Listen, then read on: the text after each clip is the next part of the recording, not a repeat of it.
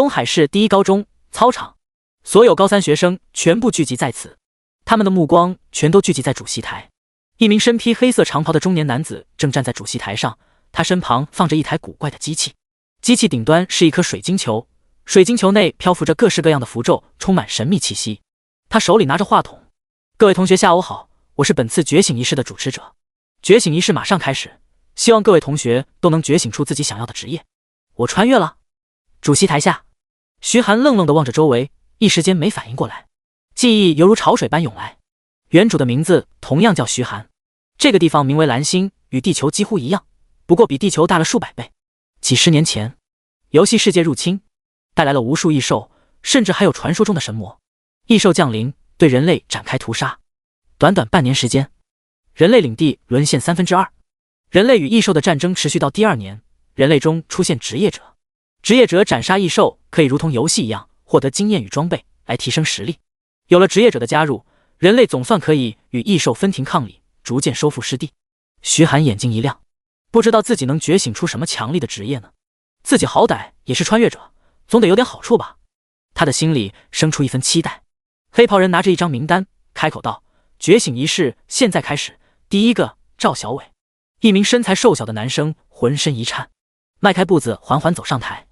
黑袍人指了指身旁的机器，把手放在水晶球上，闭上眼睛去感受。是。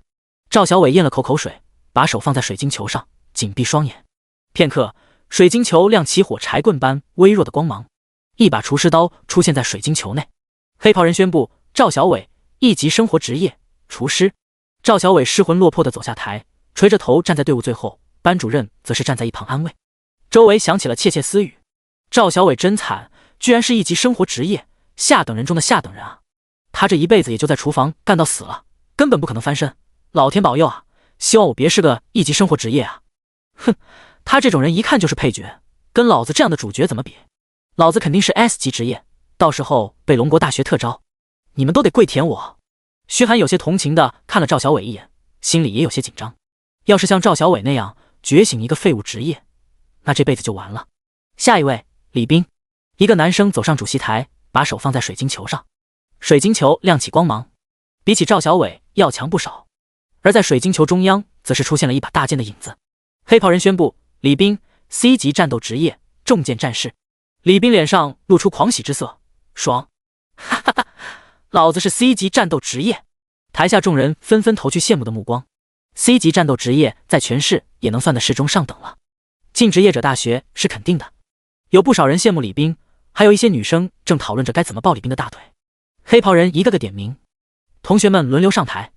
觉醒成为战斗职业的人脸上都带着兴奋的笑容，而成为生活职业的人全都一脸苦逼地走下台，一言不发。班主任一个个开导，都快忙不过来了。下一位，苏黎。听到这个名字，所有人全部抬头望向主席台。只见一名身材娇柔的女生款款上台，对黑袍人微微躬身表示尊敬。这名女生上半身穿着简单的白色 T 恤，将傲人的身材完全凸显了出来，下身则是穿着一条粉色短裙，露出2截宛如玉藕般的大腿。不少男生眼中流露出爱慕与贪婪，甚至还有人流出了口水。苏黎可是他们高中的校花，温柔的性格与火爆的身材被一众男生奉为女神。徐寒也忍不住多看了2眼。看着瘦弱，没想到身材居然这么爆炸。苏黎将玉手轻轻贴在水晶球上，缓缓闭上眼睛。水晶球绽放出璀璨的乳白色光芒，犹如一颗璀璨的太阳。在场的所有人，包括老师与校领导，全都震惊地瞪大眼睛，连一直淡定的黑袍人都忍不住眼中的震惊与惊喜，大声宣布：苏黎 S 级战斗职业神圣牧师。死！众人皆是倒吸一口凉气，校长更是猛地从椅子上弹起，连椅子倒在地上都没发觉。我没听错吧？ S 级战斗职业。校长说话都变得哆哆嗦嗦，那张脸更是涨红，像个西红柿。教导主任连连点头，激动地紧握拳头。没错，校长是 S 级战斗职业，发达了，我们学校发达了！哈哈哈哈！校长毫不顾忌自身形象，放声大笑。S 级，这可是 S 级战斗职业啊！建校以来，最好的一位学生也只是 A 级生活职业大发明家，现在居然出了一个 S 级战斗职业，绝对会引起各大职业者大学的轰动。校长仿佛已经看到自己晋升为东海市教育署署长的模样了。徐寒一脸羡慕，要是自己也能觉醒 S 级战斗职业就好了，这辈子绝对吃喝不愁。苏黎的小脸上带着震惊走下台，同学纷纷凑上去套近乎，连老师都忍不住上前插几句。黑袍人清清嗓子，继续道：“下一位，徐寒。”徐寒虎躯一震，总算轮到自己了。他压下内心的激动，走到台上，将手贴在水晶球上，认真感受着。水晶球绽放出微弱的光芒，一副刀叉的影子出现在水晶球里。黑袍人面无表情地开口道：“徐寒，地级生活职业，美食家。”台下响起一阵窃窃私语。嚯，美食家，这不就是饭桶吗？徐寒这家伙学习成绩不错，就是这运气也太差了，还不如赵小伟的厨师呢，好歹找工作方便。美食家说是品尝美食，实际就是只会吃，其他什么都不会，谁会要这种饭桶？估计他以后生活难了。徐寒愣愣地站在台上，他倒不是受打击，而是刚才在他耳边响起了一道机械合成音。检测到宿主成功觉醒成为美食家，美食家系统激活，正在与宿主融合中。第2章跟校花组队，金手指，穿越者必备的金手指来了。徐寒心中狂喜，表面却一脸淡定，走下主席台。班主任照例过来安慰徐寒几句，徐寒敷衍地应付了过去。他现在可没心思听班主任的安慰，他想知道这美食家系统到底有什么功能。很快，机械合成音再次响起，美食家系统融合成功，地级生活职业美食家晋级为 SSS 级全能职业大美食家，获得新手大礼包，请问是否开启？徐寒被这一连串的提示说得有点懵，不过他马上反应过来，点头道：“开启。”系统提示音传来：“恭喜宿主获得神秘异兽肉1份，美食家图鉴1份，获得特殊技能书1本。”徐寒激动的心跳都快停止了。SSS 级全能职业，刚才苏黎觉醒 S 级战斗职业神圣牧师都足以引起全场震惊。若是让别人知道自己是 SSS 级职业，恐怕都要把自己拉去解剖了。实力没起来前，还是先低调一点。徐寒在心中问道：“系统，这大美食家有什么特殊的地方？给我介绍一下。”系统声音响起：“大美食家在品尝异兽肉的时候，获得经验或者属性提升，属性提升的数量与异兽肉的品质有关。首次品尝时获得大量提升，并且在品尝异兽肉的时候，有概率随机获得该异兽的某项技能，每种异兽只能获得1次技能。”徐寒愣住了，牛逼！这特么也太牛逼了！真不愧是 SSS 级全能职业，只要吃肉就能提升属性，还能升级，最重要的是有概率获得异兽的技能，简直就是神技。每个职业拥有的技能是有限的，职业等级越高，可拥有的技能也就越多。除此之外，想要获得技能，就只能依靠技能书，但每本技能书放在外面都得卖到100万以上，甚至有价无市。每个人这辈子也只能使用5次技能书，可想而知技能的重要性了。对别人是珍宝的技能，到徐寒这里，只要吃肉就有机会得到。要是让别人知道，还不得跳起来骂娘。对了，除了职业晋级之外，还有新手大礼包给的3件东西。那份肉暂时不着急看。他询问道：“系统，美食家图鉴是什么？”系统回答道：“想要做一个合格的美食家，必须要对所有东西了如指掌，能吃的跟不能吃的，好吃的跟不好吃的，都要收入图鉴里面。每当宿主品尝一种异兽的肉，便可以将其录入图鉴里面。搜集图鉴可以完成图鉴成就，获得神秘奖励。每当完成100次收集，便可以获得神秘大奖1份。不错，收集图鉴也只是顺手为之，还能获得成就奖励，而且完成100次收集还有神秘大奖。”徐寒心中有些期待，这神秘大奖会是什么好东西？特殊技能书能现在学习吗？可以，请问是否立即学习？学习。恭喜宿主获得特殊技能探查之眼。徐寒打开属性面板，姓名徐寒，种族人类，职业 SSS 级大美食家，等级0，力量7，体质9，敏捷6，精神8。技能1，探查之眼 LV1， 可以查看目标属性，有1%概率发现目标的弱点，目标不得超过自身5级。各项属性还可以。刚觉醒的职业者，每一项属性最高为10点，他的属性已经可以排到中上了。正当徐寒看着属性面板，计划着去吃什么异兽的肉时，黑袍人开口道：“所有人都已经觉醒完毕，接下来把主席台交还给校长。”他对校长微微点头，随后便转身走下主席台。校长春光满面的来到主席台上，他拿着话筒，脸上止不住地笑道：“各位同学，恭喜你们完成人生中最重要的仪式。还有1个星期的时间就是高考，学校不安排课程，时间交给你们自己。希望各位努力升级，提升实力，考上满意的职业者大学。班主任也会给各位生活职业者安排组队，不用担心。如果还有什么需求，可以尽管跟班主任提出来，班主任一定会尽力帮助大家。大会结束，所有人都回到教室。不少觉醒成战斗职业的男生来到苏黎身旁献殷勤，希望能得到女神的青睐。面对众人的热情，苏黎有些尴尬，一直低着头看书。见苏黎没有回应，其他人才悻悻离去。徐寒则是一脸淡定地坐在自己位置上，他迫不及待想回家看看系统送的那块异兽肉是什么肉。过了一会儿，班主任走进来，手里拿着一张名单，接下来宣布以下分组：赵小伟、秦亮、牛大力、戴广仪，你们4个一组。徐寒扫了一眼，秦亮觉醒了 D 级战斗职业弓箭手，牛大力觉醒的是 C 级战斗职业大力士，另外2名都是生活职业，有2个战斗职业在，带着升级倒是没什么问题。然而秦亮与牛大力2人却不答应了。老师，我抗议，我是战斗职业弓箭手，跟其他战斗职业一起组队升级绝对快，为什么还要带2个拖油瓶？秦亮不满起身说道。班主任瞪了他一眼，这是学校里的安排，4人一组，2个战斗职业带2个生活职业。你以为生活职业没用，还看不起他们？要是没有他们，你们连正常生活都难。如果不服从安排，直接取消高考资格。虽然我们对抗异兽需要人才，但不需要不听从命令的刺头。秦亮顿时萎了，坐在位置上一脸不爽，却蓦地发现。班主任冷哼一声，继续宣布分组名单。下一组：苏黎、李斌、徐寒、田方超。徐寒一愣，自己跟校花一队。他感觉到周围投来许多不善的眼神。徐寒这家伙特么跟校花一队？凭什么？一个饭桶居然配跟校花一起？这分组绝壁有内幕。哼，我觉得徐寒这家伙可以不用带升级吧。一个饭桶就算升级了又能如何？变成大饭桶吗？哈哈哈哈！一个大男人居然还要个女生带着你升级，我要是他，马上去买块豆腐撞死。听到众人的话，徐寒的脸上露出一丝笑容，他慢悠悠的起身，目光扫过在场所有人。羡慕吗各位？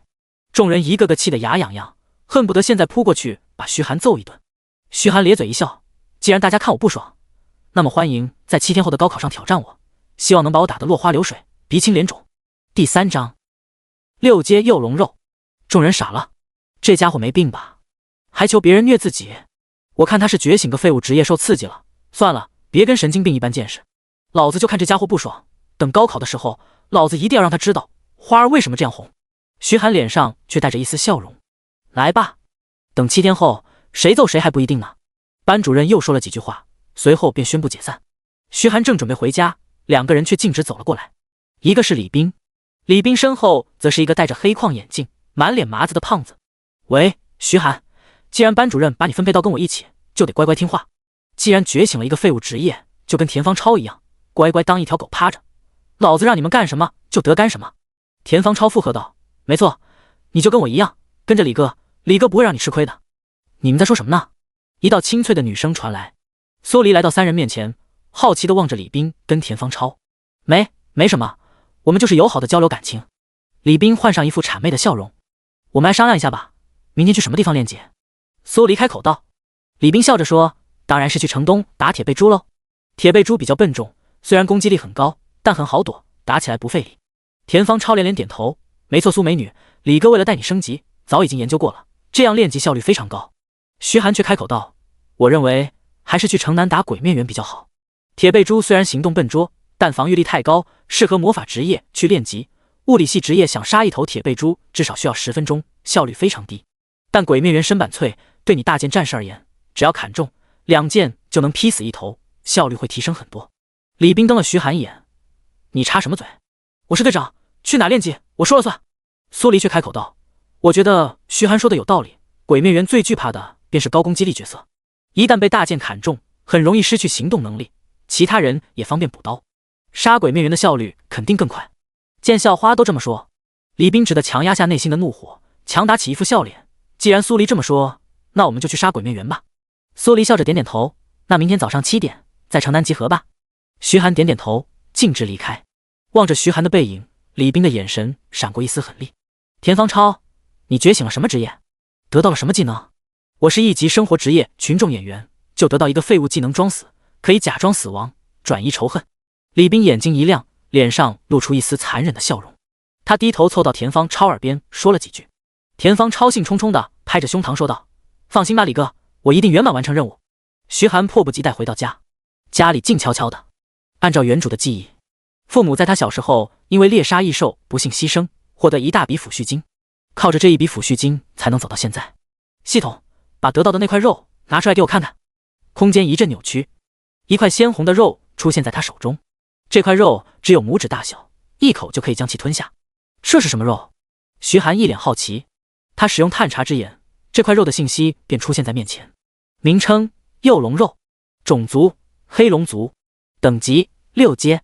介绍：黑龙是所有巨龙中唯一不会使用魔法的龙族，但是黑龙的肉体力量极其蛮横，而且龙鳞可以免疫大部分魔法。食用方式：红烧幼龙肉、爆炒龙柳、烤龙肉。徐寒，6阶幼龙肉，我还以为系统会给个2、3阶的异兽肉意思一下就得了，没想到系统这么大方，赞美系统。徐寒在冰箱里找出八角、桂皮、香叶、花椒，随即便开始熬汤色，准备做个红烧幼龙肉。忙活一阵，终于将幼龙肉炖上了。炖了2个多小时，幼龙肉却依然硬邦邦的，完全咬不动。无奈之下，只能继续炖。炖了足足6个多小时，幼龙肉才逐渐变得软烂入味，浓郁的肉香飘荡在整个房间里。徐寒肚子早就饿得咕咕叫了，他夹起一块肉送进口中，细细咀嚼。浓郁的肉香直冲大脑，肉质软烂却不失嚼劲，即便咽下，依然还有一股奇特的香味弥漫在唇齿之间。随即他便感觉到一股磅礴的力量从肚子中传出，涌向4肢百骸，整个人犹如浸泡在温泉里，温暖舒适，令他长出一口气。系统提示音传来：宿主首次服用6阶幼龙肉，获得300点力量，300点体质。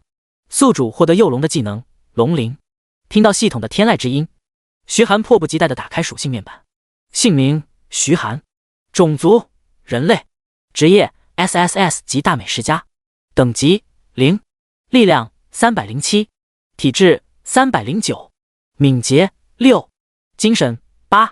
技能1：探查之眼 LV1， 可以查看目标属性，有1%概率发现目标的弱点，目标不得超过自身5级，冷却时间10秒。技能2：龙鳞 LV1， 龙鳞坚硬无比，开启后可以覆盖部分区域，可以减少90%物理伤害，90%魔法伤害，持续时间3秒，冷却时间1分钟。绝对的防御神技，削弱90%攻击，那打在自己身上岂不是挠痒痒？而且他的力量与体质更是提升300点，哪怕是3阶60级以上的战斗职业也达不到这么高的属性。就算他没有伤害技能，可随意一拳的力量都可以轻松碾压60多级的人了。真不愧是幼龙肉。系统提示音再次响起，幼龙肉录入美食家图鉴中，希望宿主再接再厉。徐寒心念一动，打开美食家图鉴，一个虚拟光幕出现在面前，这便是美食家图鉴。美食家图鉴的左侧是一个个漆黑的方框，方框里面是3个问号。第一个方框已经亮起，里面是一条体型娇小、模样可爱的黑色幼龙，下面还有简单的介绍。而在美食家图鉴的右侧，则是一个任务，将3头异兽录入图鉴，未完成。第4章升级。翌日早上7点，东海市城南，徐寒已经站在城门口等待着。他环顾四周，不少学生打扮的人聚集在这里，他们都是东海市各个高中的学生，觉醒之后准备开始练级。早啊！一道清脆悦耳的声音在徐寒耳边响起。徐寒转头望去，只见苏黎穿着一身白色运动装，头发扎成了马尾，看上去干净利落。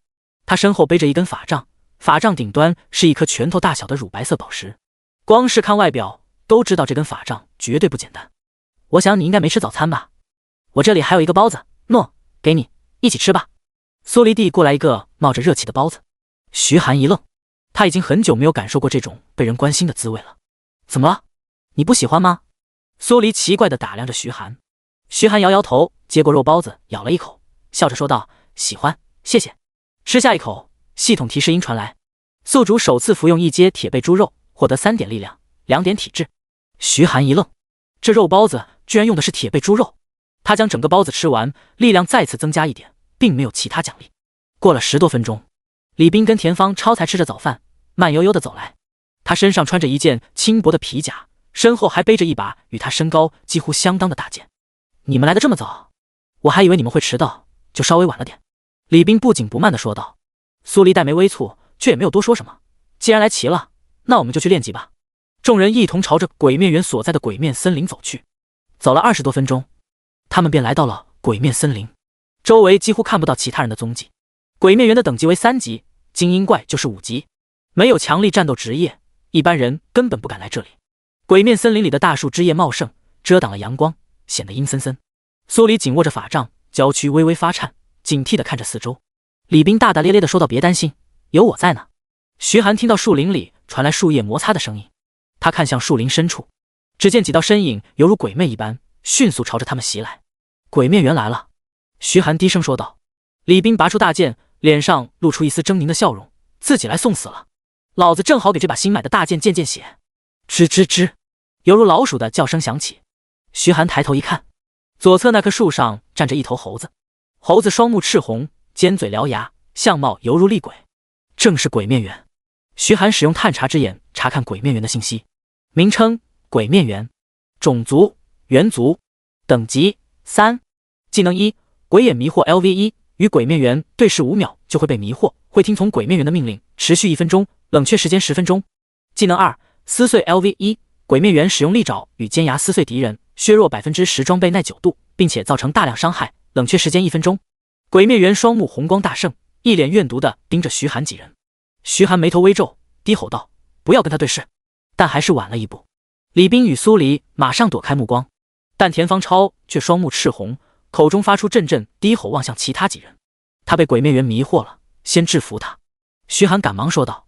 李斌上前一脚踹向田方超后背，将其踹飞，摔了个狗啃泥，趴在地上暂时起不来了。随即他低吼一声，拎着大剑快步冲向鬼面猿。大剑带着沉闷的破风声劈向鬼面猿。鬼面猿灵巧地跳起，避开了大剑，一脚踩在李斌脑袋上。畜生，你给我下来！李斌气得脸色涨红，一把抓住鬼面猿的脚踝，用力一扯，硬生生将其扯了下来，摔在地上。死吧！大剑直直对着鬼面猿的脑袋劈下。吃！鬼面猿用力一扭，大剑斩偏了，却也劈下一条手臂。叽叽叽！鬼面猿尖叫起来，双目更是变得血红。他发疯似的冲向李斌，却被李斌又一剑彻底斩杀。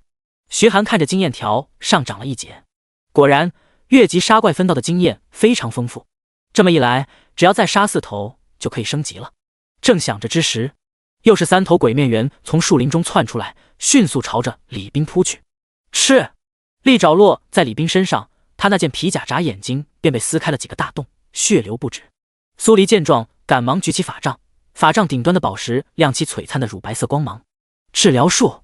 一道圣洁的光芒落在李斌身上，李斌的伤势瞬间愈合了。徐寒心中暗叹，真不愧是最抢手的治疗职业，有这么厉害的治疗术，那么在对付首领级怪物时能少死很多人。可鬼面猿却也发现了这一点，他们叽叽地叫了几声，随即一头鬼面猿便猛地朝苏黎扑过去。啊！苏黎吓得花容失色，尖叫一声，转身便往后跑去。李斌脸色一变，畜生！他提着大剑想要冲过去帮忙，另外2头鬼面猿却犹如牛皮糖，紧紧地缠住他，不给他帮忙的机会。那头鬼面猿速度飞快，转眼间便来到苏黎身后，他的爪子探出，企图抓住苏黎。苏黎的眼中满是绝望，他感觉心脏跳得飞快。这时，一只大手一把抓住他的手腕，轻轻一拉，便将其从鬼面猿的爪子下救了出来。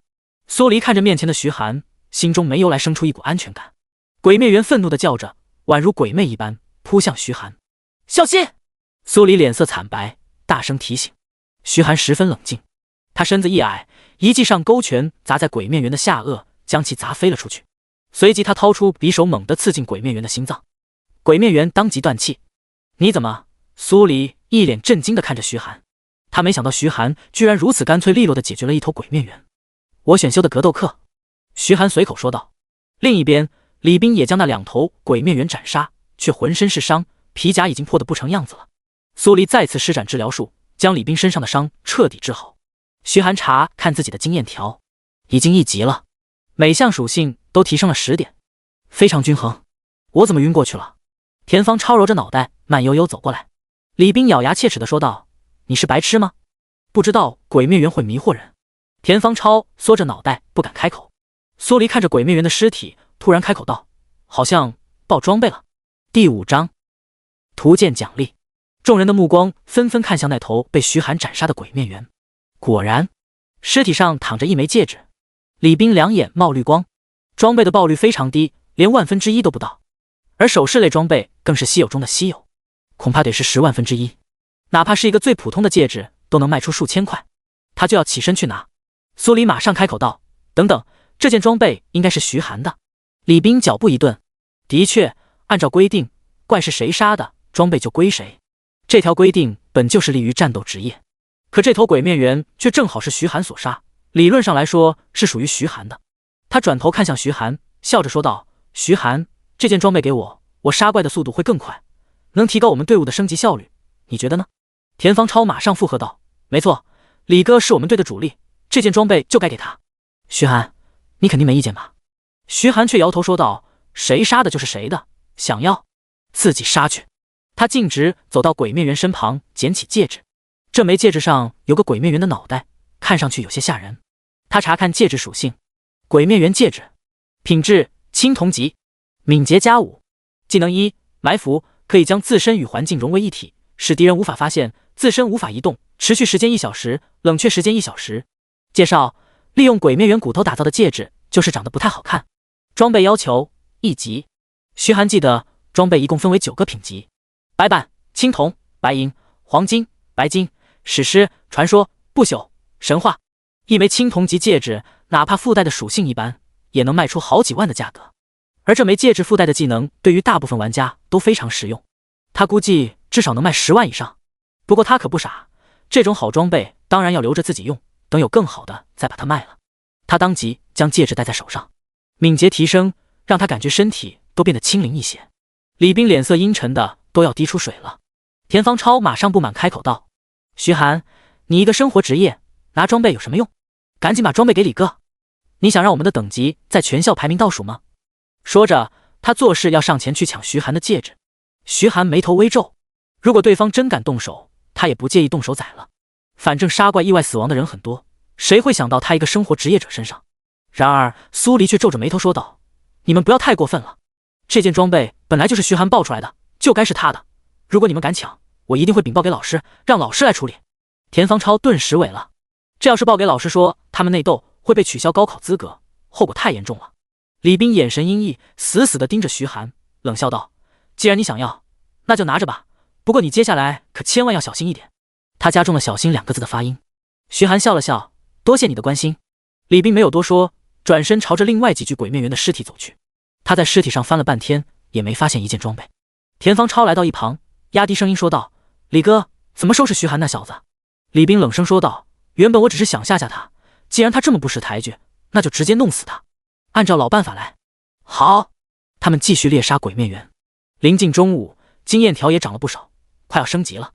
苏黎开口道：“先休息一下，吃点东西吧，下午再继续。”其他人纷纷点头答应。做饭的任务自然就落到徐寒身上。徐寒支起一个烧烤架，将鬼面猿的肉串起来，放在烤架上烤。没一会儿，浓郁的肉香便弥漫出来。每个人分了一块肉，开始大快朵颐。徐寒咬下一块肉，浓郁的孜然香味伴随着肉香弥漫在唇齿之间。比起红烧，烧烤的味道更加香浓。系统提示音也传来：宿主首次服用一阶鬼面猿肉，获得10点敏捷，3点精神。宿主获得鬼面猿的技能鬼眼迷惑。徐寒眼睛一亮，他见其他几人都在自顾自的吃饭，便打开属性面板。姓名：徐寒，种族：人类，职业：SSS 级大美食家，等级1，力量320，体质325，敏捷31，精神13，技能1，探查之眼 LV1，可以查看目标属性，有1%概率发现目标的弱点，目标不得超过自身5级，冷却时间10秒。技能2，龙鳞 LV1，龙鳞坚硬无比，开启后可以覆盖部分区域，可以减少90%物理伤害，90%魔法伤害，持续时间3秒，冷却时间1分钟。技能3，鬼眼迷惑 LV1，与敌人对视5秒就可以迷惑敌人，使其听从自己的命令，持续1分钟，冷却时间10分钟。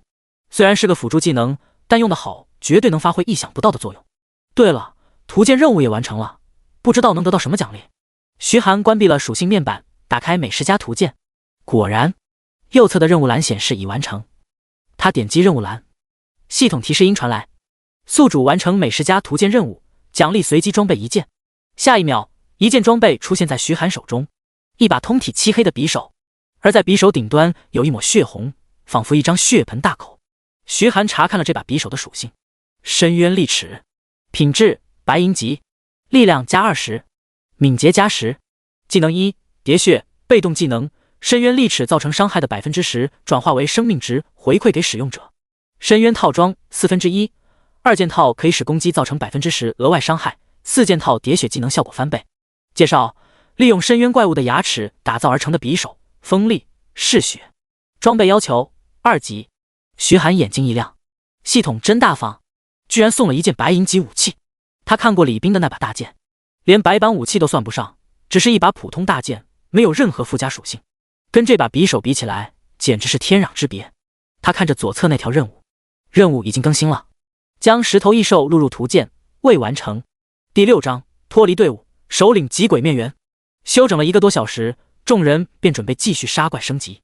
周围树林的鬼面猿都被清理了，他们打算继续深入。众人逐渐深入鬼面森林，周围的光线愈发阴暗，已经走了一段路，应该有鬼面猿了吧？苏黎有些害怕地看着两侧。李斌点点头，他看向田方超：“你先去前面看看，别跟个废物一样，只会跟在后面，只会吃，不懂干活。”好嘞。田方超十分刻意地看了徐寒一眼，快步朝前面跑去。苏黎皱着眉头说道：“让他去探路，万一被鬼面猿堵住怎么办？”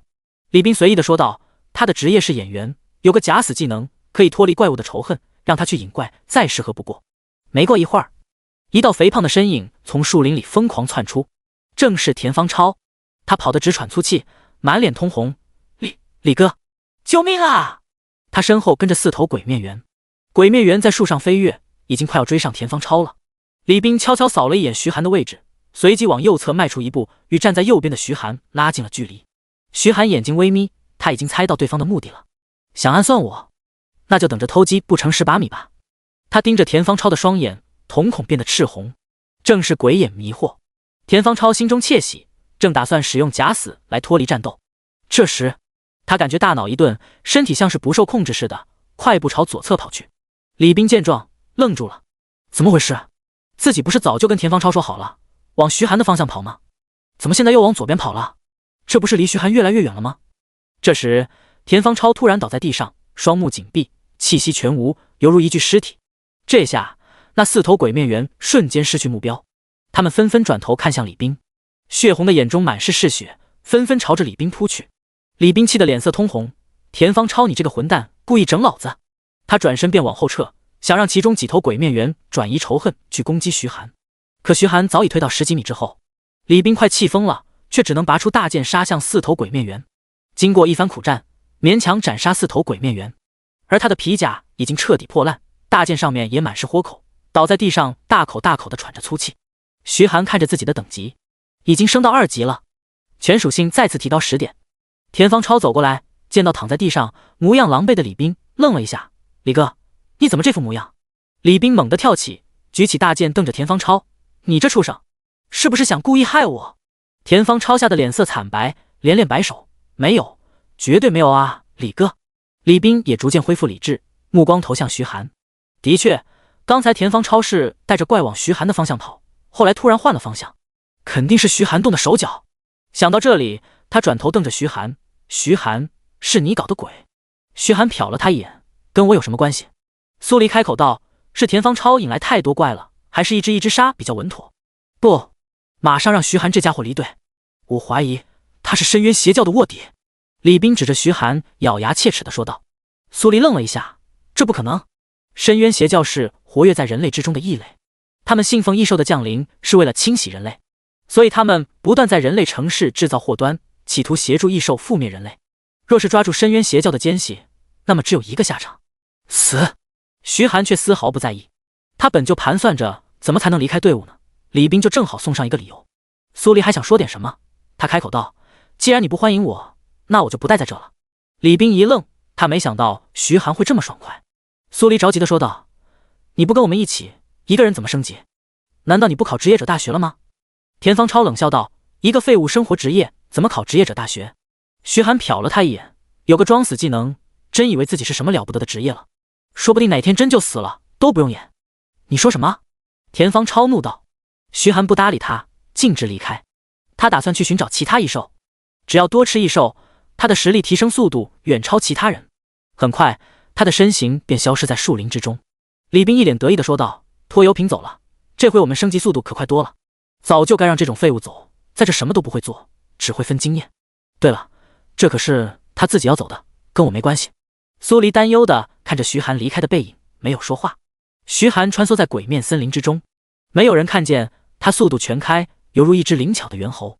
仅仅1个小时便抵达鬼面森林边缘，他的目标便是鬼面森林周围的阴影沼泽。阴影沼泽里面潜伏着不少擅长用毒的异兽，若是能得到这些技能，那战斗力绝对能得到极大的提升。一路上他也杀了不少鬼面猿，一个人独享经验直接让他升到了3级。他估计自己的升级速度在所有学生里面也能拍得上靠前了。好，正当他快要离开鬼面森林之时，一道震耳欲聋的咆哮声从森林深处传来，声音掀起一阵飓风，吹得周围大树疯狂摇晃。徐寒眼睛微眯，直觉告诉他那边似乎有情况，他迅速朝着吼叫声传来的方向冲去。2分钟后，他站在树枝上，便看到远处的空地似乎有人在战斗，而这群人的目标是一头长得如同大象一般的巨猿。这头巨猿似乎是鬼面猿的放大版，不过手臂挥动起来的气势可是远超普通的鬼面猿。随意一拳砸下，硬生生将坚实的地面砸出一个深坑，周围到处都是倒下的大树，而5个人犹如大海中的一叶扁舟，硬生生扛着鬼面猿的攻击。只不过这头鬼面猿的力量太过恐怖，随意一拳便将其中1人打飞吐血，若不是后方有人治疗，恐怕早已经死几百次了。徐寒脑海中突然闪过一个想法，这货该不会是首领级鬼面猿吧？第7章，龙国大学新生小队。徐寒隐匿身形，悄悄靠近，开启探查之眼。名称：鬼面猿王，首领级，种族：猿族，等级：技能1，技能2，技能3。果然是首领级异兽。徐寒喃喃道。异兽的等级分为普通、精英、首领，而首领的分级与装备分级相同，这只是一头白板级首领。即便如此，首领级异兽的战斗力也是远超普通异兽。他的目光落在下方几人身上，这几个人的模样看上去十分年轻，大概是大学生，看样子应该是某个职业者大学的学生。他蹲在树枝上静静地观察着，下方几人正在与鬼面猿王缠斗。一名拿着长剑、身穿布袍、一副剑士打扮的男生游走在鬼面猿王身旁，他看准时间，一剑刺出，鬼面猿王身上多出一道伤口。好！鬼面猿王愤怒地咆哮一声，那双赤红的眼睛死死地盯着那名剑士，大如斗的拳头猛地挥出。那名剑士见状不妙，迅速躲闪。轰！拳头砸在地上，将地面破开一个深坑。那名拿着盾牌的肌肉壮汉恢复完毕，再次上前，盾牌猛地砸向鬼面猿王。盾牌砸在鬼面猿王身上不痛不痒，但鬼面猿王却愤怒的一巴掌拍出。壮汉紧握着盾牌，整个人仿佛与大地融为一体。咚！拳头砸在盾牌上，如同敲钟一般，响起一阵闷响。那名壮汉竟然硬生生地扛了下来，但他的嘴角也流出缕缕鲜血，五官紧皱，看上去有些痛苦。一道绿色的光芒落在壮汉身上，他的眉头这才舒展开。他开口道：“米米，我能扛得住，你保存法力。”那名叫米米的女生点点头。那名剑士盯着鬼面猿王开口道：“各位，我们刚进龙国大学，要是能宰了这头首领级的鬼面猿，回去之后肯定能换不少积分，大家坚持住。”徐寒眉毛一挑，居然是龙国大学的学生，可他们怎么会在这？不应该在京城吗？正当他思索之时，那名剑士继续开口指挥：“朱君杰，你用魔法攻击，我跟江雨晨从旁边牵制拉住仇恨。这头畜生的防御力太强了，物理伤害作用不大，得靠你了。”后方一名身穿火红色法袍的男生不耐烦的点点头：“我知道，不用你指挥。”他举起法杖，一颗篮球大小的火球迅速凝聚，呼啸着飞向鬼面猿王。轰！火球落在鬼面猿王身上，轰然炸开，将他的皮肉都烤得焦黑。好！鬼面猿王发出一阵痛苦的吼叫，然而这痛苦更加激起他的凶性。他的目光移向朱君杰，恨不得将其撕成碎片。不好！朱君杰的魔法伤害太高，这家伙要转移仇恨了。唐米米紧握着法杖，害怕地说道。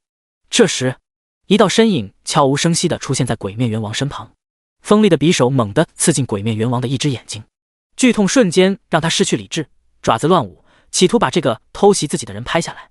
不过那人早已经闪避到远处。徐寒望去，那是个身穿紧身战斗服的女生，一头干净利落的深蓝色短发随风飘逸，身材曲线凹凸有致，尤其是那一双大长腿，令人浮想联翩。就是戴着面罩，看不到脸。面对几乎发狂的鬼面猿王，众人纷纷后退。这个时候，要是被鬼面猿王带住，那必死无疑。好，鬼面猿王仰天长啸，他那只独眼死死地盯着唐米米。尽管是异兽，但首领级异兽都有些许指挥。他知道，必须先把这个会治疗的人解决了。他迈开步子，猛地冲向唐米米。唐米米吓得脸色煞白，连连后退。肌肉壮汉吴培均拿着盾牌顶在鬼面猿王面前，大声喊道：“这畜生快坚持不住了，加大火力，直接宰了他！”其他人见状，纷纷施展技能对鬼面猿王发动攻击。爆裂火球、剑气斩、影袭，3道攻击技能落在鬼面猿王身上，又留下数道伤口。好，鬼面猿王仰天长啸，周围的树林突然发出窸窸窣窣的响声。几秒钟之后，几头体型庞大的鬼面猿从树林之中跳出，纷纷朝着几人扑去。徐寒用探查之眼扫了一下，发现全都是精英级鬼面猿。他眉头微皱，喃喃道：“这家伙居然还会找援兵。”这些精英级鬼面猿迅速朝着下方众人扑去。李宇脸色一变，糟了，这畜生居然还会呼唤自己的手下。他猛地转头看向唐米米与朱君杰二人，他们两人周围至少有4只精英级鬼面猿。朱君杰紧握着法杖，挥动着驱赶鬼面猿。畜生，滚开！唐米米握着法杖，害怕地挥舞着。然而这些鬼面猿却伺机偷袭，很快便在两人身上留下数道伤口，连衣袍都被撕碎了。李宇一咬牙喊道：“江雨晨，先别管这鬼面猿王了，先救人。”江雨晨微微点头，身形一闪，便杀向纠缠唐米米的那几只鬼面猿。而当李宇想去帮忙之时，数只精英级鬼面猿包围了过来，死死缠着他。他紧咬着牙关，眼神中闪过一丝厉芒。畜生，找死！手指在剑身上抹过，剑身汇聚起凌厉的剑气。剑气！他低吼一声，长剑猛地斩向那些鬼面猿。吃！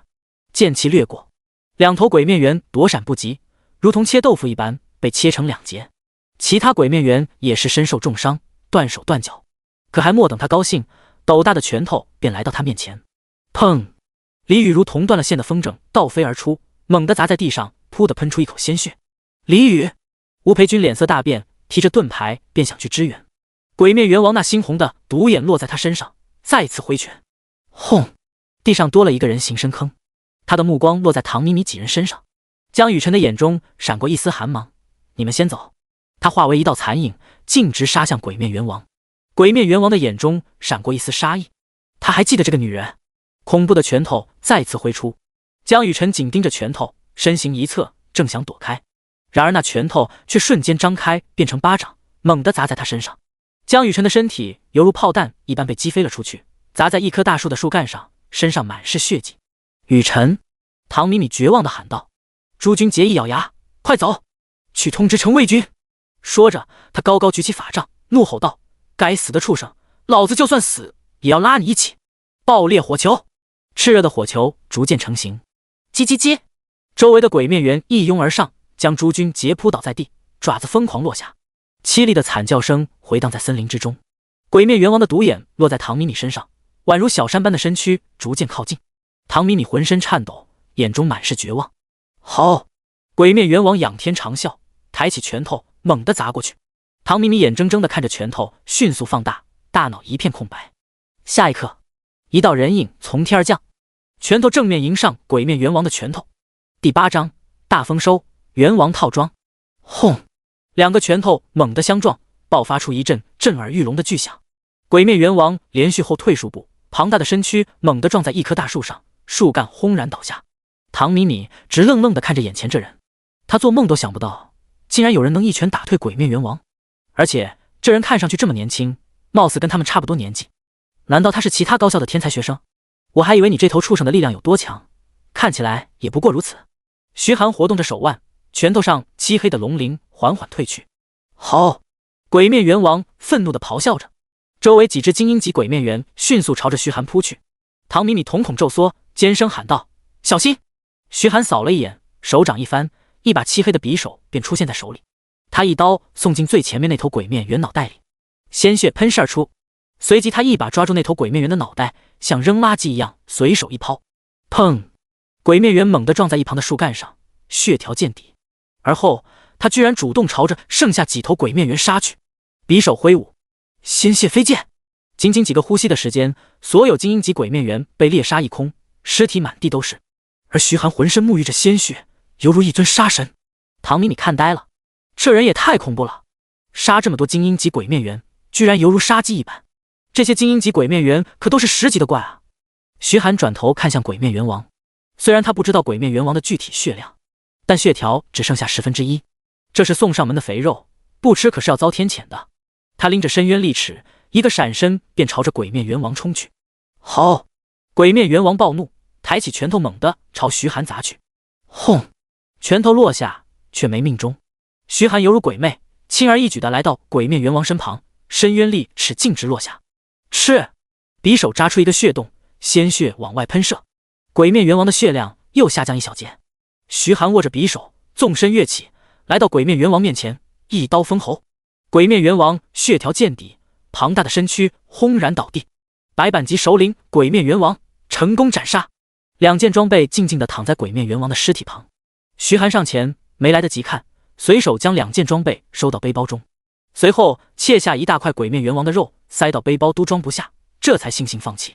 他正打算走，见唐米米正呆在那，思索一番，还是朝着唐米米走去。唐米米心中一惊，紧握着手中的法杖，他不会要来杀自己吧？徐寒来到唐米米面前，蹲下身子开口道：“我救了你们，这鬼面猿王爆出来的装备归我，咱们扯平了，不用谢我，我叫活雷锋。”说罢，他便轻松跳到树干上，几个闪身消失踪影。唐米米愣愣地看着徐寒的背影，活雷锋，这人的名字好奇怪。这回徐寒没有去阴影沼泽，反而是直接回家。到了夜晚，所有异兽的实力都会提升20%，而人类受限于视线等因素，此消彼长，差距拉大，而且没有额外奖励，所以晚上很少有人会去猎杀异兽。夜晚的城市也是最热闹的时候，所有在外猎杀异兽的异兽猎人聚集在酒吧，喝酒、唱歌、泡妞，释放压力。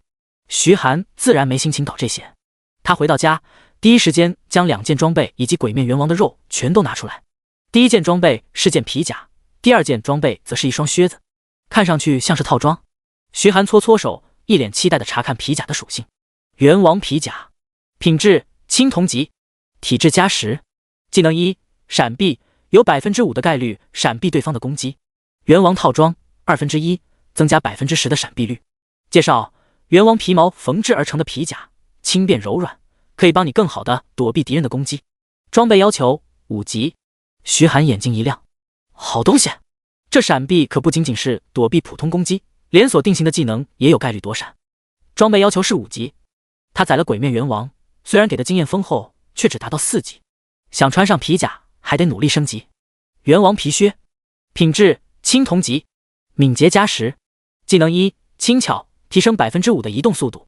猿王套装1/2，增加10%的闪避率。介绍：猿王皮毛缝制而成的皮靴，能让穿戴者跑得更快。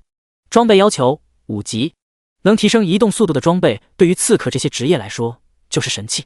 真不愧是首领级的异兽爆出的东西，就是好。徐寒忍不住夸赞了一句。套装单件的属性不如同等级的装备，可套装的优势就在于凑齐套装之后所带来的巨大提升，这是普通装备远没法比的。只有秘境副本才会出套装装备，这也是不少人哄抢的装备。而现在杀一头首领居然就送了2件套装装备，大丰收！随即他便看向鬼面猿王的肉，同是鬼面猿，不知道这猿王还能不能提升。徐寒按照老样子将猿王的肉放在锅里做红烧，很快一股浓郁的香味便从锅里飘出来，这是与龙肉不同的香味，居然带着一丝果木的香气。一口咬下，口感十分软糯，完全不像龙肉那么柴。他现在有些后悔怎么没多割点，将口中的肉咽下。系统提示音随即响起，宿主服用1阶鬼面猿王肉，获得30点力量，20点体质。徐寒脸上露出一抹笑容，不错，加了这么多属性点，真不愧是首领级异兽的肉，好吃，爱吃。系统提示音继续传来，宿主获得鬼面猿王的技能呼唤同伴。等等，呼唤同伴。徐寒马上打开属性面板，拉到技能栏，看见了这个新技能。呼唤同伴，发出鬼面猿特有的叫声，附近的鬼面猿会以最快的速度赶过来帮忙。徐寒，他欲哭无泪，给点其他技能也好啊。自己接下来要去阴影沼泽，那个地方可没有鬼面猿，这技能简直跟没有一样。难道蝎子蜈蚣能听得懂猴子叫？心情烦闷，他将碗中的肉全都吞了下去，休息一晚，准备第二天去阴影沼泽。而此时，在东海市蓝天大酒店总统套房里，唐米米一行人正恭恭敬敬地站在一名中年男子面前。第9章，他叫活雷锋。说说吧，怎么搞得如此狼狈？中年男子的目光在几人身上扫过，眼中带着些许不满。他叫郑祖才，龙国大学特级导师，是本次负责东海市招生的老师。老师，今天的事情因我而起，要罚就罚我一个人吧。李宇上前低头说道。把事情经过跟我说说。郑祖才淡淡的开口道。李宇将在鬼面森林发生的事情通盘告诉了郑祖才。郑祖才眉头微皱，盯着李宇，眼神犹如一把利剑。你说，你们遇到了一头首领级的鬼面猿，而且只是白板级别的首领，你们居然还不是对手？李宇感觉脸上火辣辣的，他咬着牙点点头，是。郑祖才眉头微皱，不满的开口道，你们好歹也是龙国大学大一最顶尖的一批人，联手居然连一头白板级的首领都打不过。众人的头埋得更低了，脸上发烫。丢脸，太丢脸了！堂堂龙国大学大一新生中最顶尖的高手，天才中的天才，居然连一头白板的首领都打不过，这要是说出去，岂不是让魔都大学他们笑掉大牙？郑祖才皱着眉头，继续问道，既然你们几个全都受重伤，那是如何从鬼面猿王手下逃出来的呢？其他人不敢开口。唐咪咪小声说道，是一个人救了我们，他很年轻，看上去就跟我们年纪差不多大，可是他却只用了2招就把鬼面猿王杀了，而且他的力气很大，能硬抗鬼面猿王一拳，还将鬼面猿王震退了。其他人的眼中全都流露出了震惊之色。吴培军压低声音惊叹道，这人是怪物吧？老子现在力量98点，快破100了，那鬼面猿王打我一拳，我都扛不住。郑祖才的眼神闪过一丝异色，他当然清楚鬼面猿王的力量大概在150点左右，能硬抗一拳并且占据上风，力量至少要在180点以上。若是一个学生力量达到180，这可不是天才，是妖孽。若是能把这样的妖孽招进龙国大学，那自己必然能得到嘉奖。他严肃地问道，米米，你确定这人很年轻？唐米米重重地点点头，我感觉他就像个学生，虽然动作很迅速，但是不像异兽猎人那样出手果决。郑祖才不动声色地问道，那你有没有留下他的联系方式？唐米米摇摇头。郑祖才可惜地摇摇头，那你总该问了他的名字吧？唐米米露出一副思索的神色，他好像提过，他叫活雷锋。郑祖才点点头，知道了，你们先回去休息，顺便好好反省反省，明天每个人给我一篇5000字的检讨书。众人欲哭无泪，却只能低着头离开。郑祖才掏出手机，拨通了一个号码，神情中满是兴奋。老王，你马上派人去各个学校调查一下，看看有没有一个叫活雷锋的人。翌日，徐寒起床，随意洗漱一番，便出城朝着阴影沼泽方向走去。去阴影沼泽练级的人也不多，这里的异兽太阴间，不是毒蜘蛛，就是蝎子、毒蛇、蜈蚣等等，有剧毒，而且擅长隐藏，稍有不慎就会中招。哪怕是经验丰富的异兽猎人，非必要的情况下也不愿意来阴影沼泽。正好这里就成了徐寒的天堂。来到阴影沼泽边缘，便看到远处的沼泽笼罩着一层薄薄的雾气。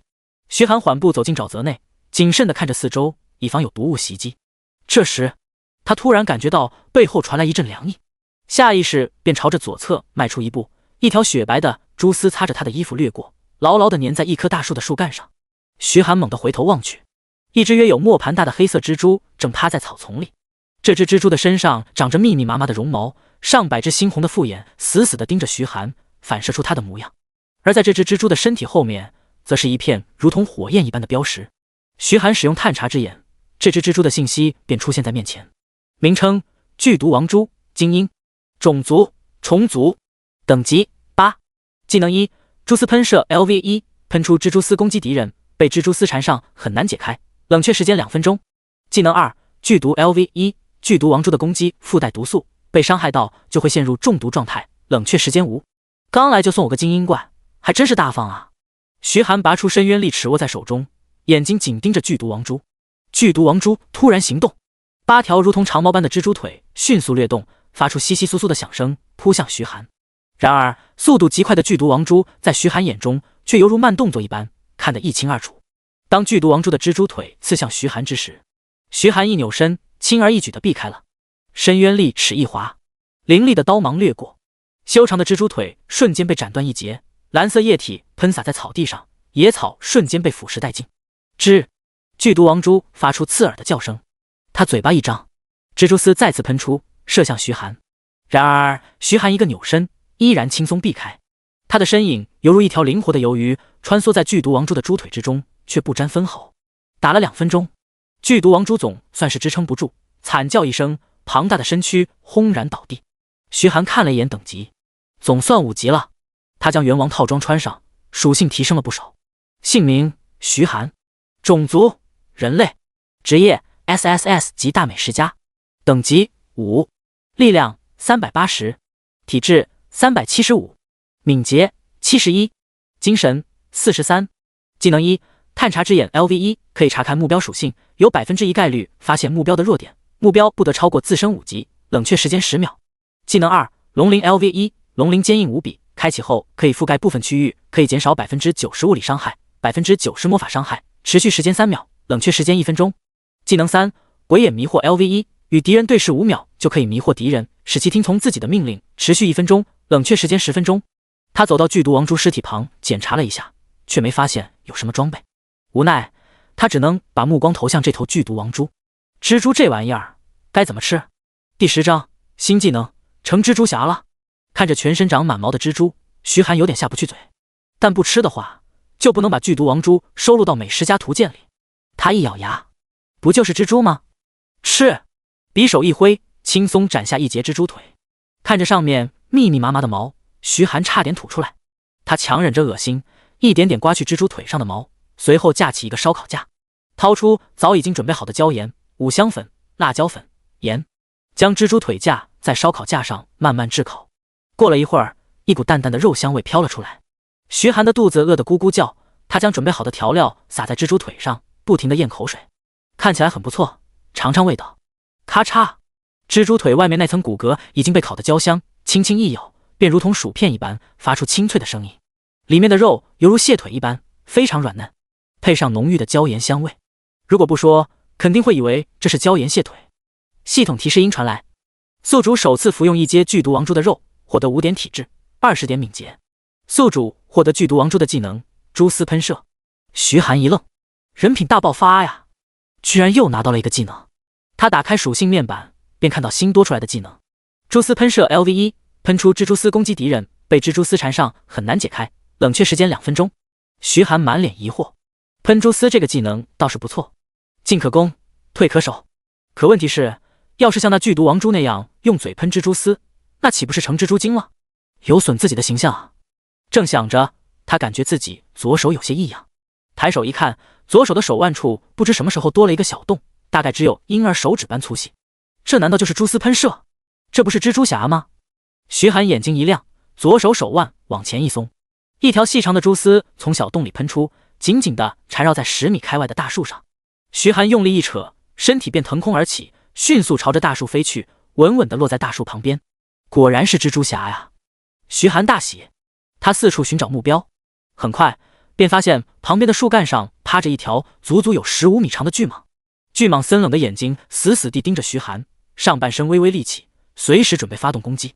他用探查之眼看了一下，名称森然，种族蟒族，等级8，技能1，绞杀 LV1， 利用庞大的身躯缠住敌人，身体越收越紧，最后将敌人彻底绞杀，冷却时间30秒。技能2，生吞 LV1， 森然张开口可以生吞一整个成年人，将敌人吞下之后，敌人会在10分钟内被消化，冷却时间1小时。技能3，横扫 LV1， 挥动尾巴朝敌人横扫，尾巴扫过的地方将一切全部摧毁。徐寒等待技能冷却时间转好，而森然可等不住了，轰！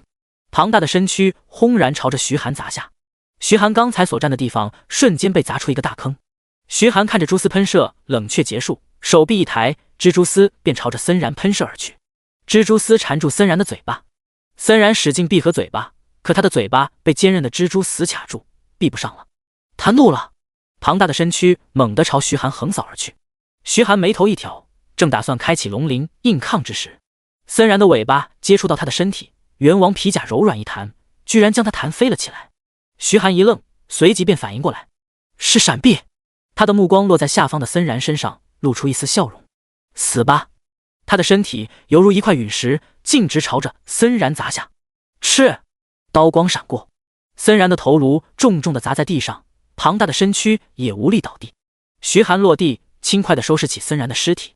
正当他切下一大块肉准备继续烤着吃的时候，却看到血污之中又一件皮甲，又爆装备了。徐寒心中一喜，赶忙捡起皮甲查看属性。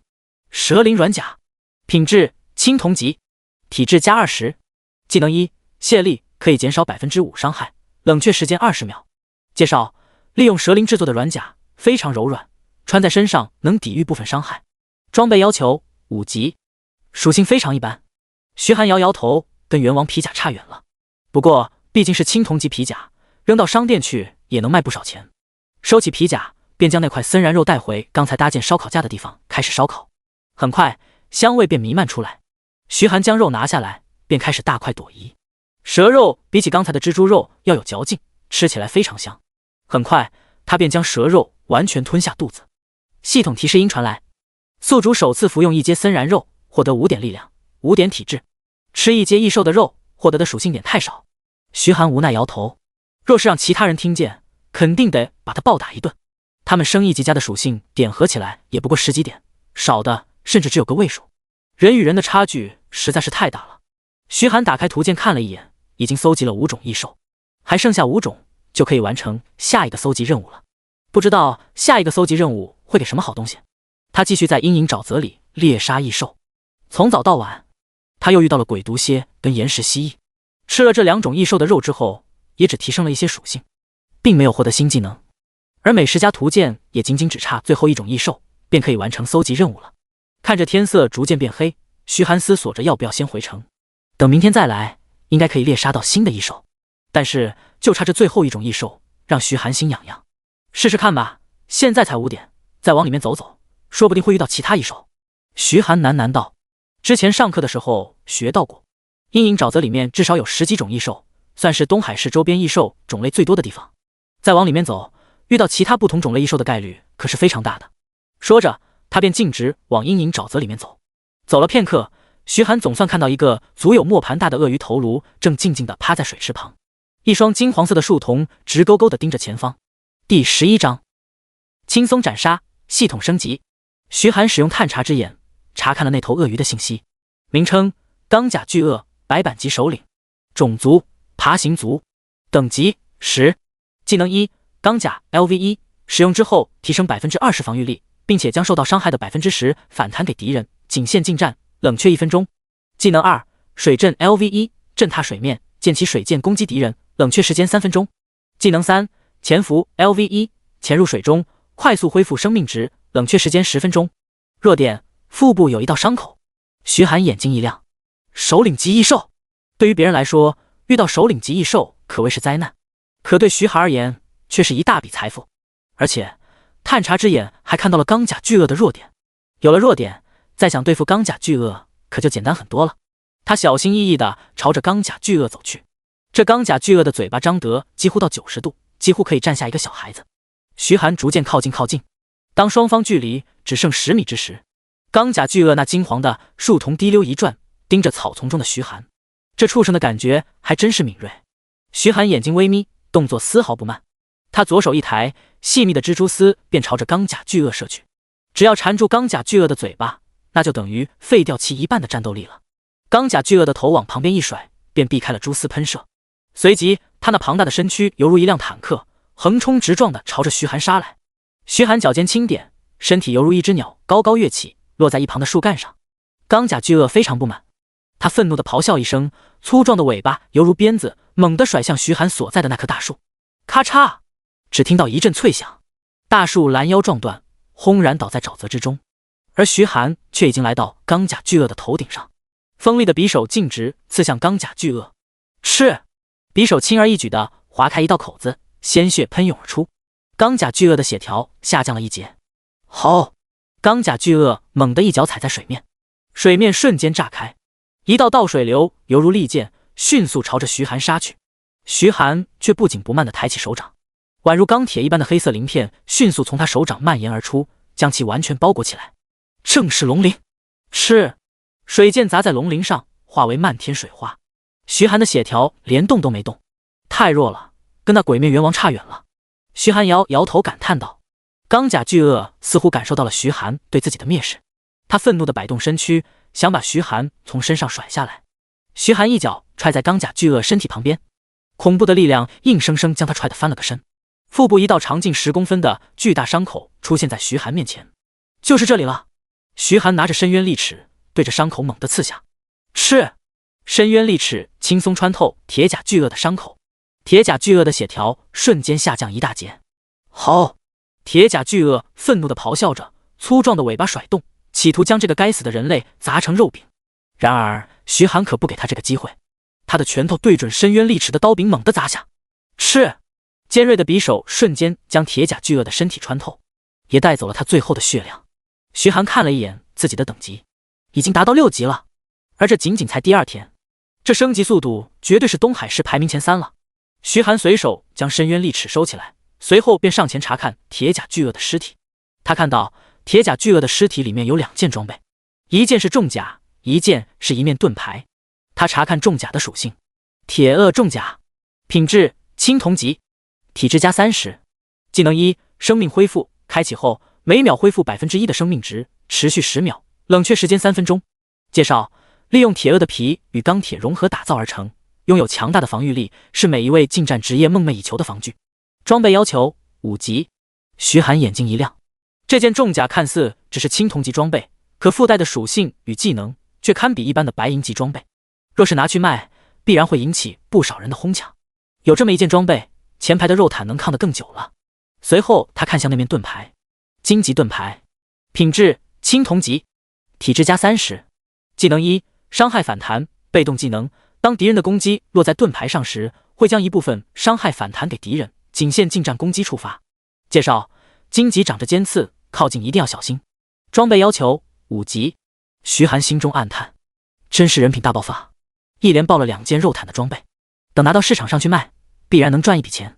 就是这2件装备太大了，背包塞不下，只能拿在手里。可若是这样，那就没办法把铁甲巨鳄的肉带走了。看着这头铁甲巨鳄的尸体，徐寒心一横，就在这吃了。他轻车熟路地架起一个烧烤架，生火，将一块鳄鱼肉放在烧烤架上，烤了几分钟，鳄鱼肉表面逐渐变得金黄，散发出一股浓郁的肉香。徐寒看得直流口水，他掏出早已经准备好的烧烤小料撒在肉上，一块炭烧鳄鱼肉便完成了。徐寒撕下一块肉塞进嘴里，满嘴留香，浓郁的肉香味占满整个口腔。鳄鱼肉的肉质细嫩，与鸡肉没什么区别，随便咀嚼几口便咽了下去。系统提示音响起，宿主首次服用一阶铁甲巨鳄的肉，获得10点力量，10点体质。宿主获得铁甲巨鳄的技能钢甲。徐寒打开技能面板，便看到新技能钢甲 LV1， 使用之后提升 20% 防御力，并且将受到伤害的 10% 反弹给敌人，仅限近战，冷却1分钟。徐寒无奈摇头，有了龙鳞，钢甲这个技能就显得非常鸡肋。他打开美食家图鉴，右侧的任务显示已完成。他伸手点在那个任务栏上，系统提示音传来：宿主完成美食家图鉴任务，奖励系统升级。系统升级中，请稍后。徐寒眼睛一亮，系统居然还能升级。他耐心地等待着。过了10分钟，系统提示音响起，系统升级完毕，获得新功能技能变异。吃下异兽肉有 0.01% 的概率让技能获得变异。如果此技能获得于某种异兽，吃同种异兽的肉，技能变异概率提升为 0.1%。第12章技能变异，通缉犯蝎子。技能变异，还有这种好事？徐寒看向铁甲巨鳄的尸体，若是把这么一整头铁甲巨鳄的肉全部都吃完，总能把钢甲这个技能变异了吧？虽然肚子已经吃了8分饱，但为了技能变异，徐寒还是切下一块肉继续烧烤。很快，第2块鳄鱼肉也已经下肚，然而系统提示音却没响起。徐寒摸着已经吃撑的肚子，一脸蛋疼，看似概率提升了10倍，可想要将技能变异，还是得看脸。再吃一块，不行就算了。徐寒强撑着去切下一块肉，继续烧烤。没过多久，这块肉也烤好了，香味扑鼻。然而徐寒却没有任何胃口。虽然鳄鱼肉非常鲜美软嫩，可是吃撑的时候，再好吃的东西也不想吃了。强忍着要吐的冲动，他咬下第一口，刚咽下，系统提示音传来：钢甲变异中。徐寒先是一愣，随即露出狂喜之色，总算开始变异了。系统提示音再次传来，钢甲成功变异为伤害吞噬。徐寒打开属性面板，果然，原本的钢甲已经被伤害吞噬替代。伤害吞噬 LV1 开启之后，吸收一次伤害，并且将伤害全额反弹给敌人，持续1秒钟，冷却5分钟。徐寒心中一喜，伤害吞噬的效果比起钢甲可厉害不少，能吸收伤害，还能将伤害全额反弹。若是用得好，绝对是反杀神技。徐寒的胃口也变好了不少，胃口大开，看着眼前的鳄鱼肉也变得顺眼起来。秉持着不浪费的原则，他决定把这块肉全部吃完。第2口吃下，系统提示音再次响起，龙鳞变异中。徐寒愣住了，什么意思啊？一来俩，运气怎么突然变得这么好了？龙鳞成功变异为龙爪。徐寒打开属性面板查看新技能，龙爪 LV1 将一只手变成龙爪，攻击力提升 100%， 攻击附带 10% 护甲穿透，有 1% 的概率摧毁敌人的防御，持续时间5秒，冷却时间5分钟。徐寒内心狂喜，原本的龙鳞只有防御的功能，现在变异成龙爪，攻击力大增，总算有一个强大的攻击性技能了。他飞速将剩下的鳄鱼肉吃完，这回没有技能变异，不过徐寒也足够满意了。他起身熄灭火焰，正打算离开，身后却突然传来一阵破风声。徐寒感觉背后发凉，下意识地朝左侧闪去。嗖！一颗石子擦着徐寒的衣服掠过，咚的一声打在树干上。谁？徐寒猛地回头，脸色变得阴沉，胸口内似乎是有怒火翻滚。这颗石子的目标是自己的后脑勺，如果他反应稍微慢点，绝对会被石子打中脑袋，当场死亡。偷袭者的实力绝对不弱。一道瘦削的人影缓缓从一棵树后走出，徐寒眉头紧锁，双眼死死地盯着这人。这是个看上去30-40岁的男人，身材瘦削，却有着明显的肌肉线条，头发乱得像鸟窝，满脸胡子拉碴，衣服更是破破烂烂，像个野人。而在他左边脸上还有一条蜈蚣般的刀疤，脸部肌肉一动，这条蜈蚣也随之扭动，看上去十分瘆人。呵呵，反应速度很快啊。这名男子脸上带着阴恻恻的笑容，慢悠悠地开口道。徐寒被对方的目光看得浑身不舒服，他冷声说道：你是谁？为什么要偷袭我？男子慢悠悠地说道：看来官方调查署的通缉力度也不是很大嘛，你居然不知道我是谁？徐寒盯着这名男子，脑海中突然闪过一张熟悉的人脸。最近东海市内正在通缉一个叫做蝎子的异兽猎人，据说他曾经是异兽猎人团的成员，可是在一次猎杀首领级异兽之时，因为一件装备与团内其他人发生冲突，结果他不仅将异兽爆出的装备抢走，还将团内其他人全部击杀，甚至还对其中几个女成员进行惨无人道的侮辱。事发之后，东海市调查署马上对其进行通缉，甚至还派出不少高手在各个高级练级区搜寻，却没想到蝎子居然会躲在阴影沼泽这种低级练级地。徐寒眉头微皱，冷声说道：蝎子。蝎子冷笑一声，哼，终于认出我来了。老子在这鬼地方待了这么久，嘴巴都快淡出鸟来了，做点肉给我尝尝，味道好的话我可以饶你一命，否则死。徐寒不动声色地使用探查之眼查看蝎子的属性，姓名宋奎，种族人类，职业 C 级刺客，等级技能弱点后背有暗伤。徐寒心里有了个大概了解，虽然看不到等级，但他记得蝎子是一个3阶职业者，也就是说等级至少在60级以上。除了每一级提升的属性点外，每一次升阶都会带来大量属性提升，所以每差一阶那几乎是碾压，差2阶根本没得打，哪怕3阶职业者只用一只手都能轻松碾压1阶职业者。不过现在倒是有一个好消息，得知了蝎子的弱点，只要把握住弱点，还是有机会一战。见徐寒不说话，蝎子脸上露出不满之色，他不耐烦地瞪着徐寒，手中把玩着一把匕首，给你3秒钟，不答应的话就可以上路了。3、2、1。话音刚落，他手中的匕首飞出，射向徐寒。匕首瞬间来到徐寒面前，正当匕首即将命中徐寒之时，他抬起手，一团漆黑的漩涡出现在面前，正是伤害吸收。匕首射进漩涡之中消失了。蝎子一愣，这一幕完全超出了他的认知。下一秒，已经消失的匕首居然从漩涡中飞出，目标正是蝎子。嗖！匕首带着刺耳的破风声，转瞬间便来到蝎子面前。蝎子眼神一凝，脸往旁边一侧，堪堪避开了匕首。然而凌厉的劲风却依然划破了他的脸，鲜血逐渐滑落，染红了他的脸。蝎子非但没有生气，反而露出兴奋之色。看来你手里有一件不错的装备，这件装备我要了。他身形一闪，迅速朝着徐寒杀去。第13章，斩杀蝎子，灵魂之戒。东海市调查署，灯火通明。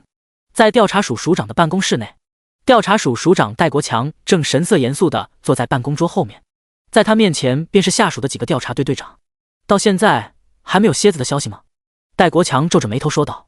那几个队长全都低着头，一句话也不敢说。废物，你们都是一群吃干饭的啊！这么多天了，居然连一个通缉犯都找不到，你们到底是干什么吃的？戴国强恼怒地一拍桌子，起身吼道。所有队长连大气都不敢喘，生怕被署长降怒。戴国强平复了一下心情，重新坐回椅子上，冷声说道：刚才上头已经给我打电话了，蝎子这件事影响非常大，必须在1天之内有个结果。而且现在还有这么多高中的学生在外面猎杀异兽，准备高考，要是他们遇到蝎子，必死无疑。一旦在这个时候发生这种事情，别说是我，你们所有人都得一起去坐大牢，牢底坐穿。其中一名队长小心翼翼地开口道：署长，我已经安排人在各个练级区守着了，一旦蝎子对学生动手，他们会马上阻拦。阻拦？拦得住吗？戴国强瞪了他一眼。根据得到的消息，蝎子手里有一枚特殊的装备——灵魂之戒。这个戒指可以直接攻击敌人的精神，实力强的遭到攻击会进入晕眩，实力弱的会被直接抹杀。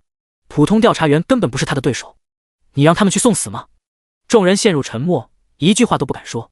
的确，灵魂之戒这种装备太稀少，而效果却非常恐怖，除非实力能碾压蝎子，否则稍有不慎就会被蝎子反杀。正当众人发愁该去哪里寻找蝎子时，办公室门突然被打开，一名调查队长站在门口喘着粗气。戴国强瞪着眼睛吼道：你干什么？不会敲门吗？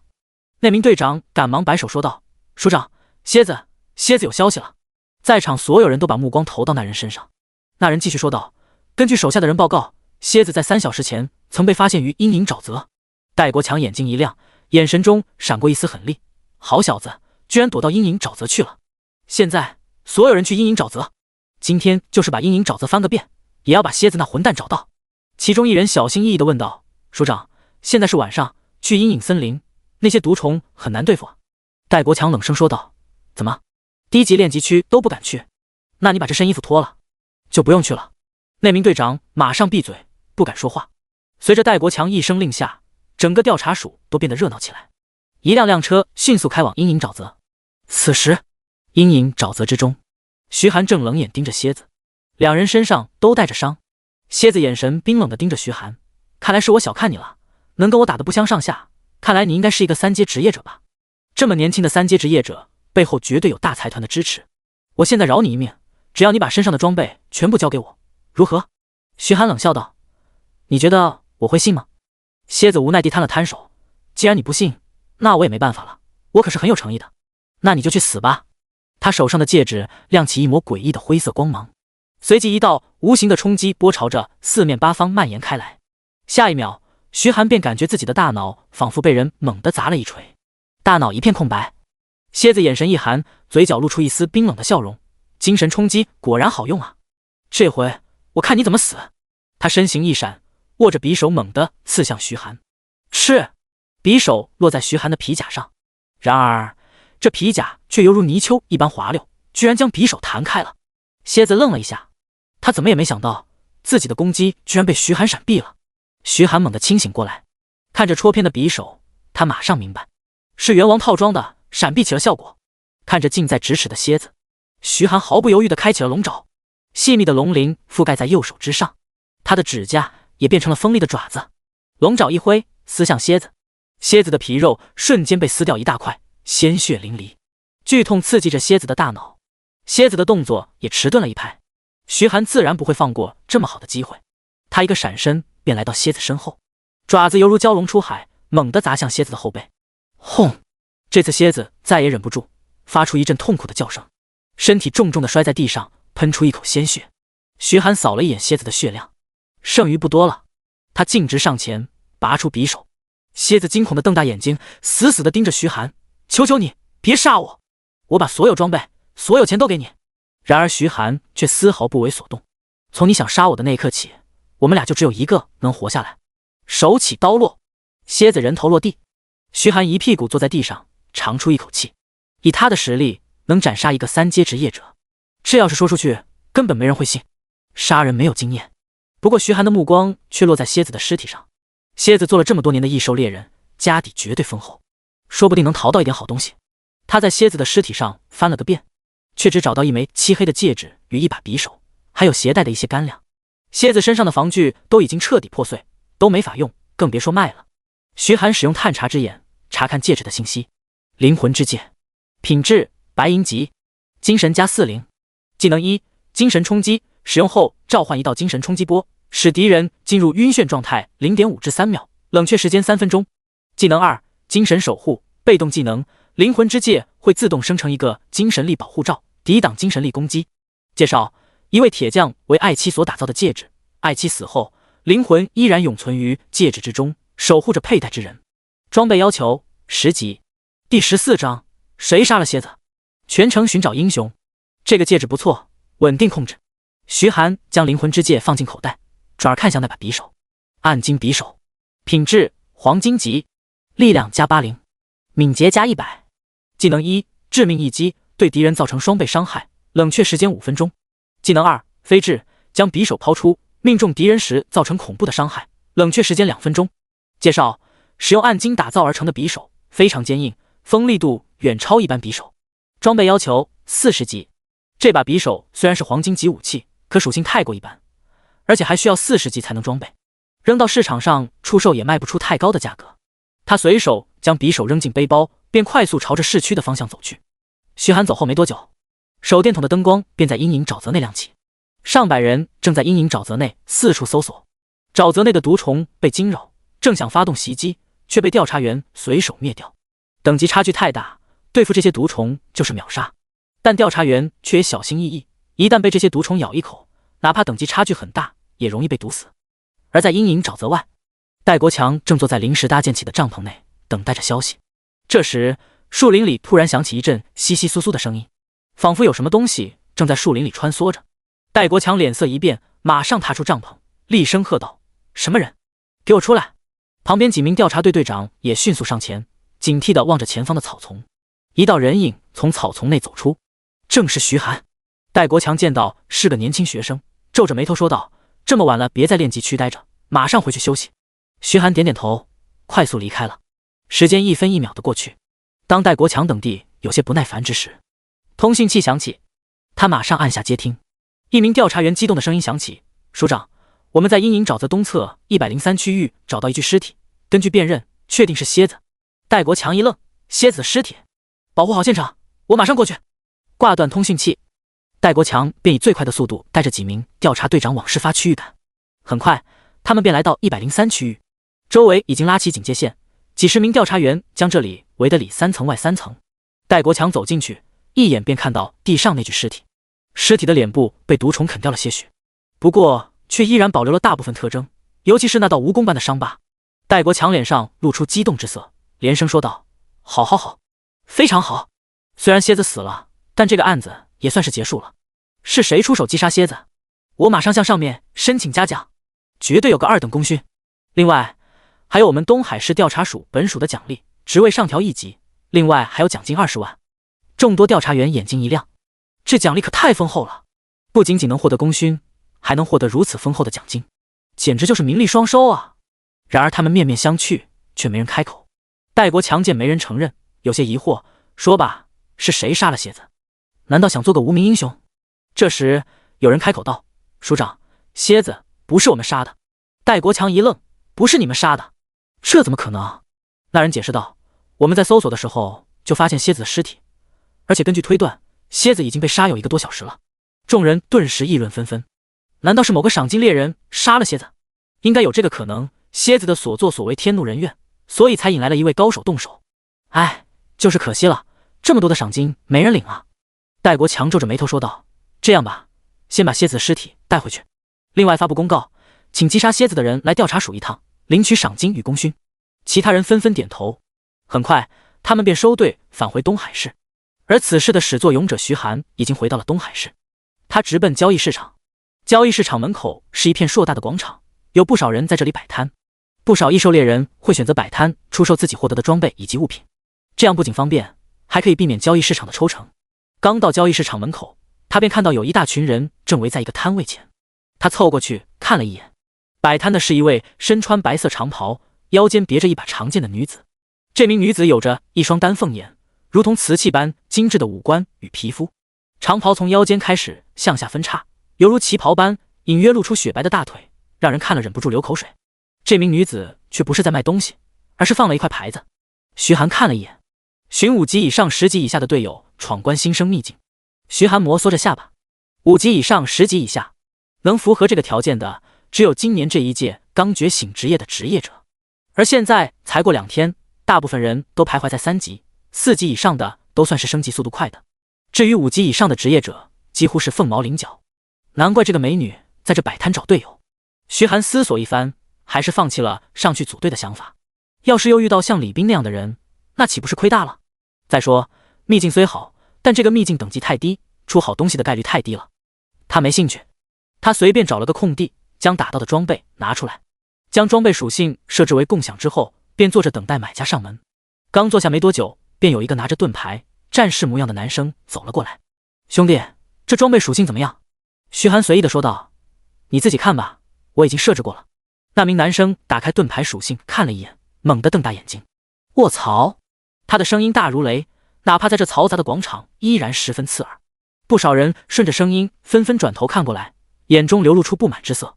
然而那名男生却完全不在意，他的眼睛死死地盯着荆棘盾牌，生怕别人抢走了自己的宝贝。兄弟，这盾牌我要了，多少钱？徐寒思索了一会儿，开口道：1万吧。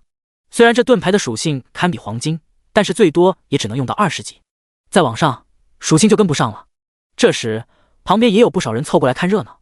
当他们看到荆棘盾牌与铁鳄重甲的属性时，一个个呼吸都变得粗重起来。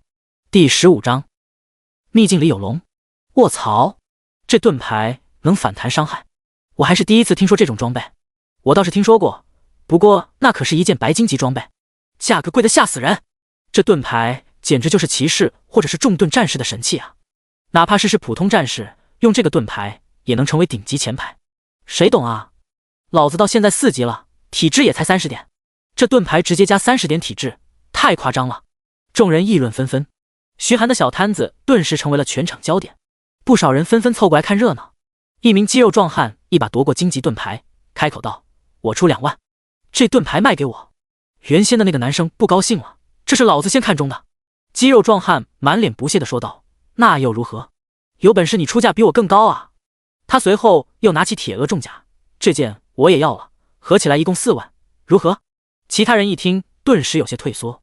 4万买2件青铜级装备，太贵了。正当徐寒打算答应之时，人群后方突然分开，走进来几个男生。领头的男生犹如一尊铁塔，身高至少超过2米，手里拿着一面厚重的盾牌。他瓮声瓮气地说道：我出5万，2件装备我都要了。肌肉壮汉还想继续出价，但当他看到对方的模样时，脸色瞬间变了。铁山，你怎么在这？周围的人皆是脸色一变。我去，这不是2中的铁山吗？没想到他居然也来逛交易市场。听说他觉醒了一个 A 级职业盾玉，巨牛逼，而且他家里也很有钱，这2件装备肯定没我们的份了，散了吧散了吧。不少人纷纷离去。肌肉壮汉咬咬牙，丢下装备，愤愤离去。铁山看向徐寒，脸上露出一丝笑容：兄弟，这个价格如何？徐寒点点头，没问题，那就交易吧。铁山的脸上露出笑容，爽快，我就喜欢你这样的。他拿出通讯器，输入徐寒的银行卡号码，短短几秒钟，5万块到账。多谢惠顾。徐烨起身准备离开，铁山开口道：兄弟，你看上去有些面生，是哪个高中的？徐寒随口说道：第3高中，一个无名小卒而已，不认识也很正常。铁山却摇头说道：能打到如此极品的装备，我猜你应该是宰了一头首领吧。徐寒盯着他，眼睛微眯，缓缓开口道：啊，你想说什么？铁山笑了笑，豪爽地说道：放心，我这个人不喜欢刨根问底，每个人都有自己的秘密，我只是想结交一下你这位朋友，说不定今后还是同个大学的同学，提前认识一下，没什么不好的。徐烨随口说道：不必了，如果真能成为同学再说吧。说罢，他便径直离开。铁山身后一人不满地开口道：这小子以为自己是谁，在铁山老大面前这么拽，我看他就是运气好罢了。铁山摇摇头说道：不，我能感觉到他非常危险，绝对是个高手。如果下次遇到他，绝对不可得罪。谁敢得罪他，别怪我不帮你。众人心中一凛，纷纷点头。正当徐寒离开交易市场没多远，便听到身后有人喊：“请等等！”徐寒转头望去，只见刚才在摆摊寻伙伴的那个女生正快步走来。有什么事吗？徐寒疑惑地问道。那名女生来到徐寒面前，一阵清香扑面而来，令徐寒有些心痒痒。你好，我叫夏玲，是一中的学生，我想问问你，你愿不愿意跟我一起去通关那个新生秘境？夏玲一脸期待地望着徐寒。听到这个名字，徐寒感觉有些耳熟。很快他便想起一个人，一中本届的天才学生夏玲。他转职了 A 级战斗职业剑灵，剑术超群。他不但是一中的校花，还是一中的顶级天才，与铁山一样，是最有希望考上龙国大学的人。你知道我的等级？徐寒问道。夏玲摇摇头，虽然不知道你的等级，不过你能在阴影沼泽里斩杀首领级的钢甲巨鳄，我想实力肯定不弱。徐寒眉头微皱，你怎么知道？看你卖的装备就知道了，这2件装备只有首领级的钢甲巨鳄才会爆，而且概率非常低，所以我觉得你不仅实力不错，运气还非常好。夏玲面带微笑开口道。徐寒思索片刻，开口道，虽然新生秘境里面会有一些不错的装备，但是等级太低，用不了多久。我没什么兴趣，你找别人吧。夏玲丝毫不意外，她依然笑着说道，我当然知道，光靠一般的装备是吸引不了你的。如果我告诉你，秘境里面有一条龙呢？徐寒眉毛一挑，龙？夏玲点点头，没错，就是一条龙，不过是一条亚龙，等级未知，技能未知。你敢不敢一起去看看？运气好，说不定能得到一些好东西。徐寒摩挲着下巴，如果真的是一条龙，那还真有必要走一趟。上次吃了一口幼龙肉，属性提升巨大，若是能吃亚龙的肉，提升绝对不小。而且运气好的话，可能得到亚龙的技能，那可比什么装备都值钱。他点点头，既然如此，那就去一趟吧。什么时候？夏琳的脸上露出欣喜的笑容，就明天，明天早上7点，城北见。徐寒点点头，没问题。两人交换了一下联系方式，徐寒便径直离开了。他打算去买点异兽肉回家煮着吃，继续解锁图鉴奖励。下一个图鉴奖励还需要5种异兽肉，说不定又能解锁什么好东西。徐寒慢悠悠地往外走，他并不着急，毕竟所有商店都到12点才会关门，现在才8点，早得很。当他来到交易市场外面，便看到2个熟悉的身影正往交易市场走来，正是李斌跟田方超。李斌跟田方超见到徐寒，脸上露出讥讽的笑容。哟，这不是废物徐寒吗？2天不见，怎么还是这副样子？你还跑到交易市场来，怎么想找高手带你升级啊？如果你愿意跪下叫一声爷爷，那我倒是可以让你回到队伍里来，怎么样？徐寒径直走过，头也不回地开口道：白痴。第16章图鉴奖励空间戒指。李斌脸上的笑容瞬间转化为愤怒，他瞪大眼睛指着徐寒吼道：徐寒，你有种过来，看老子不一剑劈了你！田方超赶忙拉住李斌，李哥别冲动，市区内不让私斗，别着急，还有5天就是高考了，到时候直接挑战他，在擂台上弄死他，谅他也无话可说。李斌点点头，确实，就让这小子再跳几天，等高考的时候，老子让他知道生活职业跟战斗职业到底有多大的区别。走，去交易市场看看。他带着田方超一同往交易市场走去。当他们来到交易市场门口，一眼便看到正在收拾的夏玲。看着身材曼妙、英气十足的夏玲，两人口水都要流出来了。田方超像是发现新大陆一样，指着夏玲那块牌子说道：快看，李哥，一中的校花夏玲她好像在找同伴攻略秘境啊，咱们要不去问问？李斌连连点头，他故作绅士来到夏玲的摊位前。你好，同学，请问你是不是在找同伴？夏玲看了李斌一眼，摇头礼貌的回应：不好意思，已经找到了。李斌不死心的说道：夏玲同学，我认为选同伴要慎重，这可是新生秘境啊。我觉得你的同伴肯定不如我，我不仅力气大，战斗力还猛，最重要的是身体十分健康。夏玲黛眉微蹙，对于这种纠缠不休的苍蝇，她有点烦了。你几级？她直截了当的问道。李斌一愣，木木的回答：我4级。夏玲摇头说道：你连进入秘境的等级都不够，再去多练练吧。况且我选的同伴可比你优秀多了。说罢，他将那块牌子收了起来，径直离开了。看着夏玲的背影，李斌气得咬牙切齿：娘的，不过是一个万人骑的娘们，还敢说老子？田方超附和道：就是，李哥，不要跟这个娘们一般见识，咱们去逛逛其他摊子。李冰强压下怒气，两人一起逛着。突然，田方超指着前面一个宛如铁塔一般的男生，惊喜地说道：“李哥，那个不是二中的第一高手铁山吗？”李冰心中一喜，抬头望去，果然，铁山带着几个人在人群中穿梭。那2米多的高个子在人群中非常显眼。李冰眼睛一亮，果然是铁山，这可是顶级高手啊！据说他的防御堪称第一，还自创了盾战法。要是能学会的话，不愁考不到好大学。走，拜师去！他快步朝着铁山走去。来到铁山面前，他鞠躬90度，恭敬地说道：“铁山大哥，久仰大名。”我是……他的话还没说完，铁山身后的一人快步上前，一脚踹在他胸口，强大的力量顿时将其震得倒退数步，扑通一声摔在地上。田方超吓得脸色惨白，赶忙上前扶起李冰：“李哥，你没事吧？”李冰气得咬牙切齿，瞪着铁山的小弟说道：“你敢对我动手，找死！”那人冷声说道：“滚，别在这挡路。”李冰转头看向铁山：“铁山大哥，我可是诚心想来拜师的，求你收我为徒吧。”铁山冷冷地吐出一个字：“滚！”说罢，他便带着手下的人劲直往前走，没有理会李冰。李冰气得浑身发抖，却不敢发作。徐寒自然不知道李冰吃了这么大的瘪，他去商店买了5款最常见的异兽肉，花了2万。随后他便回到家，开始了一锅大乱炖。很快，大乱炖出锅，浓郁的香味弥漫在整个房间里。这算是北方菜系，也是徐寒最喜欢的菜之一。以前是铁锅炖大鹅，现在嘛就是铁锅大乱炖。不过炖出来的味道倒是丝毫不比铁锅炖大鹅差。他夹起一块不知道是什么异兽的肉塞进嘴里，系统提示音传来：宿主首次服用1阶蛮牛肉，获得5点力量，5点体质。宿主首次服用1阶大脚羊肉，获得4点力量，3点敏捷。一连5条提示音响起。徐寒看了一眼自身的属性，除了精神以外，其他属性都提升了20点。只有吃与精神有关的异兽肉才能提升精神，但这种异兽的肉数量太少了。徐寒打开美食家图鉴，右侧的任务栏显示已完成。他伸手点在任务栏上，系统提示音响起：宿主完成美食家图鉴任务，奖励可升级装备空间戒指。徐寒一愣，随即心中狂喜，居然是空间装备！一道扭曲的光芒闪过，他的手里多了一枚银色戒指。这枚戒指看上去普普通通，毫无特色。徐寒查看这枚戒指的信息：空间戒指可升级，品质青铜级，力量+5，体质+5，敏捷+5，精神+5。技能1：储物空间 LV1，空间戒指里含有5立方米的储存空间，不可存放活物。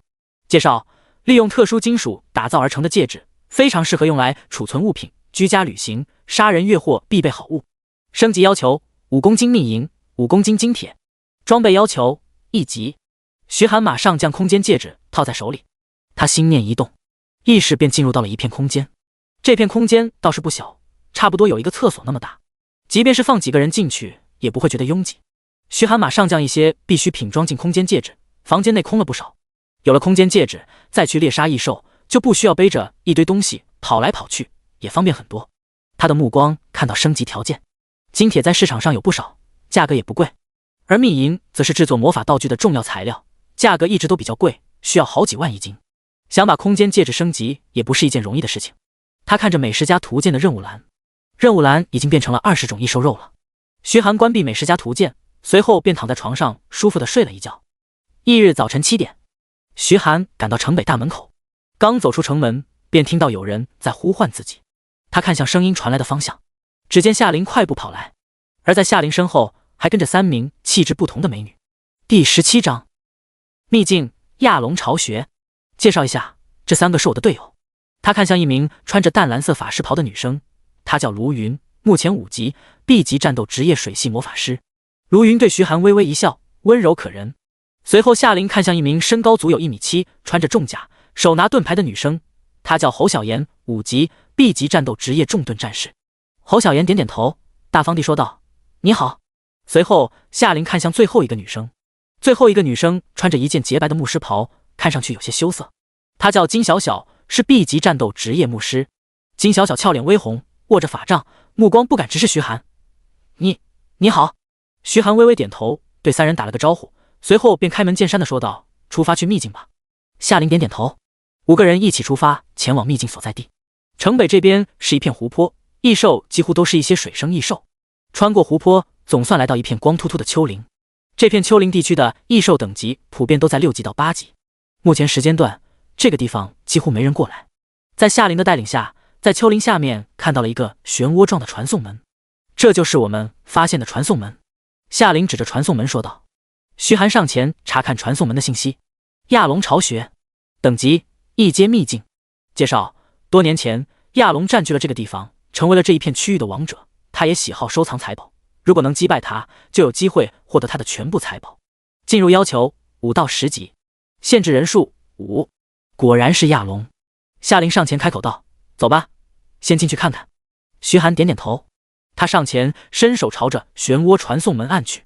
下一秒，他便感觉天旋地转，眼前一黑。当他再次视线，便已经站在一片荒芜的土地上，空气炽热，仿佛置身火炉。徐寒环顾四周，似乎来到了火山旁边。地面上流淌着一道道赤红的岩浆，硫磺烟雾弥漫在周围，令人有些喘不过气。身后传来一声惊呼，他回头一看，正是金小小。夏林几女的脸色也有些难看，这里的环境对他们而言有些恶劣。不过徐寒倒是没受太大影响，他径直往前走去。夏林几人跟在后面，警惕地看着四周。轰！正当几人往前走之时，一旁的岩石轰然炸开，一条通体赤红的巨蟒从岩石中冲出，将周围的岩石撞得粉碎，温度也随之升高。徐寒使用探查之眼查看这条巨蟒的信息：名称：熔岩巨蟒，精英，种族：蟒族，等级8，技能1：火焰之物 LV1。熔岩巨蟒身体周围附带着炽热的火焰，靠近熔岩巨蟒3米就会受到火焰灼烧，受到持续伤害。技能2：火球 LV1，召唤火球攻击敌人，冷却时间1分钟。技能3：热风 LV1，将灼热的气息吹向敌人，使敌人受到灼烧伤害，冷却时间3分钟。当熔岩巨蟒出现之时，夏林便布置好了作战计划。小妍，你负责抗住熔岩巨蟒，小小一定要及时给小妍治疗，别担心法力的问题。说着，他掏出几瓶药水扔过去。徐寒一眼便看出，这些药水便是专门用来恢复法力的药水。对于依靠技能的职业，这东西就是宝贝，就是价格太贵，随便一瓶都要3-4千。夏林竟然能一次性拿出这么多瓶，果然是家里有钱的大小姐。夏林转头看向徐寒，你负责牵制熔岩巨蟒，一旦熔岩巨蟒的仇恨落在小小身上，你就马上动手。徐寒点点头，他看着熔岩巨蟒陷入了沉思。要是让夏林知道自己能一刀剁了这条巨蟒，他们会作何感想？侯小妍率先发动攻击，他拿着重盾，犹如一辆坦克，朝着熔岩巨蟒冲去。盾击！他低吼一声，盾牌猛地砸向熔岩巨蟒。咚！盾牌发出一阵闷响。熔岩巨蟒愤怒地低吼一声，赤红的蛇瞳死死地盯着这个伤害自己的人。他庞大的尾巴一甩，带着呼啸的破风声，砰的一声砸在盾牌上。恐怖的力量震得侯小妍倒退2步。夏林一喜，小妍拉住仇恨了，快动手！他身形连闪，犹如一只轻飘飘的蝴蝶，转眼间便来到熔岩巨蟒的侧面。长剑连斩，落在熔岩巨蟒身上。叮叮叮，清脆的声音响起，长剑犹如落在钢铁上，连熔岩巨蟒的鳞片都破不开。如云抬起手，温柔的眼神也变得严厉。水球术，一颗人头大小的水球迅速飞出，吃！水球砸在熔岩巨蟒身上炸开，漫天水花洒落，熔岩巨蟒身体表面冒出阵阵白烟，血量掉了一截。水系魔法对他效果拔群，他转头盯着卢云，眼神中满是怨毒，庞大的身躯轰然朝着卢云撞去。夏林脸色一变，大声喊道：卢云小心！小妍，吸引他的仇恨！侯小妍银牙紧咬，盾牌重击，他的盾牌上亮起一道土黄色的光芒，随即他猛地将盾牌朝熔岩巨蟒身上砸去。轰！只听到一阵巨响，熔岩巨蟒被撞得硬生生停了下来。然而他那怨毒的眼神依然还是在卢云身上。侯小妍脸色一变，怎么可能？刚才那一击分明打伤了熔岩巨蟒，怎么还没吸引到仇恨？熔岩巨蟒嘴巴一张，炽热的火球迅速凝聚，周围的温度迅速升高。夏林脸色一变，卢云，小小，快跑！金小小浑身颤抖，大脑一片空白，连腿也迈不开了。卢云一把拉起金小小的手，快步朝着后方跑去。然而熔岩巨蟒的火球几乎成型。徐寒眼睛微眯，他伸手在灵魂之戒上一抹，一道无形的冲击波迅速朝着四面八方冲去。当冲击波撞在熔岩巨蟒身上时，熔岩巨蟒的动作突然一顿，火球瞬间失去控制，轰然炸开。好！熔岩巨蟒痛苦的吼叫一声，庞大的身躯轰然倒地，血量竟然硬生生掉了一大截。众人面面相觑，夏琳马上反应过来，开口道：“快点，杀！”众人顿时反应过来，各种技能拼命朝着熔岩巨蟒身上招呼。1分钟后，总算彻底解决了熔岩巨蟒。第18章一刀秒杀。看着倒在地上的熔岩巨蟒尸体，夏琳几人也不顾形象，一屁股坐在地上。这才只是一个精英怪，就这么难打？我们能通关吗？侯小妍一脸苦涩地说道：“如果我们放弃退出的话，这个秘境就会消失，下一次再出现就不知道是什么时候了。”卢云皱着眉头说道。夏琳银牙紧咬，开口道：“大家坚持一下，我相信肯定能打过去。”众人纷纷点头。金小小小声说道：“刚才太吓人了，我还以为要死了。”卢云点点头：“是啊，刚才那个火球要是砸下来，我跟小小肯定扛不住。”夏琳思索道：“那异兽似乎被自己的技能反噬了，但这是怎么回事呢？或许是小云的水球有克制作用吧？”侯小妍强行给了一个理由，其他人纷纷点头表示同意。徐寒没有开口邀功，他来到熔岩巨蟒的尸体旁检查了一下，确定没有爆出装备，随后便切下一块肉装进空间戒指。众人起身继续往前走去。走了10几分钟，周围的硫磺烟雾越来越浓，让人呼吸都变得不顺畅。夏琳神色凝重地做了个止步的手势，众人纷纷停下脚步。看那！夏琳指着前方，所有人顺着他手指的方向看去，瞳孔骤缩。只见一条长达10几米、通体火红的怪物正静静地趴在山丘上。这头怪物长得像是一条大蜥蜴，通体长满鳞片，背后有一对庞大的翅膀。它双目紧闭，仿佛是在沉睡。而在它身体下面放着10几件装备。金小小惊讶地捂住嘴，压低声音说道：“这就是亚龙吗？看上去好吓人。”夏琳几人也是神色凝重。虽然这头亚龙等级不高，但是只要跟龙扯上一点关系，那么战斗力就没有弱的。徐寒查看这条亚龙的信息，名称：岩浆亚龙，青铜级首领，种族：亚龙族，等级10，技能1：火焰之柱 LV1，喷出火焰攻击敌人，被攻击的敌人会陷入灼烧状态，冷却时间3分钟。技能2：喷烟 LV1，喷出烟雾来阻挡敌人的视线，烟雾持续时间2分钟，冷却时间5分钟。技能3：爆裂火球 LV1，召唤一颗火球攻击敌人，火球接触到敌人时会发生爆炸，造成更加恐怖的伤害，冷却时间1分钟。技能4：地震 LV1，四肢猛震大地，对敌人造成伤害，并且破坏地形，冷却时间10分钟。弱点：腹部有一道伤口。徐寒心里已经了解该怎么对付这头岩浆亚龙了。夏琳开口道：“还是老方法，目前还不知道这熔岩亚龙的技能，所以以试探为主。如果对方太强，我们就放弃，不要为了宝贝丢了性命。”其他人纷纷点头。夏琳身形一闪，快速朝着熔岩亚龙冲去。他的长剑轻轻一挑，砍在龙鳞上，发出一阵金铁交击的脆响。普通攻击居然不破防。原本沉睡中的熔岩亚龙缓缓睁眼，他那冰冷的眼瞳之中充满了愤怒。好！愤怒的咆哮声瞬间响彻整座秘境。他翅膀一挥，庞大的身躯轰然而起，锐利如同尖刀般的爪子猛地抓向夏琳。夏琳见躲避不开，将长剑横在身前。砰！恐怖的力量瞬间将夏琳拍飞了出去，砸进一旁的岩石之中。夏琳的血条顿时掉了1/3。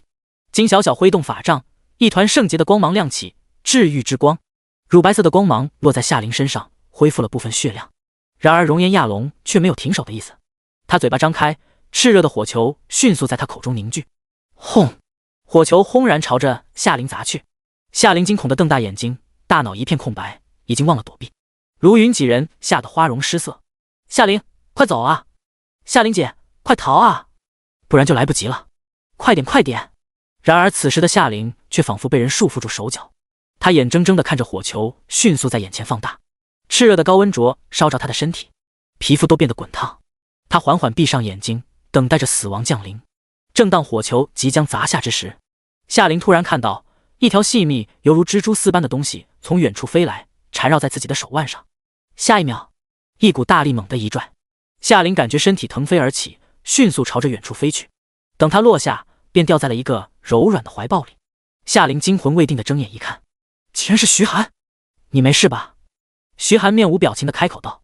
夏琳俏脸一红，马上跳起来，说话都变得结巴了。我没事，是你救了我。徐寒不置可否的笑了一下，这条亚龙实力很强，你们对付不了，我来吧。夏灵一愣，瞪大眼睛看着徐寒，却发现徐寒并不是开玩笑。他愣愣地说道：你打得过？徐寒不置可否地笑了笑，拿着匕首朝熔岩亚龙走去。如云几人见状，皆是瞪大了眼睛。徐寒他想干什么？难道他想一个人去对付熔岩亚龙？疯了吧，这不是找死吗？我去帮他抗伤害，小小记得帮我回血。侯小言扛着盾牌快步朝着熔岩亚龙冲去。好！熔岩亚龙愤怒地咆哮一声，他嘴巴一张，炽热的火柱轰然朝着侯小言落去。侯小言脸色大变，他赶忙将盾牌挡在身前。炽热的火焰落在盾牌上，盾牌温度迅速上升，短短几个呼吸的时间，盾牌便已经变得赤红。侯小言的血量以肉眼可见的速度下降，金小小脸色惨白，他举起法杖，一道治愈之光对着侯小言落下，勉强将其血量往上抬了一点。然而这根本不够，侯小言的血量依然如流水一般往下掉。徐寒眉头微皱，他左手一抬，蜘蛛丝迅速朝着熔岩亚龙射去，随后他用力一扯，飞身而出，稳稳地落在熔岩亚龙的后背。好！熔岩亚龙感应到了后背那个不速之客，他疯狂地咆哮着，扭动身躯，想要把徐寒甩下来。然而徐寒却站在他后背上，稳如泰山。那应该就是伤口吧？徐寒的目光落在熔岩亚龙后背那道伤口，他将深渊利齿猛地朝那道伤口刺下。熔岩亚龙哀嚎一声，血条瞬间清空，庞大的身躯轰然砸落在地上。第19章丰厚的奖励。所有人愣愣地看着熔岩亚龙的尸体，一时间回不过神。足足1分钟之后，夏灵才开口道：熔岩亚龙死了。其他几人木愣愣地点头，他们怎么都不敢相信，刚才还如此恐怖的亚龙居然就这么死了。众人的目光全都落在徐寒身上。徐寒走到熔岩亚龙后背上，一把将深渊利齿拔出，擦擦血迹收了回来。他看到众人诧异的目光，开口问道：怎么，我脸上有东西吗？侯小言一脸震惊地说道：你一刀就把熔岩亚龙杀了。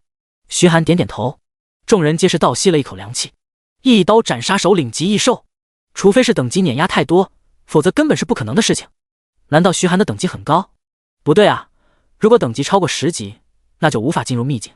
众人想破脑袋也想不明白，徐寒到底是如何做到一刀解决熔岩亚龙的。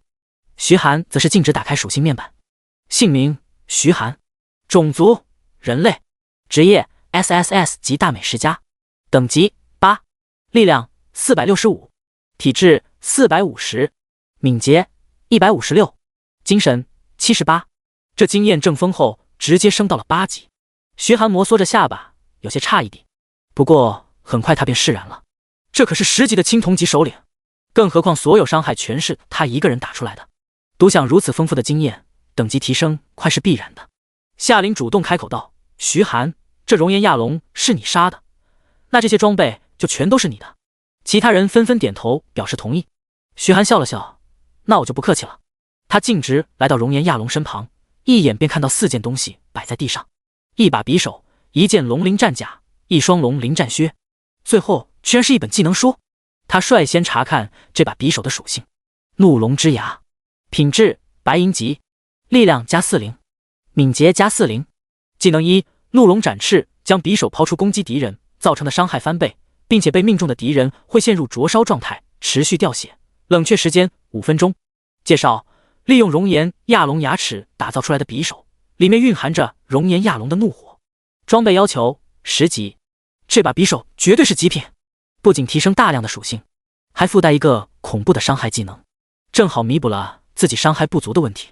随后他看向那件龙鳞战甲，这件战甲通体赤红，表面用龙鳞打造，闪烁着璀璨的光泽，而且在胸口还有一颗狰狞的龙首，看上去十分威武霸气。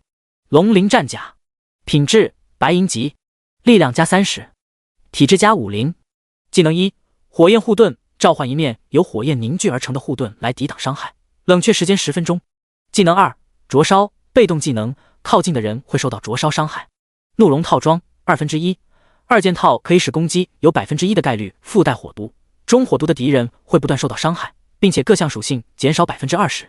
介绍：利用熔岩亚龙龙鳞打造出来的战甲，坚不可摧。装备要求10级。徐寒瞪大眼睛，这装备效果完全不输怒龙之牙，而且同样是套装。他看向战靴，战靴表面同样是龙鳞花纹，而在靴子两侧还有赤红色的火焰图案，更加增添几分飘逸的感觉。龙鳞战靴，品质白银级，体质加20，敏捷加50。技能1：怒龙之击，大幅度提升攻击速度，持续3秒钟，冷却时间5分钟。怒龙套装1/2，二件套可以使攻击有1%的概率附带火毒，中火毒的敌人会不断受到伤害，并且各项属性减少20%。介绍：利用熔岩亚龙龙鳞打造出来的战靴，让你跑得更快。装备要求10级。毫不夸张地说，这3件装备要是拿出去卖，绝对会被人抢破头。3件合起来至少20万，只要穿上这3件装备，哪怕是一个生活职业，也可以瞬间变成强者。不过，距离装备这3件装备要等到10级。徐寒非常可惜地将这3件装备收起来。最后，他看向那本技能书，名称：爆裂火球，品质白银级。介绍：召唤一颗火球攻击敌人，火球接触到敌人时会发生爆炸，造成更加恐怖的伤害。使用限制：火系魔法类职业。徐寒将其收了起来，虽然他用不了，但是技能书拿出去卖个几百万根本不是问题，或者以物换物，可以换到一些用钱根本买不到的好东西。好了，那我们离开秘境吧。夏琳有些羡慕，可他还是能分得清装备跟一个未来强者到底孰轻孰重。为了这些装备去得罪未来的顶级高手，绝对是亏本买卖，其他人自然没有意义。离开秘境之后，徐寒便随便找了个空地，熟练地架起烧烤炉，开始准备做烤龙肉。火焰不断炙烤熔岩亚龙的肉，然而烤了半天，熔岩亚龙的肉却依然没有任何变化。徐寒思索着，熔岩亚龙本就是擅长使用火焰的异兽，难道火的温度太低，烤不熟？既然如此，不如直接做成龙肉刺身。徐寒拿起了一块熔岩亚龙的肉塞进口中，细细咀嚼，即便熔岩亚龙没烤，味道也是十分鲜美软嫩。很快，他便将龙肉咽下肚。系统提示音传来：宿主首次服用一阶熔岩亚龙肉，获得50点力量，50点体质。宿主获得熔岩亚龙的技能爆裂火球。徐寒一愣，等等，爆裂火球，这东西不是魔法系职业的技能吗？怎么自己也能学？他打开技能栏，果然在技能栏看到了新技能：爆裂火球 LV1，召唤一颗火球攻击敌人，火球接触到敌人时会发生爆炸，造成更加恐怖的伤害，冷却时间5分钟。徐寒有些好奇，他转头看向旁边的灌木丛，爆裂火球，一颗巴掌大的火球从手掌升起，周围的温度都略微升高了些许。他随手一甩，那巴掌大的火球迅速飞出，落在灌木丛中。轰！下一秒，伴随着一道震耳欲聋的巨响，灌木丛所在的位置发生了巨大的爆炸，烟雾散去，灌木丛所在的地方只剩下一个大坑了。第20章找人，疯狂找人。独自一人练级，练到了晚上，将等级升到9级，这才返回东海市。到家的第一件事便是将收集到的异兽肉拿出来吃了一顿。4种不同的异兽肉，吃完之后使他各项属性提升了30点。以徐寒现在的属性，若是再遇到蝎子，轻轻松松秒杀不是问题。而此时，东海市蓝天大酒店总统套房内，郑祖才正坐在椅子上抽着烟，烟灰缸内满是烟屁股，房间内更是烟雾缭绕。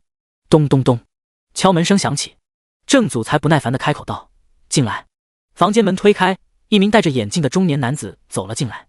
郑祖才皱着眉头问道：“老王，调查的如何？有没有那个活雷锋的消息？”老王摇摇头，将文件放在郑祖才面前：“这是我找各个高中校长要来的学生名单，我翻了不下10遍，眼睛都看花了，都没看到活雷锋这个名字。我怀疑这是不是一个假名字？”郑祖才翻阅着面前的文件，按照他的目力，一目十行不是问题。很快，他便将名单全部翻了一遍。的确，完全没有一个叫活雷锋的人。老王继续说道：“我还询问了各个学校的校长，他们对于这个名字也没什么印象。这个人该不会不是高中的吧？”郑祖才将烟头熄灭，皱着眉头说道：“再找找吧，或许是哪里遗漏了。这样的天才必须要招进龙国大学。去年魔都大学那边已经特招到了一个堪称妖孽的学生，如果我们招不到这种妖孽级的学生，那今年的职业者大学比武，我们恐怕就保不住第一的位置了。”老王神色一凛，重重点头。魔都大学对于这第一的名头可是觊觎已久，有了这名头，不仅能得到国家更多的扶持，还能招到更多天才，如此循环，学校的实力自然提升更快。一旦龙国大学丢了这个名头，再想翻身可就非常难了。郑祖才缓缓开口道：“这样吧，你再去通知各个高中的校长，告诉他们，我们龙国大学特招这位名叫活雷锋的学生。另外，他是哪个高中的学生，我可以以个人的名义补助他们高中1000万。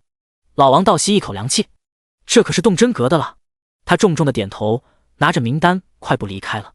很快，这个通知就传遍了东海市各个高中，各个高中的校长更是召开紧急会议。已经是晚上11点，第3高中的学校会议室内灯火通明，校长坐在首座上，高3各个班级的班主任分坐在2侧，所有人哈欠连天，一副昏昏欲睡的模样。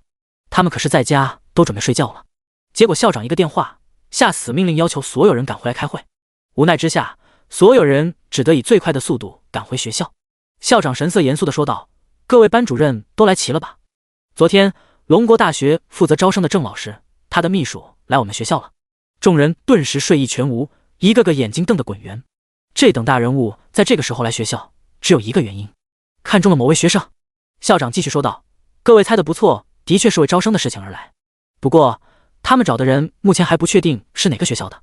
学生的名字叫活雷锋，根据王秘书所说，他曾一拳将鬼面猿王打退，并且亲手宰了鬼面猿王与一群精英级鬼面猿。”所有人皆是倒吸一口凉气，一拳把鬼面猿王打退，这可是首领级的异兽，哪怕是2阶的战斗职业，想对付他也不是一件容易的事。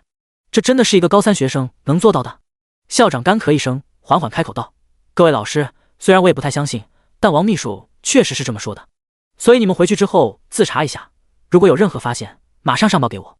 如果这个名叫活雷锋的同学是我们学校的，那班主任可以获得丰厚奖励。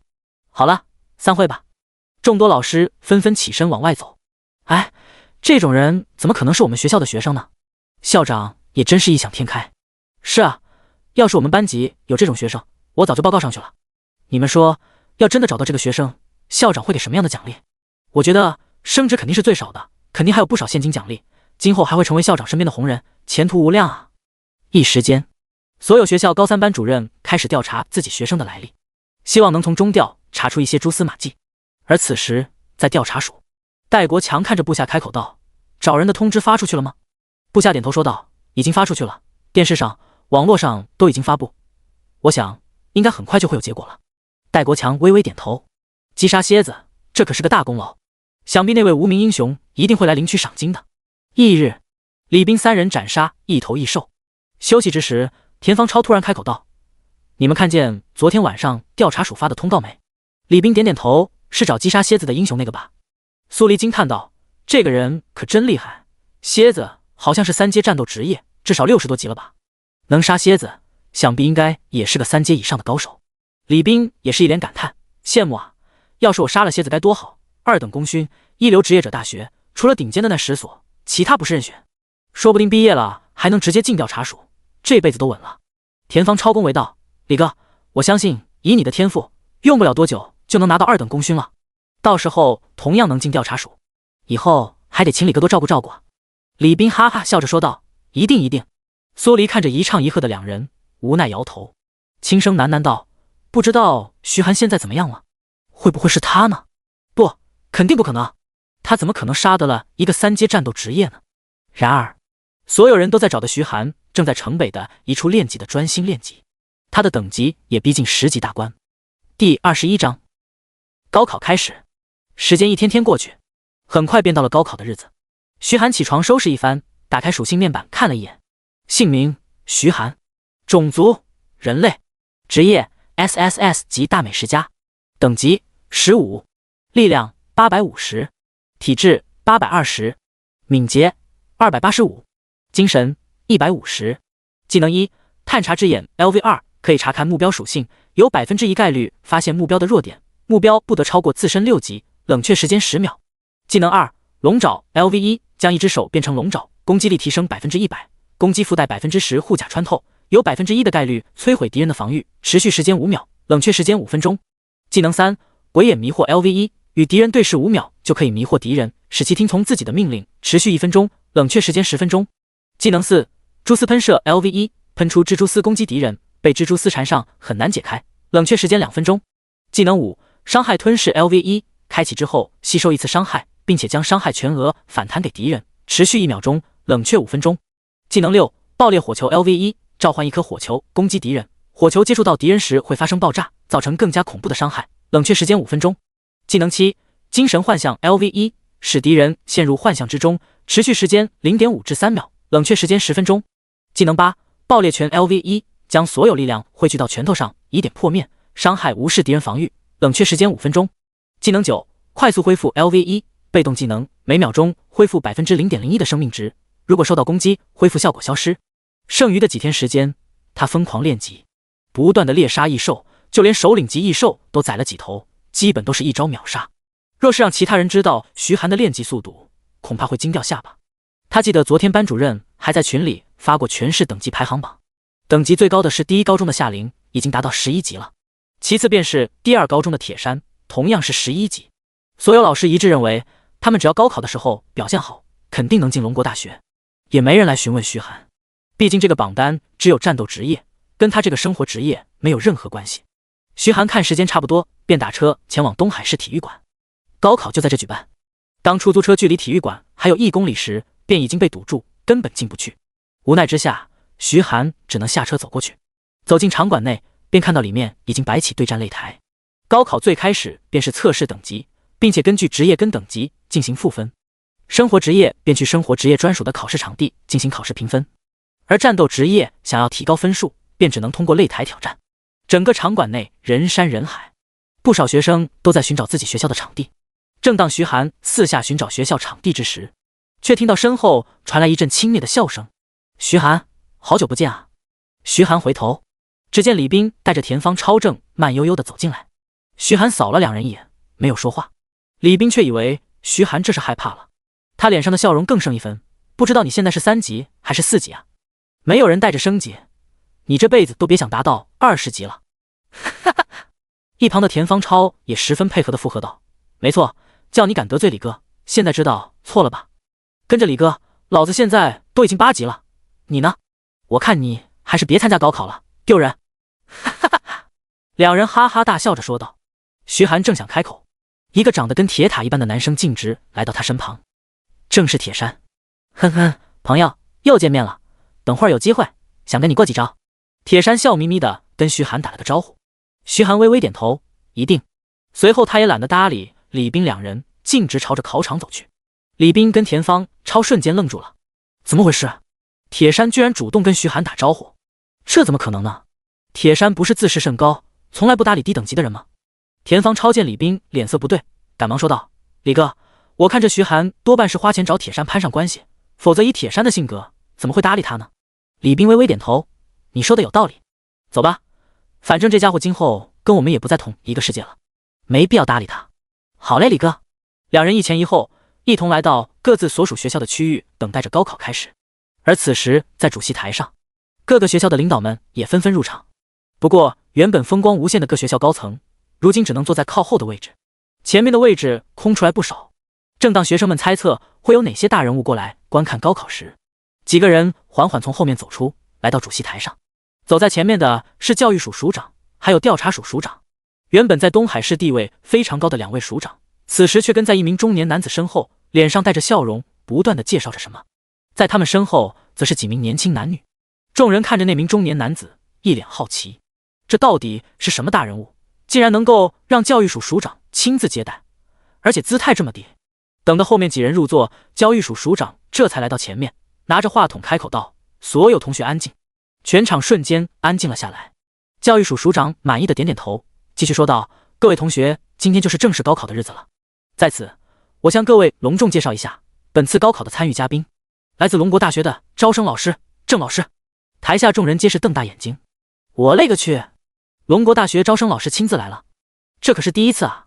是啊，听以前的学长学姐说过，高考的时候，龙国大学只会让几个学生过来看看有没有合适的人才，老师根本不会来。你们看，郑老师身边坐着的那几位，应该就是龙国大学的学生吧？太羡慕他们了。你们说，郑老师这次过来，会不会是为了找那个叫活雷锋的人啊？肯定是啊，我听班主任说，那个叫活雷锋的人可牛逼了，正面对抗鬼面猿王，那可是首领级的异兽。我看这样的人肯定不是高中学生。第22章15集，创造历史，全场震惊。希望今天大家能够发挥出各自的实力，获得高分，考入理想的大学。接下来高考开始，随着教育署长一声令下，各个学校分别带学生去进行基础测试。教育署署长刘强军来到郑祖才身旁，郑老师，您能亲自光临高考现场，真是为我们东海市的高考增添了光彩啊！郑祖才微微点头。刘强军好奇地问道：郑老师，你们要找的那位学生还没找到吗？郑祖才有些无奈地叹了口气：是啊，所以今年我才特地来这里看看，想着能不能碰碰运气，说不定能找到要找的那个小家伙。我怀疑他用了假名。一旁的戴国抢笑着说道：真是巧了，没想到郑老师也在找人，我们调查署也在找一个击杀通缉犯的人呢。那人死在阴影沼泽，阴影沼泽跟鬼面森林相邻，说不定还真是同一个人做的。刘强军闻言摇头说道：怎么可能？蝎子可是60多级3阶战斗职业，一个学生就算再厉害也不可能杀得了蝎子啊。戴国抢笑着打了个哈哈，呵，我就是随口一说而已。郑祖才转头对唐米米说道：米米，你注意看，如果看到那天的那个人，一定要及时告诉我。唐米米点点头，好。他目不转睛地盯着下方的考场。此时各个班级的学生正在分批进行等级检测，好在有上百台机器，测试的速度还是很快。测试完成，刘强 C 级生活职业厨师7级，赋分370分。测试完成，蔡培 C 级战斗职业刀斧手9级，赋分470分。测试完成，梁盼盼 D 级战斗职业医师10级，赋分510分。测试的速度很快，前面的老师记录着学生所得到的分数，看着自己得到的基础分数，有些人愁容满面，有些人则是一脸笑容。高考总分是750分，其中至少70%的分数是通过等级与职业赋分而来，剩下的30%才是通过考试拿到分数。对于他们而言，通过考试能拿到几十分就不错了，超过100分的少之又少。而想要考入一档的职业者大学，至少要600分，而排名前10的职业者大学最低都是650分起。一般人想要考进去太难了。很快便轮到徐涵他们班了。苏黎来到测试机前，他将手放在测试机上，测试机启动，亮起红光，红光闪烁，很快便转变为绿色光芒。测试完成，苏黎 S 级战斗职业光明牧师10级，赋分600分。所有人的目光都落在他身上，羡慕、嫉妒、好奇。哇，居然是 S 级战斗职业，没想到有生之年居然能看见 S 级战斗职业，这赋分直接600分。卧槽，那岂不是已经能上一档职业者大学了？真是人比人气死人啊！他恐怕只要考试不出意外，进前10问题不大了。就连台上的那些人也纷纷将目光转移到苏黎身上。这就是那位 S 级职业者吗？郑祖才开口道。刘强军忙不迭地点头说道：是的，他叫苏黎，是第3高中的学生。郑祖才微微点头，不错，自身天赋极佳，也非常努力提升。如果他愿意的话，就让他来龙国大学吧。第3高中校长的脸上也露出惊喜的笑容，他赶忙起身说道：愿意愿意，郑老师，他非常愿意。郑祖才微微点头，那今年的录取名额就算他一个。王秘书，你记一下。是。一旁的老王马上在文件上记了下来。第3高中的校长一屁股坐在椅子上，脸上洋溢着笑容。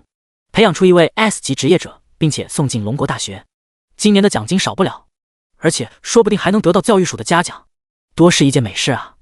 其他校长纷纷投来羡慕的目光。第1高中与第2高中的校长感觉压力山大，要是他们的学生考不进龙国大学，那岂不是得被第3高中压一头了？那也太丢人了。很快，等级测试便轮到徐涵了。徐涵径直来到测试机面前，将手放上去，测试机上面的红光一直闪烁。大概10秒钟之后，随着滴的一声，测试机的光芒转变为绿色，机器的声音响起。测试完成，徐涵，未知职业15级，赋分750分。寂静，全场寂静。记录成绩老师手中的笔吧嗒一声掉在地上。多少？750分。他的眼睛瞪得滚圆，一副见了鬼的模样。记录成绩这么久以来，赋分最高分也就是苏黎，达到恐怖的600分，而现在这个居然达到了750分，直接满分，这怎么可能呢？等等，除了750分这个堪称恐怖的成绩以外，还有一点，那就是15级。这个学生居然在7天之内升到了15级，这是妖孽吧？哪怕找高手带着一路升级，升级速度也没这么快啊！不仅是监考老师，在场的各位同学也是满脸震惊。我勒个去，什么鬼？徐涵15级，750分，他作弊了吧？这可是官方的机器，你作弊一个试试看？不作弊，怎么可能会是750分？等等，你们发现没？徐寒的职业是未知，也就是说，他职业的赋分还没加上去。750分是这机器的极限，不是徐寒的极限。特么真的假的？老子想骂人了，这也太离谱了吧！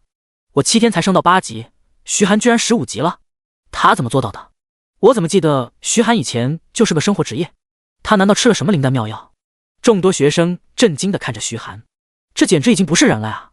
不仅是学生，就连周围的老师也是一脸震惊地望着徐寒。这学生是哪个班的？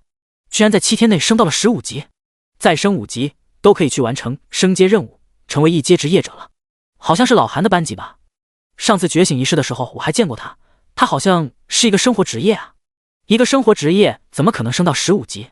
这回老韩是发达了，教出了这么一个顶尖的学生，恐怕都能升到教导主任了吧。第23章诬陷。台上众人也听到这边的动静，纷纷转头看过来，几个校长都是一脸震惊。我说老张啊，你是不是私下给这个学生开小灶了？一名校长愤愤不平地说道。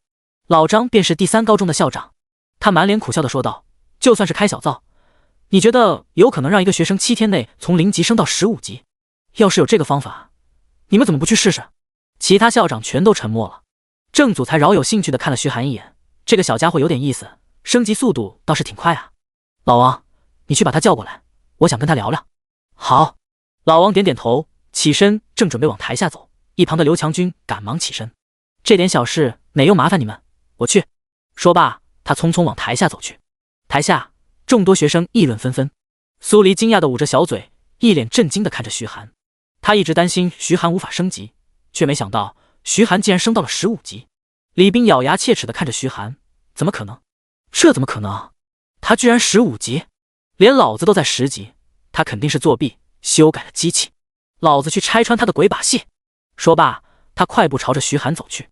他来到徐寒身旁，带着质问的语气说道，徐寒，你是不是作弊了？徐寒瞟了他一眼，白痴，你哪只眼睛看到我作弊了？李斌咬牙切齿地说道，如果你没作弊，那怎么可能有750分？你肯定修改了机器。徐寒无语，他懒得搭理这个家伙，转身打算离开。见徐寒竟然敢不搭理自己，李斌气得脸色涨红，老子允许你走了吗？给我滚回来！他一把抓向徐寒，想把徐寒扯回来。然而当他的手即将碰到徐寒之时，徐寒的手却如同闪电般探出，一把掐住了他的手腕。咔嚓，犹如瓷器破碎的声音响起，李斌的手腕轨异地呈现180度的弯折。1秒后，剧痛犹如钢针，狠狠地刺进他的大脑。啊！李斌痛苦地捂着手，跪在地上，发出杀猪般的惨叫声。在场所有人惊恐地瞪大眼睛，望着一脸平静的徐寒。打人了？徐寒居然把同学的手掰断了！哇，太吓人了！看徐寒的样子，他还是个人吗？弄伤了同学，还这么无动于衷，这个徐寒太没有人性了！不仅仅考试作弊，而且还主动对同学下手，这种人真该死啊！快看，调查署的人来了，赶紧把这种人抓起来！他肯定是深渊邪教的人。没错，他肯定是用了深渊邪教的秘法，才能让等级提升这么快的。众人纷纷指着徐寒，各个监考老师也迅速起身，将李斌带去治疗室进行治疗。在远处维持秩序的调查署成员也迅速走来，一脸严肃地看着徐寒，马上蹲在地上，双手抱头，配合我们的调查，否则我们有权利现场击毙你。没错，现在我们怀疑你是深渊邪教的人，主动配合调查，你才能洗清自己的嫌疑。徐寒眉头微皱，开口道，我想大家看得都很清楚，是谁先动手的吧？我只是被迫还手罢了。一名调查署成员冷声说道，有没有人能为你作证？其他同学纷纷后退，生怕跟徐寒扯上关系。徐寒眼睛微眯，正想开口，这时一名女生走出来开口道，我证明是李斌先动手的。说话之人正是苏黎。调查署成员对于苏黎的印象还是非常深刻，他们正想开口询问，又有一名身穿白袍的女生从人群中走出。我也看见了，的确是那个人想对徐寒出手，技不如人，总不能怪罪徐寒吧？徐寒转头望去，说话之人正是夏玲，而在夏玲身后还有金小小几人。没错，这件事不能怪这位兄弟。一道犹如铁塔般的身影从人群里走出，瓮声瓮气地说道，正是铁山。见几个学校的顶尖天才为徐寒说话，众人愣住了，这徐寒到底是什么身份，居然能得到这么多天才帮他说话？正当几名调查署成员犹豫之时，田方超突然指着徐寒说道，他就是故意的，李哥刚才就是想拉住他，可他直接掰断了李哥的手。这种人太坏了，他是深渊邪教的人。之前李哥好心带他升级，他却反过来对李哥做这种事情，你还有没有良心？强烈建议带他去进行调查，取消高考成绩。听田方超这么说，原本有些动摇的学生们再次变得愤怒，居然还有这种忘恩负义的人，连畜生都不如。这种人肯定没爸妈教，他肯定是深渊邪教的人，一定要彻查，绝对不能让深渊邪教进入职业者大学。面对众人义愤填膺的话语，那几个调查署成员神色一寒，你跟我们去调查署调查一下，如果确定你跟深渊邪教没有关系，自然会还你一个清白。徐寒无奈摇头，正当他要答应之时，一道浑厚的声音传来，慢着。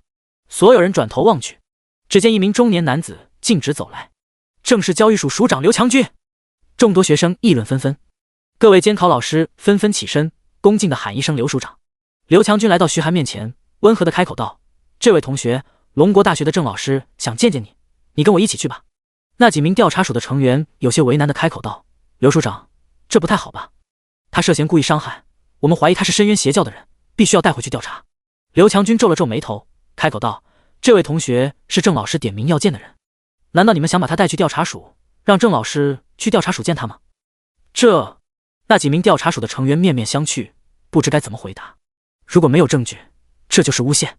徐寒同学可是我们东海市的天才学生，如果因为你们的诬陷导致他失去大好前途，那我可是要去找你们署长好好聊聊的。刘强军说话的语气有些不善，众人纷纷低头不敢说话。刘强军转头看向徐寒，微笑着说道，请徐寒同学。第24章，大学有异兽肉吗？徐寒跟着刘强军来到主席台上，当唐米米看到徐寒的一瞬间愣住了，郑老师，是他，就是他。郑祖才一愣，眼神中满是惊讶，你的意思是我们要找的活雷锋是徐寒？唐米米用力的点点头。朱君杰皱着眉头，上下打量着走来的徐寒，这家伙看上去手无缚鸡之力，真的能跟鬼面元王正面对抗。吴培军的脑海中浮现出当日的场景，鬼面元王那恐怖的力量至今还让他记忆犹新。他顶天了只能硬抗2拳，敢来第3拳他就敢躺在地上死给你看。他打量着徐寒，怎么都不敢相信这个看上去还没自己一半健壮的人会是要找的活雷锋。唐米米，你确定没认错？他开口问道。唐米米坚定地点头说道，肯定没错，就是他，我对他的样子印象很深，绝对错不了。众人说话之时，刘强军便将徐寒带到了郑祖才面前，非常恭敬地说道，郑老师，这位就是徐寒同学。郑祖才的目光落在徐寒身上，笑着说道，徐寒同学，你愿意去龙国大学吗？只要你去龙国大学，你可以获得及学员的权限以及50万奖金，除此之外有什么要求尽管提，只要我能做到一定满足。刘强军傻眼了，等等，这就特招了，而且不仅是特招，更是给出了状元的待遇啊！如果只是普通特招，根本不可能开出如此丰厚的条件。后面的各位校长也是面面相觑，皆是看到了对方眼中的震惊。去年东海市倒是有几个学生考上了龙国大学，但他们入学可都是1级学员，日子过得非常穷酸，跟徐寒比起来差远了。徐寒思索片刻，开口道 ：“A 级学员有什么好处？”郑祖才笑了笑说道 ：“A 级学员可以得到导师1对1的培训，以及200点基础学分。在龙国大学内，钱的唯一作用就是换成学分，而学分则是可以让你得到所有想要的东西。有足够的学分，甚至可以兑换史诗级装备以及技能，还可以兑换很多你想不到的东西。”众位校长听到这话，一个个目瞪口呆，小声议论：“真不愧是龙国大学，出手就是大手笔，居然可以用学分兑换史诗级装备跟技能，这东西放在外面几乎买不到。”是啊，我听说其他大学也开始效仿龙国大学的学分制度，但是他们可没这么大的手笔，据说最高只能兑换黄金级到白金级装备，再高也没有了。你们看，这小子居然还在犹豫，我都不知道他在犹豫什么，直接答应就对了。这么好的福利，竟然还犹豫！众人一副恨铁不成钢的样子看着徐寒，恨不得冲上去帮徐寒答应。朱君杰双手抱在胸前，皱着眉头说道：“这家伙看来是对福利还不太满意啊！入学直升 A 级学员，这种福利我到现在都没听说过。”李宇点点头，听说榜上前5的那几个特招入学的时候给的也只是 C 级学员，就这也已经创造了我们龙国大学的历史。这徐寒不会还看不上吧？吴培军摇头，不可能，这已经是最好的待遇了。整个龙国都别想找出第二家。正当众人议论之时，徐寒缓缓开口道：“我想问问，学分可以兑换异兽肉吗？”众人一愣，这小子问这个干什么？难道他对异兽肉情有独钟？这玩意儿有什么用？又不加属性点，也不给经验，最多过嘴瘾，还浪费钱。有这钱换一些技能装备多好。谁会为了异兽肉而特地去职业者大学？郑祖才显然也没想到徐寒会问出这样的问题，不过他还是微笑着点头说道：“当然，龙国大学有数十种高阶异兽肉，几百种低阶异兽肉，只要你想，随时都可以兑换，甚至还可以去食堂请大厨帮忙处理。”徐寒眼睛一亮，几百种异兽肉，甚至还有高阶异兽肉，若是能将这些异兽肉吃下，不仅是自身实力会得到极大的提升，就连美食家图鉴任务也能完成不少。他对于美食家图鉴所说的神秘大奖可是向往已久啊。见徐寒有些异动，郑祖才趁热打铁，继续说道：“而且在龙国大学异兽研究所里面还有一块9阶异兽的肉，只要你学分足够，甚至可以将那块肉兑换过来。”徐寒点点头：“好，我愿意进入龙国大学。”郑祖才满意地点点头，似乎是生怕徐寒反悔。他马上拿出一张纸递到徐寒面前：“这是龙国大学的特招录取通知书，你只要在上面签个字就好了，剩下的事情我会处理好的。”徐寒点点头，在通知书上签下名字。郑祖才小心地将通知书收好，伸出手笑眯眯地说道：“欢迎你加入龙国大学，徐寒同学，1个月后就是龙国大学新生报到的时间，等你到了龙国大学，一切会有专人安排。”徐寒点点头：“那我就不用参加高考了吧？”郑祖才笑了：“那是当然，高考不就是为了考进大学吗？”徐寒摩挲着下巴，点头说道：“那我就先走了。”说罢，他丝毫没有留念的意思，径直离开了。朱君杰看着徐寒的背影，有些不爽：“郑老师，我觉得给他的好处也太多了，这种人真的值得吗？”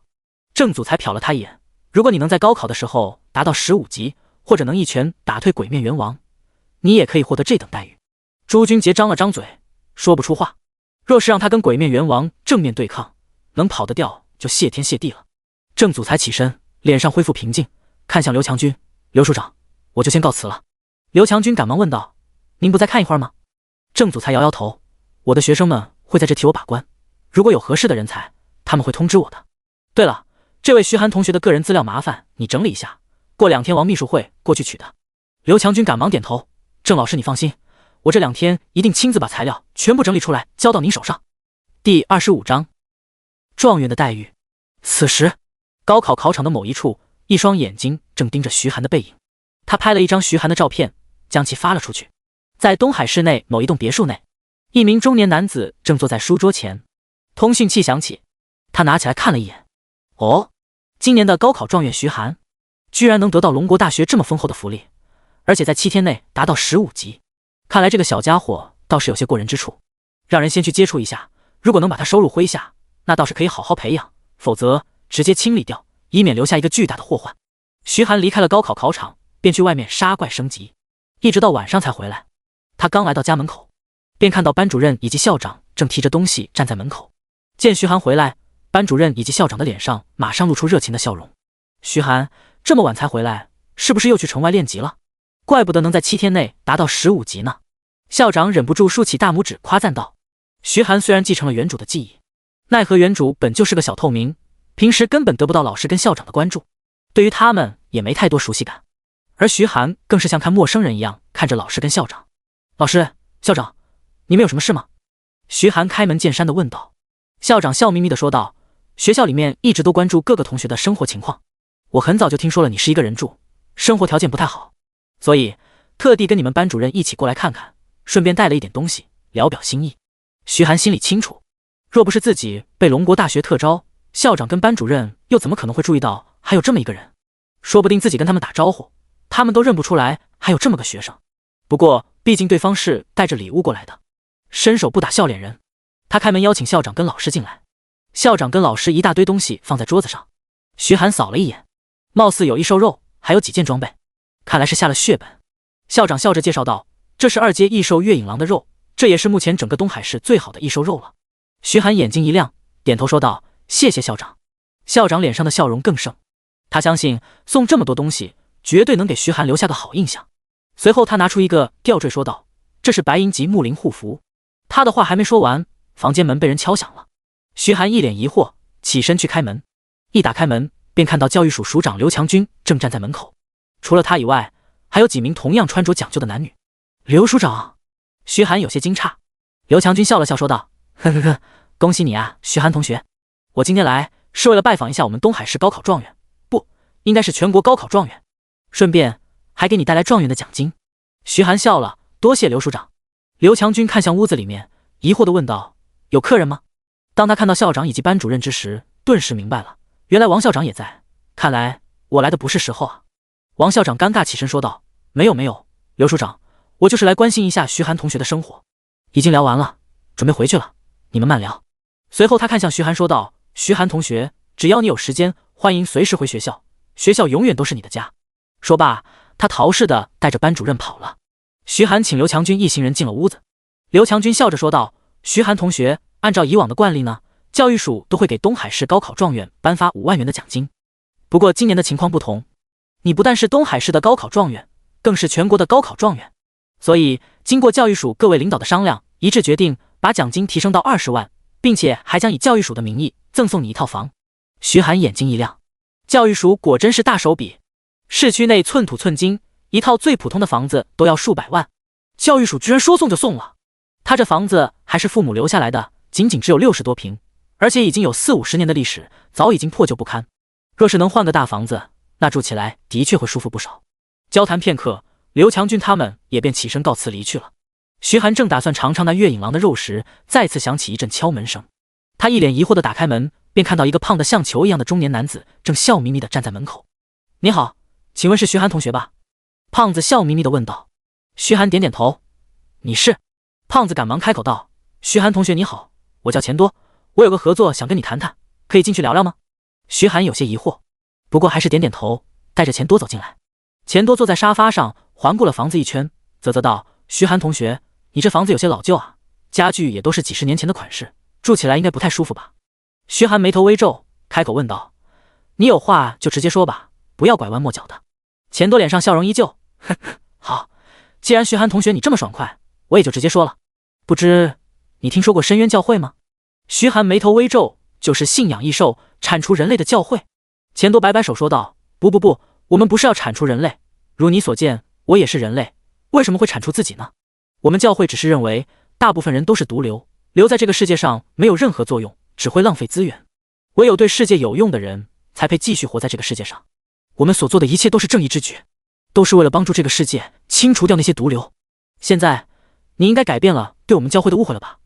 然而，徐寒却摇头说道：“我对深渊教会没有任何兴趣，你请回吧，我要休息了。”面对徐寒的逐客令，钱多的脸上依然挂着笑容，只是那笑容让人脊背发凉。“徐寒同学，你确定不加入我们深渊教会吗？”第26章无影闪，出发，木林镇。徐寒摇头，做了个请的手势。钱多的嘴越咧越大，几乎快要咧到耳根了，他的笑容也变得愈发诡异，五官都逐渐变得扭曲。既然徐寒同学不愿意，那就不强求了。说罢，他缓缓起身，径直往外走去。徐寒看着钱多的背影，心中感觉有些不舒服，不过他也不在意。深渊教会敢来找麻烦的话就来吧，说不定还能多拿点好装备呢。徐寒关上房门，将月影狼的肉红烧了一下，很快香味弥漫整个房间。月影狼的肉没有多少脂肪，所以他还特地往里面加了些许铁背猪的皮与脂肪。铁背猪的脂肪非常香，顺带着将月影狼的肉也填充了大量的香味。他咬下一口，细细咀嚼。尽管月影狼的肉全是瘦肉，但肉的部分鲜嫩不柴，皮的部分坚韧弹牙，十分有嚼劲。一块吃下去，顿时感觉浑身充满了力量。系统提示音也随之响起。宿主首次服用2阶月影狼肉，获得20点力量，40点敏捷。宿主获得月影狼的技能影袭，又获得了一个新技能。徐寒打开技能面板，最下方多了一个新技能影袭 LV1， 化为一道残影冲向对方，并且造成1次伤害，冷却时间3分钟。这倒是一个突袭的手段，能出其不意地发起攻击，配合着他现在的恐怖属性，可以轻而易举地将敌人置于死地。他风卷残云般的将剩下的肉全部吃完。系统提示音再次响起，影袭变异中。徐寒心中一动，触发技能变异了。很快，系统提示音再次响起，影袭成功变异为无影闪。徐寒再次打开技能栏，查看这个全新的技能无影闪 LV1，彻底隐蔽身形冲向敌人，突然出现在敌人身边，发动一次攻击，冷却时间5分钟。影袭虽然很强，可依然会留下残影。敌人一旦捕捉到残影，便可以确定位置。然而无影闪却是直接闪现到敌人身边，更加出其不意，防不胜防。就是冷却时间稍微有点长，不过徐寒也不介意，只要不断使用，提升技能等级，技能冷却也会逐步减少。他休息了一晚上，准备第二天去距离东海市20公里的木林镇看看。木林小镇原本是一个普通的城镇，不过异兽入侵之后沦陷了，成为异兽的乐园。那里的异兽普遍都是20级到25级，甚至还有30级以上的异兽。除此之外，这个地方还有一些首领级异兽，若是运气好遇到几头，肯定能爆出不少装备。东海市有不少异兽猎人就喜欢混迹在木林镇或者是周围几座废弃小镇。徐寒休息了一晚上，翌日他收拾一番便往城东方向走去。相比起前几天，出城的人少了很多。高考结束，不少同学们都打算先休息几天，喝酒聚餐，对有好感的异性表白，这些都是高考之后必备的项目。苏黎也曾问过徐寒，然而徐寒却并没有什么兴趣，他只想着升级。城外有不少异兽猎人聚集着，有些人在交流情报，比如什么地方会有首领级异兽，首领级异兽的等级是多少，强度如何，还有些人在寻找团队或者招募同伴。15级以上的治疗职业者速来，目标蓝湖镇，求一位25级以上的前排职业者，B 级以上最好。有没有人要20级的猎人？求一个队伍啊！听到这些人的喊话，徐寒有些恍惚，他怀疑自己是不是在玩一款网游。旁边一名脸上带着刀疤，腰间别着一把砍刀的中年男子见到徐寒，有些讶异：“小兄弟，你高中刚毕业吧？”徐寒点点头。中年男子竖起大拇指笑道：“不错，高考刚结束，居然一点都不懈怠，还想着出去练级。我家姑娘要是有你这么勤奋，肯定能考个一流职业者大学了。你这是打算去松木村还是阴影沼泽深处？”松木村跟阴影沼泽深处的异兽等级都是10级到15级，比较适合高中生练级。徐寒笑了笑，开口道：“我打算去木林镇逛逛。”这回不仅是这个中年大叔，就连他身旁的几个同伴都投来惊异的目光。“小伙子，木林镇那里的异兽可都是20级以上，你是跟谁一起去吗？”中年大叔问道。徐寒摇摇头：“我一个人。”中年大叔与同伴对视一眼，随即开口道：“要不这样吧，小伙子，你跟我们狂刀团一起，我们带你去，人多也有个保障。”徐寒心中一暖，他能感觉到这个大叔是真心想带他一起。他摇头说道：“多谢大叔好意，我习惯一个人，就不打扰你们了。”大叔无奈摇头：“既然如此，你自己多加小心吧。不过我要提醒你一句，小伙子，出门在外，不仅要小心异兽，也要小心人，不是所有人都是好人。”徐寒郑重地点点头，这一点他心里非常清楚。他迅速朝着木林镇的方向前进，仅仅用了1个小时便抵达木林镇外围。木林镇外围是一片荒原，不过这片荒原上却没多少异兽，大部分都是异兽猎人驻扎留下的痕迹。此时还有几个帐篷支起，显然还在修整中。不少异兽猎人团都会选择驻扎在这里，毕竟若是每天赶回东海市，路上耗费的时间可不少。他的目光转向木林镇，木林镇的规模不小，近乎东海市一个区。虽说是镇，但这个规模比起一些较小的县市都毫不相让。这是东海市周围规模最大的一个镇了。一眼望去，可以看到东海市内高楼林立，一条条街道纵横交错。只不过这些高楼已经爬满墨绿色的藤蔓，街道上也只有一辆辆废弃破旧的汽车以及紧闭的店铺大门。几头狼形异兽正在街道上走着，寻找着自己的猎物。徐寒一步步朝着木林镇走去，那几头狼形异兽也发现了他的踪迹，幽绿色的眼中闪烁着贪婪的光芒。他们身体微微蹲伏，下一秒，他们四肢迈开，身形如同利剑一般，朝着徐寒扑了过来。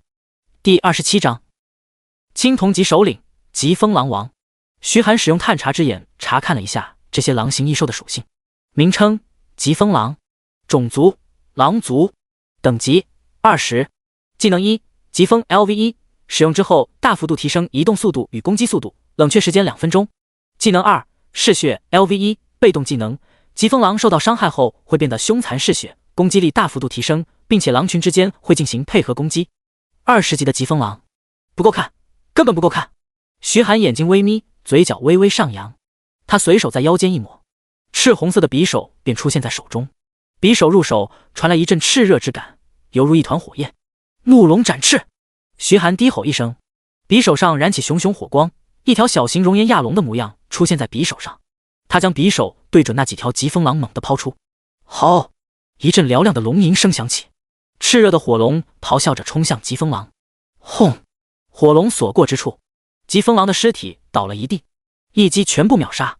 徐寒上前将怒龙之牙收回，随意检查了一下这几条疾风狼的尸体，没有爆装备。他随手切下几块肉，塞进空间戒指，继续往前走去。一上午的时间，徐寒解决了10几头异兽，经验条也增长了一大截，而他也在逐步朝着木林镇深处走去。他可是听说过木林镇深处隐藏着一头黄金级首领，这头黄金级首领周围不仅有2头白银级首领，还有无数精英级异兽，战斗力非常恐怖。据说东海市3大顶尖异兽猎人团曾联手去围剿，却遭到重创，实力大减。其中一个异兽猎人团的团长更是被那黄金级异兽一口吞下。那个异兽猎人团从此以后销声匿迹，从此之后就再也没人去找那异兽的麻烦了。而徐寒本次的目标就是那黄金级首领，若是能杀一头黄金级首领，那绝对能得到不少好东西。徐寒漫步在木林镇之中，周围时不时传来战斗的声音，人类的惨叫，异兽的怒吼，惨叫声戛然而止，代表着有人遭到异兽的袭杀。徐寒已经习以为常，他的目光扫向周围，寻找着异兽的踪迹。突然，他的目光落在10米开外的脚印上，那是个狼脚印。然而这个脚印比人类的手掌还要大一圈。徐寒摩挲着下巴，光是爪子就这么大，那这头狼的体型该有多大？说不定是首领级异兽。想到这，徐寒心里来了兴致。首领级异兽就代表着高收益，至于高风险，对徐寒而言根本不存在。以他目前的属性，哪怕遇到80级的异兽，如果不算等级压制的话，都能一拳打死。更何况这只有20多级的异兽了。他起身查看脚印离去的方向，一步步走去。脚印朝着木林镇外延伸，徐寒紧随其后，一步步跟了过去。他感觉到周围的异兽数量少了很多，这代表着正在接近那头首领级异兽。走到十字路口，那脚印陡然消失了。徐寒停下脚步，环顾四周，却发现周围竟然都没有脚印的痕迹。脚印怎么消失了？难道说这就是那头首领级异兽的老巢？他的语气平静的像是跟朋友谈话。若是换个人孤身一人闯进首领级异兽的巢穴，恐怕已经吓得双腿打颤了。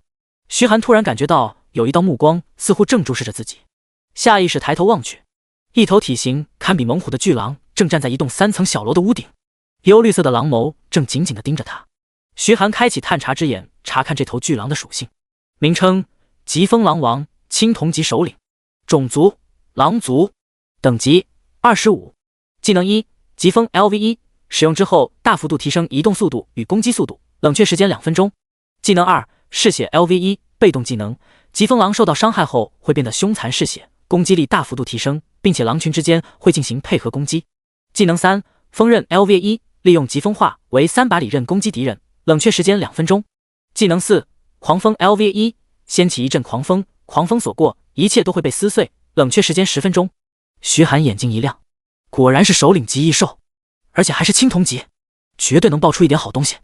系统提示音传来，恭喜宿主探查之眼升到 LV2，技能总算升级了。徐寒打开技能面板，果然探查之眼的技能升级了，介绍也发生了变化。探查之眼 LV2 可以查看目标属性，有 5% 概率发现目标的弱点，目标不得超过自身10级，冷却时间10秒。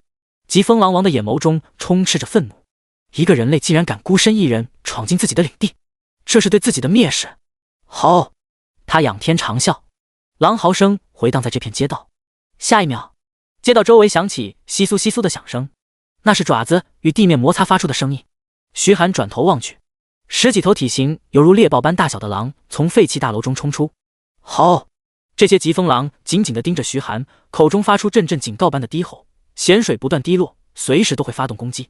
然而徐寒却依然神色如常，他在腰间一抹，怒龙之牙便出现在手中。疾风狼王紧盯着徐寒，他没想到这个人类非但不害怕，还打算动手，必须把他撕成碎片，这就是敢挑衅自己的代价。吼！他的口中发出一阵低吼，周围几头精英及疾风狼咆哮着，纷纷扑向徐寒。徐寒眼神一凝，他动了，身形一闪，犹如一条灵活的鱿鱼，轻而易举地从疾风狼包围中冲出来。怒龙之牙扬起一阵灼热的劲风，轻松划过一头疾风狼的脖子。是，那头疾风狼的脖子几乎被斩断，鲜血喷洒一地，尸体重重地砸在地上。他的眼珠子瞪得滚圆，到死他也没想明白这个人类是怎么出手的。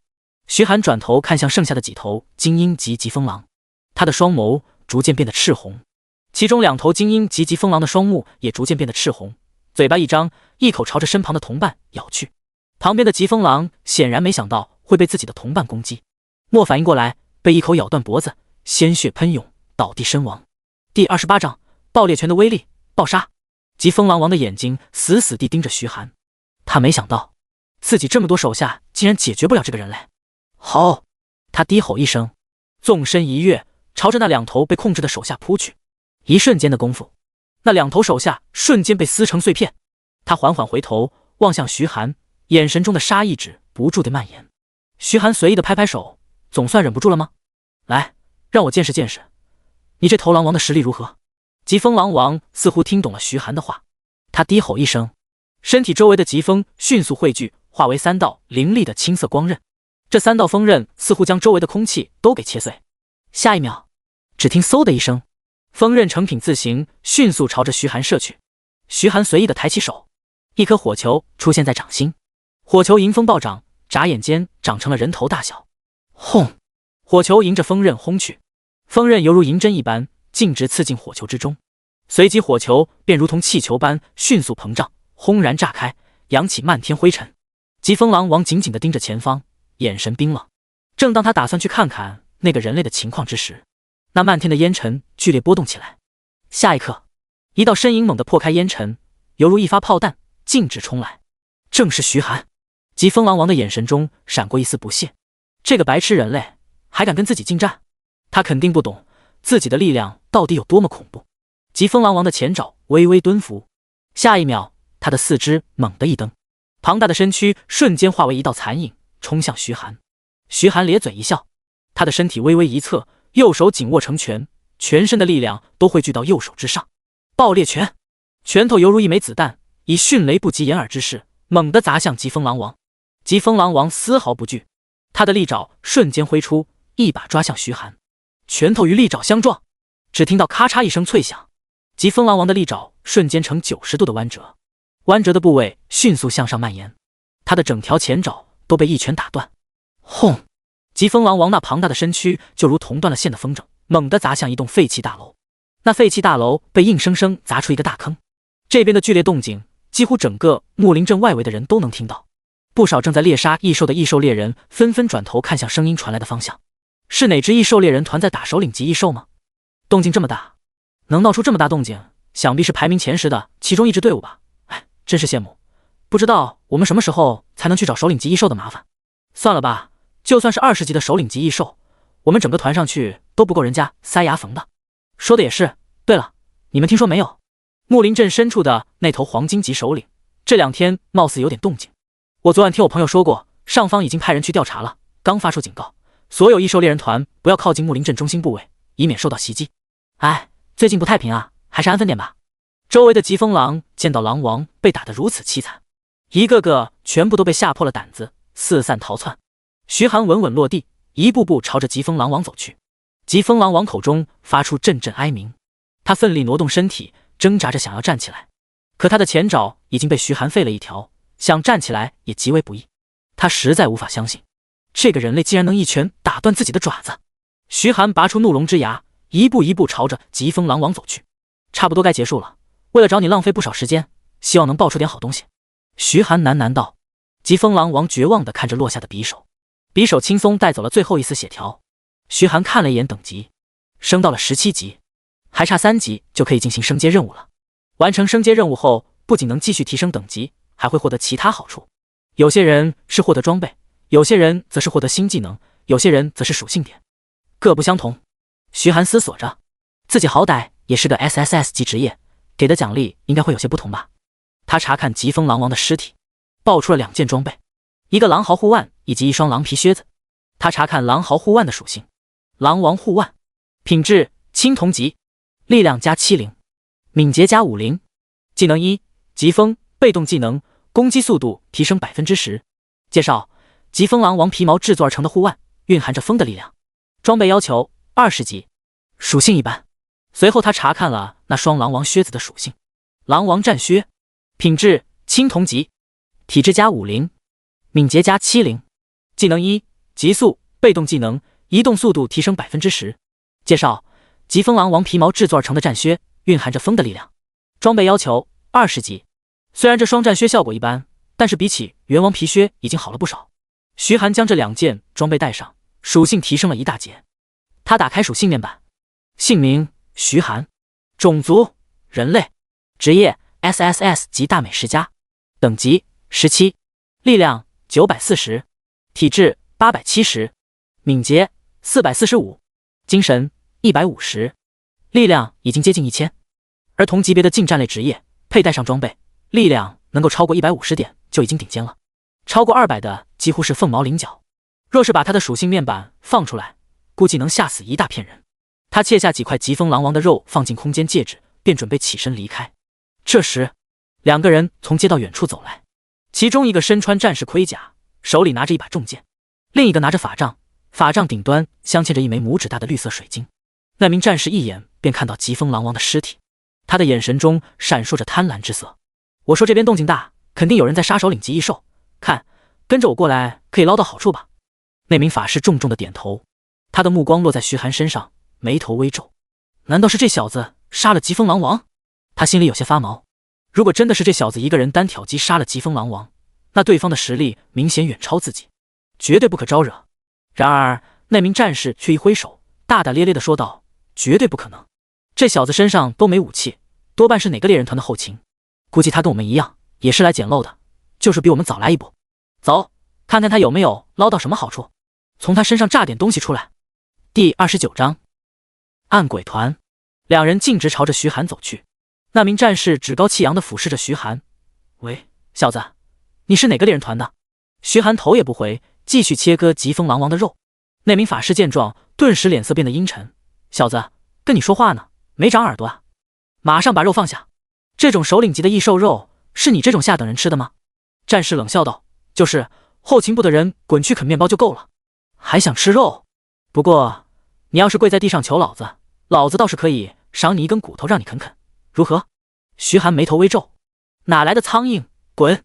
一听这话，那2人的脸色瞬间变了。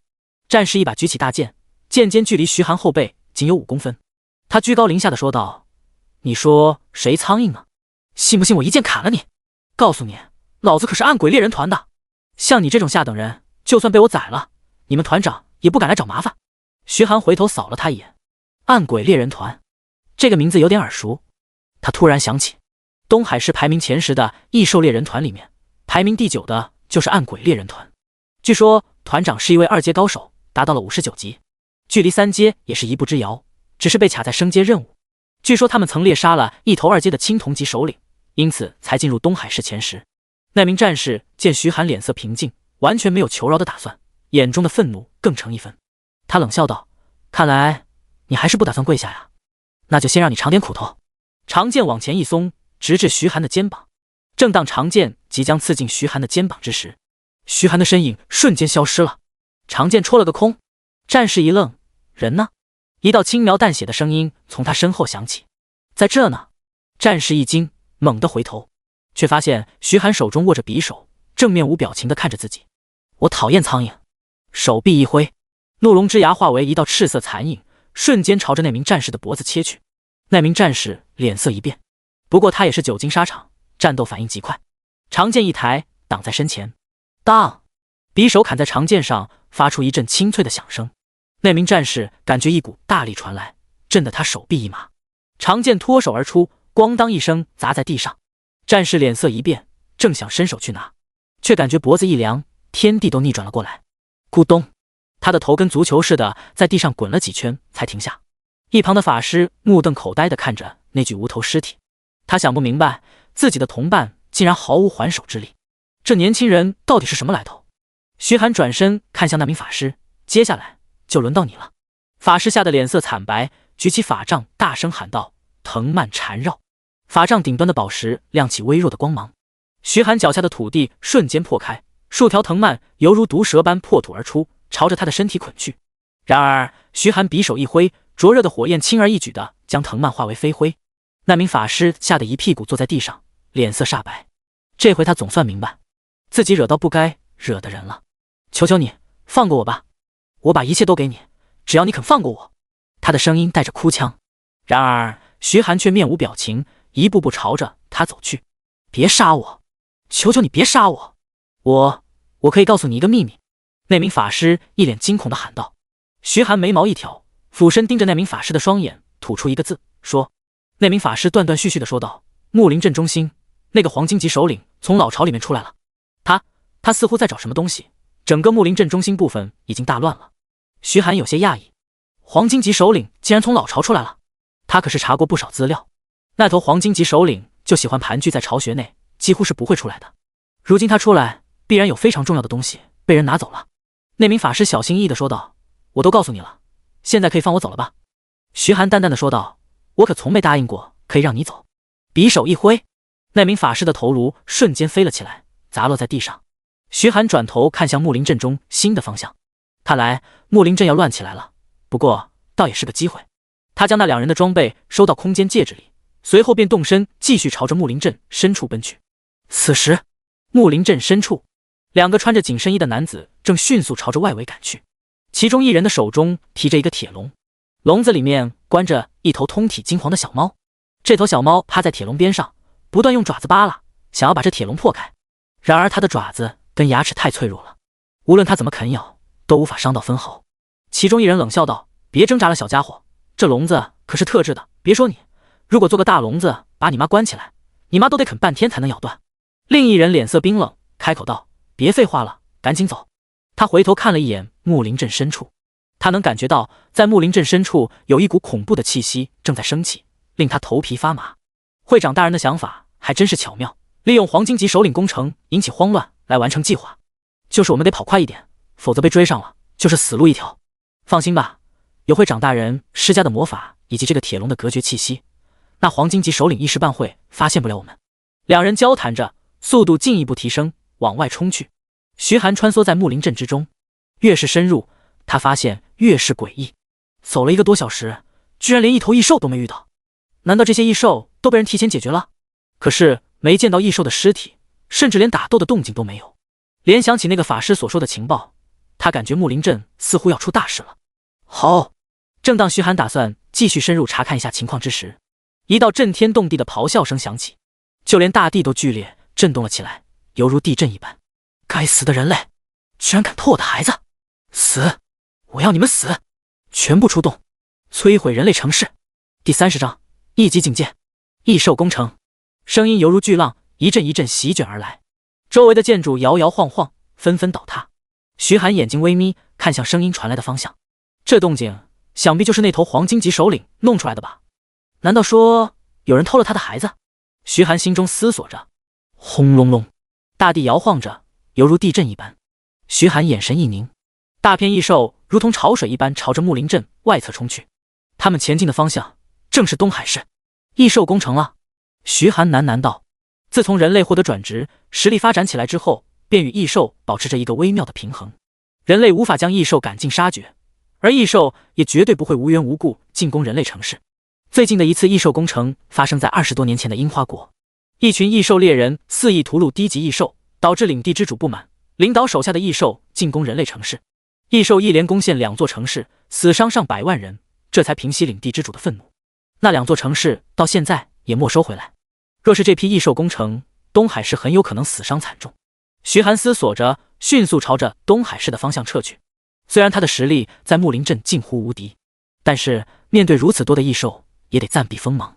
东海市城主府办公室中，一名神色不怒自威的中年男子正处理资料，他便是东海市城主李震天。一阵急促的敲门声响起，李震天抬起头，微微皱眉，进来。办公室门猛地推开，一名戴着眼镜的年轻男子一脸惊慌地跑进来。李震天略有不满地说道：什么事这么慌慌张张？城主大人，不好了！根据我们护城军报告，木林镇方向大批异兽正在朝东海市进发。根据护城军总部推断，大概率是异兽攻城。那名年轻男子连手中的文件都拿不稳，吧嗒一声掉在地上，惊恐地说道：什么？李震天脸色一变，猛地起身，面前的桌子被撞翻，砸在地上。办公室内一片狼藉。怎么会这样？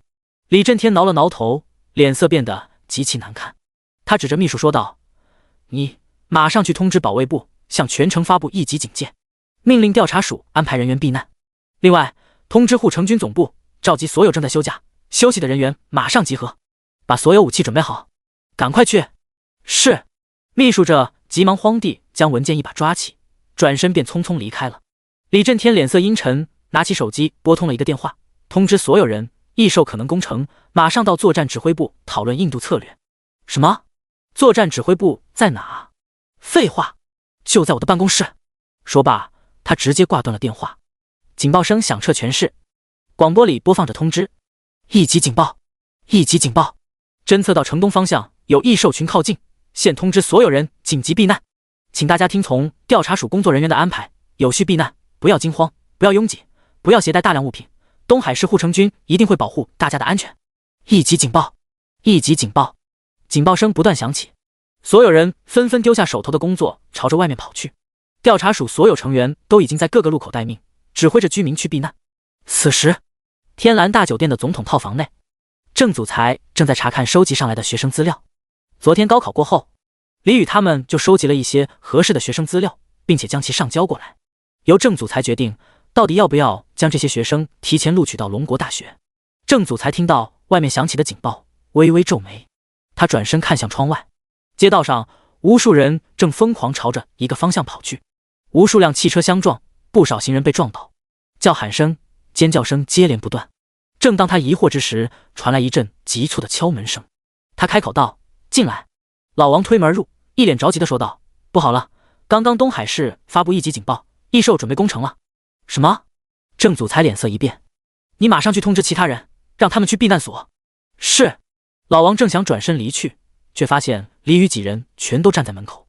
他马上开口道：“你们几个还站在这干什么？异兽准备攻城，你们马上去避难所。”李宇却摇头说道：“不，郑老师，我们想上前线。”郑祖才皱着眉头，厉声呵斥道：“胡闹！你们以为异兽攻城是闹着玩的？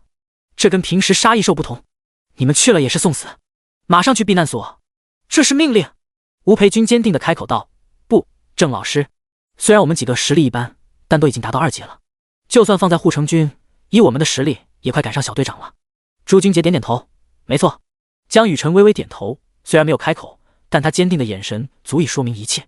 唐米米身体微微发颤，但他的眼神同样非常坚定。老王一脸为难，转头看向郑祖才。郑祖才才是领队导师，一切由他做主。郑祖才的目光在几人身上扫过，过了片刻，仿佛下定决心似的，深吸一口气，缓缓开口：“好，既然你们胆子大，那去见识见识也可以，对你们今后提升也不小。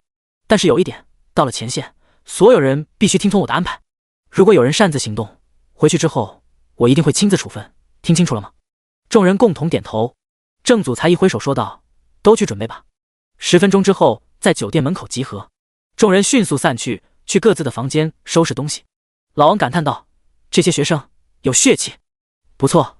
郑祖才笑了笑，龙国大学的学生就没一个孬种，在大学待了这么久，很长时间没动手了，这回好好过过瘾。此时，徐寒正在往回赶，一路上他宰了不少异兽，等级也提升了1级，达到了18级。空间戒指里的异兽肉种类也增加了10几种，这回至少可以解锁3种图鉴奖励了。第31章，黄金级首领。徐寒的身形在木林镇穿梭着，没过多久便来到了木林镇外围，望着下方如同潮水一般的异兽群。现在最好的方法就是避一避，否则被异兽发现了就是死路一条。好在这些异兽的目标就是东海市，根本无暇顾及周围的人。他身形连闪，轻松跳到一座3层楼的屋顶。他打算在此休息片刻。这时他突然感觉到一股强大的气息传来，他转头望去，只见一头体型足有大象那么大的金色猛虎缓缓从远处走来。他每一步踏在地上，地面便是震颤一下，仿佛一场小型地震。而在这头金色猛虎身后还跟着2头体型庞大的异兽，这2头异兽的模样很像狮子跟老虎，只是那头老虎的头顶上长着一个尖角，而那头狮子通体赤红，尤其是那团鬃毛犹如火焰一般熊熊燃烧。徐烨眼睛微眯，难道这头猛虎就是隐藏在木林镇深处的那头黄金级首领？他开启探查之眼，查看那头大猫的属性，名称：烈地虎王，黄金级首领。种族虎族，等级技能1，技能2，技能3，技能4，技能5，技能6。果然是黄金级首领。徐寒心中暗道，尽管探查之眼达到了2级，却依然无法看透这黄金级首领的实力。随即他看向旁边那头老虎，名称独角魔虎，白银级首领，种族虎族，等级技能1，技能2，技能3，技能4，依然看不出来。他看向那头火焰狮子，名称怒焰狮，白银级首领，种族狮族，等级25，技能1，喷射火焰 LV1， 向对手喷射火焰，火焰会使对手进入灼烧状态，冷却时间1分钟。技能2，灼热 LV1， 使自身进入灼热状态，所有技能威力提升1倍，持续10秒，冷却时间5分钟。技能3，火焰风暴 LV1， 召唤火焰凝聚成风暴攻击敌人，敌人会被卷入风暴里面，造成持续伤害，持续10秒钟，冷却4分钟。技能4，狮王咆哮 LV1， 发出恐怖咆哮，实力弱小者听到咆哮会陷入恐惧状态，无法释放任何技能，持续3秒钟，冷却1分钟。25级的白银级首领，战斗力太恐怖了，火焰所过之处，恐怕一般玩家会瞬间化为飞灰，而他仅仅是其中最弱的。而在他们身旁还跟着数百头精英级异兽，若是没有强者阻挡，东海市必将沦陷。徐寒心中暗叹，不过这种事情也不是他能管的，就安心在这等着好了。若是东海市沦陷，那就去其他城市，反正他也才穿越过来没几天，对于东海市也没太大归属感，就是可惜了那套房。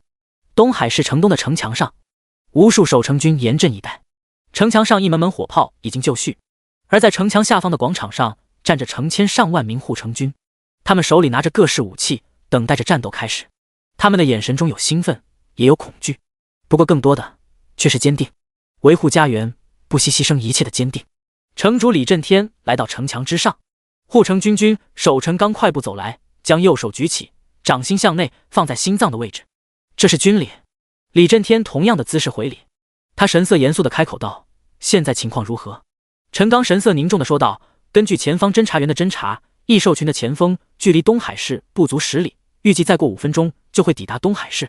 李震天微微点头，缓缓开口道：看见我们的老朋友了吗？陈刚苦笑着转头看向城墙远处，那道庞大的金色身影正一步一步走来。老朋友不是在那吗？李震天转头望去，眼神变得愈发凝重，看来这位老朋友的战斗力又提升了不少，今天恐怕有场恶战要打了。陈刚开口道：如果所有异兽一同攻城的话，只有一个结果。说到这，他顿了一下，才继续缓缓说道：城毁人亡。李震天笑了，他的笑容十分轻松洒脱。从我当城主的那天开始，我就从没想过丢下东海市自己逃命。城在人在，城毁人亡。陈刚笑了，他一拳捶在李震天胸口：装个屁！你当老子不知道你心里害怕？向周围城市求援没有？李震天揉了揉胸口，瞪了他一眼：废话，我还向镇海总府发出求援了，估计那边会派出几名5阶以及6阶强者过来，只要撑到他们过来，东海市就算保下了。陈刚微微点头，这算是目前听到最好的消息了。然而李震天却缓缓开口：问题是他们赶过来至少需要1个半小时，能不能撑得住是个问题。陈刚长叹一口气：尽力而为吧，至少不能做逃兵啊。正当两人聊天之时，一名护城军队员走过来，恭敬地说道：城主大人，军守大人，几位自称龙国大学的人求见。李震天点点头：请过来。是。那名护城军队员快步离去。没过多久，几人便径直走了过来，为首的便是郑祖才，在他身后的则是李宇几人。郑祖才来到李震天面前，郑重地说道：龙国大学郑祖才参见城主大人。李宇几人纷纷跟着行礼。李震天摆手说道：郑老师不必多礼，我想你们此行而来，应该是想搭乘飞机离开吧？你们放心，我这就安排。刘军守，你去调一架飞机给郑老师，送龙国大学的贵客离开东海市。是。刘强点点头，说罢，他转身便要去安排。然而郑祖才却严肃地开口道：城主大人，我们此次前来是打算加入守城战，帮助东海一起守城。李震天一听，目瞪口呆，随即拍手怒斥道：不行，简直是胡闹！第32章寿临城下。李震天望着郑祖才，皱着眉头说道：郑老师，我尊重你们，但是现在你们必须离开。如果你们在东海市出事，我没法向龙国大学那边交代。郑祖才笑了笑，开口道：“不用，来之前我就已经将一切决定报告给学校，这是我们自己的决定，与东海市无关，与城主府无关。你只需要将我们当成东海市一员，听凭差遣。”李震天眉头紧锁，他的目光落在李宇几人身上。郑老师，你的实力在大战中可以自保，但这些学生呢？他们实力不足，也没有足够的大战经验，这在大战中可是致命的。难道你要眼睁睁地看着自己的学生去送死，把他们这些天才送给异兽当养料吗？莫等郑祖才开口，李宇几人郑重地说道：“城主大人，我们几个都已经决定好了，我们都想参加这次大战，一能提升实力，二来也能磨练我们的意志，增加大战经验，能帮我们更好的成长。纵使战死，也无怨无悔。”李震天被几人的话震撼了，他没想到这几个学生看着这么年轻，却有这般胆魄。好好好，各位，我代替东海市所有人，谢谢你们。李震天将右手放在胸口，深深的鞠了一躬。这是军部最高规格的礼仪，不敬强者，只敬勇士。你们放心，我会吩咐护城军保护你们。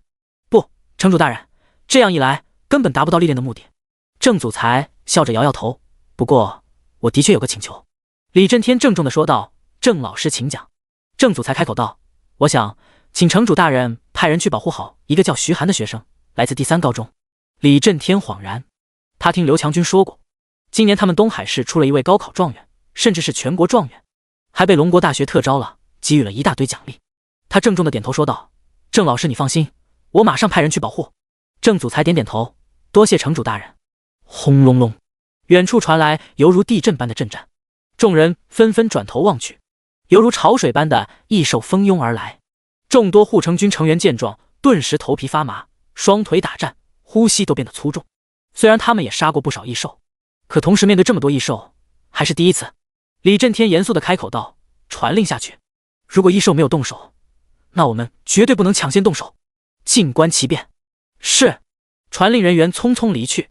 朱君杰皱着眉头说道：“这么好的机会，我们还不抢先动手的话，岂不是要落入被动？”郑祖才却摇头，异兽攻城都是由首领级异兽指挥，实力越强，首领级异兽的智慧越高啊，他们绝对不会无缘无故攻城。如果能解决了事情的源头，他们自然会退去。若是抢先动手，必然会引起异兽的暴动，事情就无法挽回了。众人纷纷点头，表示了解。伴随着众多异兽到来，那道金黄色的庞大身躯也已经来到距离城墙100米的位置，正是烈地虎王以及身旁的独角魔虎与怒焰狮。上百门火炮全部瞄准了烈地虎王，还有不少远程攻击的战斗职业也拿着武器瞄准城墙外的异兽。众多护城军队员的表情极其轻松，有的甚至放下武器，点起一根烟，深深地吸了一口。异兽就是异兽，我们有城墙保护，他们凭什么攻进来？没错，他们要是敢打，等会儿老子让他们全部变成经验，说不定运气好还能爆点装备呢。拿装备卖了钱，就能去酒馆找美女潇洒潇洒了，哈哈哈哈！面对这些火炮的威胁，烈地虎王却神色不屑，他那金黄色的虎瞳死死地盯着东海市，眼瞳之中布满血丝。人类，出来见我！他的声音犹如雷霆，隆隆而起。原本士气高昂的护城军脸色大变，光是这恐怖的咆哮声便让他们胆战心惊，更有不少胆小的人吓得双腿打颤，不断地往后退去。李震天走到最前方，站在城墙之上，神色严肃地开口道：“烈地虎王，你带着手下的异兽来我东海市干什么？难道你忘记了100年之内不得踏足东海市的诺言了吗？”烈地虎王冷哼一声，缓缓道：“没错，但是你们不该偷走我的孩子。”李震天一愣：“谁偷走你的孩子？”烈地虎王的爪子猛地一跺，轰！地面微微颤抖了一下，不少人一个不稳摔倒在地，原本整齐的军阵瞬间瓦解了大半。当然是你们这群卑鄙的人类！把我的孩子交出来，我可以带我的手下退回木林镇，否则东海市就是我新的领地。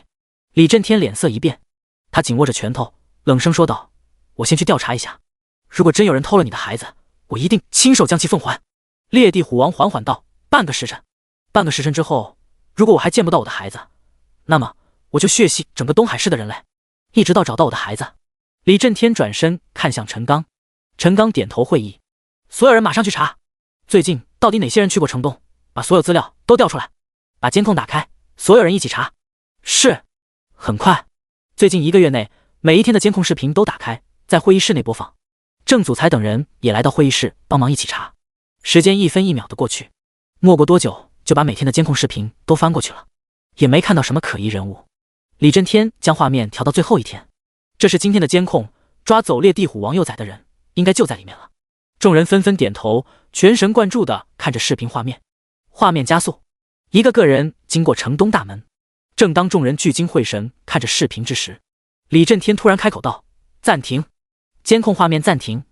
只见2个身材瘦削的人背着大包，手里拿着铁笼，从城东正门大摇大摆地出去。他神色凝重地说道：“这铁笼是军部特殊金属打造而成，可以隔绝异兽的气息。看来就是这2个人了。”其他人纷纷点头。郑祖才的目光看向视频内的其他人，突然他脸色一变：“等等，这不是徐寒吗？”第33章偶遇虎王幼崽。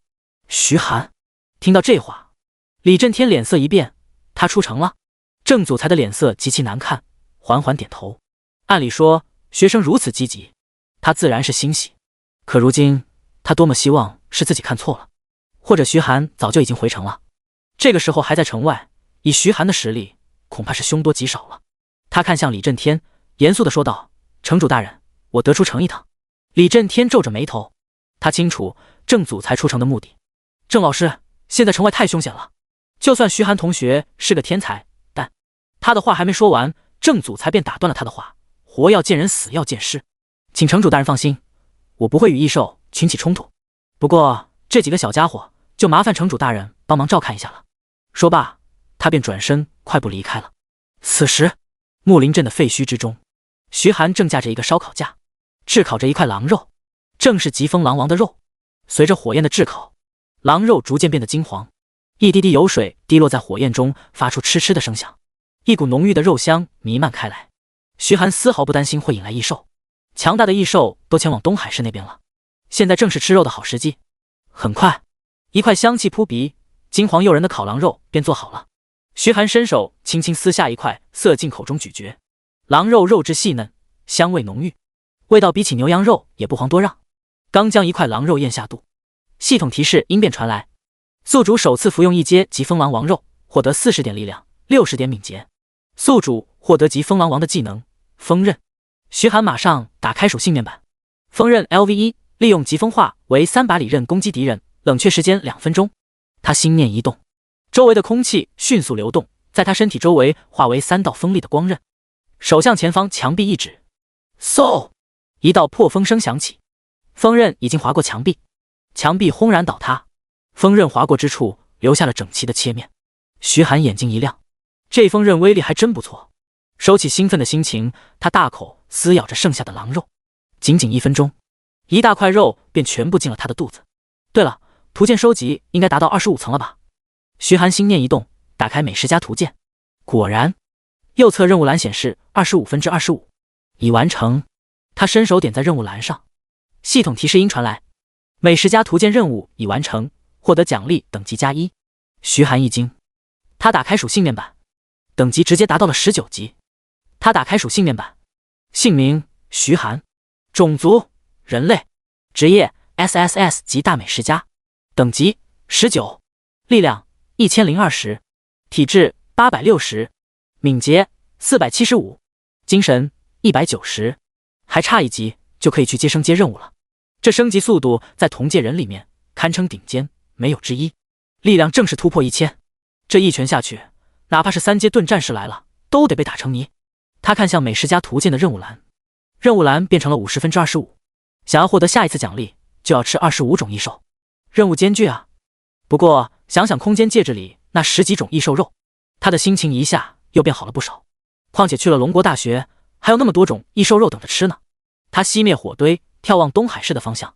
想象中的大战没有爆发，他心中思索着，要不要过去看看情况。他脚尖轻点，迅速朝着东海市的方向进发。这时，正当他跳过几层楼之时，却突然注意到下方一座房屋废墟之中，隐藏着2名身穿黑色紧身衣的人，而在这2个人身旁还放着一个笼子，笼子里是一只巴掌大小的金色小猫。当徐寒看到这金色小猫时，心中一动，这小猫似乎跟刚才那头猎地虎王长得很像，难道这小家伙就是猎地虎王的小崽子？若是能把这小崽子还回去，应该就能解除东海市的危机了吧。他悄悄朝着两人摸过去，那两人根本没察觉徐寒靠近，他们正吃着干粮，似乎是在休息。我看那群异兽全部都往东海市去了。是啊，里面的头猎地虎王带着他的属下全部赶过去了，这回东海市完蛋了。哈哈哈哈！回头我们把这小崽子交给长老，肯定还能再获得一些奖励，这回赚大发了。不错，果然想要赚就得冒险啊！两人一脸得意，吃着干粮，放肆大笑。正当两人放松警惕之时，一道凌厉的破风声袭来，只听嗤的一声，轻而易举地切下其中一人的脑袋，脑袋砸在地上，无头尸体也无力地摔了下去。另一人吓得脸色惨白，他一把将干粮扔在旁边，拔出腰间的匕首，警惕地看着四周。谁敢偷袭？给我出来！一名年轻男子慢悠悠地从角落走出，正是徐寒。那名男子咬牙切齿地望着徐寒：“你是谁？敢对我们深渊教会动手？”徐寒随意地开口道：“把那个小东西交给我。”那名男子脸色一变：“混蛋，你算什么东西？死！”他身形一闪，瞬间消失踪迹。然而徐寒却摇摇头，他猛地转身，右手紧握成拳，毫无花哨的一拳轰出。砰！拳头落在空气中，却发出一阵闷响，一道人影如同断了线的风筝，倒飞而出，重重地砸在地上。他的胸口已经凹下去一大块，鲜血不断从口鼻中涌出，已经死得不能再死了。徐寒上前搜了一下这个人的装备，都是一堆青铜级装备，丢到市场上也卖不出几块钱。不过为了不浪费，他还是一一将其丢进空间戒指，将另一具尸体也搜了个遍，将装备尽数丢进空间戒指。他这才将目光转向那只金黄色的小猫。吼！那只金黄色的小猫口中发出阵阵低吼，不过它的低吼却是奶声奶气，没有任何威慑力。听着这小家伙的咆哮，徐寒随手掏出一块烤熟的狼肉递过去，那小家伙一口便将狼肉吞下肚子，还舔了舔嘴巴，一副还想要的神情，口中还发出呜呜的声音。第34章，救城的英雄是谁？东海市内，不少人看着墙上的时钟，距离半个小时的时限只剩下5分钟了。李震天沉声说道：“监控有没有拍到那两个家伙回来？”众人纷纷摇头，神色沉重。李震天的脸色愈发阴沉。现在麻烦了，那两个家伙不知道去哪里了，想找都找不到。李震天一咬牙，开口道：“走！”他转身径直来到城墙之上。烈地虎王那金黄色的眼眸扫了他一眼：“找到我的孩子了吗？”李震天缓缓摇头：“偷走你孩子的人或许还在城外。”烈地虎王眼睛眯起，冷哼一声：“卑鄙的人类，你以为我会相信你们的借口吗？你们人类最擅长的就是制造谎言。我的孩子肯定就在城市里面。既然你们不肯把我的孩子交出来，那么我就率领手下亲自把东海市翻一遍。我就不信找不到我的孩子。”众多异兽纷纷迈步前进，准备攻城。众人的眼神之中充满慌乱。完了，异兽要攻城了，这回死定了！外面这么多异兽，光靠我们根本守不住。听说镇海总府已经派了高手过来支援，说不定有转机啊！有屁个转机！等那帮高手过来，老子早就成异兽拉出来的屎了！我还不想死啊！我还没尝过女人的滋味啊！李震天脸色微变，开口道：“慢着，烈地虎王，你再给我一点时间，我一定帮你把孩子找出来，如何？”哼，你觉得我还会相信你们吗？卑鄙的人类！烈地虎王的眼神中满是愤怒，他抬起前爪，猛地跺向地面。轰！大地剧烈摇晃，犹如一场小型地震。进攻！摧毁东海市！所有异兽嚎叫着，纷纷朝着东海市冲去。李震天神色一凛，开口道：“所有人做好战斗准备。为了自己的父母、孩子，谁也不想看到自己朝夕相处的亲人、昔日说笑聊天的朋友成为异兽口中的食物吧。”原本害怕、慌乱的军队一时间安静了下来，所有人的心里浮现出自己的亲人、朋友，想到城破他们被异兽追杀、撕咬、分尸的场景，所有人怒火中烧，血气上冲，纷纷紧握着武器，眼神变得坚定起来。李震天见士气恢复，继续开口：“为了他们，一定要把异兽挡在城墙之外，绝对不能让他们踏进东海市半步。”是！全军齐声，声如雷震。烈地虎王不屑地看着那群护城军，这些人类在他眼里不过是食物罢了，唯一棘手的便是城墙。只要城墙被攻破，异兽冲进城内，东海市沦陷不过是时间问题。正当他准备亲自动手震破城墙之时，一股熟悉的气息突然从远处传来。他猛地回头，眼神中充满震惊与惊喜。停止攻击！正当前方的异兽即将冲到城墙下时，裂地虎王的咆哮声猛地响起，所有异兽纷纷停下脚步，疑惑地看向裂地虎王。他们不明白自己的王为何突然又停止攻击，就连李震天等人也是一头雾水。不过他还是一挥手下令，所有人没有我的命令不准擅自动手，违者军法处置。所有人纷纷收起武器，但他们的眼神却凝重地望着下方的异兽。裂地虎王转身看向远处，眼中的激动之色愈发浓郁。他咆哮道：退兵回朝！说罢，那庞大的身躯轰然朝着远处奔去，很快便消失在树林之中。得到了虎王的命令，原本准备攻城的异兽全部都跟着一同往树林中退去。很快，浩浩荡荡宛如海洋般的异兽群便消失不见了。李震天等人面面相觑，一脸懵逼。陈刚皱着眉头，一脸疑惑地说道：真是奇怪，裂地虎王怎么走了？李震天很快便抓住了重点，我看多半是裂地虎王感受到了自己孩子的气息，赶着去找孩子。其他人纷纷点头表示同意。陈刚却依然不解，那两个黑衣人很明显就是奔着裂地虎王的孩子去的，还特地带了能够屏蔽气息的铁笼。难道那铁笼失效了？李震天摇摇头，他们的准备做得如此充足，怎么可能这么轻易失效？我看很有可能是他们遇到了某个高手，被抢下笼子，把裂地虎王的孩子放出来了。众人的脸上也露出庆幸之色，多亏了那位高手啊，否则东海市今天必然城破人亡，不知道要损失多少。是啊，这么多异兽打进来，我们肯定守不住。不知道那位高手到底是谁？应该不是我们东海市的吧？我们东海市的顶尖高手可都聚在这里了。当然不是我们东海市的了，我猜或许是镇海总府的人也说不定。李宇几人也是一脸懵逼，他们心情忐忑，做好了战死沙场的准备，甚至还想好了遗书。结果搞这么一出，李宇也是略微松了口气，幸好有那位大人救场。朱君杰双手抱在胸前，略带不满地说道：老子本来还打算大干一场，多杀点异兽拿经验，甚至还能拿功勋呢，现在倒好，全没了。江雨晨冷冷地开口道：做白日梦，你连精英级鬼灭元都打不过，还想大干一场？朱君杰气得脸色涨红，咬牙切齿地说道：你懂什么？吴培军赶忙站出来打圆场：好了好了，异兽退去是好事，多亏那位高手出手，解决了异兽攻城这个大难，他可是全城的大英雄啊。唐咪咪有些好奇地说道：真好奇，这位大英雄长什么样？正当众人猜测拯救东海市的大英雄到底是谁时，裂地虎王已经来到木林镇外围，那庞大的身躯往那一站，与不少楼房平齐。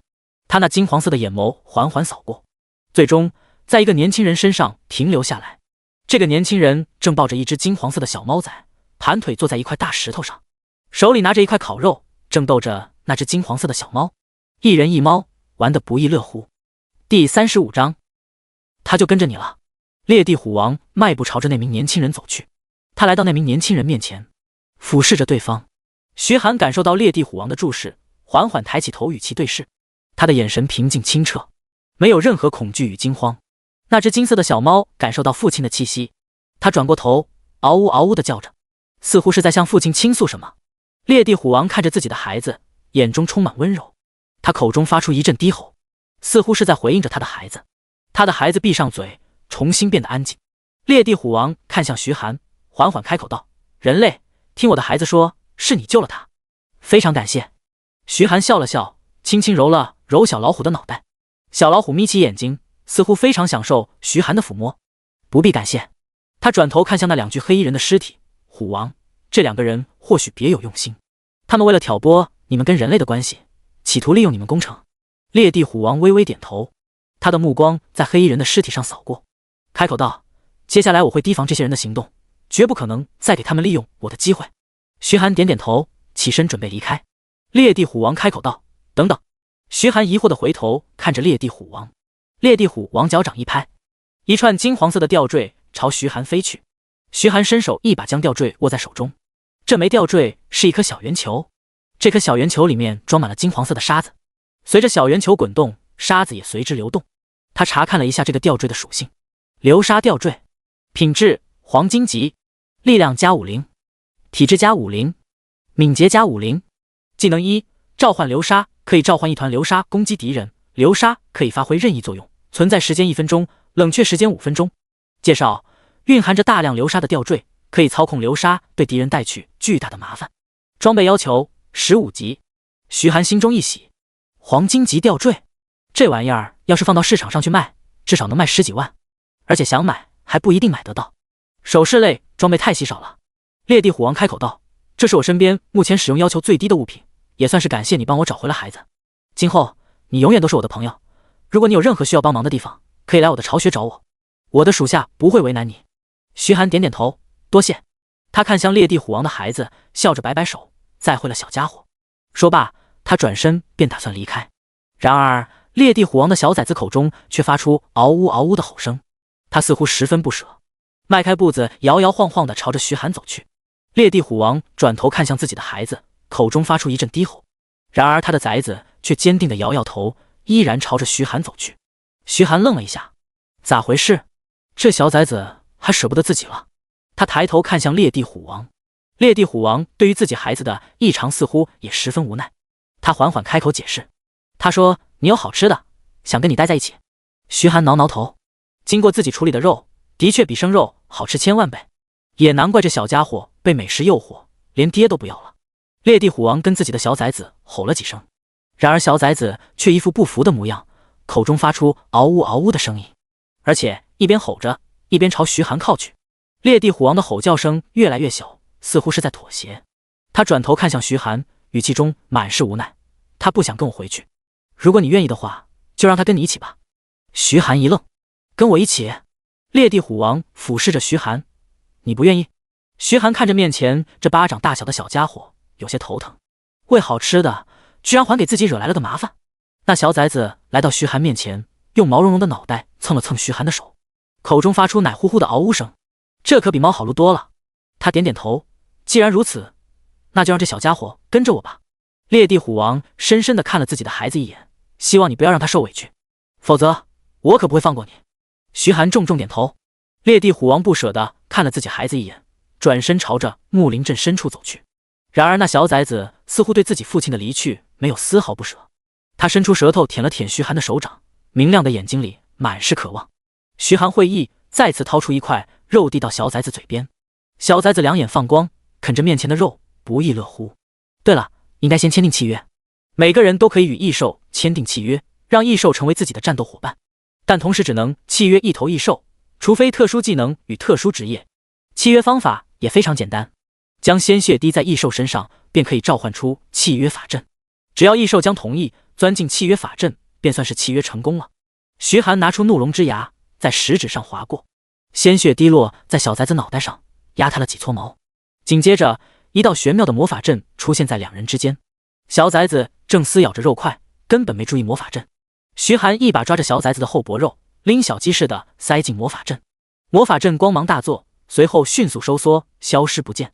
他感觉自己的精神力似乎多了一条连接，心念一动，一道属性面板出现在面前，名称：烈地虎幼崽，种族：虎族，等级1，力量40，体质50，敏捷25，精神10。技能1：烈的爪 LV1，将土属性的力量注入到爪子里，大幅度提升爪子的破坏力，增加20%的护甲穿透，冷却时间2分钟。技能2：虎啸 LV1，烈的虎发出长啸，震慑周围弱小的异兽，使其陷入恐惧，强大异兽不受影响，冷却时间5分钟。技能3：沙尘暴 LV1，扬起一阵沙尘暴，对敌人造成少量伤害，并且会使敌人失去视线，冷却时间10分钟。才1级就有这么高的属性，徐寒非常满意。等烈地虎幼崽的等级提升上去，实力绝对会提升到一个恐怖的程度，若是培养得好，甚至有可能超过他的父亲烈地虎王。第36章调查幕后黑手。徐寒心念一动，一道魔法阵出现在面前，光芒褪去，依旧撕咬肉块的小崽子出现在面前。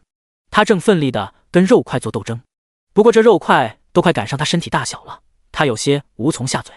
走，带你练级去，顺便冲冲等级，快到20级了。说罢，他拎着小崽子便往木林镇走去。东海市某一栋别墅之中，中年男子面前的桌子上站着一只通体漆黑的鸟，这只鸟双目宛如红宝石一般晶莹清澈，它的喙犹如匕首一般伸出，跟人的小臂一样长。中年男子拿出一根皮肤白皙的手指递到鸟面前，这只鸟歪着头看了一眼，会张开，一口便将其吞了下去。它扑腾着翅膀，口中发出如乌鸦一般的声音。好吃，好吃。中年男子的脸上露出一丝慈爱的笑容，仿佛在看自己的孩子。咚咚咚，书房门被敲响。进来吧。中年男子开口道。房间门打开，一名黑衣男子走进来，他的手里提着一个袋子。他将袋子放在地上，恭敬地说道：大人，已经将尸体带回来了。中年男子眉头微皱，随意挥了一下手，示意对方打开。黑衣男子打开袋子，露出里面2具尸体。他们的装备呢？中年男子不紧不慢地说道。他的眼睛在黑衣男子身上扫了一下。黑衣男子低下头，恭敬地说道：我找到他们的时候，他们就是这个样子，属下绝无欺瞒，请大人明察。中年男子转过头看向自己的爱鸟，用手逗弄着他的喙。那只鸟不停地啄着他的手指，手指皮开肉绽。那中年男子却面色如常。那烈地虎王的幼崽呢？黑衣男子恭敬地说道：启禀大人，属下只发现封禁铁笼，但是笼子已经被暴力破开，不过上面并无爪痕，可以推断不是异兽所为。中年男子微微点头，爱怜地摸了摸鸟的脑袋。本来一切按照计划进行，靠那些异兽绝对可以攻破东海，让东海陷入混乱，可现在却被人破坏了。敢破坏我深渊教会的计划，必须要找到这个人，我一定要亲手宰了他。是。黑衣男子恭敬地点点头。而此时，在城主府，东海市所有高层都聚集在这里，郑祖才也因为异兽退去而回到城中。李震天开口道：调查过了没有？到底是谁拯救了东海市？几名调查员纷纷摇头，目前还没有任何消息。李震天无奈地摇摇头，赶紧再去查，一定要把这位英雄找出来。另外，查查那2个黑袍人的身份，敢将异兽往我们东海市引，必须要找出幕后黑手。陈刚开口道：这件事必然是我们市内某位高层所为。他的目光缓缓扫过在场众人，能接触到那封禁铁笼材料的人绝不是一般人。其他人纷纷点头表示赞同。另外还要调查所有出城的人，虽然目前根据调查来看，只有那2个人有犯罪嫌疑，但并不代表其他人就没有共同协作的风险。所以我提议把所有从城外回来的人抓起来，一一进行审讯。审讯完确定没有嫌疑才能放出。调查署署长戴国强皱着眉头说道：老陈，这个做法太过偏激了吧？先不说这么多人关押起来是多么大的工作量，单是把这么多人关押起来就会引起轰动，万一上面怪罪下来，事情可就大了。陈刚郑重地说道：不慎重不行，这次说什么也要拔除幕后黑手。这次他们敢利用异兽攻城，下次说不定什么时候就引起另外的乱子，没有人敢保证，为了东海市的安全必须这么做。李震天皱着眉头缓缓开口道：老陈的做法虽然激进，但也不无道理。这样吧，我先向镇海总府申请一下，看看上头的意思。李震天将消息报告给镇海总府，很快镇海总府的消息便回了过来，只有2个字：同意。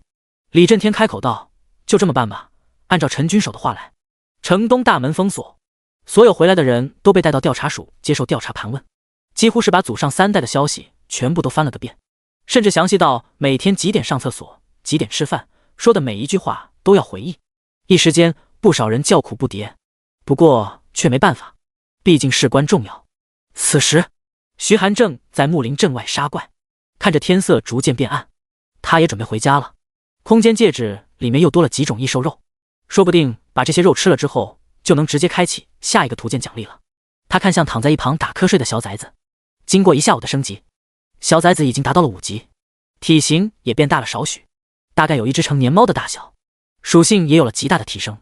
名称：烈地虎幼崽，种族：虎族，等级5，力量140，体质150，敏捷75，精神35。技能1：猎的爪 LV1，将土属性的力量注入到爪子里，大幅度提升爪子的破坏力，增加 20% 的护甲穿透，冷却时间2分钟。技能2：虎啸 LV1，猎的虎发出长啸，震慑周围弱小的异兽，使其陷入恐惧，强大异兽不受影响，冷却时间5分钟。技能3：沙尘暴 LV1，扬起一阵沙尘暴，对敌人造成少量伤害，并且会使敌人失去视线，冷却时间10分钟。技能4：岩崩 LV1，震裂地面，将岩石碎屑射向敌人，对敌人造成伤害，冷却时间3分钟。光是这5级的属性，就已经超过大部分职业者了，就连一些一阶职业者都不是他的对手。徐寒十分满意，随手将这个小家伙收回宠物空间，径直朝着东海市的方向赶去。很快他便赶回了东海市。看到门口严防死守的护城军，他愣了一下，心里嘀咕道：异兽不是退去了吗？怎么还这么严格？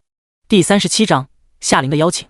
徐寒来到门口，有不少人正在接受护城军盘查。他扫了一眼，正打算进城时，一名护城军队长马上带着手下走过来。等等！护城军队长做了个停止手势，大声喊道。徐寒停下脚步，疑惑地转头望去。护城军队长上下打量着徐寒，似乎是在审讯犯人。刚从城外回来的人要先去调查署配合调查。后面一名护城军队员小声说道：队长，这个人好像是照片上的人啊。护城军队长拿出照片看了一眼，点点头：你叫徐寒是吧？徐寒点点头：那没事了，你走吧，如果有什么事情我们再联系你，不过最近不要去城东了，去其他地方练级，以免惹上麻烦。护城军队长提醒道。徐寒更加一脸懵逼，发生什么事了？护城军队长耐心解释道：今天异兽攻城的事情你不知道。他继续说道：上面现在正在调查幕后黑手，不过你没什么事，可以先走了。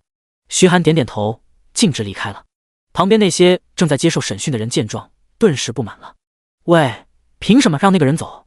我看那小子就不像是什么好人。没错，既然要调查，那就所有人都查，不能只查我们啊。那小子该不会在你们护城军有背景吧？你们这么放水，我怀疑你们护城军跟这件事的幕后黑手有联系。没错，我们强烈抗议，我们要去把这件事上报给镇海总府，你们这些人一个都跑不掉。闭嘴！护城军队长眉头紧皱，长枪猛地一跺地面，发出轰的一声闷响，坚固的水泥地瞬间震裂，出现道道犹如蜘蛛网一般的裂纹。周围的人纷纷闭嘴，不敢说话。护城军队长冷眼扫过这些人，开口道：你们知道个屁！这位是本届全国高考状元，年纪轻轻就达到了15级，不仅如此，还被龙国大学特招，连城主大人都对其称赞有加。能被龙国大学特招的人，其背景绝对干净。说句难听的，说城主大人是幕后黑手我都信，但说他是，我绝对不信。众人哑然。这的确是龙国大学招生对于背景的调查，那可是连祖宗18代都查，稍有一点差错就别想考进去。徐寒自然是不知道这件事，他匆匆回家，打算将这些异兽肉都吃了。他仔细数了数，有15种异兽肉，还差10种。不过他也不贪心，明天再去其他地方找找就是了。他将这些肉来了个大乱炖，将其全部吃下。系统提示音传来：宿主首次服用一阶铁角鹿肉，获得10点力量，10点敏捷。宿主首次服用一阶土地魔鼠肉，获得10点力量，10点敏捷。宿主首次服用一阶奔雷狼肉，获得10点力量，10点体质。宿主获得奔雷狼的技能闪电链。吃了15种异兽肉，获得的属性点倒是不少。徐寒打开属性面板，姓名徐寒，种族人类，职业 SSS 级大美食家，等级19，力量1120，体质990，敏捷555，精神190，各项属性提升了100点，还获得了一个新技能。他打开技能面板，闪电链 LV1，召唤一道雷霆攻击敌人，雷霆会在多名敌人之间跳动，造成伤害，有 1% 的概率造成麻痹，冷却时间30秒，是个群体攻击技能，若是用得好，倒也能发挥奇效。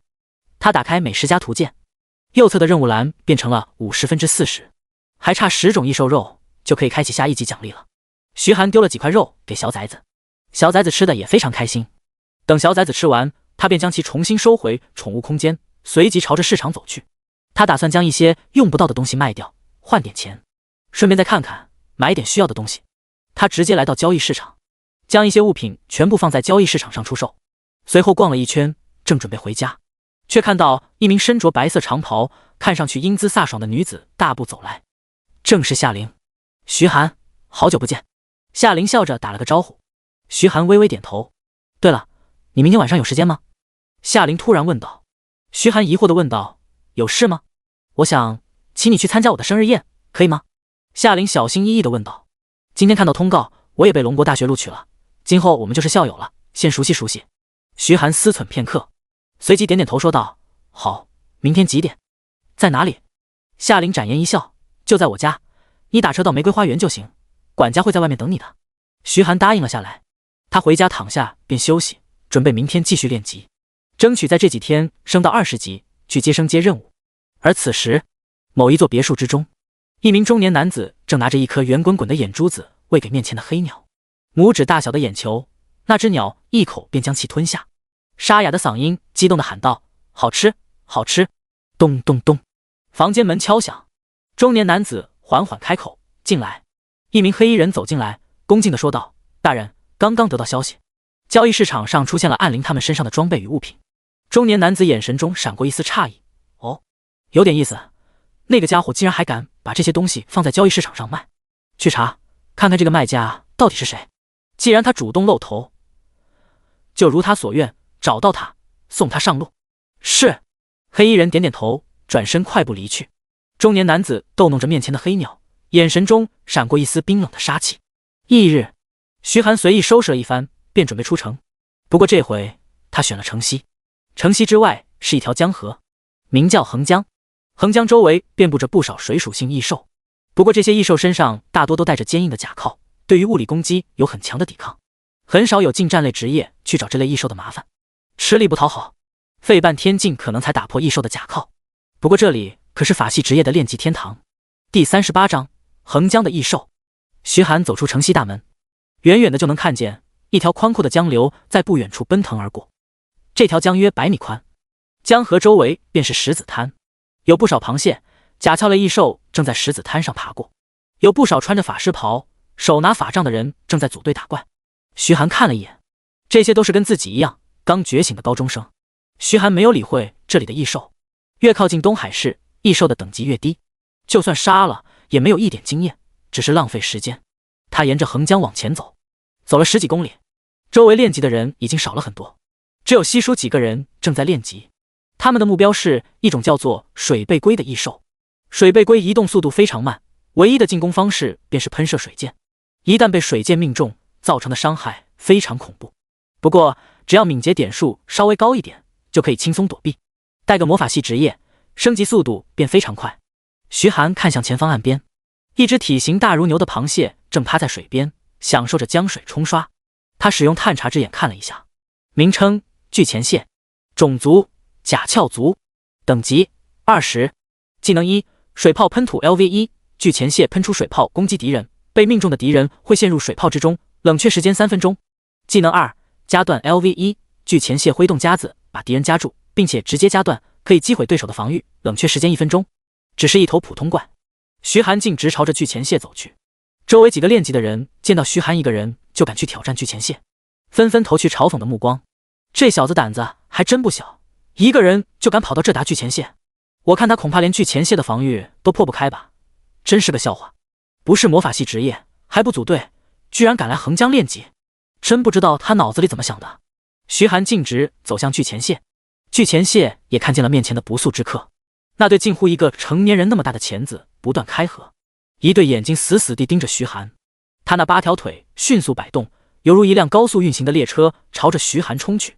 徐寒却面无表情地抬起右手，细密的鳞片覆盖他的手掌，逐渐化成一只龙爪的模样。他脚掌猛地一跺，身体犹如一支箭，毫无花哨的一爪子朝着巨钳蟹砸去。砰！龙爪犹如刀切豆腐一般，轻而易举地撞碎了巨钳蟹腹部的甲壳，直击心脏。巨钳蟹的血量瞬间清零，庞大的身体缓缓倒在地上。周围的人都看呆了。卧槽，这人是谁啊？一拳就把巨钳蟹干掉了，这货什么来头？难道是从其他城市过来的高手？我在横江这边混了这么久，从来没见过这么个人啊！这家伙看上去好年轻，大概是东海职业者大学的学生吧。众人议论纷纷。然而徐寒却摇摇头，不行，经验太少了，继续往前走看看。他随手切下巨钳蟹的一只蟹钳，塞进背包，随后径直往前走去。其他人见状更是瞪大眼睛，一个个眼珠子都快掉在地上了。等等，他怎么还要往前走？不要命了吗？再往前可就是横江上游段了啊！听说上游段出没的都是30多级的异兽，而且最近那个水妖的传闻闹得很凶啊。东海市官方已经发出通告，不要去横江上游，他难道不知道吗？要不要提醒他一下？还是提醒一下吧。其中一人对着徐寒大喊：“喂，兄弟，别往前走了，前面是横江上游，异兽等级很高的。”徐寒停下脚步，回头看着正在打怪升级的几人，善意的笑了笑。这群人倒是跟在城东遇到的那个大叔很像。我去看看就回来，多谢提醒。徐寒说了一声，径直往上游走去。其他人见状，纷纷摇头叹息，继续杀异兽。徐寒刚走过去没多久，一行5个人便从下游的方向慢悠悠走过来，领头的便是一名身穿暗紫色法师袍的魔法师。他面容阴柔，脑袋后面便是一撮狼尾，倒是有点阴柔帅哥的模样。他的手里拿着一根法杖，法杖顶端镶嵌着一枚拳头大的暗紫色晶石。这颗晶石周围跳动着道道电弧，发出噼里啪啦的声音。周围的人看到法杖上的暗紫色晶石，一个个全都瞪大了眼睛。光是这颗晶石就价值近100万。那名男子的目光不断在四周扫视，眼中满是不屑。跟在他身后的则是4名体格健硕的壮汉，2名拿着长剑，2名拿着重盾，看上去防御力十足。那水妖就在这里。他看着下方平缓的横江，有些不耐烦地问道：东海市官方还真是一群废物，居然连一条小小的水妖都对付不了。不过想想也能理解，东海市这种小地方根本没几个高手，而且大多都不擅长对付水系异兽，被一条水妖难住也是难免。身后一名拿剑的壮汉赶忙说道：少爷，不是这水妖在上游。那名男子不耐烦地点点头：行吧行吧，那快点走，早知道就打辆车了，走这么远的路真是麻烦。说着2人便一同继续朝上游走去。徐寒慢悠悠地来到上游区域，上游区域几乎看不到什么人，四周全是茂密的树林，而汹涌澎湃的河水似乎从一个山洞里源源不断地涌出。在横江两侧趴着数十头体型巨大的螃蟹，这螃蟹比起巨钳蟹还要大一圈，不过蟹钳就没有巨钳蟹那么大了，只是这只螃蟹通体散发着深青色的光泽，犹如玉石一般。徐寒用探查之眼看了一下，名称青岩蟹，种族甲壳族，等级27，技能1，青岩外壳 LV1，被动技能，青岩蟹的外壳防御力非常强大，可以免疫 80% 的伤害。技能2，横行霸道 LV1，青岩蟹朝着敌人撞击，被撞击到的敌人会受到恐怖的伤害，冷却时间10分钟。弱点腹部的甲壳可以掰开，攻击里面的弱点会造成双倍伤害。第39章特殊异兽冲浪鱼人。徐寒摩挲着下巴，青岩蟹这种怪的确不好对付，自带一个100%减少伤害的技能，无论对于什么职业都是极其难缠的，难怪没人在这里练级。不过正好没人跟他抢怪了。他的目光落在其中一头青岩蟹身上，无影闪，身体瞬间消失，下一秒便出现在青岩蟹身旁。他的右手化为龙爪，一爪子对着青岩蟹的蟹壳砸下，砰！龙爪犹如撞在一块坚硬的巨石上，蟹壳出现道道裂痕，青岩蟹的血量也少了一大截。徐寒再次一拳砸下，这回坚固的蟹壳再也挡不住恐怖的龙爪，轰然破碎，里面的内脏被轻而易举地搅碎，轻松取下青岩蟹的性命。他稳稳落地，却听到系统声音传来：恭喜宿主，龙爪升到 LV2。 龙爪总算是升级了。他打开技能面板，龙爪 LV2， 将一只手变成龙爪，攻击力提升 200%， 攻击附带 20% 护甲穿透，有 5% 的概率摧毁敌人的防御，持续时间10秒，冷却时间4分45秒。徐寒眼睛一亮，龙爪附带的攻击力提升比起之前翻了1倍，护甲穿透跟持续时间同样翻倍，摧毁敌人防御的概率直接从 1% 达到 5%， 这威力提升的可不是一点半点。果然跟龙有关的技能威力就是恐怖。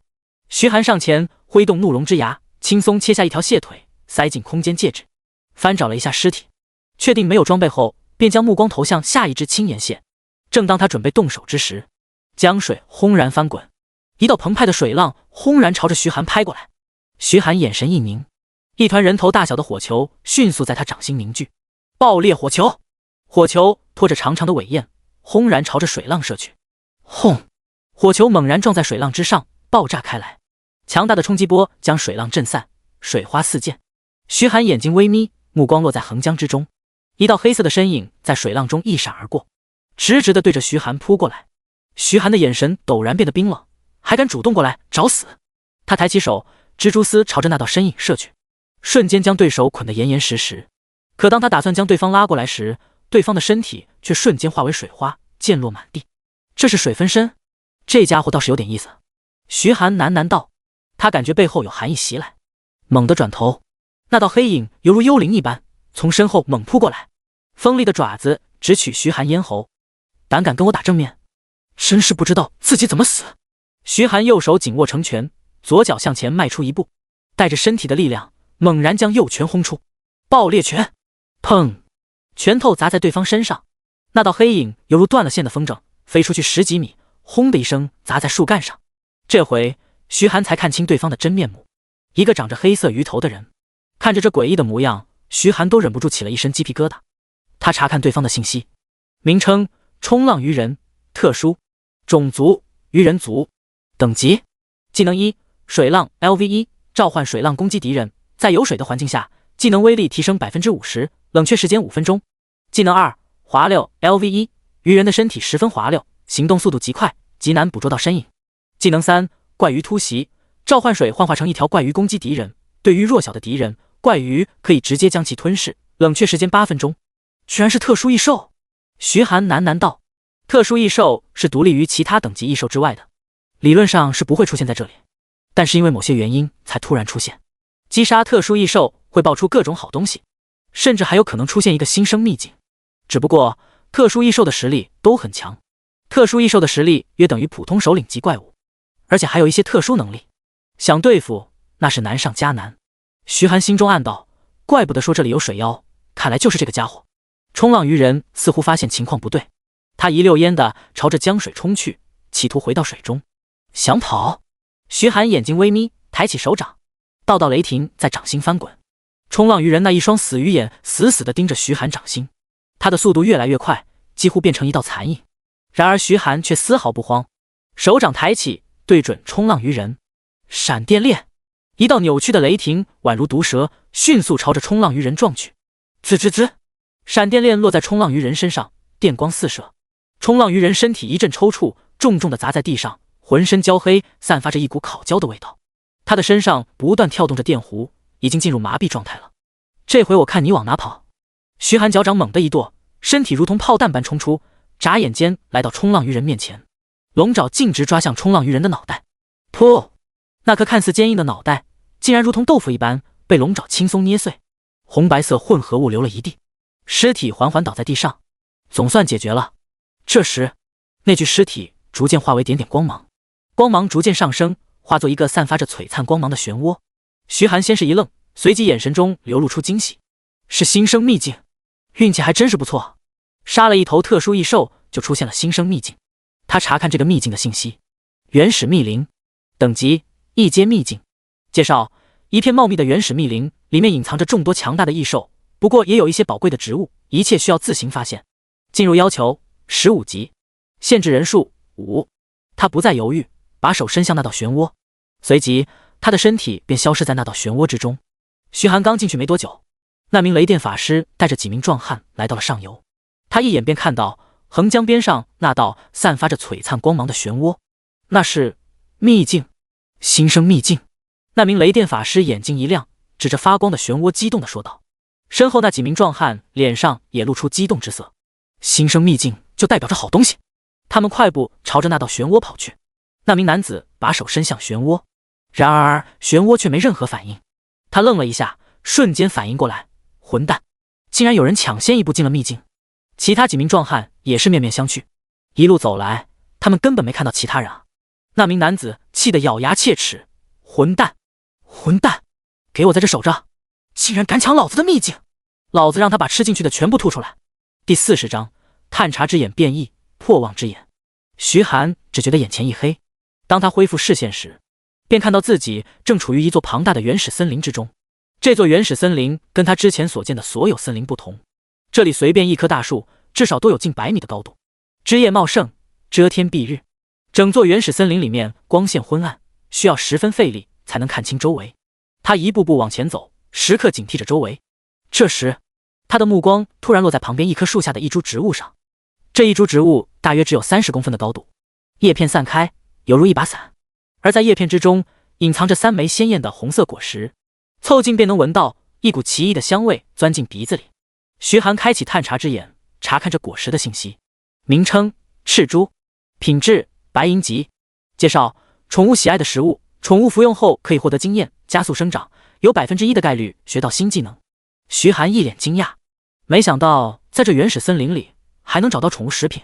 对于宠物而言，吃这些食品不仅能升级，还能加速成长，从幼年期提前进入成年期，对于战斗力提升是巨大的。宠物的成长跟等级没有多大关系，哪怕等级再高，处于幼年期就依然是幼年期，发挥不了太强的战斗力。就比如他的那只小崽子，每天除了吃就是睡，根本帮不上忙。宠物食品就能加快它的成长。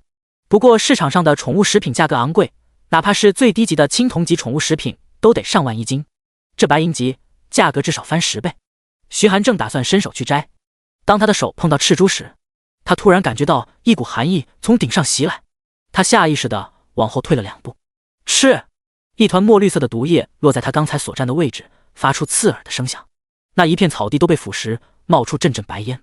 徐寒抬头望去，只见一条足有成年人大腿粗细的青色巨蟒正从树上缓缓爬下，那金黄色的蛇瞳紧紧地盯着徐寒，蛇信子一吐一吐，仿佛随时会继续攻击。徐寒查看这条大青蛇的信息，名称青鳞蟒，种族蟒族，等级28，技能1蛇毒 LV1， 喷出蛇毒攻击敌人，沾染蛇毒会受到持续伤害，并且降低 20% 的防御，冷却时间10秒钟。技能2隐蔽 LV1， 青鳞蟒可以与周围环境融为一体，使人无法发现，出其不意发动攻击，冷却时间5分钟。弱点7寸，隐藏在树上，难怪刚才没看见。徐寒喃喃道。青鳞蟒嘴巴一张，又是一团墨绿色的毒液袭向徐寒。这回徐寒早有准备，他手掌一抬，炽热的火球在掌心汇聚，爆裂火球！火球砸在毒液上，毒液瞬间被高温融化，而爆裂火球却依然砸向青鳞蟒。轰！火球轰然炸开，火星四溅。青鳞蟒嘶吼一声，那青色的鳞甲已经被火焰烧焦了一大片。无影闪！徐寒眼神一寒，身形陡然消失在原地，再次出现便已经来到青鳞蟒身旁。怒龙之牙斩落，青鳞蟒的脑袋重重砸落在地。徐寒轻松地拍拍手，杀这些异兽毫无压力。他看了一眼经验条，距离经验满还差1小节，只要经验值满了就可以去接升阶任务了，完成之后便可以升到20级，算是正式成为一阶职业者了。他随手切下一块蛇肉塞进空间戒指，随后将赤珠也全部收了进来，等回去之后再全部喂给小崽子。收拾完他便继续往前走，一路上他顺手解决了10几头异兽，爆出了一件胸甲，不过只是青铜级装备。他随手收进空间戒指，准备回去的时候放交易市场上出售。走了半天，肚子饿得咕咕叫，先吃饭好了。徐寒做好决定，掏出空间戒指里的蛇肉架在火上烧烤，蛇肉在火焰的炙烤下逐渐变得金黄，散发出一股迷人的肉香。徐寒咽了口口水，掏出调料均匀地撒在上面，一块喷香的烤蛇肉便做好了。他咬下一块肉，满意的咀嚼着，味道不错。将蛇肉咽下肚子，系统提示音传来，探查之眼变异中。徐寒一愣，今天自己这运气不错呀，不仅遇到了秘境，还将探查之眼变异了。他有些急切，想看看探查之眼会变异成什么样。探查之眼成功变异为破望之眼。徐寒马上打开技能栏查看，破望之眼 LV2， 大幅度提升视觉，可以查看目标属性，有 5% 概率发现目标的弱点，可以看破幻境与隐身，冷却时间5秒钟。徐寒一脸惊喜地看着全新的技能，查看对方的属性已经没有了等级限制，而且还能看破幻境与隐身。幻境跟隐身这2个技能非常棘手，一旦陷入幻境，除非实力强于对手，否则会一直被困在幻境之中，直到死亡。有了破望之眼，一切幻境对他来说都是无效的。隐身也是一样，擅长暗杀的职业在他面前几乎是无所遁形。他关闭技能栏，心念一动，破望之眼开启。他的双眸散发着淡金色的光芒，周围的一切似乎变得更加清晰，哪怕是100米开外的一片树叶，徐寒也能轻松看清树叶上的每一丝纹路。他的目光缓缓扫过，下一秒他却突然愣住了。只见茂密的树林之中，一头通体漆黑的巨大麋鹿正静静地站在树林之中看着自己。这头麋鹿的体型堪比大象，若是加上他那对巨大的鹿角，高度几乎翻1倍。他查看这头麋鹿的信息，名称玄鹿，白银级首领，种族鹿族，等级35，技能1召唤树妖 LV1， 召唤出几个树妖攻击敌人，树妖能力各异，冷却时间5分钟。技能2地震 LV1， 踩踏地面发生震颤，对敌人造成大量伤害，冷却时间10分钟。技能3生命恢复 LV1， 吸收植物的生命力来为自己恢复生命，冷却时间5分钟。居然是一头白银级首领。徐寒眼睛微眯，即刻进入战斗状态，脑袋里思考着该如何解决这头玄鹿。然而就在这时，那头玄鹿竟然缓缓开口道：“人类，你能看见我？”第41章，采摘大地玄果。徐寒皱着眉头，这头鹿也会说人话？玄鹿似乎察觉到徐寒的惊讶，继续说道：“像我这等强大的存在，自然懂得很多。不过我本次前来，并不打算与你为敌，而是想跟你合作。”合作？徐寒有些惊讶地问道：“你跟我合作什么？”玄鹿转身往森林深处走去，跟我来。徐寒半信半疑地跟在玄鹿身后，有玄鹿在，其他异兽躲在暗处，不敢对徐寒出手。一路上倒是顺畅。没过多久，他们便来到一片空地，空地中间是一棵直径近100米的庞大树根，只不过这棵树似乎已经枯死，上半截被什么东西拦腰撞断，只剩下下半截的根部。尽管如此，这树根却如同一座小山，伫立在空地正中央。徐寒的目光落在树根上，树根中间似乎有一颗土黄色的果实，这颗果实的模样像是苹果，但是看上去晶莹剔透，宛如一颗宝石。玄鹿在树根旁停下脚步，缓缓开口：“这是大地玄树的根部，你应该看见里面的果实了吧？那是大地玄果，里面蕴含着恐怖的力量，若是吃下，实力提升巨大，但我无法靠近，我想请你试试。”徐寒看向大地玄果，大地玄果的介绍出现在面前，名称：大地玄果，品质：白金级。介绍：蕴含着大地玄树所有精华的果实，对于宠物来说是非常好的营养品，可以极大加快宠物的生长。竟然是白金级的果实，这要是给那小崽子吃了，说不定直接从幼年期成长到成年期了。徐寒摩挲着下巴，开口道：“我可以帮你，不过……”玄鹿微微颔首，开口道：“放心，只要你拿回大地玄果，我给你一件堪比史诗级的白金级武器，如何？”徐寒眼睛一亮，堪比史诗级的白金级武器，这玩意儿的升阶任务啊！凄厉的惨叫响彻整个上游区域，那名法师跪在地上，五官拧在一起，痛苦地捂着双腿，浑身颤抖。他的双腿呈现诡异的扭曲，已经被徐寒踩断了。“我要杀了你！”那名法师死死地盯着徐寒，咬牙切齿地说道。徐寒扫了他一眼，拍拍手，径直离去。“我要让我哥杀了他，我一定要杀了他！”那名法师吼得脖子上的青筋暴起，身旁2名盾战士低着头，一句话都不敢说。徐寒径直来到职业者工会，升阶任务就是在职业者工会发布，准确来说是在那个觉醒职业的仪器上，将手触碰觉醒仪器，只要满足条件便会被传送到特殊秘境，完成任务后就算是正式升阶了。徐寒径直来到升阶大厅，大厅十分空旷，里面仅仅摆放着5台觉醒仪器，有几个异兽猎人站在大厅内闲聊，看样子是在等人。其中一人看见徐寒，惊讶地说道：“咦，这不是那天的小兄弟吗？”徐寒转头望去，正是那天邀请他一起去木林镇的狂刀团，跟他打招呼的便是团长刀疤脸大叔。“小兄弟，你怎么来这里了？”刀疤脸大叔笑着问道。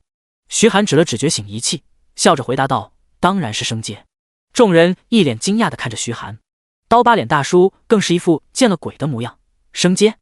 你已经达到19级满经验了？”徐寒微微点头。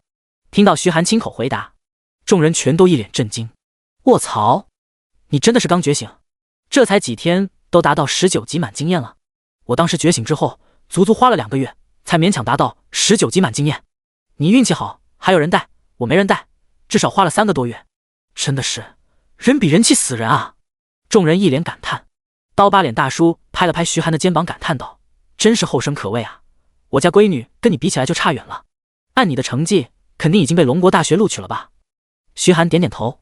刀疤脸大叔笑着说道：“我闺女名叫秦玄一，也被龙国大学录取了。今后要是遇到她，还请多照顾照顾。”徐寒点点头：“一定，一定。”聊了几句，他径直来到转职仪器前，将手放在仪器上，仪器亮起璀璨的光芒。随后他便感觉眼前一黑，一股强烈的失重感传来。当他恢复视线，便看到自己身处一座茂密的树林之中，而在他面前便是一座普普通通的小屋。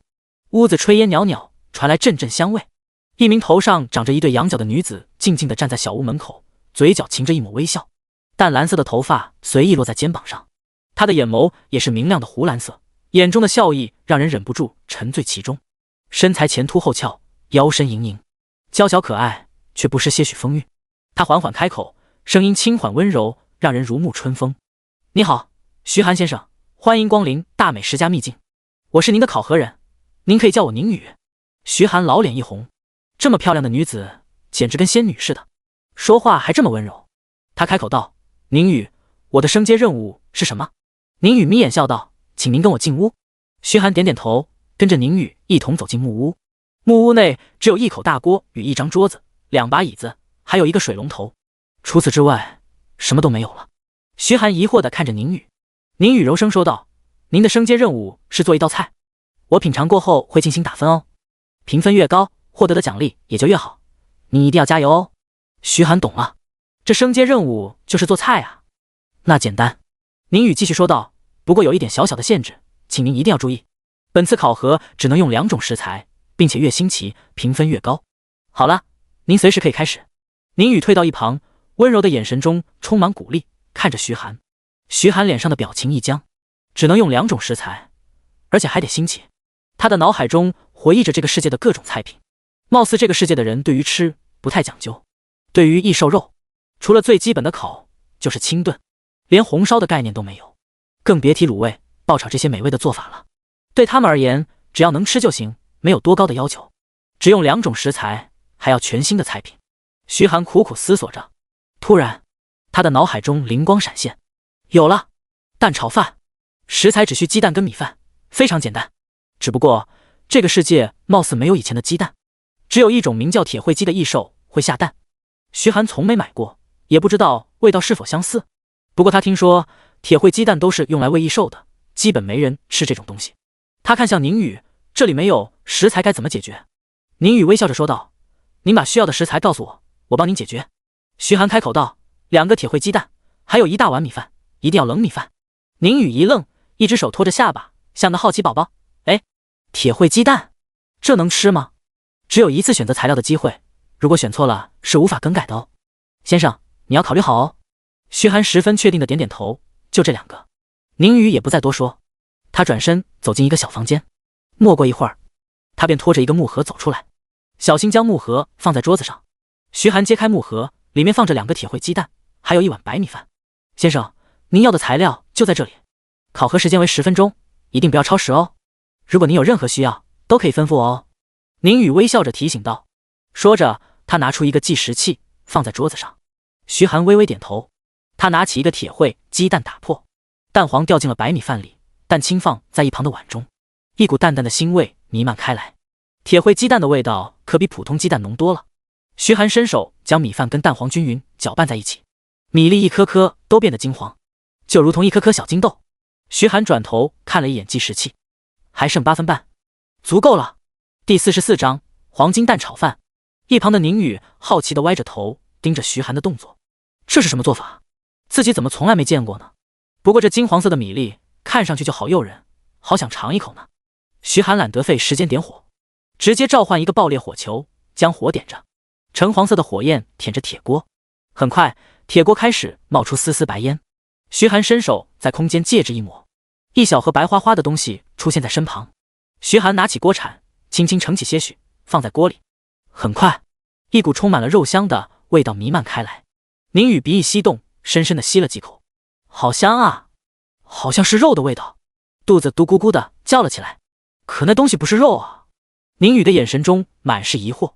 徐寒笑了笑，开口道：“这是铁背猪的猪油，以前他在家的时候，老妈做饭用的就是猪油，不仅健康，炒饭炒菜的时候还能让菜的风味提升好几个档次。来到这个世界，没有猪油，他就去买了一些铁背猪的肥肉自己炼油。果然不出所料，铁背猪的猪油非常香，无论是炒还是烤，稍微加上些许，味道立马暴涨好几个档次。这也是徐寒做菜的秘诀之一。等到猪油化开，他将米饭一股脑倒下去，刺啦，油花飞溅，一股浓郁的蛋香味瞬间弥漫在整个房间。宁宇紧紧地盯着锅里的炒饭，眼神中满是渴望。好香，好想吃啊！先生到底做的是什么菜？味道太香了。不行不行，一定要矜持矜持。肚子的叫声越来越响，宁宇俏脸微红，小手紧紧地捂着肚子，想要让叫声减轻。徐寒熟练地颠锅，很快炒完出锅，米饭盛在碗中，一股浓郁的香味弥漫在整个屋子里。徐寒看了一眼时间，还剩3分钟。他将碗放在桌子上，笑着说道：“宁宇，你来尝尝吧。”宁宇用力的点点头，他拿起筷子，轻轻夹起一小团米饭送入口中，米饭的香味加上鸡蛋的浓香，再配合上猪油带来的肉香味，几种味道混合在一起。宁宇瞬间惊讶地瞪大了眼睛，他也不管矜持不矜持了，端起碗，大口大口地将蛋炒饭送入口中。仅仅1分钟，一整碗蛋炒饭便被吃了个干干净净，连1粒米都没剩下。味道如何？徐寒笑着问道。宁宇羞红着脸，拿出一面淡蓝色的手帕，轻轻擦了擦嘴巴。味道很好，菜品非常新奇，我从来没吃过这么好吃的东西。我很喜欢。那评分呢？评分的话 S 级吧，这可是最高等级了哦。宁宇收起手帕，手戳着下巴，抿了抿嘴，开口道。徐寒眼睛一亮，他继续问道，那奖励呢？宁宇一愣，随即有些不好意思地笑了笑。先生，把手给我。他缓缓伸出手，美目盼兮，温柔地看着徐寒。徐寒愣了一下，有些尴尬地伸手放在宁宇的掌心。宁宇的掌心柔软温暖，皮肤细腻的如同玉脂。他微笑着开口道，恭喜先生完成升阶任务，获得 S 级评分，奖励1块随机异兽肉以及全属性提升 10%， 奖励大美食家专属职业技能吞噬万物。徐寒有些失望，这奖励太一般了，他还以为能奖励一些高品质装备或者是其他什么好东西呢。他打开属性面板看了一眼，瞬间愣住了。姓名徐寒，种族人类，职业 SSS 级大美食家，等级20，力量1242，体质1099，敏捷620，精神219，物理抗性 10%， 魔法抗性 10%， 物理穿透 10%， 魔法穿透 10%， 冷却缩减 10%， 生命偷取 10%。 看着下方多出来的一连串属性，徐寒一脸懵逼，感情全属性加 10% 是这么加的？若是这样，这个奖励可就太值了。例如各种抗性以及穿透，只要装备附带这些属性，价格立马飙升。宁宇似乎是看出了徐寒的惊讶，笑着开口道，不只是这些哦，还有一些隐藏属性，例如攻击速度、移动速度等等。徐寒惊讶地瞪大眼睛，超值啊！1块随机异兽肉，目前还不知道是什么东西。对于大美食家得专属职业技能，他也是十分好奇。各个职业都有自身的职业技能，职业等级越高，附带的技能更强，效果更加特殊。而他到目前为止，所有技能都是靠吃异兽的肉得来的。对于这个职业专属技能，他的内心十分好奇。他打开技能面板，技能面板最下方便是新技能吞噬万物 LV1， 可以将不可食用的异兽吞噬，首次吞噬有 100% 的概率获得属性， 1% 的概率获得技能，冷却时间1分钟。徐寒眼睛一亮，这个技能非常不错，毕竟异兽也不全都可以吃，还有一些元素类异兽或者是机械类异兽，有了吞噬万物这个技能，同样可以吸收那些异兽。好了，升阶任务完成，你可以离开了。宁宇微笑着说道。徐寒起身抱拳说道，谢谢，等下次再见，应该就是我升2阶的时候了吧。宁宇笑眯眯的摇摇头，不是呢，有缘的话用不了多久我们就会再见哦。徐寒愣了一下，这什么意思啊？难道宁宇还能离开秘境？来不及多想，一道漆黑的漩涡出现在面前，他一脚走进漩涡内，随即便消失不见，而漩涡也随之消失。宁宇望着消失的徐寒，舔了舔嘴唇，能做出这种美味的人，我怎么会让你离开我身边呢？很快我们就会再见面的哦。他把玩着手中的一枚漆黑戒指，小声说道。徐寒穿过漩涡传送门，一脚踩在地板上，他定睛一看，自己已经回到了升阶大殿，刀疤脸大叔他们也已经离开了，整个大殿内空荡荡的，只有他一个人。金色的阳光洒落在大殿内，有些炎热。徐寒看了一眼墙壁上的时钟，已经是下午3点钟了，差不多可以准备去参加夏琳的生日宴了。第45章，各方云集。此时，一栋别墅内，中年男子正坐在椅子上，闭眼小憩。那只黑色的鸟站在他肩膀上，时不时歪一下头，直愣愣地看着中年男子的脸。咚咚咚，房间门敲响了。进来。中年男子缓缓睁开眼，开口道。房间门推开，一名黑衣男子走了进来，他鞠了一躬，恭敬地开口道：回禀大人，已经调查清楚了，出售那些物品的人是一个叫徐寒的家伙。中年男子眉头微皱，徐寒，是全市高考状元徐寒？黑袍人点点头。中年男子嘴角微微上扬，露出一个冰冷的笑容，有点意思，我们还没主动找他的麻烦，他竟然敢来找我们。这个徐寒胆子倒是不小啊。黑袍人恭敬地说道：“大人，那需要现在派人去对付徐寒吗？”中年男子摇摇头，他拄着拐杖，缓缓起身开口道：“不要着急，距离龙国大学开学还有1个月的时间，只要他还在东海市，就跑不掉，不必急于一时。这个时候他的名头最盛，若是强行动手，无论是东海市官方，还是镇海总府，甚至还有可能惊动龙国总府，所以先忍忍，懂了吗？”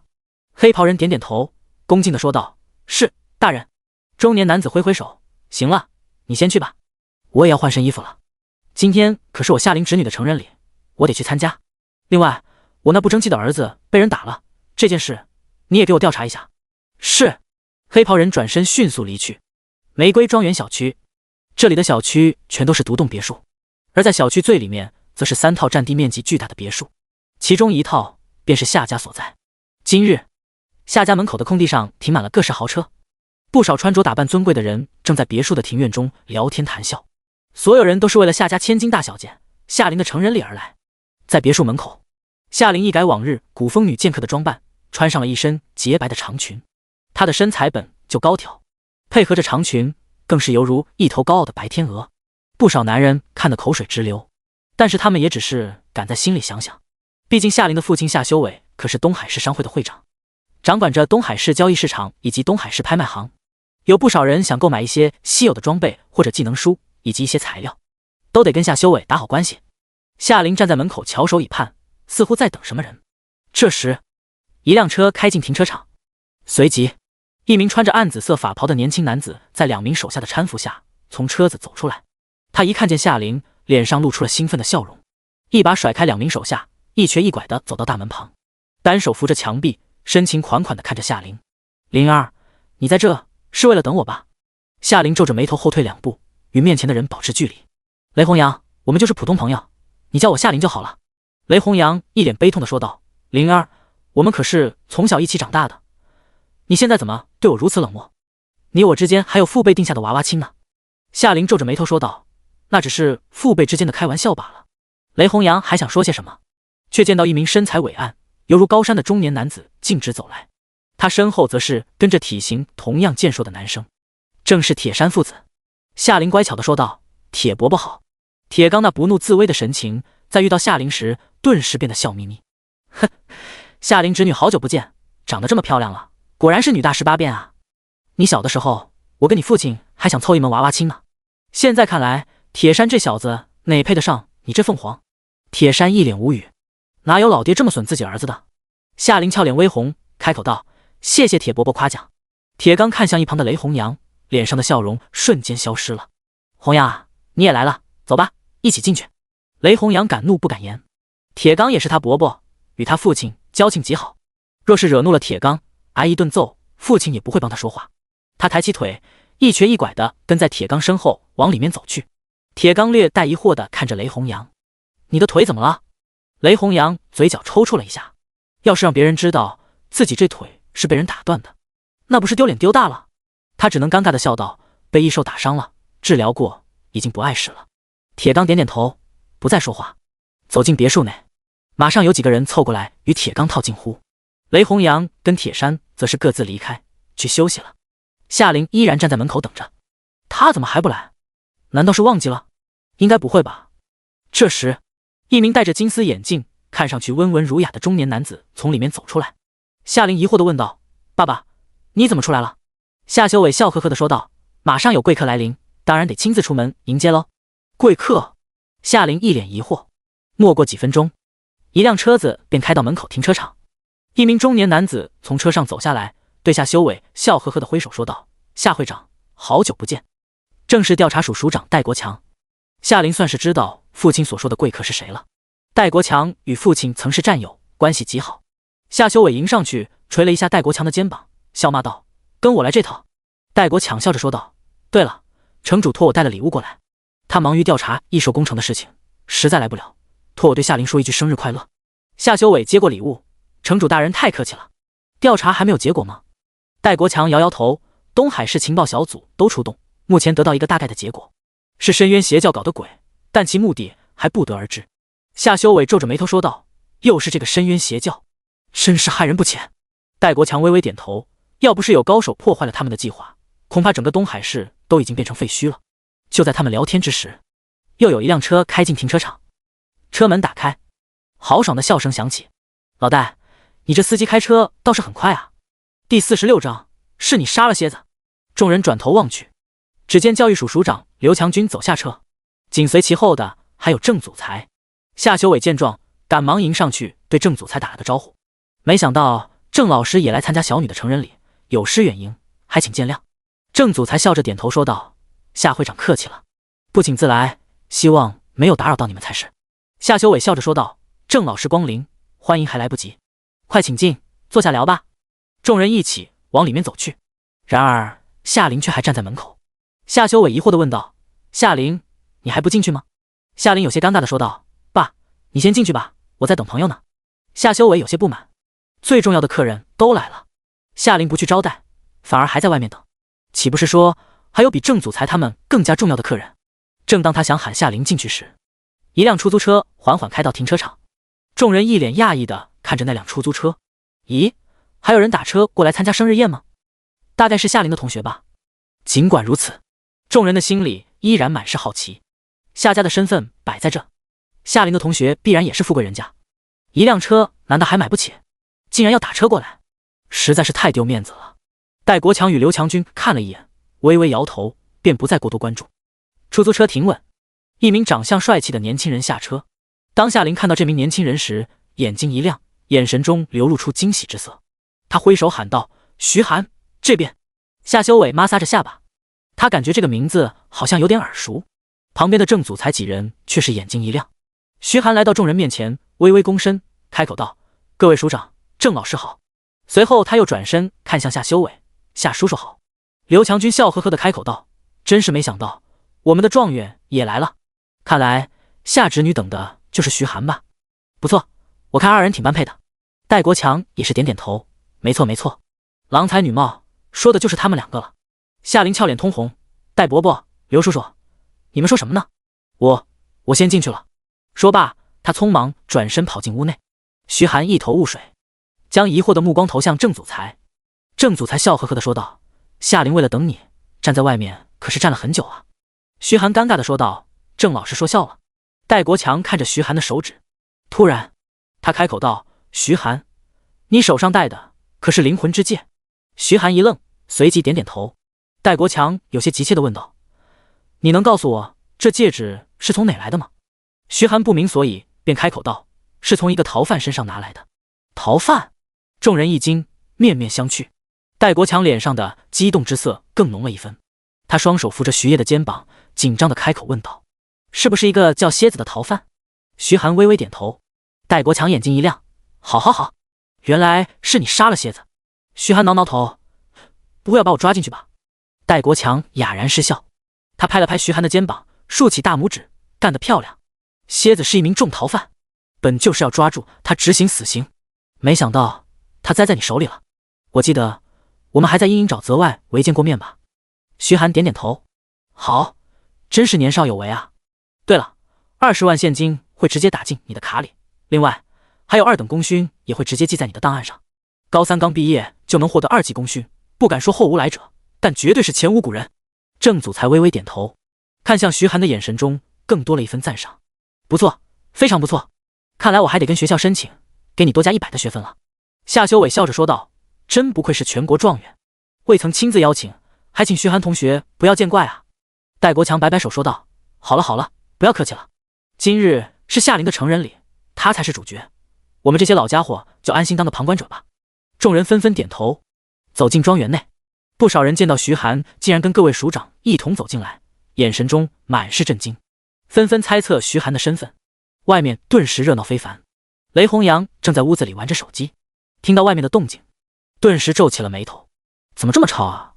他起身一瘸一拐地来到门口，他一眼便看到站在戴国强几人身边的徐寒。是他！雷弘阳双眼简直要喷火了，昨天就是这家伙打断了自己的双腿，害得自己狼狈不堪，想找他麻烦，却不知道那人到底是谁，没想到今天居然又遇到了。他气冲冲地走出屋子，拿出法杖指着徐寒吼道：“好小子，天堂有路你不走，地狱无门你自来投，老子今天一定要你好看！”徐寒瞟了他一眼，还莫等他开口，铁山便皱着眉头说道：“雷弘阳，你要干什么？”夏琳快步挡在徐寒面前，怒视着雷弘阳：“雷弘阳，你马上把武器放下！要是你敢在这动手，我马上告诉雷伯伯！”见夏琳居然还帮着徐寒说话，雷弘阳气得眼睛都快喷火了。“灵儿，你为了这个畜生说我，昨天就是这个畜生打断了我的腿，他下手太毒辣了，绝对不能跟这种人接触啊！”围观的人一听，皆是一脸震惊地看向徐寒。这人看着面善，下手是一点不留情啊！这小子不像什么好人啊，还是离他远点吧。他胆子不小啊，居然敢打断雷弘阳的腿。他难道不知道雷弘阳的身份吗？雷弘阳听到众人的议论，脸上露出一丝笑容。他就是要让所有人都看清徐寒的真面目，让夏琳知道谁才是真正值得依靠的人。这时，戴国强突然站出来，开口道：“安静！”他身为调查署署长，说话声音本就洪亮威严，在场的所有人瞬间安静了下来。随即，戴国强转头看向雷弘阳：“既然你说徐寒打断了你的腿，那他的动机是什么？把事情的经过说清楚，其他人才能判断对错。”第47章，这是猎地虎幼崽。雷弘阳迟疑了，踌躇片刻，说不出话来。徐寒悠悠开口道：“也不是什么大事，只不过是我发现了一个新生秘境。我猜他大概是后来看到了秘境，所以想让我把秘境里的东西交给他。我不愿意，他就吩咐手下来打断我的腿。”众人一听，一个个看着雷弘阳的眼神都不对了。老雷的儿子怎么这么不要脸，居然还抢别人的东西？是啊，老雷就是太宠着他儿子了，把他儿子惯成这样。听说他还是龙国大学的学生呢，真是给龙国大学丢人。雷弘阳的脸一阵青一阵白，他咬牙切齿地瞪着徐寒，恨不得将其一口吞了。戴国强脸色阴沉地盯着雷弘阳：“去跟徐寒道歉。”雷弘阳脸色一变，他紧握着法杖，咬牙切齿地说道：“让我跟他道歉？是他打的我，凭什么让我跟他道歉？”戴国强脸色一沉，正想说什么，后面却传来一阵低沉的声音：“道歉！”所有人纷纷回头，只见一名穿着整齐西装的中年男子一步步走来。这名中年男子的神情不怒自威，肩膀上还站着一只通体漆黑的乌鸦。乌鸦歪着头看着雷弘阳，尖锐地喊道：“道歉，道歉！”雷弘阳低下头，吐出3个字：“对不起。”说罢，他转身便走进屋子内。中年男子对徐寒微微躬身，满怀歉意地说道：“实在抱歉，我儿子被宠坏了。回去以后，我一定会严加管教，绝对不会再惹出这种麻烦。”夏琳凑到徐寒身旁，小声介绍道：“这位是雷鸣雷伯伯，职业者工会的会长，也是雷弘阳的爸爸。”徐寒微微点头：“雷会长客气了。”众人也纷纷散去。徐寒想去吃饭，但是有不少人过来套近乎，跟他拉关系。1个多小时过去，饭也没吃上几口，不过倒是吃到了几种不同的异兽肉，属性点又得到了提升，美食家图鉴的数量也涨到了45%，还需5种异兽肉就可以开启下一个奖励了。徐寒有些迫不及待想回家了。徐寒，清脆的声音在徐寒身后响起。徐寒回头望去，只见穿着白裙的夏琳正略带羞怯地看着自己。徐寒一时间看得入了神。你打算什么时候去京城？见徐寒被自己的美貌迷住，夏琳的心里升起些许小得意。徐寒回过神来，尴尬的干咳一声，大概过1个星期吧。东海市周围的异兽差不多都已经吃了一遍，接下来得找一些新的异兽，否则想要将美食家图鉴达到100种，不知道要花多少时间呢？夏琳微微点头。对了，听说进大学后会分导师，你想选哪个导师？徐寒一愣，还会选导师？这他倒是没了解过。夏琳解释道：“我也是听学长学姐说的，据说新一届一共有18位导师可以选择，每位导师负责2个学生，10位导师是4阶高手，7位导师是5阶高手。还有一个呢？”徐寒疑惑地问道。夏琳拖着下巴说道：“那个老师学长学姐好像都不建议我们选，据说那位老师实力到达5阶巅峰，是所有老师里面最厉害的，可是他的性格非常古怪，平时也不喜欢带学生，而且听说他喜欢带学生去闯首领级异兽的老巢，学生伤亡率高达80%。学校领导对他的意见很大，原本是不打算继续让他带学生的，不知道什么原因，今年又让他加入到导师队伍里了。你可千万要注意，别选这位导师。”徐寒微微点头。还有这么特别的导师？倒是可以提前了解了解。此时，在人群角落，雷弘阳正脸色阴沉地望着徐寒。该死的家伙，敢这么对老子，老子一定要让他出丑。他的目光落在徐寒身旁的蛋糕塔上，嘴角微微上扬。他已经有主意了。他抬起手掌，掌心浮现出一道玄妙的魔法阵。魔法阵退去，一只仅有巴掌大的紫色老鼠出现在掌心。去，把那张桌子给我咬它。雷弘阳指着那张放着蛋糕塔的桌子，低声说道。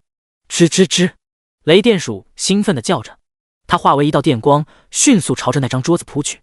周围的人也注意到这一闪而过的电光，有异兽入侵，这好像是雷电鼠。这里怎么会有雷电鼠？不好，那雷电鼠好像是奔着蛋糕去的，快拦住它！众人发出阵阵尖叫，守在周围的保镖快步上前，想要拦住雷电鼠，但雷电鼠的速度太快了，几乎是转瞬间便来到蛋糕塔面前。正当雷电鼠即将撞到桌腿时，一道魔法阵悄然浮现在他的前方，随即一头有成年狗大小的老虎从魔法阵走出。吼！呼啸声响起，雷电鼠吓得浑身一颤，扭头就跑。然而小崽子又怎么会让他就这么跑了？他纵身一跃，轻松跳到雷电鼠面前，一爪子落下，轻轻松松将雷电鼠按在地上，动弹不得。看着被抓住的雷电鼠，众人这才平静下来。夏修伟几人快步走过来，怎么回事？夏修伟皱着眉头说道。徐寒不紧不慢地开口道，有雷电鼠出现在这里，不过被我的宠物抓住了。夏修伟脸色铁青，生日会场早就做了清理，竟然会有异兽出没，这是打他的脸啊！马上去调查到底是怎么回事，怎么会有异兽跑进来的？是。旁边的保镖赶忙点头，匆匆离去。咦，这只小老虎长得有点眼熟啊！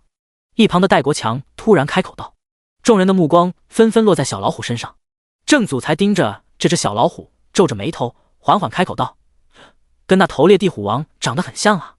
一语惊醒梦中人。众人纷纷转头看向徐寒，这该不会是裂地虎王的幼崽吧？刘强军小心翼翼地开口问道。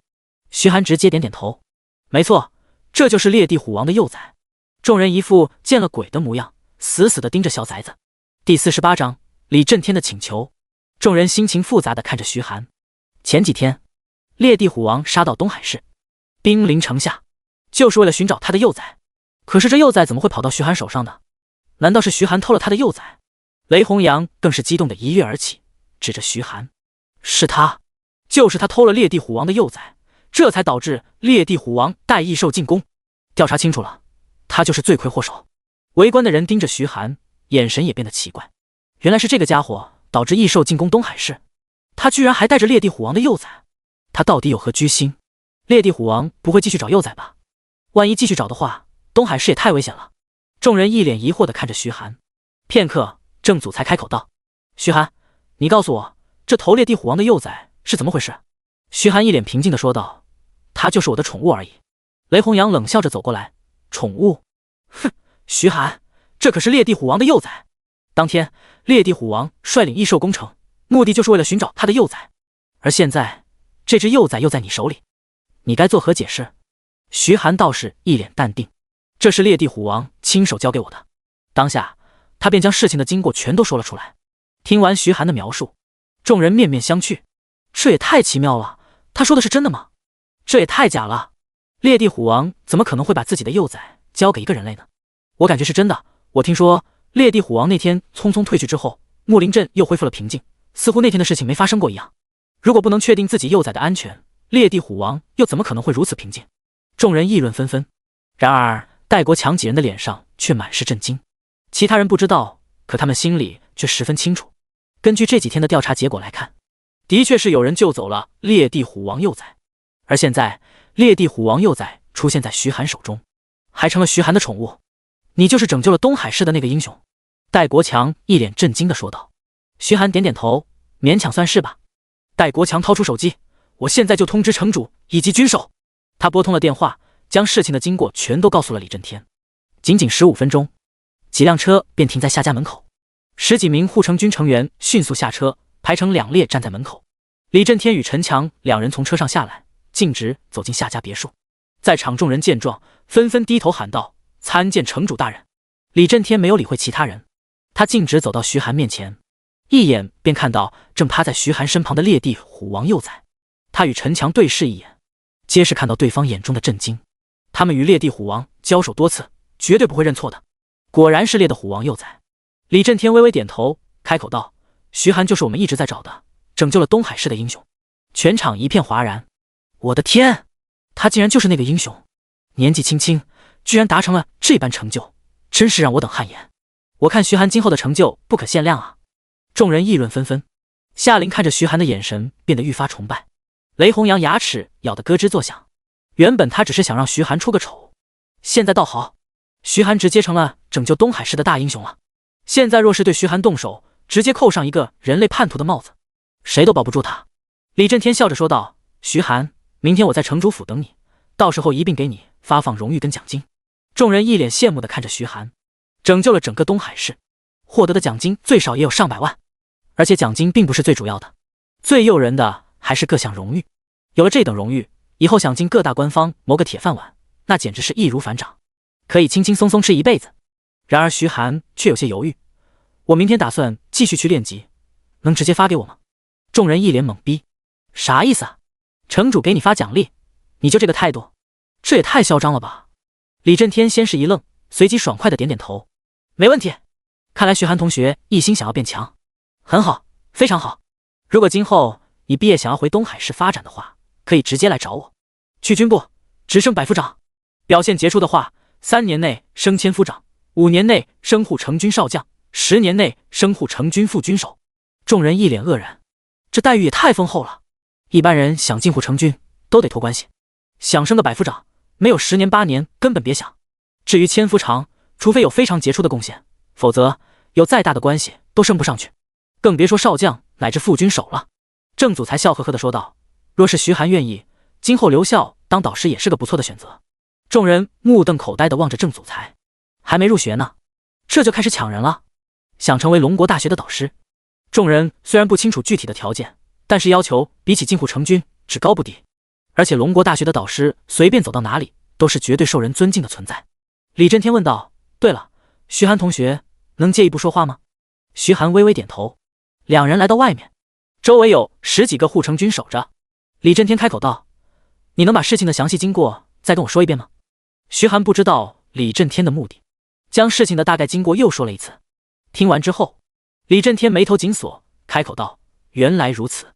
根据我们这些天的调查，这件事跟深渊教会脱不了关系，而且深渊教会东海市分会的会长应该就是东海市的某位高层。”徐寒皱着眉头问道：“这跟我没多大关系吧？”李震天笑了笑，开口道：“我只是想请你帮个忙，如果能成功的话，就可以将那个家伙从暗处揪出来。当然，我也绝对不会白白让你帮忙。事成之后，东海市仓库里的装备任你选，如何？”徐寒眼睛一亮，点头说道：“成交。”李震天压低声音，将自己的计划全都告诉了徐寒。第49章50层图鉴奖励，强化血脉。宴会结束，徐寒径直回家。他从空间戒指里掏出了5块异兽肉，随后他来了一锅大乱炖，将所有异兽肉全部煮到了一起。看着一锅大乱炖，徐寒食指大动。在夏琳的成人礼上，徐寒根本没吃饱，此刻终于可以大吃一顿了。他一把抓起1块肉塞进口中，大口咀嚼着。系统提示音响起：宿主首次服用2阶玄鹿肉，获得50点力量，30点精神。宿主首次服用2阶青岩蟹，获得30点力量，30点体质。宿主首次服用2阶巨钳蟹肉，获得20点力量，20点体质。当徐寒吃完最后1块肉时，美食家图鉴任务栏终于达到了50%，任务完成。系统提示音再次响起：美食家图鉴任务已完成，任务更新为5075，系统升级中。徐寒心中一喜，系统又升级了，那也就意味着这次绝对是个大奖励。等了几分钟，系统的声音再次响起：系统升级完毕，获得新功能异兽培养。异兽培养，徐寒一愣，这是什么东西？系统解释道：身为一名大美食家，应当懂得如何把异兽培育得更加美味。徐寒若有所思的点点头，貌似系统说的也没任何问题。具体有什么功能呢？徐寒继续问道。宿主可契约异兽的数量无上限，异兽在契约空间内可以持续获得少量经验，并且有 0.001% 的概率变异。变异可能让异兽变得更强，也有可能变得更弱。宿主获得异兽血脉提纯方法，可以提纯异兽血脉，使其获得进化。听到这一连串的提示，徐寒有点懵。这一次的美食家图鉴奖励对他自身并无多大好处，不过可以无限契约异兽，这点倒是不错。而且异兽空间内还可以不断给异兽提供经验，这么一来，哪怕将异兽一直放在里面，都能让异兽不断升级。徐寒的心中有些好奇，不知道那小崽子在异兽空间会不会变异，只不过这变异的概率太低了。他的注意力落到了系统最后一句提示上：异兽血脉提纯的方法。异兽的血脉还能提纯？系统回答道：每种异兽都是由强大的异兽繁衍而来，将异兽的血脉提纯，可以让他们的实力变得更强。当血脉浓度达到一定程度，甚至会发生变化，进化为更加强大的异兽。徐寒心中大喜，这么说，小崽子也可以提纯血脉了。他手掌一抬，一道玄妙的魔法阵出现，小崽子从魔法阵走出，亲昵地蹭了蹭徐寒的裤子。徐寒查看小崽子的状态栏，果然发现与之前有巨大的差别。名称：烈地虎幼崽，泰坦神虎千万分之一血脉，种族：虎族，等级5，力量140，体质150，敏捷75，精神35。技能1：猎的爪 LV1，将土属性的力量注入到爪子里，大幅度提升爪子的破坏力，增加 20% 的护甲穿透，冷却时间2分钟。技能2：虎啸 LV1，猎的虎发出长啸，震慑周围弱小的异兽，使其陷入恐惧，强大异兽不受影响，冷却时间5分钟。技能3：沙尘暴 LV1，扬起一阵沙尘暴，对敌人造成少量伤害，并且会使敌人失去视线，冷却时间10分钟。技能4：岩崩 LV1，震裂地面，将岩石碎屑射向敌人，对敌人造成伤害，冷却时间3分钟。血脉提纯条件：黄金级土属性宠物食品。徐寒心中一喜，他手里正好有一颗白金级的宠物食品大地玄果。他伸手在空间戒指上一抹，一颗土黄色的果子出现在手中。小崽子看着大地玄果，眼中满是渴望，不断呜咽着，似乎是在恳求。徐寒随手将大地玄果丢给小崽子，小崽子嘴巴一张，将大地玄果整个吞下。他满足的舔舔嘴巴，随即身上包裹起了一层厚厚的土黄色光芒。小崽子的体型肉眼可见开始长大，短短几分钟的时间，就从原来成年狗的大小长成了成年老虎的大小，成长了近3倍。土黄色的光芒逐渐褪去，一双冰冷的金色双瞳显露出来，恐怖的凶气近乎凝成实质，使得整个房间的温度都下降了好几度。系统的提示音响起：烈地虎王幼崽血脉提纯成功。徐寒打量着小崽子全新的模样，小崽子身上多出了些许锋利的倒刺，2颗尖锐的獠牙从口中伸出，宛如匕首。变化最大的还是那一双眼睛，冰冷的眼神中凶性几乎凝成实质，宛如利剑，直刺心灵。若是胆小的人被看一眼，恐怕都要吓破胆。徐寒却没有任何恐惧之色，他的脸上带着一丝笑容，开口道：小崽子，感觉如何？小崽子眼神中的凶性瞬间消失，他纵身一跃，扑到徐寒身边，用他的大脑袋亲昵地蹭着徐寒的脸，还伸出舌头舔着徐寒的脸，舔得满脸是口水。徐寒查看小崽子的属性面板，变化巨大。名称：烈地虎幼崽，泰坦神虎100万分之10血脉，种族：虎族，等级10，力量500，体质550，敏捷470，精神100。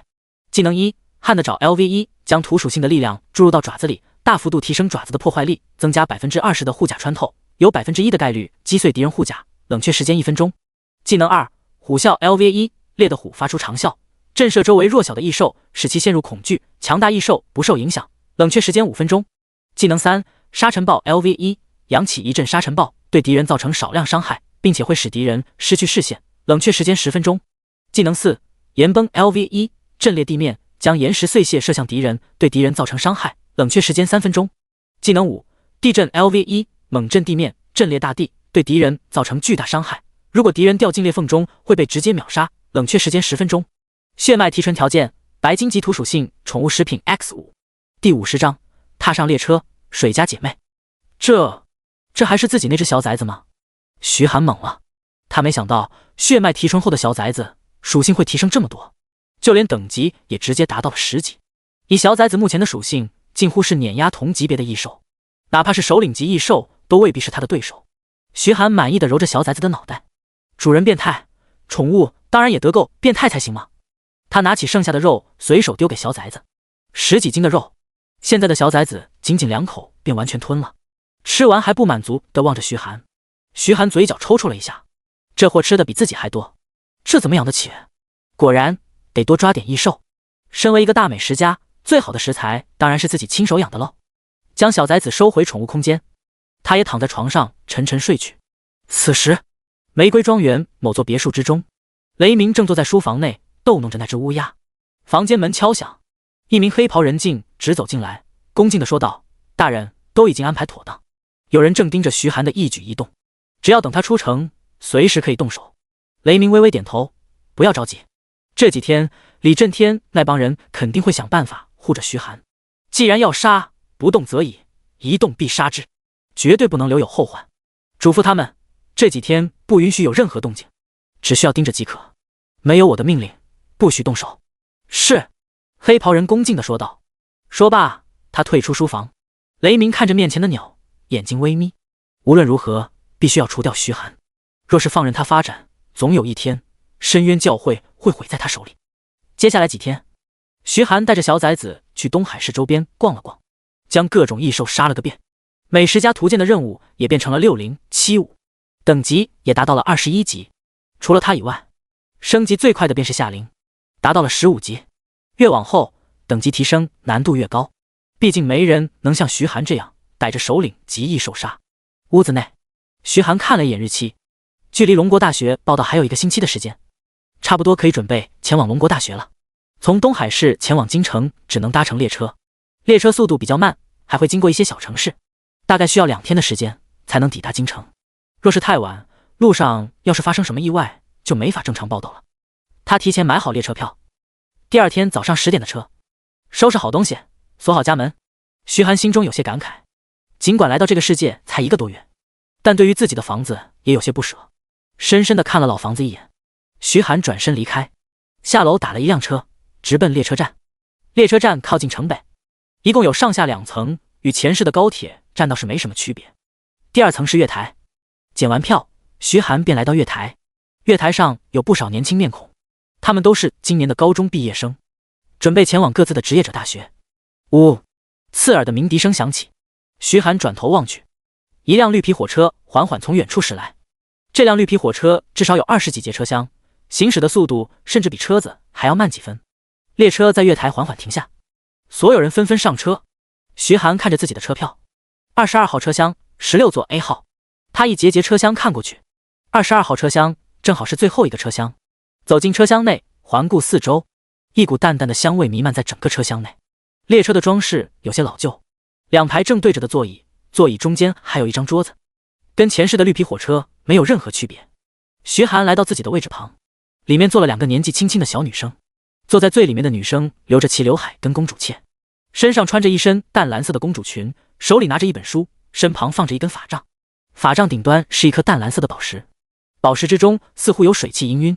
她旁边的女生穿着一身重甲，一把散发着寒气的重剑放在身旁，几乎把徐寒的位置全挡住了。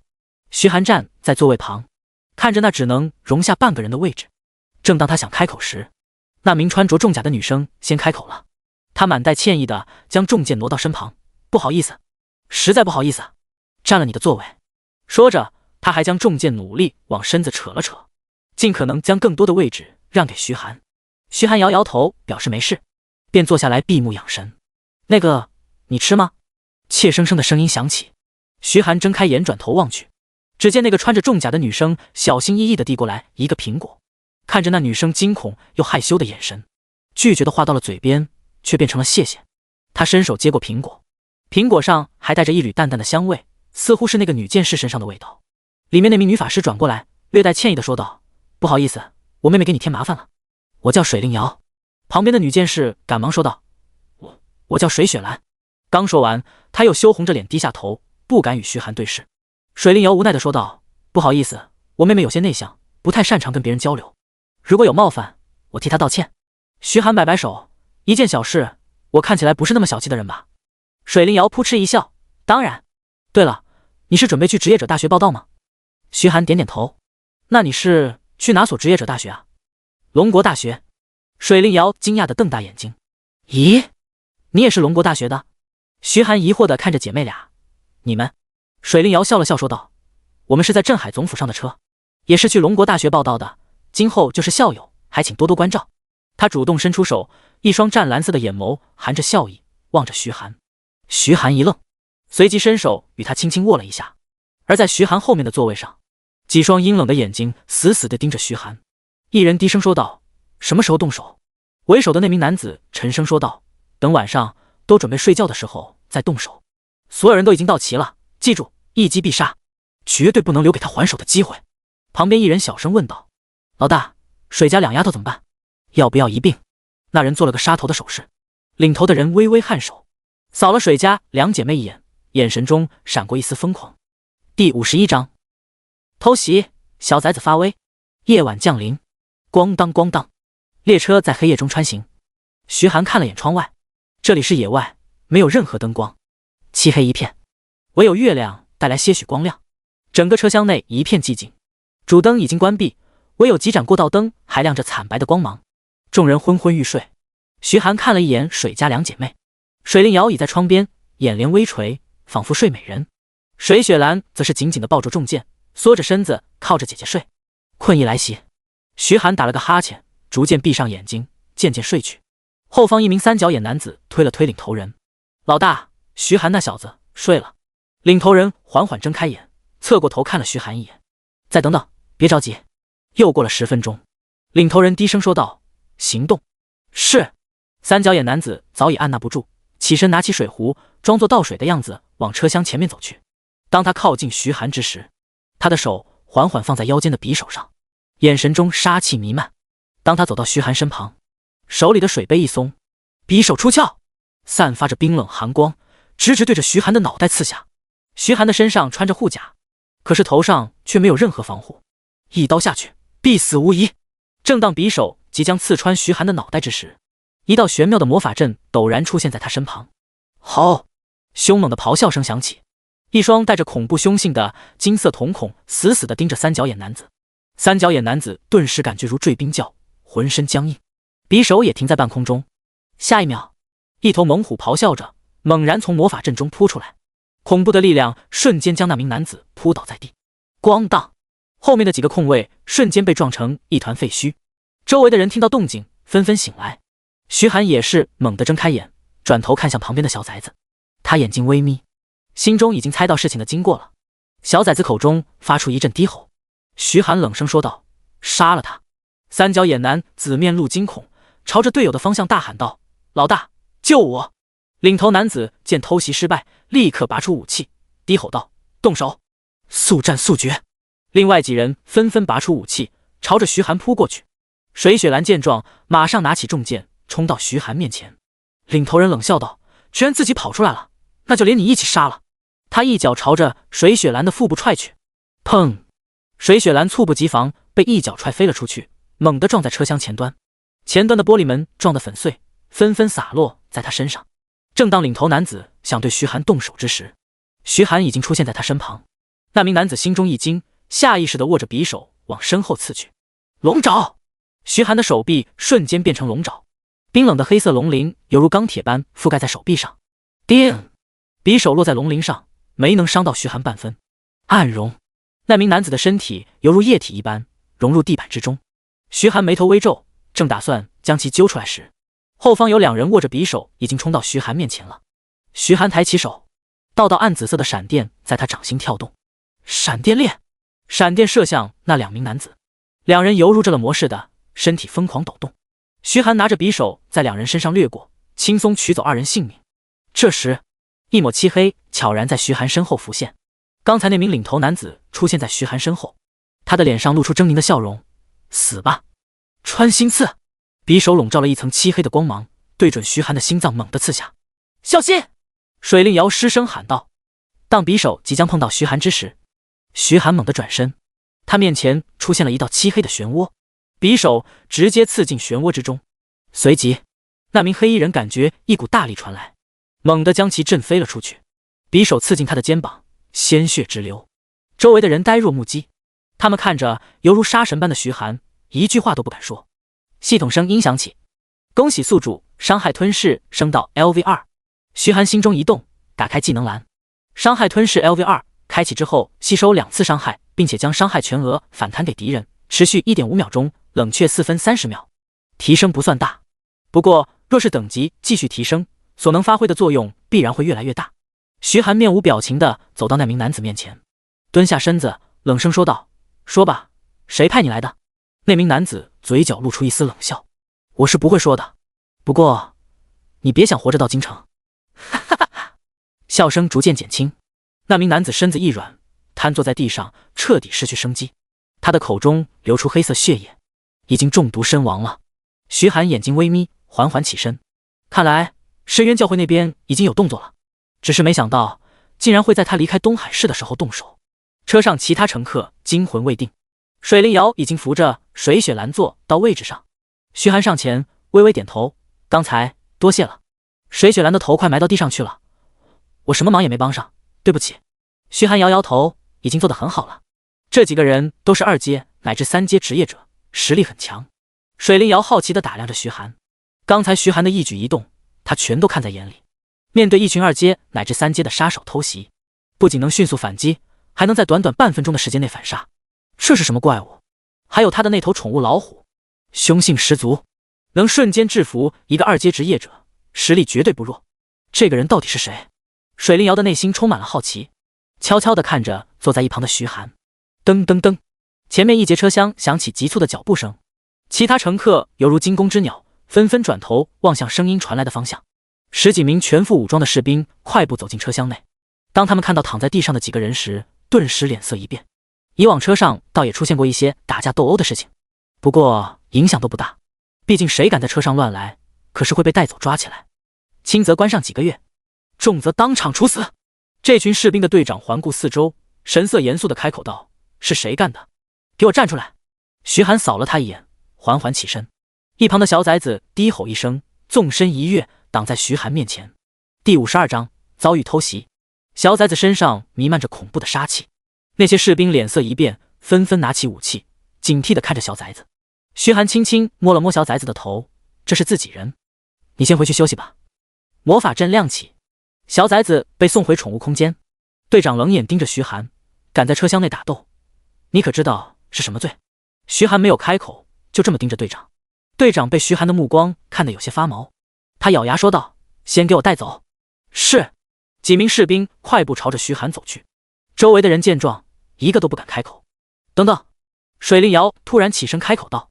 队长的目光落在水令瑶身上，眼神中满是不耐。怎么？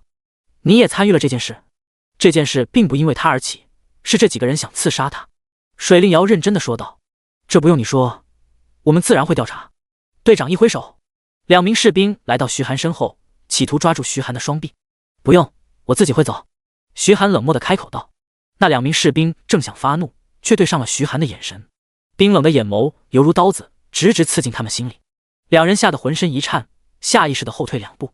队长见状，拔出刀指着徐寒：“小子，你难道还想对护卫队动手？你敢动手，我有权把你就地格杀！”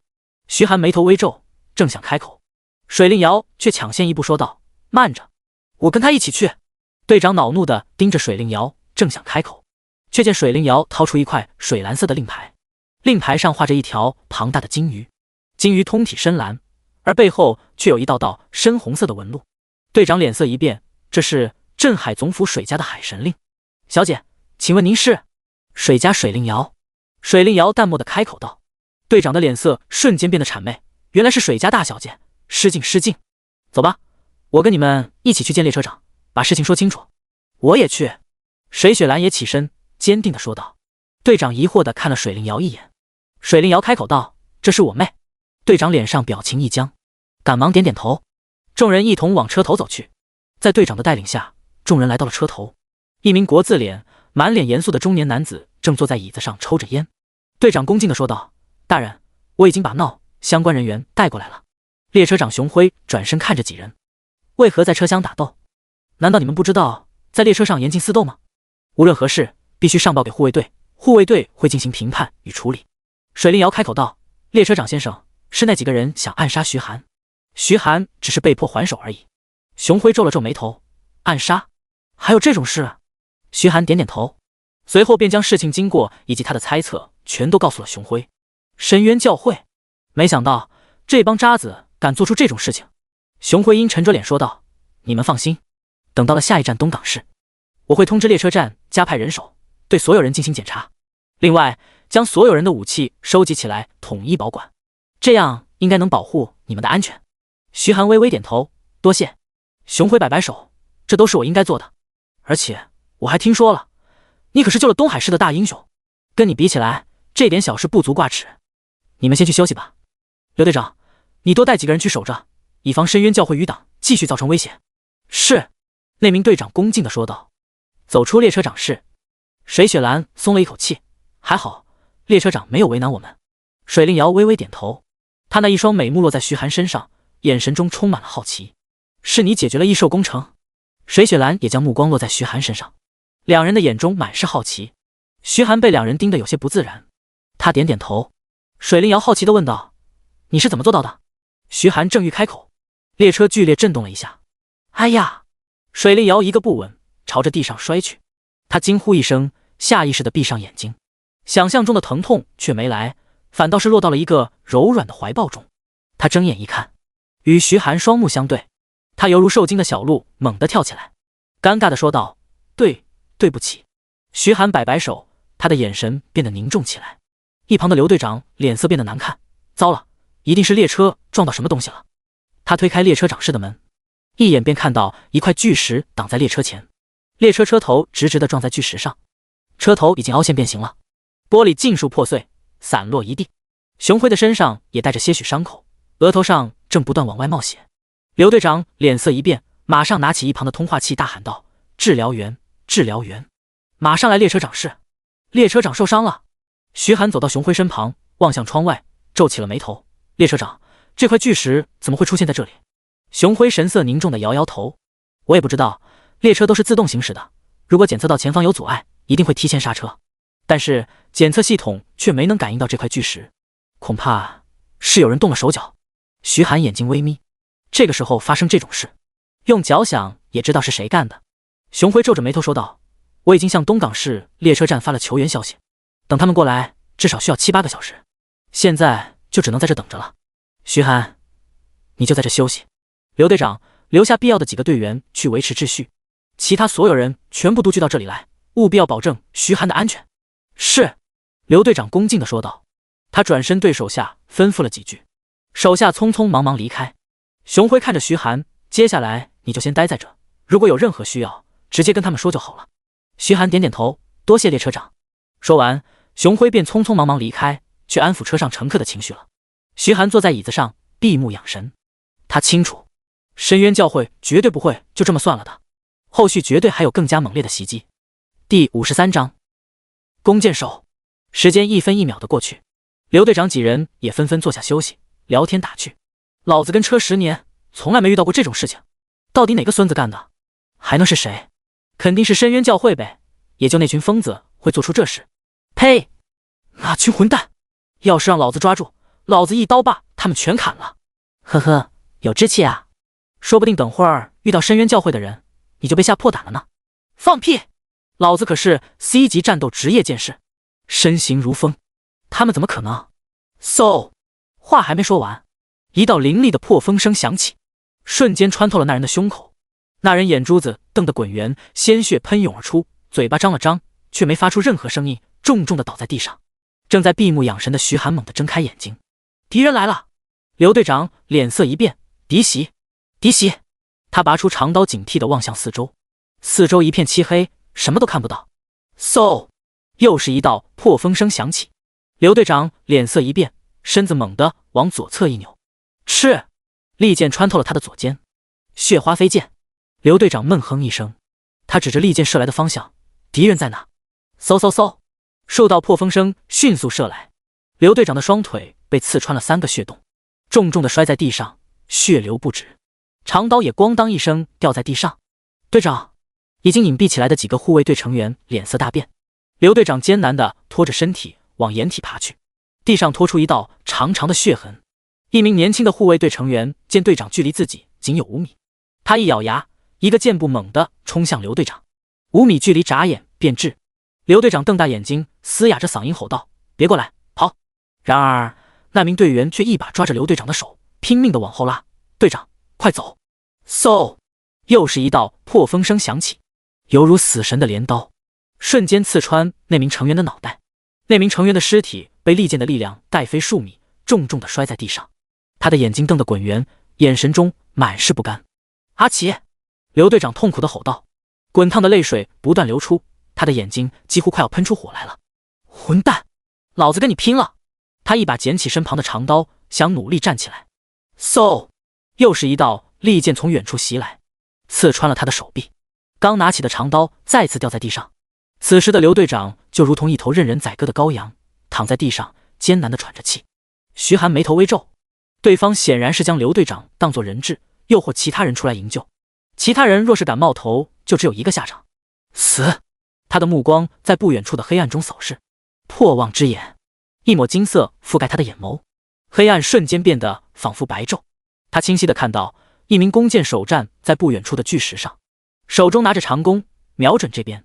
他估算了一下距离，若是用锋刃，距离略差一些，得找机会靠近。远处的弓箭手正瞄准刘队长，他的脸上带着一丝猫戏老鼠的笑容。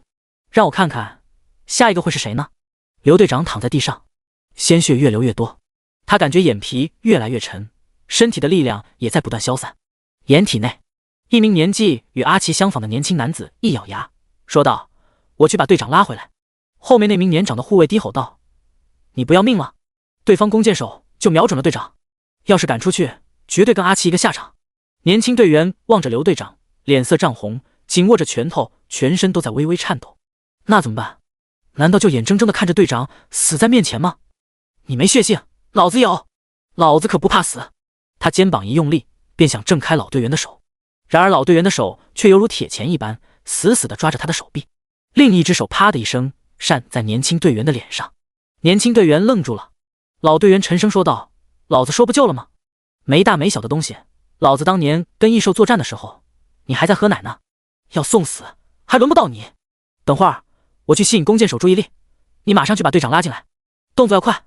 另外，把这个交给我媳妇儿。”他将一个信封塞到年轻队员手中，随后一个箭步犹如一头猛虎朝着刘队长冲去。年轻队员愣愣地望着老队员的背影，泪水滑落。他一咬牙，紧跟在后面一同朝着刘队长冲去。他的脑海中就只有一个想法：救下队长，一定要救下队长。嗖！一道破风声袭来，利剑转眼间便来到老队员面前。老队员一咬牙，低吼道：“钢拳！”他的拳头变得灰暗，散发着淡淡金属光泽，一拳朝着利剑砸去。轰！老队员的身体倒飞而出，猛地撞在墙壁上，他的整条手臂都已经炸碎，鲜血溅满整个列车长室。趁着这个功夫，年轻队员一把抓住刘队长的手臂，紧咬着牙关，拼命往掩体里拉。远处的弓箭手瞟了年轻队员一眼，嘴角露出一丝轻蔑的笑容。猎物还会玩计谋，有意思。不过再狡猾的猎物也逃不出猎人的掌心。他张弓搭箭，第二支箭已经瞄准了年轻队员的脑袋。死吧！手指一松，弓弦猛地一弹，利剑带起一阵刺耳的破风声，迅速袭向年轻队员。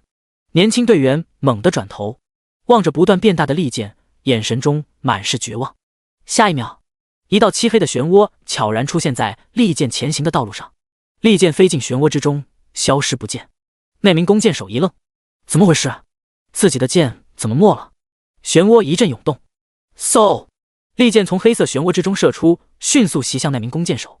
弓箭手脸色一变，他猛地一偏头，利剑擦着他的脸划过，咚的一声定在他身后的树干上，血液缓缓从他脸上流下，他的背后已经被冷汗浸湿。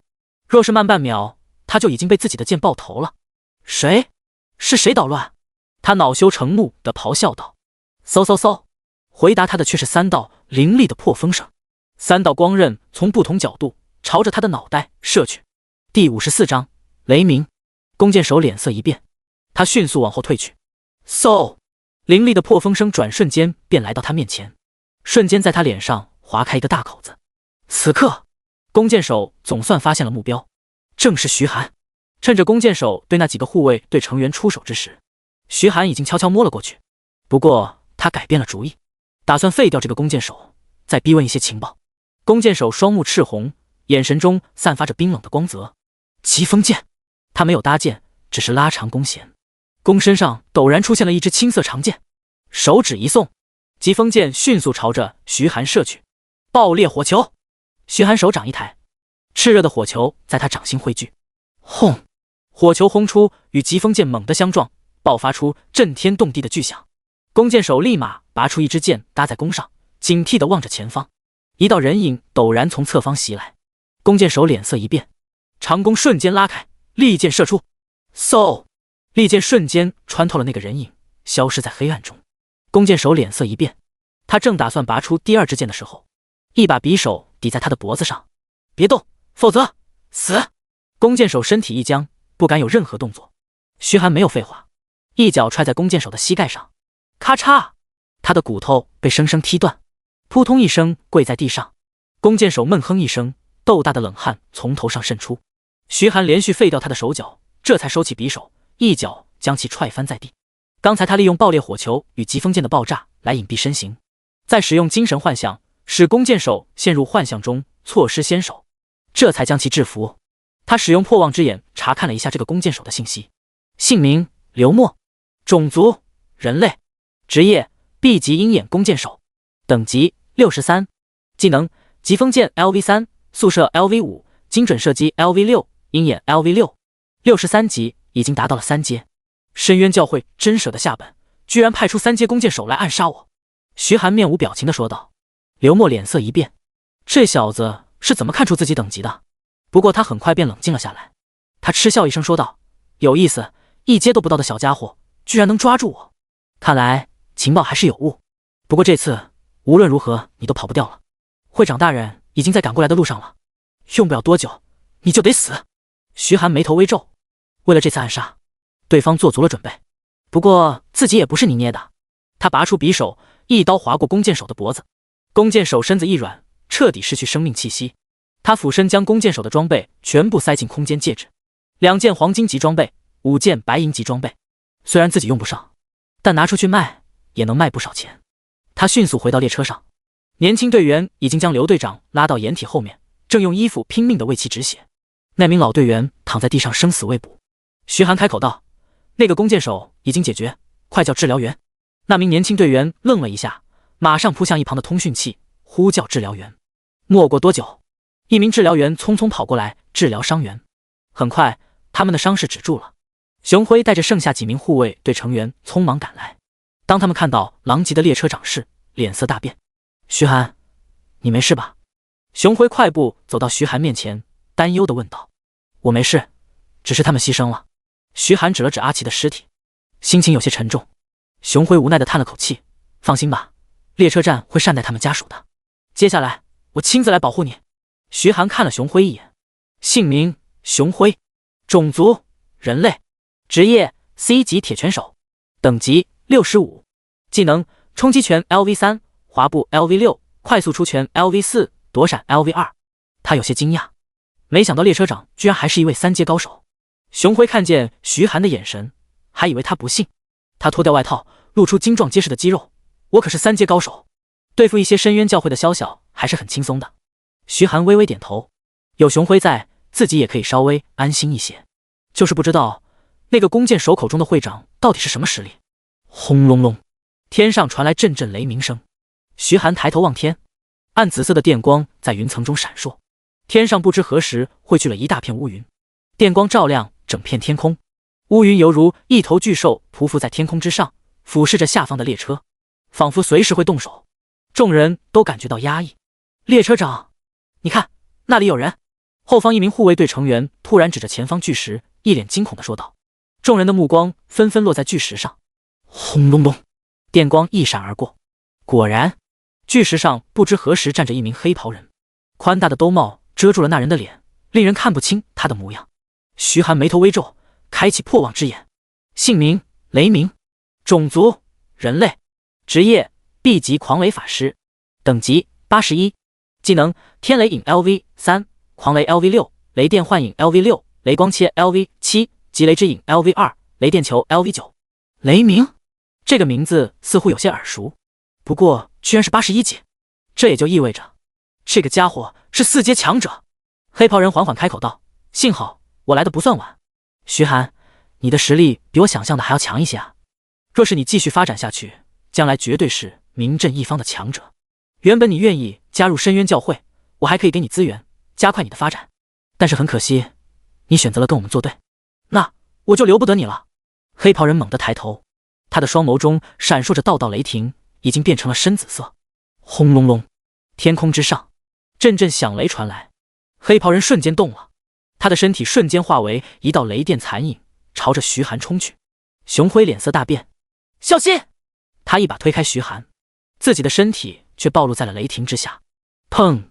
雷霆在熊辉身上猛地炸开，熊辉倒飞而出，猛地撞在后方的墙壁上。他的胸口被烧得漆黑，散发着阵阵焦臭味。嗨嗨！熊辉咳嗽了几声，鲜血洒在地上。他艰难起身，望着黑袍人，老子还能打。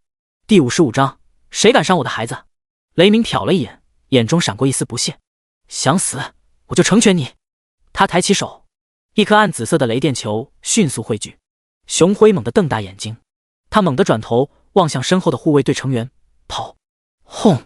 雷电球呼啸而出，直直砸在熊辉身上，轰然炸开，烟尘逐渐散去，坚硬的金属地板炸出一个大坑。熊辉躺在大坑中间，浑身焦黑，冒着阵阵白烟。所有护卫队成员脸色大变，连最强的列车长在这个黑袍人面前都是2招落败，那他们上去岂不是送死？雷鸣的目光在其他人身上扫过，冰冷的杀气弥漫。今日所有人都得死！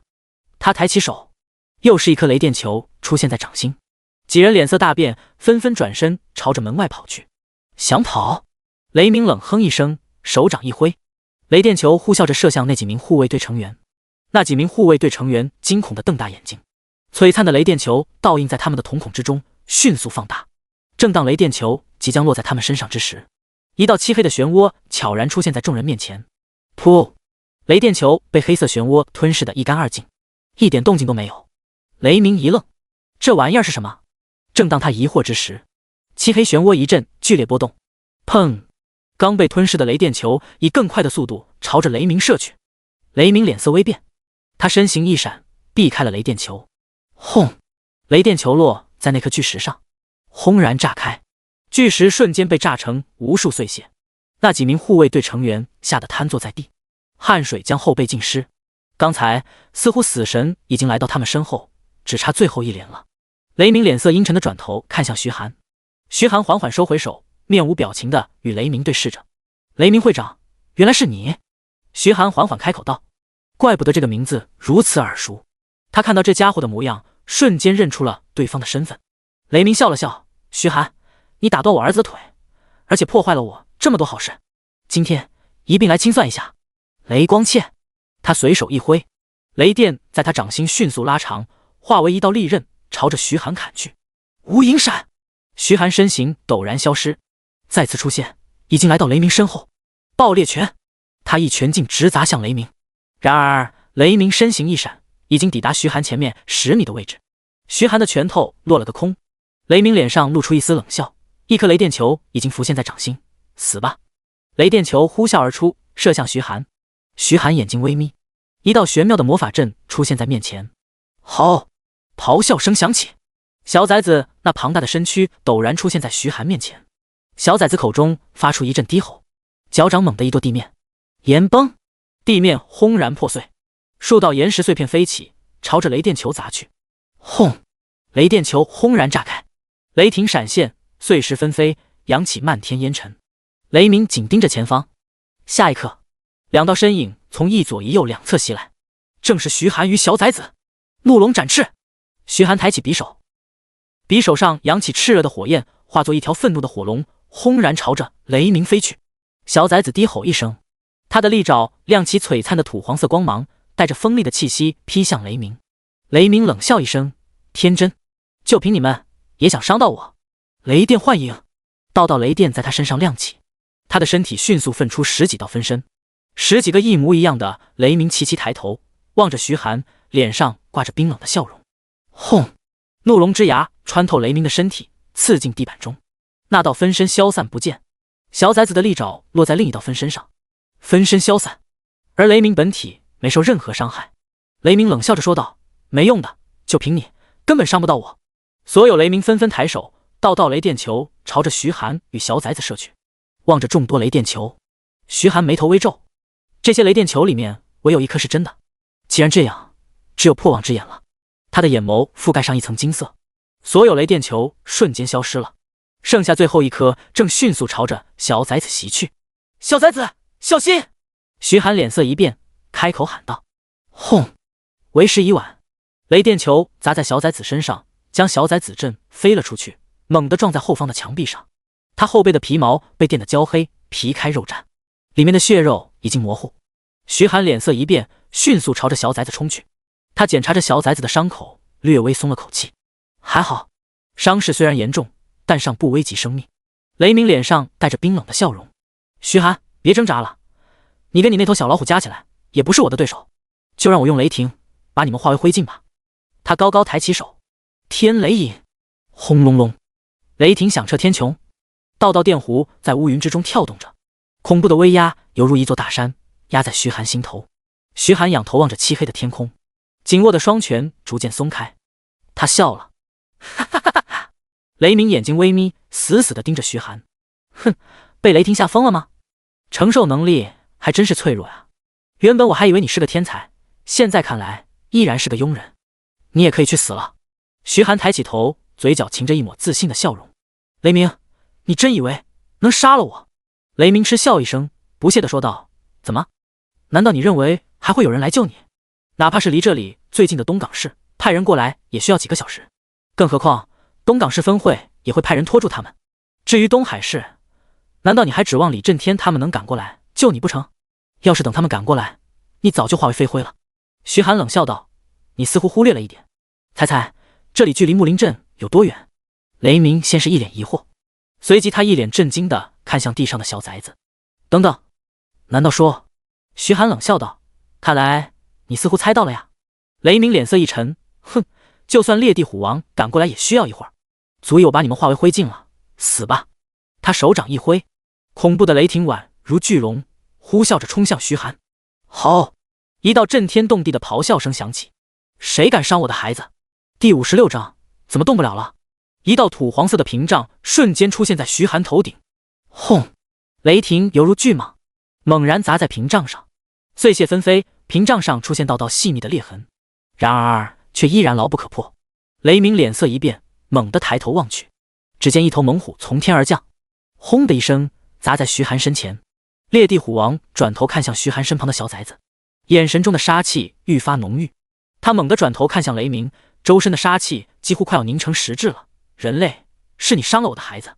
雷鸣望着眼前的烈地虎王，脸色阴沉。烈地虎王，这是我跟那小子的事情，与你无关。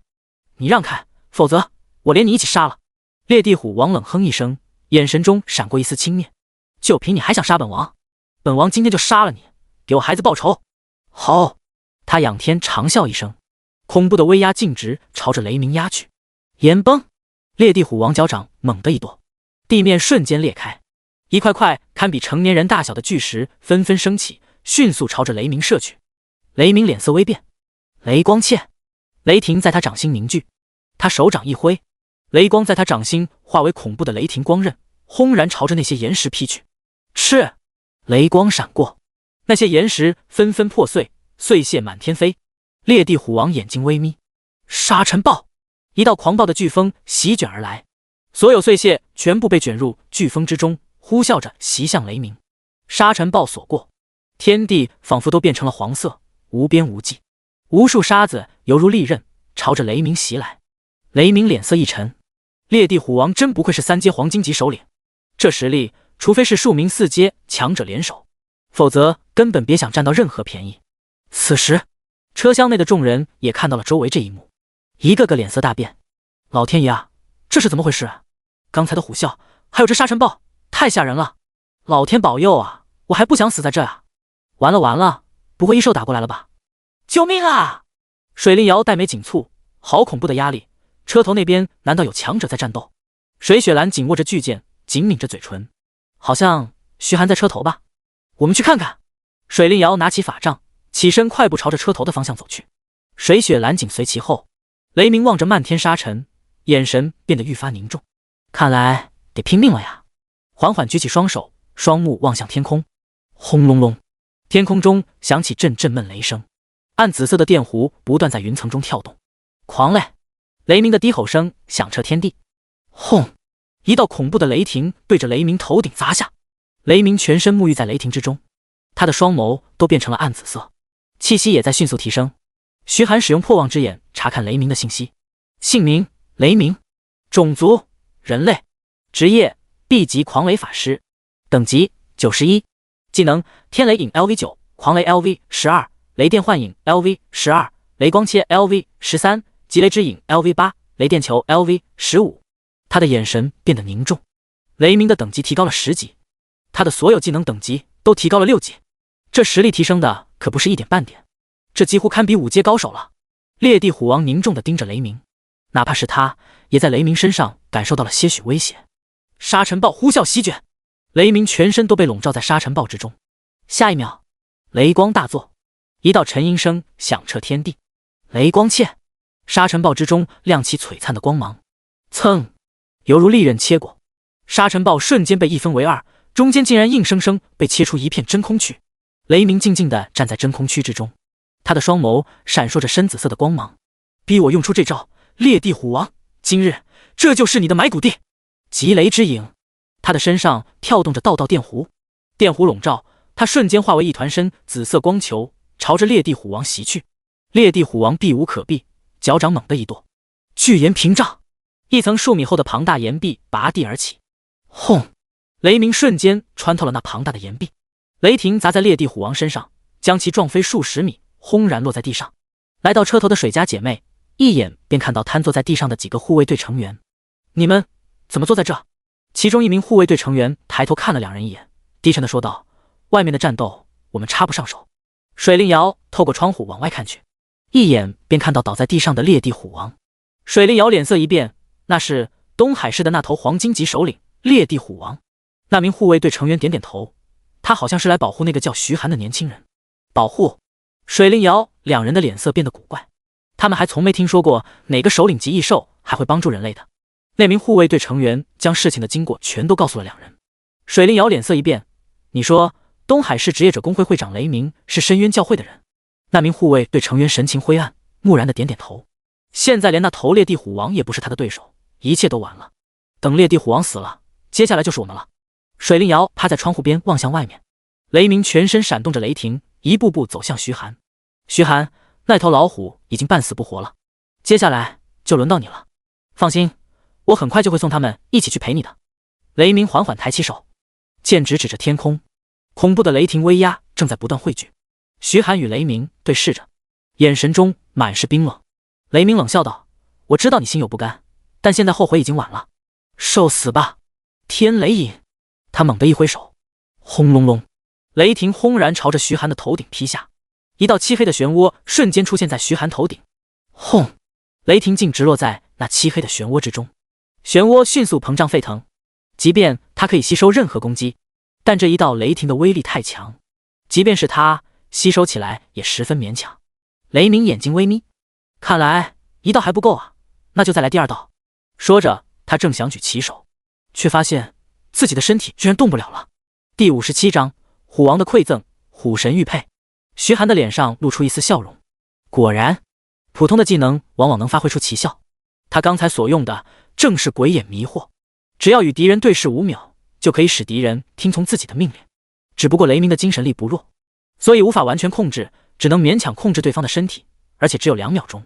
但这已经足够了，尝尝你自己雷霆的滋味吧。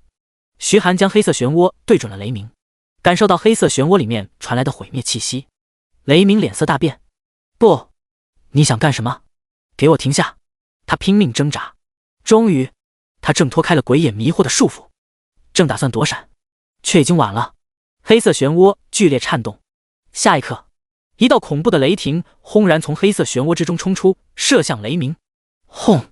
雷霆正面劈在雷鸣身上，雷鸣瞬间就被轰飞数十米，这才跌落在地。他的胸口被轰出一个大洞，伤口冒着黑烟，散发着一股焦臭的味道。水灵瑶等人全都瞪大眼睛，徐寒居然把雷鸣打伤了。那道黑色漩涡是什么东西？居然能把雷鸣的攻击完全吸收。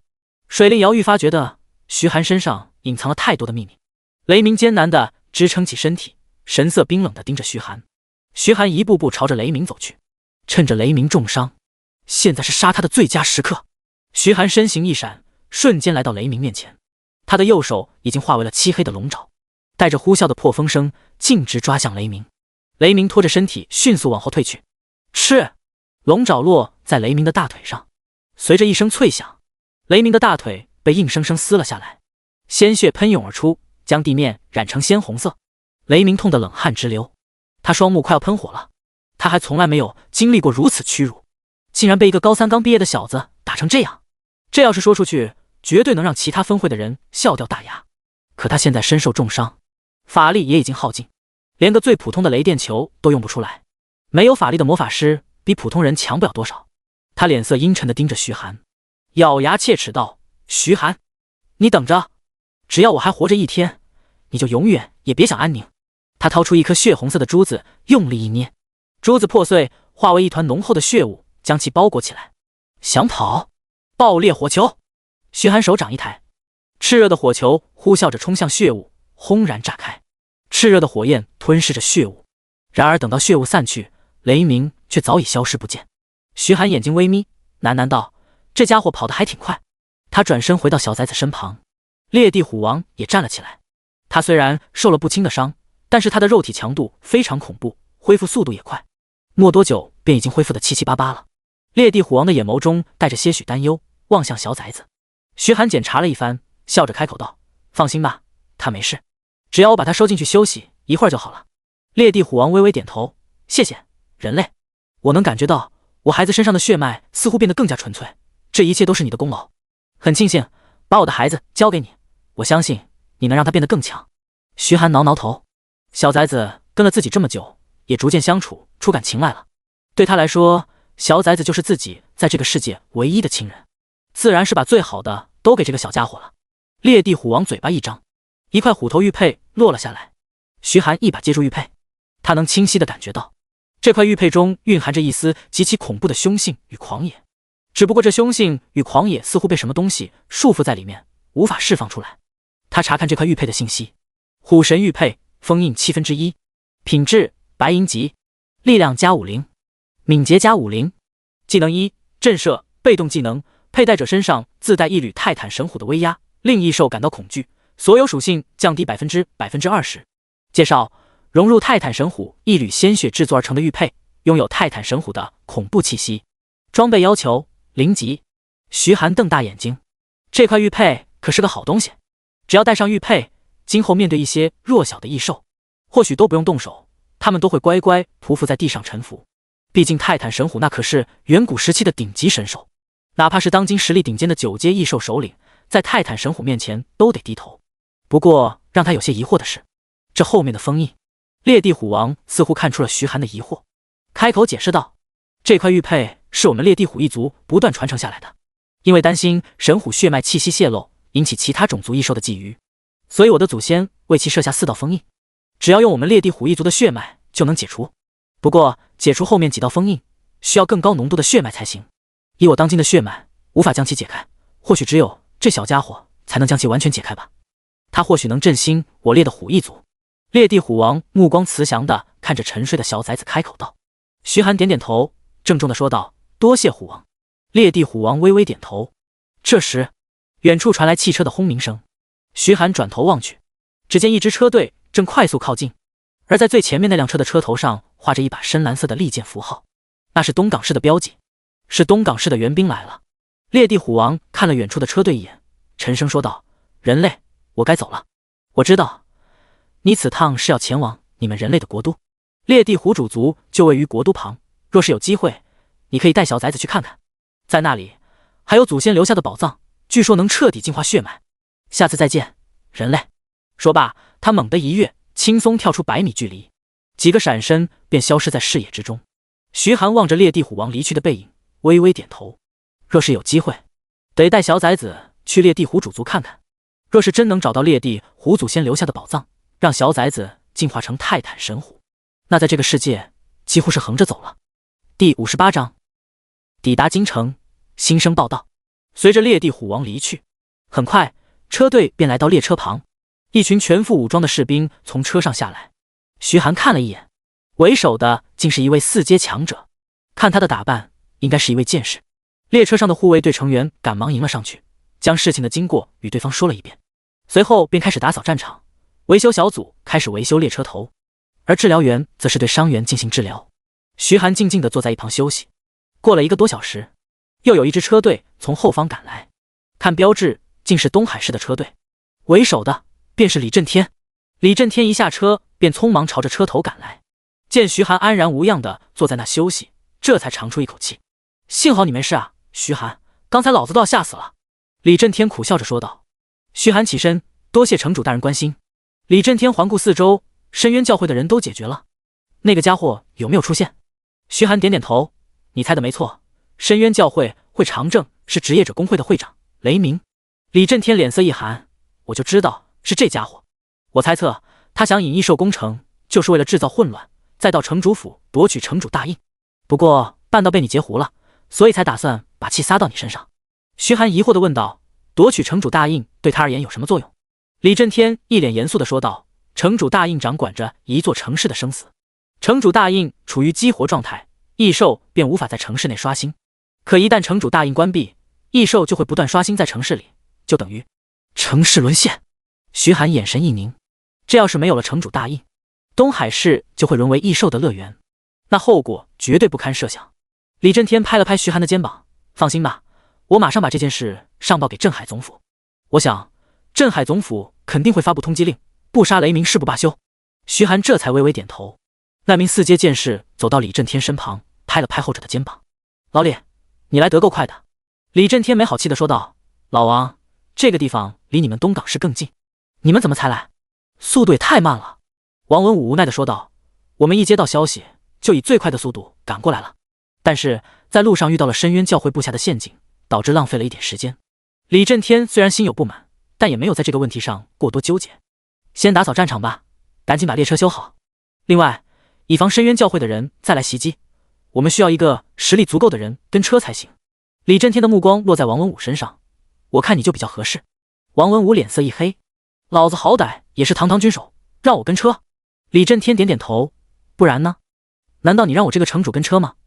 王文武一脸无奈，他咬牙切齿地说道，若是我不在，万一东港市遭遇深渊教会袭击怎么办？李震天笑眯眯地说道，放心吧，东海市距离东港不过100多公里，我们会以最快的速度驰援东港。王文武无奈，只能答应下来。在维修组的抢修下，列车头勉强修理了大概，依然破破烂烂，但已经能正常行驶了。徐寒看了一下维修组的几人信息，居然有一个 B 级生活职业机械师，怪不得修理速度这么快。由于车头破损，只能开到东港市更换车头了。列车启动，缓缓朝着东港市驶去。东港市车队跟在列车旁边一直守着，生怕再次遇到深渊教会的袭击。不过这次一路畅通，到达东港市，列车便进行车头更换。等了半天，列车才重新出发，驶向京城。这回王文武全程跟随，就连列车长也换了一位4阶高手，2名4阶高手随行保护列车，这从古至今还是第一次。2天后的清晨，徐寒坐在位置上睡得迷迷糊糊，广播响起一道好听的女声，尊敬的各位乘客，列车即将抵达京城南站，请提前做好下车准备。徐寒缓缓睁开眼，望向窗外，眼神一凝，一座庞大的城市出现在眼前。坐在列车上，整座城市一望无际，高达数十米的巨型城墙犹如山岳，横跨在城市与野外之间。城市内一栋栋足有近100层的高楼林立，而且在一些高楼之间还有透明的通道相连，半空中还有一座座特殊金属搭建而成的铁道，科技感十足。光是看这场景，东海市跟京城简直就是2个世界。轰隆隆，列车猛地一震，徐寒一惊，他发现列车车头似乎在往上升。水灵瑶笑着解释道，这是京城特有的空中轨道。京城占地面积6万多平方公里，为了方便出行，市内交通除了公交车以外，还有这种空中轨道。列车行驶在空中轨道，速度更快，也没有阻拦。徐寒微微点头，这貌似跟地铁差不多，不过这京城还真是够大的，6万多平方公里，这玩意儿比前世的京城还要大了近10倍啊！列车行驶在空中轨道，犹如乘坐飞机一般，可以俯瞰下方的城区。空中轨道穿越在林立的高楼之中，从窗外望去，便能看到不少人正坐在办公室里面处理事情。徐寒心中有些感叹，这简直就是现代化超级大都市啊！不少人也贴着窗，看着外面的景色，发出阵阵感叹。水灵瑶望着窗外，眼神倒是平静。据说，这样的顶级大都市，世界一共有7座，在7个不同的国家。而且在异兽入侵前，据说这样的大都市更多呢，都被异兽给毁了，真是太可惜了。徐寒点点头，按照书中所说，除了京城之外，还有杭城、金陵城、阳城、申城等顶级大都市。只不过，现在这些大都市都落在异兽手中，成为了异兽乐园。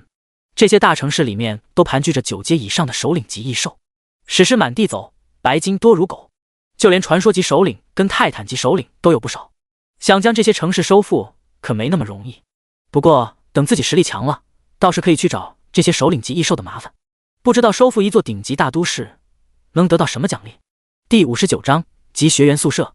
列车在空中轨道行驶着，5分钟之后，列车逐渐开始往下行驶。而徐寒也看到了京城南站的全貌。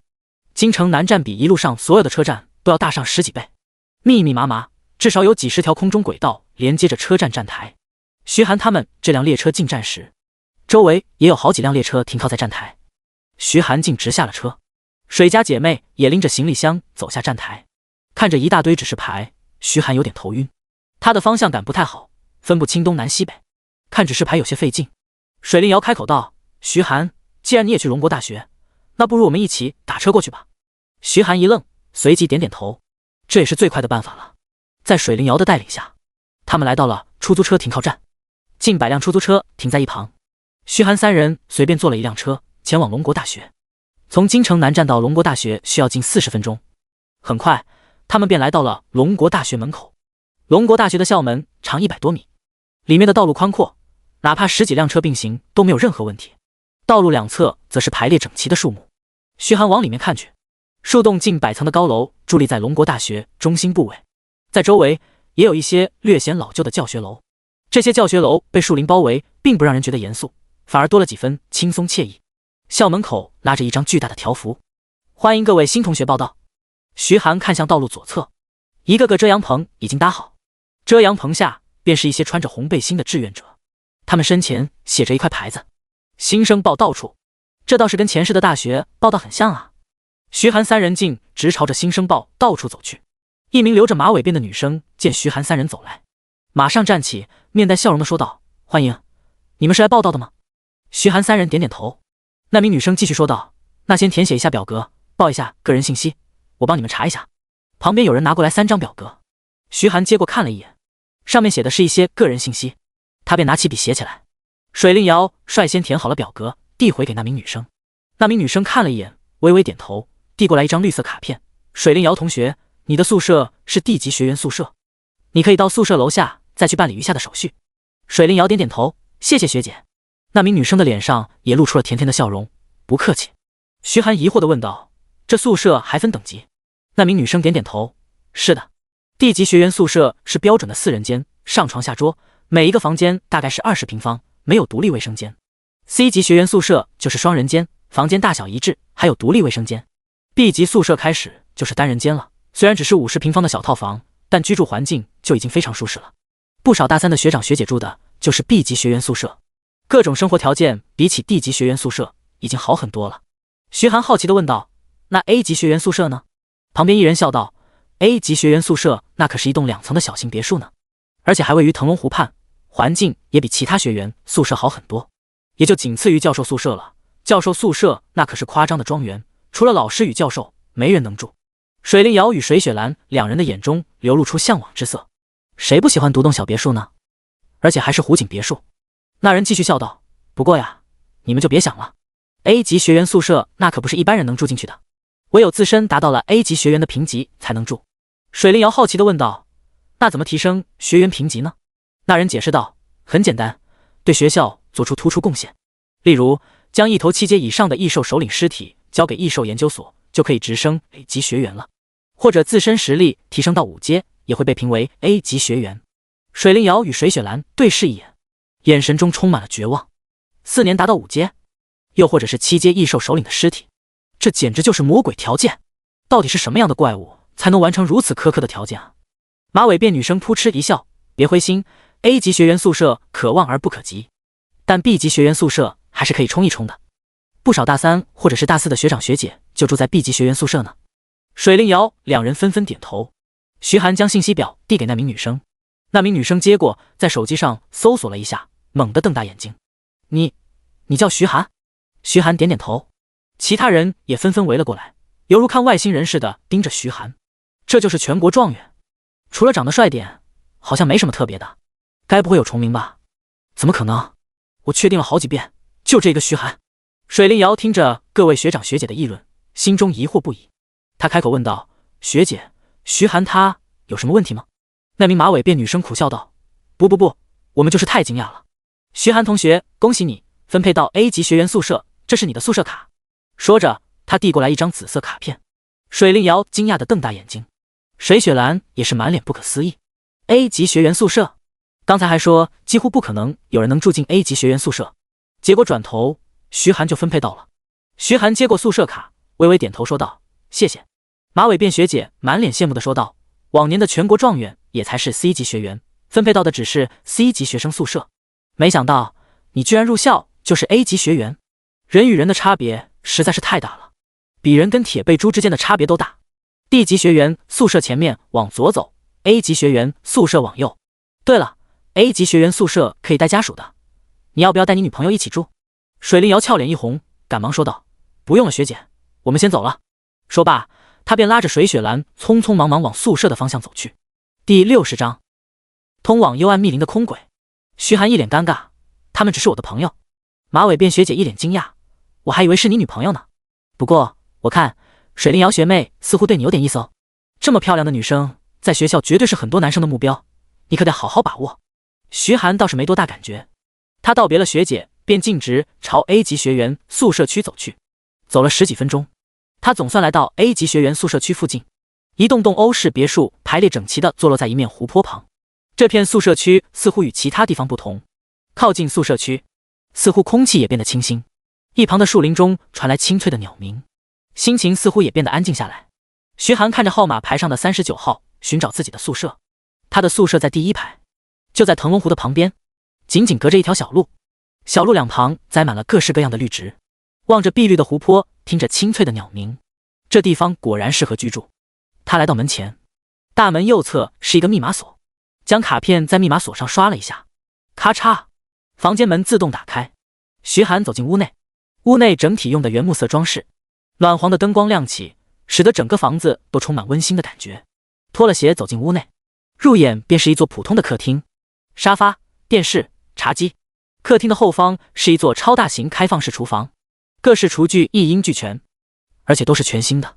在客厅的另一侧是一面落地窗，打开落地窗，外面是阳台，阳台上摆放着几盆绿植，还有桌椅。坐在阳台上便可以看到不远处的腾龙湖。随后徐寒又去看了一下其他几个房间，其他房间都是空荡荡的，需要自己布置。这栋别墅足够大，住3、4个人都不是问题。徐寒十分满意，他心里清楚，在京城这种寸土寸金的地方，这样一栋小别墅，那绝对是天价的存在，其价格甚至可以比得上一件史诗级装备了。真不愧是龙国大学，出手就是阔绰。他来到2楼，2楼只有2个房间与中间的会客厅。徐寒打算自己住一间，另外一间用来干什么，到时候再说。他心中一动，回想起刚才学姐所说的话，还可以带女朋友入住，旋即他摇摇头，打消了这个念头。在这个世界，不努力提升实力，就永远都得屈居人下。无论是什么，在绝对的实力面前都是浮云。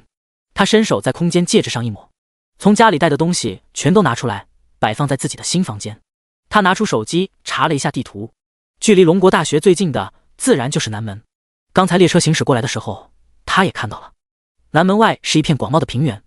根据地图所说，这片平原名叫疾风平原，这里的异兽都是1到20级，想练级就得往更深处走。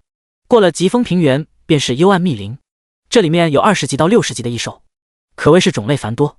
练级的话还是得去幽暗密林，不过想要从南大门穿越疾风平原抵达幽暗密林，至少得走1天，距离正式开学只剩下4天，若是赶路耗时2天，也太浪费时间了。徐寒叹了口气，世界大也有大的坏处，至少赶路太费时间了。这时他突然看到地图上似乎有一条轨道的路线，直达幽暗密林附近。等等，难道京城前往幽暗密林还有空中轨道？若真是如此，那前往幽暗密林大概只需要半个小时，而且还省时省力。他收拾了一下东西，便往校门走去。马尾辫学姐见徐寒出来了，疑惑地问道：“徐寒学弟，你是要去买生活用品吗？这些不用出学校，校内就有。另外还需要家具或者是什么设备，只需要拨通校内后勤的电话，他们都会送上门来的。”徐寒有些惊讶，龙国大学还有这么好的后勤服务？他摇摇头问道：“学姐，我想问一下，前往幽暗密林是不是有空中轨道？”马尾辫学姐点点头：“是啊，这也是为了方便赶路。出了校门，往左边走300米就有列车站，在这个列车站就可以搭乘列车，列车直达幽暗密林外的枫叶镇。你要去幽暗密林吗？那里可都是20级以上的异兽，很凶的。你现在等级不足，还是在疾风平原练级比较安全。”徐寒微笑着点点头：“多谢学姐。”说罢，他便匆匆忙忙离开了。马尾辫学姐看着徐寒的背影，感叹道：“真不愧是全国状元啊，太努力了，就这么几天时间也要练级。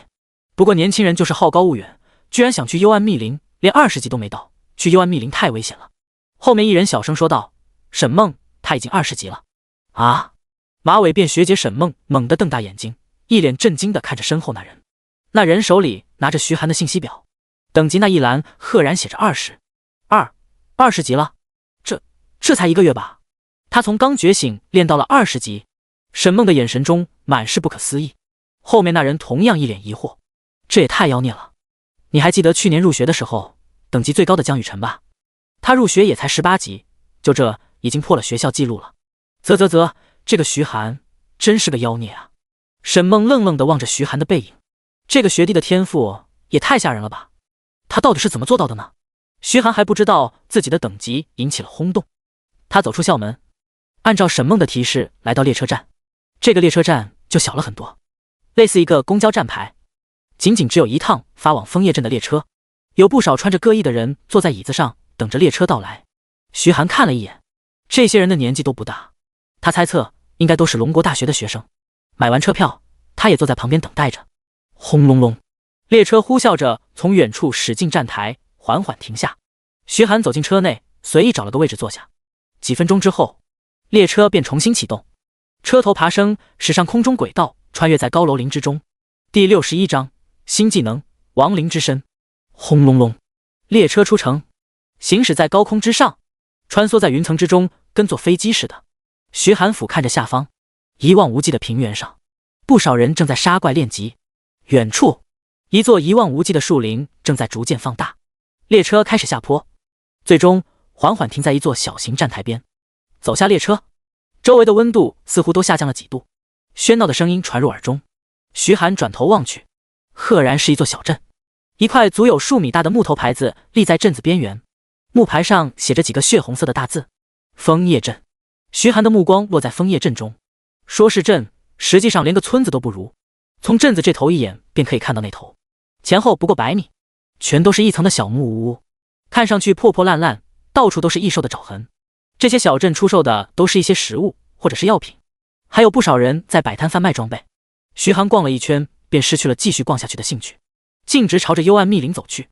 走进幽暗密林内，天空似乎变得阴沉下来，密密麻麻的树叶将阳光几乎完全遮住，行走在其中犹如黑夜。怪不得这个地方叫幽暗密林。徐寒暗自腹诽，他独自行走在幽暗密林之中。这时他突然感觉到左侧的草丛传来一丝冰冷的杀气，有异兽。徐寒不动声色地停下脚步，等着对方先出手。咔嚓，树枝被踩断。徐寒猛地回头，只见一个骷髅正从草丛中钻出，骷髅漆黑的眼眶中燃烧着幽蓝色的火焰，他手里拿着一把生锈的砍刀，上面沾染了暗红色的血迹。在这黑暗的环境之下，突然遇到这么个骷髅，若是刚来的新人，恐怕都要被吓尿了。然而徐寒除了有些惊讶，并没有任何恐惧之色。他使用破望之眼查看这个骷髅的信息：名称骷髅战士，种族亡灵族，等级25，技能1亡灵之身 LV1， 被动技能骷髅战士免疫恐惧与中毒状态。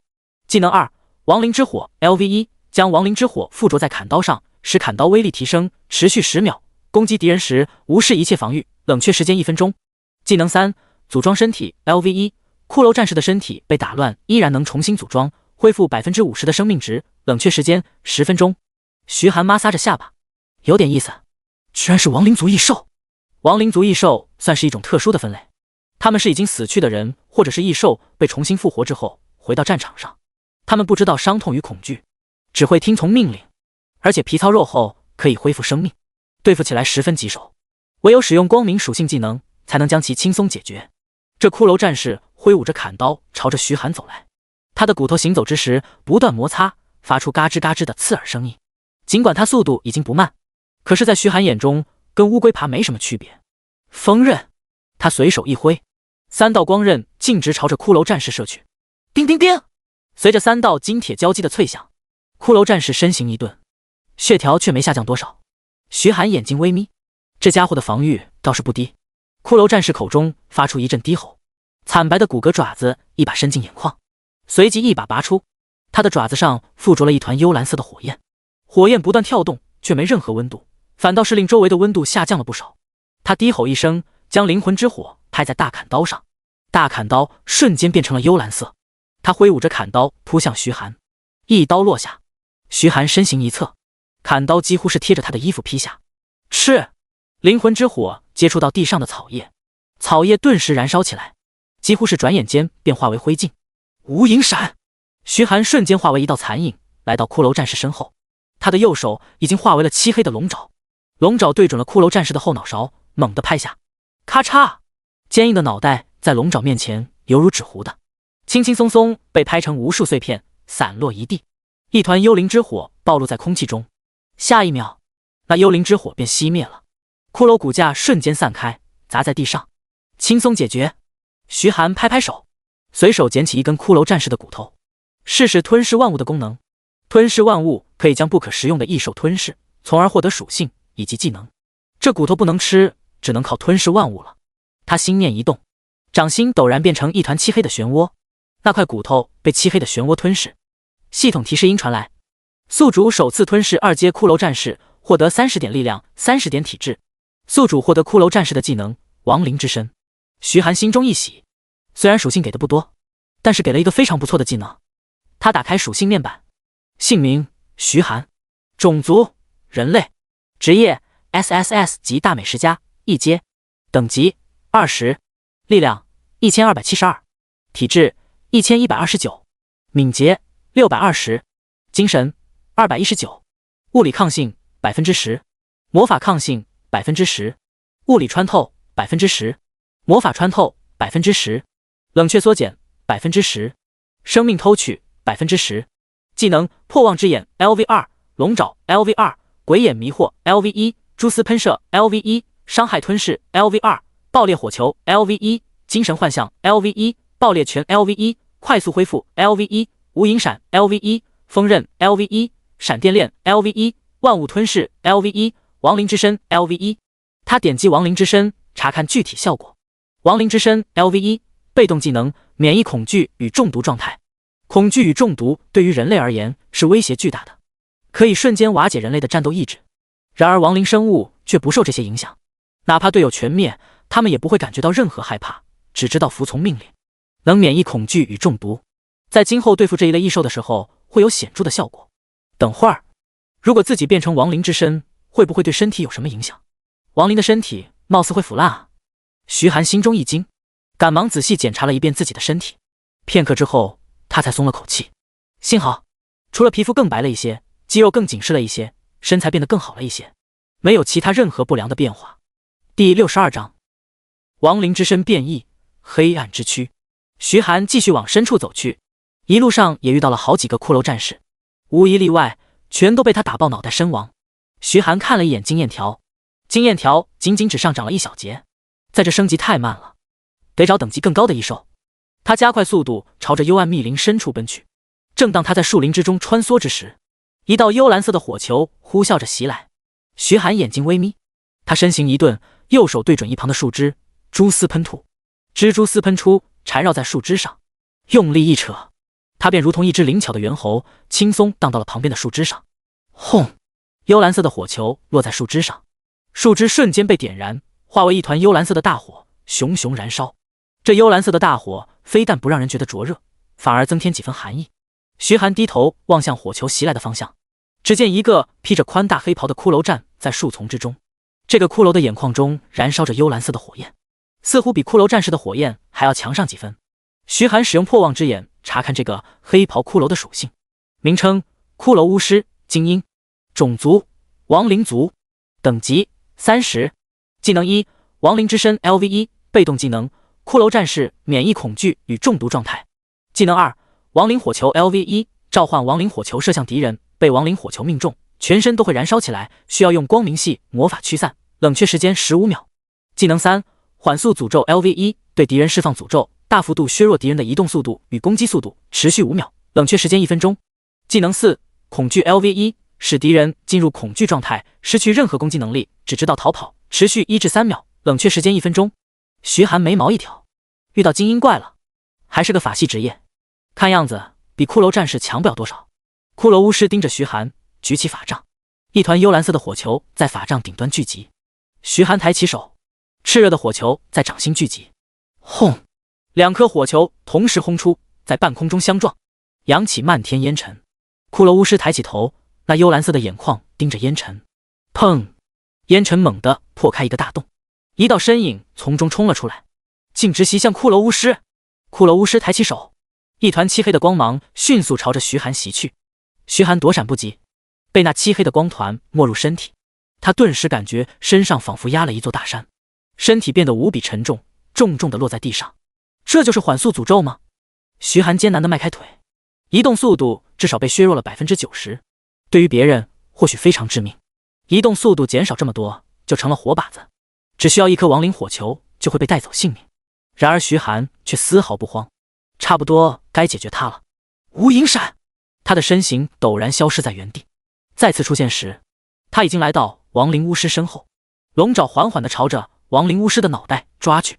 亡灵巫师显然也没想到徐寒竟然还有这招，他马上举起法杖，一道恐怖的鬼脸发出阵阵音效，迅速飞向徐寒。徐寒根本无法躲闪，只能任由鬼脸撞进身体。鬼脸没入，徐寒只觉得身体一寒，并无多大感觉。他马上反应过来，这应该就是亡灵巫师的另一个技能。恐惧会让人失去战斗能力，只知道逃跑，但是亡灵巫师永远都不会知道徐寒有亡灵之身，免疫一切恐惧。龙爪速度不减，依然朝着亡灵巫师的脑袋抓去。砰！亡灵巫师的骷髅脑袋化为碎片散落一地，灵魂之火逐渐凋零，身躯重重地倒在地上。他到死都没想明白，为什么这个人类不受恐惧的影响。徐寒扫了一眼，亡灵巫师身旁掉了一本漆黑的书本，他眼睛一亮，技能书，这玩意儿的爆率可是1000万分之一，哪怕是最普通的技能书拿到外面都能卖出数百万的天价。他上前捡起技能书，查看技能书属性：名称：恐惧，品质：白银级，介绍：使敌人进入恐惧状态，失去任何攻击能力，只知道逃跑，持续1至3秒，冷却时间1分钟。使用限制：法系职业。这对于法师而言绝对是神技，没有一个法师是不害怕近身的。如果有了这个技能，在敌人靠近时使用恐惧，就可以让对手逃跑，远离自己，为自己释放魔法争取时间，拿出去卖，至少能卖个1000多万。他将技能书收入空间戒指，随手拿起亡灵巫师的骨头，使用万物吞噬，骨头被吞噬。系统提示音传来，宿主首次吞噬2阶骷髅巫师，获得80点精神。徐寒打开属性面板扫了一眼，精神力达到了299。他心念一动，一颗爆裂火球出现在掌心，爆裂火球比之前大了一圈，几乎有汽车轮胎的大小。火焰的颜色也从原本的淡黄色逐渐向橙色过渡，威力提升了不少。精神力影响着所有魔法类技能的威力，他的精神力堪比30级的魔法师了，而且这还是他没穿带加精神力装备的情况下。这时，系统声音再次传来：亡灵之身变异中。徐寒眼睛一亮，运气不错，居然让技能变异了。几分钟之后，系统提示音再次传来：亡灵之身成功变异为黑暗之躯。徐寒马上打开技能面板查看，黑暗之躯 LV1， 吸收一切负面状态，将其转化为生命值。徐寒惊讶地瞪大眼睛，还有这种操作？他以为原本的亡灵之身免疫恐惧与剧毒就已经够离谱了，没想到变异之后竟然变得更加变态了，吸收一切负面状态，并且将其转化为生命值。负面状态不仅包括了恐惧与剧毒，还有诅咒、晕眩、沉默、麻痹等等。也就是说，今后这些技能对他来说都是无效的。在面对具有这些技能的职业者或者是异兽时，别人只能暂避锋芒，而他却可以站在那让人打。徐寒咧嘴一笑，这技能不错，虽然没有任何攻击加成，但却绝对是最顶级的辅助类技能之一。他都没想到，变异居然会变异出这么夸张的技能，这回是真的赚大了。第63章黄金级首领骷髅战将。徐寒继续朝着幽暗密林深处走去，越往深处走，遇到的全都是骷髅巫师。有了黑暗之躯，骷髅巫师的缓速诅咒对他来说没有任何威胁，一拳直接将其脑袋打爆，将其击杀。经验条又往上涨了不少，距离21级已经不远了。徐寒算是感觉到了升级的困难，他越级杀精英怪，升级速度都这么慢，更别提其他人了。等级越高，升一级往往需要花费好几天乃至1个月。这个时候，强大战斗职业的优势就体现出来了。徐寒一连宰了近20个骷髅巫师，收获了2件青铜级装备，将装备放进空间戒指，回去之后就卖了。他抬头望向天空，透过树叶缝隙的光线变得愈发稀少，天色也在逐渐变暗，天快要黑了。徐寒准备返回枫叶镇休息，晚上异兽的战斗力会提高，但得到的经验却不变，不划算。轰隆隆，正当他打算往回走的时候，突然听到远处传来一阵巨响，就连大地都在微微颤动。怎么回事？徐寒一愣，猛地转身往后看去，似乎有什么东西正在从土地里钻出来，似乎不远，过去看看好了。徐寒抬起手，蛛丝喷射，缠绕在树枝上，朝着声音传来的方向荡去。远处的树林之中，有一名赤发女子正坐在树枝上，她的眼眸宛如火焰一般，是鲜艳的红色，眼眸微微弯起，犹如月牙一般。她穿着一身青甲，将曼妙的身材全都展现了出来。青甲的甲裙紧紧覆盖到大腿根，露出2条雪白的大腿垂在树枝下晃荡，手里则是拿着笔记本跟笔，不断的写画画，脸上带着兴奋的笑容。嘿嘿，终于完成对骷髅巫师的资料收集了，接下来就是骷髅战将了。这要是能完成，把研究论文交上去，肯定能晋级2级研究员了。到时候我就是有史以来最年轻的2级研究员了。哈哈哈哈！轰隆隆，这时地面传来一阵剧烈的震动，仿佛有什么东西破土而出。那名女子猛地回头看向声音传来的方向，宛如烈日的眼眸中兴奋更加明显了。这动静肯定是骷髅战将出来了。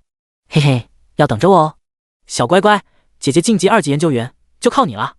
她纵身一跃，宛如一只轻盈的飞鸟，稳稳地落在地上，随即便化为一道赤红色的残影，朝着动静传来的方向冲去。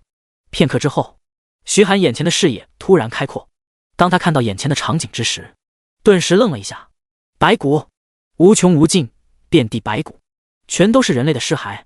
这个地方犹如一片荒凉的墓地，在墓地中央，一个身高近5米的骷髅巨人手持巨剑，四下游荡着。他眼眶中的灵魂之火与其他骷髅战士都不同，是血红色的。血红色的灵魂之火不断跳动，仿佛蕴含着恐怖的杀气。徐寒使用破望之眼查看了一下这个大骷髅的属性，名称：骷髅战将，黄金级首领，种族：亡灵族，等级35，技能1：亡灵之身 LV10，被动技能：骷髅战将免疫恐惧与中毒状态。技能2：狂怒横扫 LV5，挥动巨剑朝着敌人横扫，造成扇面伤害，冷却时间4分钟。技能3：亡灵召唤 LV10，当骷髅战将的生命下降到一半的时候，他会召唤骷髅战士与骷髅巫师组成大军打击敌人，冷却时间10分钟。技能4：骷髅组合 LV1，当亡灵战将的生命值下降到1/3时，他会捡起周围的白骨拼在自己身上，用来恢复生命值，冷却时间20分钟。技能5：虚弱诅咒 LV1，亡灵战将对敌人施展诅咒，让敌人陷入虚弱状态，各项属性削弱50%，持续5秒，冷却时间2分钟。弱点：脑袋里的灵魂之火。徐寒惊讶地瞪大眼睛，这个地方居然隐藏着一头黄金级首领，若不是骷髅战将刚才引发了动静，他也不会发现这一片墓地。除了裂地虎王之外，这还是他第一次遇到的黄金级首领。黄金级首领的战斗力远超白银级首领，同级别的话，至少需要100个人配合完美的情况下才能解决。不过徐寒有些心动，这可是黄金级首领啊，说不定能爆出一些好东西呢。这要是错过了，可是会后悔的。先试试，如果不行就撤。反正这家伙的速度肯定比不上自己。徐寒心中盘算着，悄悄往骷髅战将靠近。当他来到距离骷髅战将还有100米的位置时，骷髅战将猛地转头望向徐寒，眼眶中的灵魂之火剧烈跳动了几下。被发现了，徐寒索性也就不装了，他的速度陡然提升，化为一道残影冲向骷髅战将。骷髅战将举起大剑，带着呼啸的破风声，猛然朝着徐寒劈去。轰！大剑砸在地面上，地面瞬间被破开一个大坑，不少白骨被砸成碎片。然而徐寒却已经来到骷髅战将身后。龙爪！他的右手化为漆黑的龙爪，带着呼啸的破风声，猛地抓向骷髅战将的腿骨。叮！龙爪与骨头相撞，发出一声金铁交击的脆响，仅仅在腿骨上留下一道浅浅的印记。骷髅战将的血条下降了一丝。骷髅战将低头看着下方这矮小的人类，他伸手径直朝着徐寒抓去。爆裂火球！徐寒抬起手掌，炽热的大火球几乎是瞬间凝聚完成，朝着骷髅战将射去。轰！火球轰然炸开，骷髅战将的手骨被炸断了数根。他眼眶中血红色的灵魂之火剧烈跳动了几下，虽然他感觉不到疼痛，但徐寒的所作所为却依然让他感到愤怒。他再次抬起重剑，对着徐寒的头顶猛地劈下。轰！重剑砸落，溅起上百根白骨，然而却不见徐寒的踪影。骷髅战将四下转头，灵魂之火中似乎充满了疑惑。他很奇怪，刚才那个该死的人类去哪里了？他的骷髅头扭转了180度一看，只见徐寒正抓着自己的肋骨往头顶上爬。第64章达到21级。一旁的树林中，几双眼睛正在注视着徐寒与骷髅战将。一名脸上纹着一只血色蜘蛛的中年男子嘴角扬起一抹不屑的笑容。这小子有点意思，居然敢一个人单挑骷髅战将，真是不知道死字怎么写啊。旁边一个身高仅有1米3的侏儒点头附和道：是啊，这骷髅战将可是黄金级首领，而且还能召唤骷髅战士跟骷髅巫师，难缠得很。哪怕是一支50人的团队来猎杀，都不可能拿得下来。一个留着机关头，手里拿着弓箭的男子小声说道：大哥，咱们走吧，在这看啥？反正这小子迟早会被骷髅战将打成肉泥的。脸上纹着蜘蛛的男子不耐烦地瞟了他一眼：老子看看细解压，不行吗？要你在这多嘴，不想看滚一边去。机关头男子闭嘴，不敢说话了。侏儒好像发现新大陆似的，拍拍老大：大哥，快看！骷髅战将2刀都没能砍死这小子，而且这小子还爬到骷髅战将身上去了。蜘蛛纹身男子冷笑道：这有什么？骷髅战将可以失误无数次，但只要有一刀砍中，这小子必死无疑。就看着吧，老子当年可是亲眼见过骷髅战将一刀把一个50级的骑士给砍成2截的。这小子算个屁！众人的目光全部落在徐寒身上，他们都在期待着那血腥的一幕出现。徐寒一把抓住骷髅战将的肋骨，手臂一用力，身体猛地向上窜了一截，已经来到了骷髅战将的脖子旁。龙爪！徐寒低吼一声，他的右手化为龙爪，猛地砸向骷髅战将的头颅。砰！骷髅战将的脑袋被破开一个小洞，血量也掉了一小截。骷髅战将低吼一声，他愤怒地伸出手抓向徐寒。徐寒纵身一跃，稳稳地落在地上，随即又是一脚踹向骷髅战将的腿骨。咔！随着一声脆响，腿骨出现了一道细不可察的裂痕。骷髅战将眼眶中的灵魂之火陡然变得旺盛，仿佛暴怒的火焰熊熊燃烧。他举起大剑，猛地朝徐寒横扫过去。狂怒横扫！大剑带着恐怖的劲气，转瞬间来到徐寒面前。蜘蛛纹身几人见状，脸上全都露出了残忍的笑容。结束了，没人能在狂怒横扫面前活下来。我还以为这小子能有什么戏唱呢，结果不还是被大剑砍死吗？徐寒心念一动，漆黑的漩涡出现在面前。伤害吞噬！长剑落在那黑色漩涡之中，黑色漩涡微微波动了几下，便恢复了平静。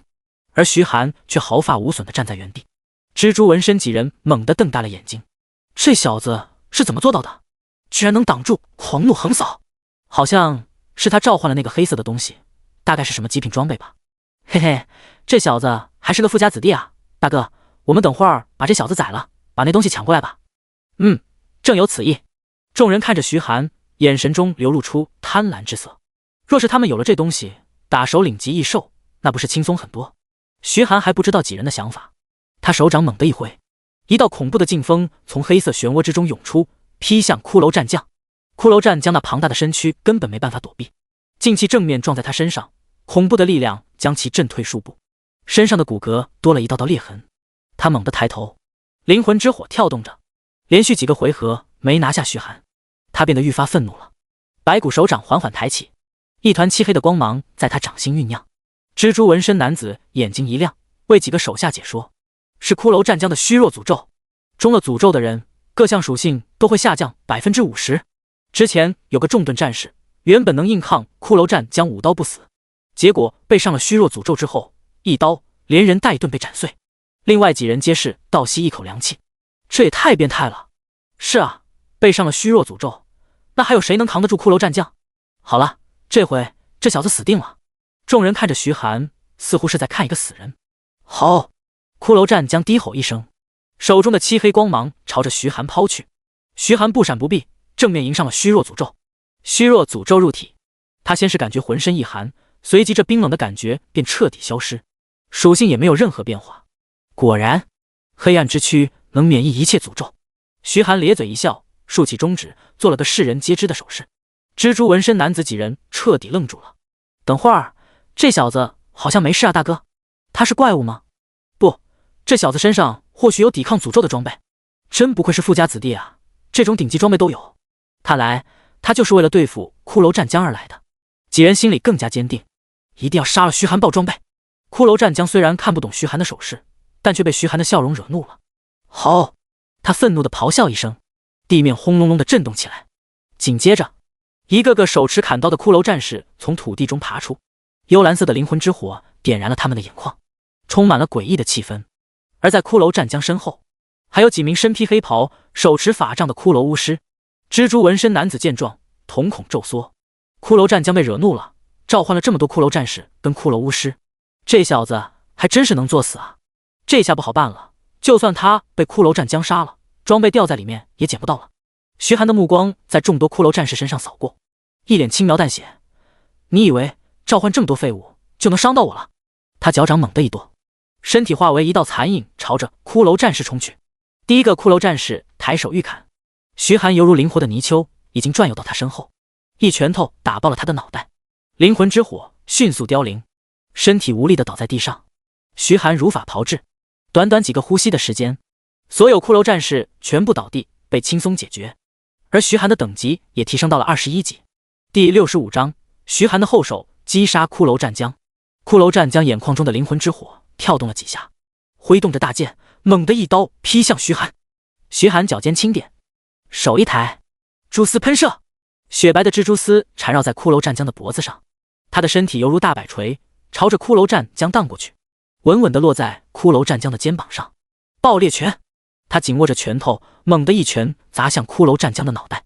咔嚓，骷髅战将的脑袋发出一声脆响，脑袋被砸出了一个凹陷，蜘蛛网般的裂纹向着四处蔓延。徐寒眼神一凝，有戏！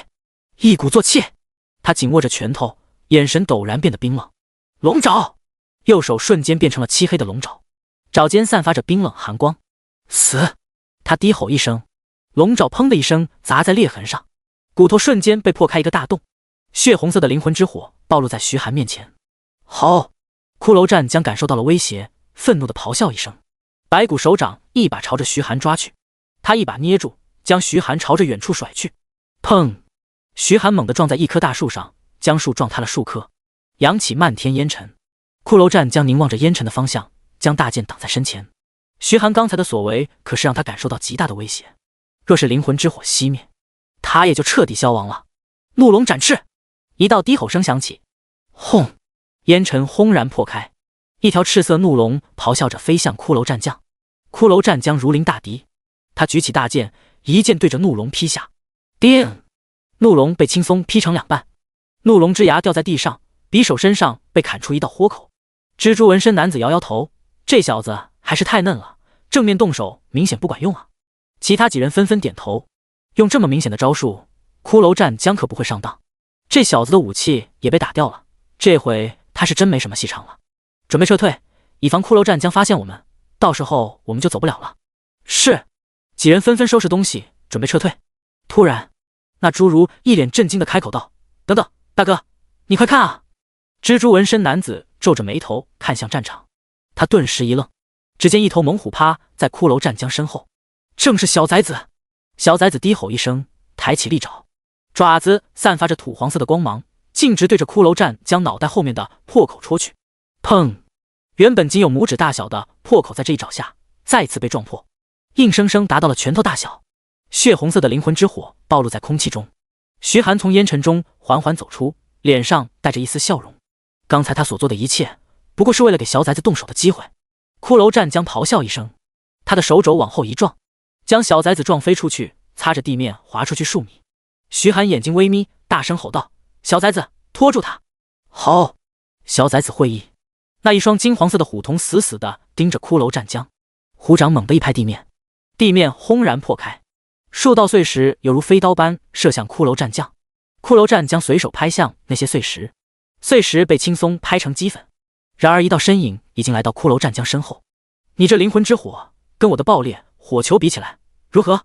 低沉的声音犹如死神的宣判。徐寒掌心向上托举着一颗半人大的火球，火球通体橙红，灼热的高温令得周围空气都扭曲了起来，这是他所能发挥到的极限。他一把将爆裂火球塞进骷髅战将的脑袋里，轰！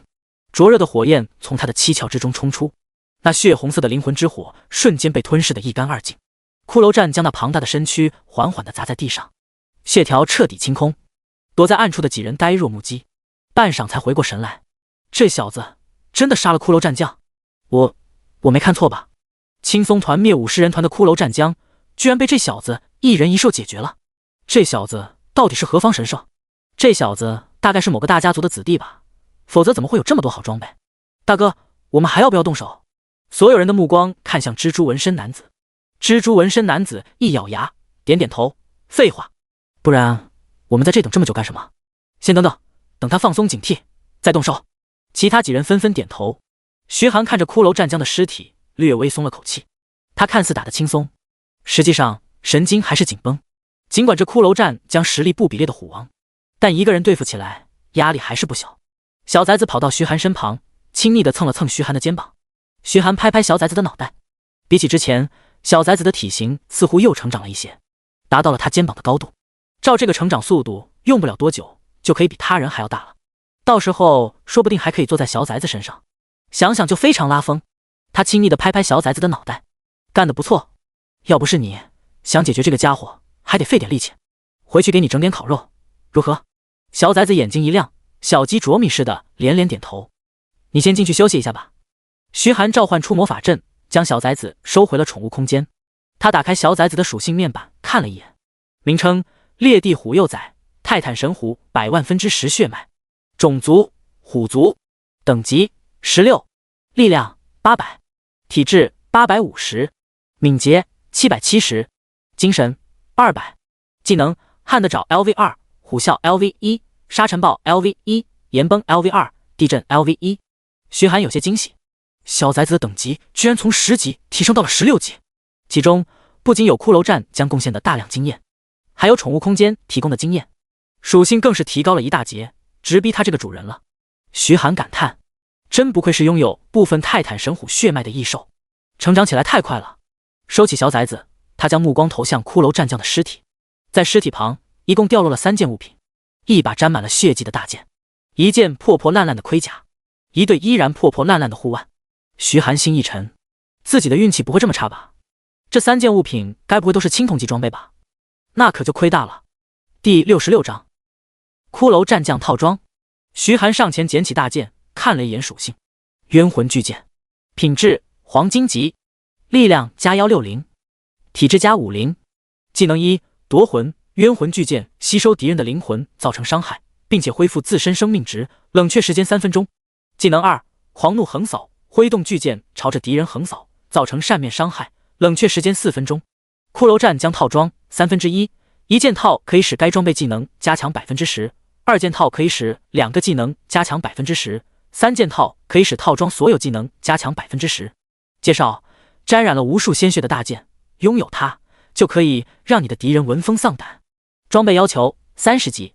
徐寒眼睛一亮，这把看似破旧的大剑居然还是黄金级，还附带了一个骷髅战将的技能狂怒横扫。简直就是战士的神技，而且还是骷髅战将套装。尽管套装效果并没有那么出彩，但凑齐3件套，所有技能威力提升 10%， 效果还是非常不错的。徐寒转头看向破破烂烂的盔甲与护腕，眼中露出期待之色。想必这2件装备也不会太差。他拿起盔甲查看属性：冤魂战甲，品质黄金级，力量加100，体质加150。技能1：冤魂附体，召唤出盔甲内的冤魂，为自己抵挡伤害。冤魂数量越多，抵挡的伤害也就越多。冤魂召唤一次后就会散去，冷却时间1分钟。技能2：幽冥侵蚀，散发死气，侵蚀靠近的敌人，伤害可以叠加3层，死气持续时间10秒，冷却时间5分钟。骷髅战将套装1/3，一件套可以使该装备技能加强 10%， 2件套可以使2个技能加强 10%， 3件套可以使套装所有技能加强 10%。介绍：附着着众多冤魂的盔甲是骷髅战将的强大防具。装备要求30级。这件盔甲对于战士而言，同样算是一件神器，能召唤冤魂为自己抵挡伤害，在关键时刻可是能够救命的。至于那死气伤害，也是非常不错的伤害技能。他看向最后一件护腕：冤魂护腕，品质黄金级，力量加100，体质加50。技能1：虚弱诅咒，对敌人施展诅咒，让敌人陷入虚弱状态，各项属性削弱 50%， 持续3秒，冷却时间2分钟。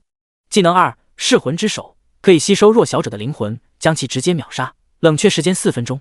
骷髅战将套装1/3，一件套可以使该装备技能加强 10%， 2件套可以使2个技能加强 10%， 3件套可以使套装所有技能加强 10%。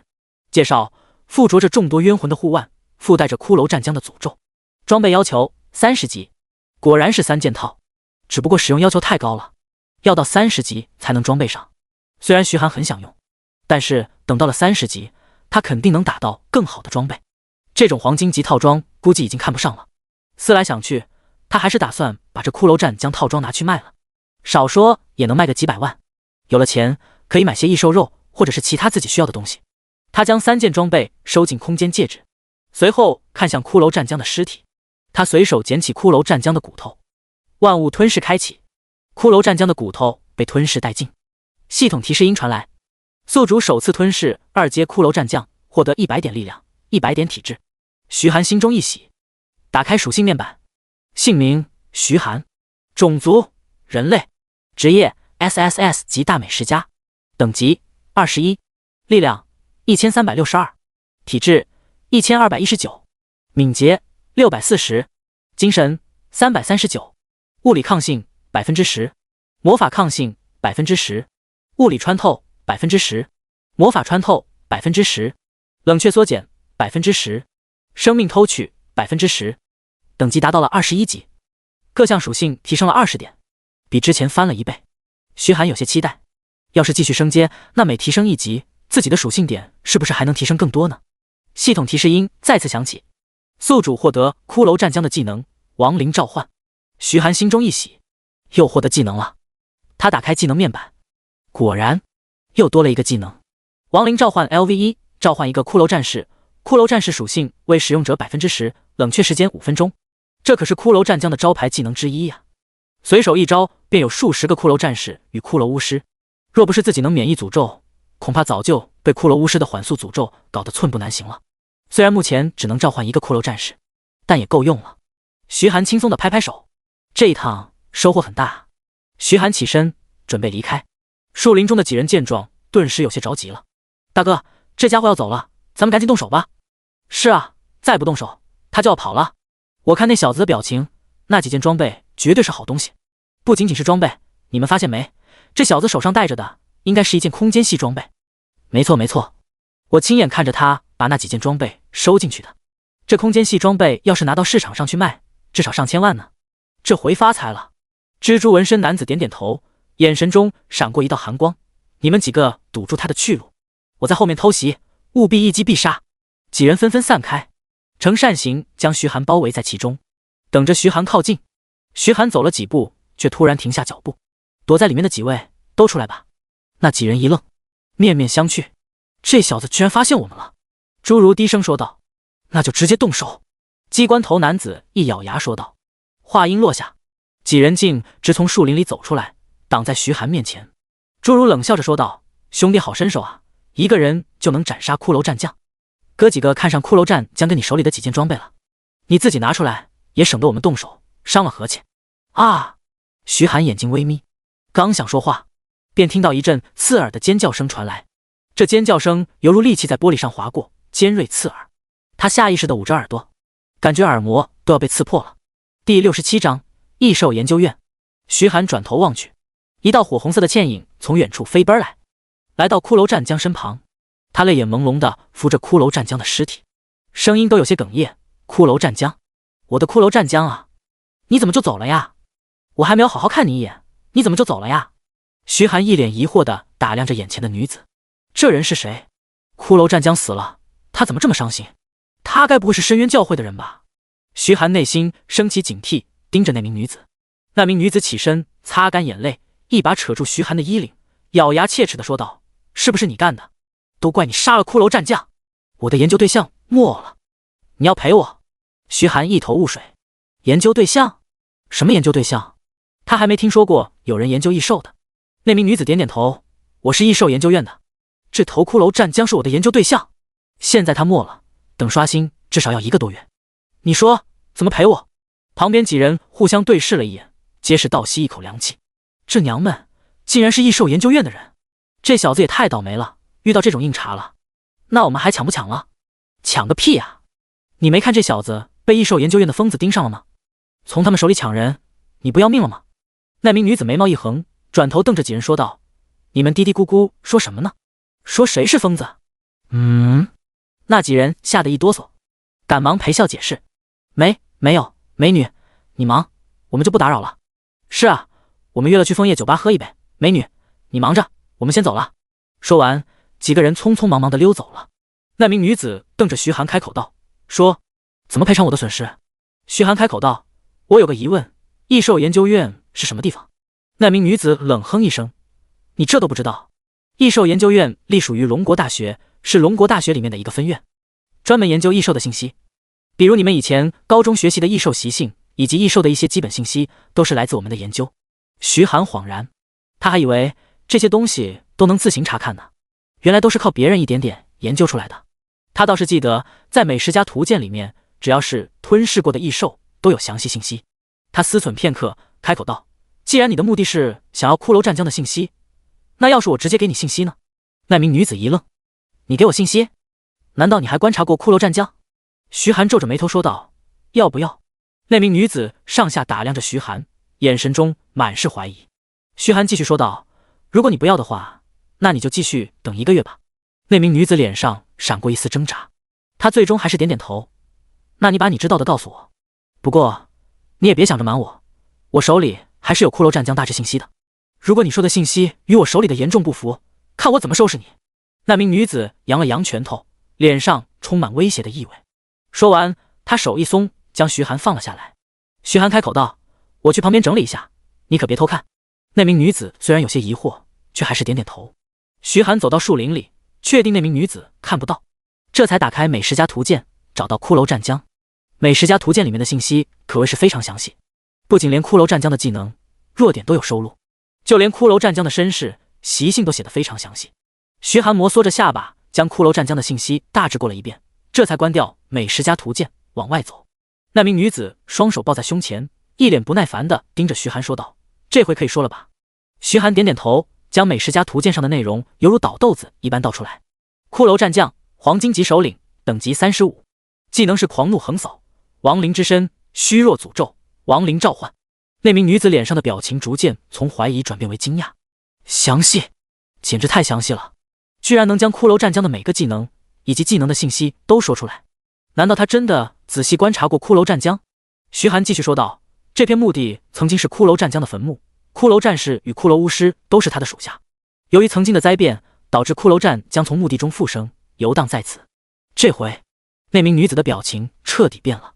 她也听说过一些骷髅战将的由来，不过那些信息都来自于一些古籍，现在全都被封在异兽研究院的资料库里。她是怎么知道的？好了，我全都说完了，可以走了吧？”徐寒无奈地说道。等会儿，那名女子上下打量着徐寒，问道：“你应该是龙大的学生吧？倒是一副生面孔。有没有兴趣转到异兽研究院？只要你肯转过来，我去跟你们院长说。徐寒一脸无语。不必了，没兴趣。说罢，他便迅速朝着枫叶镇的方向赶去。那名女子双眼发光的看着徐寒，这小子是个当研究员的好苗子，一定得想办法把他弄到手。实在不行，就去请老师出山。阿嚏！徐寒打了个喷嚏，他还不知道自己已经被惦记上了。1个多小时后，徐寒回到了枫叶镇。夜晚的枫叶镇灯火通明，各个酒吧里传来吵闹声，甚至有几个喝多了的人当场扭打起来。徐寒随意找了个旅店住下休息，第二天继续出去打怪升级。不过遇到的大多数都是骷髅战士与骷髅巫师。往深处走，他总算发现了新的异兽——骷髅骑士与骷髅法师。骷髅骑士身下骑着一匹骷髅战马，即便是在森林，奔跑的速度也是丝毫不慢。配合着骷髅法师，对付起来难度翻倍。不过徐寒对付起来倒是不难，利用无影闪切到后排，轻松斩杀亡灵法师。没有亡灵法师打输出，亡灵骑士的威胁少了一大截。将亡灵骑士与亡灵法师吞噬之后，他的属性又提升了一截。第68章雷红光。姓名徐寒，种族人类，职业 SSS 级大美食家，等级21，力量1412，体质1269，敏捷640，精神399，力量跟体质都提升了50点，至于精神则是提升了60点。图鉴进度也变成了6575，再吃10种异兽肉就可以完成图鉴任务了。不过徐寒更好奇，达到100种时，美食家图鉴会给什么样的特殊奖励？第4天，徐寒将手里的东西整理了一下，一套骷髅战将套装，2件骷髅骑士爆出来的白银装备，骑士板甲跟骑士长枪，还有3件青铜装备。徐寒估算了一下，这套骷髅战将套装市场价至少是300万，那2件白银级骑士装备大概只能卖出10万左右。至于青铜级装备就不值钱了，运气好可能有1-2万，运气不好或许只有几千了。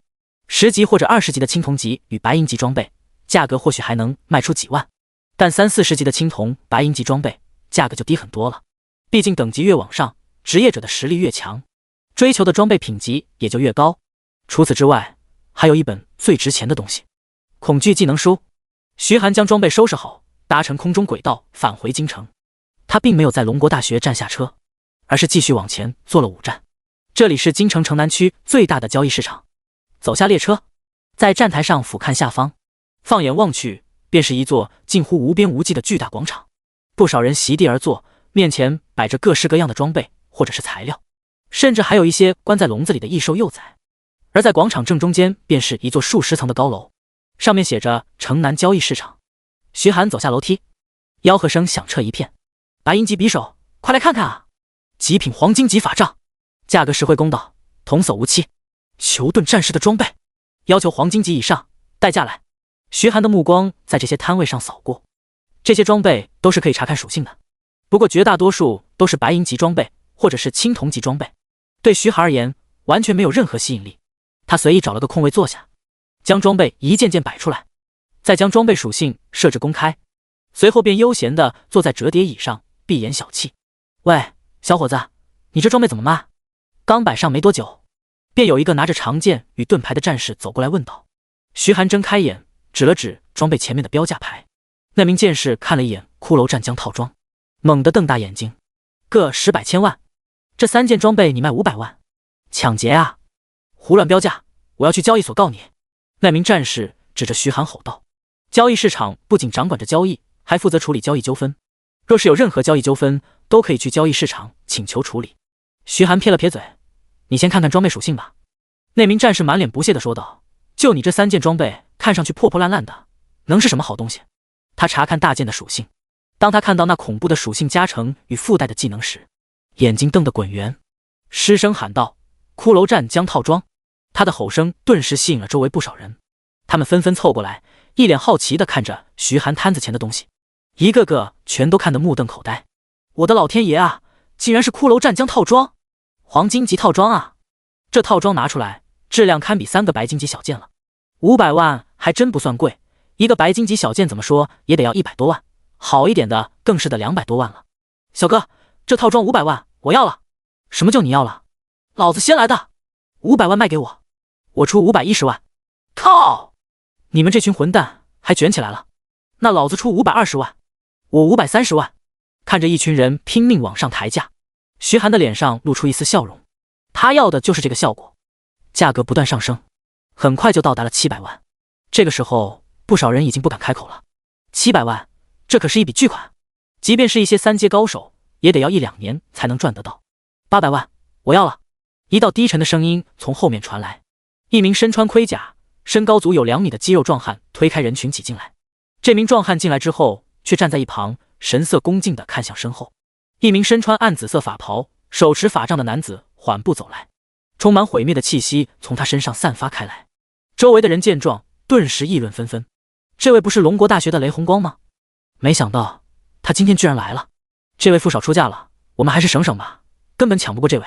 这位副少出手，看来是最近有什么动作了。雷红光看向徐寒，800万，如何？徐寒与他对视了一眼，轻描淡写的说道：如果其他人没有出价的话，那就是你的了。那名2米高的壮汉眼神一寒，小子，你可知道这位是谁？敢这么说话？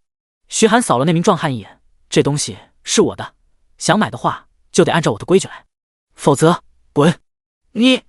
那名壮汉紧握着拳头，瞪着徐寒，就准备动手。雷红光却伸手拦住了他，他脸色一沉，低声说道：严虎，忘记我的话了吗？严虎一惊，沉声说道：对不起，老大。他恶狠狠地瞪了徐寒一眼，不再说话。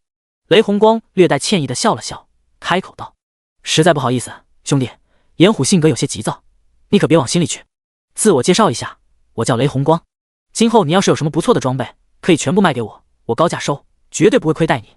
徐寒眼睛微眯，雷红光这个名字怎么有点耳熟啊？跟雷红阳有点像啊。他微微点头，800万，这套骷髅战将套装是你的了。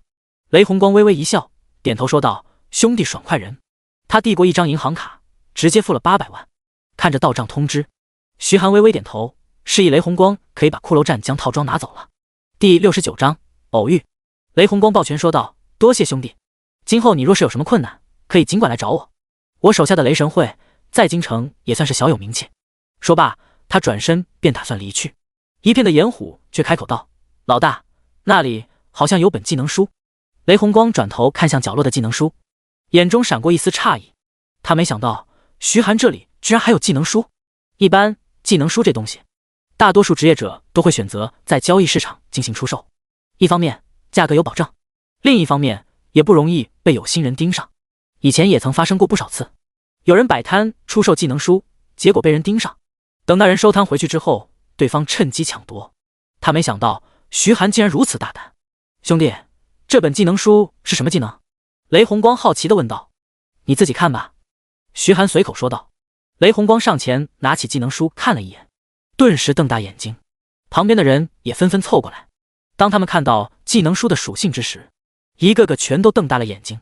我滴个乖乖，居然是个控制类技能，这个技能简直就是神技啊，关键时刻能救命啊。这技能算是全职业通用的了，这价格估计会非常夸张，没有700-800万根本买不到，技能可比装备保值多了。众人议论纷纷，看着那本技能书，眼神中满是羡慕。雷红光开口问道：兄弟，这本技能书价格多少？1000万。徐寒轻描淡写的说道。雷红光眼睛一亮，直接开口道：这本技能书我要了。说罢，也不等徐寒反悔，直接掏出银行卡转账，1000万到手。徐寒手里的资金一下子达到了恐怖的1800万，这资产哪怕是一些4阶高手都达不到。剩下的几件装备也很快就卖完。徐寒收摊，在众人羡慕的眼神中离开了。不过他并没离开，而是在市场上闲逛起来。破望之眼开启，他的目光在众多装备上扫过，只不过那些装备根本不入他的眼，都是青铜白银级的装备，对他来说根本没什么帮助。徐寒，一道清脆的声音在徐寒身后响起。徐寒转头望去，只见一名身穿白色剑士长袍、假冒的黄金级装备，摊主是个胖子，眼睛快被肉夹得看不见了。他憨厚地笑了笑，挠挠头说道：可以，当然可以。他拿起木笛，木笛的属性面板便出现在面前。黑木纹笛，品质黄金级，精神加150。技能1：轻盈吹奏木笛，提升自己与周围队友的移动速度与攻击速度，冷却时间1分钟。技能2：肃杀吹奏木笛，将空气凝成实质，攻击敌人。冷却时间1分钟。介绍：利用黑木精心打造而成的笛子，吹奏出的声音可以提升战意。装备要求15级。秦玄一眼睛一亮，眼眸中生出浓浓的喜爱。一旁的夏灵也是一脸惊讶，居然是黄金级的木笛，正好，玄一你用得上。秦玄一微微点头，柔声问道：老板，这黑木纹笛多少钱？老板笑呵呵地说道：妹子，这要是卖给别人，至少得500万。但你长得漂亮，我给你个优惠价，400万，怎么样？秦玄一轻咬红唇，这次来学校，他爸爸掏空家底，还跟团内其他叔叔凑了点，一共给了500万。若是买这黑木纹笛花去450万，那其他东西都买不了了。不过看着黑木纹笛那恐怖的属性，他有些心动。到现在他的精神力也才100出头，这还是各种装备叠加的情况下，而这黑木纹笛几乎让他的精神力翻倍，在接下来的秘境应该能拿到个不错的成绩。他迟疑片刻，点点头开口道：我要了。说着他掏出银行卡正要递过去，却被一只手拦了下来。他转头一看，正是徐寒。他正想开口询问，却见徐寒盯着地摊老板：这黑木纹笛你自己留着用吧，我们去其他地方看看。夏灵跟秦玄一一脸惊讶地看着徐寒，他们不知道徐寒为何会突然说出这话。那胖子老板脸上的笑容瞬间消失，他不满地瞪着徐寒说道：兄弟，我这黑木纹笛可是费了好大的劲，杀了个首领级异兽才拿到的，我几个兄弟都受伤了，等着这笔钱去治疗呢。如果你觉得贵，那我们可以再商量商量，400万真不能再少了。徐寒面无表情地摇摇头，一件青铜级装备当作黄金级装备来卖，你就不怕被交易市场的人抓了？夏灵跟秦玄一猛地瞪大眼睛。徐寒，这是青铜级装备？徐寒微微点头，那老板的眼神中闪过一丝慌乱，随即他又强装镇定地说道：兄弟，你这就太不厚道了，你就算买不起也不用这么诋毁我吧。周围的人也纷纷围过来，他们也不满地盯着徐寒。这小伙子人看着不错，怎么会做出这么黑心的事情？居然还说别人的装备是假的，就是这属性都展现给你看了，还能有假？黄金级武器能卖400万已经不算贵了，这位老板非常良心了，你还要求这么多？我觉得就该把这种人送去交易市场教他做人。那摊主的脸上带着一丝得意的笑容望着徐寒。夏灵轻轻地扯了一下徐寒的衣服，小声说道：徐寒，要不还是算了吧，我们去别家好了。秦玄一也轻轻点头，眼眸中满是担忧，若是真被送去交易市场当作骗子，那就没法入学了。徐寒笑了，他盯着那胖子说道：既然你说这是真的，那你敢不敢把黑木纹笛交到别人手里看看？那胖子脸色微微一白，他咬紧牙说道：凭什么？这是我的装备，要看也只能在我手上看。这时一群穿着制式战甲的护卫走过来，围在这干什么？领头的中年男子皱着眉头说道。周围的人纷纷后退一些，脸上露出看好戏的表情。这是交易市场的护卫队，负责维护秩序，也负责交易的公平。那胖子指着徐寒先一步说道：这个男的是个骗子，他非得说我这黑木纹笛是青铜级装备，你们大家看看，属性都展示在这里了，难道属性还能造假不成？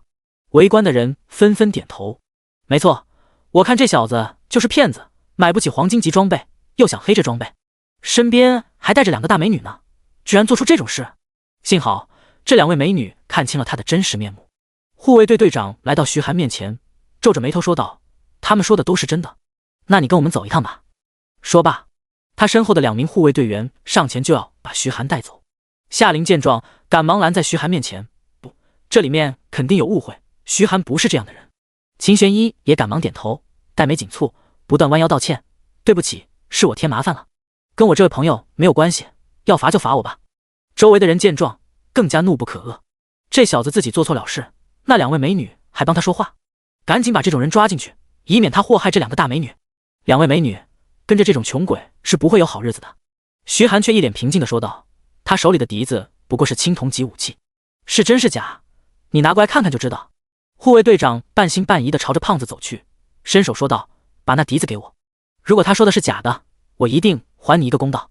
胖子脸色煞白，豆大的冷汗从他头上冒出，他勉强挤出一个尴尬的笑容：算了大人，这件事我就不计较了。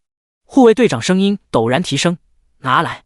胖子吓得一哆嗦，战战兢兢地将手里的笛子递给护卫队长。护卫队长轻点，笛子属性面板出现在众人面前。黑木笛，品质青铜级，精神加20。介绍：普通黑木制作而成的笛子，吹奏会有好听的曲子。装备要求10级。看到这属性面板，在场所有人全都瞪大了眼睛。那胖子的脸色煞白，转身就想跑。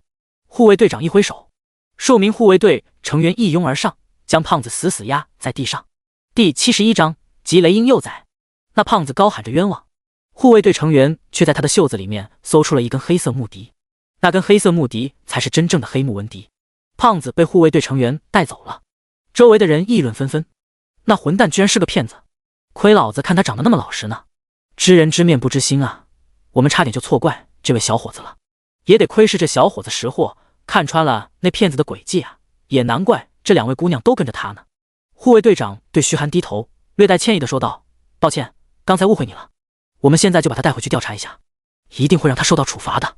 护卫队押着那胖子离开了，围观的人群也纷纷散去。秦玄一低声说道：谢谢你，徐寒，如果不是你发现，我肯定花400多万买了个青铜级武器。徐寒摆摆手，小事而已。原本他也相信了那就是黑木纹笛，他下意识地用破望之眼看了一下，却发现那根笛子竟然是青铜级武器。那胖子将真正的黑木纹笛藏在袖子里，要展示属性时就亮出黑木纹笛的属性，一般人也不会察觉有什么不对。就这么上当了。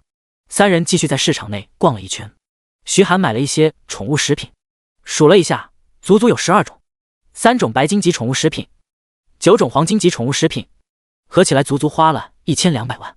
刚赚的存款瞬间只剩下300万了。回去之后喂给小崽子，应该能让小崽子的实力再提升一些。至于装备，徐寒倒是没有什么感兴趣的，哪怕是黄金级武器他也看不上眼，只能等去秘境里看看，说不定会有一些高级异兽首领。夏琳跟秦玄一也各自买了一些装备，他们一同朝着车站的方向走去。徐寒四下查看，看看还有没有好东西。突然他的目光停留在旁边摊位上的铁笼，铁笼里关着一只巴掌大小的鸟，这只鸟羽毛杂乱，身上有好几道伤口，模样看上去十分狼狈。然而他的眼神中却满是坚硬不屈，充满战意。然而徐寒却死死地盯着这只鸟，眼神中满是惊喜。名称：吉雷鹰幼崽，破空天雷鹰翼1/1血脉，种族：鸟族，等级1，力量4，体质3，敏捷10，精神1，技能1，撕风爪 LV1，将风属性的力量注入到爪子里，加快攻击速度，有 10% 的概率造成双倍伤害，冷却时间1分钟。技能2，风刃 LV1，利用疾风化为3把利刃攻击敌人，冷却时间1分钟。血脉提纯条件：白银级雷属性宠物食品 X1。徐寒没想到，这小家伙竟然也有一丝神兽血脉。破空天雷鹰，这可是以速度著称的顶级神兽，天空的霸主，其战斗力丝毫不弱于泰坦神虎。徐寒上前问道：这吉雷鹰幼崽怎么卖？摊主是个秃头的中年男子，他瞟了徐寒一眼，开口道：50万。夏琳一惊，50万？怎么这么贵？成年的吉雷鹰也只是3阶异兽，幼崽的价格在10万到20万而已。你怎么要50万？这不是宰人吗？中年男子不耐烦地闭上眼睛，嫌贵就别买。徐寒却直截了当地说道：我买。他掏出银行卡递给中年男子，中年男子有些诧异地看了徐寒一眼，接过银行卡扫了一下，50万到账了。他拎起铁笼递给徐寒，深深地看了吉雷鹰幼崽一眼。他很坚强，无论受多么严重的伤，却从不屈服。如果好好培养，他绝对超过一般的吉雷鹰。徐寒微微点头，他心中暗自腹诽，不仅超过一般的吉雷鹰，甚至还能成为传说中的神兽破空天雷鹰。见徐寒提着铁笼，夏琳跟秦玄一满脸不解：徐寒，你花50万买一头吉雷鹰幼崽，是不是有点亏啊？夏琳从小在交易市场长大，对于各种东西的价格了然于心。徐寒摇摇头，看着笼子里的小鸟，露出一丝笑容：不亏，这小家伙的实力远没有我们想的那么简单。听徐寒这么说，夏琳也不再多说什么。3人一起朝着车站走去。徐寒，一道充满讶异的声音响起。徐寒抬头望去，只见水灵瑶与水雪兰两姐妹正站在站台上。水灵瑶快步来到徐寒面前，笑着说道：真巧啊，在这里见到了。他转头看向夏琳与秦玄一，有些不确定地问道：这2位是你女朋友？秦玄一俏脸一红，赶忙摇摇头：我们只是朋友，正好遇到了。水灵瑶不动声色地松了口气，笑着说道：“原来是这样。”他转头深深地看了徐寒一眼，开口道：“徐寒同学，你还记得曾经说过的吗？要让我去参观你的宿舍？”徐寒一愣，自己什么时候说过这话？水灵瑶继续说道：“今晚我带我妹妹去参观一下哦，晚上见。”说罢，他不等徐寒拒绝，便拉着水雪兰快步往前走去。徐寒一脸无语，自己晚上还想帮小崽子跟新抓的吉雷婴幼崽提纯血脉呢。夏琳看着徐寒，表情有些不对：“徐寒，你不是住在男生宿舍吗？他们怎么？”徐寒无奈叹了口气，将分配宿舍的事情跟两人说了一遍。夏琳跟秦玄一惊讶地瞪大眼睛：“你分到了 A 级学员宿舍？”夏琳震惊地说道。徐寒点点头：“那我跟玄一也去参观参观，可以吗？”夏琳拉着秦玄一的胳膊，笑眯眯地说道。徐寒长叹一口气，点点头：“既然水家姐妹都来了，也不差这2个了。”三人搭乘空中轨道回到龙国大学，走进校内，徐寒能明显感觉到，比起前几天热闹了很多。路上有不少穿着各式装备的人走过。夏琳跟秦玄一走在路上，回头率高达300%。至于身旁的徐寒，则是沦为了美女的陪衬。徐寒回到宿舍，将铁笼子放在桌子上。吉雷鹰幼崽不甘地盯着徐寒，不愿意从笼子里出来。徐寒咧嘴一笑，这小东西倒是坚持，不过再坚强，难道还能挡得住自己的美食攻势？他也不管这小家伙，起身来到厨房，掏出存下来的一大块异兽肉，开始炙烤起来。很快，肉香味便弥漫在整个屋子里。第72章，小鹰与小虎。浓郁的肉香弥漫在整个屋子里。徐寒拎着一块近半个人大的烤肉来到客厅，将烤肉放在铁笼前。吉雷鹰幼崽死死地盯着那块烤肉，翅膀张了张，内心非常想吃，却似乎拉不下面子。他低下头看着笼子底部，不看就不想吃了。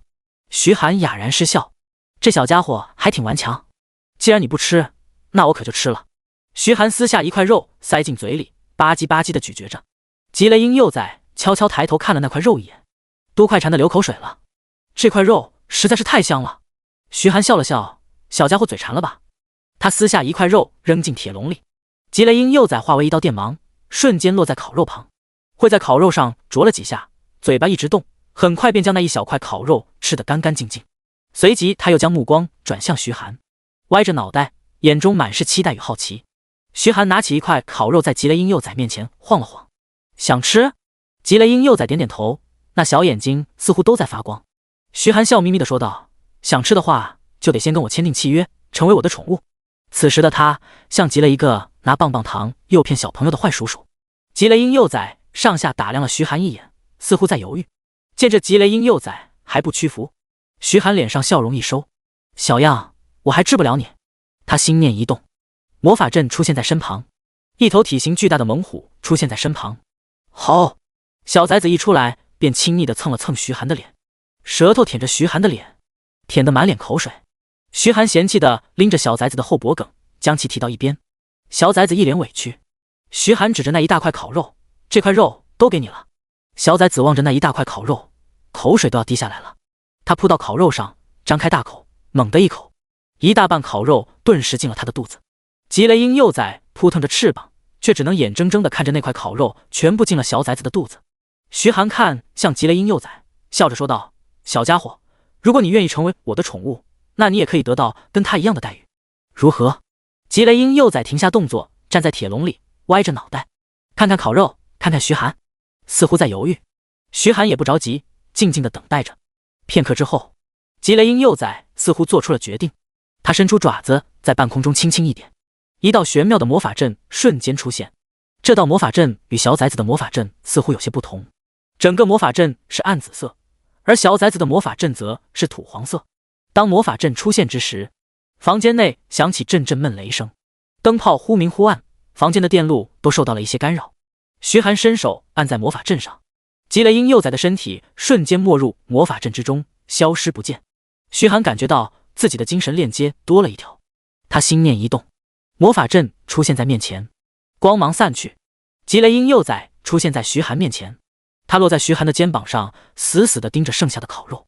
徐寒咧嘴一笑，开口道：“小崽子，给你兄弟留一点。”小崽子抬起头看了吉雷鹰幼崽一眼，口中发出一阵不满的低吼，不过他还是将肉让出来。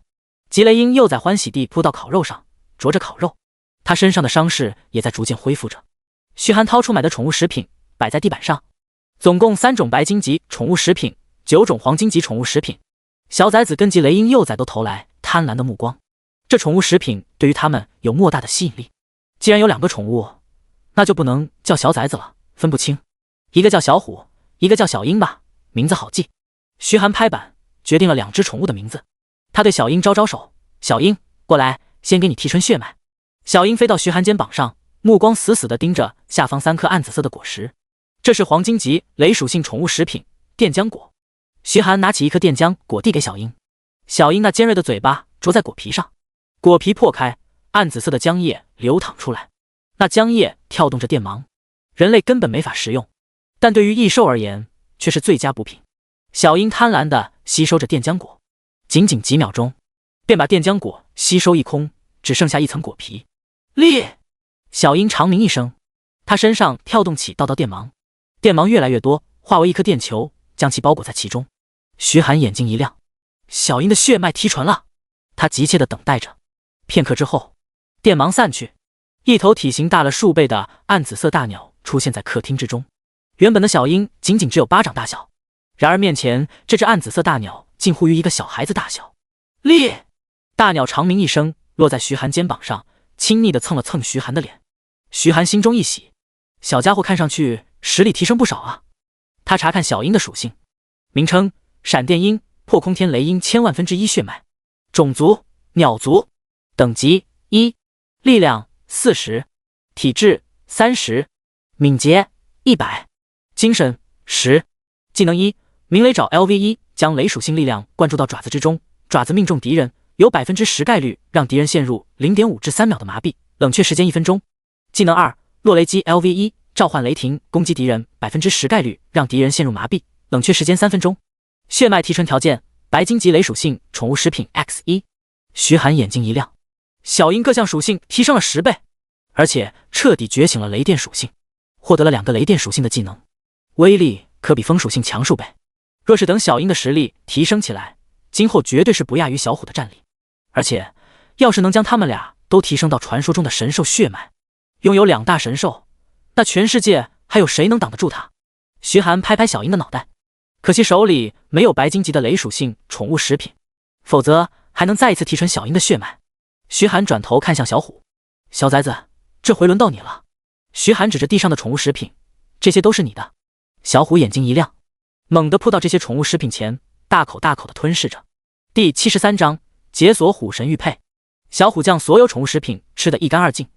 徐寒打开小虎的属性面板，名称：烈地虎幼崽，泰坦神虎100万分之5血脉，种族：虎族，等级20，力量900，体质950，敏捷850，精神230，技能：撼的爪 LV2，虎啸 LV1，沙尘暴 LV1，岩崩 LV2，地震 LV1。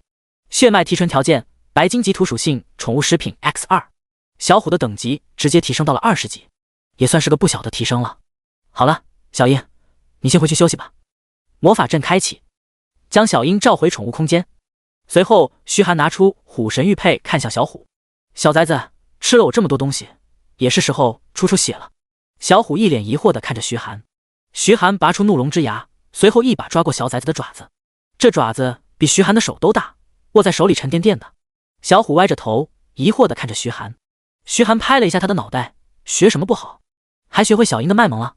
说着，他一刀划过小虎的爪子，鲜血涌出。吼！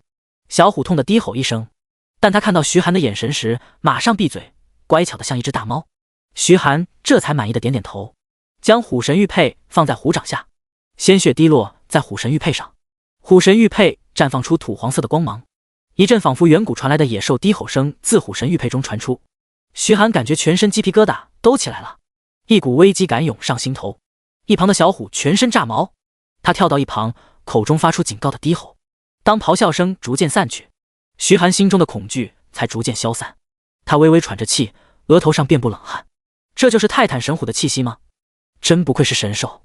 他毫不怀疑，若是泰坦神兽本体在自己面前，以自己的实力毫无还手之力，这已经不是强大可以形容的了。他查看虎神玉佩的属性，虎神玉佩的属性有了极大的提升。虎神玉佩封印2/7，品质黄金级，力量加150，敏捷加150。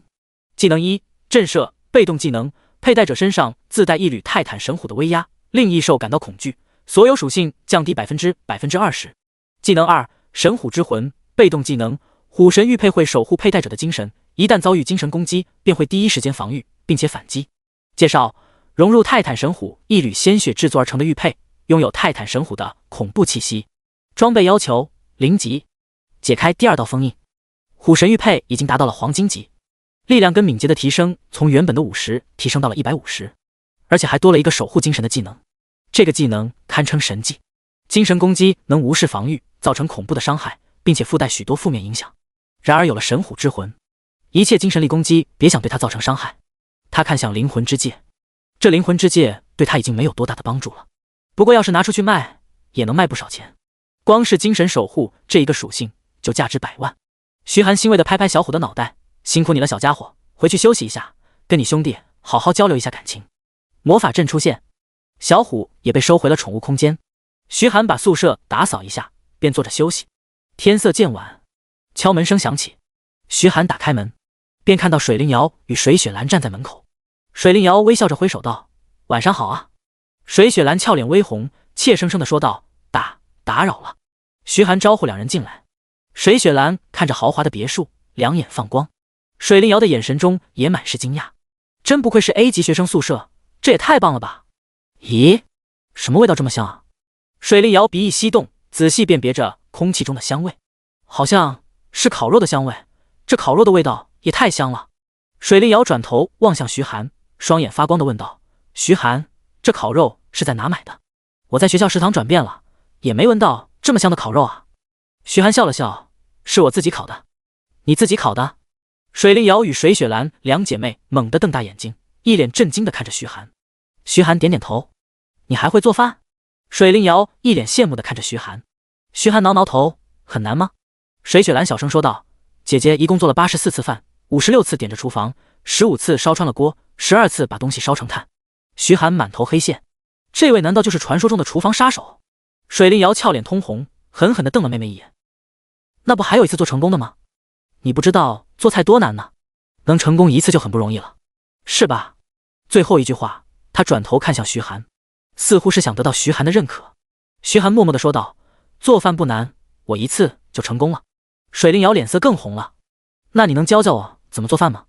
徐寒一愣：“你还想学做饭？”水灵瑶重重的点点头：“你放心，食材我负责，另外还可以付学费。”徐寒摩挲着下巴：“食材他自己负责倒是不错，说不定他可以弄来一些高等级的异兽肉，自己也就可以跟着吃一点，来解锁美食家图鉴。至于学费，徐寒倒是没在意，赚钱对他而言没有多大压力。”他点点头：“可以。”水灵瑶眼睛一亮，激动地说道：“谢谢。”咚咚咚，敲门声响起。徐寒再次去开门，只见夏琳跟秦玄一站在门口。“打扰了。”夏琳笑眯眯地说道。秦玄一微微躬身，打了个招呼。水灵瑶看到夏琳与秦玄一，顿时心头一紧，心中生出一股危机感。“请进吧。”徐寒请两人进来。夏琳笑眯眯地跟水家姐妹打了个招呼：“你们二位也来参观徐寒的宿舍啊？”水灵瑶面带微笑地开口道。夏琳点点头：“是啊，身为老乡，当然得互相拜访一下喽。对了，徐寒，我们还给你带了一点小礼物。”说着，夏琳掏出一个小钱包，打开，取出一颗拳头大小的暗紫色果实。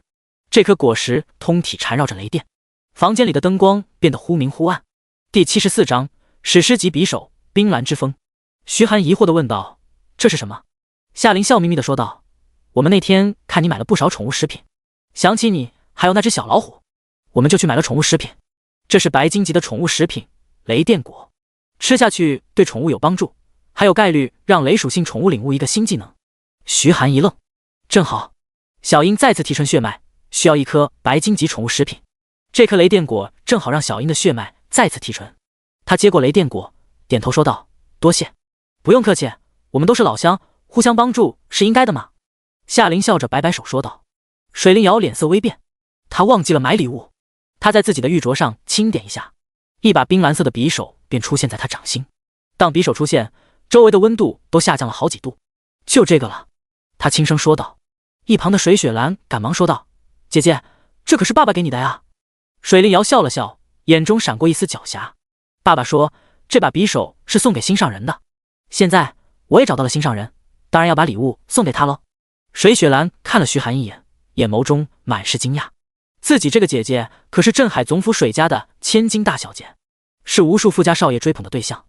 镇海总府府主还想跟水家联姻呢，若是让他们知道自己姐姐居然喜欢上了一个东海市来的无名小子，肯定惊掉下巴。水灵瑶起身笑着说道：“徐寒，今天我跟妹妹来的仓促，随便挑选了一件礼物，希望你不要嫌弃。”徐寒看了一眼那把匕首，匕首刀身通体晶莹湛蓝，似乎有寒气氤氲，如同冰块天然雕刻而成。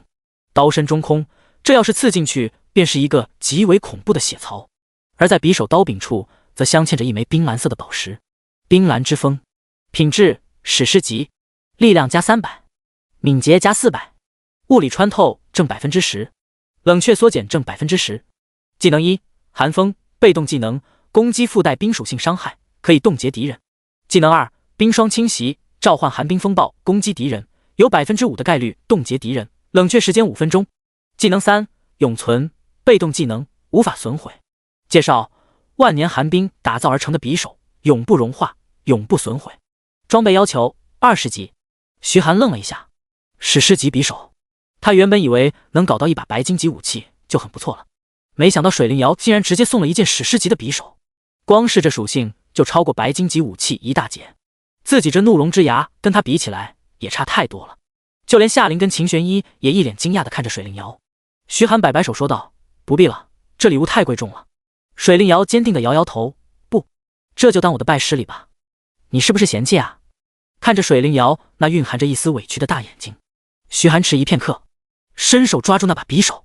好吧，那我就收下了。有这把匕首，他的战斗力又提升了一大截。姓名：徐寒，种族：人类，职业：SSS 级大美食家，等级21，力量1722，体质1319，敏捷1010，精神339，物理抗性10%，魔法抗性10%，物理穿透30%，魔法穿透10%，冷却缩减10%，生命偷取10%，就连敏捷也突破了1000大关。他感觉身体变得轻盈，似乎轻轻一跳就能飞起来。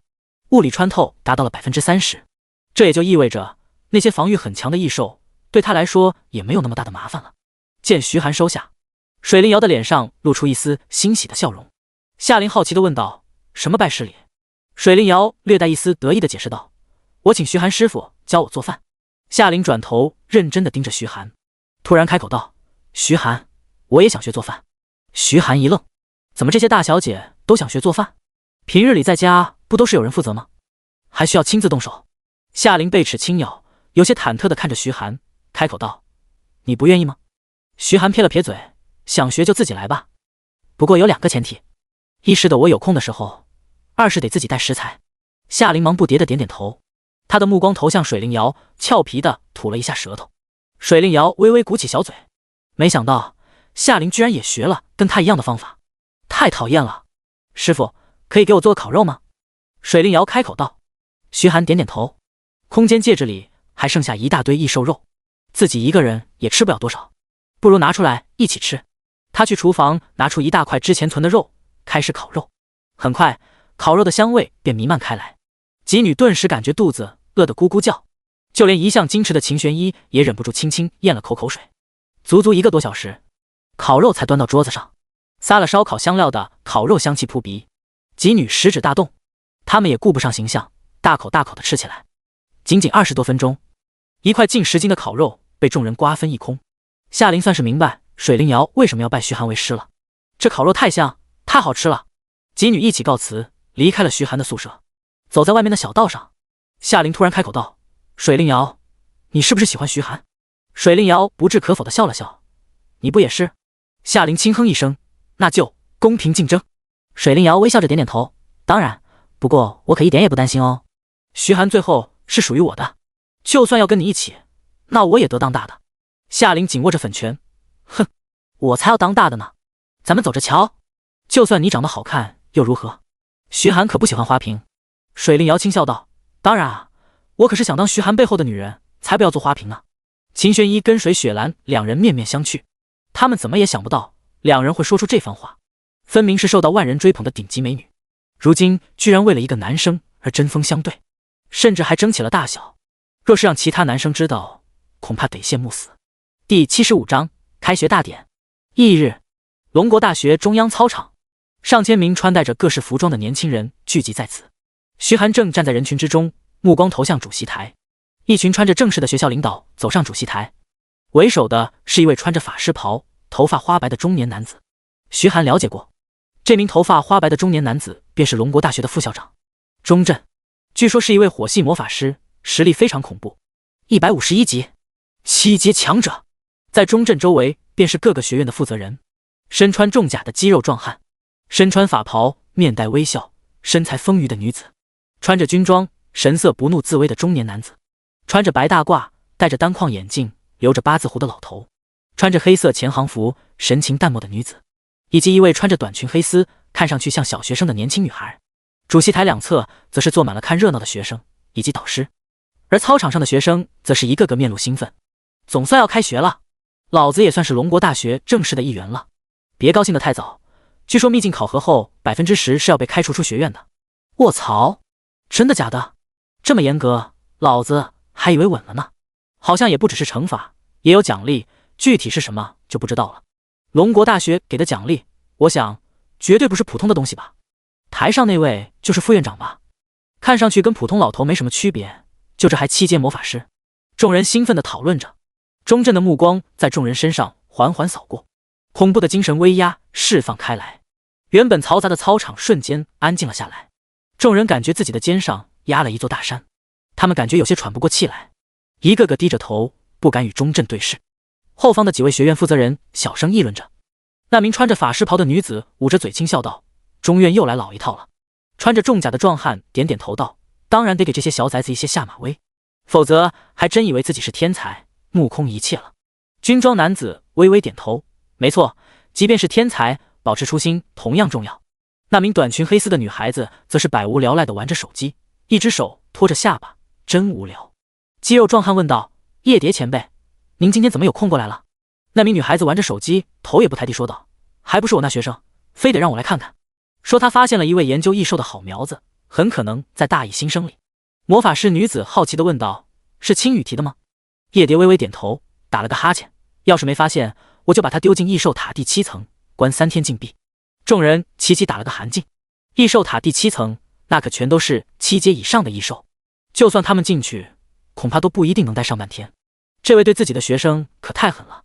不过想想，这位的学生凤青羽似乎继承了老师的习惯，带着学生闯进首领级异兽的巢穴，带的学生伤亡率高达80%，同样是个狠人啊。当精神威压蔓延到徐寒身上之时，徐寒顿时感觉肩膀一沉，这就是强者的威压吗？他紧咬着牙关硬扛着。这时虎神玉佩中响起一阵低沉的吼声，压在身上的精神力瞬间一松，徐寒顿时恢复如初。他摸着虎神玉佩，眼睛一亮，就算虎神被封印了，身为百兽之王，他也不允许任何人踩在自己头上。钟震的目光在徐寒身上停留了一下，眼眸中闪过一丝微不可察的惊讶。他似乎感觉到徐寒身上浮现出了一头猛虎的虚影，仅仅只是虚影，却让他都感觉到一丝心惊。有趣的小家伙，看来这一届来了个了不得的小家伙。钟震轻声喃喃道。各位学院的负责人也看到了这一幕，眼中闪过一丝惊诧。那名穿着魔法师袍的女子捂住嘴巴，咦，那个小家伙竟然能挡得住中院的精神压迫。肌肉壮汉微微点头，虽然中院仅仅只是泄露出一丝精神压迫，但对于这些小家伙来说已经难以抵挡了。看来这个小家伙有几分本事。军装男子摩挲着下巴，饶有兴趣地说道：精神力强大，说不定适合当指挥，应该来我们战争学院。穿着魔法师袍的女子轻戚一声：怎么？那我们魔法学院不用招生了？那名穿着前行服一直没有开口的女子冷漠地开口道：别争了，继续看。众人这才闭嘴，继续看向场下。钟震收回精神威压，缓缓开口道：各位同学，欢迎来到龙国大学。众人缓缓抬头看向钟震，眼神中早已没有了刚才的轻视，有的只是震惊。众人一句话也不敢说，呆呆地看着钟镇。钟镇继续说道：“今天是我们学校开学大典，接下来我为你们介绍一下校内的学院组成。首先是战士学院，战士学院主要负责指导近战型职业，那位就是战士学院的院长郑刚。”肌肉壮汉起身对台下微微挥手，众人眼中一片火热，不少人都是战士、剑士或者是骑士，战士学院自然是最优选。其次是战争学院，战争学院培养战术人才，龙国军队里的高级指挥大多出自战争学院。这位是战争学院的院长黄正天。钟镇介绍完，那名穿着军装的男子起身，将拳头放在胸口，敬了一个标准的礼。同学们双眼放光，我要进战争学院，今后的10大将军必有我一个。放屁！就凭你还指挥别人？做梦去吧！众人议论纷纷。钟镇继续介绍：魔法学院、刺客学院、科技学院。台下众人都已经想好了自己的选择。最后就是异兽研究院。异兽研究院从事异兽研究，所有已知的异兽信息全部来自异兽研究院。这位就是异兽研究院的院长叶蝶。叶蝶眼帘微抬，目光在台下众人身上扫了一眼，连打招呼的兴趣都没有。然而下方的学员们都已经傻眼了。第76章大型秘境。那个小姑娘是谁家孩子？怎么坐在那？这小姑娘穿得真性感，要是长大了绝对是个倾国倾城的大美女。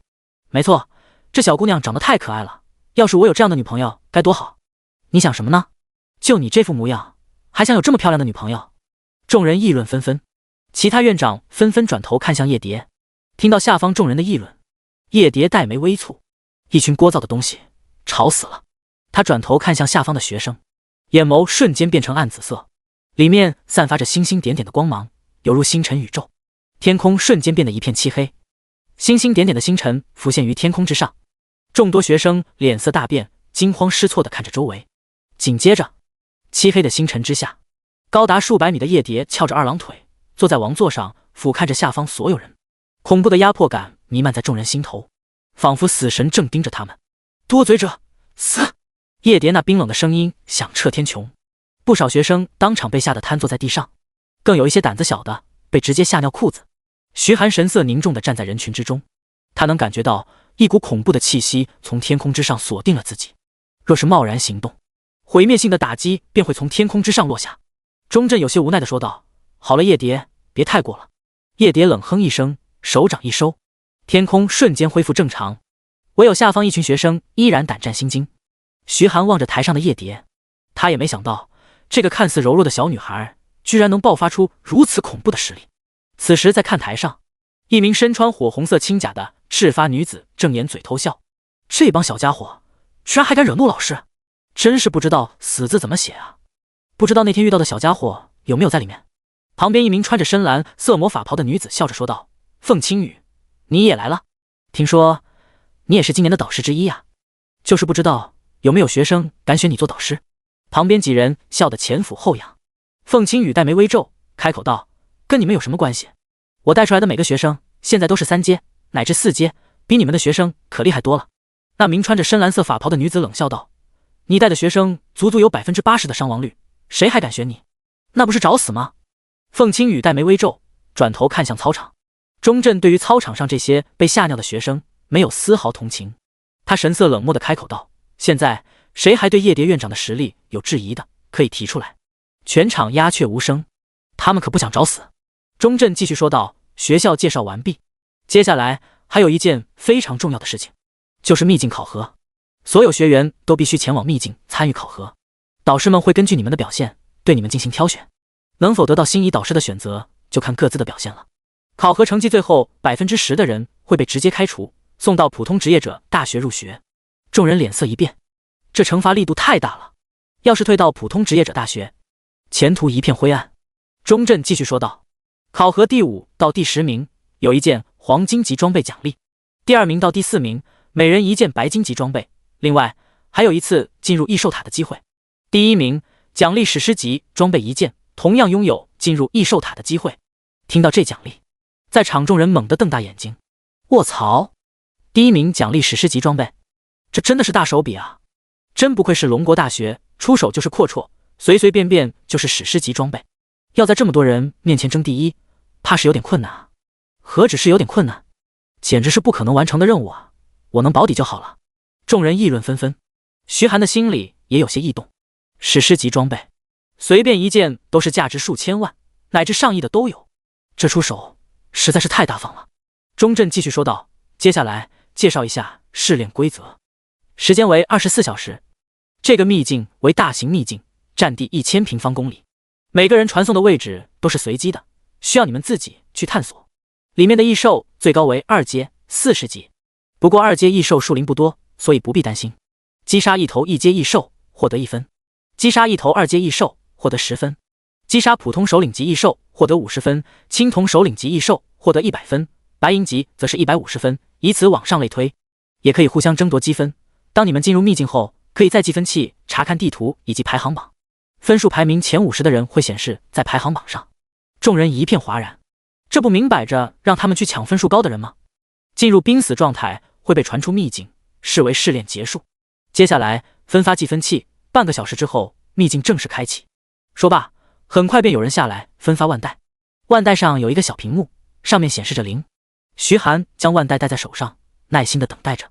半个小时很快便过去，钟震再次来到主席台，他缓缓开口道：“各位，准备进入秘境。”秘境大门打开，他一声令下，操场地面亮起一道道玄妙的符文，一座庞大的魔法阵出现在操场正中央，魔法阵战放出璀璨的光芒，随即所有人都消失不见了。徐寒只觉得眼前一黑，身体传来一阵剧烈的失重感。当他恢复视线时，便发现自己正处于一片原始森林之中，周围全都是高耸入云的大树，阳光透过密集的树叶落在草坪上，带来些许光明，一股青草的土腥味钻进鼻子里。徐寒环顾四周，整座树林里静悄悄的，唯有些许风声与虫鸣声。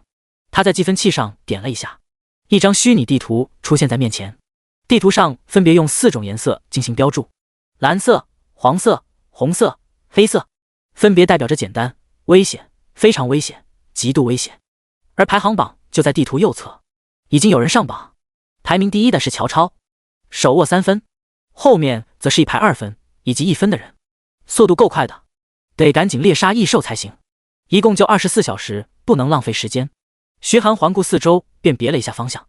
他目前所处蓝色区域，全都是一些弱小的异兽，他没多大兴趣。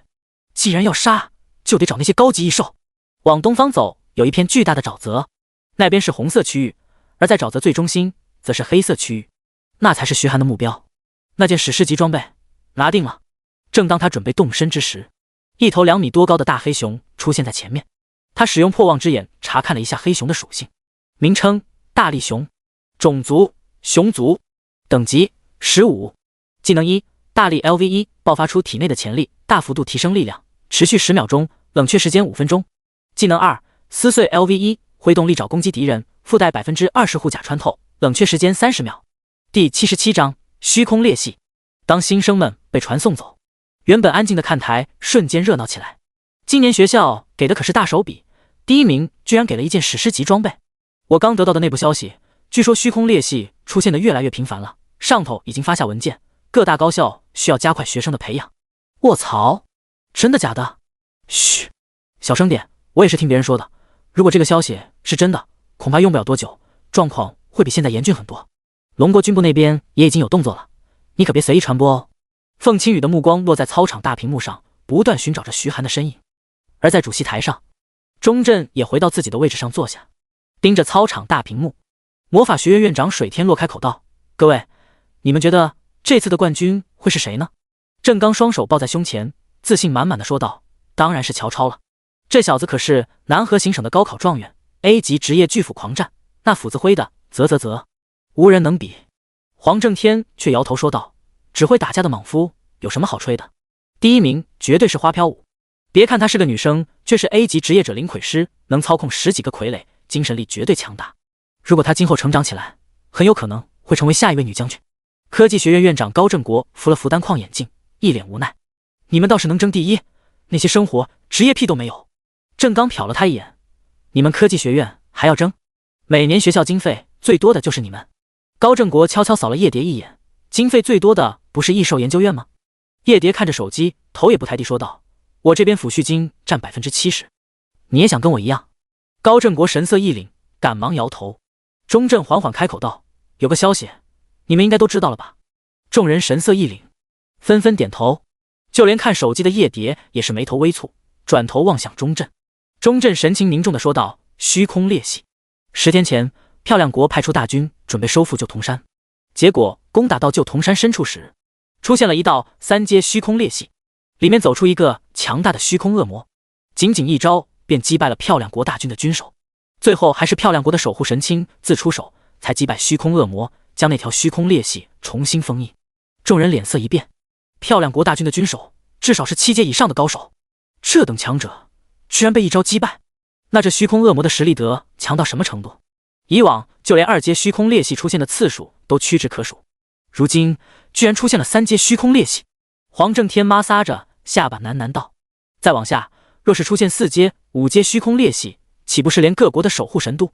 钟震微微点头：“没错，所以上头发布命令，不惜一切资源培养有潜力的学生，否则真等到虚空裂隙越来越强，一切都晚了。”刺客学院院长江慧心缓缓开口道：“不知道这一届的学生能成长到何种地步？15级异兽，好久没遇到过了。”徐寒心中暗叹，他身形一闪，化为一道残影，迅速朝着大力熊杀去。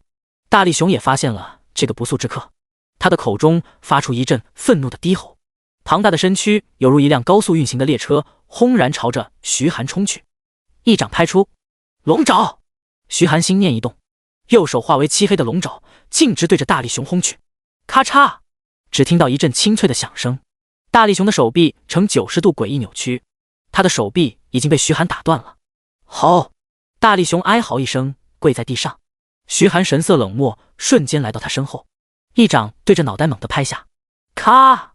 脑袋炸裂，大力熊的尸体缓缓倒下，轻轻松松解决。15级的怪对他没有丝毫威胁。他看了一眼经验条，经验条一丝都没动。杀敌等级的异兽是不会给一点经验的。腕表屏幕上从0变成了1。他再次打开排行榜，乔超已经达到10分了，第2名则是一个叫王默的人，同样是10分。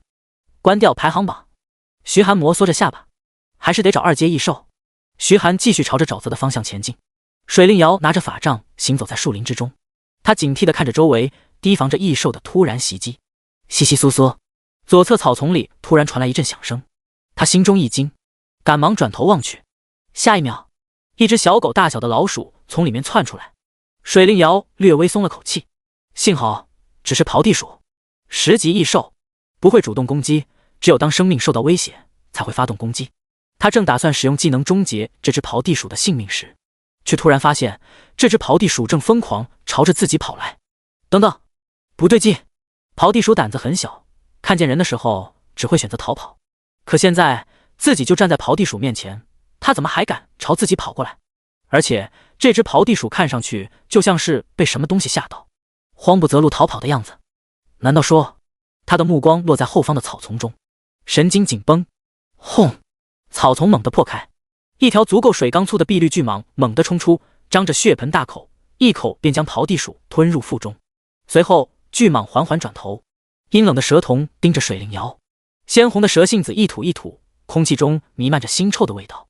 水灵瑶脸色惨白，这是壁毒蟒，看这体型恐怕快要达到20级了。壁毒蟒嘴巴一张，墨绿色的毒液裹着腥臭的味道飞向水灵瑶。水灵瑶举起法杖，凝水护盾，纯净的水流涌出，在他面前形成了一面圆形的护盾，将其保护在其中。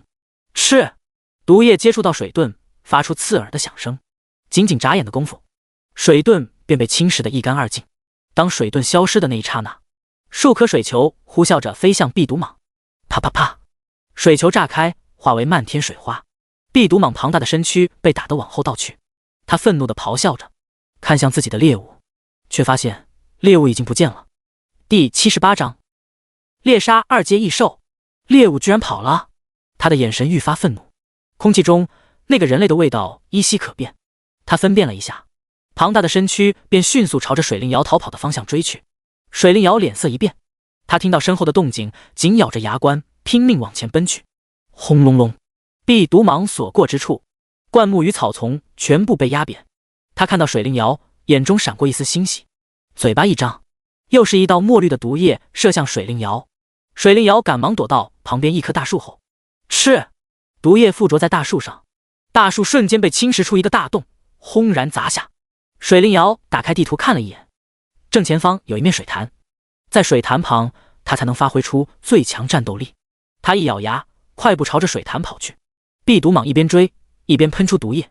水灵瑶艰难地跑着，他感觉精疲力尽，脚步踉跄。从小到大，他从没如此狼狈过。杀怪升级时都有队友保护，水雪兰拿着大剑挡在身前，什么怪物都近不了身。他只需要安心释放魔法就行。谁知道到了秘境需要单人作战，这对于他来说太亏了。望着后方越来越近的巨蟒，他的心底涌出绝望。难道自己要被这壁毒蟒杀出秘境吗？那自己一分没的，肯定要被踢出龙国大学。他哪还有脸回家啊？力气越来越弱，身体越来越沉，他脚下踢到一块石头，猛地朝前方摔去。这时，一道身影悄然从旁边冲出，一把将其扶住。水灵瑶定睛一看，居然是夏灵。你还好吧？夏灵眉头微皱，轻声问道。水灵瑶木讷的点点头。夏灵将其扶起，望着壁毒蟒，你怎么招惹到这种怪物？我去吸引仇恨，你用魔法杀了他。水灵瑶点点头。夏灵拔出长剑，化为一道残影杀向壁毒蟒，一人一蟒瞬间战作一团。夏灵动作轻盈，犹如飞鸟，轻松应付着壁毒蟒的攻击。水灵瑶紧握着法杖，默念咒语。很快，一颗颗水球呼啸着飞向壁毒蟒，两人联手，很快便将壁毒蟒斩杀。水灵瑶点在腕表上，分数上涨了 0.5。两人联手杀怪，分数点也会被评分。夏灵开口道：“谢谢。”水灵瑶默默地说道。夏灵走到他身旁，开口问道：“你怎么样？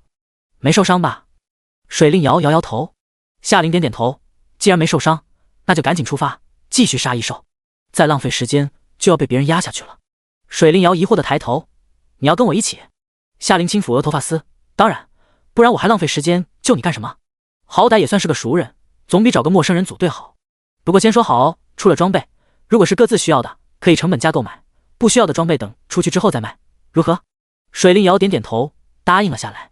夏灵打开地图，指着北方那一片黄色区域说道：“接下来我们去北方的沼泽，那边有一些2阶异兽，还有首领级异兽，想要快速提升积分，只能去冒险。”水灵瑶点点头，表示同意。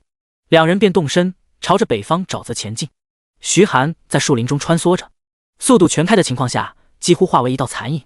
半个小时过去，他站在树枝上，打开地图，已经进入黄色区域外围了。再往前大概100公里，便能正式进入红色区域。到时候2阶异兽的数量也会大幅度提升，甚至还会有不少首领级异兽。他看了一眼排行榜，排行榜第一的乔超已经达到了134分了，踪迹也被标注在地图上，也在黄色区域向着红色区域迈进。排行榜50名内的人几乎都聚集在这片黄色区域。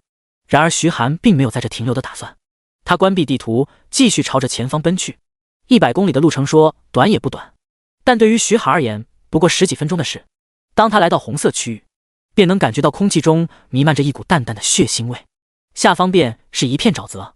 沼泽中不仅隐藏着异兽，还有泥潭，一旦陷进去，那基本是有死无生。徐寒打开地图看了一眼，其他人依然在黄色区域猎杀异兽，唯有排名前10的乔超、王默等人也在逐步朝着红色区域的沼泽深处靠近。就这吧，徐寒心念一动，一道魔法阵出现，随即小樱便出现在魔法阵中心。他扑腾着翅膀落在徐寒肩上，亲昵地蹭了蹭。你在天上负责警戒，有什么动静及时给我发信号。徐寒拍了拍小樱的脑袋说道。小樱十分通人性的点点头。徐寒的目光投向下方沼泽，一眼便发现了3条鳄鱼的脑袋漂浮在水面上。他开启破望之眼，双目笼罩上一层淡金色，鳄鱼的属性便出现在他面前。名称：钢牙鳄，种族：鳄族，等级：23，技能1：潜伏 LV2， 钢牙鳄会潜伏在水下，等待猎物靠近，再发动致命一击，造成的伤害提升 20%， 冷却时间1分钟。技能2：咬碎 LV1， 钢牙鳄用力齿可以轻松咬碎钢铁，对装备造成破坏，冷却时间3分钟。区23级的异兽，没有任何威胁。他纵身一跃，径直从树上落下，轰！右手化为龙爪，径直对着其中一头钢牙鳄的脑袋拍下。钢牙鳄的脑袋被这一掌硬生生拍扁，血条瞬间清空。另外2头钢牙鳄见猎物出现，庞大的身躯快速朝着徐寒冲过去。徐寒手掌一抬，3道手臂长的锋刃出现在面前，锋刃呼啸而出，射向其中一头钢牙鳄。随后又是一颗火球轰然朝着另一头钢牙鳄炸去。轰！只听到一阵震耳欲聋的巨响，钢牙鳄被炸得皮开肉绽，血条见底。另一条钢牙鳄也被凌厉的锋刃破开数道深可见骨的伤口。仅仅一瞬间的功夫，2条钢牙鳄便失去战斗力。徐寒身形一闪，来到钢牙鳄面前，一拳砸下，钢牙鳄瞬间被拍成肉饼。别人看见只能落荒而逃的3头钢牙鳄，在徐寒面前连半分钟都没撑过。他查看计分器，分数已经达到了31分。第79章，赶路1小时，杀怪10分钟。主席台上，各位院长注视着大屏幕，在大屏幕旁边，排行榜也已经出来。排名第1的便是乔超，已经达到了167分。第2名的王默紧随其后，达到了165分。第3名便是花飘舞，164分。排名前10的几人分数相差不多，而且还在卯足了劲往上升。郑刚双手抱在胸前，脸上带着一丝得意的笑容。如何？乔超这小家伙的实力可不弱，只要他能继续保持这个成绩，第1名绝对是他。黄正天笑了笑，花飘舞的分数同样追得很紧，而且他或许还没用出全力，等冲刺阶段再说吧。水天洛清拖着下巴开口道：对了，我记得今年的全国状元也在我们学校吧？好像是叫徐寒，他怎么没出现在排行榜上？郑刚一脸不屑地说道：全国状元又怎么样？那小子肯定只是运气好罢了，看到了试炼中，哪怕是全国状元也要被打回原形。其他几位院长也纷纷点头。龙国大学最不缺的就是天才，就算你是全国状元，如果表现得不够，只会成为别人的笑柄。我听郑祖才说，他打包票直接给了这小家伙 A 级学员的身份，要是让他知道这小家伙在试炼中的表现，不知道他会作何感想。黄正天笑了笑说道。钟震眉头微皱，开口道：郑祖才倒是不会信口开河，而且根据他报上来的消息，那小子倒是不简单啊。其他院长不知道，可钟震心里却十分清楚，这位全国状元不仅名震高考，后来所做的事情也是让他震惊，以一己之力拯救了一座城市，这种本事已经不是天才可以描述的了。江慧欣突然开口：排行榜最后1名的位置换人了。郑刚不屑地说道：最后1名变来变去不是很正常？江慧欣淡淡的说道：看名字。众人纷纷看向排行榜最后1名的位置，徐寒这个名字赫然出现在第50名的位置，积分为101。黄正天微微点头，这位全国状元的分数追上来了，有点意思。水天洛开口道：你们看，这小家伙的位置显示出来了。众人纷纷看向地图，只见一个光点浮现在红色区域，偌大一片红色区域，唯有这一个光点闪烁着明亮的光芒，犹如高悬天空的明月，光芒瞬间覆盖其他人。众位院长的眼神中闪过一丝讶异。黄正天有些讶异，他居然在红色区域，从蓝色区域赶到红色区域至少也要1个小时的时间。难道说他没有说出口，但众人却心知肚明，刚才的1个小时恐怕徐寒一直都在赶路，根本没有心思杀异兽。水天洛饶有兴趣地说道：这小家伙倒是有趣，他恐怕一开始就是奔着红色区域去的。高正国推了推眼镜，凝重地说道：你们看他的积分101分，很有可能他杀了10头2阶异兽，1头1阶异兽，他的目标就是2阶异兽。哪怕一直在看手机的叶蝶也难得抬起头看了一眼排行榜。钟震嘴角微微上扬，露出一丝笑容。果然今年的这位全国状元有些不一般啊。徐寒穿梭在沼泽之中，旁边的大树猛地一震，一条巨蟒轰然对着他的身体咬下。徐寒面无表情地朝着旁边闪去，巨蟒轰的一声砸在沼泽地之中，溅起漫天污泥。小鹰宰了他。徐寒开口道。烈！长鸣从天空传来，一道雷霆从天而降，精准地劈在巨蟒身上。巨蟒发出一阵凄惨的嘶吼，身体不断扭动，随后又是一道残影从天而降，闪烁着电光的利爪落在巨蟒脑袋上，咔嚓，脑袋瞬间4分5裂，庞大的身躯轰然倒地，溅起漫天污泥。随即那道残影飞到徐寒肩膀上，扑腾着翅膀，似乎在邀功。徐寒拍了拍小鹰的脑袋，笑着说道：干得不错。他打开小鹰的属性面板，名称：闪电鹰，破空天雷鹰千万分之一血脉，种族：鸟族，等级9，力量210，体质230，敏捷400，精神100。技能1，鸣雷爪 LV1，将雷属性力量灌注到爪子之中，爪子命中敌人，有 10% 概率让敌人陷入 0.5 至3秒的麻痹，冷却时间1分钟。技能2，落雷击 LV1，召唤雷霆，攻击敌人， 10% 概率让敌人陷入麻痹，冷却时间3分钟。技能3，音响击 LV1，化为一道残影冲向敌人，对敌人的要害发动攻击，造成双倍伤害，冷却时间5分钟。血脉提纯条件：白金级雷属性宠物食品 X1。小樱等级提升速度飞快，杀了几头2阶异兽，便将小樱提升到9级。现在应该可以继续为小樱提纯血脉了吧？徐寒喃喃道。之前他想用雷电果给小樱提纯血脉，可是小樱的实力太弱小，再次提纯血脉很容易让小樱受伤，所以徐寒也只能待他升级之后再给他提升等级。他看了一眼排行榜，自己已经达到了第40名，131分。不过很快又被后面的人追上来了。他掏出雷电果递给小樱，吃吧，提纯了血脉，我们就去黑色区域玩玩。这些2阶异兽太弱了，而且积分提升太慢了，他可是想要将积分提高到别人永远都无法追上的程度。若是让其他人听到这话，会哭晕当场。大哥，这速度还慢啊！赶路1小时，杀怪10分钟就已经冲进排行榜了，这让他们情何以堪？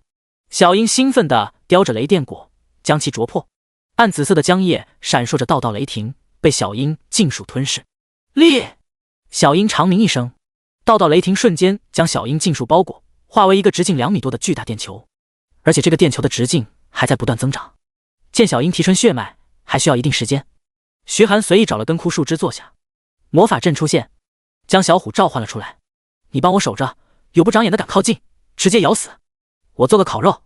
小虎眼睛一亮，连连点头，尽心尽力地守在一旁。第80章提纯血脉，黑色区域。徐寒熟练地搭起烧烤架，切下一块蛇肉开始烤制。很快，喷香的烤肉味弥漫在沼泽之中，周围的树林之中，沼泽之中，不少异兽纷纷包围过来。他们贪婪地看着徐寒面前的烤肉，平日吃惯了生肉的他们从没想过烤肉的味道这么香。正当他们包围过来之时，却发现一头猛虎正慵懒地坐在徐寒身前。这头猛虎仅仅是扫了他们一眼，他们便感觉到莫大的危机感，思忖片刻，纷纷离去，不敢继续待在这里。跟吃比起来，还是自己的小命更重要一点。徐寒也懒得跟这些异兽动手，他将烤好的一大块蛇肉丢给小虎，自己也撕扯下一大块，大口咀嚼了起来。系统提示音传来，宿主首次服用2阶异灵蟒，获得10点力量，10点敏捷。吃2阶异兽对他的实力提升微乎其微，还是得找首领级异兽才行。当徐寒吃完，雷电球也已经膨胀到极限，足足4米的直径。徐寒能感觉到里面蕴含的强大气息。轰隆隆，闷雷声传来，天空上不知何时笼罩上了一层乌云，乌云中雷霆跳动。下一刻，一道落雷径直劈在雷电球之中，雷电球瞬间炸开，一头一展近8米的雄鹰出现在徐寒面前。烈！长鸣声响起，周围的异兽听到这长鸣声，纷纷趴在地上瑟瑟发抖。远处沼泽之中，一名身穿战甲、手持巨斧、身高足有2米似的壮汉听到这嘹亮的长鸣声，他一斧子将面前的异兽劈成2半，转头望向声音传来的方向，眼神变得凝重。这声音难道是首领级异兽？级别应该不低，得稍微避一避。距离巨斧壮汉不远的位置，一名身穿火红色汉服的女子正坐在大石头上，她的双足自然垂下，轻巧地晃着，嘴角噙着一抹笑意，看着下方的几个灵魁与异兽战斗。听到远处的长鸣，她歪着头看向长鸣声，黛眉微蹙。好可怕的声音，应该是首领级异兽吧？看来不能朝那个方向前进了呢。不远处的树林之中，一名手持双刀、身材修长的年轻人听到这场鸣声，眉头微皱，默默地避开这个方向，朝着另一侧走去。小樱！徐寒喊了一声，雄鹰低下头，他的双眸中闪烁着暗紫色的雷霆，恐怖的威压毫无阻拦地释放开来。下一秒，雷光消散，小鹰化为原仙大小，飞到徐寒身旁，亲昵地蹭了蹭徐寒的脑袋，双眼死死地盯着那块烤蛇肉。徐寒哑然失笑，他随手将烤蛇肉丢给小鹰，小鹰3-2口便将其吞下肚，还有些意犹未尽。徐寒查看小鹰的属性，名称：天雷战鹰，破空天雷鹰100,000,000,000血脉，种族：鸟族，等级13，力量650，体质600，敏捷700，精神150。技能1，鸣雷爪 LV3，将雷属性力量灌注到爪子之中，爪子命中敌人，有 20% 概率让敌人陷入 0.5至3秒的麻痹，冷却时间1分钟。技能2，落雷击 LV3，召唤雷霆，攻击敌人 20% 概率让敌人陷入麻痹，冷却时间2分钟。技能3，音响击 LV1，化为一道残影冲向敌人，对敌人的要害发动攻击，造成双倍伤害，冷却时间5分钟。技能4，雷云 LV1，召唤一片雷云，对敌人造成连续的雷霆攻击，有 10% 的概率让敌人陷入麻痹，冷却时间10分钟。血脉提纯条件：白金级雷属性宠物食品 X5。徐寒心中一喜，小樱的战斗力又得到了巨大的提升，距离小虎相差不远了。这等属性堪比同等级的首领级异兽，甚至还有过之，真是捡到宝了。光是这2头宠物，其他人拿什么跟他比？小樱，你现在变大了，应该可以让我坐上去了吧？徐寒有些期待地说道。烈！小樱长鸣一声，他的身体陡然变大。徐寒收起小虎，纵身一跃，落在小樱后背。小樱双翼一震，庞大的身躯冲天而起，扬起一阵狂风，呼啸着飞向远方。俯瞰着下方茂密的树林，徐寒心情激荡，这可比坐飞机帅多了。他坐在小樱后背上，疾风都被小樱挡在身外，对他没有任何影响。仅仅几分钟的功夫，他便已经来到黑色区域范围。刚一进入黑色区域范围，徐寒便感觉到数道强大的气息锁定了小樱，是生活在这里面的首领级异兽。小樱，下降，杀异兽去！徐寒轻轻拍了拍小樱的后背，小樱一个俯冲，钻进树林之中，稳稳地落在地上。刚一落地，地面便剧烈震动起来，一条足有数十米长的巨大蜈蚣从地底轰然钻出，蜈蚣的千足不断律动着，犹如一辆列车。那一双猩红的眼睛死死地盯着徐寒跟小樱。徐寒查看这条蜈蚣的属性，名称：金刚蜈蚣，青铜级首领，种族：虫族，等级25。技能1，遁地 LV1，金刚蜈蚣会钻进地底恢复生命，再对敌人发动出其不意的攻击，冷却时间3分钟。技能2，横扫 LV1，金刚蜈蚣庞大的身躯朝敌人横扫，造成范围伤害，冷却时间1分钟。技能3，钢甲 LV1，被动技能，金刚蜈蚣的钢甲坚硬，可以减少 20% 任意伤害。徐寒咧嘴一笑，来活了，小樱，看看你现在的战斗力，解决这条蜈蚣。小樱长鸣一声，一道落雷径直对着金刚蜈蚣的脑袋劈下。轰！金刚蜈蚣的钢甲瞬间被打穿一个大洞，散发着一股焦臭味。死！金刚蜈蚣吃痛，庞大的身躯轰然朝着小樱撞去。小樱双翼一震，轻松飞到半空中。金刚蜈蚣愤怒地发出嘶嘶声，却奈何不了小樱分毫。浓厚的乌云汇聚在天空之上，空气似乎都变得压抑起来。紧接着，一道又一道雷霆对着金刚蜈蚣落下。轰轰轰！短短几个呼吸的时间，金刚蜈蚣身上便被打出数个大洞，坚固的甲壳也被轻松打碎。他害怕了，庞大的身躯一头对着地底钻去。徐寒冷笑一声，想跑，可没那么容易。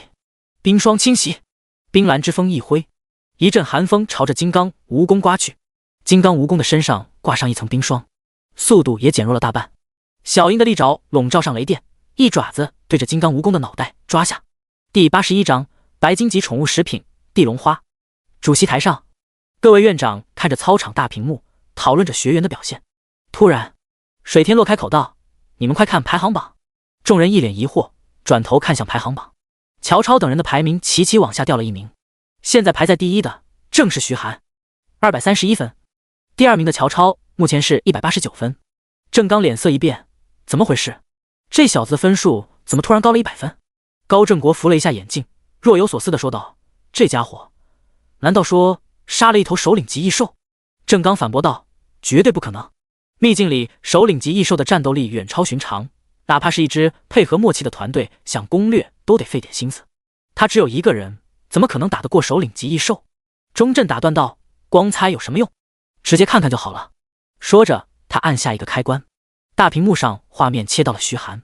徐寒正在处理金刚蜈蚣的尸体，他熟练地切下一大块肉塞进空间戒指，将地上的装备捡起来，同样扔垃圾似的扔进空间戒指。随后他便继续往沼泽深处走去。在场的所有人看到地上的那条金刚蜈蚣尸体，有些懵逼。这是金刚蜈蚣？郑刚皱着眉头说道。高振国点点头。郑刚一脸不信，金刚蜈蚣可是青铜级首领，不仅防御力极强，攻击力也能轻松秒杀脆皮。我看这小子也不是重甲职业，怎么打得过金刚蜈蚣？江慧星随意开口道，躲开他的攻击就行了。郑刚皱着眉头说道，说的简单，这家伙千足虫的外号可不是白来的。甲壳坚固却不笨重，他每一次发动攻击就如同上千根利剑同时袭击，谁能保证完全躲开？哪怕是你也做不到吧？江慧星犹豫了一下，的确，连他的敏捷高达数千，想做到100%躲闪金刚蜈蚣的攻击也不可能。黄正天抹撒着下巴，眼睛发亮，这小子真是个天才。如果能把他招到我们学院来，那我们学院今年的大比武排名绝对提高不少。正当众人议论之时，徐寒名字后面的数字再次上涨，达到了331。众人目瞪口呆地看着排行榜上的数字，又上涨了100。这小子又宰了一头青铜级异兽首领，我们还真是小看这家伙了，他就是冲着这些首领级异兽去的。钟震眼中也难得露出一丝光芒，只狩猎首领级异兽，这小家伙还是第一个，说不定今年的积分记录会被他打破。此时在森林之中，乔超挥动巨斧斩杀一头钢牙鳄。他打开排行榜看了一眼，当他看到徐寒的331分之时，脸色顿时变得难看起来。他的手掌握着巨斧斧柄，掌心都有些发白。徐寒低沉的声音响起，他的眼神中闪烁着凶光，想跟我抢第一没那么容易。他扛着巨斧迅速朝着黑色区域走去。王默拿着双刀静静地站在树林中，他的目光盯着地图徐寒所在的位置。徐寒很强，但第一是我的。他关掉地图，犹如一头敏捷的猎豹，迅速朝着树林中冲去。同样，森林中还有不少人正朝着徐寒所在的方向奔去。此时在森林之中，一支5人小队正在猎杀异兽，正是水家姐妹，还有夏琳跟秦玄一。除此之外，还有一名身穿洁白法袍、手持法杖的牧师，正是苏里。5人组成了一支完美的小队。水雪兰负责在前排抗伤害，夏琳跟水灵瑶打输出，秦玄一跟苏里2人在队伍后面进行治疗。5人猎杀异兽的效率倒是不慢，积分也达到了100。你们看，徐寒上排行榜第一了。苏黎突然说道。众人一听，纷纷打开排行榜。果然，徐寒以331的高分位列第一，力压其他人。水令瑶嘴角微微上扬，不愧是自己看上的男人，在龙国大学还能力压其他天才。夏琳笑着说道，那我们也要加油了，现在我们5个可以尝试挑战首领级异兽了。其他人纷纷点头，一同朝着红色区域进发。而此时的徐寒正穿梭在树林之中，他的目光看向四周，寻找着首领级异兽的踪迹。即便身处黑色区域，首领级异兽道也不是随处可见，大多数都是2阶异兽。然而徐寒却没有任何兴趣，只是交给小樱跟小虎练手。对付2阶异兽，他们俩配合只需要半分钟便可以轻松解决。徐寒的积分迅速上涨，他打开排行榜看了一眼，仅仅半个小时，积分又涨了60分，达到了391分。至于第2名已经变成了王默，220分，跟自己足足差了141分。不出意外的话，第1名肯定是自己了。不过他看着旁边的地图，有几个光点正朝着自己的方向赶来，正是乔超、王默等人。看来打算解决自己来保积分。徐寒随手关掉排行榜，嘴角却露出一丝笑容。想来就来吧，来多少人都无所谓，不过是给自己增加积分罢了。正当他打算继续深入之时，目光却突然落在旁边的几朵黄色的花上。他停下脚步，紧紧地盯着那3朵黄色的花。破望之眼开启，这3朵花的属性便出现在面前。名称：地龙花，品质：白金级。介绍：据说是地龙血液浇灌而成的花，对于土属性异兽有莫大的好处。居然是白金级宠物食品，这地方居然有白金级宠物食品，而且一来就是3朵，正好小虎就差3种白金级宠物食品来提纯血脉。若是吃下这地龙花，小虎的血脉绝对能再次提纯一个档次，实力还会变得更强。想到这，徐寒异动不已，他快步朝着的龙花走去。3朵巴掌大的地龙花轻轻摇曳，散发着迷人的芳香。正当徐寒来到地龙花10米的地方时，大地突然震动起来，轰隆隆，地面轰然裂开，一头长数10米的大蜥蜴从地底钻出来，猩红的目光紧紧地盯着徐寒，散发着冰冷寒气。第82章声东击西。徐寒盯着面前的大蜥蜴，这只大蜥蜴身长数10米，背后高高隆起，似乎是一块块岩石堆叠起来，就像一座小山。徐寒开启破望之眼，双目覆盖上一层淡淡的金色，大蜥蜴的属性出现在面前，名称炎龙，种族亚龙族，等级35，技能1龙鳞 LV5，被动技能减少 20% 所有伤害。技能2岩崩 LV3，召唤一块岩石砸向敌人，岩石若是破碎会化为碎石继续攻击敌人，造成大量伤害，冷却时间3分钟。技能3撕裂龙爪 LV3，撕碎敌人防御，造成大量伤害，冷却时间2分钟。技能4龙威 LV1，被动技能炎龙自带亚龙龙威，使其他异兽各属性下降 20%。技能5岩壁 LV3，召唤一面岩壁阻挡伤害，冷却时间4分钟。技能6岩牢 LV4，召唤岩石化为牢笼，将敌人困在其中，随后召唤岩枪刺穿敌人，冷却时间5分钟。看着炎龙的属性，徐寒微微皱起了眉头。35级的黄金级首领，在这秘境里几乎是无敌的存在，恐怕其他所有玩家合起来也不一定能打得过。毕竟等级相差越大，等级压制也越严重，相差超过10级，各种负面状态的概率便大幅度下降。再配合着防御力惊人的龙鳞，无论是物理攻击还是魔法攻击，几乎都拿这头大家伙没办法。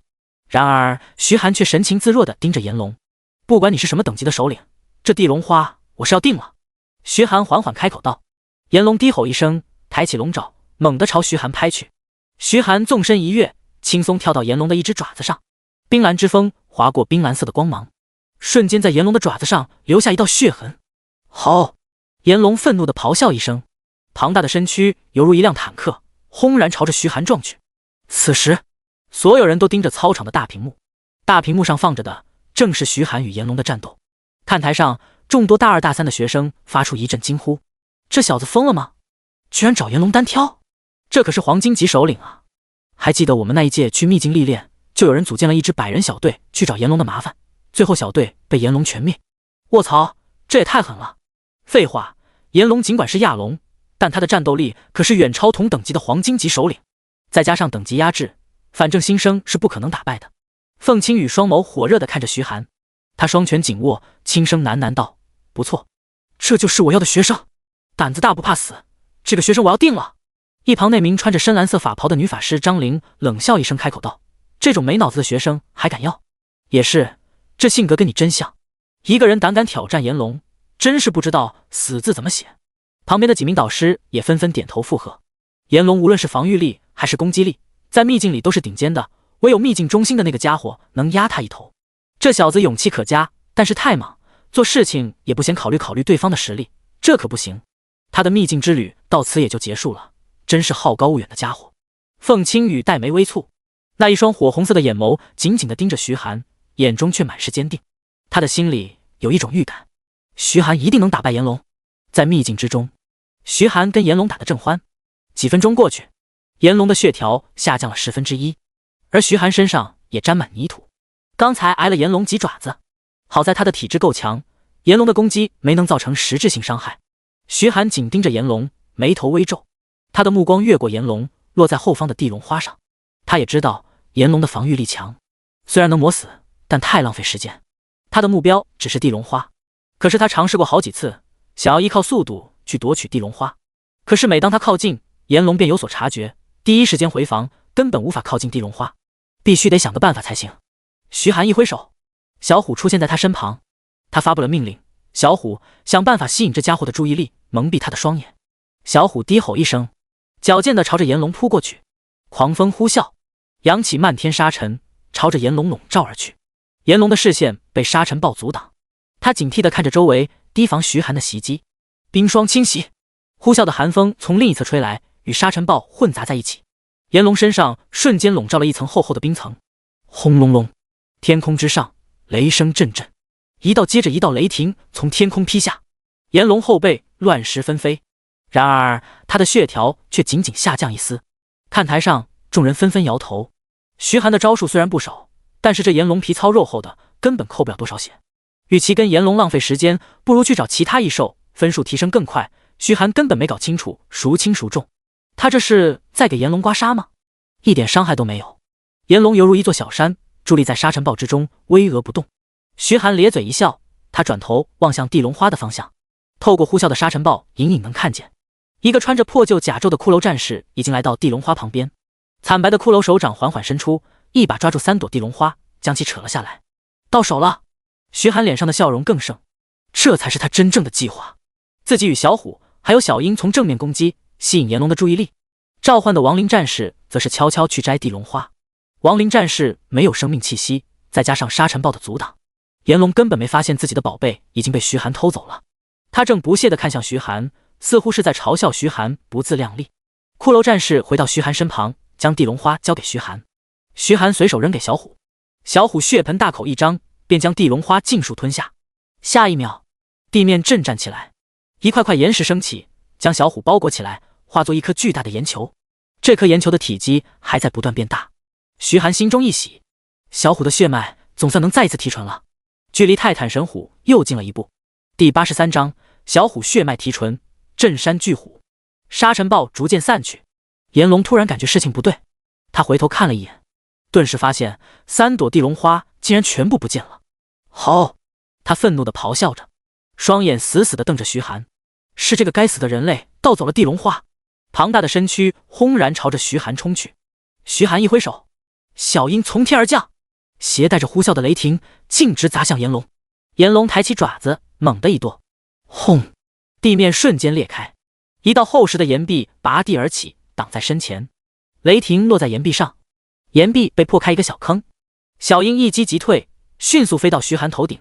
徐寒纵身一跃，稳稳落在小鹰头顶。小鹰双翼一震，迅速朝着天空飞去。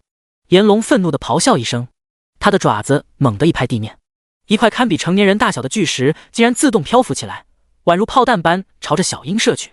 烈！小鹰长鸣一声，一道雷霆从天而降，劈在巨石上，巨石瞬间炸成无数碎石，下雨般落在地上。炎龙双眼都要喷火了，他恨不得将这个人类碎尸万段。然而他却不会飞，就连远程攻击手段都十分有限，根本奈何不了天上的徐寒。他扭头看向那颗硕大的岩石球，怒火充斥着他的内心。他摆动着身体，朝着那颗岩石球冲去。此时，主席台上，各位院长看到这一幕，也是有点懵逼。郑刚皱着眉头说道：“这小子是御兽师？”钟震摇摇头，他的职业无法检测，尚且不明。水天洛讶异道：“既然不是御兽师，那他为什么可以操控2头宠物？”众人的内心也十分好奇。御兽师以外的职业只能契约1头宠物，这是常识。可徐寒竟然能吩咐2头异兽为其作战，这简直是天方夜谭。高正国开口道：“比起他能契约2头宠物，我更好奇的是，他的宠物好像是在进化。”钟震转头看向叶蝶，这件事得问叶蝶了。众人的目光纷纷投向叶蝶，叶蝶难得将视线从手机上移开，他盯着大屏幕里面的岩石球，眼眸中闪过一丝诧异。这准确来说是血脉提纯。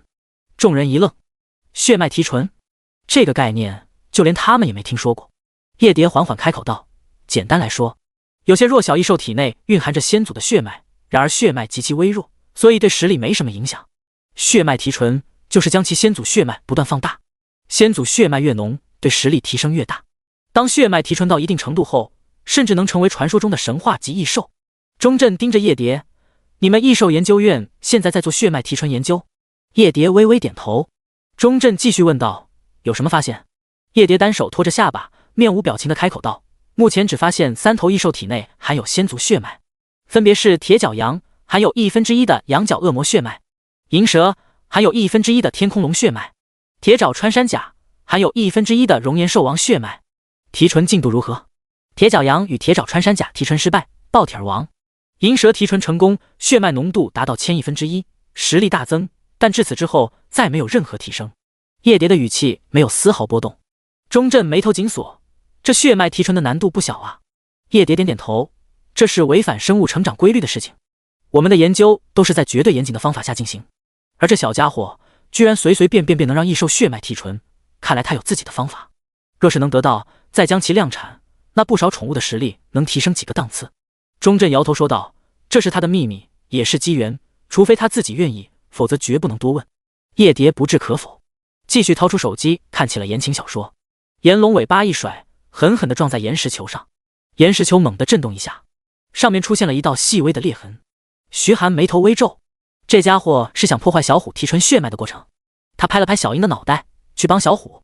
小鹰朝着炎龙俯冲而下，他的双爪充满了雷电，携带着恐怖的破坏力。轰！双爪落在炎龙背上，碎石纷飞。然而炎龙的血条却丝毫未动。徐寒纵身一跃，落在炎龙后背上，他的右手化为锋利的龙爪，径直对着炎龙的后背刺下。赤！锋利的龙爪瞬间将炎龙的后背刺穿，鲜血直流。吼！炎龙愤怒地咆哮一声，疯狂摆动身体，想将徐寒甩下来。然而龙爪死死嵌入伤口之中，任凭他如何摆动都无法掉下。这时岩石球传来咔嚓一声脆响，一条裂缝从中间裂开，随即无数条裂缝蔓延开来，犹如蜘蛛网一般遍布整个石头球。一股恐怖的威压从岩石球里面弥漫出来。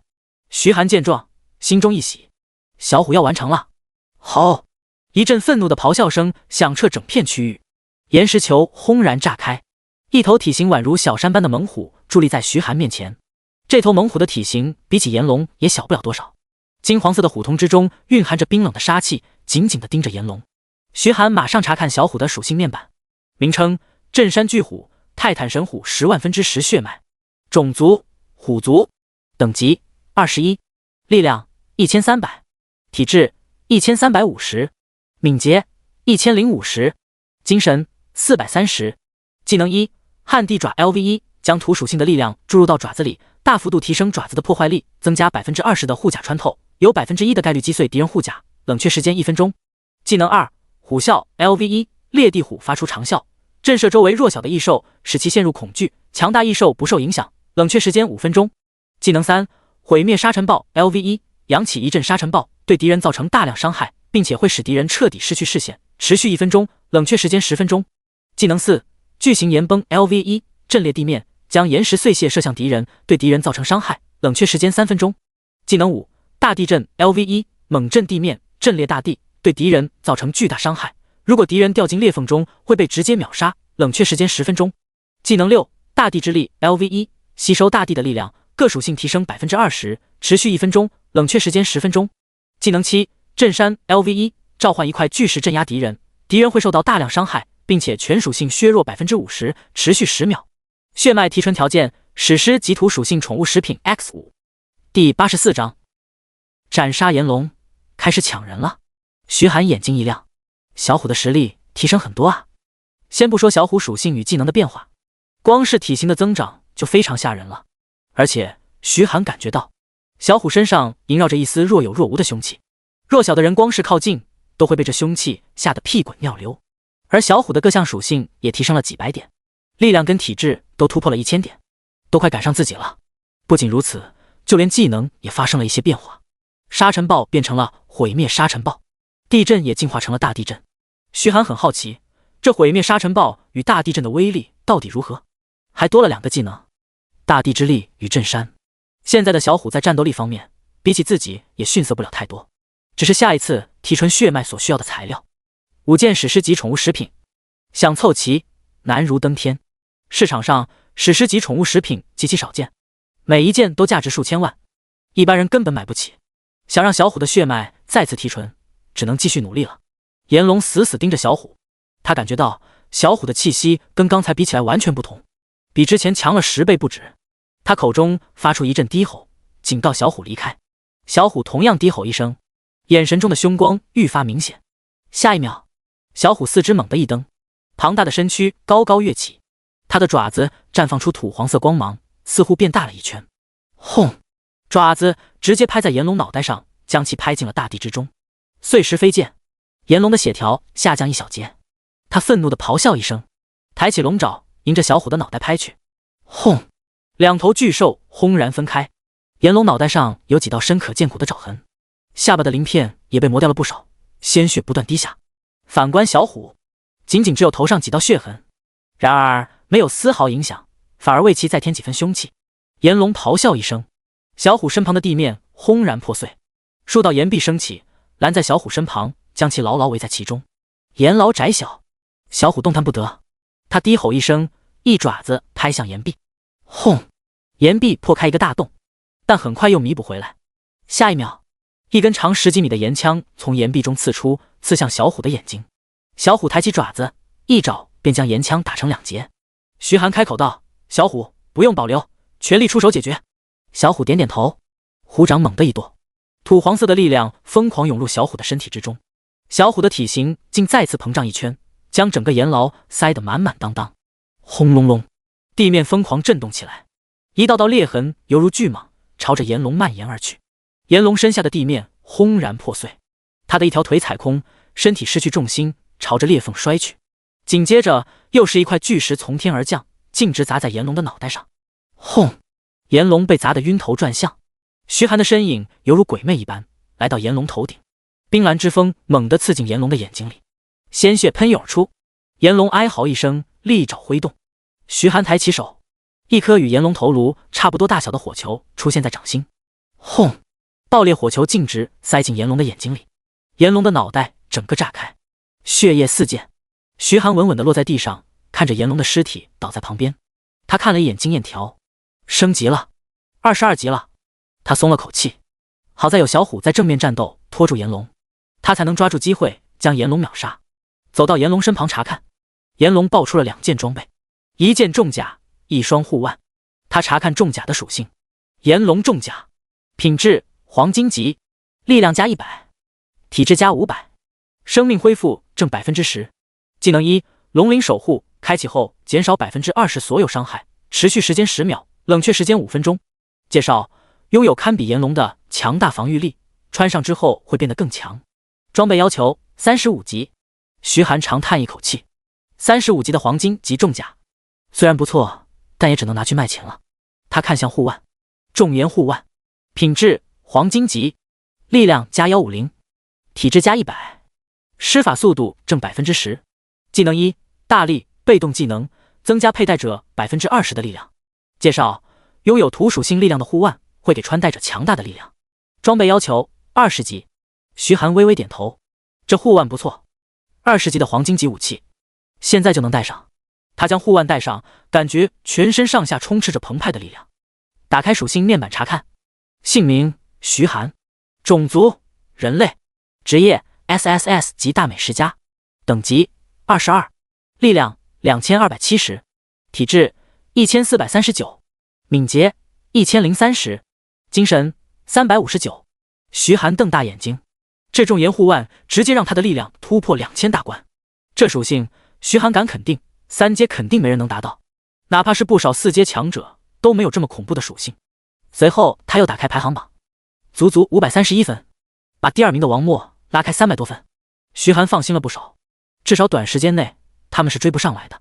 他挥动冰蓝之风，轻松切下一大块炎龙肉，随后又将空间戒指内其他异兽肉统统取出来，准备来个大烧烤，也算是好好犒劳一下小虎跟小樱。若是没有他们，自己想宰了炎龙也得费一番功夫。很快他便架起烧烤架，开始烤肉。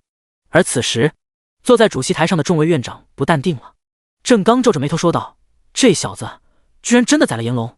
黄正天感叹道：这小子真是个怪物，居然一个人就杀了一头35级的黄金级首领，这要是传出去，其他高校恐怕都得疯了，他们可能会不惜一切代价来抢人了。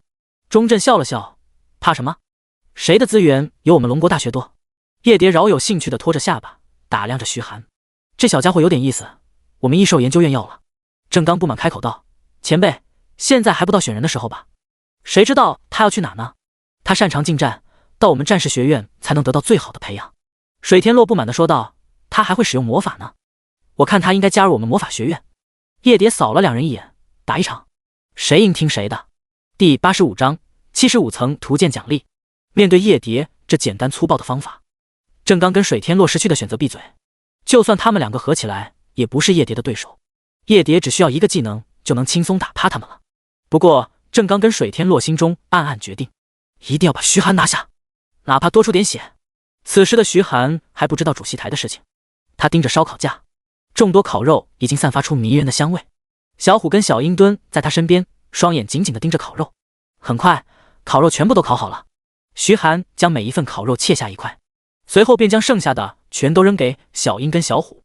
小樱跟小虎经历了这么多战斗，早就肚子空空，他们大口大口地吃起烤肉来。徐寒手先将炎龙肉塞进口中，炎龙肉的味道跟牛肉有些类似，撒上烧烤料之后，味道喷香扑鼻，就是肉有点难咬，费了半天劲才把炎龙肉吞进肚子里。系统提示音传来，宿主首次服用2阶炎龙肉，获得100点力量，150点体质。宿主获得炎龙的技能炎牢。徐寒心中一喜，这炎龙给的属性点倒是不少。他打开技能面板看了一眼，炎牢 LV1，召唤岩石化为牢笼，将敌人困在其中，随后召唤岩枪刺穿敌人，冷却时间9分钟。这倒是个不错的控制技能。徐寒还记得，炎龙召唤出炎牢，将小虎困在里面，这炎牢的坚固程度绝对是很强的。他将剩下的炎龙肉塞进口中，大口大口地咀嚼着，浓郁的肉香弥漫在唇齿之间，令人回味无穷。这时，系统提示音再次响起，炎牢变异中。徐寒眼睛一亮，炎牢居然变异了，还有这种好事？今天真的是人品爆发了。先是拿到地龙花，给小虎的血脉再一次提纯，紧接着又是技能变异。他等了几分钟，系统提示音传来，炎牢成功变异为陨石天降。徐寒马上打开技能面板，陨石天降 LV1，召唤一颗天外陨石攻击敌人，陨石携带着高温与冲击，对敌人造成恐怖的伤害，冷却时间10小时。徐寒目瞪口呆，这技能变异得简直无敌，直接召唤陨石去砸，简直太帅了。他已经有些迫不及待想试试看这陨石天降的威力了。不过这技能的冷却时间也够长，足足10个小时，算是他目前见到过冷却时间最长的技能了。关闭技能面板，随后徐寒又拿起金刚蜈蚣的肉塞进口中。金刚蜈蚣的肉就像是螃蟹肉似的，非常柔软，但香味同样很足。系统提示音传来，宿主首次服用2阶金刚蜈蚣肉，获得100点力量，50点体质。这回倒是没有技能了，不过徐寒也不意外，这次的收获已经足够大了。他连续将剩下的异兽肉尽数吃完，舒服的拍拍肚子，打开属性面板。姓名徐寒，种族人类，职业 SSS 级大美食家，等级22，力量2790，体质1939，敏捷1370，精神509，各项属性都有巨大的提升，尤其是体质提升了500多点，都快达到2000了，力量更是接近3000了，这都已经比得上一般的5阶强者了。徐寒有自信，现在的他遇到刚才的炎龙，绝对能一只手将其按在地上摩擦。他打开美食家图鉴看了一眼，右侧的成就已经达到了7575了，收集成就已完成，不知道能得到什么好东西。徐寒搓搓手，点在成就上，系统提示音传来，恭喜宿主完成美食家图鉴成就，获得大美食家之戒。徐寒一愣，大美食家之戒，这是什么东西？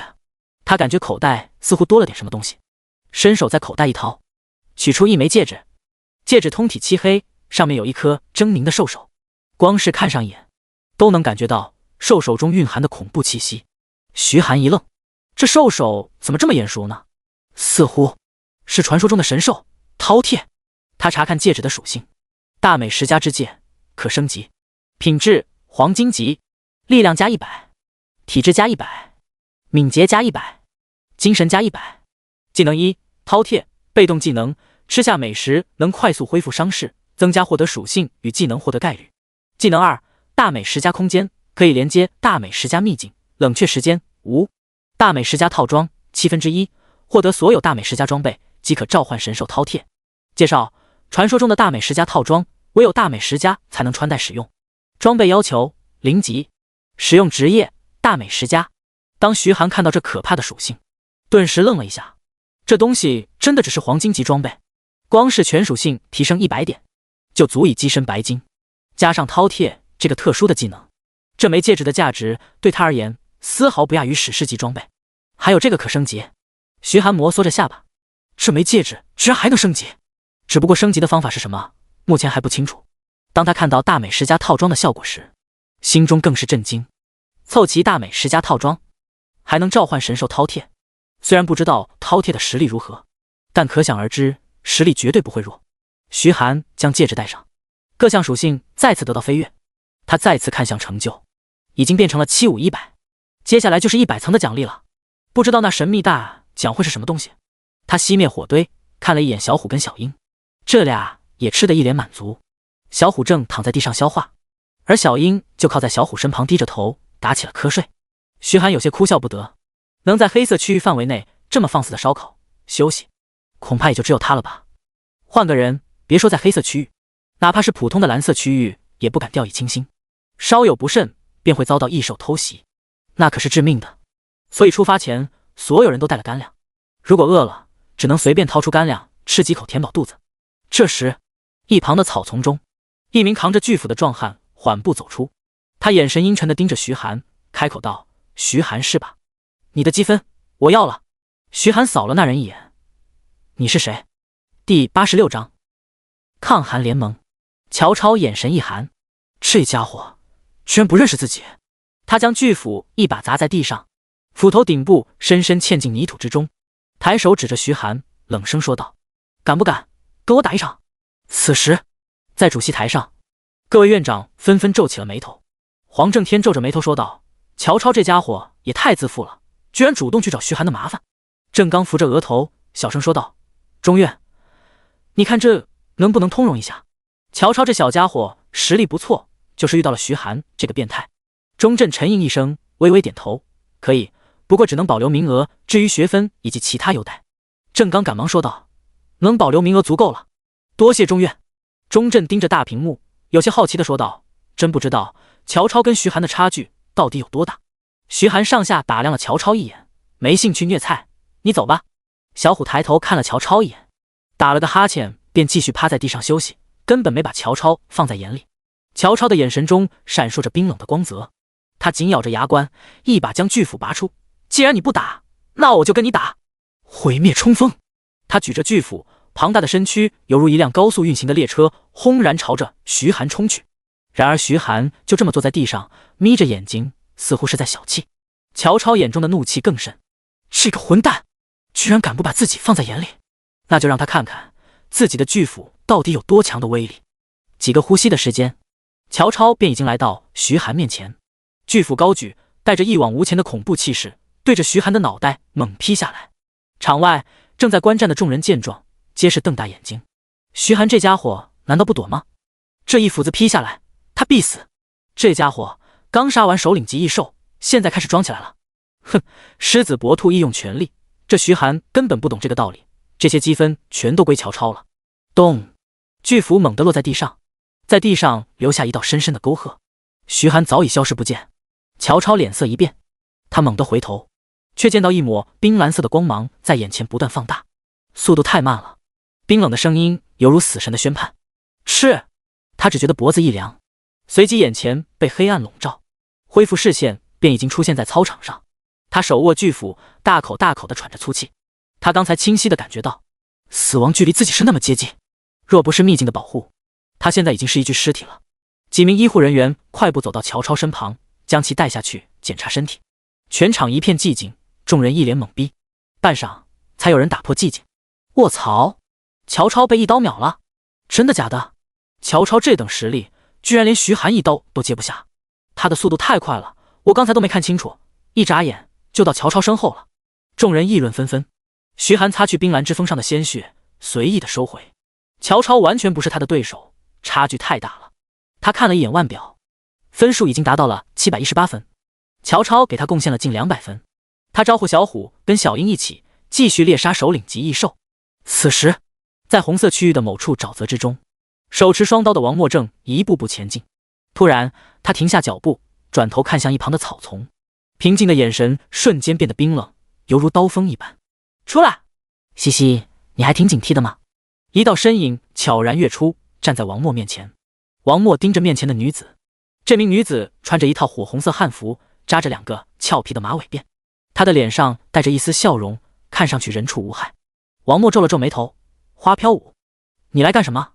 花飘舞掩嘴笑道：“当然是仰慕王默哥哥喽。”王默眉头微皱：“没空跟你浪费时间。”说罢，他转身便打算离去。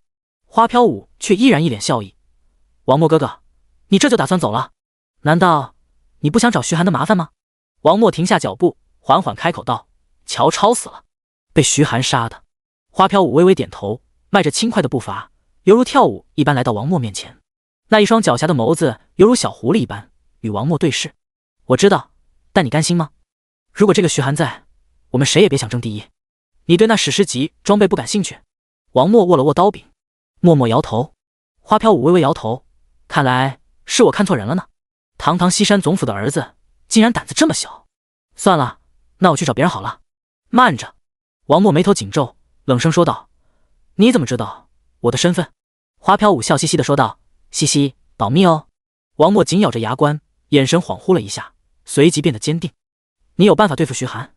花飘舞时只轻抵着朱唇，嘴角微微上扬，声音变得飘忽：“当然，在秘境中心隐藏着一头40级的白金级首领，如果能引动他对付徐寒的话。”王默瞬间明白过来：“你是想借刀杀人？”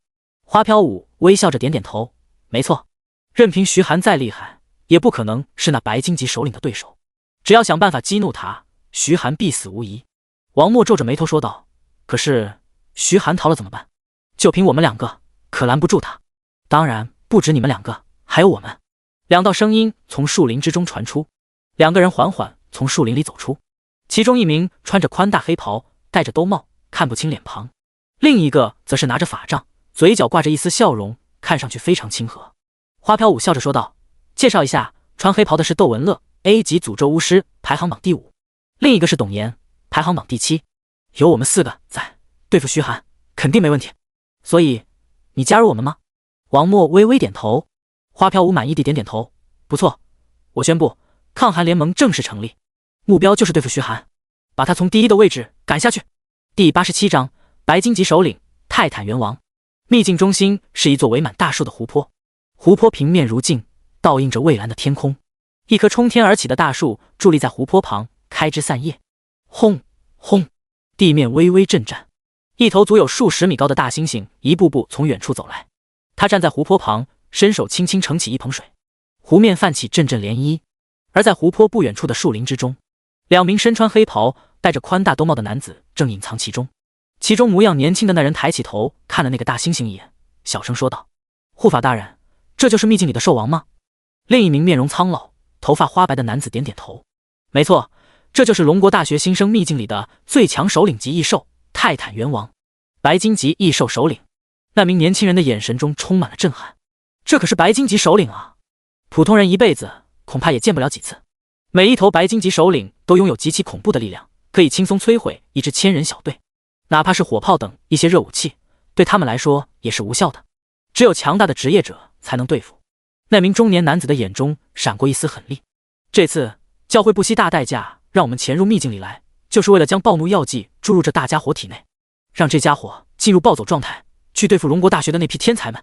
死亡的痛苦会伴随着他们一生，这么一来就会有不少天才止步于此了。这次的任务只许成功，不许失败。你只需要靠近泰坦元王，将药剂打进去就可以了。准备动手。”“是。”旁边那人郑重的点点头。他在口袋里一掏，一个玻璃针筒出现在掌心，针筒里流淌着宛如鲜血一般的红色液体。他佝偻着身子，一步步悄悄朝着泰坦元王靠近。泰坦元王正在喝水，没注意到身后有人靠近。那名年轻男子心中一喜：“很好，泰坦元王没有察觉，就这么一鼓作气把针筒扎进去就可以了。”然而当他靠近泰坦元王50米的距离之时，泰坦元王却猛地转身，那一双猩红的眼眸死死地盯着年轻男子。年轻男子浑身一僵，他虽然是3阶强者，可是面对泰坦元王完全不够看。他一咬牙，脚掌猛地一跺，身体犹如炮弹一般冲向泰坦元王。吼！泰坦元王发出一阵愤怒的咆哮声，有人居然敢闯入自己的领地，他非常愤怒，抬起手臂，一巴掌朝着那名年轻男子拍去。那名年轻男子望着遮天蔽日的巨大手掌，脸色一变，这要是一巴掌拍下来，自己绝对被拍成肉饼。他一咬牙，迅速朝着左侧闪去。轰！那一巴掌拍在地上，地面剧烈震动了一下，坚硬的岩石地面被拍出了一道深10几公分的巨大掌印。他猛地转头，只见那人正从半空中落下，他面目狰狞，另一只手轰然朝着那名年轻男子抓去。砰！半空中那人根本无法躲避，被泰坦元王抓个正着。咔嚓！泰坦元王的手掌猛地发力，随着一阵清脆的响声，木屑从掌心纷纷落下。他抓住的居然是个木头替身。此时那名年轻人已经绕到了泰坦元王身后，他的脸上露出一丝笑容。异兽就是异兽，脑子不够灵活。他随手一抛，针筒便朝着泰坦元王的脖子刺去。是！锋利的针头刺穿了泰坦元王的脖子，鲜血般的液体被尽数打进他的身体之中。泰坦元王身子一僵，随即双目笼罩上一层血红色的光芒。吼！他仰天长啸，恐怖的杀气从他身上弥漫开来。他猛地转头看向身后的那名年轻人，那名年轻人脸色一变，不好，自己被当作攻击目标了。他用尽全力朝着同伴所在的方向撤去，然而一只比成年人身体还要大的拳头已经追到他身后。砰！那名年轻男子犹如断了线的风筝倒飞而出，砸在一棵大树的树干上。他忍不住喷出一大口鲜血，四肢诡异的扭曲着，已经全部被打断了，血条近乎见底。那名中年男子脸上露出一丝笑容，成了，接下来就让那些天才们尝尝这白金级异兽首领的实力。他拎起那名年轻男子，猛地捏碎一颗红球，红球炸开，烟雾将其包围。吼！泰坦猿王暴怒，庞大的身躯犹如一辆高速运行的列车，朝着红雾撞去。轰！周围的10几棵大树轰然倒塌，然而红雾中却没有任何身影。吼！陷入狂怒之中的泰坦猿王锤打着胸口，他的鼻子闻了闻，人类的味道，还有人类的味道。他转头看向左侧，庞大的身体轰然冲去。树林之中，花飘舞几人正朝着前方走去。花飘舞，秘境最深处的异兽到底是什么实力？董岩好奇地问道。花飘舞迈着轻快的步伐往前走，脸上挂着一丝笑容，仿佛春游一般。白金级首领泰坦猿王，众人皆是停下脚步。窦文乐眉头紧锁，白金级首领，我们要去招惹这种等级的存在，万一他反过来对付我们怎么办？花飘舞笑眯眯地说道，放心吧，那大块头战斗力强，但智商不高，只需要稍加诱惑便会去对付徐寒了。只要徐寒重伤，我们夺走他的腕带就可以了。闻言，窦文乐心中的紧张才略微放松。轰隆隆，这时大地突然震颤起来，仿佛地震一般。怎么回事？难道还有地震？董岩脸色一变，赶忙扶住旁边的大树，才没有摔倒。王默猛地抬头，他的双目中充满警惕，有东西朝这边来了。众人纷纷拿出武器，做好战斗准备。轰！一道数10米高的庞大身影猛然从树林之中冲出，砸在地上，地面一阵剧烈的震动，扬起漫天烟尘。所有人皆是瞪大眼睛望着面前这一头巨兽。巨兽双目赤红，吭哧吭哧喘着粗气，恐怖的杀气从他身上蔓延开来，犹如大山一般的压力落在几人心头。几人目瞪口呆地望着面前的巨猿。花飘舞失声道，是泰坦猿王。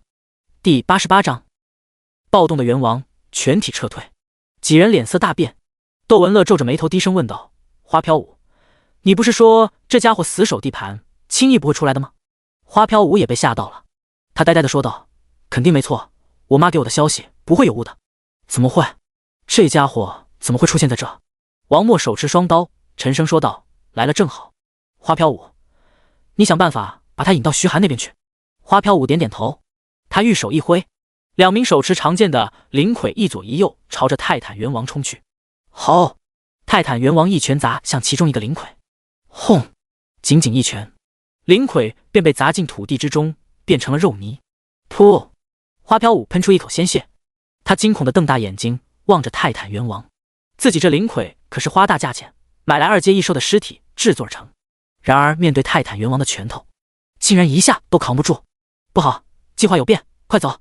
花飘舞手指一拉，灵魁迅速后撤，回到他身旁。随后他转身便往来的方向狂奔而去。卧槽！另外3人面面相觑，他们没想到花飘舞跑得这么干脆。王默一咬牙，收起双刀，迅速朝着后方退去。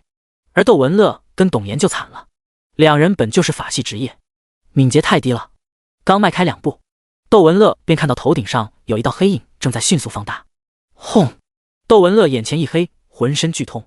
当他再次恢复视线，便发现自己正站在操场上。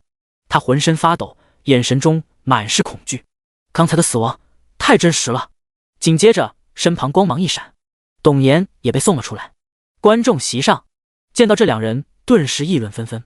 奇怪，这不是排名第5的窦文乐跟第7的董岩吗？他们怎么一起出来了？难道他们俩招惹到了什么强大的存在？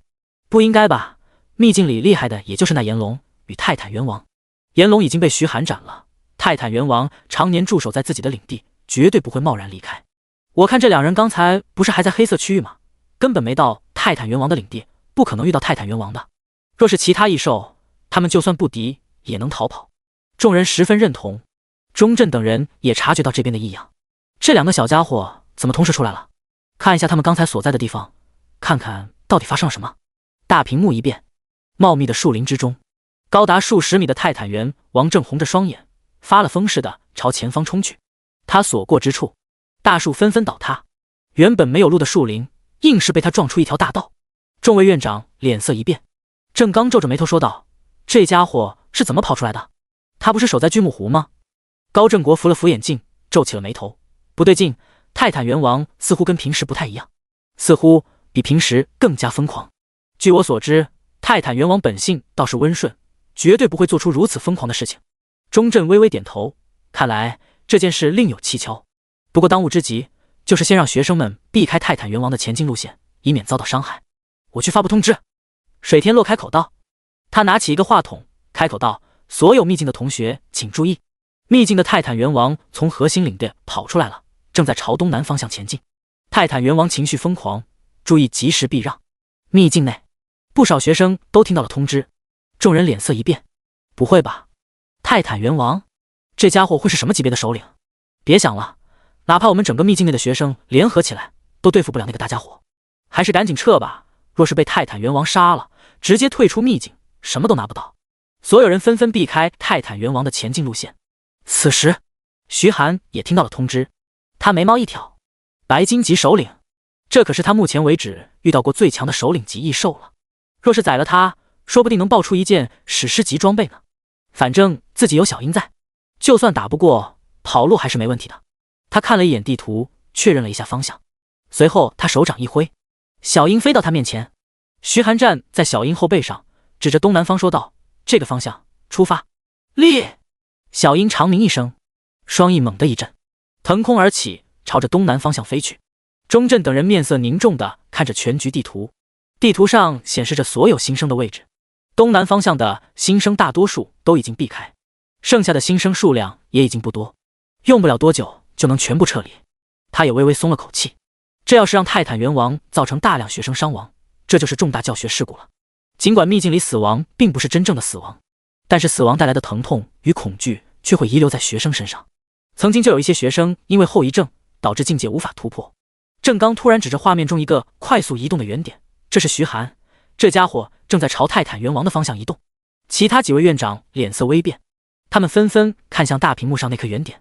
短短片刻功夫，那颗圆点便从黑色区域来到了红色区域，正在直线朝着泰坦猿王所在的位置飞去。徐寒的移动速度怎么这么快？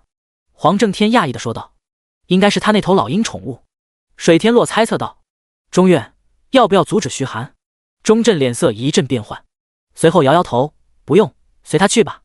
众人一愣，可是钟震摆摆手，不经历千锤百炼，又怎么能打造出一把绝世神兵？这次无论成功与失败，对这小家伙都是一次不错的历练。至于我们要做的，就是把这件事的经过调查清楚，查查泰坦猿王到底为何会突然暴走。我不信泰坦猿王会随意暴走，当年我就是因为他这平和的性格，才将其放在秘境深处。黄正天摩挲着下巴，眼神中闪烁着寒光。我明白你的意思了，钟院，你是说这件事是深渊教会他们干的？钟震微微点头，眼神冰寒的开口道：那群躲在下水道的老鼠什么事情做不出来，既然他们敢来，就应该做好了必死的准备。第89章，这小子太装逼了。夏林几人正在树林之中猎杀异兽，我们也先走吧，这个地方也是泰坦猿王的必经之地。水灵瑶皱着眉头说道。其他几女纷纷点头。夏林随手捡起异兽的装备。这时大地却突然震颤了起来，怎么回事？水灵瑶警惕地看向四周。轰！一道庞大的身躯轰然从树林之中撞了出来，重重地砸在地上，扬起漫天烟尘。望着面前这高达20多米的巨兽，几女愣住了。恐怖的杀气弥漫在四周，犹如一座大山压在他们身上。这该不会就是泰坦猿王吧？夏林喃喃道。好！泰坦猿王愤怒地咆哮一声，一拳竟直朝着离自己最近的苏黎砸去。苏黎还没回过神来，愣愣地站在原地，看着头顶的阴影迅速变大。轰！拳头砸在地上，愣是将地面砸出一个大坑。夏林则是抓着苏黎的手，站在一旁喘着粗气，他的后背已经被冷汗浸湿。惊险，实在是太惊险了！稍慢一步，自己跟苏黎就得被砸成肉饼。苏黎轻声说道：谢谢。夏琳看向水灵瑶几人，你们几个先走，我留下断后。水灵瑶坚决地摇头，不行，要走一起走。夏琳银牙紧咬，开口道，来不及了，我敏捷点数最高，是唯一一个能拖住泰坦元王的人，你们留在这只会碍事。水灵瑶紧握着拳头，咬牙说道，那你可别死了，我们在前面等你。说罢，他便转身朝着远处跑去。秦玄一跟随雪兰也一同跟上。苏黎担忧地看了夏琳一眼，最终也朝着远处跑去。此时观众席上的众人正看到这一幕，哎，这群大美女也是倒霉，居然遇到了泰坦元王。我看这个女剑客人不错呀，甘愿自己垫后。其他几个的做法也非常理智，没有死脑筋留在这，这要是留在这，让女剑客分心，危险程度大大增加。众人议论纷纷。主席台上，众位院长也是神色凝重，这丫头心性也是坚韧，自愿断后，这可不是一般人能做到的。郑刚夸赞道。黄正天同样点头，这种心性实在是难得呀。水天洛无奈摇头，可惜仗着速度拖延也拖延不了太久。说话间，泰坦元王愤怒地咆哮一声，一拳砸向夏琳。夏琳黛眉紧蹙，脚尖轻点，身体飘然而起，稳稳落在旁边一棵大树上。轰！拳头再次将地面砸出一个大坑。夏琳的额头上布满冷汗，她神经紧绷，双眸死死地盯着泰坦元王的一举一动。她心里清楚，自己跟泰坦元王的差距太大了，稍有不慎便会被瞬间秒杀。此刻已经没有防御一说了，只有进攻。她深吸一口气，强迫自己冷静下来，周围的一切似乎都变得安静。她缓缓睁开双眸，迎上了泰坦元王那猩红的眼瞳。轰！下一秒，又是一拳劲直朝着他所在的树干砸来。轰！水桶粗的大树一拳便拦腰打断，轰然砸在地上。而一道白色倩影犹如鬼魅一般，顺着泰坦元王的胳膊径直朝着脑袋冲去。观战的众人瞬间沸腾起来。他还没死，他居然还敢想着进攻，胆子也太大了，太疯狂！这一届的学生都太疯狂了，都是疯子吗？这个时候了还想着进攻？长剑闪烁着银色光芒，转瞬间便来到泰坦元王面前。是！泰坦元王的脸上留下一道长近1米的剑痕，鲜血顺着皮肤滑落。夏琳心中一喜，成了！好！泰坦元王怒火更成了一分，他伸手一把抓向夏琳，想要把这伤害自己的人类捏死。夏琳脸色一变，他握着长剑迅速朝着另一侧闪去。泰坦元王一连几次都没能抓住夏琳，他顿时更加恼火，这回他不抓了，直接用手往夏琳拍去。砰砰砰！夏琳银牙紧咬，拼命往前奔去。然而那大手就如同死神的镰刀紧随其后，望着近在咫尺的手掌，夏琳退无可退。他纵身一跃，朝着远处的大树跳去，一只黑色的大手紧随其后。然而观众席上的众人却一脸惊恐。后面，看后面啊！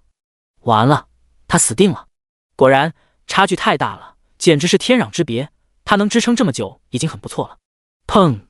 大手犹如拍苍蝇似的，一把拍在夏琳身上。夏琳的身体犹如炮弹般轰然砸在地上，扬起漫天烟尘。烟尘逐渐散去，只见夏琳正躺在地上，浑身是血，血条仅剩下最后一丝。原本飘逸的一袭白衣，此时也已经有些破烂。他的眼眸中充满绝望，望着靠近的泰坦元王。观众席上，不少女生纷纷别过头，不忍心看接下来的场景。钟镇紧握着拳头，眉头紧锁，被活生生踩死。这对于学生而言，留下的恐惧是终生的，会极大降低他的上限。可他能怎么办？已经来不及了。泰坦元王一脚带着呼啸的劲风，猛地踩向夏琳。轰！一道暗紫色的天雷从天而降，精准地劈在泰坦元王身上。泰坦元王被震得后退一步，身上的毛发都被电焦了不少，全身冒着阵阵白烟。他愤怒地抬头望去，只见天空之上，一头雄鹰展翅而来，在雄鹰的头顶上站着一个年轻男子。年轻男子双手抱在胸前，神色坦然自若，正是徐寒。观众席上的众人顿时爆发出一阵惊呼：哇，是徐寒学弟，好帅啊，居然站在老鹰背上飞过来。妈的，改天老子也去弄一头，要是我也能被徐寒学弟这么救一次，死也值了。主席台上，钟镇几人也是苦笑摇头，这小子太装逼了，妈的，好想揍他，怎么不早点来？早点来，我那学生能少受多少苦？怎么就你学生了？分明是我的学生。滚滚滚！钟镇盯着雄鹰之上的徐寒，眼中闪过一丝期待，不知道这个小家伙能不能解决这个危机呢？第90章，陨石天降。徐寒纵身一跃，稳稳地落在地上。他扭头看了夏琳一眼，手掌一挥，土黄色魔法阵出现在他身旁，一头长数十米的猛虎出现在魔法阵之中。小鹰，你把它带到安全的地方去。徐寒沉声说道。小鹰点点头，他轻轻叼起夏琳的衣服，将其放在后背，随后展翅朝着远处飞去。徐寒开启破望之眼，看了一下泰坦元王的属性，名称泰坦元王，白金级首领，种族猿族，等级40，技能1，摧毁 LV10，被动技能，力量小于泰坦元王的目标遭到攻击时，防御会被摧毁。技能2，重拳砸击 LV10，挥动拳头砸向目标，无视目标 50% 的防御力。技能3，岩石造物 LV7，可以将岩石变为任意想要的样子，一直到被摧毁为止，冷却时间5分钟。技能4，泰山压顶 LV4，高高跳起，再猛地压向敌人，并形成一道扩散的冲击波，位于中心的敌人受到双倍伤害，冷却时间10分钟。技能5，号令百兽 LV3，发出吼叫，呼唤周围的异兽前来协助，冷却时间5分钟。技能6，投石 LV4，抓起一块巨石捏碎，化为无数小石头，朝对方投掷，冷却时间2分钟。徐寒咧嘴一笑，果然是白金级首领，而且还是40级的白金级首领，对付这个大家伙得全力以赴。泰坦元王死死地盯着徐寒，他在这个人类的身上感受到一股恐怖的气息，得赶紧解决这个人类。他那庞大的身躯轰然朝着徐寒撞去，徐寒身形一闪，轻松避开对方的攻击，手指一旋，冰蓝之风已经出现在掌心，他挥动着冰蓝之风掠过泰坦元王的皮毛，轻松切开一道伤口，寒霜覆盖了那一片皮毛。徐寒并没有就此停下，他化为一道残影，在泰坦元王身上闪过，每一次闪动便在其身上留下一道狰狞可怖的伤口。很快，泰坦元王的毛发都笼罩上一层白霜。好！泰坦元王只能愤怒地咆哮，却摸不到徐寒的衣角。观众席上的众人惊愕地瞪大眼睛，不会吧？徐寒的实力这么强，居然能吊打白金级首领？乖乖，这可是40级的白金级首领，愣是没被碰到一下，他的敏捷点数绝对很高。没用，泰坦元王的血条几乎没动，他做的这一切都是徒劳罢了。寒风侵袭，呼啸的寒风吹向泰坦元王，泰坦元王身上的冰层越来越厚了。小虎咆哮一声，庞大的身躯猛地朝泰坦元王扑过去，他的爪子已经变成了土黄色，一爪子拍下，硬生生撕开数道狰狞的伤口。好！泰坦元王暴怒，他挥动双拳朝着徐寒与小虎砸去。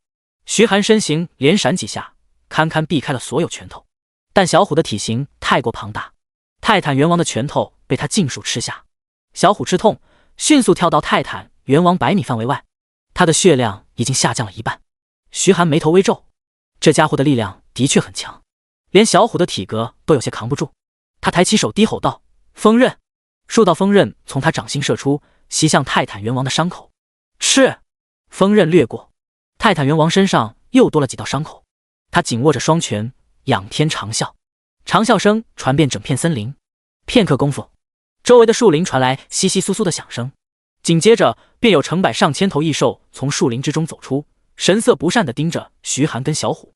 徐寒扫了一眼，大多数都是1阶异兽，但也有不少2阶异兽，甚至还有2、3头首领级异兽。徐寒怀疑是不是森林里所有异兽都聚集到这里来了。泰坦元王非常人性化地笑了一下，随后他的手掌按在地上，地面的岩石隆隆变化，变成了一把巨斧。他一把抓住巨斧，将其从地面拔了出来，猩红的双眸之中杀意凛冽。观众席众人神色一凛，卧槽，这家伙居然还会用武器！他还召唤了这么多异兽，这会怎么打？还是赶紧撤吧，这就是绝对的实力差距。哪怕徐寒的战斗技巧再强，面对这么强的异兽还是没法打。好在他要是想走，这泰坦元王也未必能留得住他。徐寒转头看向那些不断靠近的异兽，既然你选择摇人，那我也就不跟你客气了。他拍了拍小虎的脑袋，你先回去疗伤吧，将小虎收进了宠物空间。随后他缓缓举起双手。泰坦元王疑惑地打量着徐寒，他不知道徐寒在干什么，不过心头却闪过一丝不安。他握着岩石巨斧，快步朝着徐寒走去。徐寒咧嘴一笑，现在才想阻止我吗？已经晚了。天空以肉眼可见的速度变得阴沉，似乎一团乌云笼罩头顶。泰坦元王抬头望向天空，猛地瞪大眼睛。陨石，一颗陨石拖着长长的尾焰，正朝着他的身体砸来。轰！陨石轰然砸在地上，恐怖的冲击波果携着热浪向四面八方扩散开来，随即画面一黑，大屏幕居然坏了。观众席鸦雀无声，半晌才有人开口道：“那是陨石。”旁边的人点点头，大概是吧。难道这陨石是徐寒召唤的？这家伙怎么这样牛逼，居然还能召唤陨石？这一招威力太大，连直播镜头都被破坏了。这一届的新生太变态了。主席台上，钟镇几人也陷入了沉默。过了一会儿，郑刚才缓缓开口道：“谁能告诉我，这算是几级魔法？”所有人的目光全部看向水天洛。水天洛扶额同样十分纠结，火系魔法里面有一个7阶魔法陨石火雨，可以召唤陨石攻击敌人，但那是7阶魔法，只有达到7阶才能学习。我也想不通，这小家伙到底是怎么做到的？钟镇沉吟一声，开口道：“这次的新生试炼提前结束，发布通知，开启秘境大门，分数就按照之前的来算吧。剩下的事情你们自行安排，我要去把这件事情上报给校长。”第91章2件史诗级装备。望着匆匆离去的钟镇，众人面面相觑。郑刚小声说道：“这回钟院来真的啊，居然要把这件事上报给校长。”水天洛撇撇嘴：“那是当然，他已经打破了学校的各项记录，不仅如此，能在这个等级用出至少7阶才能使用的强大魔法。你知道这代表着什么吗？这已经不是用天才可以形容的了。行了，发布通知，开启秘境大门，让学生们出来吧。收拾收拾，准备下一项了。”各位院长纷纷起身，开始忙起来了。烟尘逐渐散去，徐寒这才看清周围的场景。原本茂密的树林，硬是被陨石砸出一大片空地。空地的中心正是泰坦元王，他毛发焦黑，身上冒着白烟，伤口都已经被高温烤黑了。而周围不少离得近的异兽都已经化为飞灰，稍远一点的异兽也被热浪烤熟。徐寒倒吸一口凉气，这陨石天降的威力远远超过他的想象，不仅活生生将一头白荆棘首领砸死，甚至附带这么多异兽葬身于陨石之下。他打开属性面板看了一眼，姓名徐寒，种族人类，职业 SSS 级大美食家，等级24，力量2930，体质2079，敏捷1510，精神649，居然连升2级，直接达到了24级。徐寒兴奋地关掉属性面板，朝着泰坦元王的尸体走去。泰坦元王的尸体被压在陨石之下，在尸体旁掉落了3件装备：一把巨斧，一双战靴，一对护腕。他首先拿起了巨斧，这把巨斧似乎是由岩石一体雕刻出来的，斧头并不锐利，却给人一种沉重的力量感。他查看巨斧的属性：巨岩战斧，品质白荆棘，力量加700，体质加800，物理穿透正10%。技能1，防御摧毁，被动技能，被巨岩战斧伤害到的装备会受到不同程度的损伤，根据装备品级而定。技能2，金刚大力，使用后使自身力量提升50%，持续时间10秒，冷却时间10小时。介绍：集合了大地精华的巨斧，拥有无与伦比的力量。装备要求40级，白荆棘战斧，附带的技能威力很强，扔到市场上能卖个5000万左右。随后他又看向那双战靴，战靴外面包裹着一层不知名金属，摸上去冰凉，拿在手里跟一块大石头似的，沉甸甸，很有力量感。金刚战靴，品质白荆棘，力量加600，敏捷加500，冷却缩减正5%。技能1，飞沙，扬起飞沙，遮挡敌人的视线，持续5秒，冷却时间2分钟。技能2，践踏，践踏地上的敌人，造成大量伤害，冷却时间5分钟。介绍：拥有金刚巨力的战靴，非大力士不可用。装备要求40级，同样是白荆棘装备，扔到市场上大概能卖个1-2千万。毕竟战靴跟斧子比起来还是差了不少。靠，自己的手不会这么黑吧？连拿2件都是白荆棘装备，白荆棘首领异兽可是有概率爆史诗级装备的，要是连一件史诗级装备都没有，自己不是亏大了。他看向最后一双护腕，伸手将护腕握在掌心，这对护腕犹如2张大嘴，上面镶嵌着锋利的獠牙，光是拿在手里，徐寒便能感觉到一股凶狠的气息扑面而来。他查看这对护腕的属性：元王护腕，品质史诗级，力量加1200，体质加1000，冷却缩减正10%，施法速度正10%。技能1：野性呼唤，可以呼唤周围的异兽过来帮忙，冷却时间5小时。介绍：元王利齿打造而成的护腕，戴上它就可以成为百兽之王。装备要求40级。徐寒摩挲着下巴，你说他没出史诗级装备吧？他还真出了，但是说出史诗级装备又好像没完全出，需要40级才能戴上。坑爹呢！徐寒一脸无语，不知道能不能找学校领导换史诗级换史诗级，学校也不亏吗？徐寒起身，将周围还没吃过的异兽肉收集了一下。这时，通道声再次响起：各位同学请注意，由于突发事件，秘境考核提前结束，所有人马上前往距离自己最近的秘境大门，离开秘境。秘境将会在1个小时之后关闭。通道声结束，地图上突然多了密密麻麻的红色小点。徐寒反应过来，这些应该就是秘境的出口了。他找了一个距离自己最近的出口，出口是一个散发着乳白色光晕的漩涡。迈进漩涡之中，刺眼的光芒袭来。再次恢复视线，自己已经回到了操场上。转头望向四周，密密麻麻的漩涡状传送门出现在操场上，不断有人从传送门走出来，他们身上带着伤，衣服甲胄破损严重，看上去十分凄惨。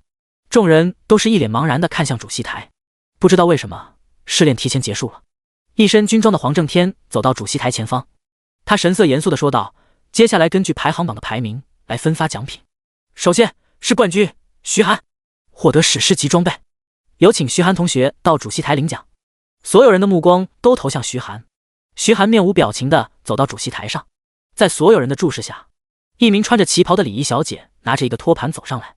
这个托盘很大，上面放着一件类似盔甲一样的轻甲，这件轻甲通体漆黑，仿佛所有的光线都被其吸收了。徐寒迫不及待地查看轻甲的属性：幽影，品质史诗级，敏捷加500，体质加600。技能1：幽暗前行，开启后进入前行状态，持续1分钟，冷却时间10分钟。技能2：幽焰，召唤一团幽焰附着在武器上，对敌人造成持续伤害，持续时间30秒，冷却时间5分钟。技能3：黑夜，使方圆10米的范围进入黑暗，持续时间3秒钟，冷却时间10分钟。介绍：高级异兽夜魔皮肤制作而成的轻甲，可以完美引入黑暗之中。装备要求20级。第92章导师争抢。徐寒眼睛一亮，真不愧是史诗级装备，增加的属性实在是太夸张了。无论是谁，只要拥有一件史诗级装备，就可以吊打同级别90%的人。这话真不是吹的。黄正天笑眯眯地说道：徐寒同学，恭喜你获得试炼第1名。我是战争学院的院长黄正天，如果你有兴趣加入我们战争学院的话，我会给你分配最好的导师。徐寒一愣，笑着说道：多谢黄院长。黄正天也不着急，招呼徐寒下去。徐寒在众人羡慕的眼神之中回到台下，后面的郑刚几人气得牙痒痒。老黄这家伙居然谋私利，就是太卑鄙了，一定要这个家伙出血。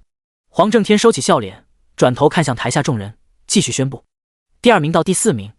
很快，前10名的奖励都发完了。黄正天继续说道：接下来你们可以去选择自己的导师了。所有导师都在观众席上，每个学院都已经分得很清楚了，不用我多说。选择导师的时间为1个小时，1个小时内没有找到导师的人，会随机根据你的职业进行分配。好了，现在开始。话音落下，不少人纷纷朝着观众席跑去。徐寒倒是一点也不着急，他打算先看看别人选的是哪个导师，毕竟他也没有龙国大学的资料，也不清楚各个学院以及导师的特长是什么。乱选导师的话，对自己太不负责了。观众席第1块区域坐着的便是战士学院的导师，一个个全都是铁塔般的肌肉猛男，有的手持巨斧，有的手拿重剑，还有的更是全身包裹在铁甲里，只露出一双眼睛。而旁边则是战争学院的导师，战争学院的导师几乎都是穿着军装，同样几乎都是男性，唯有魔法学院有不少女性导师。不少男生盯着那些女性导师，鼻血都快喷出来了。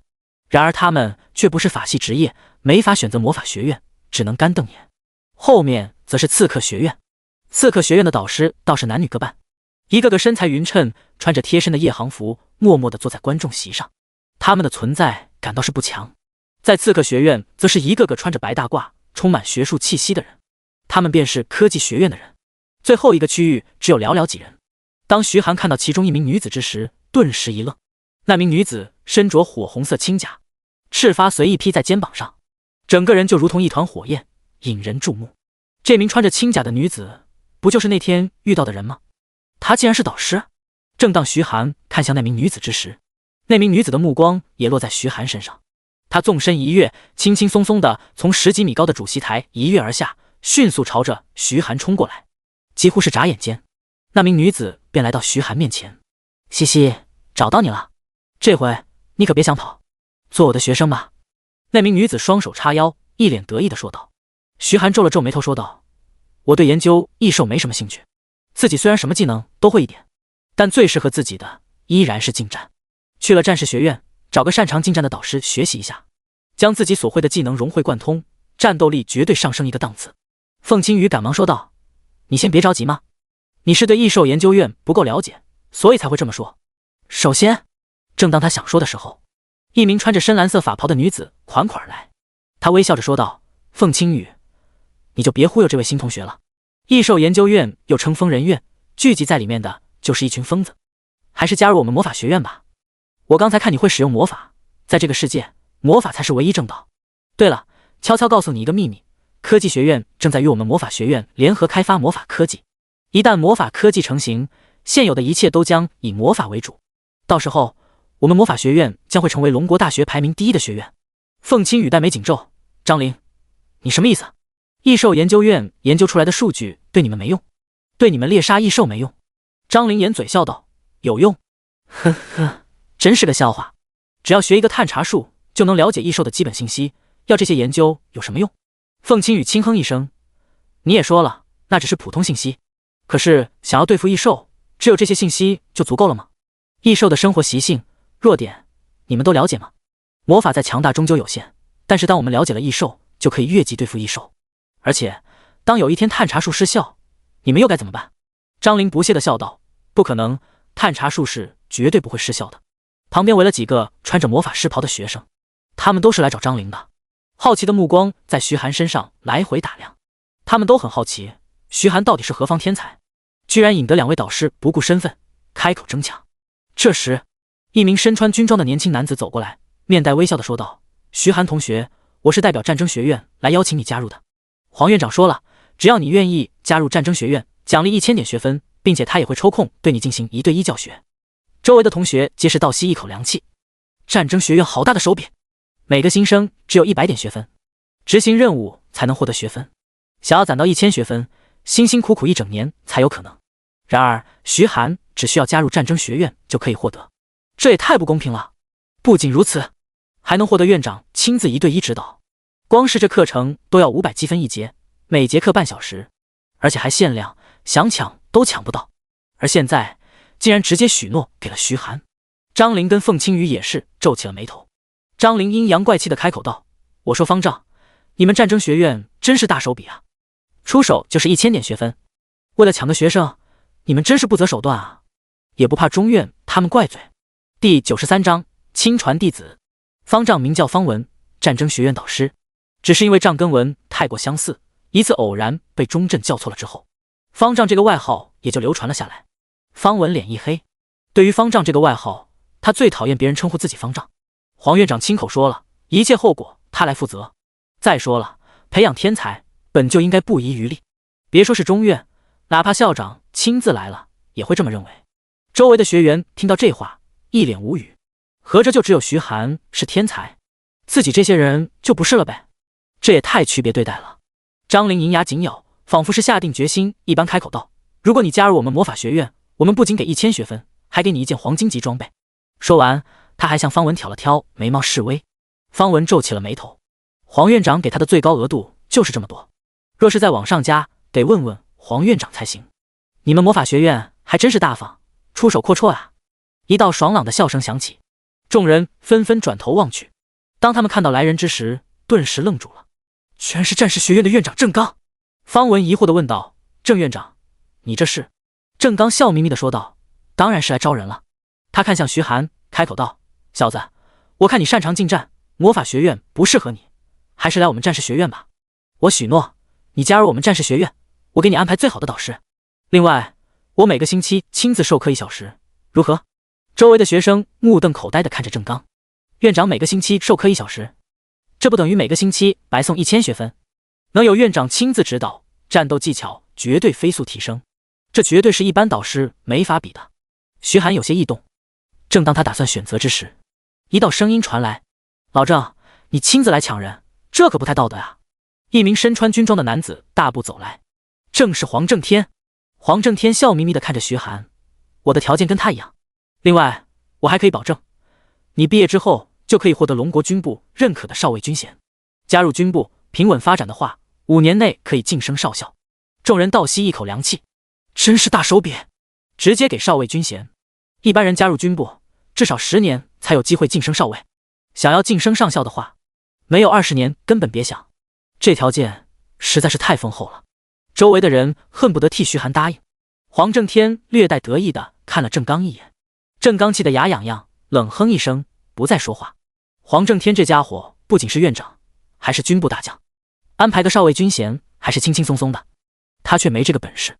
徐寒皱着眉头，原本他已经做好了决定，现在又陷入了纠结。虽然他对于加入军队没多大兴趣，但能获得少尉军衔，而且5年内升到少校，地位直线提升啊！这时，一名小女孩慢悠悠地走过来：“你们动作挺快，已经抢上人了。”郑刚与黄正天回头看向那个小女孩，顿时神色一凛，恭恭敬敬地喊道：“叶蝶前辈！”众多学生纷纷站到旁边，好奇地望着面前这个小女孩，他们还是不敢相信，这么一个年轻的小女孩，居然会是一个学院的院长。叶蝶双手背在身后，像个小大人一样走向徐寒。叶蝶盯着徐寒，缓缓开口道：“我对你有兴趣，加入异兽研究院，我收你为亲传弟子，如何？”听到这话，在场众人全都瞪大眼睛，众多学生面面相觑。卧槽，这也太离谱了吧！院长居然收学生，徐寒的运气也太好了吧，居然能得到院长的赏识。这徐寒到底是走了什么狗屎运？凤青羽张了张嘴，却说不出话来。如果老师把徐寒收为亲传弟子，那徐寒岂不是成了自己的师弟？不过院长不是不能收学生的吗？自己还是在老师没成为院长之时成为老师的学生。郑刚皱着眉头说道：“叶蝶前辈，这不合理吧？学校有规定，唯有导师才能收学生，院长只能在特定课程下指导学员。”叶蝶拖着下巴：“是吗？”黄正天连连点头：“是啊，叶蝶前辈，这是规定，可不能打破呀，否则中院可是会找您谈话的。”叶蝶却一副无所谓的模样，摆摆手：“让他来找我吧。”郑刚跟黄正天脸一黑，这位前辈是完全不把钟镇放在眼里啊。不过也是，据说这位前辈比起钟镇的辈分还要大一点，恐怕也就只有校长才能够压他一头吧。叶蝶看向徐寒：“怎么样，答不答应？”徐寒犹豫了一下，问道：“我想问一下，亲传弟子有什么好处？”众人一脸钦佩地看着徐寒，牛人，连院长亲自来收，这小子居然还是一脸平静，反而还问有什么好处，就不怕得罪院长吗？面对徐寒的询问，叶蝶非但没有生气，脸上罕见地露出了一丝满意的笑容。不错。众人一愣，啥？这还夸他？叶蝶继续说道：“你是第一个面对我还能如此平静的人，那我就跟你解释一下。作为我的亲传弟子，你可以查阅整个异兽研究院的资料，包括一些机密资料，而且你还可以使用研究院里面的一些物材，比如异兽的肢体等。不仅如此，每个星期还有2个小时的1对1课程，另外还有很多特权，例如兑换物品打8折，以及你想要学习其他学院的课程，我也可以帮你去申请，哪怕是院长的课程，而且不用积分。”说罢，他转头看了郑刚与黄正天一眼，两人心一紧，对视一眼，想到了一些不好的事情。徐寒眼睛一亮，当院长的亲传弟子居然还有这么多特权，怪不得人人都想当院长的亲传弟子呢。而且实验事务才随便用，若是有高级的异兽肉，那岂不是不用自己去猎杀异兽了？他点点头：“我愿意加入异兽研究院。”第94章异兽塔。郑刚与黄正天叹了口气，没办法，谁让叶蝶的身份比自己高这么多呢？人家就是可以为所欲为。众人纷纷散去，叶蝶拿出一块令牌递给徐寒，徐寒接过令牌，令牌入手冰凉，上面雕刻着一只暗紫色的蝴蝶，而在蝴蝶周围却是漫天星辰。这是我的身份令牌，有了它，你就可以进入异兽研究院各处。另外，你现在是见习研究员的身份，具体的让你师姐跟你说吧。有什么问题，随时联系我。明天第1节课，第1研究室，我来上。说罢，叶蝶转身，双手负力离开了。不过一个小女孩做出大人的模样，倒是显得有些可爱。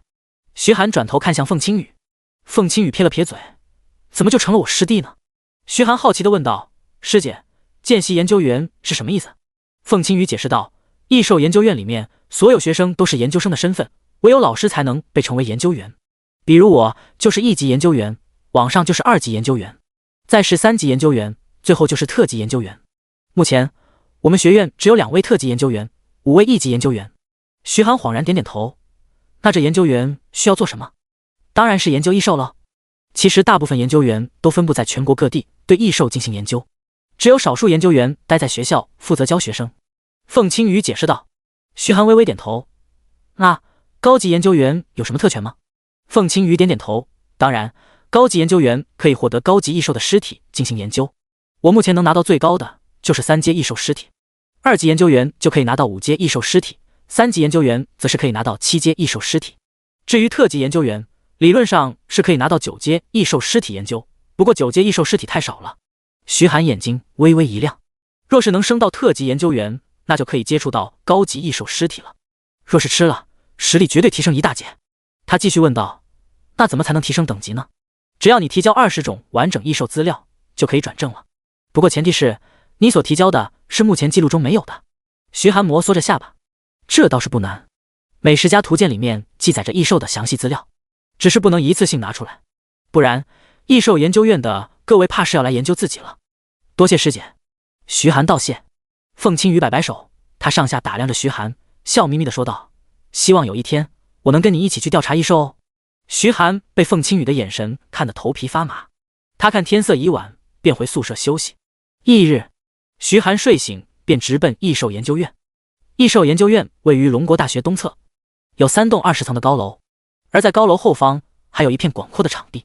这广阔的场地仿照自然界搭建，有高山、树林、沼泽、草坪，甚至还有一大片人造湖泊。光是这一片场地的占地面积就几乎达到了龙国大学的1/3。在这里面生活着不少异兽。当徐寒看到这些异兽之时，眼神中流露出一丝震惊。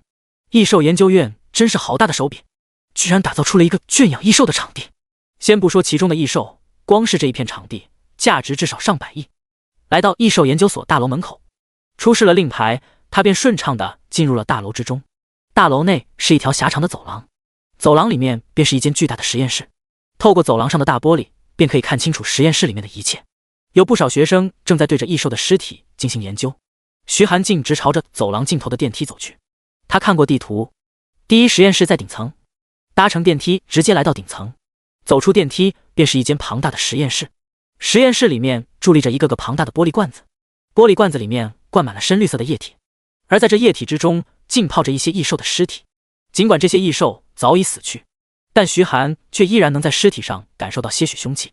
很显然，这些异兽生前的实力绝对不弱。你来了。一道清冷的声音在旁边响起。徐寒转头望去，只见一名穿着暗紫色公主裙的小女孩不知何时已经来到了身旁。老师。面对这个可爱的小女孩，徐寒总觉得韩老师怪怪的。叶蝶微微点头，还好没有迟到，否则我就把你丢进异兽塔关3天。徐寒好奇地问道：“老师，这异兽塔是什么地方？”他记得获得第1名也可以随意进入异兽塔，既然被当作奖励，那这异兽塔应该是个好地方吧？叶蝶随口解释道：“异兽塔是一件神话级装备。”徐寒猛地瞪大眼睛：“神话级装备？”叶蝶瞟了他一眼，大惊小怪。徐寒一脸无语，这可是神话级装备啊！到目前为止，他仅仅听说过，可从来没见过呢。叶蝶继续说道：“异兽塔分为1到9层，每一层自成一片秘境，异兽的等级与层数相当。不过有一点，你在里面使用技能会获得双倍的熟练度，同样还能获得双倍经验。”徐寒再次震撼，真不愧是神话级装备啊！这效果简直是太牛逼了！如果能一直保持双倍经验的话，那等级提升的速度简直可以用坐火箭来形容啊！叶蝶似乎看穿了徐寒的想法，开口道：“别做梦了，不可能一直让你在里面升级的。异兽塔每个星期只能容纳100人修炼，每次修炼时间为12个小时，人数过多会影响到异兽塔的力量，导致损毁。”徐寒疑惑地问道：“老师，既然异兽塔是个好地方，为何你说如果我迟到要把我关进异兽塔？”叶蝶嘴角微微上扬，露出一个可爱的笑容。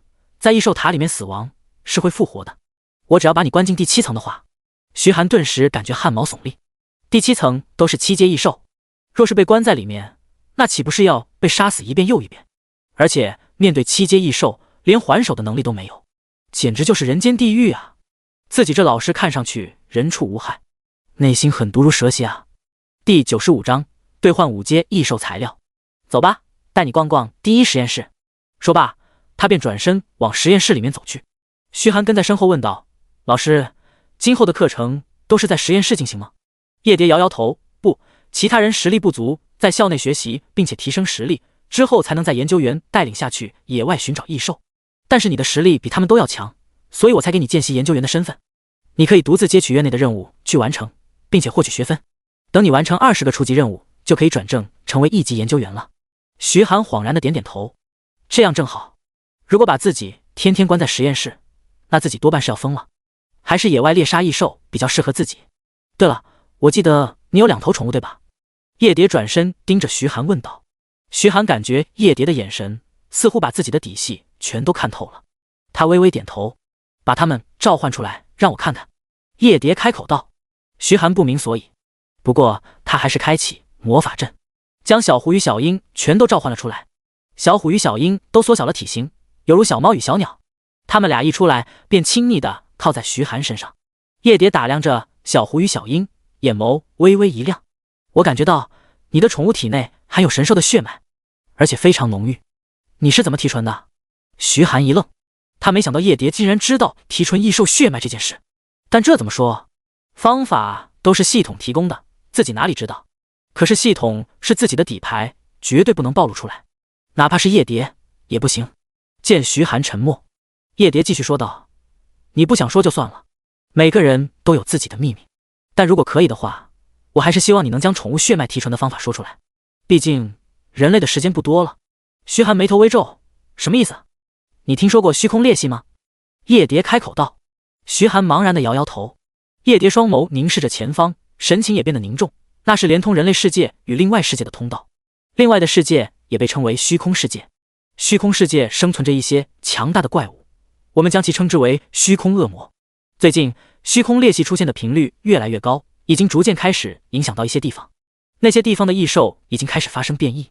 徐寒神色一凛，没想到异兽竟然再次发生了变化。那我们龙国境内目前有没有虚空裂隙？徐寒问道。目前没有，每一道虚空裂隙都有强者负责将其关闭，但虚空裂隙出现的速度正在不断加快。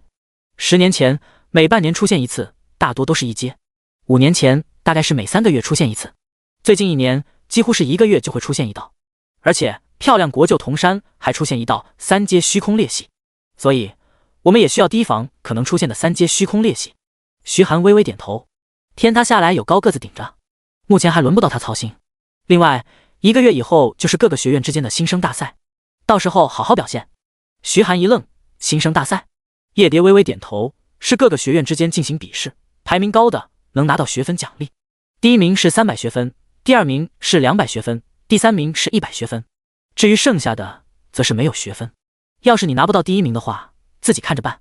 徐寒一脸苦涩，自己这老师真是喜欢威胁人啊。跟着叶蝶在实验室内逛了一圈，随后叶蝶便独自离开了。徐寒打算先去学分兑换处看看有什么好东西可以兑换。他目前有400学分，其中的300学分都是正组才给的，还有100学分则是新生入学学校白送的。学分兑换处距离异兽研究院大概2公里的路程。10分钟后，徐寒来到学分兑换处大门口。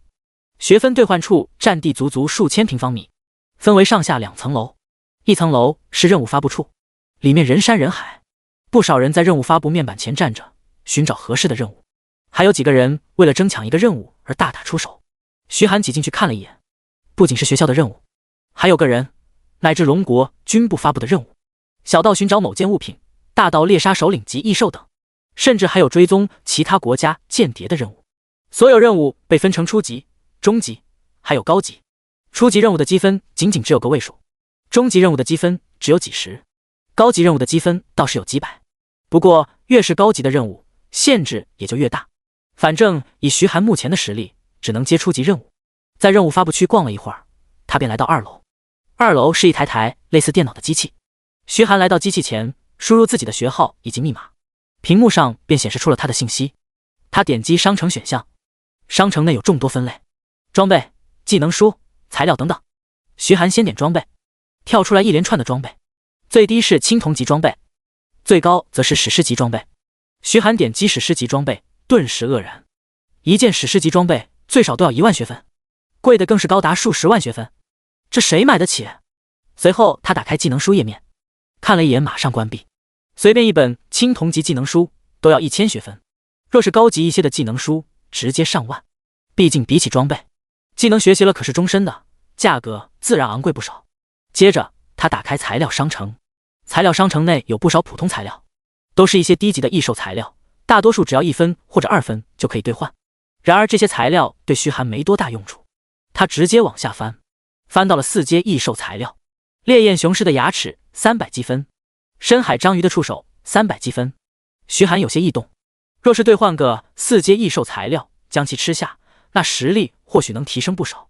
他继续往下翻，翻到了5阶异兽的材料，黑甲龙的利爪500积分，冲天鹰的喙500积分。兑换5阶异兽所需要的积分都是500，但自己有特权，可以打8折，也就是说只要400积分就可以将其中一种异兽肉拿下了。徐涵思索片刻，便将目光放在了黑甲龙的利爪上。黑甲龙是亚龙，体内蕴含着一丝龙族的血脉，他有些异动，如果能再获取一个与龙有关的技能，那对战斗力的提升绝对是巨大的。他伸手点在屏幕上，屏幕跳出一个提示，是否兑换黑甲龙的利爪？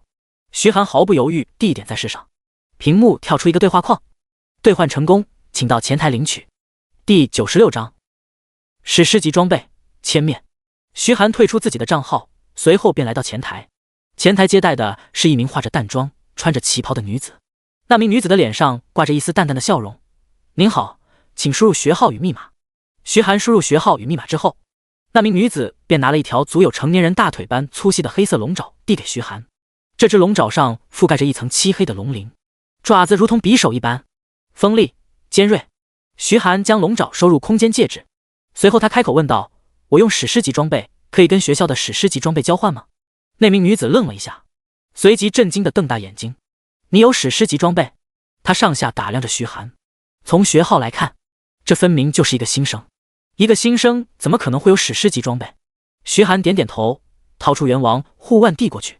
那名女子接过元王护腕看了一眼，果然是史诗级装备。她说话的语气都变得结巴了。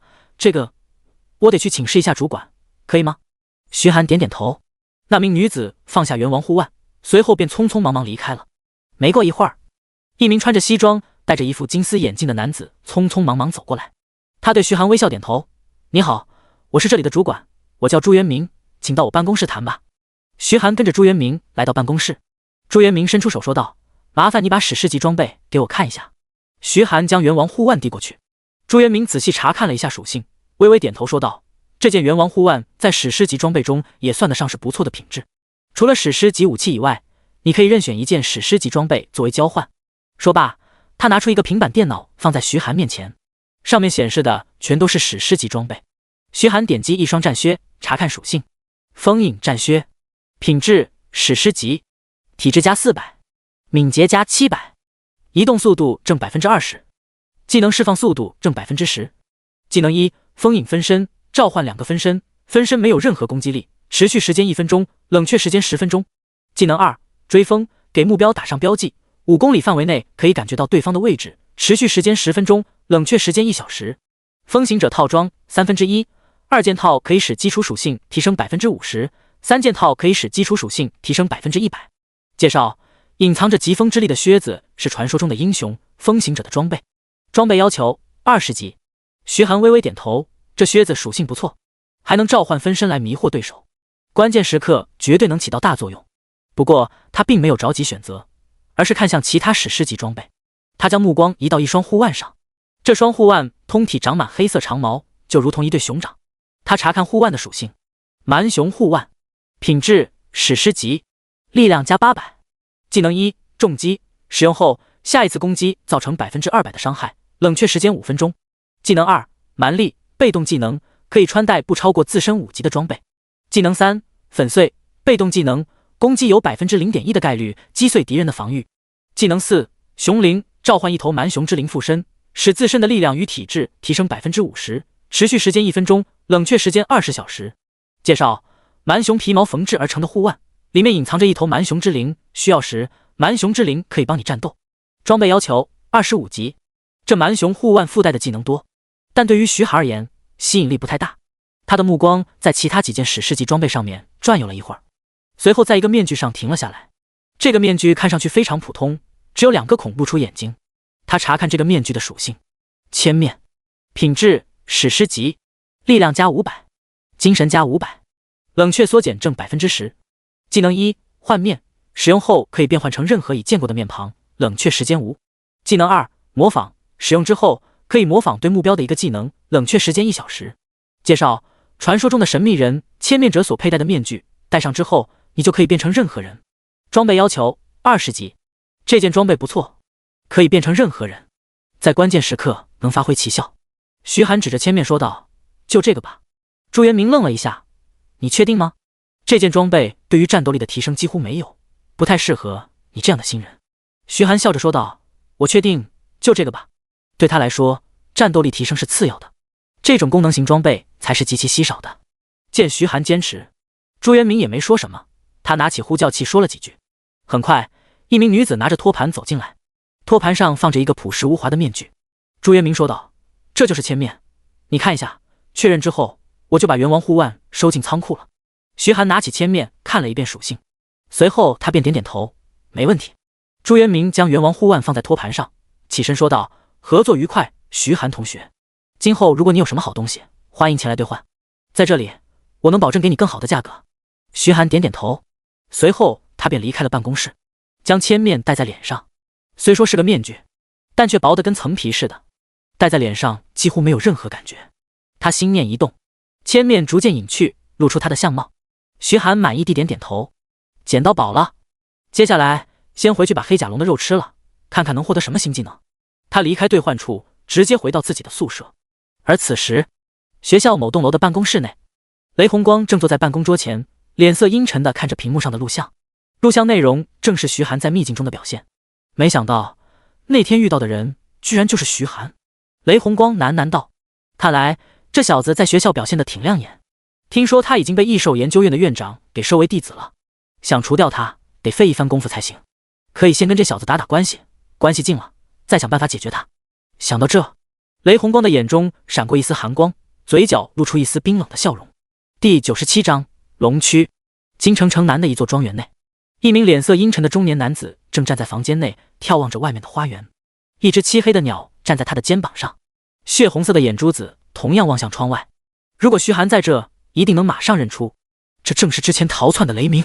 正当雷鸣看得出神之时，身后传来一阵脚步声，紧接着一名全身裹在黑袍中的人缓缓走进来。雷鸣转身，单膝跪地，恭敬地说道：参见主教大人。这名黑袍人便是深渊教会烽火雷影4大主教之一的影。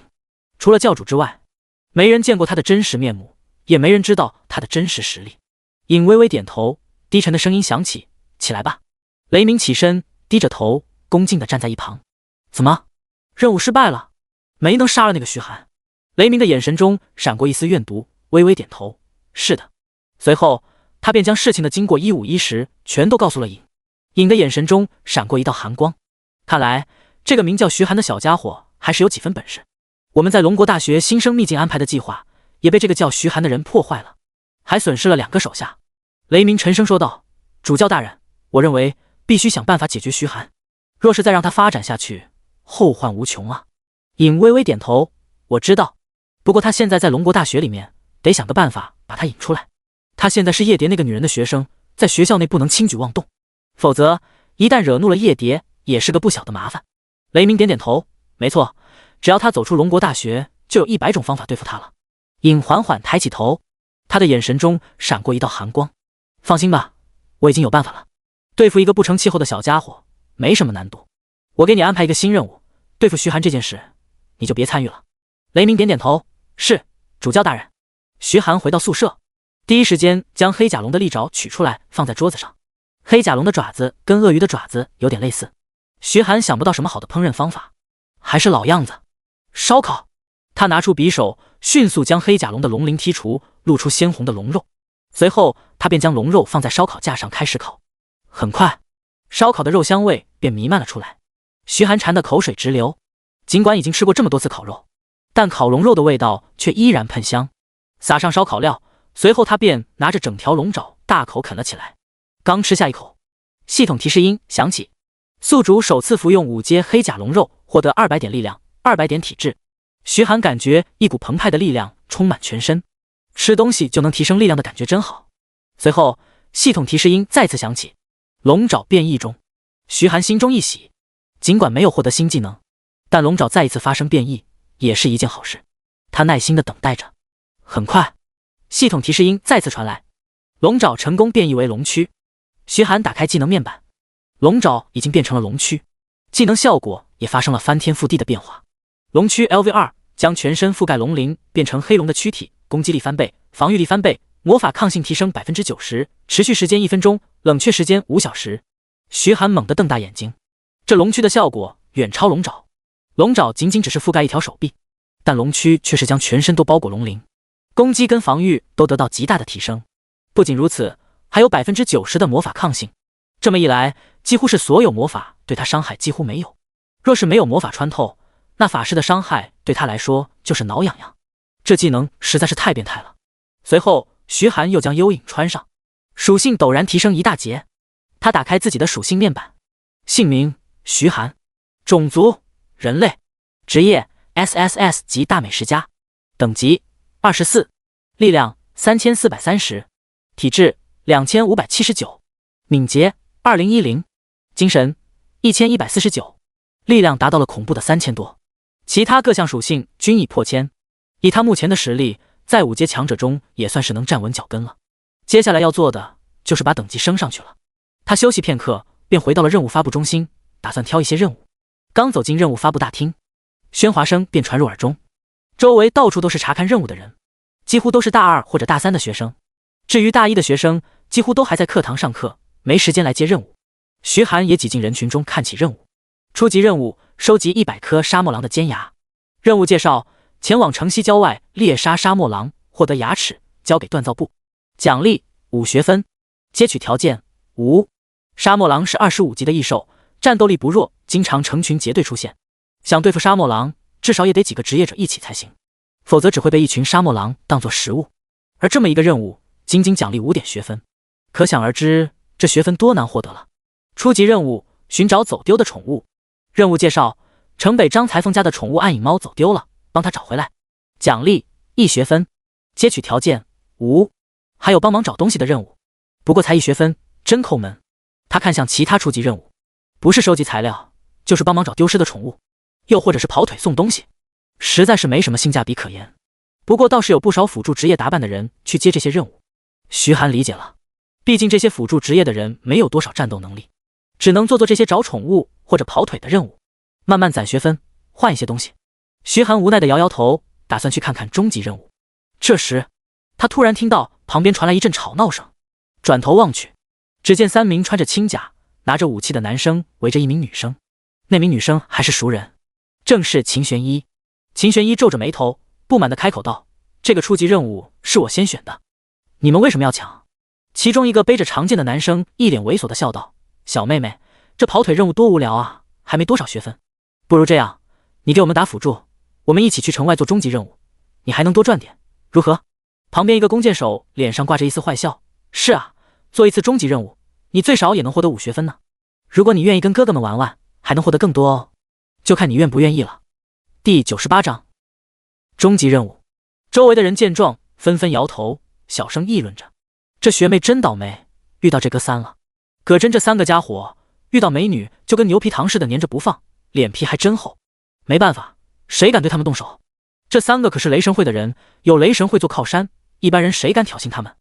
周围的人无奈摇头，这可爱的学妹怕是逃不了葛真3人的魔爪了。秦玄一冷着脸说道：“不用了，我不习惯跟别人组队。”说罢，他转身看向其他初级任务。那名剑士葛真被拒绝，却一点也不恼。他走到秦玄一身旁，笑眯眯地说道：“小妹妹，别急着拒绝嘛，我保证，哥几个的活可是很好，保证让你满意哦。”说着，他伸出手想要去抓秦玄一的肩膀。秦玄一脸色一变，正打算还手，一只大手却抢先一步抓住了葛真的手腕。葛真一愣，转头望去，只见一名脸色冰冷的男生站在身旁，正是徐寒。你没事吧？徐寒转头看了秦玄一眼，开口道。秦玄一心中一喜，赶忙摇摇头。葛真脸色一变，他的手臂猛地绷紧，想要将手臂从徐寒的手掌心抽出，然而徐寒的手掌却犹如一只铁钳，死死地夹住葛真的手臂，无论他怎么用力都纹丝不动，甚至越夹越紧，骨头都仿佛要被夹断了。葛真紧咬着牙关，为了面子不敢喊痛，只能死死地盯着徐寒。小子，给我松手！然而徐寒却丝毫不为所动。葛真脸色铁青，他咆哮道：老子让你松手！说罢，他一把拔出身后的长剑，猛地劈向徐寒的手臂。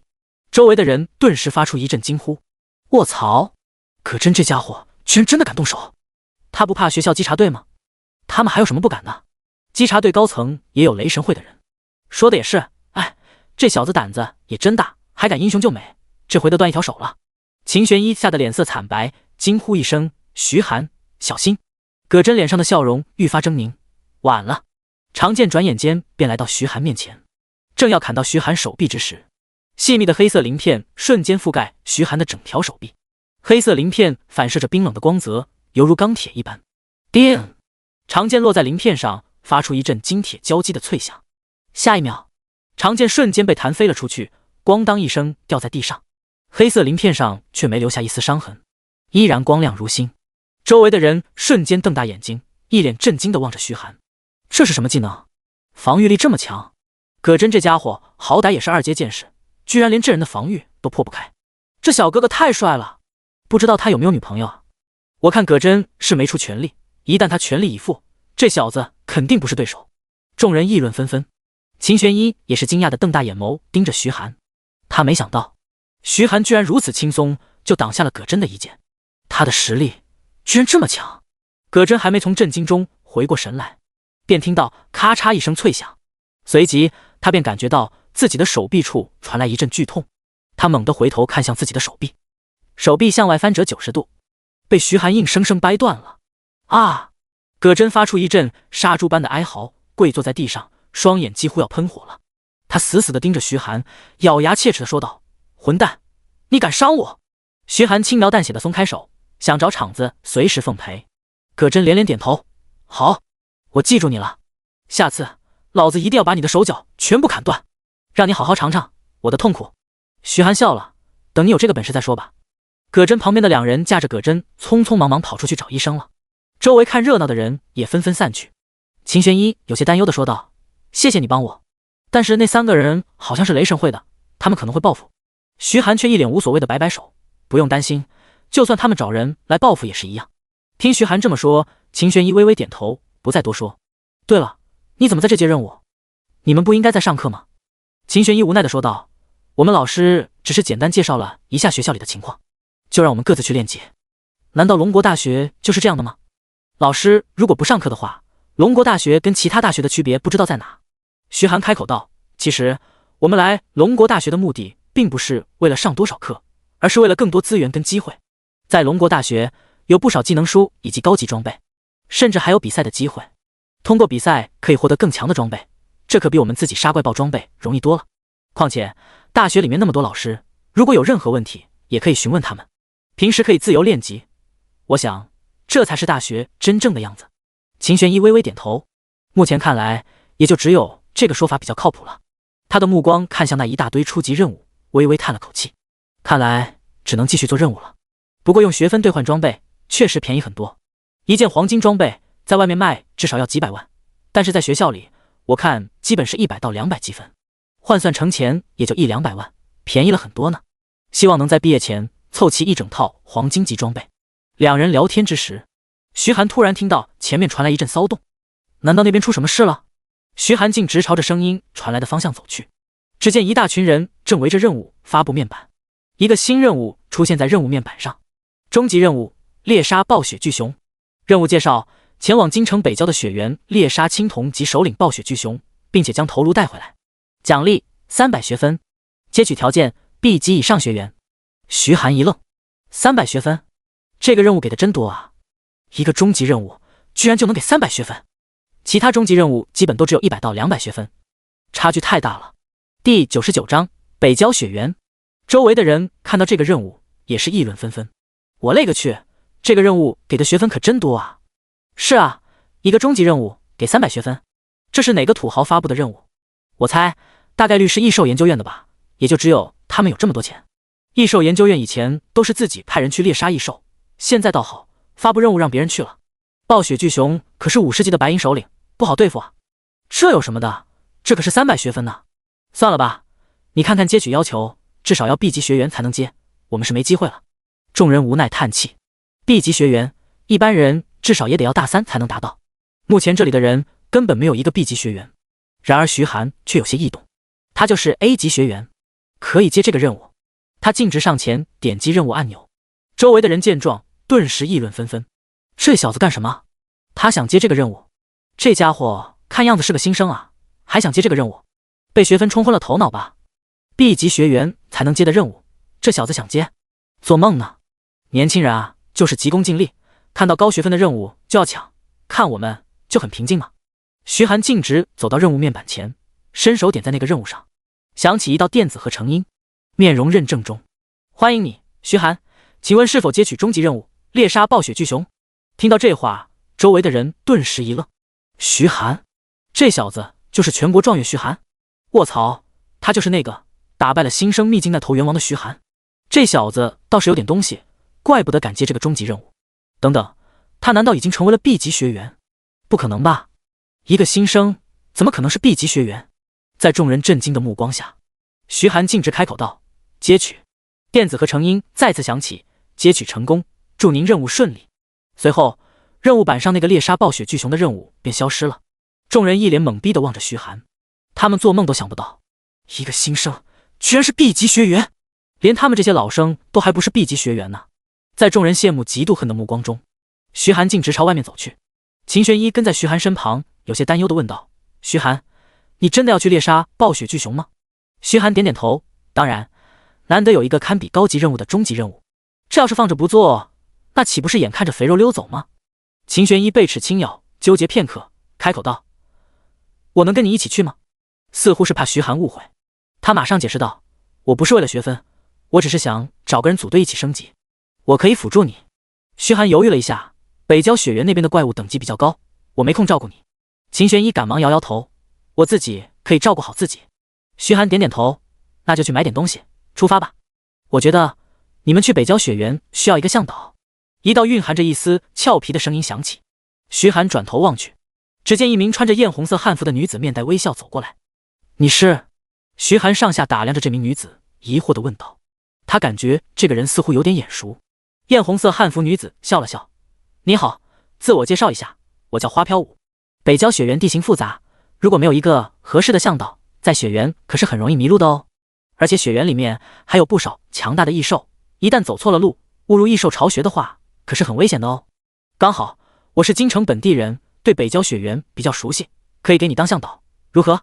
徐寒微微皱眉，这个人说的也有道理，自己目前对于北郊雪原的信息太少了，如果没有人带路的话，的确很容易迷路。徐寒盯着花飘舞问道：那你要什么？花飘舞微微一笑，我什么也不用，就是想跟你交个朋友。徐寒眉头微皱，交个朋友？花飘舞点点头，没错，我就是好奇全国状元并且打败泰坦猿王的人到底有多强的本事。徐寒微微点头，可以，不过先说好了，你的安全自己负责，没问题吧？花飘舞点点头，当然。你准备什么时候出发？徐寒看了一眼时间，趁早吧。花飘舞点点头，既然如此，那就先去买一些必需品，跟我来。三人搭乘空轨前往交易市场，他们径直来到必需品柜台前，买了3颗赤炎珠以及抗寒帐篷。北郊雪原的温度在零下20度，如果遭遇暴风雪，甚至会下降到零下70度。这赤炎珠就是能够维持体温的东西，只不过赤炎珠里的能量只能够维持3天，也就是说3天后他们就得离开北郊雪原。买完物资之后，三人再次搭乘空轨，径直前往北郊雪原。空轨缓缓爬升到半空中，迅速朝着前方行驶而去，足足行驶了1个小时，才正式离开京城范围。透过玻璃窗，一眼便看到远处的皑皑白雪，以及一座接着一座连绵不绝的雪山。花飘舞介绍道，北郊雪原距离京城大概200公里，雪原的范围是2000公里。经过雪原就是极寒雪山的范围，那里的异兽等级至少80级起步，我们没法对付。徐寒微微点头。来到京城，他还没来得及了解这些，有个本地人当向导似乎也不错。空轨行驶了一会儿，便开始下降高度，最后在一个站台缓缓停下。徐寒看了一眼屏幕上显示的温度，列车内部温度23度，外部温度则是零下24度，温差太大了。列车门缓缓打开，呼啸的寒风迅速吹进列车内，列车内的温度迅速下降，短短几秒钟，屏幕上显示的温度便来到了零下10度，而且还在不断下降。列车内几乎是顷刻间便笼罩上了一层寒霜。广播响起，请各位乘客尽快下车，列车大门将在1分钟以后关闭。第100章，带错路了。众人一股脑地往外走。徐寒走出车厢，呼啸的寒风侵袭而来，皮肤瞬间变得冰凉，四肢仿佛都变得僵硬。一旁的秦玄一更是冻得瑟瑟发抖，脸色惨白，雪花飘落在他的头发、衣服上，很快就变得雪白一片。花飘舞开口道，快拿出赤炎珠。徐寒从空间戒指取出赤炎珠，赤炎珠出现，一股暖流瞬间涌遍全身，冰冷感与僵硬感顿时消失不见，飘落在身上的雪花也迅速融化。徐寒略微松了口气，幸好有赤炎珠，否则在这北郊雪原连活动都麻烦。他环顾四周，周围是一个小村庄，大概有10几座小木屋，木屋的烟囱冒着腾腾热气，有不少职业者在屋子里进进出出，倒也非常热闹。而在村子远处立着一块有些腐朽的木牌，木牌上写着3个大字：雪原村。花飘舞介绍道，这里是雪原村前往雪原的最后补给站，所有去雪原或者是去极寒雪山的人都会在这里进行最后的补给。不过这里的价格很贵，是京城的10倍，所以能不在这买就别在这买了。徐寒微微点头，这个地方跟枫叶镇倒是有些类似，只不过雪原的环境更加恶劣，所以在这开店的人也少。那暴雪巨熊在什么地方？徐寒开口问道。花飘舞指着雪原深处，在雪原里的一处地下洞穴，步行大概要3个小时左右。徐寒微微点头。花飘舞在前面带路，徐寒跟秦玄一就跟在身后，一同朝雪原深处走去。来到村子口，有一些职业者正举着牌子寻找队友。正当徐寒他们打算直接进入雪原之时，一名穿着剑士服、看上去有些贼眉鼠眼的男子走过来，笑眯眯地说道：“3位，看你们的样子是第一次来雪原啊，要不要跟我们组队？雪原的地形非常复杂，如果第一次来是很容易迷路的。放心，我们收费不贵，每个人10万，当然还有贵宾服务，每个人50万，保证你们的安全，怎么样？是不是非常划算呢？”花飘舞皱着眉头说道：“不用，我们认识路。”那名男子一愣，随即冷笑道：“认识路？美女，你也太高看自己了，在里面可不是闹着玩的，而且一旦遭遇暴风雪，哪怕像我这样的老手都有可能迷失方向，更何况你们。这样给你们优惠，45万一个人，保证你们的安全，怎么样？”花飘舞顿时有些不耐烦了，说了不要，你烦不烦？说罢，他头也不回地往雪原里走去。那名男子眼睛微眯，嘴角微微上扬，露出一丝猥琐的笑容。不错，这妞性子够烈，在床上玩起来肯定很爽。等着吧，敢这么跟老子说话，老子一定要让你知道得罪我的下场。半天的时间一晃而过，3道人影行走在茫茫雪原之上，正是徐寒3人。这里的积雪大概有30公分厚度，一脚踩下去几乎没到小腿了。望着茫茫雪原，徐寒开口问道：“你说的地下洞穴在哪呢？之前你不是说3个小时就能走到吗？现在至少走了5个小时，根本没有地下洞穴的影子啊！”天色逐渐变暗，雪原上没有丝毫光芒。徐寒开口道：“今晚就在这里扎帐篷吧。”花飘舞2人纷纷点头。很快，帐篷便搭建好了。这防寒帐篷外曾用的是异兽皮毛，保暖效果非常好。徐寒找了一些树枝，用爆裂火球点燃，升起一团火。随后他又拿出一大块异兽肉放在火上烤，烤了一会儿，烤肉的香味便逐渐弥漫开来。坐在一旁的花飘舞艰难地咽了口水，两眼冒绿光的看着烤肉，好香啊！徐寒切下一块烤肉递给花飘舞，花飘舞接过，毫不顾及自己的形象，大口撕咬起来。徐寒又给秦玄一分了一块肉，自己也切下一块烤肉吃起来。他随口问道：“距离暴雪巨熊所在的地下洞穴还有多少距离？”花飘舞吃肉的速度一顿，有些迟疑：“应该往前面走，还有2公里，可能是4公里。徐寒顿时脸一黑，你不知道？你不是说自己对雪原很熟悉吗？花飘舞低着头，小声说道，也算熟悉吗？以前经常听老师说。徐寒一愣，听老师说？你自己没来过？花飘舞微微摇头。徐寒一脸无奈，得，自己被这个女人坑了，找向导，结果找了一个从来没来过雪原的人。花飘舞赶忙解释道，别担心，我能帮你找到。徐寒没好气地说道，别迷失在雪原就好了，还好我带了一张地图。说罢，他从空间戒指里取出一张地图，出发前为了走散之后迷失方位，特地买了一张地图，没想到现在派上用场了。打开地图看了一眼，地图上标注的非常清晰，几乎把所有异兽分布的区域都标注了出来。我们目前所在的区域是雪原狼的领地，再往前走是风雪猿猴的领地，要去地下洞窟的话是往西侧走5公里。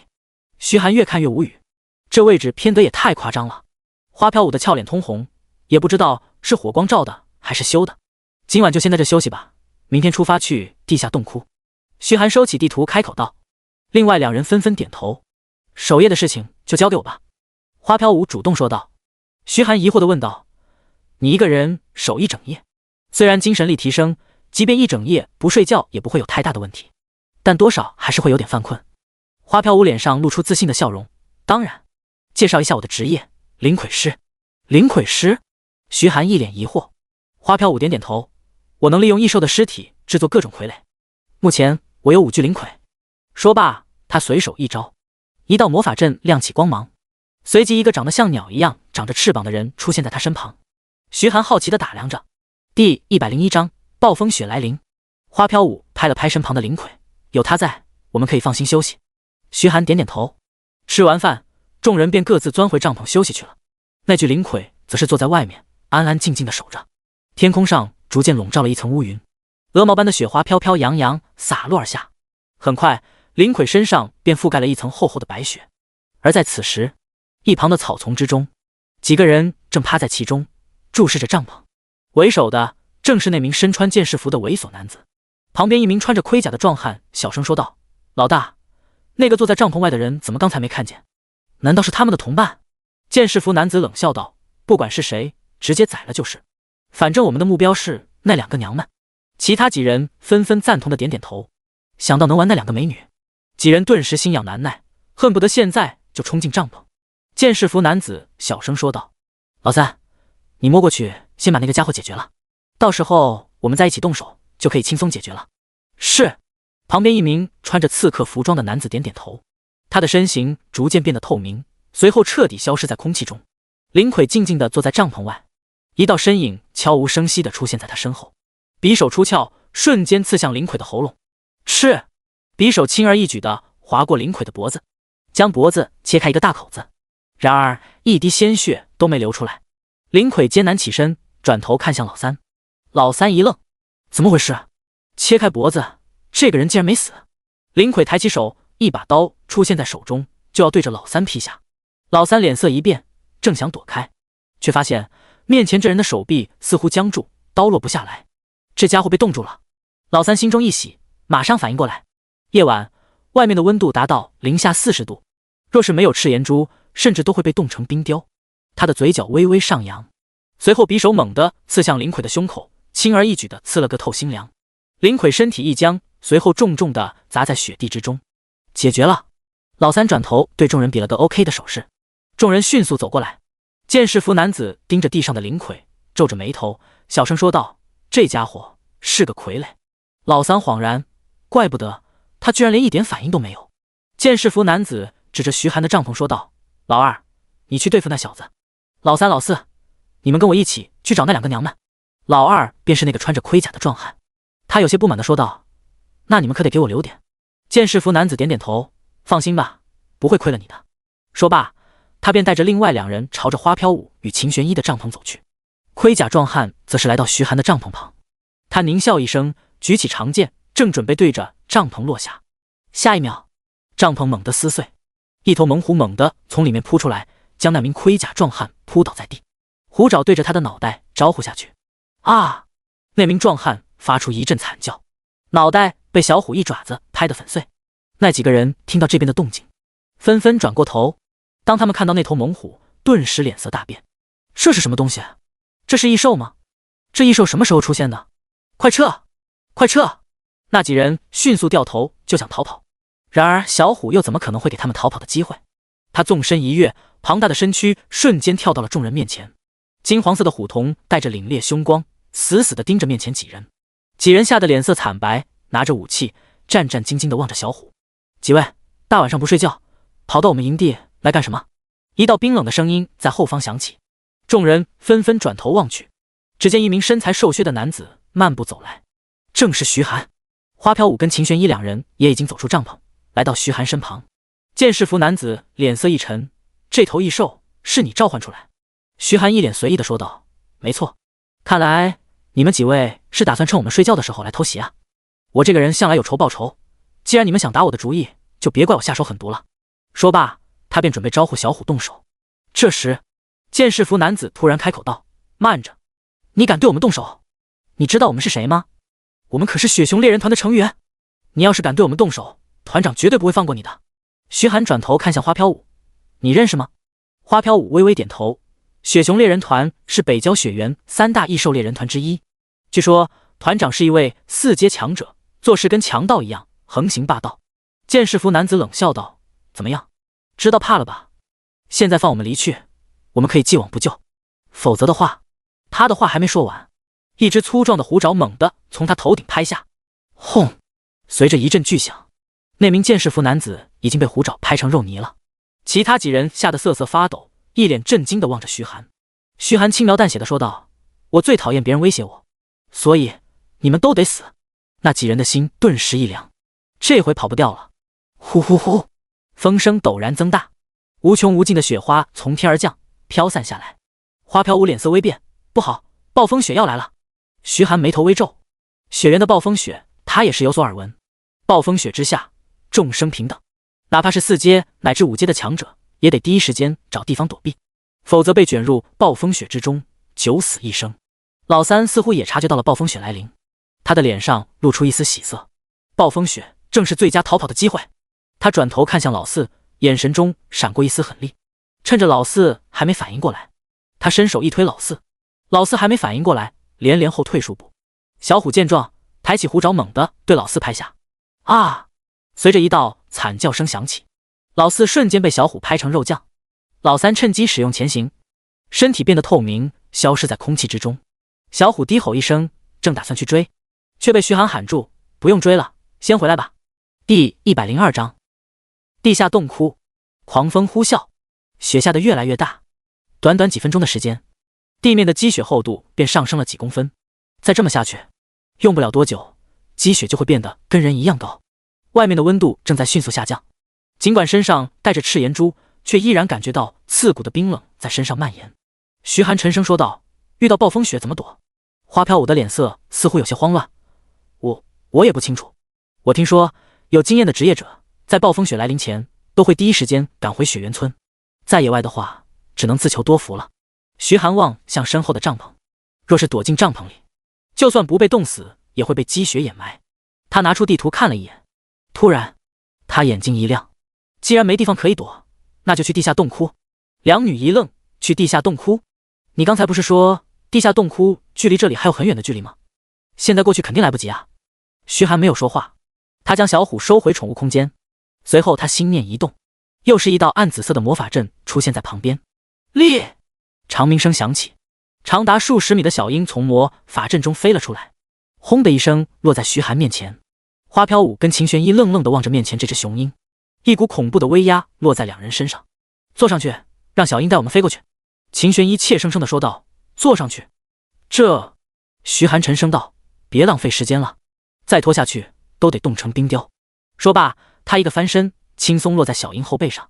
花飘舞也不再犹豫，召唤出灵魁，吩咐灵魁将自己送到小鹰背上。秦玄一艰难地往上爬，最后在徐寒的帮助下，总算勉强爬到小鹰的后背上。徐寒拍了拍小鹰的脑袋，小鹰翅膀猛地一震，庞大的身躯冲天而起，迅速朝着地下洞窟的方向飞去。花飘舞望着下方苍茫一片的雪原，羡慕地说道：徐寒，你这宠物是哪里买的？居然能长得这么大，太帅了，能不能帮我也弄一只？徐寒瞟了他一眼，想要啊？给我10亿，我帮你弄一只。花飘舞白了徐寒一眼，真小气，10亿我都能买一只首领级异兽的幼崽当宠物了，哪里还要你买的宠物？徐寒没有说话，目光盯着下方，寻找着地下洞窟的踪迹。然而地下是一片茫茫白雪，根本找不到地下洞窟的入口。徐寒眉头微皱，他能感觉到小鹰飞行的速度都在下降，若是再这么下去，小鹰绝对扛不住。先下去吧，小鹰。徐寒开口道。小鹰低鸣一声，高度下降，落在地上。徐寒查看小鹰的情况，小鹰身上盖着一层白雪，眼神有些虚弱。他将小鹰收回了宠物空间，正欲开口，却听到身后传来扑通一声。他回头望去，只见花飘舞倒在地上，已经晕过去了。徐寒，怎么办？秦玄一哆哆嗦嗦地说道。徐寒一咬牙，上前背起花飘舞，你还坚持得住吗？秦玄一勉强点点头。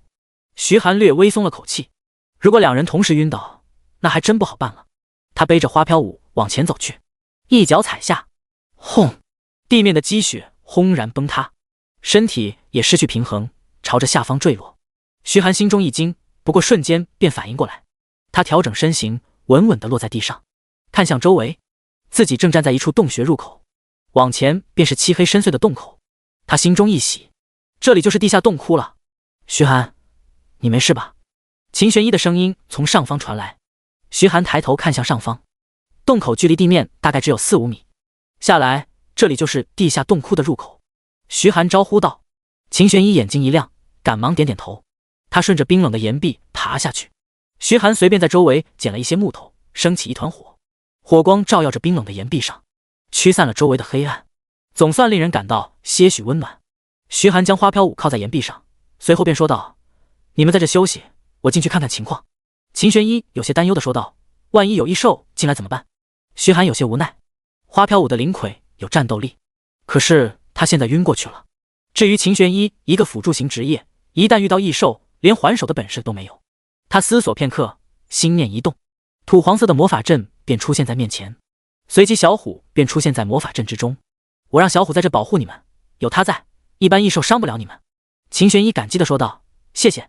徐寒摆摆手，吩咐小虎保护他们，随后便径直朝着洞穴深处走去。洞穴通道一片漆黑，不过有破望之眼，倒是看得非常清晰。他看到前方的顶上有一双血红色的眼睛，竟然是一只如同孩子般大小的蝙蝠。他查看这只蝙蝠的属性，名称嗜血魔蝠，种族蝙蝠族，等级27，技能1吸血 LV3，被动技能，攻击敌人时会吸收敌人的鲜血，并且回复自己的伤势。技能2魔音 LV3，发出音波干扰敌人的精神，让敌人陷入混乱状态，持续时间3秒钟，冷却时间5分钟。20级的异兽，没有什么威胁。他拔出冰蓝之锋，径直朝着嗜血魔蝠走去。嗜血魔蝠察觉到敌人的靠近，他扇动翅膀，迅速朝着徐寒飞去，一对尖锐的獠牙径直咬向徐寒的脖子。徐寒根本没想躲避，等到嗜血魔蝠飞到面前，冰蓝之锋抬起，划过一道深蓝色的光芒，瞬间斩向嗜血魔蝠的脑袋。赤刀锋落在嗜血魔蝠的脑袋上，轻而易举地将其脑袋切下来。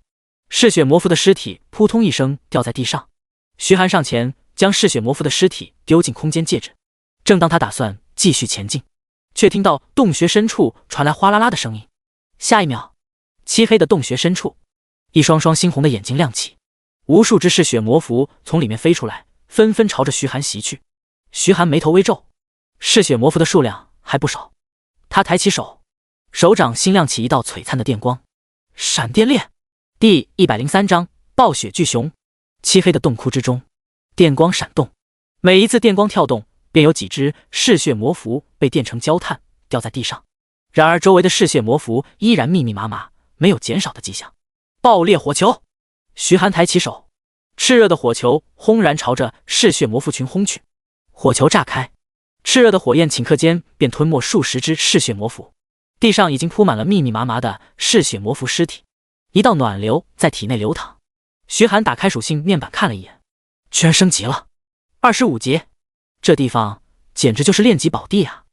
半个小时之后，所有嗜血魔蝠总算被清理干净。徐寒打开属性面板看了一眼，姓名徐寒，种族人类，职业 SSS 级大美食家，等级25，力量3450，体质2599，敏捷2030，精神1169。爆裂火球跟闪电链都已经升到了2级，威力提升不少，冷却时间也缩短了。他清理了一下战场，嗜血魔符爆出了5件装备，其中4件是青铜级装备，唯有一把匕首是白银级的。这些东西就算丢到交易市场也卖不出几块钱，不过蚊子腿再小也是肉，他还是将这些装备尽数收进了空间戒指。打扫完战场便继续往前走了10几分钟，眼前陡然变得明亮起来。站在出口处看向周围，周围的岩壁上长着一些散发着微弱光芒的花，这些花犹如萤火虫一般，星星点点，光芒交织在一起，照亮了整个洞窟。这是荧光花，算是一种比较常见的植物。他低头看去，洞窟深不见底，犹如一座深渊，而在这深渊之上，则是一座座连接两侧的石桥。石桥大约5米宽，即便几个人并排也不会拥挤。有2头通体雪白、身高近3米的巨熊坐在石桥另一端，他们正在撕扯着一头巨大的麋鹿尸体。徐寒开启破望之眼，查看这2头熊人的信息：名称风雪熊人，种族熊族，等级30，技能1，极冻风雪 LV4， 召唤风雪，冻结敌人，对敌人造成大量伤害，并且陷入冻结状态，冷却时间10分钟。技能2，暴怒 LV3， 风雪熊人进入暴怒状态，攻击力跟速度大幅度提升，防御减弱，持续时间3分钟，冷却时间10分钟。徐寒摩挲着下巴，这2头风雪熊人应该是暴雪巨熊的手下吧？这么看来，暴雪巨熊应该就在这洞窟之下。他掏出冰蓝之锋，一步步朝着风雪熊人走去。那2头风雪熊人也察觉到了徐寒这个不速之客，他们咆哮着转过头，一双猩红的眼睛死死地盯着徐寒，似乎是在警告。然而徐寒却拎着冰蓝之锋，依然径直往前。好！一头风雪熊人愤怒地咆哮一声，那庞大的身躯轰然朝着徐寒扑过去。他挥动熊掌，一掌直接拍向徐寒。面对着即将到来的熊掌，徐寒纵身一跃，轰！熊掌拍在石桥上，发出一阵巨响。风雪熊人抬起头，却见到一把冰蓝的匕首刺进眼睛。是！锋利的匕首毫无阻碍地刺进风雪熊人的眼睛里。好！风雪熊人哀嚎一声，熊掌疯狂挥动，企图把这个人类拍下来。然而徐寒却犹如鬼魅一般穿梭在风雪熊人身旁，冰蓝之风连连挥出。很快，风雪熊人身上便出现了一道道伤口，鲜血直流。最后一颗爆裂火球彻底终结这头风雪熊人的性命。徐寒缓缓转头看向另一头风雪熊人，另一头风雪熊人明显带着恐惧，他愤怒地咆哮一声，熊掌猛地拍向地面。呼！呼啸的风雪朝着徐寒裹挟而来。徐寒抬起手，一道漆黑的漩涡出现在面前。伤害吞噬！呼啸的寒风被漩涡尽数吞噬，对徐寒没有丝毫影响。那头风雪熊人看着毫发无损的徐寒，顿时愣住了。他怎么也想不到，自己的极冻风雪怎么会不见了。正当他愣神之时，徐寒欺身上前，仅仅几刀划过，便彻底结果了风雪熊人的性命。看着风雪熊人宽厚的熊掌，徐寒舔了舔嘴唇，还没尝过熊掌的滋味呢。他切下熊掌塞进空间戒指，准备回去之后尝尝。他转头望向下方，随后便顺着石桥逐渐往下走去。雪原村某一座小木屋之中，10几名壮汉正拿着酒杯痛饮。坐在首座的那名壮汉伸手在身旁一名女子身上游走，引来女子妩媚的白眼。这名男子便是雪熊猎人团的团长李雄。咚咚咚，房间门被敲响。李雄皱起眉头，开口道：“谁啊？”坐在门旁的一名团员起身开门。门外，老三全身包裹在风雪之中，艰难地走进屋子，咚的一声摔在地上。李雄眉头微皱，扶起来，喂点热酒。是。一名手下将老三扶起，倒了一杯热气腾腾的酒给老三灌下。片刻，老三原本惨白的脸色才逐渐恢复些许红润。刘冰，你不是跟着小剑找猎物去了吗？怎么这么狼狈？其他人呢？李雄皱着眉头问道。刘冰艰难地开口道：“团长，剑哥他们都死了。”什么？李雄眼睛瞪得滚圆，猛地起身，瞪着刘冰：“怎么死的？”刘冰缓了缓气，将刚才的事情全都告诉了李雄。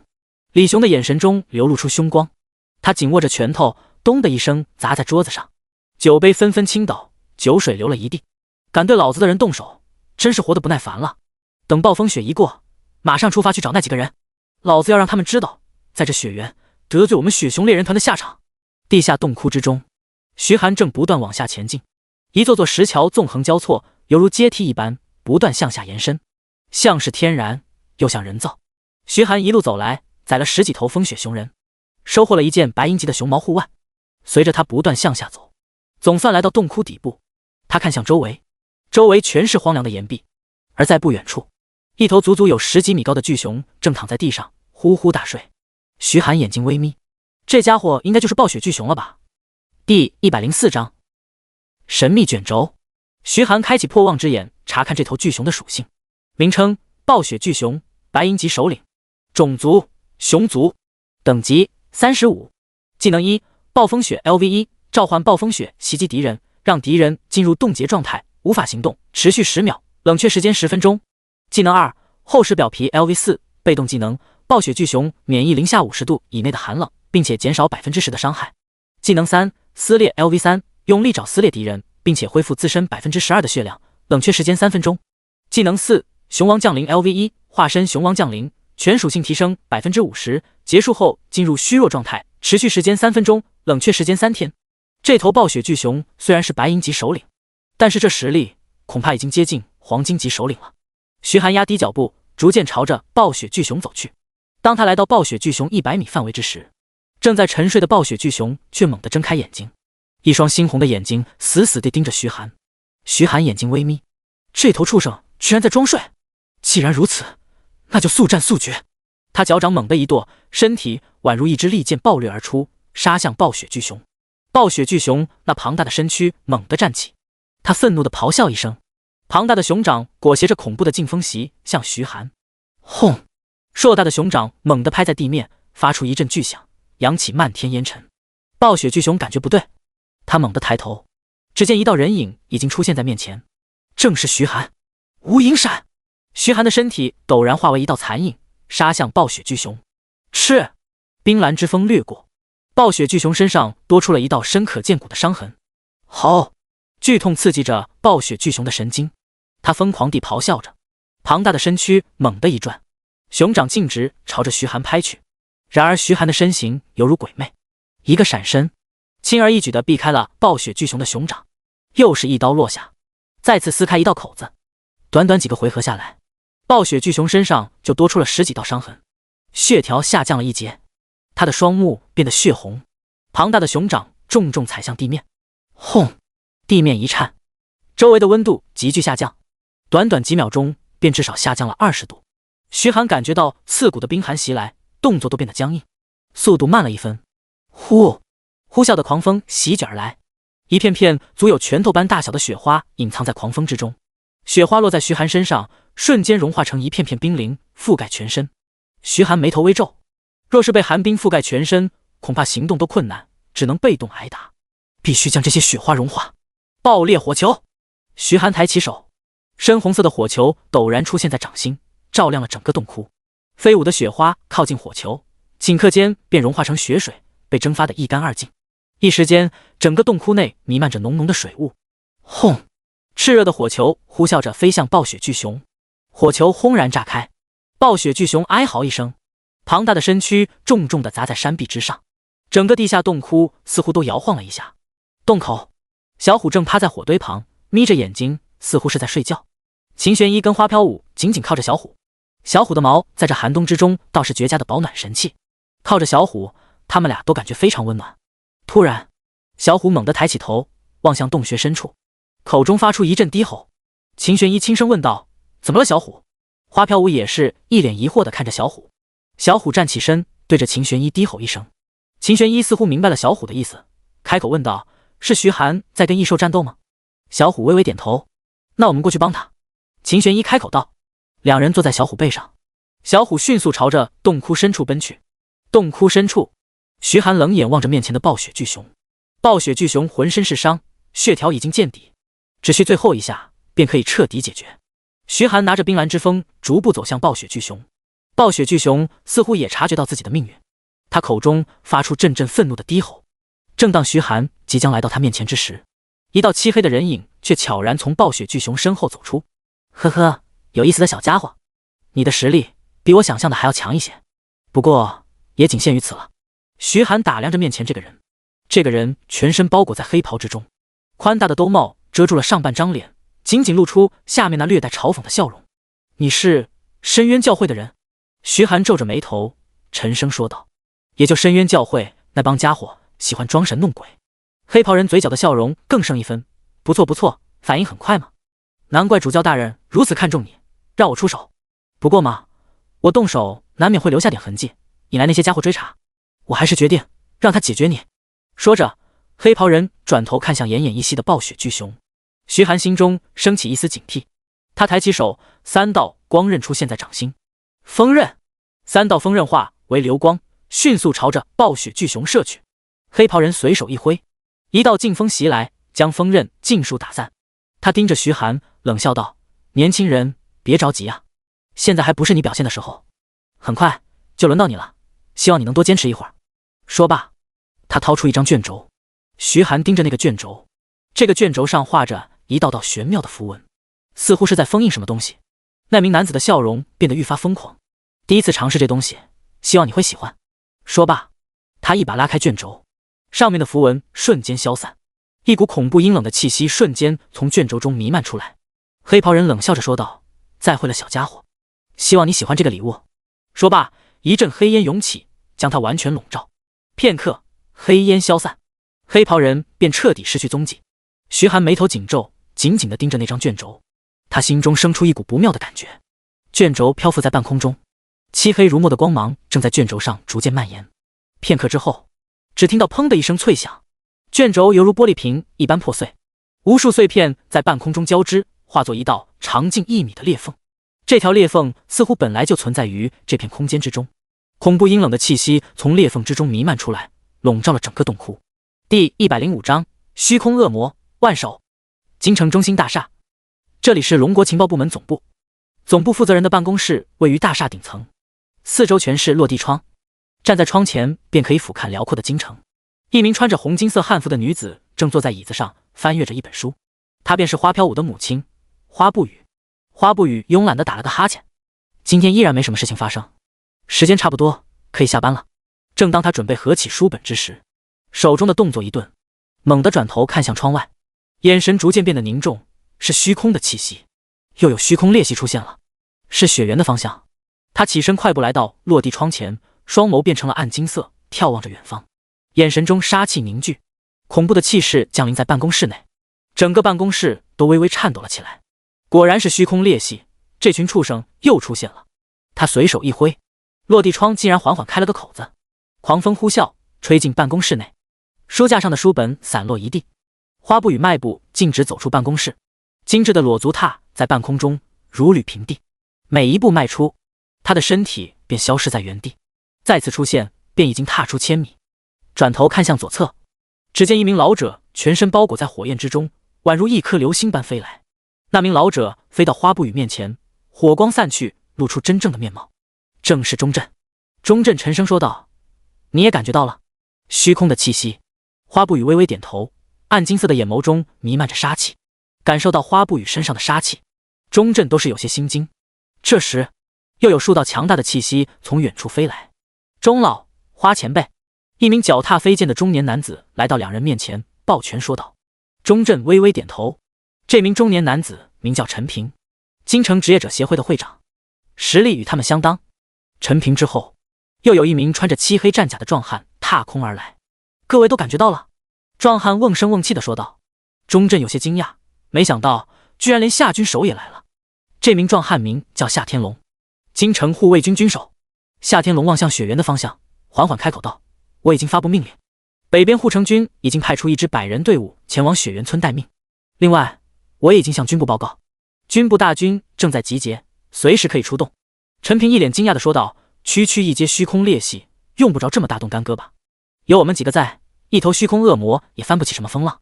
夏天龙摇摇头，沉声道：不，2天前刚刚得到消息，岛国那边出现一道一阶虚空裂隙，虚空裂隙里面出现了3个虚空恶魔，岛国的护卫队被全灭。这3个虚空恶魔联手扩大虚空裂隙，将其扩大成为2阶虚空裂隙。如果不是岛国高手赶到，恐怕都会被扩散成3阶虚空裂隙。所以现在上方对于虚空裂隙的态度是：无论什么等级，必须全力以赴。陈平与钟震两人对视一眼，皆是看到对方眼中的震惊。没想到虚空恶魔居然掌握了扩大裂隙的方法，这样的话，的确需要全力以赴才行。走吧，几位，不要耽误时间，以免发生意外。夏天龙开口道。其余几人点点头，一同朝着雪原的方向赶去。徐寒紧盯着那一道裂隙，如墨水一般的液体逐渐从其中弥漫出来，一只满是触手的手臂猛地从虚空裂隙中探出，紧接着一个模样跟人类有些相似的怪物从虚空裂隙里爬了出来。这个怪物的皮肤是深蓝色，它的脑袋像是吸附着一只章鱼，一条条触手从脑袋上垂下，不断舞动着。嘶哑的声音响起，就是人类世界吗？真是美妙。这个怪物张开双臂，脸上露出陶醉之色。这时身后传来奔跑声，徐寒回头一看，只见小虎飞奔来，他跑到徐寒身旁，身子微微蹲伏。秦玄一跟花飘舞从虎背上一跃而下。你们怎么来了？徐寒看着两人愣了一下。秦玄一担忧地说道，小虎感应到你有危险，我们就过来了。花飘舞看向那只怪物，脸色一变，眼神中满是恐惧。这是虚空恶魔？徐寒眉头微皱。虚空恶魔这个词他刚从叶蝶那听到。一旁的秦玄一疑惑地问道，什么是虚空恶魔？花飘舞脸色阴沉地说道，他们来自另一个名叫虚空的世界，拥有诡异的力量，具体的我了解也不多，不过我知道的是虚空恶魔实力最弱都有4阶以上的实力。秦玄一俏脸煞白，4阶以上的实力，那他们在虚空恶魔面前岂不是如同手无寸铁的孩童，毫无还手之力？徐寒双眸覆盖上一层淡金色，开启破望之眼，查看面前这个怪物的信息。名称万手，种族虚空章鱼族，等级101，技能1探测 LV1，触手向外延伸，探测周围的环境，冷却时间无。技能2捆缚 LV1，伸长触手捆住目标，被捆住的目标失去行动能力与战斗能力，冷却时间5分钟。技能3侵蚀 LV3，侵蚀被捆住的目标，削弱目标的能力，如果目标死于侵蚀，便会成为万手恶魔的属下，能力得到提升，冷却时间1小时。技能4精神冲击 LV6，对目标的精神造成伤害，无视一切防御，冷却时间4分钟。徐寒眉头紧锁，94级，这家伙是4阶的实力，而且他能感觉到这家伙的战斗力绝对不是一般的4阶能比拟的。万手的目光落在徐寒3人身上，如此弱小的人类居然敢出现在我面前，死吧！他的双眼亮起深蓝色的光芒，一道无形的冲击波迅速朝着徐寒3人袭来。徐寒眉头微皱，他能感觉到这冲击波蕴含着恐怖的精神力，若是被这冲击波命中，精神恐怕会瞬间崩溃，就算不死也会变成一个傻子。第106章侵蚀虚空巨熊，小心！花飘舞脸色大变，绝望涌上心头。恐怖，太恐怖了！这精神冲击若是落在自己身上，必死无疑。妈妈，救我！他下意识地闭上双眼，等待着死亡降临。下一刻，冲击波来到众人面前。正当冲击波即将落在众人身上之时，徐寒身上的玉佩亮起土黄色的光芒。吼！一道震耳欲聋的咆哮声响起，随即一道高达数十米的猛虎虚影出现，将3人尽数笼罩。砰！冲击波落在猛虎虚影上，犹如玻璃瓶一般，瞬间破碎。徐寒嘴角微微上扬，他可是有着虎神玉佩，虎神玉佩带有神虎之魂，任何精神攻击对他都是无效的。万手盯着神虎虚影，眼神中闪过一丝恐惧，他在神虎之魂上感受到了一丝极为恐怖的压迫。花飘舞跟秦玄一小心翼翼地睁开眼睛，望着将自己护在其中的神虎之魂，眼神中满是震惊。这老虎的虚影是怎么回事？两人的目光不约而同地落在徐寒身上，一定是徐寒，他居然能挡住虚空恶魔的精神冲击，他的实力到底有多强？居然连4阶强者的攻击都能轻松挡下。花飘舞盯着徐寒的背影，眼神中充满了好奇。神虎之魂出现片刻便消散不见了，万手心头的恐惧消失，他盯着徐寒，眼神重新变得冰冷。有意思的人类，居然能挡住我的精神冲击，我对你开始感兴趣了，我要把你解剖后研究一下你的大脑。他转头看向奄奄一息的暴雪巨熊，身上的触手迅速蔓延，缠绕在暴雪巨熊身上，漆黑的液体从触手中流淌而出，覆盖暴雪巨熊全身。好！暴雪巨熊口中发出一阵痛苦的咆哮，他疯狂地挣扎着，想要挣脱触手的束缚。然而任凭他怎么挣扎，那触手就死死地缠绕在身上。片刻之后，暴雪巨熊突然停止了挣扎，安静地躺在地上一动不动。徐寒紧盯着暴雪巨熊，他感觉到暴雪巨熊的气息似乎变得诡异，他身上的伤痕逐渐被暗红色的血肉包裹，皮毛不断脱落，露出鲜红的血肉，而在血肉之上似乎还有漆黑的脉络蔓延，充满诡异的感觉。吃！一阵闷响，一条血红色的触手穿透暴雪巨熊的血肉，伸展开来，疯狂地扭动着。花飘舞跟秦玄一吓得脸色煞白，眼前这一幕实在是太过吓人，完全超出了他们的想象。第二条、第三条，短短几秒钟的时间，便有10几条血红色的触手从暴雪巨熊身上伸展出来，舞动的触手更是增添一份诡谲。暴雪巨熊紧闭的双眸猛地睁开，他的左眼已经变成了一条血红色的触手，右眼散发着猩红的光芒，恐怖的杀气弥漫，令人胆寒。徐寒眉头微皱，这难道就是青石？他的双眸再次覆盖上淡金色的光芒。暴雪巨熊的信息出现在面前，名称：虚空巨熊，黄金级首领，种族：熊族，等级：40，技能1：侵蚀暴风雪 LV1，召唤暴风雪袭击敌人，被风雪沾染的敌人会受到侵蚀，全属性下降 30%， 被侵蚀超过1分钟就会成为暴雪巨熊的傀儡，持续时间1分钟，冷却时间10分钟。技能2：虚空肉体 LV4，被动技能，受到伤害减少 30%。技能3：生吞 LV3，暴雪巨熊生吞敌人的尸体，恢复生命值，冷却时间10分钟。技能4：虚空熊王 LV1，化身虚空熊王，全属性提升 100%， 变得疯狂，破坏一切，持续时间5分钟，冷却时间1天。技能5：虚空爬虫 LV1，从身体中召唤虚空爬虫攻击敌人，一次可以召唤10条虚空爬虫，冷却时间10分钟。这家伙的实力提升了不止一个档次，竟然变成了40级黄金级首领，而且各项技能都有了不同程度的变化。万手似乎是在笑，哈哈哈哈，就让他来对付你们吧。卑微的人类，触手逐渐从虚空巨熊身上收回，那庞大的身躯缓缓站起，犹如一座高大的肉山。恶心的触手疯狂舞动，其中一条触手疯狂往外钻，那一块肌肉高高鼓起，似乎有什么东西要从里面钻出来。噗！肌肉破开，血浆飞溅，一条长约1米的血红色虫子从里面掉了出来，吧嗒一声落在地上。这条虫子长得有点像蜈蚣，不过头顶密密麻麻全是血红色的复眼，身体周围则是一条条血红色的触手。触手舞动，那细小的身体快速朝着徐寒3人窜去。秦玄一跟花飘舞吓得脸色煞白，连连后退。女生对于虫子这类异兽有着天生的恐惧。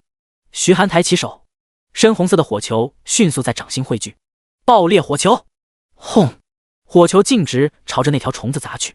随着一阵巨响，那条虫子被炸成2截，掉在地上不断扭动。徐寒盯着那小虫子，这虚空爬虫的生命力倒是顽强。正当他打算动手彻底解决这条虚空爬虫时，随着噗噗噗的闷响，又是数条虚空爬虫从虚空巨熊身上破开，落在地上，迅速爬向徐寒。徐寒眼睛微眯，你有召唤物，我也有。他随手一挥，亡灵召唤，暗紫色的魔法阵出现在他面前。片刻，一个穿着破烂盔甲的骷髅战士出现在身前。骷髅战士抬起血迹斑斑的砍刀，劈向其中一条虚空爬虫。吃！那条虚空爬虫被一刀劈成2截。然而另外几条虚空爬虫一拥而上，将骷髅战士捆得结结实实。冰霜侵袭，徐寒举起冰蓝之风，冰冷的寒气在冰蓝之风上汇聚，匕首一挥，呼啸的寒风迅速朝着虚空爬虫吹去。正在撕扯骷髅战士身体的虚空爬虫瞬间被冻成了一块冰雕。吼！小虎同样低吼一声，一块巨岩从顶上落下，精准地砸在一条虚空爬虫身上。轰！那条虚空爬虫连叫声都没发出，便被砸成了肉泥。徐寒脚掌猛地一跺，身体化为一道残影，朝着虚空巨熊杀去。虚空巨熊抬起熊掌，对着徐寒迎了上去。第107章3头虚空恶魔。徐寒挥动冰蓝之风，砍在虚空巨熊身上。吃！寒光掠过，虚空巨熊身上出现了一道浅浅的刀痕。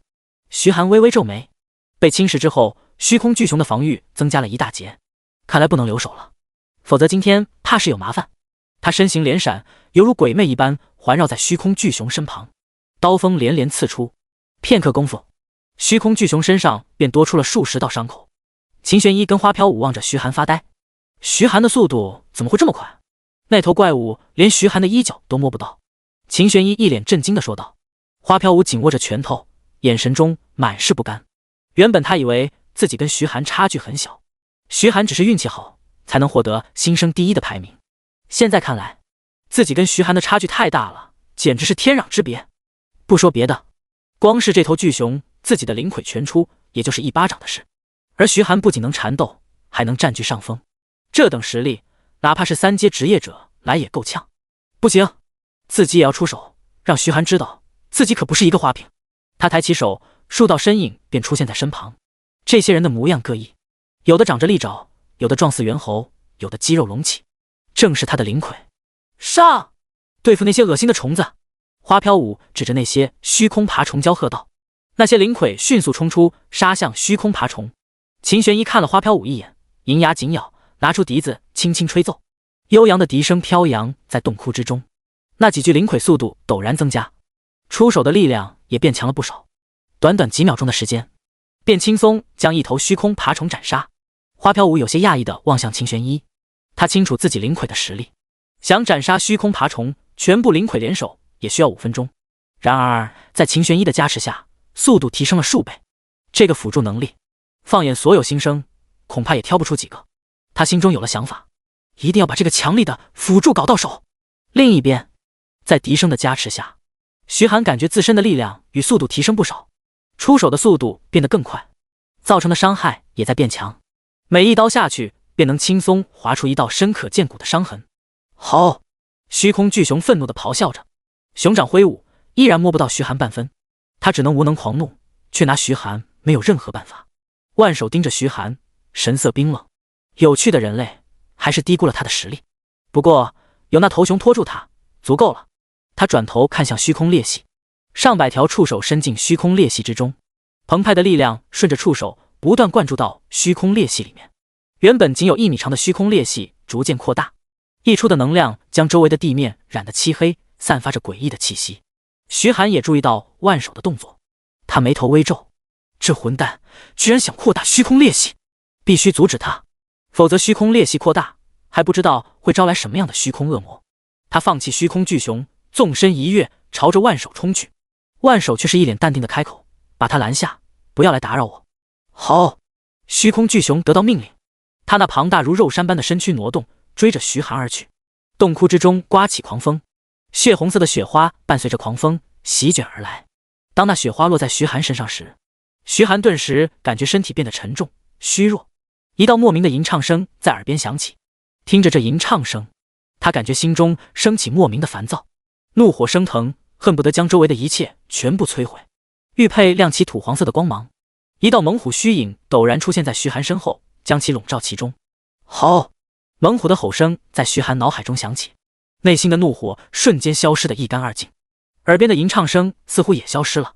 徐寒抬头看向那头猛虎的虚影，微微松了口气，幸好有神虎之魂的庇佑，一切精神攻击对他无效，只是这侵蚀暴风雪对于肉体的压制依然存在。虚空巨熊已经来到身后，庞大的熊掌带着呼啸的劲风猛地拍下，徐寒来不及躲闪，只能抬起手低声喝道：伤害吞噬。漆黑的漩涡出现，熊掌拍进漩涡之中，徐寒毫发无损。下一秒，恐怖的反震力道猛地一弹，轰！虚空巨熊庞大的身躯被震退数步，猛地撞在岩壁上，岩壁破碎，碎石飞溅。无影闪！徐寒眼神一寒，他的身体瞬间化为一道残影，出现在虚空巨熊面前。冰蓝之风对着他另一只完好的眼睛猛地刺下，嗤！随着一阵闷响，冰蓝之风轻而易举地刺进了虚空巨熊的眼球中。好！虚空巨熊痛苦地咆哮一声，巨大的熊掌疯狂舞动，想要把徐寒拍飞。徐寒一把拔出冰蓝之风，抬起手对着虚空巨熊眼眶的空洞，炽热的火球迅速成型。原本足有数米大小的火球被迅速压缩，最后变成一颗仅有拳头大的火球。火球已经变成了深蓝色，灼热的高温令得周围的空气都变得扭曲。结束了！徐寒一把将爆裂火球塞进虚空巨熊的眼眶之中，轰！火球轰然炸开，炽热的火舌从眼眶之中喷出，随即虚空巨熊的脑袋猛地炸开，脖子上的肉都已经被烤熟，散发着一阵烤肉的香味。无头尸体轰然倒在地上，彻底失去生机。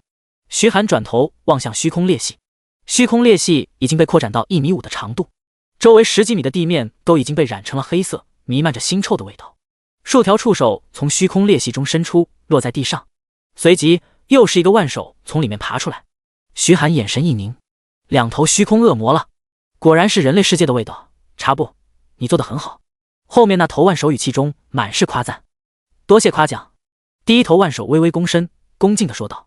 下一秒，虚空裂隙又是一阵剧烈的波动，又是一头腕手从里面走出。最后那头腕手比起前面2个都要高不少，至少有2米的高度。他身上的气势也比另外2个更强。徐寒紧握着冰蓝之风，3头虚空恶魔了。第108章，宁雨，参见墨客大人。那2个略微矮小的腕手低着头，恭敬地开口道。领头的墨客微微点头，他环顾四周，缓缓开口道：这个地方不错，非常适合建成我们的基地，继续扩大裂缝，彻底打通与虚空世界的连接。是。另外2个腕手恭敬地说道。花飘舞脸色一变，如果真的将虚空裂缝扩大成通道，大量虚空恶魔会进入人类世界，那最先遭殃的必然是京城。不行，必须阻止他们。他指着虚空裂隙喊道：快把虚空裂隙关上。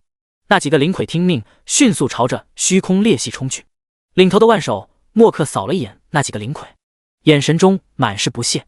人类制作的小玩意跟蝼蚁没什么区别。他抬起手，手上的触手迅速朝着那几道灵魁捆去，触手瞬间缠绕在那几道灵魁身上。灵魁疯狂地挣扎，却根本无法挣脱触手的束缚。漆黑如墨的液体顺着触手逐渐融入灵魁体内，灵魁挣扎的动作越来越小，仅仅几秒钟的时间，灵魁便停止挣扎，他们已经被染成了漆黑。触手松开，那几个灵魁全都落在地上，他们缓缓爬起来，双目已经变得漆黑。花飘舞脸色一变，他发现自己失去了对灵魁的控制。墨客指着花飘舞开口道：把那个人类给我抓过来。那几具灵魁听令，迅速朝着花飘舞冲去。花飘舞吓得花容失色，连连后退，眼神中满是恐惧。正当灵魁来到花飘舞面前之时，一道残影悄然出现在灵魁面前，冰蓝色的刀锋掠过，瞬间将那具灵魁劈成2半。那道身影没有停留，继续朝着剩下的灵魁杀去，身形连闪，短短几个呼吸的时间，便轻而易举地将所有灵魁尽数斩杀。花飘舞愣愣地看着面前的身影，出手之人正是徐寒。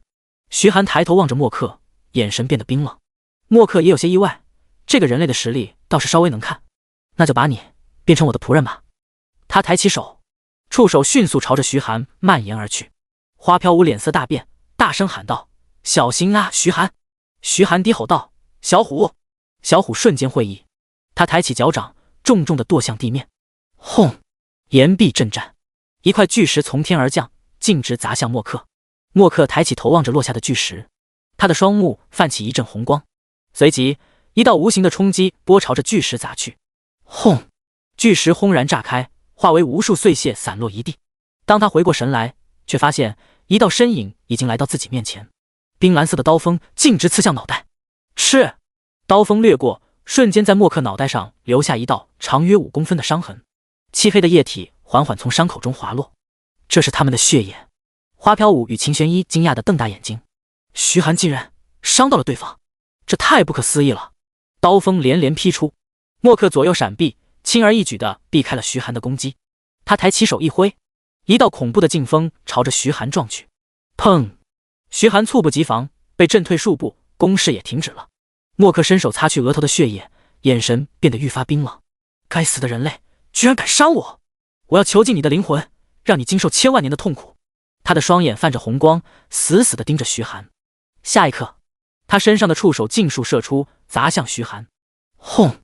密密麻麻的触手落在地上，顷刻间地面被破开一个个大坑。徐寒连连后退，勉强避开那些触手。得全力动手了，否则今天真的得交代在这了。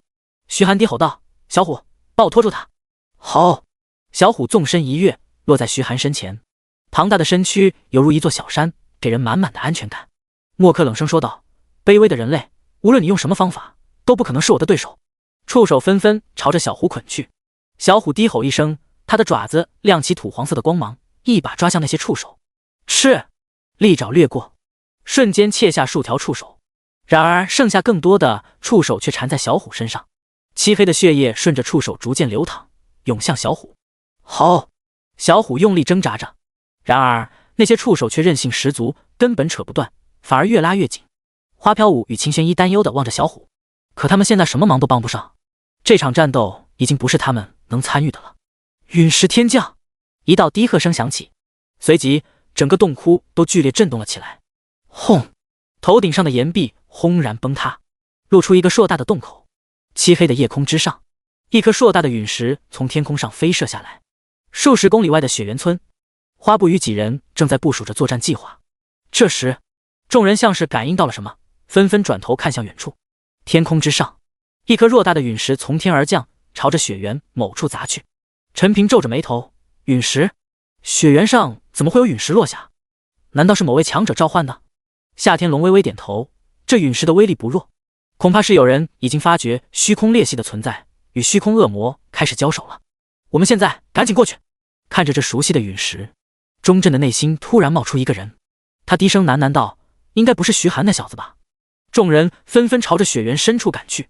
轰！陨石携带着炽热的火焰猛然落下，瞬间炸开，灼热的火浪与冲击波瞬间在洞窟之中蔓延开来。徐寒等人早已经躲到100米开外，等到冲击波散去，众人的视线再次落在不远处。然而众人却瞬间心头一凉，只见默克静静地站在原地，他的触手都已经断裂，正在缓慢生长。徐寒眉头紧锁，居然连陨石天降都解决不了这个家伙。既然如此，只能先撤了，将这件事上报，等人类强者来解决了。默克似乎看出了徐寒的意图，他冷笑道：“人类，你的招数用尽了吧？接下来该轮到我了。”说罢，他身上瞬间释放出恐怖的气势，所有触手以肉眼可见的速度迅速变大，几乎眨眼间，他就变成了一头长达数十米的大章鱼。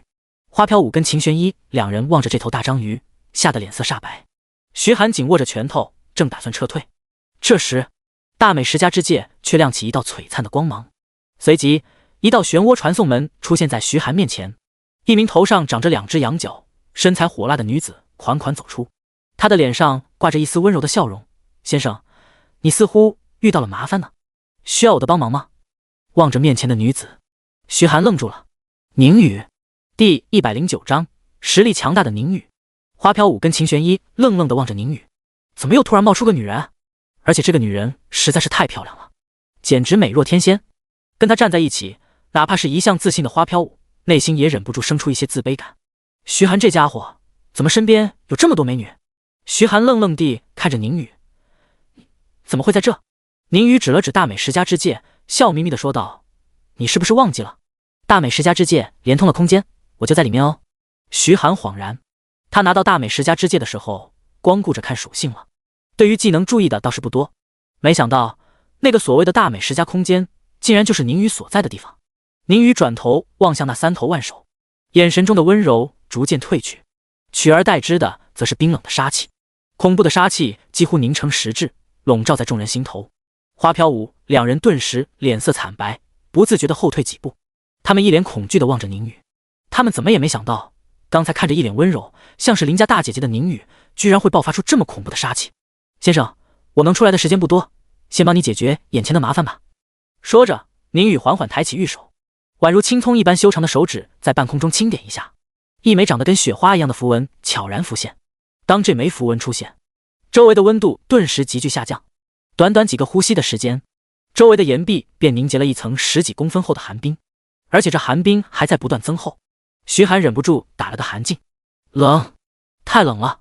他估计这里的温度恐怕都达到零下70、80度了。这难道就是宁雨的真实实力吗？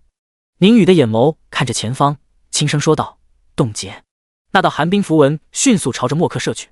默克脸色大变，他身上的触手迅速伸展，挡在身前。叮！伴随着犹如银铃般的脆响，寒冰符文瞬间融入触手之中。下一秒，深蓝色的冰霜以肉眼可见的速度蔓延，几乎是转瞬间便覆盖了默克全身。那数十米的庞大身躯变成了一块巨大的冰雕。宁雨轻轻打了个响指，破碎。砰！冰雕瞬间炸开，化为星星点点的冰屑，漫天飞舞。整个洞窟瞬间犹如映照在星辰之下。徐寒目瞪口呆地看着面前这一幕，连陨石天降都无法造成多大伤害的默克，居然被宁宇2招解决了，而且默克连还手的机会都没有，这实力差距也太大了。宁宇的目光落在剩下2个虚空恶魔身上，那一道虚空裂隙已经被扩大到2米的长度，漆黑如墨的液体覆盖了周围数十米，而且还在不断蔓延。宁宇清冷的声音响起：“恶心的虚空生物。” B， 他的玉手对着那条虚空裂隙轻轻一捏，那虚空裂隙瞬间合拢，消失不见。地上的那些漆黑液体也尽数消散，一切瞬间恢复了正常。宁宇的目光落在最后2头虚空恶魔身上，手指轻点，那2头虚空恶魔的身体竟然逐渐分解，化为漫天冰屑消散了，连惨叫都没发出一声。徐寒愣愣地看着宁宇窈窕的背影，艰难地咽了口水。这实力最少都得是8阶以上，这些虚空恶魔在他面前就跟纸糊的一样。做完这些，宁宇转身望向徐寒，脸上再次恢复了温柔的笑容，让人如沐春风，一切冰寒都烟消云散。先生，已经解决了。徐寒回过神来，点点头。宁宇掩嘴笑道：“我知道你有很多问题，不过现在不是回答你的时候。我感觉到有几道强大的气息正在朝这边赶来，我得回去了，下次再见喽。对了，刚才那头大章鱼爆出了一点东西，记得去看看。”说罢，他轻轻挥挥手，走进传送门，消失不见。徐寒盯着大美10家之戒，心情依旧难以平复。没想到，看似柔弱的宁宇，竟然有这么恐怖的实力。他到底是谁？徐寒摇摇头，将一切念头暂时压下。他径直来到默克刚才所在的位置，只见一颗像是眼球的珠子静静地躺在地上。现在也没时间多看，便将珠子收进空间戒指。随后他来到花飘舞2人面前，开口问道：“你们没事吧？”花飘舞摇摇头：“徐寒，刚才那个人是谁？好厉害的实力！”徐寒思索片刻，开口道：“算是我的职业导师吧。这件事还请帮我保密，不要告诉任何人。”花飘舞跟秦玄一马上点头，他们也清楚，若是这件事公布出去，会给徐寒惹来无穷无尽的麻烦。徐寒可是自己的救命恩人，自然不能恩将仇报。正当他们3人对好口供后，一道身穿红金色汉服的女子从头顶的缺口落下。当看清来人之时，花飘舞先是一愣，随即惊喜地开口道：“妈妈。”花不语也是愣了一下：“飘舞，你怎么在这？”还莫等花飘舞开口，又是几道身影落下，站在众人面前。当钟镇看到徐寒时，心顿时一沉。不过当他看到徐寒身上没有任何伤口，这才略微松了口气。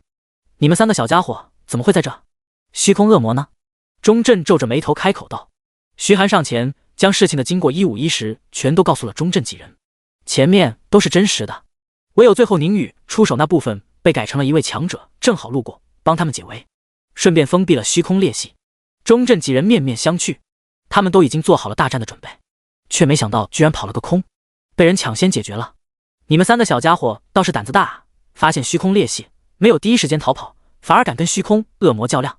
陈平笑着夸赞道。钟镇却是皱着眉头说道：“真是胡闹，这点实力就敢跟虚空恶魔较量，这次运气好，若是下次遇到实力强的虚空恶魔怎么办？”花飘舞、秦玄一，你们2个原本奖励300学分，不过减去惩罚的学分，每人100学分。至于徐寒300学分，你们有没有异议？第110章各方拉拢。花飘舞吐了吐舌头，没有说什么。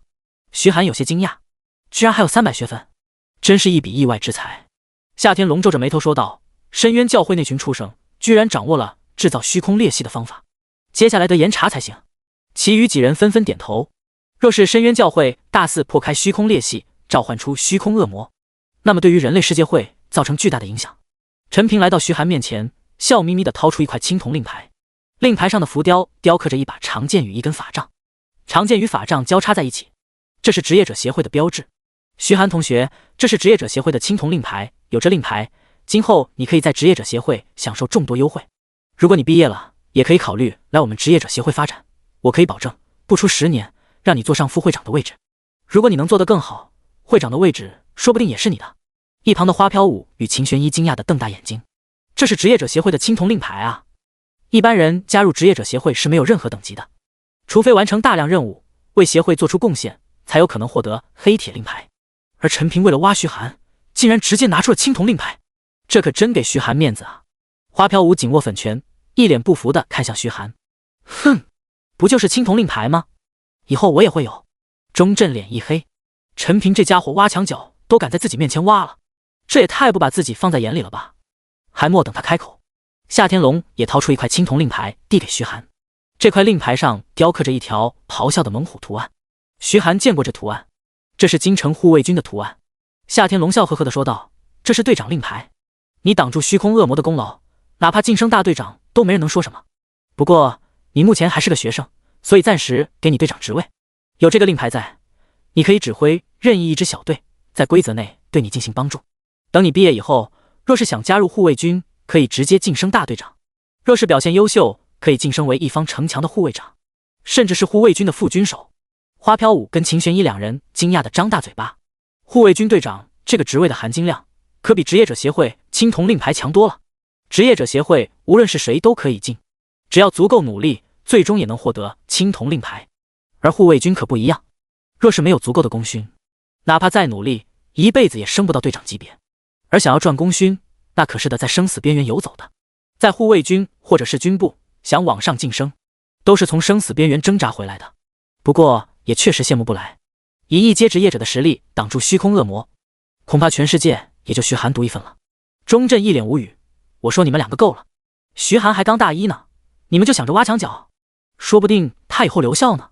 陈平笑呵呵地说道，钟院，我只是给徐寒同学多一条路的选择。夏天龙点点头，是啊，男子汉大丈夫就应当参军报效祖国。徐寒有这个本事，我们这些做前辈的自然是要加以培养。旁边一直没开口的花不语也突然说道，没错，徐寒，如果你今后对情报部门感兴趣的话，也可以来情报部门。情报部门算是国家特殊部门，无论是待遇还是各方面，绝对不比军部差。你可以考虑一下，这是我的联系方式。说罢，他掏出一张精致的名片递给徐寒。秦玄一一脸懵逼，不太明白情报部门的含金量，但花飘舞却一脸懵逼地看着自己老妈。自己老妈竟然主动给一个大一新人抛橄榄枝。要知道，曾经哪怕是4阶的龙国大学优秀毕业生想要加入情报部门，自己老妈都是毫不犹豫地拒绝了。原因只有一个，还不够优秀。这种等级的优秀毕业生，若是放在小城市，都能轻松加入城主府，成为一名高层人员。然而在老妈口中，依然是不够优秀，没资格加入情报部门。可徐寒仅仅大一新生，一阶职业者，竟然就能让自己老妈主动招揽，这差距可不是一般的大。很显然，自己老妈也认为徐寒有足够的潜力。一旁的钟镇几人也是目瞪口呆地看着花不语。徐寒双手接过名片，点头说道，我会好好考虑的。花不语点点头，没有继续多说。好了，先回去吧，接下来会有护城军接管这一片区域，如果深渊教会的人还敢待在这，那他们就跑不了了。夏天龙开口道，其他人纷纷点头，随即几人一同御空离去，只剩下徐寒3人。徐寒一脸无语，这群大佬自己跑得倒是挺快，也不说把自己几个人一起带走。他上前将虚空巨熊的脑袋切下，放进空间戒指。任务完成，回去交任务就可以了。他们坐在小虎背上，朝着雪原村狂奔而去。1个多小时后，徐寒便看到了远处雪原村的轮廓，总算要到了。徐寒的心情也放松下来。这时，前方响起一阵凌厉的破风声。徐寒定睛一看，竟然是几支利箭，利箭的目标正是自己3人。莫等徐寒开口，小虎的虎掌一拍，轻而易举地将所有利箭尽数拍落在地，而小虎的动作也停了下来。他望向前方，口中发出一阵警告的低吼。徐寒站在小虎背上，沉声说道，谁？有胆子偷袭，没胆子露脸吗？10几道身影纷纷从雪地爬起，拦在徐寒面前。为首的是一名穿着白色熊皮大衣的壮汉，在壮汉身旁便是那天逃掉的老3刘冰。小子，敢对我们雪熊猎人团的人动手，你胆子不小啊！李雄紧盯着徐寒，冷声说道，现在给你2条路，要么把你身边的那2个女的以及身上所有值钱的东西都留下，再跪下磕10个响头，我就让你走。第2条路就是宰了你，再把那2个娘们以及你身上有钱的东西全都拿过来。你怎么选？徐寒双手抱在胸前，居高临下的说道，我选第3条路，灭了你们。第111章虚空之珠，强化冰蓝之风。哈哈哈哈！听到徐寒的话，李雄等人非但没有任何恐惧，反倒是哈哈大笑起来，似乎是听到了什么非常搞笑的事情。小子，你是来搞笑的吗？还杀我们？就凭你？笑声渐止，李雄冷笑道：“一起上，等会儿我要让这小子跪在老子面前求饶，老子要让他知道得罪我们雪熊猎人团的下场。”说罢，他身后的那些人便作势要冲上去。这时，远处走来一队人，为首的是几个手持盾牌、身穿重甲的战士，后方则是几个弓箭手以及法师。这些人穿的全都是制式装备，装备上还有一头猛虎的印记，这是护卫军的标记。护卫军队长是一名面容威严的中年男子。中年男子目光在李雄等人身上扫过，沉声说道：“住手！干什么的？”李雄换上一副笑脸，笑呵呵地说道：“原来是刘队长，我在这解决一些私人事情，还望刘队长行个方便。”刘队长的目光在徐寒等人身上扫了一眼，见是几个陌生面孔，神色也缓和了下来。他虽然是雪原村护卫队的副队长，但每个月工资太少，还得养家糊口，根本不够用。而李雄每个月都会定期上供，不为别的，就为办事的时候护卫队能睁一只眼闭一只眼。刘队长收了李雄的好处，自然也就不多说什么。他压低声音说道：“别闹出人命。”李雄赶忙点头说道：“放心吧，刘队长，规矩我懂。”刘队长微微点头，不再多说，一挥手喊道：“收队！”随后他便转身打算带队离开。徐寒开口道：“刘队长，你打算就这么走了？这几个人明显想打劫，难道你们护卫队不管吗？”刘队长扫了一眼，皱着眉头说道：“护卫队不管私事。”徐寒皱着眉头说道：“是吗？”说着，他掏出夏天龙所给的那块令牌，不知道刘队长认不认识这个。刘队长扫了一眼令牌，顿时脸色微变。青铜令，这可是队长才能拥有的令牌，难道这个年轻人是队长职位？可是他在护卫军待了这么久，从来没听说过有一个这么年轻的队长啊。见刘队长有些犹豫，徐寒继续说道：“这块令牌是夏天龙夏军守亲自送给我的，如果你不信的话，大可以去问问夏军守。”刘队长脸色一变：“问夏军守？疯了！别说问了，就连军守的面都见不着呢。”刘队长不敢怠慢，躬身说道：“参见大人。”李雄一愣：“怎么回事？眼前这个小子怎么摇身一变成队长了？”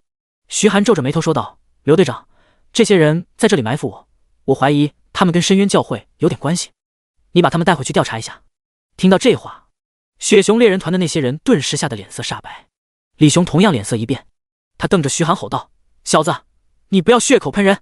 如果只是拦路抢劫，被抓住最多关几个月，可一旦与深渊教会扯上关系，最次都是发配充军当敢死队，情节稍微严重一点就是直接杀头，没有第二条路可选。”他转头看向刘队长：“刘队长，这小子造谣啊！我跟深渊教会一点关系都没有。”刘队长有些犹豫，开口道：“大人，这人我认识，跟深渊教会应该无关。”徐寒皱着眉头说道：“你敢保证吗？如果他们跟深渊教会扯上任何关系，那你就是在包庇同罪。”刘队长神色一凛，这自己可不敢保证，自己只是收点好处，但还真不了解对方的背景。若是真的与深渊教会扯上关系，那自己这个副队长也就当到头了。大人，我会仔细调查的，把他们全都抓起来，带回去好好审审。说罢，刘队长挥手喊道：“是。”那些护卫队成员的令迅速朝着李雄等人走去。李雄哭丧着脸说道：“刘队长，你可不能听信这小子的谗言啊！他是诽谤，我跟深渊教会一点关系都没有啊！”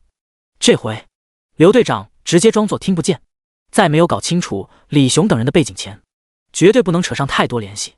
李雄等人看上去挺横，但也不敢跟护卫队作对，一个个被缴走武器，押回雪原村了。经历了这个小插曲，徐寒三人也来到了列车站，搭乘列车返回京城。一回到学校，徐寒便打算回宿舍补个觉。一晚上没睡觉，他早就有些犯困。他回到宿舍，躺在床上却毫无睡意，翻来覆去半天还是睡不着。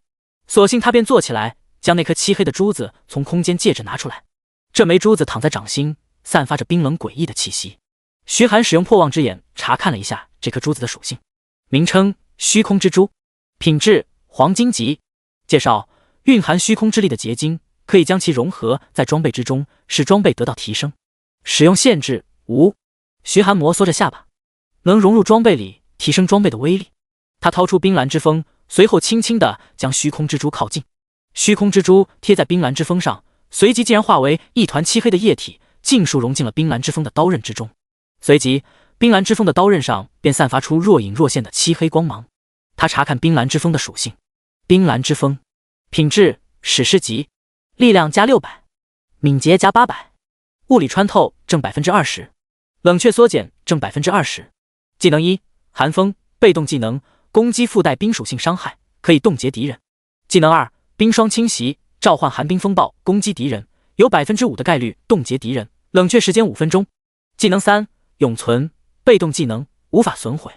技能4：虚空侵蚀，攻击敌人时，虚空之力会侵蚀敌人的防御，最多叠加5层，每层10%，持续时间30秒。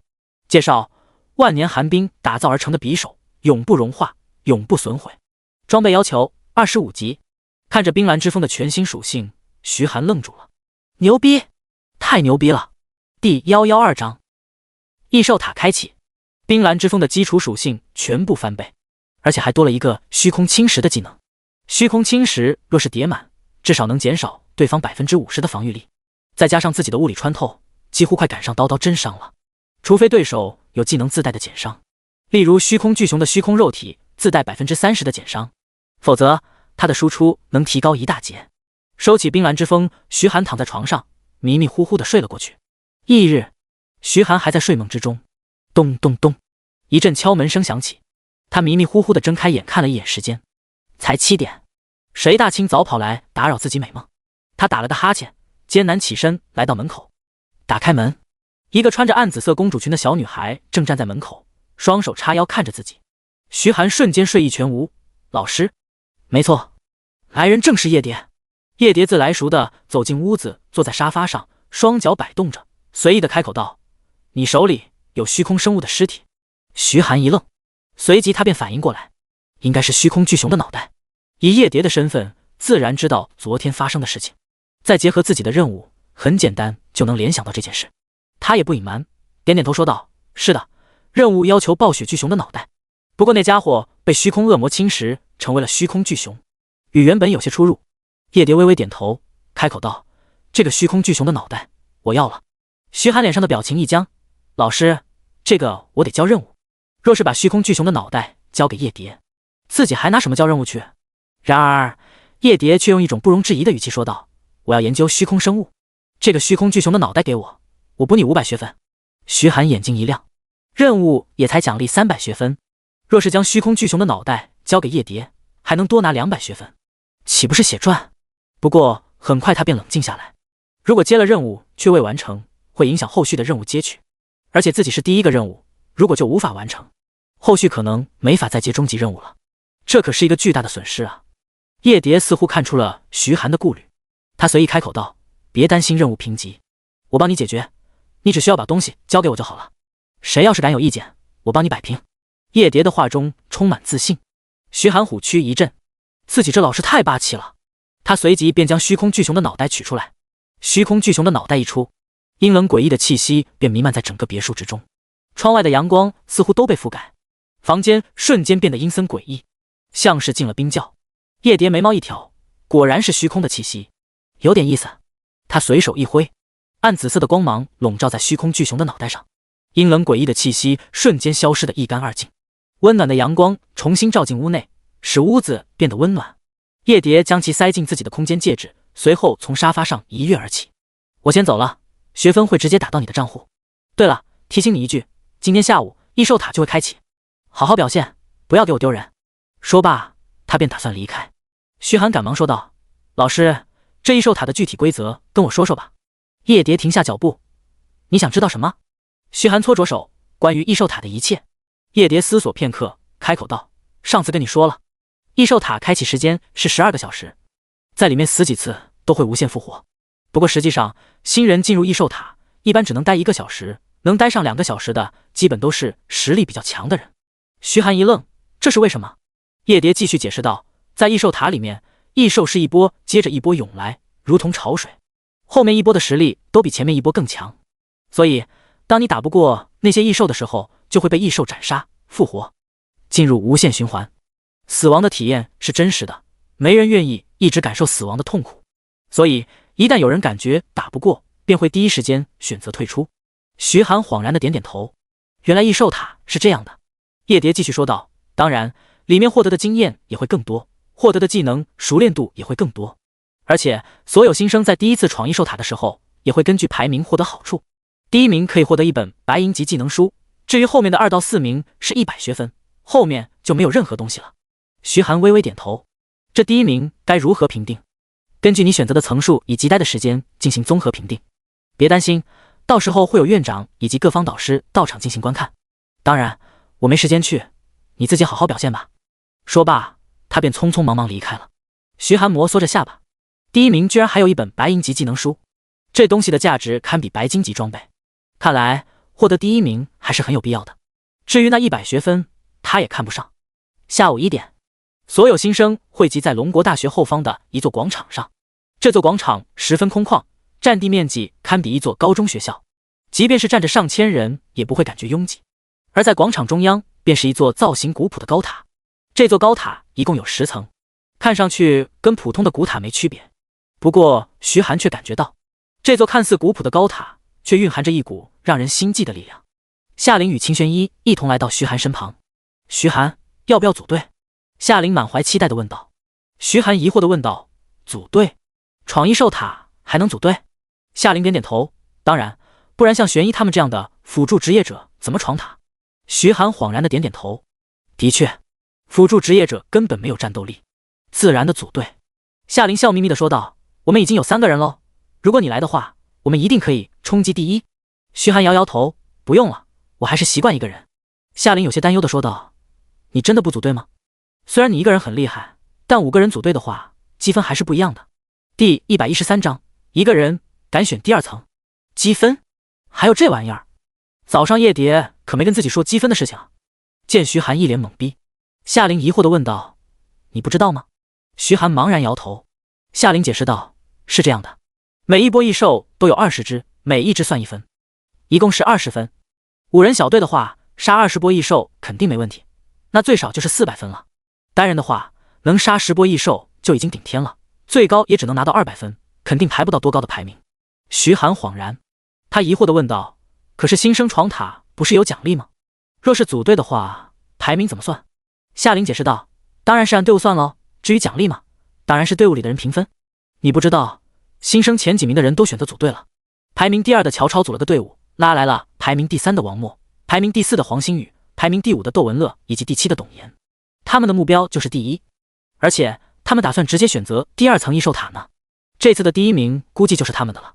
我觉得你也组个队吧，以你的实力，虽然拿不到第1，但至少也能排进前5。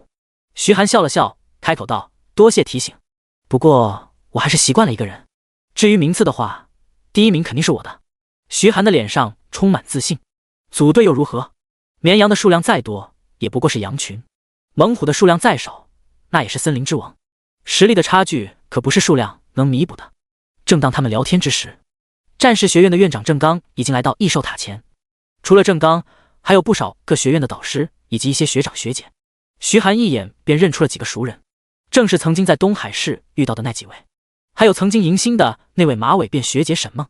郑刚的目光在台下众人身上扫过，缓缓开口道，各位同学，今天是你们首次闯关异兽塔的日子，具体规则我想你们的导师应该都跟你们提过，我就不多说了。不过我要提醒一句，如果感觉异兽的实力过强，可以选择退出，修炼一途不在于一时。好了，异兽塔开启，所有人可以自由选择层数进入。众人纷纷朝着异兽塔走去，他们轻按异兽塔表层，随即纷纷消失在原地。广场上的大屏幕也放出了异兽塔内的画面，一队学生正面对一群异兽。徐寒扫了一眼，这些异兽都是10级的利齿狼，战斗力很弱，若是他上的话，用不了半分钟就能全部解决。然而大屏幕上那支小队却显得有些手忙脚乱，甚至还有人被利齿狼咬了一口，痛得嗷嗷大叫。观众们纷纷摇头，这群人也太逊了，应付第1波异兽都这么狼狈。我估计他们闯不了几波就会被异兽送走，实力差太大了，恐怕也就新生前几名才有看头。不知道那个徐寒能应付几波？选第1层的话，应付10波异兽应该没问题吧？不好说，不过我看那个叫乔超的新生不错，组了个5人队，全都是新生排名前列，这次第1名应该是他们小队了。众人议论纷纷，乔超几人也一同来到了异兽塔旁。一名穿着淡黄色马面裙、抱着古琴的女生皱着眉头，低声说道：“乔超，真的要这么做吗？”乔超看了一眼后方人群中的徐寒，他狠下心，重重点头，冷声说道：“只有这么做，才能保证我们第一的位置。”穿着黑袍的窦文乐沉声说道：“这几天我一直在打听徐寒的消息，听说他去执行任务了，也没有找队友的打算。我猜他大概是想一个人进异兽塔。”董岩冷笑道：“一个人进异兽塔？他以为自己是谁？虽然他有宠物帮忙，但是在异兽塔里面可是无法召唤宠物的。”王默点点头，如果他真一个人进异兽塔，那这次的第一名绝对是我们小队。乔超沉声说道：“好了，先进去吧。”说着，他伸手贴在异兽塔上，随即几人便消失在原地。与此同时，原本黑暗的异兽塔第二层也亮起了乳白色的光芒。周围的观众见状，顿时议论纷纷。乔超他们小队选择了异兽塔第二层，胆子倒是不小。他们5个人合起来，在所有新生里面也足够横着走了，选择第二层才是最好的。没错，乔超这小子自从上次与徐寒的对决失败后，一直耿耿于怀，想着要把场子找回来。这次他召集这4个队员，可是付出了不小的代价呢。不过有这4个队友在，乔超他们小队基本是稳拿第一了。不知道徐寒会选择第几层呢？徐寒貌似没有找队友，按我的估计，他应该会选择第1层。没错，他这要是敢选择第2层，那胆子真的太大了，估计撑不了几波异兽就得出来。随着前面的人不断进入异兽塔，徐寒也总算挤到了异兽塔旁。他伸手按在异兽塔上，随即一座虚幻的小塔出现在脑海中。他毫不犹豫地选择了第2层。下一秒，他的身体消失在原地。众人纷纷看向大屏幕，寻找着徐寒的视角。很快，他们便发现徐寒的身影出现在屏幕上，而屏幕的左上方还有一行小字：异兽塔第2层。众人一脸震惊地瞪大眼睛。等等，我没看错吧？徐寒选择的是异兽塔第2层，他还是一个人，居然敢进异兽塔第2层，他是不是没了解过异兽塔的具体情况？异兽塔第2层，第一波异兽就是20级的，越往后，异兽的实力越强，数量越多，他一个人绝对挡不住。我敢保证，不出5波，徐寒就得出来。战士学院的院长郑刚也皱起了眉头，这小子也太乱来了，一个人就敢去异兽塔第2层，就算实力比一般人要强，也不该如此自负。看来他用不了多久就会出来了。第114章技能等级提升。徐寒恢复视线，看向四周，他发现自己正处于一座类似古罗马的竞技场内。竞技场占地面积大概500平方，周围光秃秃的，什么遮挡物也没有。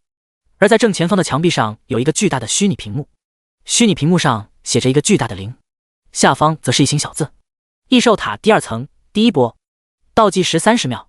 趁着30秒的空档，徐寒检查了一下自己的装备，没有任何问题。30秒倒计时结束。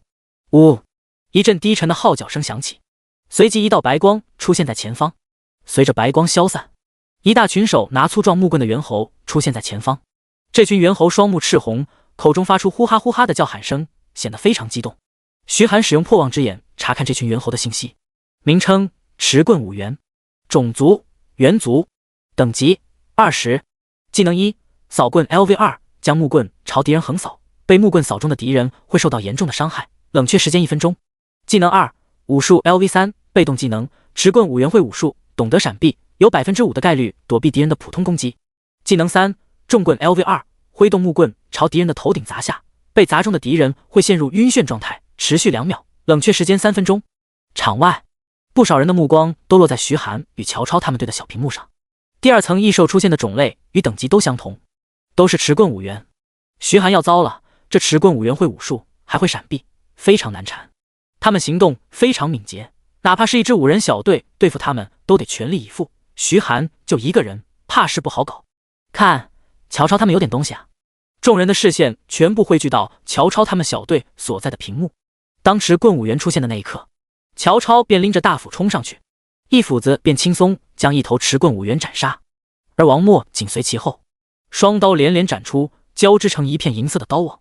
凡是接触到刀网的持棍5猿，瞬间断胳膊断腿，失去战斗力。而后方3人并没有动手，显然他们是商量好的。黄星宇3人都是魔法类职业，若是刚开始对付弱小的异兽就大量消耗魔法，那到后面对付强大的异兽可就有点麻烦了。所以对付这些弱小的异兽，一切全由乔超与王默动手。20头持棍5猿，乔超跟王默2人联手，短短3分钟便尽数横扫，而且2人身上仅仅有些抓伤，并无大碍。众人感叹不已，真不愧是排名前10的新生，哪怕是2个人都能轻松解决20级异兽，这速度真够快的，3分钟就解决了。是啊，连后面那3人都没动手，光靠2个人就能轻松斩杀持棍5员。众人丝毫不吝啬对于乔超等人的夸奖，就连几位战士学院的导师都是微微点头，脸上露出满意之色。乔超跟王默2人真给战士学院长脸，一向严肃的郑刚脸上也难得露出了一丝笑容。今年战士学院也是捡到宝了。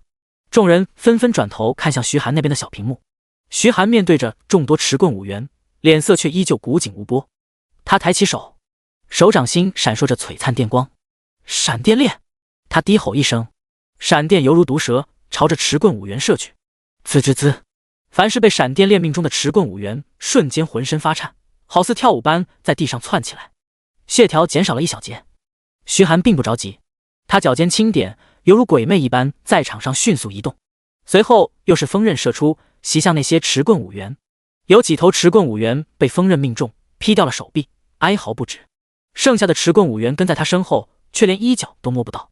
等闪电链冷却时间到，他又是一道闪电链射出。他一个人溜着这些持棍5员全场转悠，外面围观的观众们都愣住了。徐寒这是在干什么？遛狗战术？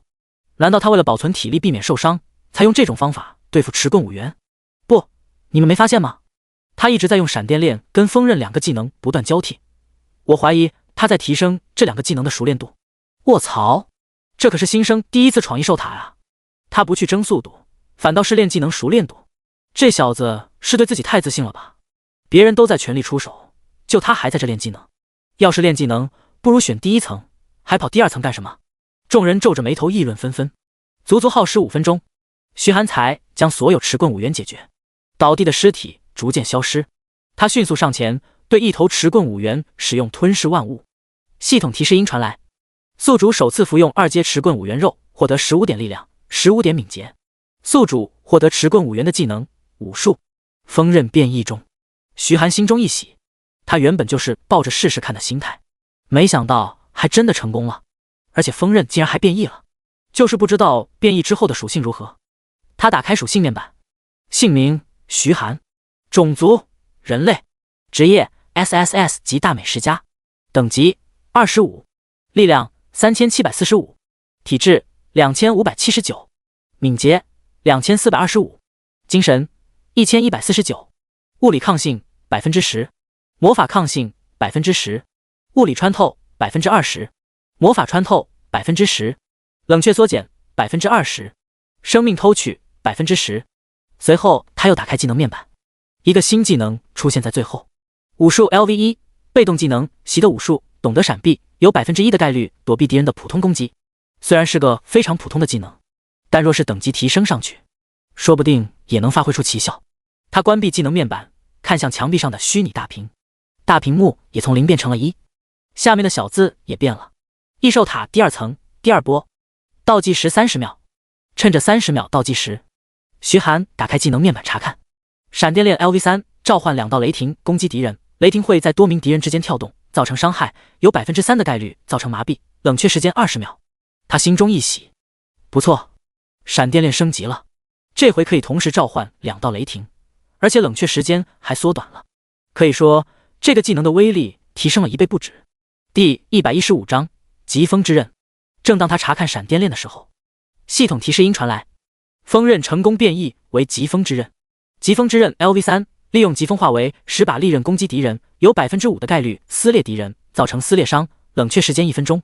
锋刃变异，威力提升不少，不仅能一口气召唤10道锋刃，甚至还多了一个撕裂敌人的属性，比起原本的锋刃，威力提升了不少。这异兽塔真是磨练技能的宝地啊！这才第1波就让技能等级提升，若是多来几波，岂不是自己的技能都能升级了？他有点期待第2波的怪了。另一边，乔超等人已经面对第2波异兽了。第2波异兽是一群高达5米的岩石巨人，这群岩石巨人通体由石块垒成，远远望去仿佛一群小山，而在岩石巨人的脑袋上则是2颗绿豆似的小眼睛，看上去有些蠢萌。然而他们行动起来，20头岩石巨人每一步踏出，地面便震颤一下，仿佛一场小型地震。望着这些岩石巨人，乔超的心顿时一沉。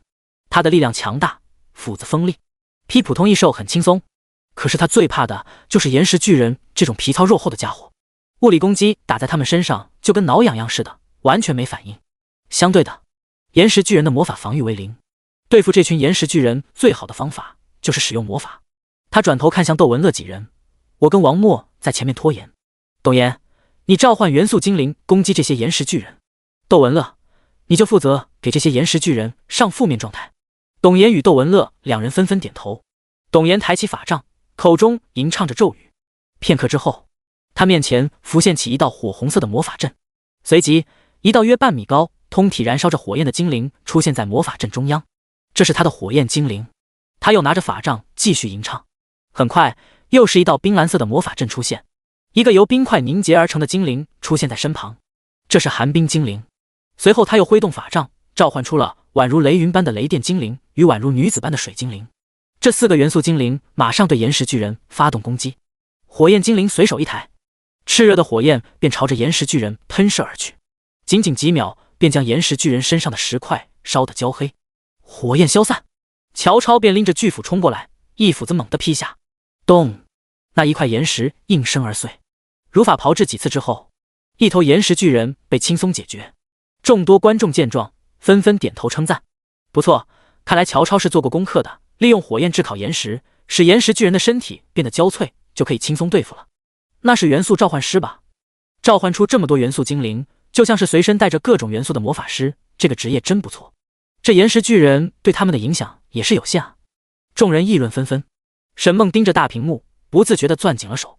乔超他们小队是有备而来，徐寒学弟这回麻烦了呀。旁边一名肌肉壮汉双手抱在胸前，一脸轻蔑地说道：谁让他自大，一个人就敢选择异兽塔第2层，真是不自量力。如果徐寒在这，那他绝对能一眼认出，这个肌肉壮汉就是那天跟在雷红光身边的人，炎虎。虽然他平时都跟在雷红光身旁充当保镖的角色，但是他自身的实力也不容小觑，已经达到了77级，3转高手，在所有大3学生之中也算是实力不错的了。沈梦皱了皱眉头，徐寒学弟肯定不是狂妄自大的人，我想他这么做一定有他的目的。见沈梦还在为徐寒辩解，炎虎脸色一沉，盯着小屏幕上徐寒的身影，心中更是厌恶。他已经下定决心，要找机会好好让徐寒出丑，让沈梦知道，龙国大学最不缺的就是天才。有多少各地的天才在进入龙国大学之中泯然众人，唯有在龙国大学也能脱颖而出的，才是真正的天才。而他炎虎就是这样的天才。此时，徐寒这边的倒计时也已经结束，一阵白光闪过，随即一大群岩石巨人出现在场中。看到这些身材高大、防御力惊人的岩石巨人，徐寒不禁反喜。对于别人或许是麻烦的岩石巨人，在徐寒眼中就是一群活靶子。他们行动迟缓，每迈出一步都得1-2秒的时间，在徐寒面前跟乌龟没多大区别。他查看岩石巨人的属性，名称：岩石巨人，种族：元素族，等级：21，技能1：岩石身躯 LV2，被动技能：岩石巨人的身体由岩石组成，减少 50% 的物理伤害。技能2：践踏 LV1，岩石巨人猛踩地面，形成冲击波攻击敌人，造成恐怖的伤害，冷却时间5分钟。技能3：重拳出击 LV2，岩石巨人抬起拳头攻击敌人，有 10% 的概率摧毁敌人所有防御，冷却时间3分钟。技能4：土裂波 LV1，利用土元素形成冲击波攻击敌人，被命中的敌人会陷入晕眩状态，冷却5分钟。这岩石身躯简直就是所有物理职业的克星。不过很可惜，徐寒可不仅仅只有物理攻击。望着这些行动缓慢的岩石巨人，徐寒嘴角微微上扬，正好拿来试验升级后的闪电链以及疾风之刃。他随手一抬，10道闪烁着深青色光芒的疾风之刃便出现在身旁。徐寒能明显感觉到，这疾风之刃的威力比起之前的风刃强了不少，而且风刃的光芒更深，蕴含的风元素力量也更加强大。如果说之前的风刃是一把匕首，那么现在的风刃已经变成了大砍刀。手掌轻轻一挥，疾风之刃便带着刺耳的破风声呼啸着射向岩石巨人。叮叮叮，疾风之刃掠过，瞬间在这些岩石巨人身上留下数道伤痕，最长的一道更是长达数十公分。而且仔细看，这些岩石巨人身上的伤口处还覆盖着一层淡淡的青色光膜，这些光膜不断向内侵蚀，这便是风元素造成的撕裂伤。第116章永久前行鬼影。围观的众人见状，脸上露出嘲讽之色。徐寒这家伙脑袋被驴踢了吗？对付岩石巨人用风刃，风被岩石天克，这都不知道。再厉害的风刃对岩石巨人的影响也是有限。等等，不太对劲啊！你们看，那些岩石巨人的血条怎么还在不断下降？是啊，难道徐寒这风刃还带毒？你傻了吧？岩石巨人免疫毒素，我看应该是那风刃造成的撕裂。撕裂？这可是5级以上的风刃才能附带的额外属性，徐寒的风刃有5级了。众人一脸懵逼地望着徐寒，不可能吧？这家伙的技能提升速度也太快了，一阶职业者能将一个技能升到2级都已经非常不错了，而徐寒居然能将技能升到5级，难道他天天只用风刃这个技能？正当众人疑惑之时，徐寒随手一抬，手中跳动着璀璨电光，轰！2道闪电链犹如毒蛇朝着岩石巨人射去。岩石巨人本就僵硬的身体顿时又被电得麻痹，僵在原地无法动弹。徐寒抬手又是一发爆裂火球朝着岩石巨人射去，轰！爆裂火球骤然炸开，炽热的火焰化为火浪，朝着4面8方蔓延开来。距离最近的几头岩石巨人顿时被烤得浑身焦黑，血条也下降了一大截。徐寒真想大喊一声爽！对付这些岩石巨人，他连动都不用动。这些岩石巨人连近身都做不到，便被魔法一阵狂轰滥炸，尽数斩杀。趁着岩石巨人的尸体还没消失，他赶忙上前使用吞噬万物，将岩石巨人的一块巨石吞噬。一股暖流涌遍全身，原本消耗的蓝量也恢复了大半。这是大美食家之戒的效果。饕餮，只要吃下美食就能快速恢复伤势，虽然没有受伤，但消耗的蓝量也算是其中之一。系统提示音传来，宿主首次吞噬2阶岩石巨人，获得15点力量，15点体质。这回没有获得技能，不过徐寒也已经满足了。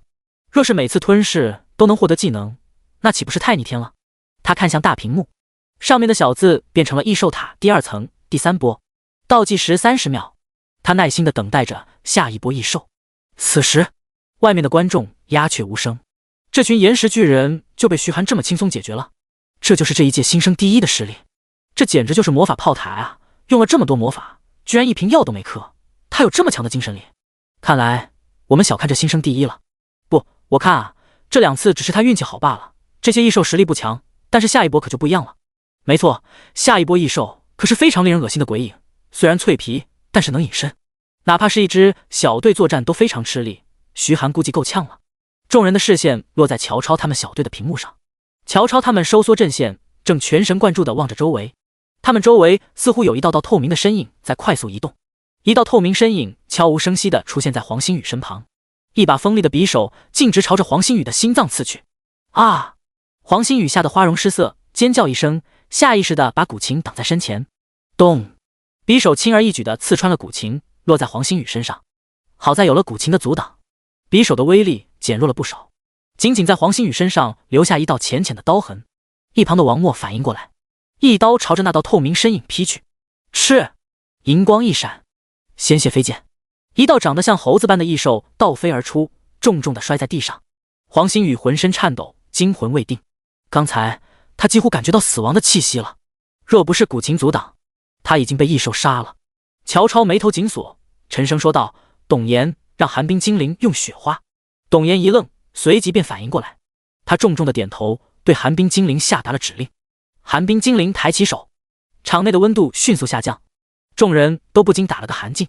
上方汇聚了厚厚的乌云，随即鹅毛大雪飘扬落下，仅仅片刻功夫，便在地上聚集了一层薄薄的雪花。鬼影一动，踩在雪花上，显出了他们的脚印。乔超的脸上露出一丝笑容，低吼道：“杀！”他挥动巨斧，径直朝着这些鬼影杀去。王默紧随其后，迅速杀向那些鬼影。场外的观众们一脸惊讶，乔超这反应够快的，利用雪花在地上汇聚，逼出这些鬼影的脚步来判断他们的位置。这小子很有战术头脑，不是个莽夫啊！可惜了，他加入了战士学院，否则的话，以他的头脑加入战争学院，绝对有一番成就。坐在首席的郑刚也是微微点头，脸上的笑容更盛。乔超这小子脑袋挺好使，不错呀，有我当年风范。而此时，徐寒盯着大屏幕上的倒计时，30秒的倒计时一过，场上白光一闪，随即一道道透明的身影出现在场中央。徐寒先是一愣，随即便反应过来，前行。前行跟隐身不太一样，隐身能做到彻底隐匿身形，除非用特殊方法，否则完全看不到一点踪迹。而潜行却能看到透明的身影，尽管如此，透明的身影也能阻碍对方的视线，如果不注意看，很容易就忽略掉。徐寒嘴角微微上扬，第3波居然是会潜行的异兽。潜行的异兽对别人来说或许是个大麻烦，然而对徐寒来说，实在是简单到不能再简单了。他的双眸覆盖上一层淡淡的金色光芒，破望之眼开启，那些透明的身影在他的眼中无所遁形，那些全都是长得像猴子一样的怪物。这些怪物身上披着一件破破烂烂的斗篷，手里拿着一把匕首，就如同传说中的生物。地精，他查看这些怪物的信息，名称：鬼影，种族：亡灵族，等级：22，技能1：潜行 LV3，被动技能，鬼影在没受到攻击的情况下能一直保持潜行状态。技能2：荼毒 LV1，鬼影可以在匕首上涂上毒液，被攻击的敌人会陷入中毒状态，全属性削弱 30%， 受到持续伤害，冷却时间5分钟。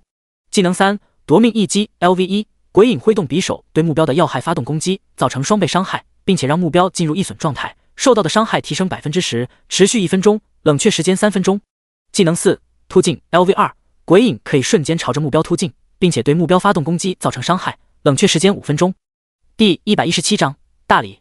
外面的观众全都盯着徐寒，这回徐寒麻烦了，这些鬼影神出鬼没，根本不是一般人能对付的。没错，只要不受到攻击，他们就会一直处于潜行状态，想锁定都做不到。我很好奇，徐寒会怎么对付这些鬼影？徐寒就这么伫立在原地，望着那些鬼影靠近。最前面那几个鬼影很快便靠近徐寒5米范围，然而徐寒就仿佛没看见似的，依然站在原地。其中一头鬼影忍不住，他猛地朝着徐寒扑过去，锋利的匕首闪烁着寒光，直取徐寒的脖子。徐寒身子一矮，轻而易举地避开那一刀，随后他掌心闪动着雷霆，轰然朝着那道鬼影射出。轰！雷霆跳动，瞬间将那道鬼影轰飞了出去。他躺在地上，不断地抽搐着，浑身冒烟，身体已经被电得漆黑。电弧跳动，连带着后面2个鬼影也被一同电飞出去。不过后面那2道鬼影受到的伤害比较少，没有被击杀。周围的鬼影似乎知道闪电链的弱点，他们迅速分散，保持5米的距离。徐寒眉毛一挑，这些家伙倒是聪明，闪电链跳动的距离是3米，超过3米便无法传递。这些鬼影保持5米的距离，闪电链就成了单体技能，没法发挥出大面积打击的能力了。不过徐寒却丝毫不慌，他呀手掌一抬，召唤出10道疾风之刃，朝着那些鬼影招呼过去。每一道疾风之刃在他的精确控制下，朝着鬼影的要害射去。鬼影的速度已经够快，可是跟疾风之刃比起来就差得太多了，几乎是瞬间10颗头颅飞起，10个鬼影被轻松斩杀。众多观众全都瞪大眼睛，一脸懵逼。鬼影不是处于潜行状态吗？徐寒的锋刃怎么可能这么准？难道说他看得见这些鬼影的位置？虽然潜行能看到大概的位置，可是能这么准的锁定，徐寒绝对是知道鬼影的位置。这小子全能吗？居然还能看穿潜行，到底还有什么是他不会的？在众人的讨论之中，徐寒轻轻松松将所有鬼影解决，耗时不到半分钟，而乔超他们小队解决鬼影却足足花了3分钟，差距太大了。趁着鬼影的尸体还未消散，徐寒上前再次使用了吞噬万物，将其中一具鬼影的尸体吞噬。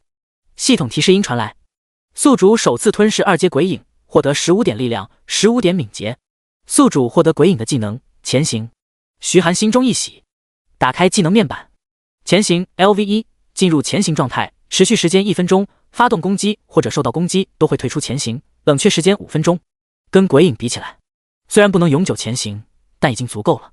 龙国大学某个办公室内，雷红光正坐在办公桌后面，看着面前的虚拟屏幕，屏幕上播放的正是异兽塔内的情况。当他看到徐寒轻松斩杀一群鬼影时，眼神中闪过一丝冰冷。这家伙有点意思，不仅会魔法，而且还能轻松看穿潜行。不过今天你就别想活着走出异兽塔了。他从怀中掏出一张卷轴，卷轴上环绕着一缕缕漆黑的气息，散发着阴森诡异的感觉。他撕开卷轴，阴冷的气息瞬间蔓延开，整个房间的温度骤然下降，仿佛冰窖。不过当虚空气息蔓延到房间周围时，周围瞬间亮起一道道符文，这些符文将扩散的虚空气息尽数笼罩在房间内，一丝一毫都没有溢出。雷红光的身体浸润在虚空气息之中，脸上露出了享受之色。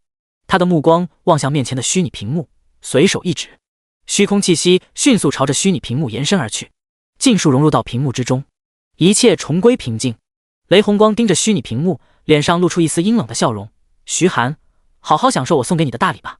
时间一分一秒的过去，很快便过了1个半小时，已经有不少学生从异兽塔内传送出来了。还在异兽塔第1层坚持的，剩余不到50个人。这些人紧咬着牙关，苦苦支撑着。他们已经打过了10几波，异兽也全部变成了精英怪。虽然等级不高，但精英怪比起普通异兽，实力强数倍不止。原本能轻松对付的异兽，变成了精英级异兽之后，根本打不过。甚至有些防御力强的异兽，普通学生连破防都做不到。无奈之下，只能选择退出。随着时间不断流逝，第1层所有新生都已经抵挡不住实力强大的异兽，纷纷退了出来。现在剩下的只有徐寒跟乔超他们小队的人了，几乎所有人都没走。他们站在广场上，看着虚拟大屏，他们都想看看到底是谁能坚持到最后。两边的进度差不多，乔超他们略胜一筹，已经攻略到第16波异兽了。第15波异兽是一群精英级的疾风弓箭手，这些弓箭手刚出现的一瞬间，便纷纷张弓搭箭，嗖嗖嗖，羽箭带着凌厉的破风声，迅速朝着乔超等人射去。乔超脸色一变，光是听声音，他便能感觉到羽箭上蕴含的恐怖力道。若是被这么多羽箭同时命中，哪怕他的体质最高，也会被瞬间秒杀。他低吼道：“董岩，召唤土元素精灵防御。”董岩赶忙点头，他迅速吟唱咒语，地面出现土黄色的魔法阵，随后一道体型高大的土元素巨人出现在众人面前。咚咚咚，利剑落在土元素巨人身上，发出阵阵闷响。土元素巨人不断后退，他的身体也被利剑射穿出一个个大洞，沙土不断往下洒落。乔超继续指挥：“黄星宇，你给我跟王默上敏捷琴音，提高我们的速度。这次由我们主攻。”黄星宇点点头，他伸手轻轻拨动古琴，琴音轻快笼罩在众人身上。乔超跟王默顿时觉得身体变得轻盈，速度提高不少。两人脚掌猛地一跺，迅速朝着那群疾风弓箭手冲去。那群弓箭手马上调转目标，锁定在两人身上，随后再次射出利剑。第118章疾风弓箭手。窦文乐举起法杖，释放出浓郁的黑雾，黑雾遮挡了疾风弓箭手的视线，他们一下子失去了目标，张弓搭箭，不知道往哪里射。这时黑雾之中冲出来2道身影，正是乔超跟王默。两人手持武器，犹如猛虎般冲进疾风弓箭手之中，疯狂砍杀起来。观众顿时发出一阵惊呼，窦文乐居然还有这招，这小子也是深藏不露啊。乔超他们小队准备的太过完美了，连这招都预想到了。弓箭手这种脆皮，一旦遭遇近战，必死无疑，这关应该也能轻松通过了。正当众人议论之时，疾风弓箭手之中2道白光闪过，在窦文乐几人后方冒出2道白光，随着白光消失，2个喘着粗气浑身是伤的人出现在众人的视线中，正是乔超与王默。众人猛地瞪大眼睛，乔超跟王默被杀了，这不对吧？战士冲进弓箭手堆里面，那不应该是乱杀吗？怎么他们被反杀了？那群疾风弓箭手一个都没死。你们错了，虽然理论上说战士冲进后排绝对是大杀四方，但也有意外，那就是实力差距过大。对，乔超他们2个虽然实力不错，但面对的都是26级的精英级异兽，差距太大，打不过也是正常的。乔超紧咬着牙关，不甘地望着疾风弓箭手，他也没想到自己跟王默2人竟然对这些疾风弓箭手无法造成丝毫威胁。董岩等人惊愕地看着乔超，一时间不知道该怎么办。那些疾风弓箭手已经张弓搭箭，准备第2轮攻击了。董岩等人脸色大变，土元素巨人已经被攻击打成筛子了，绝对挡不住第2波齐射。一旦土元素巨人消失，那他们就得用肉体去抵挡，尽管不会真正死亡，可是受伤带来的剧痛却会影响到他们的神经，很可能会留下心理阴影，影响未来的发展。乔超一咬牙，开口道：“我们放弃。”下一秒，所有人便化为1道白光，传送出了异兽塔。数十支利剑犹如钉子般插在地板上，随后那些疾风弓箭手也逐渐消散。当乔超恢复视线，便发现自己正站在广场上，身上的伤也已经彻底恢复了，只是死亡带来的剧痛却仿佛刀刻一般留在心里，依然让2人脸色发白。郑刚看着几人，微微叹了口气，他知道这已经是乔超几人的极限了，就算咬牙坚持，也只是被疾风弓箭手不断射杀，没有任何意义。不过几人也收获了不少好处，他们的等级提升全都达到了19级，马上可以去领取升阶任务进行升阶了。所有人的目光落在大屏幕上，此时大屏幕上只剩下徐寒一人。30秒倒计时结束，一群疾风弓箭手出现在场地中央，跟乔超他们面对的一样。这群疾风弓箭手一出场，便纷纷张弓搭箭，准备攻击。徐寒眉毛一挑，开启破望之眼，查看这群疾风弓箭手的属性。名称：疾风弓箭手，精英，种族：风族，等级26，技能1，锁定 LV3，被动技能：疾风弓箭手锁定目标，被锁定的目标无法躲避疾风弓箭手的攻击。技能2，撕风剑 LV2，将风元素的力量汇聚在羽箭上，爆发出更快的速度、更强的穿透力，可以无视目标 30% 的防御力，冷却时间1分钟。技能3，剑雨 LV1，召唤剑雨攻击目标所在的位置，剑雨落下，造成多段伤害，可以附带攻击特效，冷却时间5分钟。技能4，联合射击 LV1，被动技能，所有疾风弓箭手一起朝目标射击，数量越多，造成的伤害越高。徐寒眉毛一挑，精英级弓箭手，倒是有点意思。很快他便感觉到一道道气息锁定在自己身上，这是疾风弓箭手的锁定技能。下一刻，数十道箭矢犹如雨点般朝着徐寒射来，在场的观众顿时发出一阵惊呼：我勒个去，徐寒这家伙居然不打算躲！躲？你躲一个看看！真以为疾风弓箭手是吃素的？他们的弓箭附带风元素的力量，再加上锁定技能，根本没法躲。这回徐寒是完蛋喽，也得止步于这里了。不过他耗费的时间比乔超他们长，所以应该排在第2吧。人群后方的沈梦担忧的看着徐寒，不自觉的攥紧了拳头。这下糟了，徐寒学弟根本躲不开疾风弓箭手的剑。这些疾风弓箭手的能力太变态了，他也曾进入过异兽塔第2层，而且还是50多级的时候，都已经接近3转了。在队友的配合下，才勉强解决这群疾风弓箭手。可想而知，这群疾风弓箭手的实力如何了。一旁的炎虎冷笑道：能闯到这已经足够出人意料了，除非他马上选择放弃，否则肯定会被疾风弓箭手打成筛子。不自量力的人啊，总得死几次才知道自己的实力到底如何。沈梦不满地皱起眉头说道：你怎么这么盼望徐寒学弟失败啊？炎虎装作一副无辜的模样说道：我可没有，只是实事求是的分析罢了。沈梦黛眉微皱，他盯着徐寒，坚定地说道：我相信徐寒学弟可没那么容易就失败，他肯定会给我们惊喜的。炎虎冷笑一声，紧盯着屏幕。惊喜？是惊吓吧？郑刚望着大屏幕，微微摇头。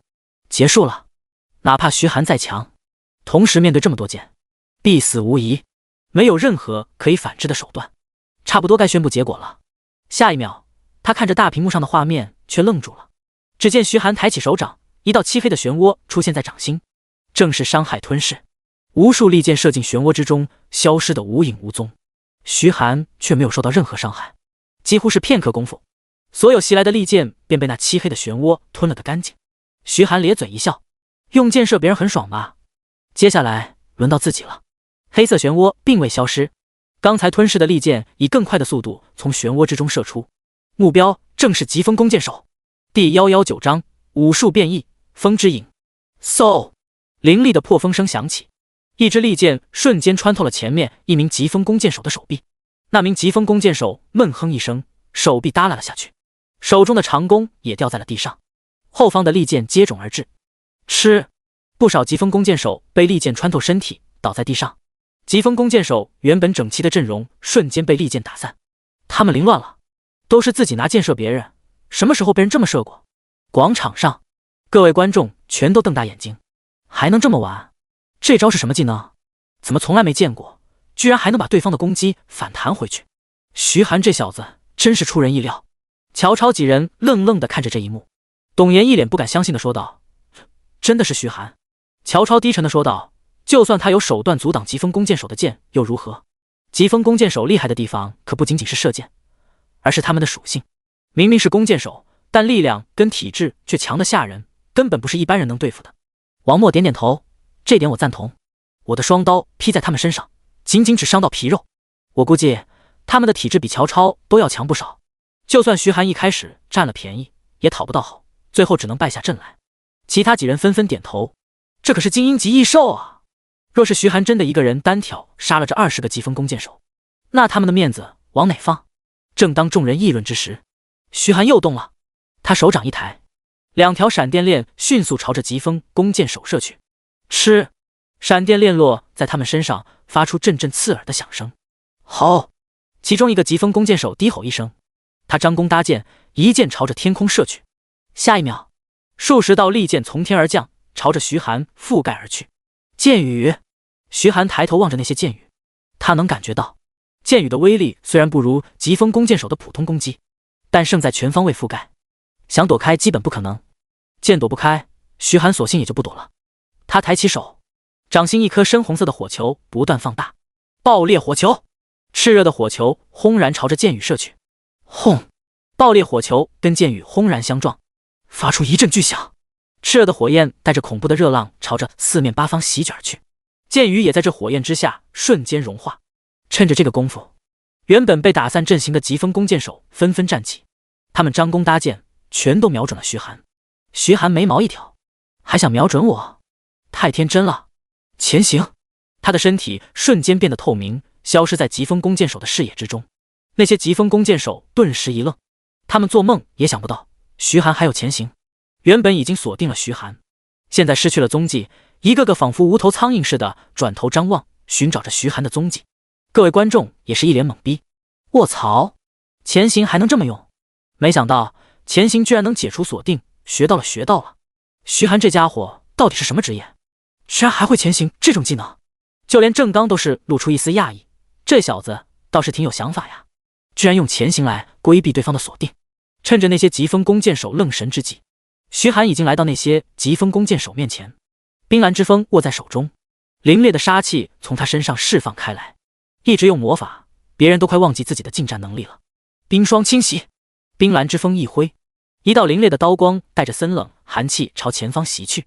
几名疾风弓箭手躲闪不及，被冻住了双腿。徐寒上前，一刀对着一名疾风弓箭手的脖子切下。吃！那名疾风弓箭手的血条瞬间下降了一大截，他的双腿还被冻住，想跑都跑不掉。又是一刀落下，彻底终结了他的性命。望着远处几个准备射箭的疾风弓箭手，徐寒随手一挥，一道雷霆轰然射出。那几个疾风弓箭手被电得浑身颤抖，攻击也慢了一分。徐寒犹如幽灵一般悄然而至，冰蓝之风带着森冷的气息，夺走一个接一个疾风弓箭手的性命。仅仅5分钟，所有疾风弓箭手便全都倒在地上，全场鸦雀无声。所有人愣愣地看着徐寒，他们做梦都没想到，徐寒一个人竟然全灭了疾风弓箭手。这可是被称为异兽塔第2层的小首领，除了首领级异兽以外，就只有他们难对付。有不少人就曾栽在这些疾风弓箭手之下，等他们实力提升，虽然能轻松通过，但是当初被虐的记忆已经深深印在他们心中了。王默的脸上露出一抹苦涩，这就是实力的差距吗？难怪徐寒能成为新生第一。乔超沉默片刻，开口道：“答应过你们的东西，等会儿我就拿给你们。”他盯着徐寒的身影，紧握着拳头。他心里已经下定决心，一定要超过徐寒，无论用任何方式，只要能超过徐寒，成为新生第一，他要证明自己才是最顶级的天才。说罢，他便转身离去，而其他人却没走，他们都想看看徐寒到底能闯到第几波。徐寒上前对疾风弓箭手的尸体施展了吞噬万物。系统提示音传来，宿主首次吞噬2阶疾风弓箭手，获得20点力量，20点敏捷，武术变异中。徐寒一愣，这次吞噬虽然没有获得新技能，却让武术技能变异了，不知道武术会变异成什么样子。几秒钟后，系统提示音再次传来，武术成功变异为风之影。徐寒打开技能面板查看，风之影 LV1， 被动技能，疾风环绕于身，速度提升 10%， 有 1% 的概率躲避敌人的攻击。徐寒感觉有一阵疾风环绕全身，身体似乎变得轻盈不少，只需稍微用力便可以冲出100米。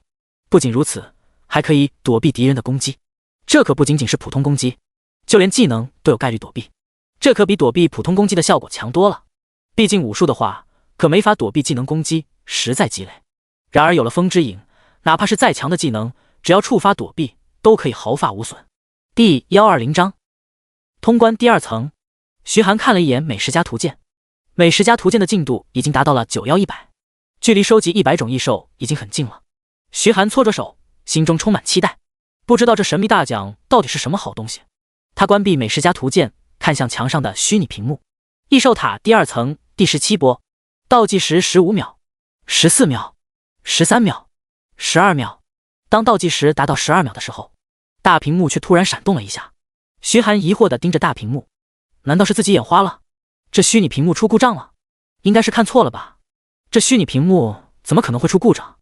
下一秒，虚拟屏幕再次闪动了一下，随即虚拟屏幕像老式电视机那样出现点点雪花，雪花越来越多，最后直接变成了雪花屏。徐寒满头黑线，这玩意儿还坏了，质量也太差了，就这还神话级装备呢。下一秒，虚拟大屏瞬间变得漆黑，阴冷诡异的气息从四周的墙壁缝隙中逐渐渗出，使得整个空间都变得阴冷诡异起来。徐寒眉头微皱，他感觉事情似乎有点不对劲。这阴冷诡异的气息他非常熟悉，就好像是虚空的气息。徐寒眼神一凝，异兽塔里面怎么会有虚空的气息？这时，一道低沉的声音响彻全场：安全模式已关闭。龙国大学异兽研究院1号实验室之中，一名穿着暗紫色公主裙的小女孩正对着仪器上的一颗硕大熊头进行操作。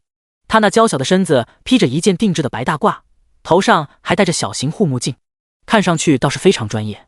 叶蝶切下一小块虚空巨熊的肌肉组织，仔细观察。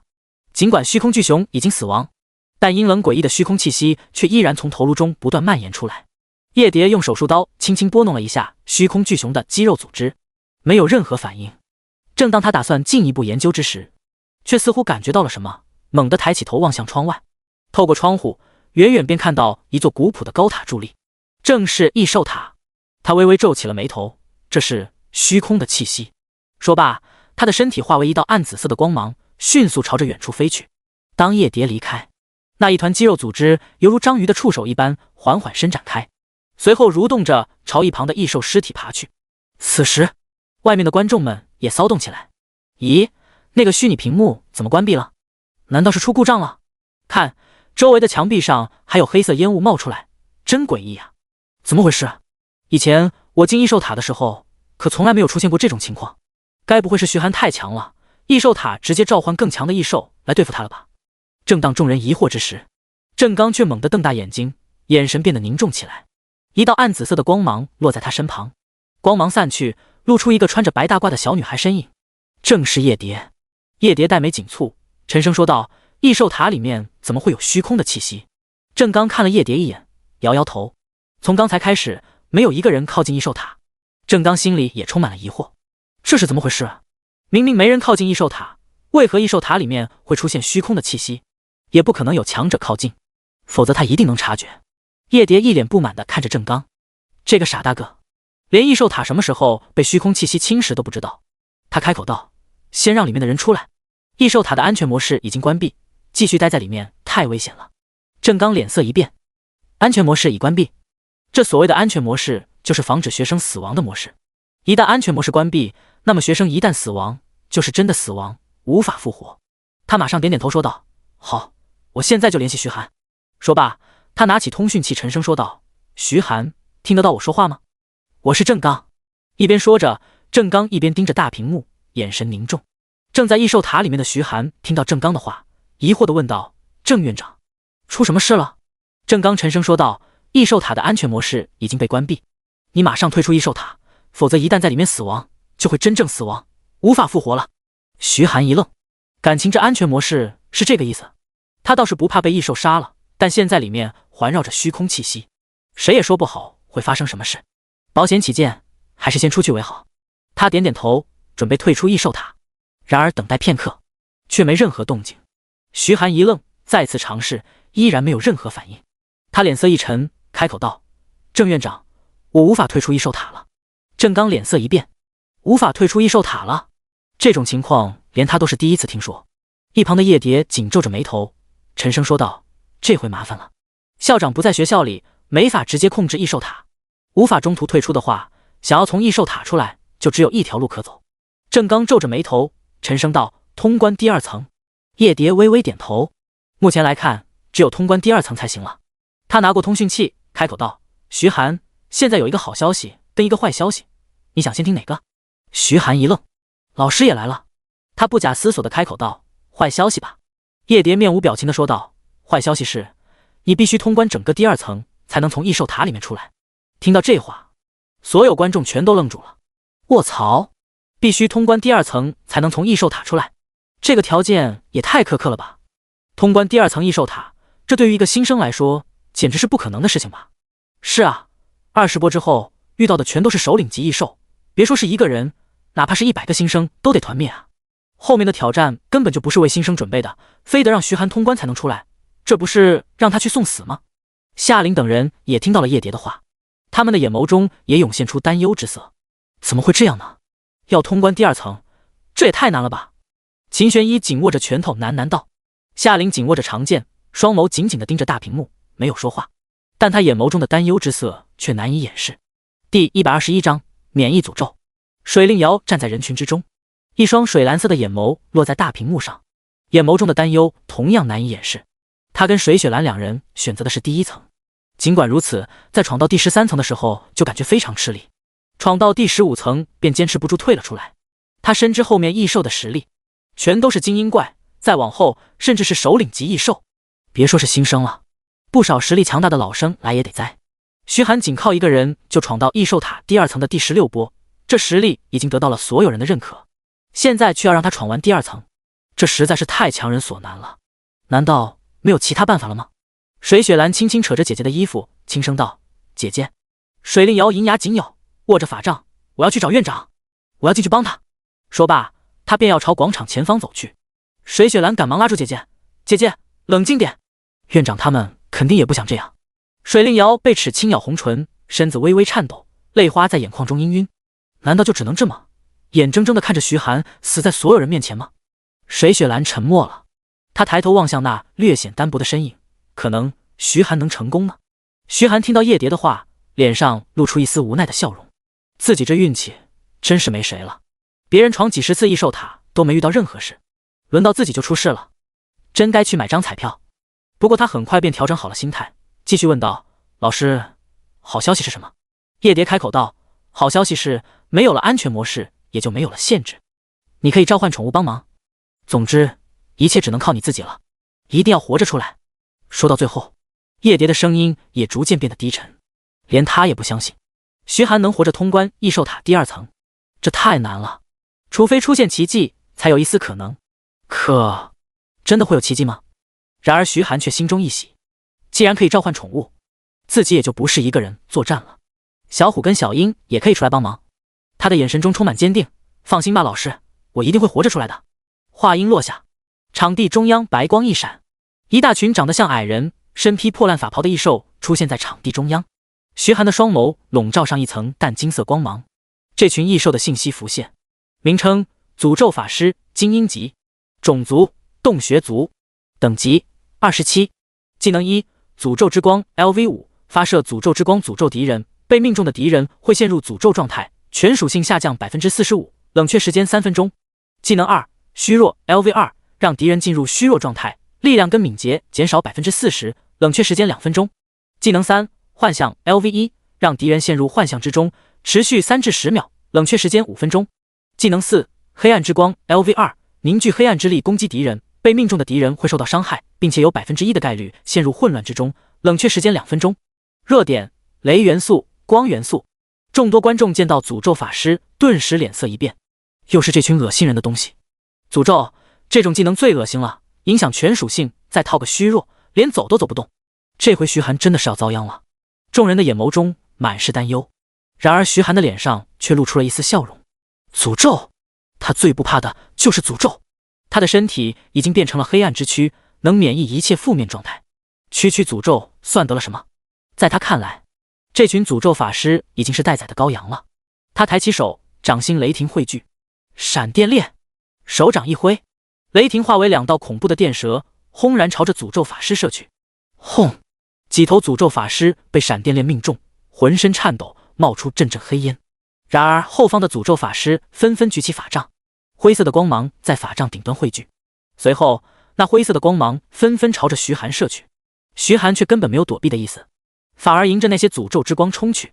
所有观众脸色大变，徐寒疯了吗？全部躲！这是诅咒之光，一旦被照到就会陷入诅咒之中，他是不知道还是头铁觉得不用躲。唉，年轻人就是年轻人，一点都不知道事情的严重性啊。众人一脸叹息。被诅咒之光命中，虽然不会受伤，但属性大减，躲不开后面的攻击，就跟死了没什么区别。就连郑刚的脸色都变得难看起来。徐寒这小子在搞什么？送死吗？然而一旁的叶蝶却依然面无表情。不，他很冷静。我想，他有办法应付诅咒。大屏幕之中，数道诅咒之光落在徐寒身上，随着诅咒之光散去，徐寒却速度不减，反而更快1分，几乎是转瞬间便来到诅咒法师面前。闪电链再次拍出，轰！刺耳的雷鸣声响起，距离最近的那个诅咒法师被雷霆轰飞了出去，重重地砸在墙壁上。旁边几个诅咒法师也被闪电链波及，正在释放的技能也被打断了。徐寒并没有停手，他抬起手掌，炽热的火球在掌心迅速汇聚，爆裂火球！手掌往前一拍，火球径直朝着诅咒法师轰去。灼热的高温裹挟着热浪，朝着四面八方蔓延开来，轻而易举地将诅咒法师的阵型打散。随后他掏出冰蓝之锋，化为一道残影，杀向这些诅咒法师。仅仅片刻功夫，便将所有诅咒法师尽数斩杀。从开始到结束，不过3分钟。广场上所有观众一片哗然。这些诅咒法师的诅咒难道对徐寒无效？应该是，不然徐寒怎么敢硬抗诅咒之光？这货真的有点东西啊！这实力比起一般的大2、大3学生都更厉害了吧？站在最前面的郑刚半天才回过神来，他缓缓开口道：“你早就知道徐寒能免疫诅咒？”叶蝶摇摇头，他依然面无表情地看着大屏幕，但嘴角却有一丝上扬。不知道，这小家伙给我的惊喜也不少。郑刚感叹道：“要是他能活着出来，能把他让给我吗？”叶蝶深深地看了他一眼，吐出2个字：做梦。第122章黑夜。徐寒感觉一股暖流涌遍全身，升级了。他打开属性面板，姓名徐寒，种族人类，职业 SSS 级大美食家，等级26，力量3795，体质2614，敏捷2460，精神1169，总算升级了，真是不容易。在异兽塔内有着双倍经验的加持，而且杀了那么多异兽，才勉强升了1级。他上前对着一个诅咒法师施展吞噬万物。系统提示音传来：宿主首次吞噬2阶诅咒法师，获得40点精神。宿主获得诅咒法师的技能诅咒之光。徐寒心中一喜，又获得了一个技能。他打开技能面板查看，诅咒之光 LV1， 发射诅咒之光诅咒敌人，被命中的敌人会陷入诅咒状态，全属性下降 20%， 冷却时间5分钟。比起诅咒法师那5级的诅咒之光弱了不少，不过这个技能也已经很不错了，让目标全属性削弱 20%。 若是实力相当的话，直接让对方削弱 20%， 这可是相当致命的。而且想解除诅咒，必须要光明属性魔法才行，这可不是人人都有的。徐寒耐心地等待着下一波异兽到来。办公室之中，雷红光正盯着屏幕，见徐寒居然解决了第17波的诅咒法师，他的眉头微微皱起。这徐寒的实力倒是有点超出我的想象啊，不过还是不够，别想活着离开异兽塔。时间1分1秒的过去，徐寒又解决了3波精英级异兽，吞噬了异兽尸体后，属性进一步得到了提升，并且美食家图鉴也达到了95、100，距离100已经很近了。徐寒的内心愈发期待，这100层到底会给什么样的极品奖励呢？接下来就是第20波异兽了。从第20波异兽开始，全都是首领级异兽。虽然全都是青铜级首领，而且数量只有5头，但毕竟是首领级异兽，比起精英级异兽强了不知道多少。同级别的话，至少得20个人组成一个合理的小队，才有可能正面击败青铜级首领异兽。而5头一起上的话，这可不是100人小队能挡得住的。众人一脸担忧地看着徐寒，他们猜测徐寒走到这恐怕已经是极限了。郑刚与叶蝶也神色凝重地看着大屏幕，5头青铜级首领的压力不小，不知道徐寒能不能扛得住。郑刚有些担忧。叶蝶缓缓开口：“我相信他。”刚开始他心里也不相信，但是随着一场场战斗结束，他心中对于徐寒的信心也越来越足。或许他一个人真的能闯过异兽塔第2层。徐寒静静地站在场边，等待着下一波异兽。场中一道白光闪过，当白光消散，5头通体赤红的雄狮出现在场中央。这些狮子体长近5米，站起来比成年人还要高不少，而狮子的鬃毛犹如烈阳，远远看去就如同5颗耀眼的太阳。徐寒开启破望之眼，查看这些狮子的信息。名称：烈阳狮王，青铜级首领。种族：狮族。等级：20。技能1：烈日 LV3，召唤一轮烈日，处于烈日之下，自身的实力提升 30%， 持续10分钟，冷却时间30分钟。技能2：沐浴日光 LV4，被动技能，处于日光下，所有属性提升 50%， 在黑暗之中，所有属性削弱 50%。技能3：灼热之炎 LV2，凝聚日光，化为一道炽热的火焰攻击敌人，被命中的敌人会陷入灼烧状态，冷却时间3分钟。技能4：烈日轰炸 LV2，将烈日砸向敌人，对方圆100米造成毁灭性打击，冷却时间30分钟。技能5：火焰爪 LV4，将烈日的力量汇聚在爪子上，爪子附带火焰伤害，命中敌人会使敌人陷入灼烧状态，冷却时间1分钟。广场上，众多观众看到那5头烈阳狮王，不自觉地握紧了拳头。烈阳狮王可以创造烈日，并且沐浴日光下还能提升实力，非常难缠啊！想要对付烈阳狮王，只有一个办法，那就是屏蔽日光。只要没有日光，他们的实力就会下降很多。说的简单，他们创造的烈日高悬在天空上，一般的远程攻击根本伤不到烈日，怎么屏蔽日光？这就得看徐寒了。徐寒看到这5头烈阳狮王，嘴角却微微上扬。沐浴日光就会变强，陷入黑暗就会削弱。屏蔽日光对于别人来说或许非常困难，可是对他而言，实在是简单到不能再简单了。那5头烈阳狮王一出场，纷纷仰天长啸，炽热的光球从他们口中凝聚，缓缓升空。5颗像是太阳一般的光球高悬于天空上，散发着炽热的光芒。在日光之下，这5头烈阳狮王的身上像是覆盖了一层淡金色的薄纱，他们身上的气势也变得愈发恐怖。好！其中一头烈阳狮王咆哮一声，嘴巴一张，一道炽热的火焰朝着徐寒喷去。徐寒身体一侧，轻轻松松地避开了那一道火焰。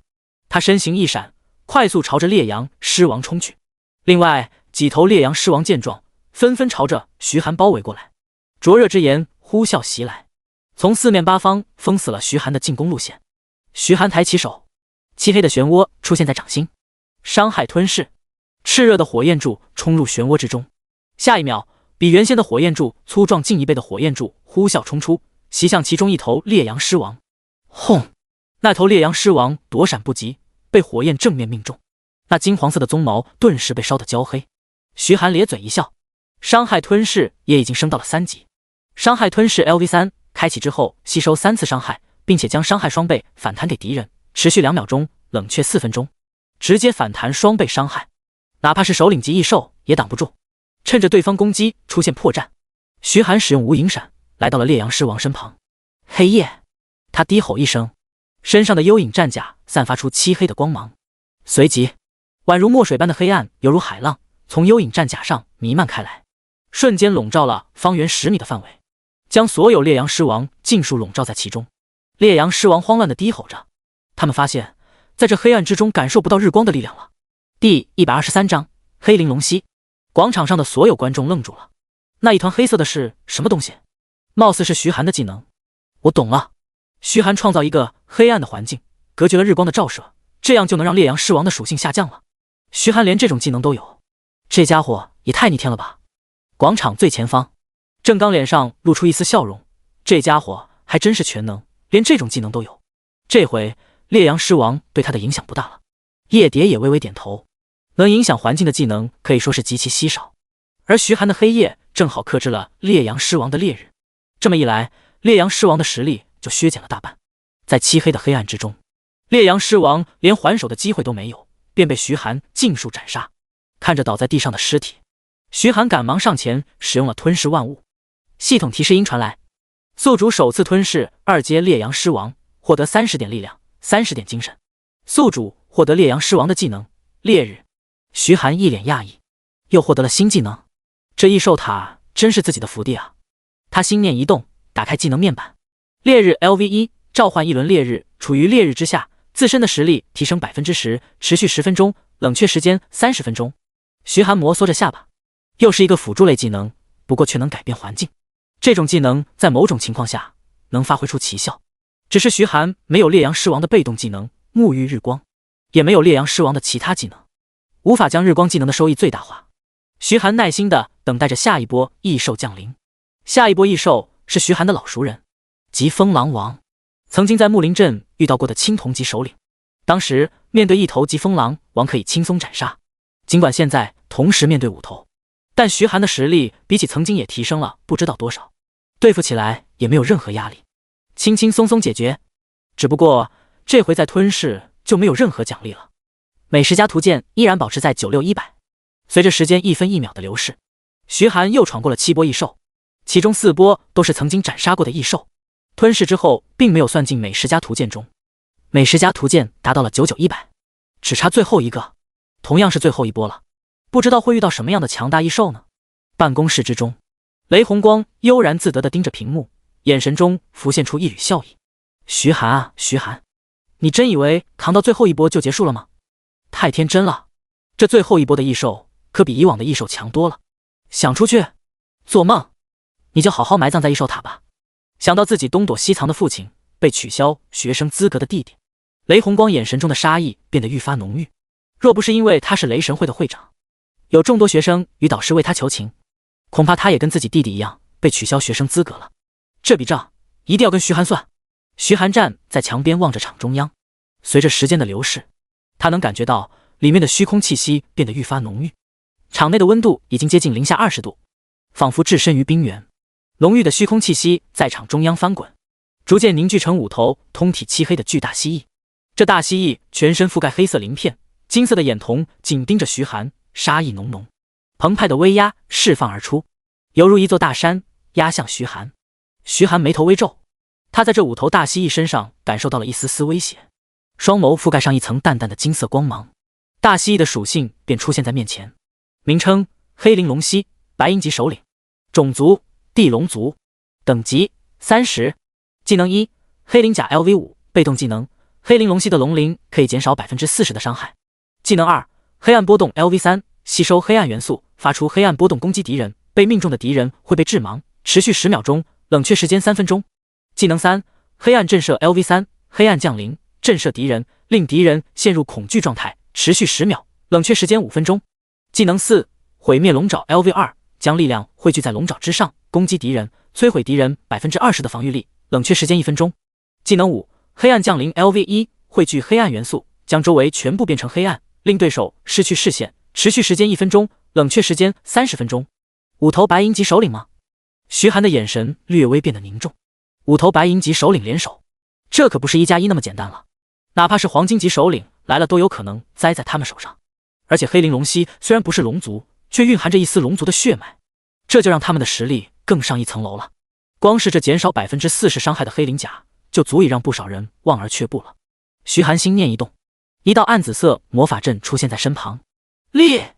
一道长鸣声响起，小樱出现在身旁。小樱，你在天上发动攻击，主要以骚扰为主。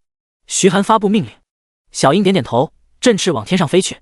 徐寒掏出冰蓝之锋，脚掌猛地一跺，迅速朝着黑鳞龙蜥冲去。为首的黑鳞龙蜥低吼一声，他嘴巴张开，漆黑的光球在他口中迅速汇聚。轰！光球呼啸着飞向徐寒。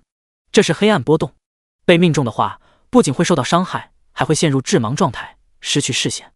徐寒身形一侧，轻而易举地避开了那颗漆黑的光球。然而等待他的却是更多的黑暗波动，后面袭来的4颗黑暗波动封锁了徐寒前进的道路。徐寒故技重施，手掌一抬，伤害吞噬出现在掌心，4颗黑暗波动被漆黑的漩涡尽数吞噬。随即4颗体型更大、威力更强的黑暗波动从漩涡之中射出，朝着黑鳞龙蜥袭去。轰！黑暗波动猛地炸开，漆黑的光芒化作一个庞大的半圆，将5头黑鳞龙蜥尽数笼罩。黑暗转瞬即逝，那5头黑鳞龙蜥身上却没半点伤痕，他们那金黄的眼眸之中闪过一丝轻蔑，似乎在嘲讽徐寒不自量力。此时天空之上，小鹰长鸣一声，一道雷霆对着黑鳞龙蜥砸下。轰！看似威力恐怖的雷霆落在黑鳞龙蜥的鳞甲上，雷霆消散，化作道导电弧在鳞甲上跳跃，然而鳞甲却依然光亮如新。第124章烈日撕破黑暗。广场上的众人见状，发出阵阵惊呼，攻击居然对黑鳞龙蜥无效。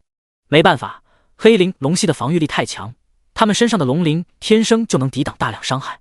据说黑鳞龙蜥可是有一丝黑龙的血脉，黑龙啊，那可是顶级的龙族之一，所以黑鳞龙蜥有着实力，也不足为奇了。唉，不知道徐寒该如何应对了。郑刚也是皱起了眉头，黑玲珑蜥的防御力太强，徐寒有些不好对付了。可惜就差这最后一步啊！叶蝶双手抱在胸前，神情淡漠地说道：“可惜什么？刚才他也不过是试探而已，全力出手并不是没有机会。”郑刚闻言也是微微点头，的确，战斗才刚开始，谁胜谁负还不好说呢。他们继续看向大屏幕，大屏幕之中，只见徐寒身形连闪，与5头黑灵龙蜥厮杀在一起，闪电链、疾风之刃、爆裂火球，各种技能齐出，落在黑灵龙蜥身上，可仅仅只是让黑灵龙蜥身上的龙鳞破碎些许，并没造成太大的伤害。不过徐寒身形躲闪的速度也是飞快，也没受到黑灵龙蜥的攻击。吼！其中一头黑灵龙蜥有些不耐烦了，他仰天咆哮一声，漆黑的光芒瞬间从他身上蔓延开来，覆盖全场，场内顿时变得一片漆黑，伸手不见五指。广场上的观众们死死地盯着大屏幕，心急如焚。是黑灵龙蜥的黑暗降临。什么是黑暗降临？黑暗降临能将周围变成黑暗环境，让对手失去视线，而且还能对他们自己的实力进行增幅。什么？这下糟了，双眼看不见，那岂不是只能被动挨打了？这群畜生还真难对付啊！郑刚眉头紧锁，紧盯着漆黑的大屏幕，屏幕里一片漆黑，什么都看不清，只能靠听了。在失去视野的情况下，除非经过特殊训练，否则只能被动挨打。希望这小家伙能抗住啊！此时徐寒正站在场地之中，四周一片漆黑。虽然单体的致盲对他无效，可将环境变成黑暗的话，哪怕有黑暗之躯也无可奈何。小鹰盘旋在天空之上，焦急地鸣叫着，想要冲进黑暗中去帮徐寒，不过却被徐寒制止了。他一点也不着急，黑暗之躯帮不上忙，但破望之眼却可以。他的双眸覆盖上一层淡淡的金色，瞬间四周如同白昼。他眼神一凝，那5头黑灵龙蜥距离自己已经不到5米了。距离自己最近的那头黑灵龙蜥高高抬起利爪，爪子上覆盖了一层漆黑的光芒，充满了毁灭的力量。那是毁灭龙爪，这个距离避无可避，只能硬抗了。正当毁灭龙爪即将落在徐寒身上之时，徐寒身上犹如缠绕了一阵疾风，原本正对着他落下的毁灭龙爪竟然硬生生偏离了位置，轰的一声猛然砸在徐寒身旁，而徐寒却没受到任何伤害。徐寒先是一愣，随即便反应过来，是风之影。风之影帮他避开了这一击。徐寒咧嘴一笑，人品大爆发呀！他抬头望向黑灵龙蜥，眼神中闪过一道寒光。黑暗是吧？那就让你见见太阳。他手掌一翻，璀璨的金黄色光芒在他掌心汇聚，金黄色光芒不断收缩，化为一颗人头大小的光球，正是他从烈阳狮王那里得到的技能烈日。道道日光犹如利剑刺入黑暗中，硬生生将黑暗撕开一道大口子，仿佛厚重的乌云中射出的道道金光。广场上的众人见状全都愣住了，这好像是烈阳狮王的技能烈日啊！这里怎么会出现这种技能？总不可能是徐寒用的吧？还真不好说，徐寒这家伙就是个怪胎，说不定烈阳狮王的技能就被他学走了呢。当郑刚看到那熟悉的金色光芒，也是愣了一下，这是烈阳狮王的烈日。叶蝶嘴角微微上扬，露出一丝欣慰的笑容。我就说，这家伙没那么容易宰。烈日越来越大，短短几秒钟的时间，就从原本的人头大小城长到了近2米。烈日撕破黑暗，徐寒手掌一抬，烈日缓缓升起，朝着天空升去。道道金光犹如利剑，从烈日之中射出，将黑暗搅得粉碎，一切恢复光明。烈！小鹰惊喜的长鸣一声。徐寒没事，他很开心。好，那5头黑灵龙蜥就不太开心了。他们仰头看着天空上的烈日，眼神中尽是浓浓的忌惮。他们非常不喜欢这光芒璀璨的环境。徐寒沉声道：“小鹰，帮我拖住他们。”烈！小鹰长鸣一声，道道雷霆从天而降，劈向黑灵龙蜥。黑灵龙蜥更加愤怒了，然而他们却不会飞，只能凝聚黑暗波动攻击小鹰。可天空却是小鹰的天下，他身形如电，翱翔在天空之上，轻而易举地躲避着黑暗波动。而徐寒站在不远处，一股恐怖的气息从他身上弥漫开来，天空逐渐变得火红，空气都变得燥热起来。原本正在攻击小鹰的那些黑灵龙蜥纷纷转过头望向那火红的天空，口中发出不安的低吼。他们感觉到天空之上蕴含的那股气息能对他们总成巨大的威胁。陨石天降！徐寒低吼一声，硕大的陨石拖着炽热的尾焰从天而降。黑灵龙蜥的眼神中充满了恐惧，他们纷纷张嘴，喷出黑暗波动，射向那颗陨石。轰！陨石砸落，随着一阵震耳欲聋的巨响，高达数千度的热浪向着四面八方蔓延开来，扬起漫天烟尘。广场上的众人发出阵阵惊呼：卧槽！徐寒这家伙居然能召唤陨石，这一招的威力堪比禁咒级魔法了吧？这特么也太夸张了，他才几级啊，就能用这么强大的技能？在这高温之下，那群黑鳞龙蜥应该扛不住吧？所有人都用期待的目光盯着大屏幕，等待着烟雾散去。时间一分一秒的过去，那浓郁的烟雾总算逐渐散去，露出了里面的场景。第125章100层奖励，异兽之灵。场地之中烟雾弥漫，零星的火焰还在地上燃烧着。3头黑鳞龙蜥趴在地上，它们身上的黑色鳞片已经在高温之下破碎，血肉焦黑，还有鲜血透过伤口缓缓往外流淌。还有2头黑鳞龙蜥的状态倒是保持的还好，尽管它们身上的鳞片被高温融化成虚无，露出鲜红的血肉，但鳞片强大的防御力却挡下了大量的攻击，使得它们依然保留着不少的战力。徐寒微微皱眉，这畜生的命还真硬啊！他握着冰蓝之锋，迅速朝着那2头黑鳞龙蜥冲去。无影闪，他瞬间化为一道残影，冲到其中1头黑鳞龙蜥面前，刀锋轻而易举地穿透1头重伤的黑鳞龙蜥身体。吼！那头黑鳞龙蜥声音嘶哑地低吼一声，彻底死亡。徐寒直接使用吞噬万物，漆黑的漩涡将黑鳞龙蜥的一只龙爪吞噬。系统提示音传来，宿主首次吞噬2阶黑鳞龙蜥，获得50点力量，50点体质。宿主获得黑鳞龙蜥的技能黑暗降临。徐寒心中一喜，马上打开技能面板，扫了一眼新技能黑暗降临 LV1， 汇聚黑暗元素，将周围全部变成黑暗，令对手失去视线，持续时间1分钟，冷却时间30分钟。烈日跟黑暗降临简直是2个完全相反的技能，一个带来光明，另一个则是无尽的黑暗，不过用处都非常大。黑暗降临可以说是黑夜的加强版，黑夜只是让天色变黑，但敌人只要有照明手段便不受多大影响。可是黑暗降临却是强行召唤黑暗，剥夺敌人的视线，除非对方有黑暗之躯那样能免疫一切负面状态的技能，或者是拥有破望之眼这样能看穿黑暗的技能，否则根本挡不住，而失去了视线就只能原地等死了。关闭技能面板，随即打开美食家图鉴。美食家图鉴已经达到了100-100，已完成，终于达到了100层，可以拿神秘大奖了。徐寒强行压下激动的心情，伸手点在美食家图鉴上，上面的数字变成了10150。系统提示音传来，宿主完成美食家图鉴任务，奖励系统升级。系统升级中，请稍后。徐寒激动地搓着手，等待系统升级。没过几秒钟，系统提示音再次响起，系统升级完毕，获得新功能异兽之灵。吞噬异兽时会附带吞噬异兽的灵魂，当宿主使用技能时，异兽之灵会出现，代替宿主释放技能，技能威力翻倍。徐寒愣住了，能召唤异兽之灵代替自己释放技能，并且还能让技能威力翻倍，试试看。他抬起手使用爆裂火球，好！下一秒，一道震耳欲聋的龙吟声响起，他扭头看向身后，身后不知道什么时候浮现出一条庞大的火红色亚龙虚影。这亚龙徐寒非常熟悉，不就是曾经在秘境里面对付的岩浆亚龙吗？岩浆亚龙嘴巴张开，一颗直径约3米的巨大火球在他口中凝聚。徐寒紧盯着岩浆亚龙，爆裂火球本就是岩浆亚龙的技能之一，当他使用爆裂火球时，凝聚的速度比自己使用更快，而且威力也更加恐怖。灼热的高温令得周围空气都变得扭曲了起来。岩浆亚龙脑袋一甩，爆裂火球便朝着剩下2头濒死的黑鳞龙蜥射去。轰！火球轰然炸开，恐怖的冲击力与灼热的火焰席卷而来，瞬间覆盖了那2条黑鳞龙蜥。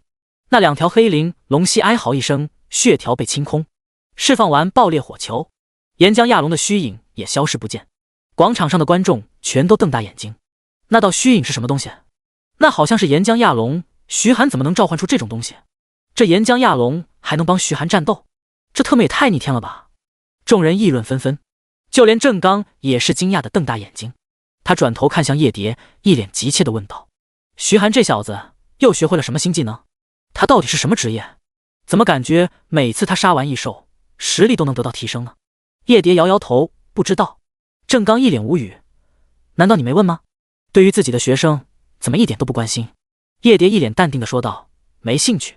郑刚扶额，算是彻底被叶蝶的想法惊到了。如果徐寒是自己的学生，他一定把所有都问出来。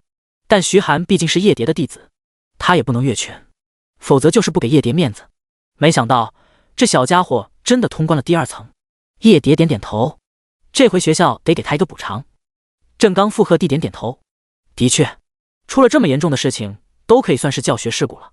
若是被京城教育署调查起来，那学校也会受到严厉的惩罚。郑刚开口道：“我先去安排一下收尾的事情。”叶蝶点点头，他依然望着大屏幕，眼神却逐渐变得凝重。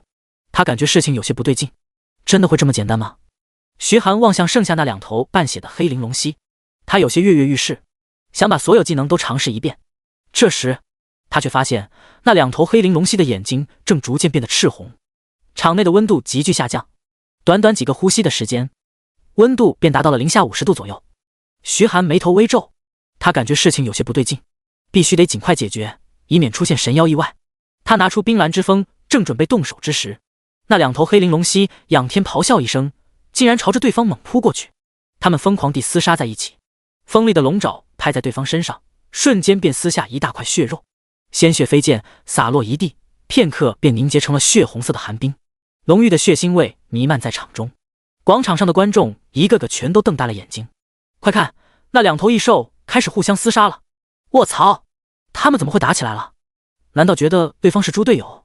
太刺激了，我还是第一次见到异兽互相厮杀的呢。很快，其中1头黑玲珑蜥失血过多，重重地砸在地上，另1头获胜的黑玲珑蜥扑在同伴的尸体上，大口大口地啃食起来，轻轻松松便将同伴的尸体啃成一具骨架。吼！他仰天咆哮，一条近30公分的血红色触手扑哧一声从他的胸腔中钻了出来，疯狂扭动。第126章，故障恢复了。场外的观众一愣，那触手是什么东西？好恶心啊！这黑玲珑蜥还会变异？没听说过呀。是啊，我之前就打过黑玲珑蜥，宰了之后它们就消失，就算我通关了，也没听说会变异啊。难道是新加的？众人议论纷纷，全都在猜测这恶心的触手到底是什么东西。郑刚却脸色一变，眼神中满是杀意。这是虚空。叶蝶的眼神也变得凝重起来，没想到黑玲珑蜥也被虚空气息侵蚀，变成了虚空怪物的模样。这回有点麻烦了。徐寒抬头望着面前的黑玲珑蜥，他的双眸覆盖上一层淡淡的金色。黑玲珑蜥的信息出现在面前，名称：虚空龙蜥，黄金级首领，种族：地龙族，等级35，技能1：虚空鳞甲 LV5，被动技能：虚空龙蜥的龙鳞可以减少 50% 的伤害，并将受到的伤害返弹给敌人。技能2：虚空波动 LV3，吸收虚空之力，发出虚空波动攻击敌人，被命中的敌人会被虚空侵蚀，防御削减 50%，持续1分钟，冷却时间3分钟。技能3：虚空之触 LV3，释放虚空触手攻击敌人，被攻击到的敌人会被虚空束缚，移动速度减少 50%，持续1分钟，冷却时间3分钟。技能4：虚空龙爪 LV2，将虚空之力汇聚在龙爪之上，攻击敌人，被命中的敌人会受到压制，5秒钟内失去行动能力，冷却时间3分钟。技能5：虚空降临 LV1，虚空龙蜥死亡后会形成一片虚空裂隙，召唤出虚空恶魔。徐寒眉头紧锁，这畜生受到虚空之力的侵蚀，不仅技能大变样，就连等级与阶级都上升了。虽然只有黄金级，但战斗力却堪比一般的白金级首领。好！虚空龙蜥仰天长啸，他那庞大的身躯犹如一辆高速运行的列车，轰然朝着徐寒撞来。徐寒沉声道：“诅咒之光！”他身后出现诅咒法师的虚影，诅咒法师的法杖上汇聚了漆黑的光芒。下一秒，漆黑的光芒射出，落在虚空龙蜥身上。漆黑的光芒犹如绸缎，缠绕在虚空龙蜥身上，他的速度顿时减慢了些许。疾风之刃！徐寒再次抬手，一头庞大的身影出现在徐寒身后，正是疾风狼王。20道凌厉的锋刃汇聚在疾风狼王身旁。嗖！疾风之刃呼啸着射向虚空龙蜥。吃！疾风之刃掠过，瞬间在虚空龙蜥的鳞甲上留下数道10几公分的伤痕。徐寒感觉身体一疼，自己的血量也减少了一些，这是虚空鳞甲的效果，反弹伤害。徐寒皱起了眉头，若是所有伤害都能反弹，那虚空龙蜥打消耗战都能把自己耗死了，得想个办法才行。徐寒纵身一跃，迅速避开了虚空龙蜥的冲撞。轰！虚空龙蜥猛地撞在墙壁上，坚固的墙壁一阵剧烈摇晃，被撞出了一个漆黑的大洞。黑暗降临，徐寒手掌一抬，黑玲珑蜥出现在徐寒身后。吼！黑玲珑蜥咆哮一声，漆黑犹如浪潮，向着四面八方蔓延，转眼间便将虚空龙蜥笼罩其中，浓郁的黑暗元素活跃于其中。亡灵召唤！徐寒低吼一声，一道庞大的骷髅战将虚影出现。他低吼一声，手持巨剑，重重砸向地面。轰！地面猛地破开，两个身穿破烂盔甲的骷髅战士出现，朝着虚空龙蜥杀去。骷髅战士在黑暗笼罩之中，行进的速度似乎更快了一分。徐寒有些惊喜，黑暗降临也算是有更多的用处了。然而下一秒，随着砰砰两声闷响，数十根白骨从黑暗中飞出，掉落一地。徐寒满头黑线，就算有黑暗降临，骷髅战士依然是太弱了，对虚空龙蜥毫无威胁。轰！黑暗一阵剧烈波动，一颗血红色光球呼啸着从黑暗中冲出，射向徐寒。徐寒抬起手，伤害吞噬，钢甲铁鳄的庞大身影出现在徐寒身旁。他张开血盆大口，漆黑的漩涡出现在前方。是，血色光球被漩涡吞噬。下一秒，一颗体型更大一圈的血色光球轰然朝着虚空龙蜥射去。轰！虚空龙蜥根本躲不开，被血色光球正面命中。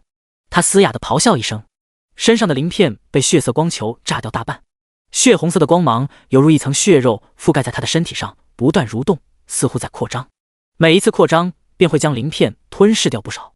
徐寒眼睛一亮，他明白了，只要用伤害吞噬将伤害反弹回去，那么自己就不会受到虚空鳞甲的反噬。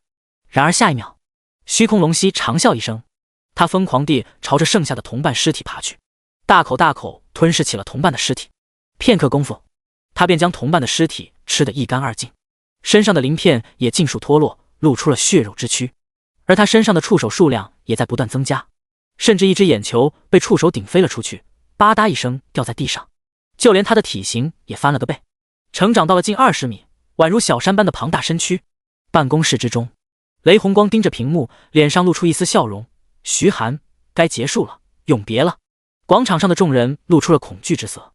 卧槽，这家伙怎么一会儿一个样？太他妈恶心了，这个东西！完了，这家伙又变样子了，徐寒死定了。郑刚紧握着拳头，一拳砸在面前的栏杆上，栏杆砰的一声被砸得凹陷了下去。他的声音中充满了苦涩。这回真的完了。叶蝶正欲开口，却突然抬头望向天空，他的脸上罕见的露出一丝笑容。不，他来了。郑刚一愣，谁？叶蝶没有说话，看着大屏幕。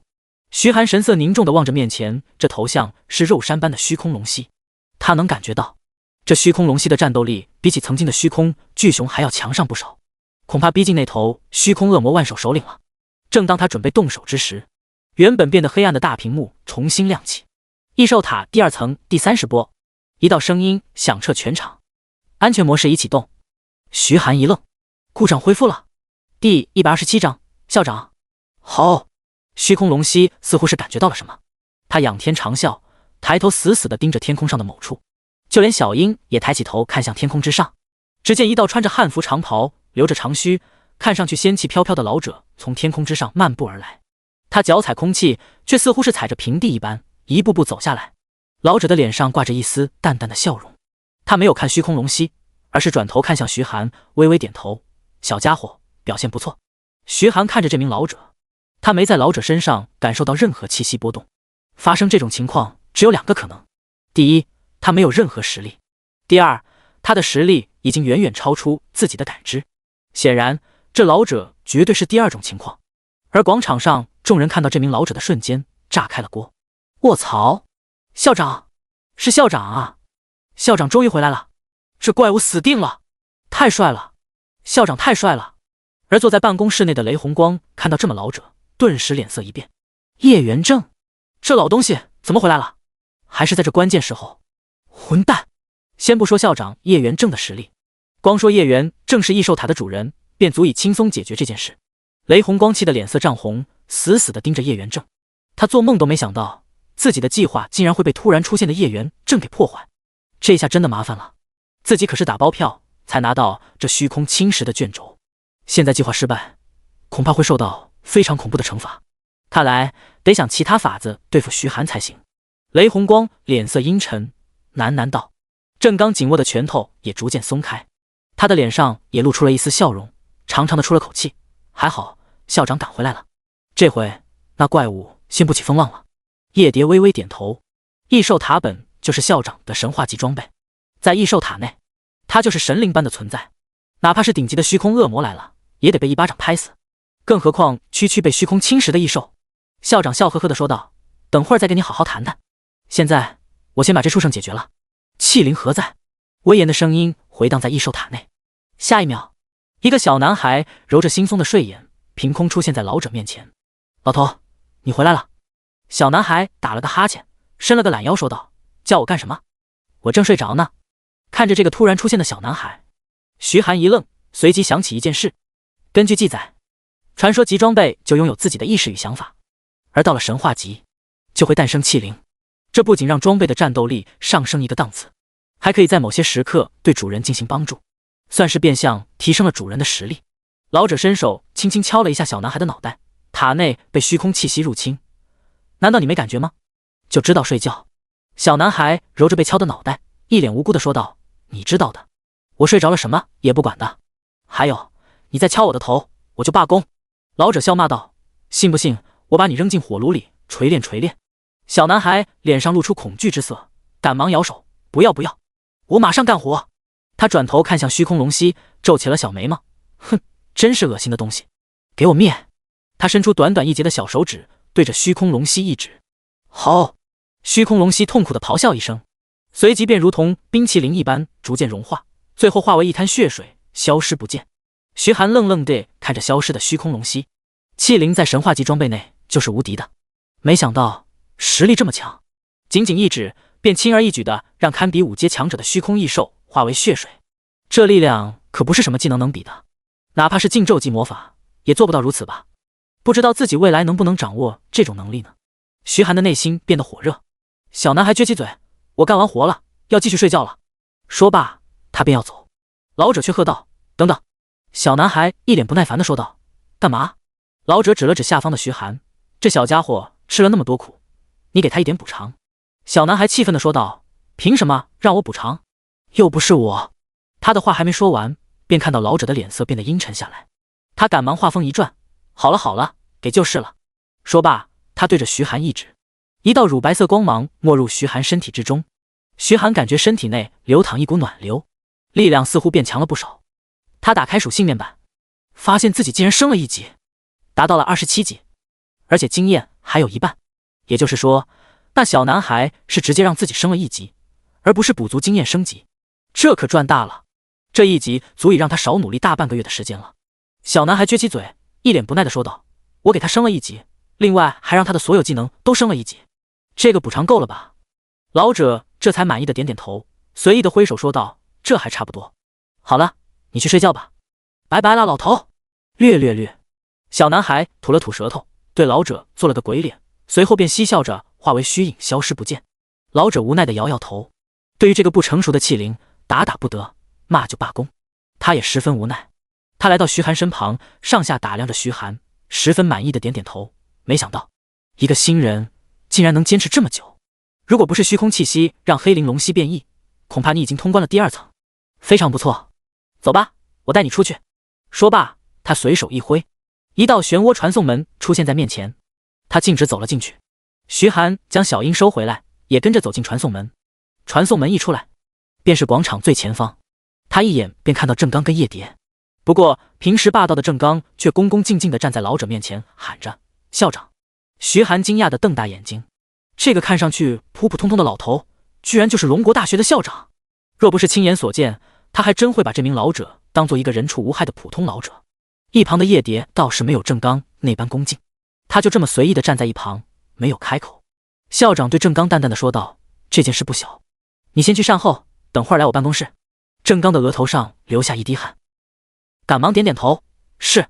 第128章秘境遗迹，传说级物品。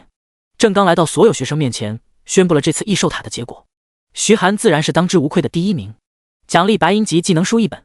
随后他又宣布了后面的排名，乔超他们小队获得第2名，水灵瑶他们小队则是第4名。随后发放了学分奖励，再鼓励了新生们几句，随后便宣布此次异兽塔结束关闭。结束之后，叶元正便带着叶蝶与郑刚还有徐寒4人一同前往龙国大学最中间的位置——龙国大学中央办公大楼。这是龙国大学内的最高建筑，龙国大学高层的办公室都在这里，也算是龙国大学的事务中心。在办公大楼的顶层，这一整层全都是校长室所在。校长室内，校长叶元正负手而立，站在窗边眺望着外面的景色，感叹道：“真是太久没回来了。原本想着新生入学的时候赶回来讲几句，但因为一些事情耽误了。小郑，最近学校内没出什么事吧？”郑刚赶忙摇头说道：“没有校长，学校内一切有条不紊的进行。”叶元正微微点头：“这点倒是不错，只是我一回来就遇到异兽塔出现问题。你们跟我说说，到底是怎么回事？”他的目光落在郑刚与叶蝶2人身上，虽然他没有释放任何气势，但郑刚的额头上却布满冷汗，而叶蝶却是一副满不在乎的模样。郑刚摇摇头：“校长，我也不清楚具体情况，但我能肯定，没有任何可疑人员靠近异兽塔，而且也没有学生在异兽塔内制造任何异端。”哦，叶元正微微皱起了眉头，那这虚空气息是从何而来？一旁的叶蝶突然开口道：“我认为可能跟空间力量有关。”郑刚一脸疑惑地看着叶蝶，徐寒同样一脸疑惑。叶元正示意叶蝶继续，叶蝶开口道：“从最近的研究来看，虚空的力量可以通过空间直接作用在某种东西上，不过这需要非常强大的虚空力量才能做到。”叶元正微微点头：“我明白了，你的意思是有一位来自虚空的强者在远处出手，将虚空的力量灌注进异兽塔，从而对异兽塔造成影响。”叶蝶点点头。不过按照侵蚀的程度来看，对方的实力应该不会超过7阶，而且距离绝对不会太远，应该就在学校的范围内。郑刚一听，赶忙开口：“校长，要不我现在就吩咐保卫部去调查这件事？”叶元正点点头：“先进行暗中调查吧。我想，或许是对方利用了某种道具。若是真有虚空的强者潜入学校，那你们一定会有所感应。既然利用了道具，那就不必过于担心。这种道具的代价必然非常苛刻，对方也不可能批量制作，否则他们早就拿出来了。”其他几人纷纷点头。郑刚匆匆出门去善后了。叶元正转头看向徐寒：“小家伙，你叫什么名字？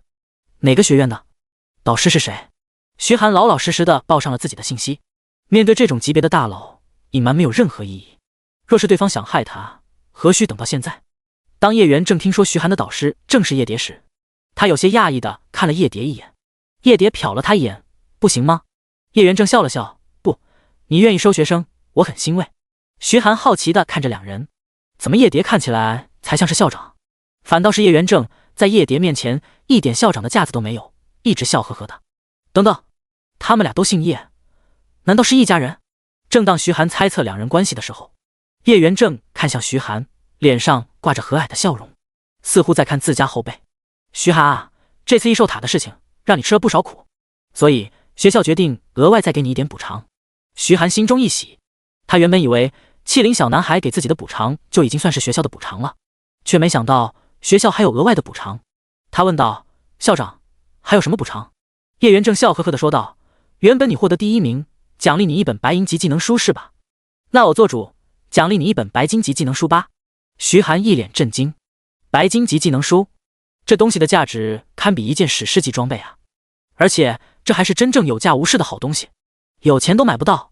再加上气灵给的奖励，以及在异兽塔内获得的众多好处，这次异兽塔之行真的是赚翻了。”他笑着说道：“多谢校长。”叶元正摆摆手：“不用谢，这是你应得的。”叶蝶有些惊讶地看了叶元正一眼，这个老家伙什么时候变得这么大方了？叶元正继续说道：“对了，徐寒，你有没有兴趣进秘境遗迹啊？”徐寒一愣：“秘境遗迹？他还从没听说过秘境遗迹。”叶蝶微微皱了皱眉头，似乎想要开口说些什么。叶元正点点头：“没错，就是秘境遗迹。你可能不太了解，我跟你解释一下吧。秘境你应该了解吧？世界上大大小小的秘境不断降临，小的秘境被通关后便会自行消失，而一些大型秘境在通关后会直接与我们这个世界融合，形成一片独特的地区。我们管这些地区叫做秘境遗迹。在这些秘境遗迹里面，还有不少秘境中尚未被发现的好东西。前段时间，我就是为了处理龙国边境的一个秘境遗迹，才出去那么久。”徐寒眼睛一亮：“这么说，那秘境遗迹里一定有好东西喽？”叶元正点点头：“没错，根据情报人员的调查，在秘境遗迹的深处发现大量稀有矿石，还有一件史诗级的物品。听到这，徐寒的兴趣顿时少了大半。为了一件史诗级物品特地跑那么远，实在没必要。但叶元正后面一句话便将徐寒的兴趣给拉了回来。据说那史诗级物品已经酝养出了一丝丝意识，只要更进一步，便能晋级成为传说级装备了。第129章，怎么这么多人？徐寒眼睛一亮，还有这种好东西？史诗级装备只要运气好，或许还能在市场上看见。可传说级装备这种东西是有价无市的，这玩意儿至少得猎杀史诗级异兽首领才有机会爆出，而且爆出的概率是1000万分之一。可想杀史诗级异兽首领，难度堪比登天。每一头史诗级异兽首领最少都是6阶以上，而且战斗力非常恐怖，哪怕是数名7阶强者联手也难以制服。至于传说级异兽首领就更别想了，哪怕是8阶高手出手都难以对付，所以也就造成了传说级装备极其稀少的场面。哪怕找遍整个龙国也不出100件，大多数都在大势力的大人物手中，一般人是想都别想。若是真的能拿到一件快要晋级的史诗级装备，那只要努力培养，还是有机会将其培养到传说级的。哪怕是一旁的叶蝶也是眼睛微微一亮，露出了一丝感兴趣的神色。传说级装备连他都只有1件。徐寒赶忙说道：我有兴趣的，只是为何要选我？不应该直接请强者出手吗？叶元正脸上的笑容更成一分。不错，不愧是我们龙国大学今年新生的领头人，我们倒也想派出强者，只是那秘境遗迹有限制，只有3阶以下的职业者方可进入，3阶以上的人进去便会遭到秘境遗迹的攻击，非常棘手。而且秘境遗迹周围还有能量潮汐，当能量潮汐降临时，无论是谁都不能进入，只有等到能量潮汐退去，才能派人进入。每一次潮汐涨退都是1个月的时间，所以我也是特地趁着涨潮的时间赶回来，挑选合适的人才。徐寒恍然地点点头。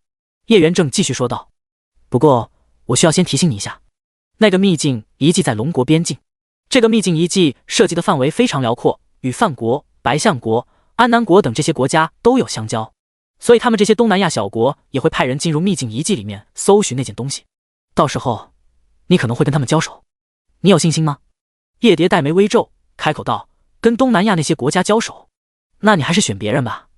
徐寒一愣，为什么？东南亚那些小国的实力怎么可能比得上龙国这种大国？这些小国有什么好忌惮的？叶蝶看了叶元正一眼，说道：你不了解国际上的事情，我们龙国虽然地大物博，幅员辽阔，人口众多，可是因为数十年前的一些事情导致国运受损，觉醒强力职业的人却很少，实力也不强。相对而言，其他各国哪怕只是东南亚这些小国家，觉醒强力职业的人不在少数，而且为了争夺那件物品，他们肯定会派出精英进入，所以都非常难对付，危险系数很大。徐寒有些讶异，他没想到龙国居然是这种情况。叶元正盯着徐寒：你是叶蝶为数不多的几个学生，我也就不逼迫你了，现在就看你自己选择，如果你不愿意去的话，我就选别人。徐寒沉默片刻，开口道：从遗迹里面带出来的东西是归我吗？叶元正点点头：当然，我们派人争夺的目的并不是为了这件东西，只是不想让它流入东南亚那些国家的手中，你明白吗？徐寒点点头，眼神坚定地开口道：那我去，如果因为畏惧就缩在后面，那么这辈子都不可能走上顶峰。既然选择了变强这条路，那就要不遗余力去争夺。叶元正满意地点点头：很好，还有3天时间，你做好准备，我还会选4个人，到时候你们组成小队，一同进入秘境遗迹。别担心，到时候会有无人机全程跟随你们，如果你们遇到不可阻挡的危险，我就算拼着重伤也会进去把你带出来。徐寒点点头，这个校长真是太贴心了。随便聊了几句，徐寒便离开了校长办公室。徐寒走后，叶元正看向叶蝶，笑呵呵地说道：你收了个好学生，我看这小家伙今后会代替你的位置。叶蝶撇了撇嘴：我的位置不算什么，倒是你的位置不保了。叶元正笑了笑，正想继续询问，却突然看到叶蝶的白大褂上缠绕着一丝淡淡的黑气，他脸上的笑容瞬间消失，神情变得严肃，双目盯着叶蝶问道：你还在研究虚空生物？叶蝶下意识地将双手背在身后，别过头看向窗外。叶元正沉声道：小蝶，听我的，放弃吧。他的话还没说完，便被叶蝶打断了：不可能。叶蝶回过头，暗紫色的眼眸直直地盯着叶元正，他双拳紧握，眼神中充满了坚定，还有一丝怒火。我可不是你这么容易放弃，无论如何我都要把我爸爸找回来，一定一定。说罢，他转身自顾自地离开。砰！听到房间门被猛地撞上，叶元正长叹一口气，转身望向窗外，似乎在发呆。徐寒愉快地回到宿舍，走之前他询问了一下什么时候可以领奖励，得到的回答是明天。明天他就可以直接去学校图书馆顶层领自己的奖励。所有高级技能书都被封存在图书馆顶层，唯有得到许可才能进入。当他来到自己的宿舍门口，却发现宿舍门口站着好几个人。夏琳跟秦玄一并肩站在宿舍门口，时不时眺望着小路。铁山跟苏黎也在，他们4人约好一起来徐寒的宿舍等徐寒。水灵瑶跟水雪兰2人则是坐在门口的长椅上，还有一名扎着马尾辫的女孩孤零零地站在门口，时不时看向小路尽头。当徐寒出现的第一时间，水灵瑶便看见了，她惊喜地起身来了。其他几女也纷纷转头看向道路远处，当他们看到走来的徐寒，眼神中纷纷流露出惊喜之色，而徐寒则是一脸懵逼，怎么这么多人？第130章图书馆异兽研究院。叶蝶冷着脸朝实验室走去。院长好，院长好。2名研究员经过，纷纷打招呼。叶蝶却仿佛没有听到似的，径直往前走。那2名研究员看着叶蝶的背影，小声说道：院长看起来心情不太好啊。另一个人点点头，是啊，平时跟院长打招呼，他可是都会回应的，今天居然连个回应都没有。叶蝶的声音从远处飘来，太闲了是吧？去把研究院从里到外打扫一遍，有一点灰尘，研究资金1分都别想要。那2名研究员脸色煞白，一句话都不敢反驳，闭着嘴匆匆离去。叶蝶径直回到实验室，砰的一声摔上门。他深吸一口气，使自己的心情重回平静。片刻，他朝着实验台走去。下一秒，当他看到空空如也的实验台，顿时眼神一凝。徐寒，你没事吧？水灵瑶迎上去轻声问道。徐寒摇摇头，笑着说道：我好着呢，放心吧。铁山上前一拳捶在徐寒胸口，笑着说道：你这家伙可太厉害了，居然以一个新生的身份闯过了异兽塔第2层。秦玄一也有些感叹地点点头，是啊，我们几个人组队也没闯过多少波。夏琳附和道：那些异兽的实力太强了，不过主要是前排不够强，扛不住太多的异兽。铁山反驳道：我还不强，你们都被异兽打伤的时候，只有我一个人顶在前面呢。夏琳轻哼一声，下次不跟你组队了。铁山一脸无语，一旁的苏黎笑着没有说话。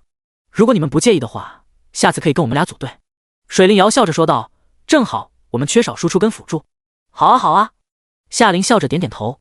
马尾辫女生也来到徐寒身旁，笑着说道：徐寒学弟。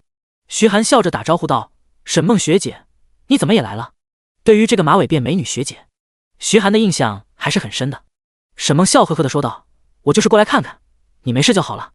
不得不说，你可太帅了，一个人通关异兽塔第2层。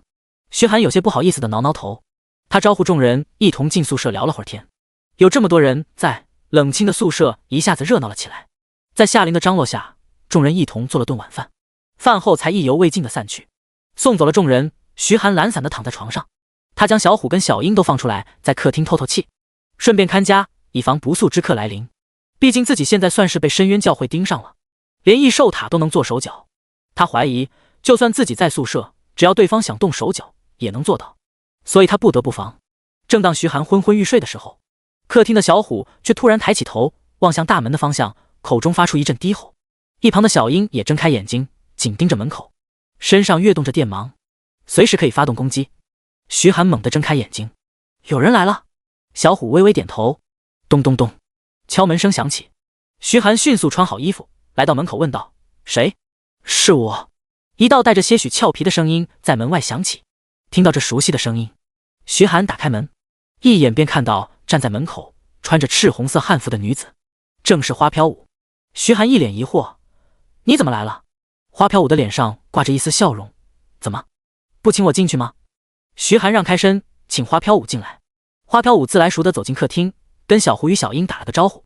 小虎跟小樱见是熟人，也就放下了警惕。他看着客厅，这宿舍还真不错，就是缺点什么？缺什么？缺个女主人啊。徐寒满头黑线。见徐寒尴尬的模样，花飘舞捂着小嘴笑出声：扑哧，不逗你了，我来是为了告诉你一件事，我也被校长选中，跟你一起去探索秘境遗迹，怎么样？开不开心？有我这么一个强力的队友，就多一分保障了。徐寒有些惊讶地看着花飘舞，他也是知道花飘舞的身份。母亲可是龙国情报部门的总负责人啊，他母亲竟然会同意他去这么危险的地方。花飘舞见徐寒没反应，顿时蹙起了眉头。怎么，你不高兴吗？徐寒摩挲着下巴，这次你不会又带错路吧？路痴花？花飘舞顿时气得小脸涨红，自己怎么就路痴了？那是意外。没错，就是意外。他瞪了徐寒一眼，留下几句例如你死了我都不会多看一眼这种狠话，随后便气呼呼地走了，送走了客人。这回没有人再来打扰，徐寒再次躺在床上，闭着眼睛沉沉地睡去。翌日清晨，徐寒打了个哈欠，起床洗漱，随后便出门。金色的阳光洒在湖面上，波光粼粼，清新的晨风拂面来，将早起的浊气一扫而空。徐寒的心情非常美好，真不愧是 A 级学生宿舍，这环境一住一个不吱声。他收拾了一下，便朝着学校图书馆的方向走去。图书馆位于学校后山上，上图书馆需要登999道阶梯。踩着阶梯上去，一座犹如小型宫殿般的巨大建筑出现在面前。徐寒感叹不已，这么大的建筑放在其他学校都是地标性建筑了，然而在龙国大学却只能伫立在后山。若不是有需要，恐怕大学4年都不会来这地方。他径直走进图书馆内。图书馆分为中央与东南西北4个角，这4个角全都是图书馆，按照不同的分类摆放着书籍，而中央是一大片空地，摆放着桌椅，算是个开放自习室，可以提供学生看书学习。虽然他大清早过来，却依然看到不少学长学姐正坐在图书馆内学习。这些学长学姐都是觉醒了生活职业或者是辅助职业，实力提升困难才选择另一条途径学习，毕竟提升理论知识，今后也能去学校或者是一些需要本职业的地方就职，拿到一份不错的薪资。第131章，叫我老登吧。徐寒搭乘电梯来到图书馆4楼。图书馆一共有5层楼，但最后一层楼却不能坐电梯，只能走楼梯上去。楼梯位于东边的角落，如果不是那天校长的提醒，徐寒怕也是发现不了。看着仅能容纳1人通过的楼梯，徐寒满头黑线。知道的是龙国大学图书馆，不知道的还以为是某条暗道呢。顺着楼梯走上去，楼梯两侧装着昏暗的灯光，勉强能看清路。他抬头看向上方，最顶端有一点白色的光芒，那应该就是出口了。顺着楼梯走到出口，璀璨的阳光透过窗户照射进来。徐寒愣住了，这顶层的光线非但没有他想的那么昏暗，反而十分明亮。周围的墙壁上开着窗户，阳光正好可以从窗户射进来，既不会显得刺眼，却又带来充足的光芒。他转头看向前方，前面摆着一张老旧的木桌，桌子非常干净，只放着一盏老式台灯。一名没有头发、蓄着长须的老者坐在桌子前看着一本书。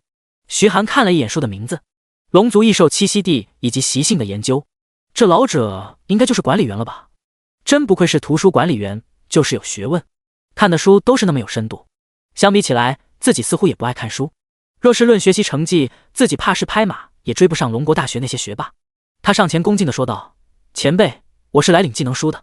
老者一惊，书啪嗒一声倒在桌子上，露出了藏在后面的另一本书，封面是一个泳装美女，魔鬼身材，美色天堂。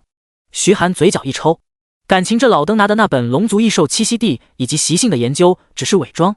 那老者一愣，一把将手里的书塞到桌子下，瞪了徐寒一眼：混小子，走路没声，你是鬼吗？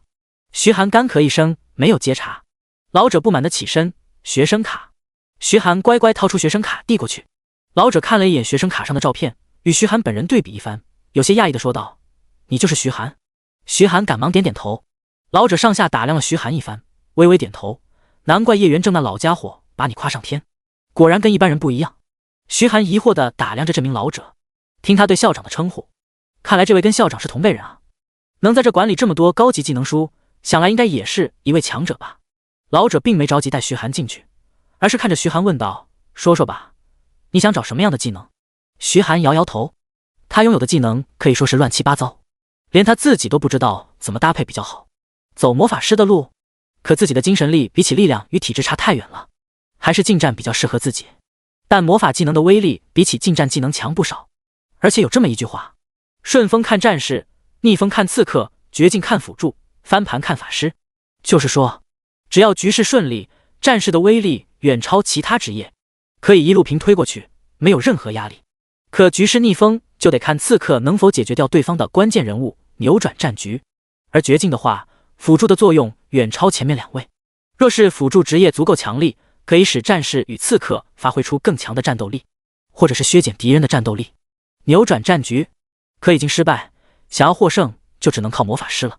据说曾经史诗级异兽攻城，就是一位强大的魔法师释放禁咒，凭一己之力杀伤 70% 的异兽，重伤史诗级异兽，瞬间扭转胜负局面。由此可见魔法师的强大战斗力。不过以徐寒目前的能力，还是别想了。禁咒级魔法虽然威力恐怖，但消耗也同样恐怖，没有7阶以上的实力，想都别想。况且禁咒级魔法小部分是史诗级，大部分是传说级，想学也学不到。见徐寒犹豫，老者开口道：“这样吧，你把你所有技能给我看看，我来帮你选，如何？”放心，老头子我不会害你，也会替你保密。当然，你不愿意的话，我也不会强求。徐寒没有多想，便点头答应了下来。毕竟能被龙国大学调到这么重要的地方守护，身份绝对不一般。而且对方跟校长也这么熟悉，没理由害自己。他便打开技能面板，将其设置为了公开状态。当老者看到那一连串的技能，顿时瞪大眼睛，仿佛见了鬼似的。你这是报了多少技能？居然掌握了20个技能，都超过老头子我了。娘的，老子这么多年都白活了，这么大年纪，技能数量还比不上你，明天买块豆腐撞死算了。徐寒尴尬地看着老者回答道：“职业原因，会的多了点。”老者神色怪异地看了徐寒一眼，眼中满是羡慕嫉妒。人与人的差别怎么就这么大呢？要是老子会这么多技能，哪里还轮得到叶元正那老东西当校长？在心中感慨半天，他才将注意力放在技能面板上仔细查看。当他看到最后2个技能时，猛地瞪大眼睛，转头死死地盯着徐寒。小子，你居然还会改变环境的技能？徐寒点点头。老者咂巴嘴，好运的家伙，每一个改变环境的技能等级最次都是白金级，若是对环境影响大的话，都得史诗级以上了。你小子运气真好啊！老者一脸痛苦地捂着心脏。徐寒一惊，前辈，你没事吧？这要是给对方刺激出心脏病了，他可担待不起。老者摆摆手，没事，被你刺激到了，快关掉。徐寒点点头，将技能面板关闭。行了，你也不用叫我前辈了，叫我老登吧。徐寒，像这样的要求，他这辈子都没听过。老者见徐寒神色奇怪，便开口问道：“怎么，有问题吗？”徐寒小心翼翼地问道：“前辈，我能问问为什么吗？”老者皱着眉头说道：“叶元正那老家伙没跟你说过？”徐寒点点头，哼，听好了，老子名叫登天哥，传说中的剑仙登天哥，你这都没听说过？徐寒，这词怎么这么熟悉呢？登天路，踏歌行，第132章，去抢回来。徐寒干咳一声，我还是叫您登老吧，登老总比老登好听。登老不以为意的摆摆手，随你，我已经想到给你什么技能了，跟我来吧。说罢，他带着徐寒朝后面走去。后面是一个类似地牢的大房间，透过栏杆的缝隙可以看到里面摆放着一个个书架，书架上全都是技能书，技能书也按照等级划区。最靠近门口的是白金级技能书，往后便是史诗级技能书。徐寒好奇地问道：“登老，这么重要的房间就只用铁栏杆关着吗？”登老好笑地说道：“是吗？那你来试试。”徐寒疑惑地伸手去抓铁门，当他的手即将抓住门把手的时候，他瞬间感觉汗毛耸立，浑身起了鸡皮疙瘩，僵在原地不敢动弹。一道无形的屏障瞬间浮现，将整个房间笼罩。一柄长剑不知何时漂浮在前方5米的位置，尽管这柄长剑依然在剑鞘内，凌厉的剑气却浮现其上，而且所有剑气都已经锁定了自己。徐寒知道，自己若是再进一步，绝对会惹来剑气的攻击。他转头看向登老，登老笑盈盈地看着那把剑：“老伙计，自己人，休息吧。”随着他话音落下，那把剑发出嗡嗡的剑鸣，随后便化为一道流光，朝着里面飞去，眨眼间便消失不见了。徐寒擦了擦额头上的冷汗，刚才那被锁定的感觉太可怕了，若是被那些剑气同时攻击，徐寒敢肯定自己第一时间就会被撕得粉碎。他心有余悸地看向登老：“登老，这把剑是？”登老点点头：“是我的剑，传说级武器斩龙，距离神话级也快了，就差最后一步。”虽然登老的语气十分平淡，但徐寒却能察觉到登老眼神中一闪而过的落寞。徐寒微微点头，登老也有他自己的传奇故事吧，不过英雄迟暮，只能守在这看美色天堂，令人惋惜。登老脸上的落寞一闪而过，随即恢复笑容：“走吧，带你进去看看，让你见识一下什么才是龙国大学的底蕴。”他伸手打开门，带着徐寒走进去。徐寒看着那一个个密密麻麻的书架，心中感叹：真不愧是龙国大学呀！光是白金级技能书的数量就高达10几个书架，每个书架少说也有上百本，合起来就是上千本啊！这要是拿出去卖的话，就是数百亿。这还没算上里面的史诗级技能书，甚至还有可能有传说级技能书。龙国顶级学府真不是其他地方可以比的。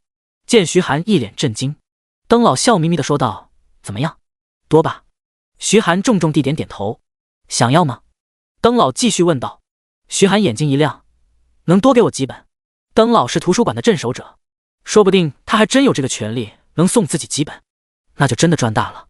白金级技能书的价值可不是一般技能能比的，就算能从异兽身上得到，那也不一定都是高级技能，在异兽塔那种运气也是极少。登老瞪了徐寒一眼，你在想屁吃？还送你几本？你真以为老子有那个权利？要是老子敢动，叶元正那老家伙绝对第一时间过来，把老子送上龙国职业者法庭。你保我？徐寒讪笑着摇摇头，还是算了，果然没那种好事。登老笑了笑，继续说道：这里虽然不能给你，但是你可以自己去抢。徐寒指了指自己，又指了指里面的书架。我抢？他怀疑登老是不是脑子瓦特了，连登老都不敢碰的东西，自己去抢？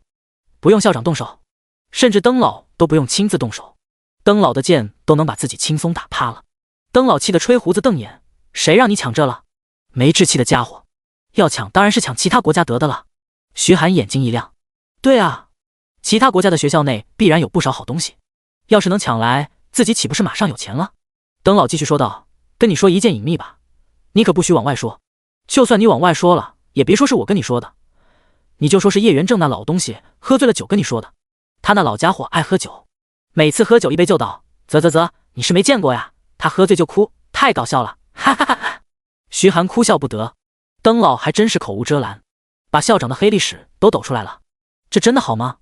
自己不会被校长暗杀吧？登老嘲笑了叶元正半天，才继续说道：嗨，好了，说正事。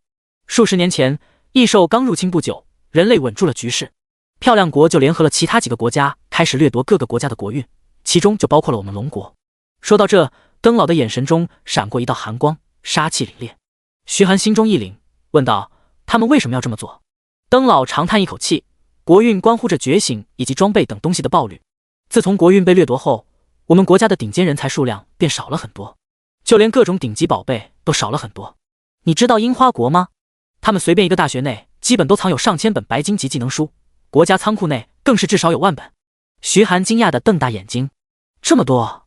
据他所知，龙国恐怕也只有龙国大学才有1000本白金级技能书，普通大学能有100本就不错了。而且樱花国人口跟龙国比起来少了数十倍，这么一对比，可见差距了。登老紧握着拳头，冷声说道：漂亮国就更多了，原本很多都是应该属于我们龙国的，这才导致了我们龙国地大物博，人口众多，但国力却不如其他国家。以后你要是有实力了，就去那几个国家走一趟，看看能不能抢点回来。如果你要是有顶尖的实力，说不定还有机会把属于我们的国运抢回来，甚至是去抢他们的国运。登老的眼神中流露出向往之色。徐寒微微点头，他的眼中充满坚定，等自己的实力足够，一定要连本带利把账讨回来。第133章烈阳之体技能升阶。好了，话题就聊到这，我带你去拿技能书。说着，登老往前走去，徐寒跟在身后，好奇地打量着周围的书架。魔法类的书架上摆满了一本本白金级的魔法技能书，多重爆裂火球10本，地震5本，龙卷风3本，不少技能书都是重复的。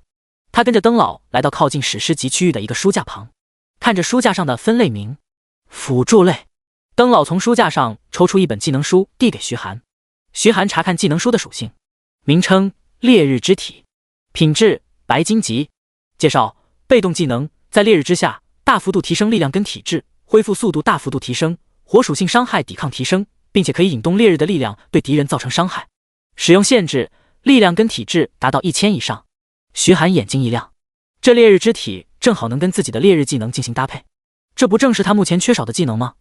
登老开口道：我看了，你现在不缺攻击技能，白金级技能书里面也没有破坏力超强的，所以我就给你选了这本。对于别人来说，烈日之体有点鸡肋，毕竟不是每时每刻都能保持在烈日天气，在其他环境下，这个技能就等于无。但有烈日的环境下，这个技能堪称白金最强也不为过。而你正好拥有烈日技能，随时随地都能改变环境，创造出烈日。你学这个技能再适合不过了。徐寒点点头，多谢登老。登老摆摆手，他看向书架，在烈日之体技能书旁边还有一本技能书，上面写着暗月之体。他开口道，等你今后实力足够了，就可以兑换这本暗月之体。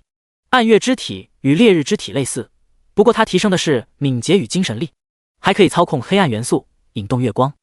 你现在缺少一些辅助类的技能，至于攻击类的技能，等你实力足够强，直接学习史诗级以上的攻击技能更好，那些技能威力够强，也更适合你。徐寒点点头。登老突然说道，你知道技能升阶的方法吗？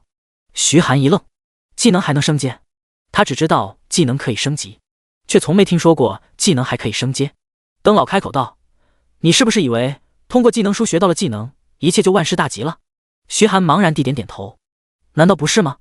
登老笑着摇摇头，年轻人，游戏玩多了吧？你真以为就这么简单？其实学习技能的途径很多，并不只有技能书。技能书不过是最常见、最简单的方法罢了。但对于强者来说，技能书能学到的技能威力不够，所以一般会选择自创技能。徐寒惊讶地瞪大眼睛，自创技能？这怎么跟修仙小说似的？登老继续说道，自创技能离你太远，哪怕是我也只接触到一些皮毛。不过技能升阶对你来说更加接近。当你使用技能的时候，仔细感悟，找出技能的弱点，加以改进，有概率提升技能等阶。徐寒听得云里雾里，还能这么干？登老话锋一转，还有一种，就比如烈日之体跟暗月之体，据说这两个技能若是融合，就能达到史诗级的威力。但这只是个想法，你听听就好。毕竟这两个技能都比较鸡肋，目前还没看到有人学习。徐寒点点头，他看着烈日之体与暗月之体，心中一动。按照登老的想法，的确有这个可能，让这两个技能融合，达到史诗级的威力。不过这也得等自己有足够的学分才行，毕竟一本白金级技能价格不低，达到了1000学分，想要换的话还少好几百学分，只能暂时把尝试的想法压下。告别了登老，徐寒便直接回到宿舍。他拿出烈日之体技能书，直接学习。技能书化为一道白光，涌入徐寒的身体。他打开技能面板查看，烈日之体 LV1 被动技能，在烈日之下提升 30% 的力量跟体质，恢复速度提升 100%， 火属性伤害抵抗提升 50%， 并且可以引动烈日的力量对敌人造成伤害。光是一级就可以提升 30% 了，可以想象等级升高可以提升多少了。而且当他实力越强，这烈日之体提升的越多。不仅如此，还提升恢复速度以及火属性伤害抵抗。若是面对火系魔法师或者是其他使用火焰的职业，那自己应付起来不是轻轻松松。真不愧是白金级技能，威力就是恐怖。他的心里已经开始期待，若是学会暗月之体，再将烈日之体与暗月之体融合，成为史诗级技能，那威力该有多大？随着异兽塔结束，学校内的一切恢复了正常，新生们上课的上课，去升级的升级。3天时间内，便有好几个人正式晋升，成为一阶职业者。3天的时间一晃而过，第3天一大早，阳光照耀，徐寒走出宿舍大门，阳光落在身上，他顿时感觉自己的力量与体力提升不少，全身仿佛有用不完的力量。他径直来到学校门口，学校门口已经站着4个人。上前一看，好家伙，这4个人全是熟人。首先便是老熟人花飘舞。花飘舞看见徐寒，轻哼一声，转过头去，显然还是在为上次说他路痴的事情不忿。其次便是曾经在东海市遇到过的那几位大2的学长学姐，身穿火红色法袍的朱君杰。朱君杰双手抱在胸前，一副不屑的样子。还有一个便是穿着紧身战斗服的江雨晨。江雨晨站在人群边缘，玩着手机，一言不发。最后则是穿着一身洁白牧师服的女生，正是苏黎。见到徐寒过来，苏黎微笑着朝徐寒摇摇手，打了个招呼。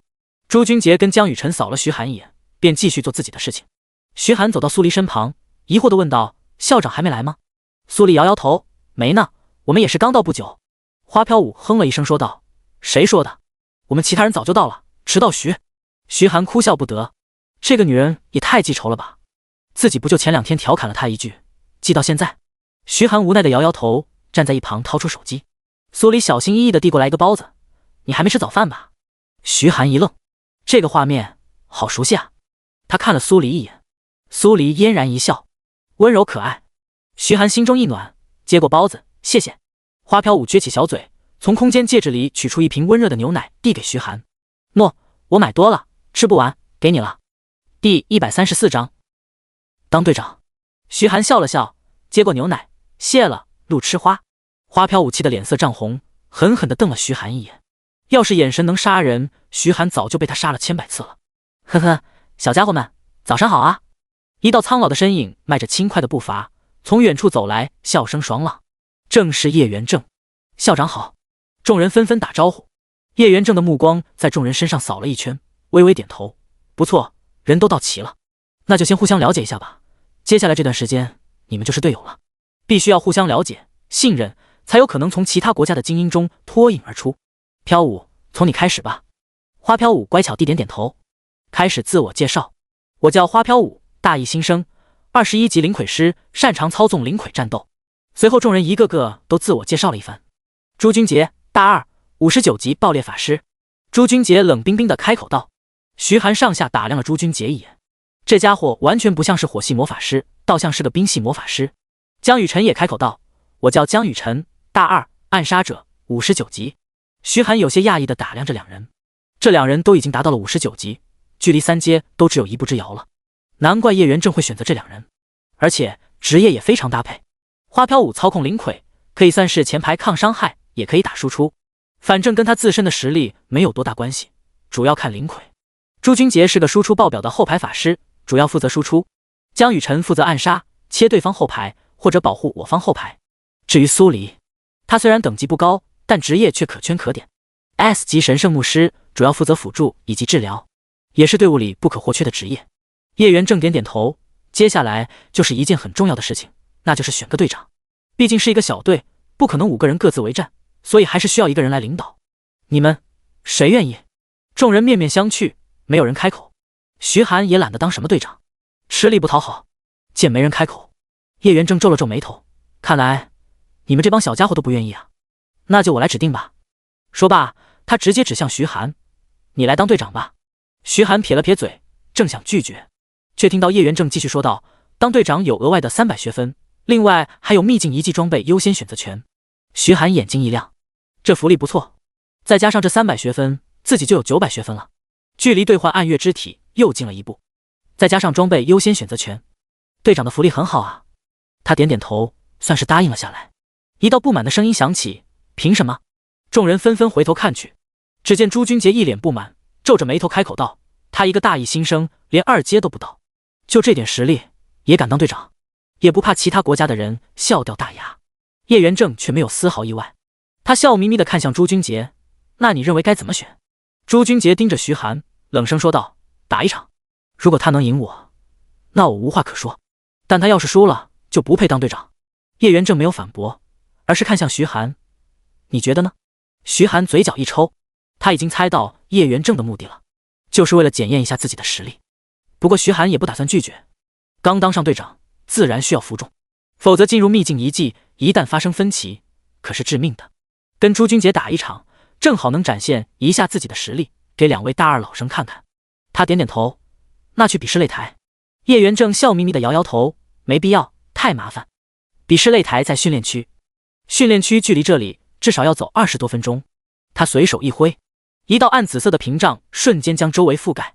在这里面打，除非是7阶以上，否则对外界造不成任何影响。你们尽情发挥，我来当裁判。徐寒点点头，对朱君杰抱拳说道，学长请赐教。朱君杰冷哼一声，从空间戒指中取出一根法杖，法杖顶端镶嵌着一颗拳头大小的火红色宝石，炽热的气息从宝石中散发出来，场地的气温迅速上升。不一会儿，周围众人都是热得满头大汗。苏黎有些担忧地说道，朱学长的火焰温度好高啊，徐寒能挡得住吗？花飘舞却摆摆手，安心了，别担心徐寒那个混蛋，让他出丑也好，省得他这么嚣张。哼！叶元正看着朱君杰，微微点头，他一眼便看出朱君杰手里的那把是史诗级法杖，所以才有这么恐怖的高温。徐寒这小子怕是遇到对手了。朱君杰头一抬，对徐寒示意，你先出手吧。徐寒点点头，随手一抬，疾风之刃，15道凌厉的锋刃出现在身周。他并没有召唤异兽之灵，只是切磋而已，没必要召唤异兽之灵。若是让朱君杰知道虚寒的想法，绝对会气得吐血3声。竟然敢看不起他！他可是有希望在大二就晋升为龙国大学校队成员的人，算是大二学生里面最顶尖的一批人。连不少大3、大4的学长学姐见到他都是态度温和，敢看不起他？面对徐寒的疾风之刃，朱君杰抬起手，爆裂火球，炽热的火球迅速在他身前汇聚，爆裂火球呼啸着飞出，径直与疾风之刃相撞。轰！剧烈的爆炸声响起，疾风之刃被尽数吞噬，火星四溅，朝着徐寒飞去。徐寒后退2步，轻松避开飞射的火星。他有些讶异，这爆裂火球的威力比自己的可强上不少，其中不仅有精神力高低的差异，跟爆裂火球的熟练度以及对爆裂火球的理解也有关系。这位朱君杰学长的实力果然不俗，不过队长这个职位，徐寒是志在必得。既然魔法不行，那就近战吧。毕竟对于魔法师来说，最害怕的就是刺客。他掏出冰蓝之风，无影闪施展，瞬间朝着朱君杰冲去。第135章前往春城。看着徐寒那近乎消失的残影，江雨晨眉毛一挑，这位学弟的刺杀手法虽然生疏，但是速度很快，与自己不相上下，难怪能被校长选中。朱君杰似乎早就料到徐寒的攻击，他嘴角微微上扬，冷笑道：你以为我跟其他那些废物法师一样怕刺客吗？徐寒没有被朱君杰的话影响，他转瞬间便来到朱君杰身旁，冰蓝之风带着凌厉的气息，精准地对着朱君杰的喉咙刺去。朱君杰不慌不忙地抬起法杖，爆裂火墙，一面高达2米的灼热火墙瞬间出现在徐寒前进的道路上，他的脸上露出一丝自得的笑容。这爆裂火墙是他专门为了刺客而学习的技能，只要对方的实力与自己相当，就一定躲不开这爆裂火墙。爆裂火墙的温度极高，而且触碰到还会发生爆炸，爆炸产生的高温以及冲击力足以将脆皮的刺客重伤，对方若是避开，那就错失了刺杀的气势，接下来将会面对他的狂轰滥炸。这个技能就是刺客克星。徐寒似乎察觉到了对方的目的，他咧嘴一笑，正好尝试一下烈日之体的效果。他不偏不倚，一头对着爆裂火墙撞去。苏黎惊讶地捂着小嘴，徐寒干什么？他不避开吗？花飘舞也是眉头紧皱，他的拳头不自觉地紧握了起来。徐寒这个笨蛋，这就是一个切磋，居然主动朝对方的技能撞去，这不是找死吗？江雨晨微微摇头，这个学弟太莽了，不适合当一个刺客，毕竟他连刺客最核心的冷静都没有，面对对方的挑衅就失去了方寸，差太多了。叶元正微微叹了口气，这小家伙真是冲动啊，看来得出手阻拦一下，否则一个切磋搞得重伤，既影响后续的安排，也伤了和气。正当他准备动手阻拦徐寒之时，眼神中流露出一丝惊讶之色。徐寒猛地撞在爆裂火墙上，原本平稳的火墙犹如戳破的气球，剧烈波动起来。下一秒，轰！火墙轰然炸开，恐怖的火焰以及冲击力向着四面八方扩散开。朱君杰冷笑道：胜负已分，白痴，居然敢用肉身去破爆裂火墙，真是脑子被驴踢了。苏黎赶忙取出法杖，准备上前施展治疗术，一旁的花飘舞却拉住了苏黎。苏黎紧张地说道：快放开，我要去治疗徐寒。花飘舞的眼神却凝重，开口道：等等，好像有点不对劲啊。苏黎一愣，怎么了？花飘舞没有开口，就这么看着场中央，火焰四溅，逐渐减弱，一道身影漫步行走在火焰之中，犹如火焰的神明。朱君杰瞳孔骤缩，失声道：这怎么可能？那人正是徐寒。徐寒浑身上下一点伤都没有，他的双眸在橙黄色的火光映照下显得更加明亮。叶元正笑着摇摇头，他已经猜到怎么回事了，这小家伙还真是一点都不让人省心啊。苏黎的眼眸中满是惊讶，徐寒他居然没事，他难以理解，在这高温之下怎么会没受伤，这也太厉害了吧。花飘舞嘴角微微上扬，露出一副胜券在握的神色。混蛋徐寒表现得不赖吗？江雨晨看着徐寒若有所思。徐寒径直走向朱君杰，手中的冰蓝之风旋转着，化为冰蓝的雪花。学长，似乎你的火焰对我不起作用啊，这场切磋到此为止，如何？朱君杰紧握着法杖，指关节发白，他不甘心。为什么爆裂火墙没能伤到这小子？这不可能。叶元正笑呵呵地走来，好了，这场切磋到此为止。朱君杰，你输了，这场的胜利者是徐寒。徐寒将冰蓝之风塞回腰间，对朱君杰抱拳说道：承让了，学长。朱君杰浑身颤抖，他不相信，他难以接受，凭什么自己会输给一个大一新生？难道他的实力堪比龙国大学校队的那些怪物？不会，也不可能。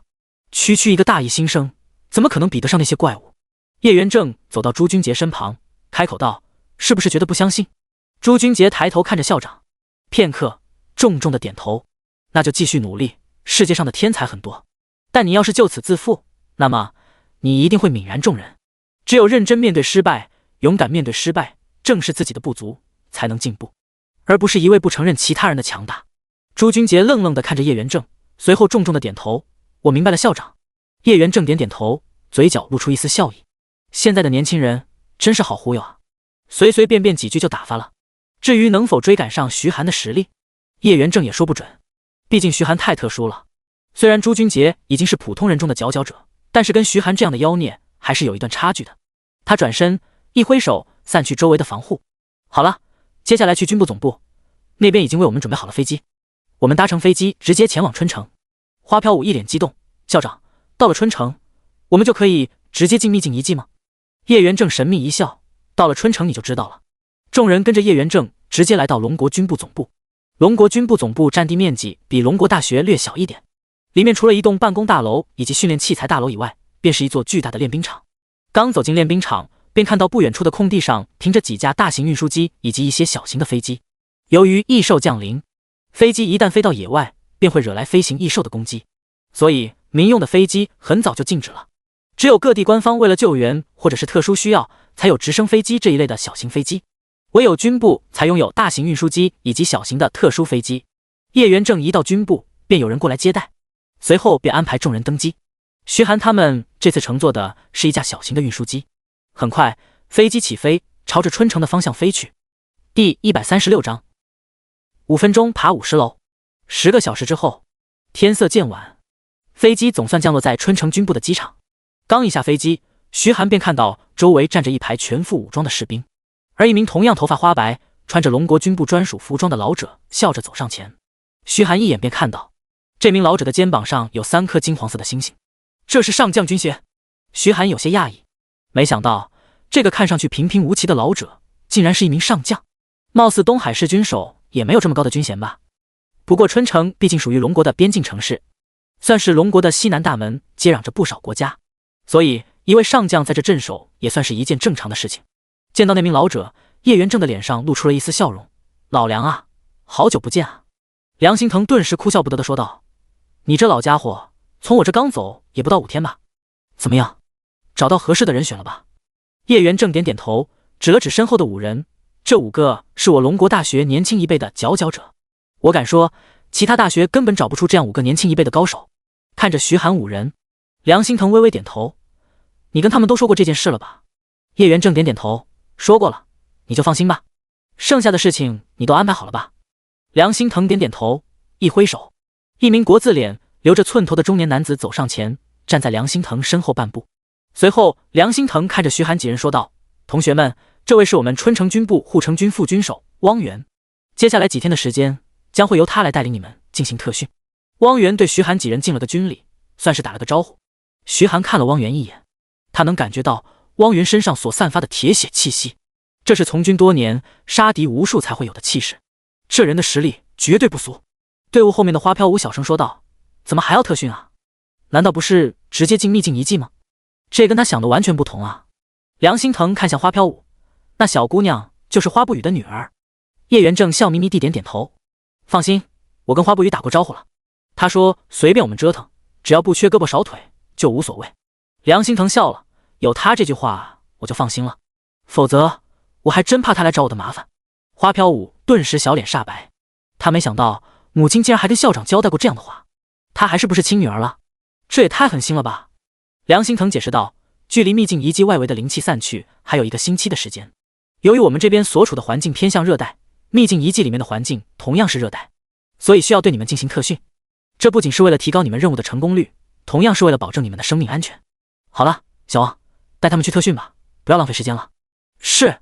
汪源点点头，对徐寒等人说道：“跟我来。”说罢，他便转身往外走。徐寒等人随即跟了上去。见徐寒等人走远，叶元正这才笑着问道：“老梁，带他们去哪特训？”梁心腾笑了笑：“先拉去训练3天，再发布任务让他们去执行。至于任务地点嘛，不远，也就国境线附近吧。叶元正脸色微变，国境线附近，那地方倒是个狠的。国境线附近不仅异兽众多，环境恶劣，而且还会有其他国家的人出没，甚至还有一些宝藏猎人。这些宝藏猎人跟异兽猎人可不同，异兽猎人以猎杀异兽为主，而宝藏猎人的目标却是人，更准确来说是人身上的装备以及其他材料。梁心腾瞥了叶元正一眼，怎么，你担心了？要是连这一关都过不去，那还是别去秘境遗迹了，免得怎么死的都不知道。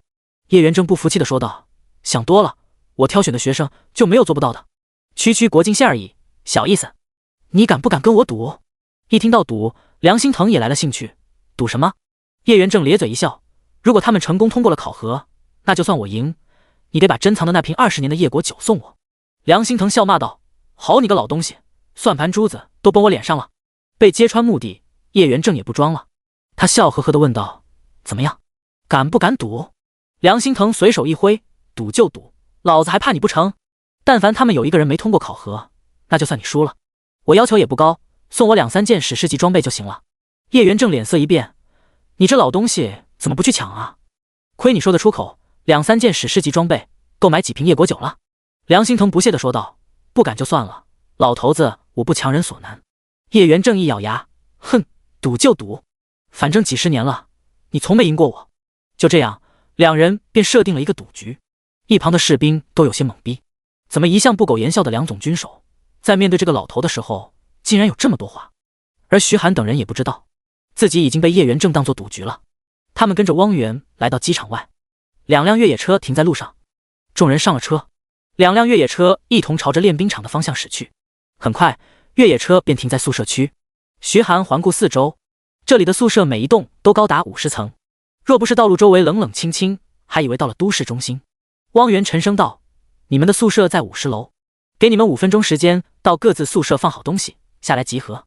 没有按时完成的话，全队一起接受惩罚，接受惩罚超过3次，直接取消资格。徐寒抬头看了一眼这栋大楼，50楼就是顶楼了，想在5分钟内爬完50楼，对于自己跟江雨晨没有压力。花飘舞可以召唤灵魁，也问题不大，但苏黎跟朱君杰就不一样了，他们俩的敏捷跟体质点数太低，想在5分钟内爬完50层再下来，别说速度不够，就连体力也支撑不住。第137章，把行李给我。听到汪源的话，苏黎跟朱君杰两人的脸色就变了。朱君杰恼怒道，你这是故意为难。汪源却面无表情地说道，你们还有4分40秒。朱君杰紧咬着牙关，下车便朝着楼上跑去。苏黎紧抿着嘴唇，同样奋力朝着楼上冲去。花飘舞直接召唤一个长着双翼的灵魁，打算吩咐灵魁帮自己拿行李去放到宿舍。然而灵魁双翼一震，正想飞起来，却被一道无形的力量压了下来。花飘舞脸色一变，猛地转头看向汪源。汪源依然面无表情，非特殊情况，练兵场不允许任何人飞行，你们只能依靠自己的双腿。花飘舞脸色一白，他银牙紧咬，换了个身形窈窕的女性灵魁，抱着自己朝楼上跑去。众人一同奋力地往楼上跑去。汪源拿着计时器在楼下等待着。一旁的司机疑惑地问道，大人，你觉得他们能完成吗？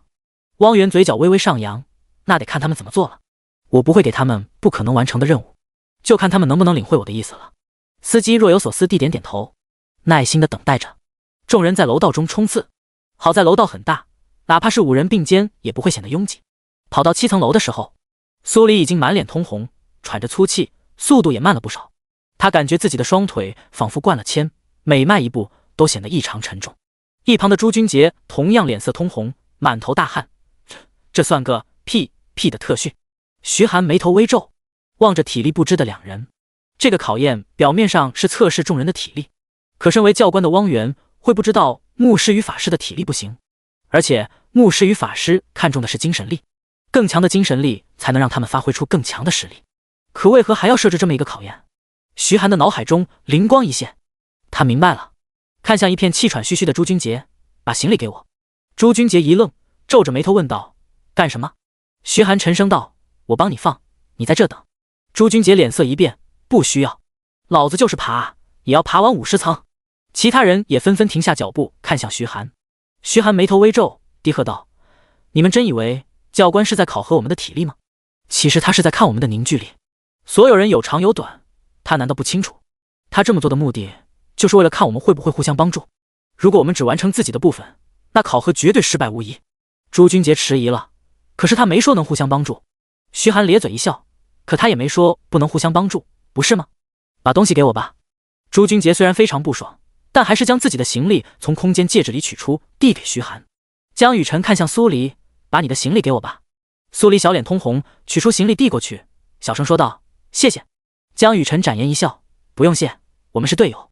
两人转身往楼下走，而徐寒三人则是迅速朝着50层冲去，不用与苏黎他们保持速度。徐寒跟江雨晨速度全开，几乎化为一道残影冲向楼上。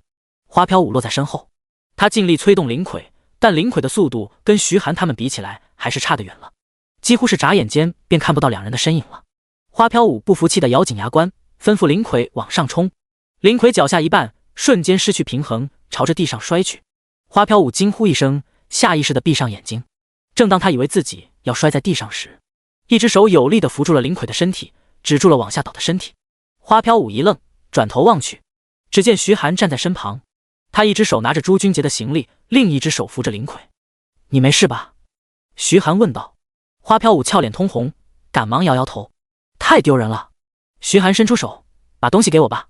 花飘舞撅起嘴，我能行。徐寒无奈地摇摇头，现在不是嘴硬的时候，时间不多了，把东西给我。听到徐寒那近乎命令的语气，花飘舞撅起嘴，却乖巧地将行李递过去。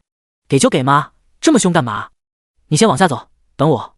说罢，徐寒一把抓起行李往楼上冲去。汪源看着计时器，已经4分40秒了，还有最后20秒。他微微皱起了眉头。司机笑呵呵地说道：看来这群小家伙完不成了。汪源面无表情地说道：看来他们还是没领会我的用意啊。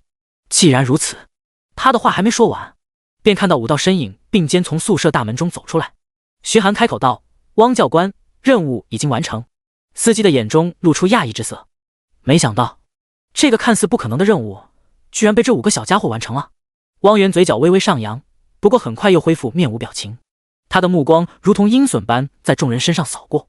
说吧，谁接受别人的帮助了？众人面面相觑。怎么回事？难道真不能接受别人的帮忙？汪源继续说道：不说是吧？你们2个出列。他指的正是徐寒跟江雨晨。徐寒跟江雨晨往前站了一步。汪源冷笑道：我没猜错的话，应该是你们2个帮了其他人吧？我说了可以让你们帮忙吗？虽然任务完成，但你们2个需要接受惩罚。朱君杰咬牙切齿地站出来说道：娘的，跟他们没关系，是老子走不动，让他们俩帮忙的，要罚就罚老子，跟他们没一点关系。徐寒诧异地看了朱君杰一眼，虽然这家伙看上去自负臭屁，倒也是个汉子。汪源微微点头，很好，总算主动站出来了，而且你也配自称老子？既然你让他们帮忙，那你就帮他们接受惩罚吧。绕练兵场跑100圈，什么时候跑完，什么时候休息。朱君杰顿时脸都绿了。绕练兵场1圈至少数十公里，跑100圈，这不是要命吗？第138章气势训练。汪源冷笑道：还有人吗？如果没有其他人的话，那就你一个人接受所有惩罚吧。他的话刚说完，苏黎跟花飘舞便一起站出来。教官，我们也请徐寒他们帮忙了，要罚就连我们一起罚吧。汪源满意的点点头，好，既然如此。徐寒开口打断了他的话：教官，这一切是我的主意，我是队长，要罚的话我来吧。江雨晨附和道：我也参与了，我跟他一起。朱君杰急了：关你们屁事，别跟老子抢。苏黎跟花飘舞也愧疚地看着徐寒，都是因为自己才让徐寒他们接受惩罚。一旁的司机微微动容，他想劝劝汪源还是别罚了，但话到嘴边却不敢开口。谁不知道铁面阎王汪源，在他气头上开口，到时候连自己一块罚，那不是腿都要跑断了。汪源怒极反笑，连连点头：好好好，都抢着受罚是吧？既然如此。众人全都盯着汪源，等着他的下一句话。汪源长出一口气：那就所有人都不用罚了，恭喜你们，考核通过。他的脸上露出满意的笑容，而且做得非常好，这才是一个团队，将生死托付给对方的团队。司机长出一口气，也露出了一丝笑容。徐寒等人却是一脸懵逼地看着汪源，这前后变脸也太快了，不去演电影可惜了。汪源笑着解释道：这个考验的目的就是为了考验你们的凝聚力，你们做得很好，我非常满意。一个团队就应该共同进退。尤其是在生死边缘时，好的队友能救你，但自私的人只想着自己。徐寒心中微微松了口气，幸好自己的推测没有错。汪源开口道：“好了，接下来特训正式开始。你们3个坐那辆车，你们2个坐这辆，跟我走。”后面那句是对徐寒跟江雨晨说的。徐寒跟江雨晨坐上车，随后车子便朝着远处的训练场疾驰而去。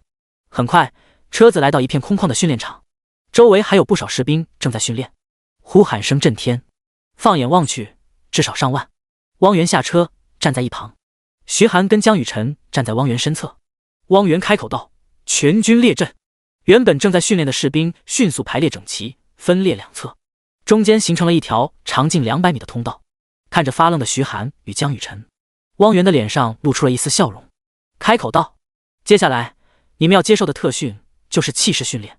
你们应该知道，这里是龙国边境，不仅异兽数量众多，实力也强，而且还会跟其他国家发生摩擦。这些士兵就是从死人堆里面爬出来的，身上的杀气十足。你们要做的就是抗住他们的杀气，来回走一走，可以用任何方法，但不允许伤害他们。什么时候能成功来回走一趟，这项特训就算过关了。”徐寒眼神一凝，望向前方的军阵，军阵整齐，杀意凛冽，仅仅是站在周围都能感觉到恐怖的气势扑面而来。这要是走进军阵之中，正面承受两侧的压力，恐怕没几个人能做得到。江雨晨盯着汪源：“教官，我们为什么要练这个？我认为实战的效果比训练气势更好。”汪源冷笑一声：“是吗？”说着，他往前迈出一步，身上的气势毫无保留地释放出来。徐寒眉头微皱，此时的汪源犹如一座不可逾越的高山，令人震惊。江雨晨禁不住后退半步，脸色微微发白。汪源双手抱在胸前，冷声说道：“记住了，你们这些没有杀过人的小娃娃，这辈子都不会明白气势为何物。不说你我的实力差距，哪怕你与我实力相当，也绝不可能是我的对手，因为我亲手杀过人，光靠着杀气就足以压得你喘不过气来。你连拿武器的勇气都没有，凭什么跟我打？这就是气势训练的目的。”徐寒微微点头，的确，汪源说的有道理。他看向军阵，眼神一凝，迈步朝着军阵中间的道路走去。江雨晨跟在徐寒身后，汪源看向两人，嘴角微微上扬。徐寒一步迈进军阵之中，两侧的气势顿时犹如排山倒海般涌来，仿佛一座大山压在他身上，沉重得令他迈不出第二步。而他身后的江雨晨也一样，他本就发白的脸色顿时变得更加惨白，身子更是微微颤抖。徐寒深吸一口气，继续朝前走去，每迈出一步都非常艰难，仿佛要耗尽全身的力气。走了10分钟，两人一共才走出5米的距离。望着前方的道路尽头，徐寒紧握着拳头，看来得用技能了。龙躯开启，漆黑的鳞片出现在他身上，一股凶悍的龙威从他身上散发而出，与周围士兵的肃杀之气猛地撞在一起。然而在那浩瀚的肃杀之气下，即便是凶悍如龙族，依然被压了下去。吼！龙吟声响起，徐寒的全身都被龙鳞覆盖，龙威也变得愈发恐怖。此时的徐寒就如同一头强大的人形异兽，他也感觉到周围的肃杀之气影响也削弱了不少。汪源嘴角微微上扬，有意思，没想到这小家伙居然有这种技能，那就再上点强度。他扯着嗓子吼道：“没吃饭吗？看人家都不受影响，今天要是让他们2个走过去，明天训练加倍。”徐寒脸一黑，这家伙是真想要自己的命啊，这还往上加强度。果然，周围的士兵一听到这话，顿时急了，他们毫无保留地释放着身上的杀气，恐怖的杀气几乎凝成实质，犹如一把利剑对着徐寒两人袭来。砰！江雨晨再也坚持不住，重重地摔在地上，晕了过去。然而汪源却丝毫没有留手的意思，他饶有兴趣地盯着徐寒，不知道在所有人全力发挥之下，这小子能撑多久？应该最多10秒吧。第139章龙躯升阶，烈阳龙躯。徐寒一步步迈出，他的身体变得摇摇欲坠。咚！身体再也扛不住如同大山般的压力，一只膝盖重重地跪在地上，将坚硬的地面砸出一道道裂痕。汪源摇摇头，前后5秒钟都不到，看来自己还是高估这小子了。正当他准备喊停的时候，却见徐寒竟然摇摇晃晃再次站了起来。哦，有点意思啊。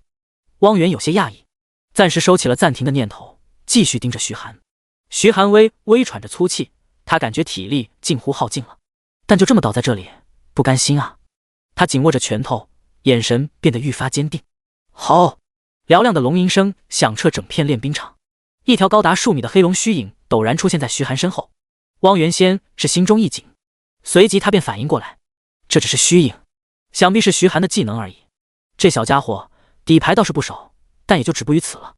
黑龙虚影环顾四周，黄金龙同落在那些士兵身上，恐怖的龙威瞬间释放开来，落在周围的士兵身上。一些实力较弱的士兵顿时被吓得一屁股瘫坐在地上，眼神中充满了恐惧。原本近乎凝成一体的气势顿时被打乱了。徐寒微微松了口气，开启了异兽之灵，龙躯的威力翻倍，他承受的压力顿时小了很多，步子也没那么沉重了。他迈开步子，一步步朝着前方走去。黑龙虚影伴随着他的动作，迈开步子往前走去。汪源脸色微变，他发现自己还是小看徐寒了，没想到这龙威在这种情况下还能影响到周围的士兵，利用龙威打散军阵的气势。这些士兵可都是他亲自训练出来的，有多少本事他非常清楚，能做到这一步，证明徐寒已经超过绝大多数的人了，哪怕是他自己也很难做到这种程度。但绝对不能让这小子就这么走完全程，否则他这个教官的脸面往哪放？他迈步径直来到军阵通道的尽头，望着一步步走来的徐寒，他眼神一寒，沉声道：所有人听我号令，释放气势。原本被龙威吓到的士兵听到这话，赶忙起身，散乱的军阵瞬间重聚，气势再一次凝聚。徐寒眼睛微眯，速度加快，他感觉有点不妙，得加快速度了。汪源猜出了徐寒的心思，他嘴角微微上扬，想快点走完全程，可能吗？他神色一寒，凛冽的杀气毫无保留地从身上释放出来，他的杀气就如同将军，引领着周围士兵的气势轰然朝着徐寒压下去。徐寒顿时身形一滞，一股比刚才更强数倍的强大气势猛然压在他身上。好！黑龙哀嚎一声，他的身影瞬间变得更加虚幻，仿佛随时都会消散。在这恐怖的气势之下，哪怕是龙威也难以抵挡。徐寒浑身颤抖地站在原地，紧咬着牙关，握着拳头，防止自己倒下。周围的士兵脸色微微有些动容，就连他们都是第一次见到这么坚强的年轻人，哪怕是他们中的兵王也远远比不上徐寒。他们纷纷看向汪源，汪源没有开口，他们也不敢放松，只能维持着气势压向徐寒。他们只能在心中默默祈祷徐寒赶紧低头认输，这样还能少受点苦。徐寒深吸一口气，从口中吐出2个字：烈日。一头赤红色的雄狮虚影出现在黑龙虚影旁边，正是烈阳狮王。烈阳狮王张开血盆大口，散发着金色光芒的烈日迅速汇聚，射向天空。璀璨的阳光照亮黑暗，宛如白昼。众人愣愣地仰头看着那轮烈日，他们怎么也没想到，徐寒竟然能召唤太阳。璀璨的金光洒落在徐寒身上，徐寒原本已经用尽的力量再次恢复少许，他坚定地望着前方，紧咬着牙关，挪动着步子，一步一步地往前走去。这回哪怕是汪源都有些动容，还能动？这小子居然还能动！这气势若是压在自己身上，汪源怀疑自己都要扛不住，而徐寒竟然硬生生扛下来了。这小子怎么会有这么强的意志力？璀璨的阳光照在徐寒身上，仿佛为他穿上一件金色的盔甲，就连那漆黑的龙鳞都仿佛覆盖了一层淡淡的金色。原本近乎消散的黑龙虚影也在阳光的照耀下逐渐变得凝实。好！黑龙仰天长啸，吼声中一扫颓势，恐怖的气势重新回归，甚至比刚才还要强上几分。系统提示音传来，龙躯升阶中。徐寒一愣，升阶？这就是升阶吗？龙躯成功提升为烈日龙躯，无穷的力量涌入身体之中。徐寒低头看向身上的黑色龙鳞，龙鳞依然还是金色，但却覆盖了一层淡淡的金芒。他直起身，原本压在身上的压力好似于无，抬头看向黑龙虚影。黑龙低头与他对视，他能看到黑龙那金黄色的龙瞳中蕴含的高傲与愤怒。高傲的龙族什么时候会被别人压下？他坚定地望向前方，一双眼眸也变成了黑龙那般的金黄色，冰冷、威严、高傲，站在军阵中央，就仿佛一位帝王。周围的士兵感觉脊背发凉，若不是有汪源支撑着，恐怕军阵的气势已经被这龙威震散了。汪源也绝望了，这小子属小强的吗？怎么越压越来劲呢？不带这么玩的吧？他无奈摇摇头，主动散去自身的气势。周围军阵的气势也随之消散。他知道这已经是自己的极限了，但依然压不了现在的徐寒。这小子有点变态了。他望着徐寒，艰难地开口道：“恭喜你通过考核了。军中无数精英都被这招练过，最快走完全程的也尝试了9次以上，而徐寒仅仅1次就通关了。这不是怪物是什么？”徐寒身上的龙鳞逐渐褪去，恢复成原本的模样，原本力量充盈的身体也变得虚弱，但他还是硬撑着站直身体，对汪源抱拳说道：“多谢汪教官，先去休息吧。”汪源挥挥手，开口道。很快便有专门的医护人员过来为徐寒跟江雨晨检查身体，确定2人身体没有大碍，这才送他们回了宿舍。第140章，被恐怖片吓晕了，拖着疲惫的身躯回到宿舍，徐寒便直接躺在床上休息，连一根手指都不想动。他还记得刚才的系统提示，龙躯居然还升阶了。他打开技能面板查看，烈日龙躯 LV3， 将全身覆盖龙鳞，变成黑龙的躯体，散发龙威，震慑敌人，攻击力翻2倍，防御力翻2倍，魔法抗性提升 90%， 在烈日下全属性提升 50%， 可以吸收火属性伤害，恢复伤势或者提升攻击，持续时间1分10秒，冷却时间5小时。龙躯的基础属性不变，新增了一些效果，可以散发龙威，震慑敌人，还有在烈日下全属性提升 50%， 以及吸收火属性伤害。徐寒一脸震惊，龙躯按照威力估计大概有白金级，但晋升后直接达到了史诗级的威力。在烈日之下，若是开启龙躯，那就是人形巨龙，不仅能减免大部分物理伤害，还能减少 90% 的魔法伤害。若是遇到火系魔法，那就更好了，不仅免疫，还能直接吸收，化为己用。哪个火系魔法师不得称呼自己一声祖宗？就是不知道最多能达到什么程度，可能对于5阶以上就是极限了。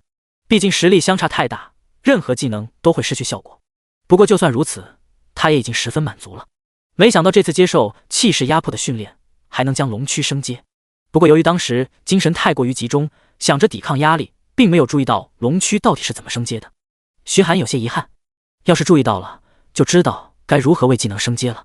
躺了一会儿，宿舍门被砰的一声打开，只见2个穿着白大褂的医生用担架抬着一个人走进来，正是朱君杰。徐寒一愣，赶忙坐起身问道：“他怎么了？”其中一个医生解释道：“没事，他只是训练过度晕过去了，休息1晚上就好了。”徐寒这才点点头，重新躺回床上。窗外夜色正浓，徐寒睡意全无，静静地望着窗外。不知道过了多久，正当他有了些许困意，打算睡觉之时，旁边却突然传来一阵惊叫。徐寒回头望去，只见朱君杰坐着大口大口喘着粗气，眼神中满是惊恐。“你怎么样？”徐寒问道。朱君杰环顾四周，见是宿舍，这才长出一口气。“奶奶的，太坑了！”他一脸愤怒，咬牙切齿地说道。徐寒更加好奇了：“你们到底去练什么了？”朱君杰拍了拍脑袋，让自己清醒，才开口道：“他们把我们带进了一个放电影的房间，然后给我们放恐怖片。”说到这，他冷不丁地打了个寒战，头不住地环顾四周，仿佛有人站在他身旁。徐寒一脸疑惑，看恐怖片能锻炼什么？朱君杰气愤地说道：“那帮混蛋说是能锻炼精神力稳定性，这样释放技能的时候不容易被打断。”徐寒恍然地点点头，这么说貌似也有点道理啊。那其他2个呢？朱君杰老脸一红，不过房间黑暗，徐寒倒也没看见。我坚持了1个多小时，什么都不知道了。徐寒一脸鄙夷，平时看上去挺拽，没想到胆子这么小，连2个女生都比不过。朱君杰脸色涨红，瞪着徐寒说道：“放屁！要是让你去看3D 的鬼片，而且还有真人假扮的鬼突然出现吓你，以及被鬼贴脸杀，你也晕。”徐寒更加好奇了，这训练可比自己的精彩多了。可惜自己近战为主，没必要训练精神力稳定性。咦，你身后好像有个红衣女人。徐寒装出惊讶的模样，指着朱君杰身后说道：“啊，救命啊！”朱君杰哀嚎一声，一把掀起被子把自己包进去，整张床都在微微颤抖。徐寒忍不住扑哧笑出了声。朱君杰察觉不对，一把掀开被子，指着徐寒说道：“混蛋，你敢吓老子？老子跟你没完！”清晨3点，房间里一片安静，徐寒跟朱君杰都在熟睡之中。一道土黄色的魔法阵出现在徐寒身旁，随后一只仅有小猫大小的老虎出现在魔法阵中。小虎跳到床上，粗糙的舌头不断舔着徐寒的脸。徐寒迷迷糊糊地推了推小虎：“别吵，困死了。昨晚他跟朱君杰闹到12点才睡着，实在是太困了。小虎，他伸出虎爪拍了拍徐寒的脸。徐寒迷迷糊糊地看着小虎，小虎又抬起爪子指了指门外。这回徐寒清醒了过来。你是说门外有人？小虎欣慰地点点头。这个主人还不算太迷糊。徐寒侧耳听着，果然门外的风声中夹杂着十分细微的脚步声，若不是仔细听，很容易忽略。他拍了拍小虎的脑袋，多亏了小虎的提醒，否则恐怕会着了教官的道。他迅速将自己的床伪装了一下，看起来像是有个人背着身子睡觉，随后便钻到了床底下。除非蹲着身子，否则根本看不到床底。门外的脚步声越来越近，很快房间门无声地打开一条狭窄的缝，两道穿着黑衣的身影走进来。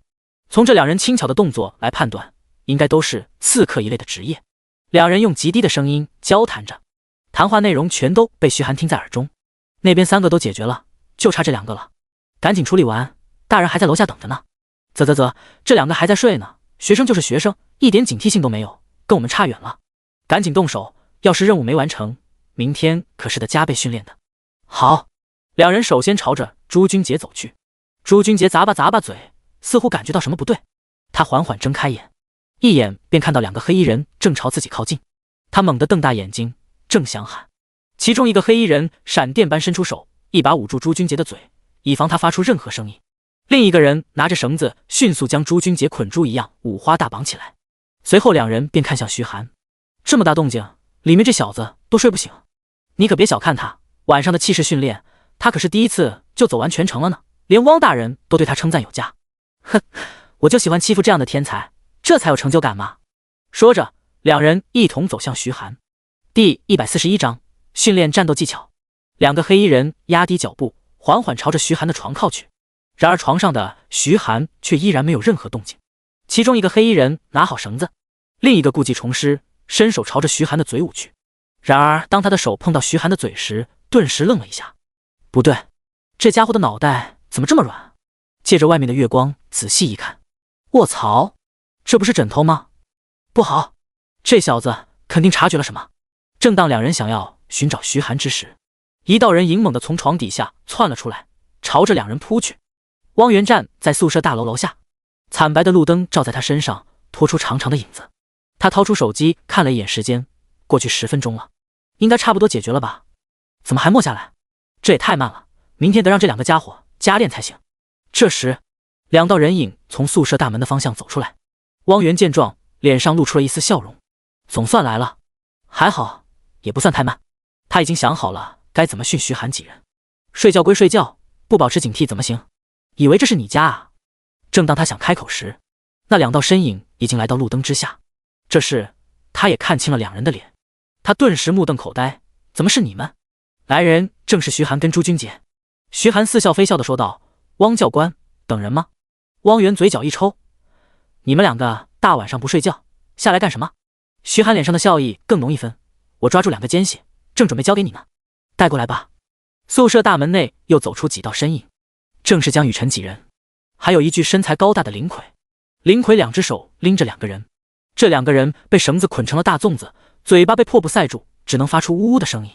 汪源的脸色变得更加难看，怎么自己派出去的2个手下反而被抓了？他看着徐寒几人，摆摆手开口道，不错，这次考核算你们过关了，回去休息吧，明天早上6点在这集合。徐寒几人道了个别，便转身朝着宿舍走去。走进宿舍大门，朱君杰率先忍不住笑出了声，哈哈哈哈！你们看见那个汪教官的脸色了吗？太搞笑了，偷鸡不成蚀把米啊！花飘舞气愤地挥舞着拳头，真是气死我了！他们居然搞偷袭，有本事来正面的呀！看我的林魁不把他们打得满地找牙！苏黎小声说道，这次幸亏徐寒，不然我们全部都得被绑起来了。江雨晨微微点头，看向徐寒，低声道，谢谢。若不是他在训练时消耗过度，恐怕也不至于如此狼狈。徐寒笑了笑，小事一桩。不过汪教官丢了面子，明天怕是要找回场子，你们注意点吧。众人顿时陷入了沉默。一想到恐怖片的贴脸杀，朱君杰冷不丁打了个寒噤，不自觉地往徐寒靠了靠。众人纷纷回到宿舍休息，而汪源站在路灯下，望着面前的2个大粽子，脸色难看。凌晨派人偷袭，这是他的惯用好戏。结果在徐寒他们这竟然失效了，反倒是他自己丢了脸。他拿出匕首，随手一挥，解开了两人身上的绳子。两人赶忙把口中的破布拿下来，大口大口地喘着气，说：“怎么回事？”汪源目光如鹰地盯着两人，两人打了个寒战，马上将刚才的事情全都告诉了汪源。汪源眼睛微眯：“哦，你们是说那个小家伙提前发现了你们，并且躲在床下偷袭？”那两人忙不迭地点头。若不是如此，他们必然能完成任务。汪源瞪了两人一眼：“废物，这点小事都办不好。”两人低着头，连个屁都不敢放。“你们不用睡了，现在去绕着练兵场跑50圈，什么时候跑完了，什么时候休息。另外，你们明天的训练加倍。”两人面如死灰，这不是要命吗？但他们更不敢反抗汪源，若是敢反抗，那就是真没命了。他们苦着脸朝练兵场边缘跑去。汪源抬头望着宿舍大楼，眼睛微眯：“有趣的小家伙，明天看我怎么练你们。”第二天早上6点，徐寒5人已经聚集在宿舍楼下。汪源站在几人面前，面容冷峻：“今天继续昨天的训练，徐寒，你跟我过来。”其他人纷纷对徐寒投去一个同情的目光。徐寒昨晚落了汪源的面子，今天怕是要被特殊照顾了。不过徐寒倒是丝毫不虚。其他人被带走了，徐寒跟着汪源来到一片空旷的训练场，有不少穿着防护服的士兵正在实战训练。他疑惑地问道：“汪教官，今天练什么？”汪源面无表情地说道：“目前来看，你的表现是所有人中最好的，所以接下来你跟我进行实战训练。好了，所有人休息。”随着他一声令下，所有缠斗中的士兵迅速分开，坐在两侧，将训练场空出来。汪源来到训练场中心，示意徐寒过来。徐寒将信将疑地来到汪源面前：“来吧，朝我攻击。”徐寒有些疑惑，不过他还是听从汪源的话，脚掌猛地一跺，身体暴掠而出，杀向汪源。当他的攻击即将碰到汪源之时，汪源随意一个侧身，轻松躲开了徐寒的拳头，随后一拳猛地落在徐寒后背，砰！徐寒重重地摔在地上，衣服上沾满了泥沙，看上去十分狼狈。周围的士兵见状，小声议论着：“这不是昨天那个一次通关气势训练的学生吗？”“是啊，居然跟铁面阎王进行实战训练，真惨啊！连我们大队长都在铁面阎王手下走不过一招，一个连杀人都没试过的学生，能行？怎么可能？肯定会被铁面阎王虐一天，这战斗技巧太拙劣了，连我都不如。今天有好戏看喽！哈哈哈哈，就是可惜没有爆米花呀。”汪源看着趴在地上的徐寒，点评道：“速度跟力道可以，但太过直来直去了。”徐寒撑起身子，眼神变得凝重起来。第142章，模仿的妙用。他能感觉到，汪源并没有用多少力道，的确是通过技巧找出自己的破绽，并且击倒自己。真不愧是实战厮杀出来的人，这战斗技巧绝对不是一般人能拥有的。以往战斗的时候，他总是依靠强大的属性以及丰富的技能打败敌人，但若是遇到汪源这样精通战斗技巧的人，他就讨不到任何好处了。徐寒紧盯着汪源，然而汪源却依然是一副风轻云淡的表情。他低吼一声，再次朝着汪源冲去。然而下一秒，徐寒再次重重地砸在地上，吃了一嘴沙子。“你的战斗技巧太拙劣了，如果遇到一个擅长战斗技巧的人，你必死无疑。”汪源开口道：“现在明白战斗技巧的重要性了吗？”徐寒微微点头，依然不服输地朝汪源冲去。砰！徐寒再次被打趴在地，吐出一嘴沙子。训练已经过去半天了，他已经记不清自己被打趴几次了，只觉得身上酸痛不已。好在今天阳光璀璨，沐浴在阳光下，恢复速度飞快，否则他恐怕早就趴在地上动弹不得了。周围的士兵都有些看不下去了：“这小子属小强的吗？这都还能站起来，换我早趴在地上了。我看他是属沙袋的，真能抗揍啊！哎，战斗技巧这东西可不是一朝一夕能够练出来的，最少得练上半年才能看见效果。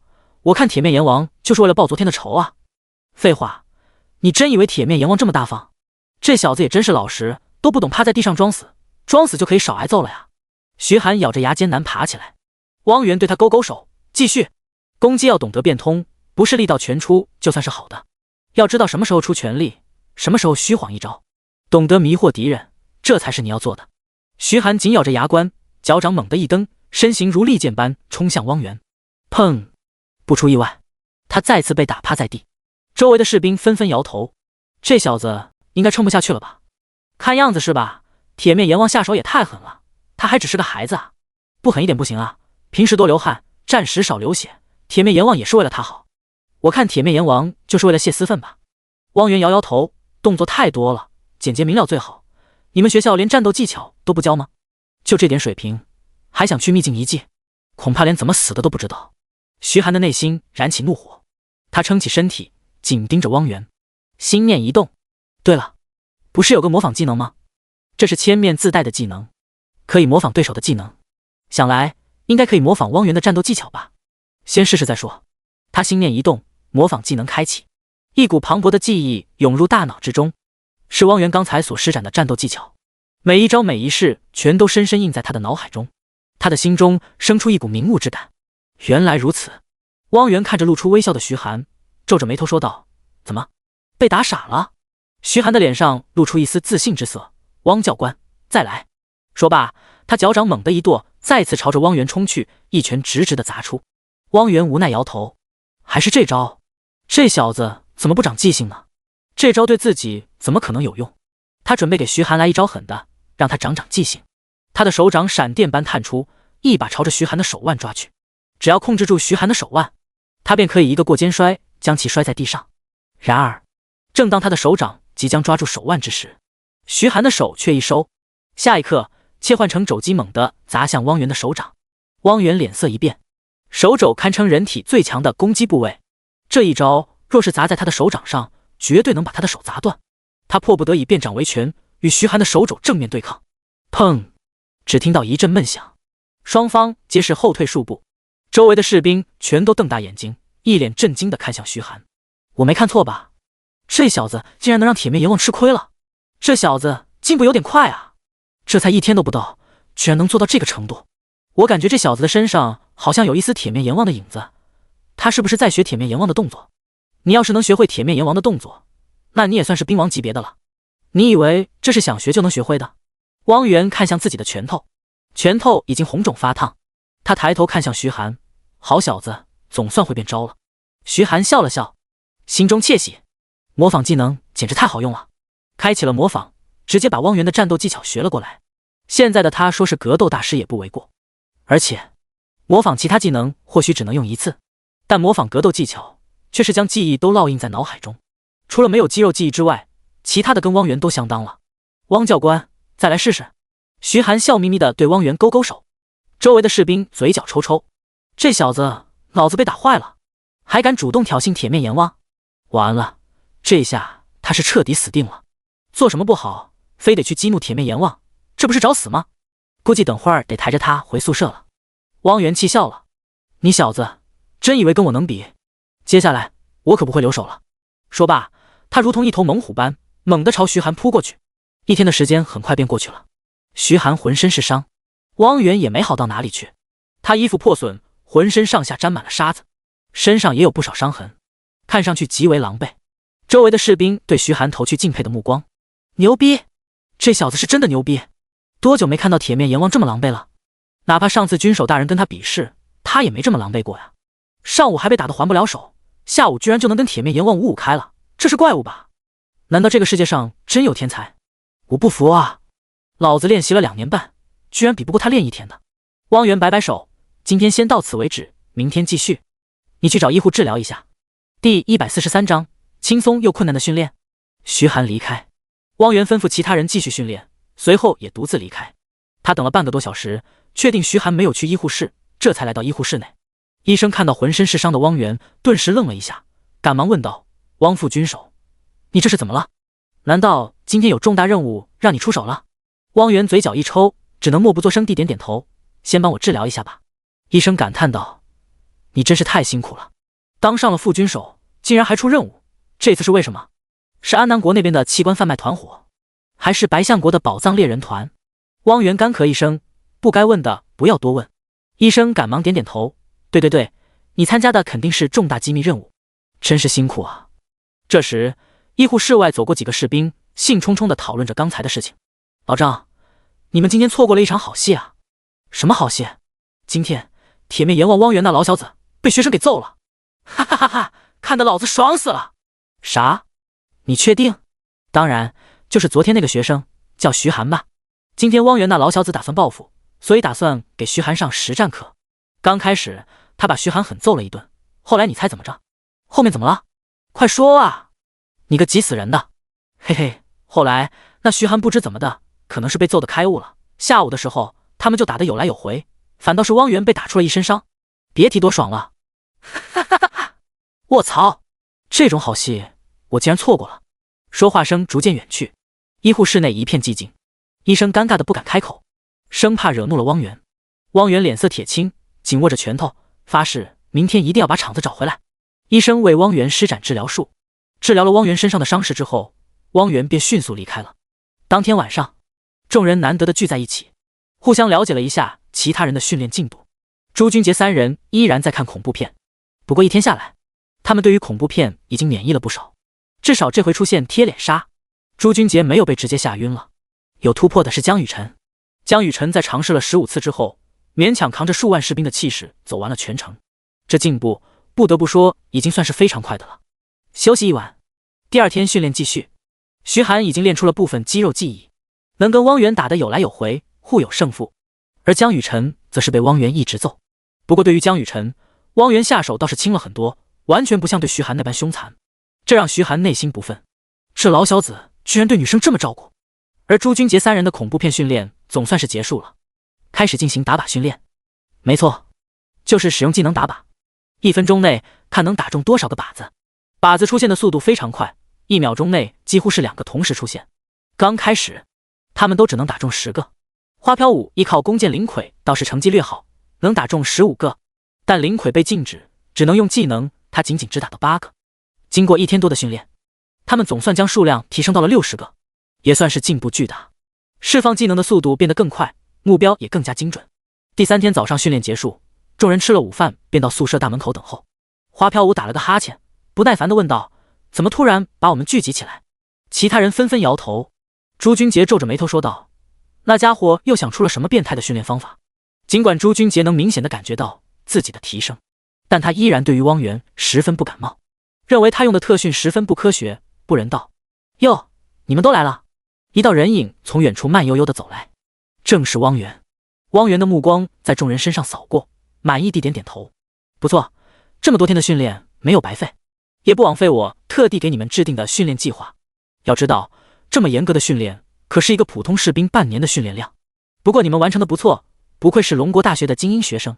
他的夸奖让众人非常受用，至少朱君杰是这样。他的脸上露出得意的笑容，这家伙嘴里总算说了一句人话。汪源继续说道：接下来呢，跟你们宣布一个好消息跟一个坏消息，你们想先听哪个？花飘舞马上说道：好消息。汪源点点头，开口道：好消息就是你们的特训还有今天下午最后一个项目，这个项目可以说是非常轻松，比你们前几天所有的训练都要轻松。众人心中一松，徐寒也是微微松了口气，精神紧绷了这么多天，总算可以放松一下了。但他有些奇怪，汪源会这么好心吗？他开口问道：汪教官，那坏消息是什么？汪源笑眯眯地开口道：坏消息就是这个训练会非常非常困难，你们很有可能会失败。听到这话，原本放松的众人心中又是一紧。花飘舞赶忙说道：刚才你不是说这个训练项目比起前面的训练项目都要轻松吗？汪源点点头，没错，的确是轻松，至少从强度来看是这样。众人的好奇心全都被吊了起来。汪教官，到底是什么训练项目？苏黎疑惑地问道。汪源笑着说道：去了就知道了，上车吧。2辆军用越野车来到众人面前，众人带着疑惑的心情纷纷上了车。2辆车迅速朝着远处开去，车子直接驶出了军部，朝着远处驶去。很快，车子便来到一个地方，看着前方面积广大、戒备森严的建筑，众人皆是一愣。只见建筑上写着几个大字：春城重犯监狱。看到这几个字，徐寒大概猜到这最后一个训练是什么了。有汪源在，守卫直接放行，2辆车径直驶进了监狱中。停好后，众人便一同下了车。一名穿着守卫服装的男子站在车子旁，敬了个礼，笑着说道：参见汪副军手，您吩咐的都已经准备好了。第144章执行死刑。汪源满意地点点头，你们办事就是靠谱。走吧，今天带这几个小家伙去见见世面。那名男子小声凑到汪源身旁，说道：汪副军手，这么做真的好吗？他们看起来还是20出头，年纪太小啊。汪源却是一脸淡定，不碍事，走吧。那名男子同情地看了徐寒几人一眼，随后便在前面带路，汪源紧随其后。众人纷纷下了车，跟在汪源身后，朝着监狱里面走去。一边走，汪源一边介绍道：“这里呢是春城重犯监狱，这里面关押的全都是宣判死刑或者无期徒刑的囚犯，就连死刑的行刑现场也在这个地方。现在也向你们揭晓这最后一个训练项目，那就是除了苏黎以外，其他人每人一次执行死刑犯的死刑。当然，苏黎也要近距离观看执行过程。”这话一出，除了徐寒，其他人全都猛地瞪大眼睛。江雨晨眉头紧锁，眼神中满是不解。花飘舞说话的声音都变得颤抖：“汪教官，你说什么？亲自执行死刑犯的死刑？这不行吧？”汪源一脸淡定地说道：“放心吧，我这边这位就是监狱长，一切我都已经跟他交代过了。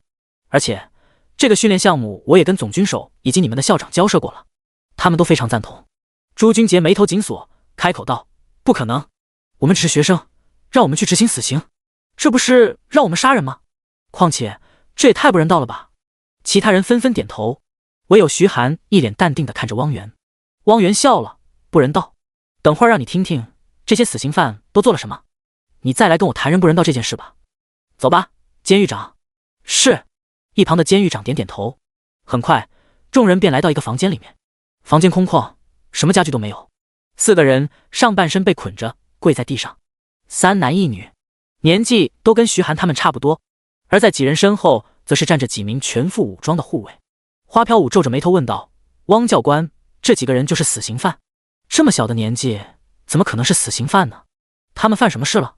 汪源转头看向监狱长：“你来为几个菜鸟解答一下。”监狱长点点头，上前一步说道：“左边那2个，春城第5高中毕业生，毕业后由于自身职业觉醒的不好，走上歪道，学会了盗窃。他们挑选了一家新婚夫妻的家，趁着家中没人，偷偷潜入进去。他们看到了结婚照，发现女主人相貌美丽，就改变了主意。当晚夫妻回家，这2个人制服了男主人，当着男主人的面强行侵犯了女主人。”徐寒眼睛微眯，眼神中闪烁着寒光，他的拳头不自觉紧握，杀意凛然。其他几人同样面露愤怒之色。朱军杰咬牙切齿地看着几人：“畜生，禽兽不如！”监狱长继续说道：“他们将女主人连续侵犯了3天，甚至还让男主人去给他们做饭。”朱军杰破口大骂：“真不是个男人！要是我就跟他们拼了！”汪源面无表情地说道：“怎么？难道是你就不管妻子的死活了？”朱军杰脸色一变，闭上嘴不说话。监狱长叹了口气说道：“男主人愿意听从他们的一切指挥，只为了救自己的妻子，保下妻子的一条命。而女主人配合他们，也是为了保下丈夫的命。但最后，这2个畜生怕事情败露，还是杀了那对夫妻。还是那对夫妻的父母发现几天联系不上人，到他们家里才发现这一惨剧。现在，你们觉得判处这2人死刑不人道吗？”众人纷纷摇头。朱军杰咬牙切齿地看着那2个男生，这种畜生死100次、1000次都不为过。监狱长看向旁边那2人说道：“那2个人联合诱骗年轻女孩，将他们骗到白象国，逼良为娼，逼迫他们接客。到被抓住的时候，他已经诱骗了将近50个女生了。”众人脸色一变，看向第3个死刑犯，眼神中满是怒火。汪源开口道：“如果那些女生是你们的姐姐、妹妹，你们会觉得死刑不人道吗？如果是我只觉得死刑对他们来说太轻了，太人道了，没法散发我心中的怒火。”徐寒紧握着拳头，盯着那4人。他曾经也杀过人，那蝎子跟这些人比起来，同样罪大恶极。杀这种人，没有任何心理负担，只会觉得杀的还不够多，还不够狠。他们甚至连异兽都不如。汪源见所有人的眼中都充满了怒火，这才微微点头：“监狱长，带他们去准备一下，行刑吧。”是。监狱长点点头，带着众人走向那些死刑犯。几名护卫上前将匕首递给徐寒几人，随后又退到后方。几人皆是来到死刑犯身后。徐寒面前的死刑犯正是第1个。那个男生冷笑道：“杀吧，20年。”他的话还没说完，匕首化为一道银光，瞬间掠过他的脖子。瞬间身首异处，鲜血洒满了房间，也沾上了徐寒的衣服。徐寒眼神冰冷，缓缓收起匕首，恐怖的杀气从他身上弥漫而出。他缓缓转头看向剩下的几个死刑犯，原本还想出言嘲讽的死刑犯面对徐寒的眼神，纷纷闭上了嘴，眼神中满是恐惧。他们仿佛看见曾经害死的人全都站在身旁，那对夫妻，那些被诱骗的女孩，全都来讨债了。啊！鬼呀！其中一个死刑犯再也经受不住，放声尖叫起来。他身下的地板也被一滩液体沾湿，散发着一股恶臭。监狱长一脸惊讶地说道：“那个学生杀气真足啊，而且动手毫不犹豫。如果不是杀人如麻，那这小子就是个天生的刽子手啊！”汪源笑了，当然，他以后会是一个刽子手，一个专业的刽子手，一个令其他国家胆寒的刽子手。第145章考核。夜色降临，两辆越野车驶出春城重犯监狱，车内一片寂静。徐寒坐在靠窗的位置，望向窗外。花飘舞的脸色惨白，苏黎坐在旁边陪着他。副驾驶的汪源打破了寂静，第一次杀人的感觉如何？花飘舞缓缓说道：“就算知道他们是死刑犯，但心里还是有点不太适应。”汪源笑了笑，这才正常，多杀杀，习惯就好。花飘舞跟苏黎诧异地看着汪源，这人是魔鬼吧？还多杀杀，这又不是异兽。汪源又看向徐寒，小子，不是第一次吧？徐寒回过神来，点点头，高3的时候杀过一个逃犯。汪源有些讶异，没想到你小子还有这经历，难怪刚才有这般杀气。花飘舞跟苏黎小心翼翼地看着徐寒，刚才动手的徐寒太陌生了，陌生的让他们害怕。汪源继续说道：“好了，晚上都回去好好消化一下，明天就是最后的考核了。考核结束，你们也将正式进入秘境遗迹，在那里面，如果你不杀别人，就是别人杀你。所以记住一句话，非我族类，其心必异，该杀就杀，不能有丝毫怜悯，懂了吗？”徐寒微微点头，一夜无话。第二天一早，众人便集合在宿舍楼下，坐上了越野车。两辆越野车一前一后开出了春城军部，朝着城外疾驰而去。徐寒坐在前面一辆车的后排，跟花飘舞还有苏黎一起。朱君杰跟江雨晨则是在后面一辆车。徐寒看着坐在副驾驶闭目养神的汪源问道：“教官，这次考核的目的地是哪？”汪源随意开口道：“等到了就知道了。”花飘舞也从昨天行刑的不适中恢复过来，他不断看向四周：“我怎么没看见空轨轨道？为什么不做空轨？”汪源瞟了他一眼：“春城没有空轨，目前只有京城那样的顶级大都市才会配有空轨，小城市的话有车就足够了。”花飘舞尴尬地笑了笑，他从小到大一直生活在京城，对于其他地方不太了解。越野车出了城，一路行驶，周围全是树林，树木高大，异常茂盛，还有一些弱小的异兽在树上窜来窜去，一点也不怕下面行驶的越野车。开了1个多小时，终于在一座破旧的小镇停了下来。徐寒的目光扫过这座小镇，小镇口竖着一块招牌：南云镇。小镇可以用简陋来形容，只有20几座小木屋，不少小木屋外面挂着招牌：老刘过桥米线、钱多多汽锅鸡、夜色酒吧，大多都是餐厅。除此之外便是一家酒吧，还有一家出售各种日用品的小店。汪源吩咐车子停在这，随后便下车带着徐寒几人一同走进小镇内。此时正是早饭时间，浓郁的香味从各家饭店飘出来，让本就肚子饿得咕咕叫的众人更饿了。汪源开口道：“接下来宣布一下考核任务。”说着他取出一张地图递给徐寒。徐寒看了一眼，正是周围的地图，不过在地图上面划出了一个圈。汪源解释道：“这个地方是安南国器官贩卖组织的临时据点，根据得到的消息，你们的任务就是去剿灭这个临时据点。”众人纷纷凑过来看地图。徐寒看着地图皱起了眉头，这个地方选择的非常刁钻，距离安南国国境线非常接近，一旦发生突发情况，他们只要钻进安南国国境线，军队便无法动手，怪不得能存活到现在。不过对方的实力必然不俗，不然也没法在国境线周围这种险地存活下来。他开口问道：“对方实力如何？”一个3阶的小头领，几个2阶高手，还有10几个1阶的人。汪源解答。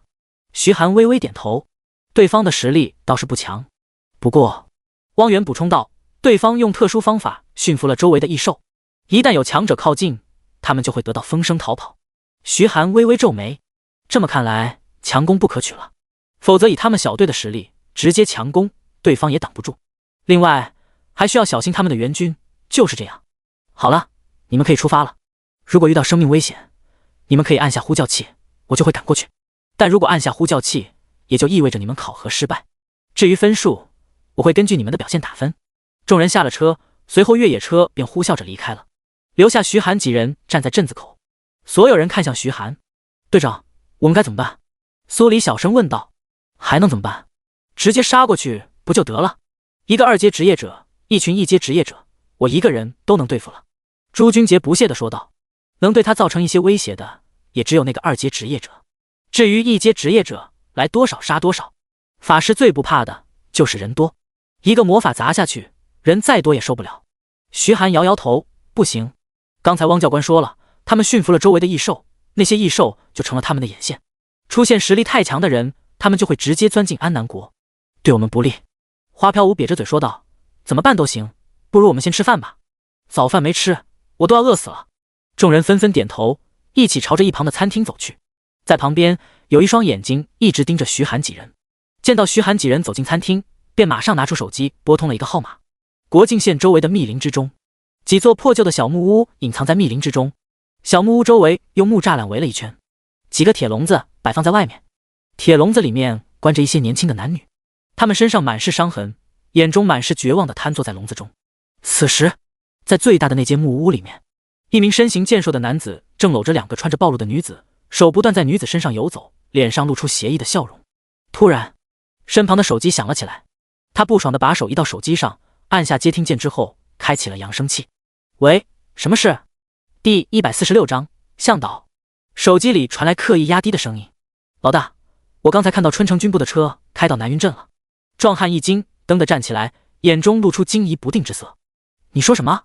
几辆车？几个人？难道他们下决心打算铲除我们？虽然他准备充分，但若是春城军部下定决心要扫除他的营地，他也是没法抵挡。”对面声音一顿，随即说道：“一共就2辆越野车，上面下来5个人，2男3女，看样子很年轻，最多20出头。”壮汉这才松了口气，一屁股坐回位置上，怒骂道：“混蛋！下次说话一次性说完，吓老子一身汗。区5个年轻人而已，没什么好怕的。”那名手下沉默片刻，开口道：“老大，我的意思是，这5个人看样子实力不错，想必他们的器官也能卖出好价钱。而且，博士那边的实验……”壮汉微微点头：“的确，博士那边一直嚷嚷着让他们送点好的实验材料过去。这5个不就是现成的吗？不错，那你密切注意这5个人，调查他们的目的是哪里？”“是。”他挂断电话，便守在一旁，装作等人的模样，盯梢徐寒几人。餐厅门口人来人往，一只小猫慢悠悠地从餐厅里走出去，很快便消失不见。过了一会儿，又有一只小鸟从餐厅飞了出去，消失在树林之中。等了10几分钟，徐寒几人总算从餐厅里走出来。花飘舞擦了擦嘴，没想到这里的小店味道还不错。徐寒环顾四周，开口道：“好了，接下来该去执行任务了。去国境县那边剿灭那个贩卖器官的组织，不过貌似有点远啊。”那个守在旁边的年轻男子听到这话，心中一凛，果然是春城军部那边派出去剿灭他们据点的。不过他嘴角微微上扬，年轻人就是年轻人啊，没有一点防备心，以为在这小镇上就安全吗？没想到吧，这里也有组织的眼线。在他眼中，徐寒几人已经是囊中之物了。朱君杰开口道：“我觉得呀，得找个向导。”徐寒若有所思地开口道：“对，是应该找个向导，毕竟我们也没去过这片树林，有个向导带路会比较安全。那找谁好呢？”徐寒的目光在众人身上转悠，那名年轻男子在心中默默祈祷着，希望徐寒能注意到自己，这样他就能让老大做好准备，再带徐寒几人自投罗网了。如他所愿，徐寒走到年轻男子身旁，拍了拍他的肩膀：“老兄，看你的样子，应该对这片区域很熟悉吧？可以帮我们带路吗？”年轻男子心中窃喜不已，不过他表面上还是装出疑惑之色：“带路？带什么路？”徐寒解释了一下自己几人的目的。年轻男子虽然早已听到，却还是装出了一副震惊之色：“什么？你们要去对付那个器官贩卖组织？我劝你们还是别去为好啊，太危险了，他们组织的实力很强啊。”朱君杰一脸不屑地说道：“切，怕什么？我们都是军部训练过的，专门就是为了对付这种罪犯。说吧，你要多少钱？”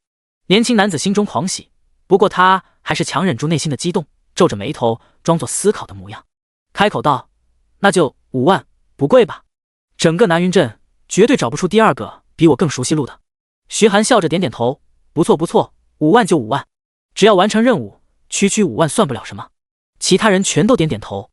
为了装得更逼真一点，年轻男子继续开口道：“那先说好了，要是有任何危险，你们可一定得保护我啊！”很快，他们达成了共识。那名年轻人在前面带路，徐寒几人跟着一同往树林里面走去。据点中，壮汉已经吩咐那2个女人离开，他在房间里来回踱步，等着手下的消息。很快，手机亮起，他一个箭步上前抓起手机，看到一条消息：陈兵，老大，他们找我当向导带路，现在过来了，等会儿你布置好陷阱，先用笼子把我关起来。壮汉一脸疑惑，先把自己手下关起来，这是为何？他马上发消息询问。很快，陈兵的消息又来了，他将自己的想法全都告诉了老大。陈兵打算把自己关起来，让徐寒几人过来营救，趁着他们注意力在营救陈兵之时，再出手偷袭，保证万无一失。壮汉拍大腿，感叹陈兵这小子脑子真是灵活啊！他当即答应了下来，随后便吩咐手下的人去准备陷阱。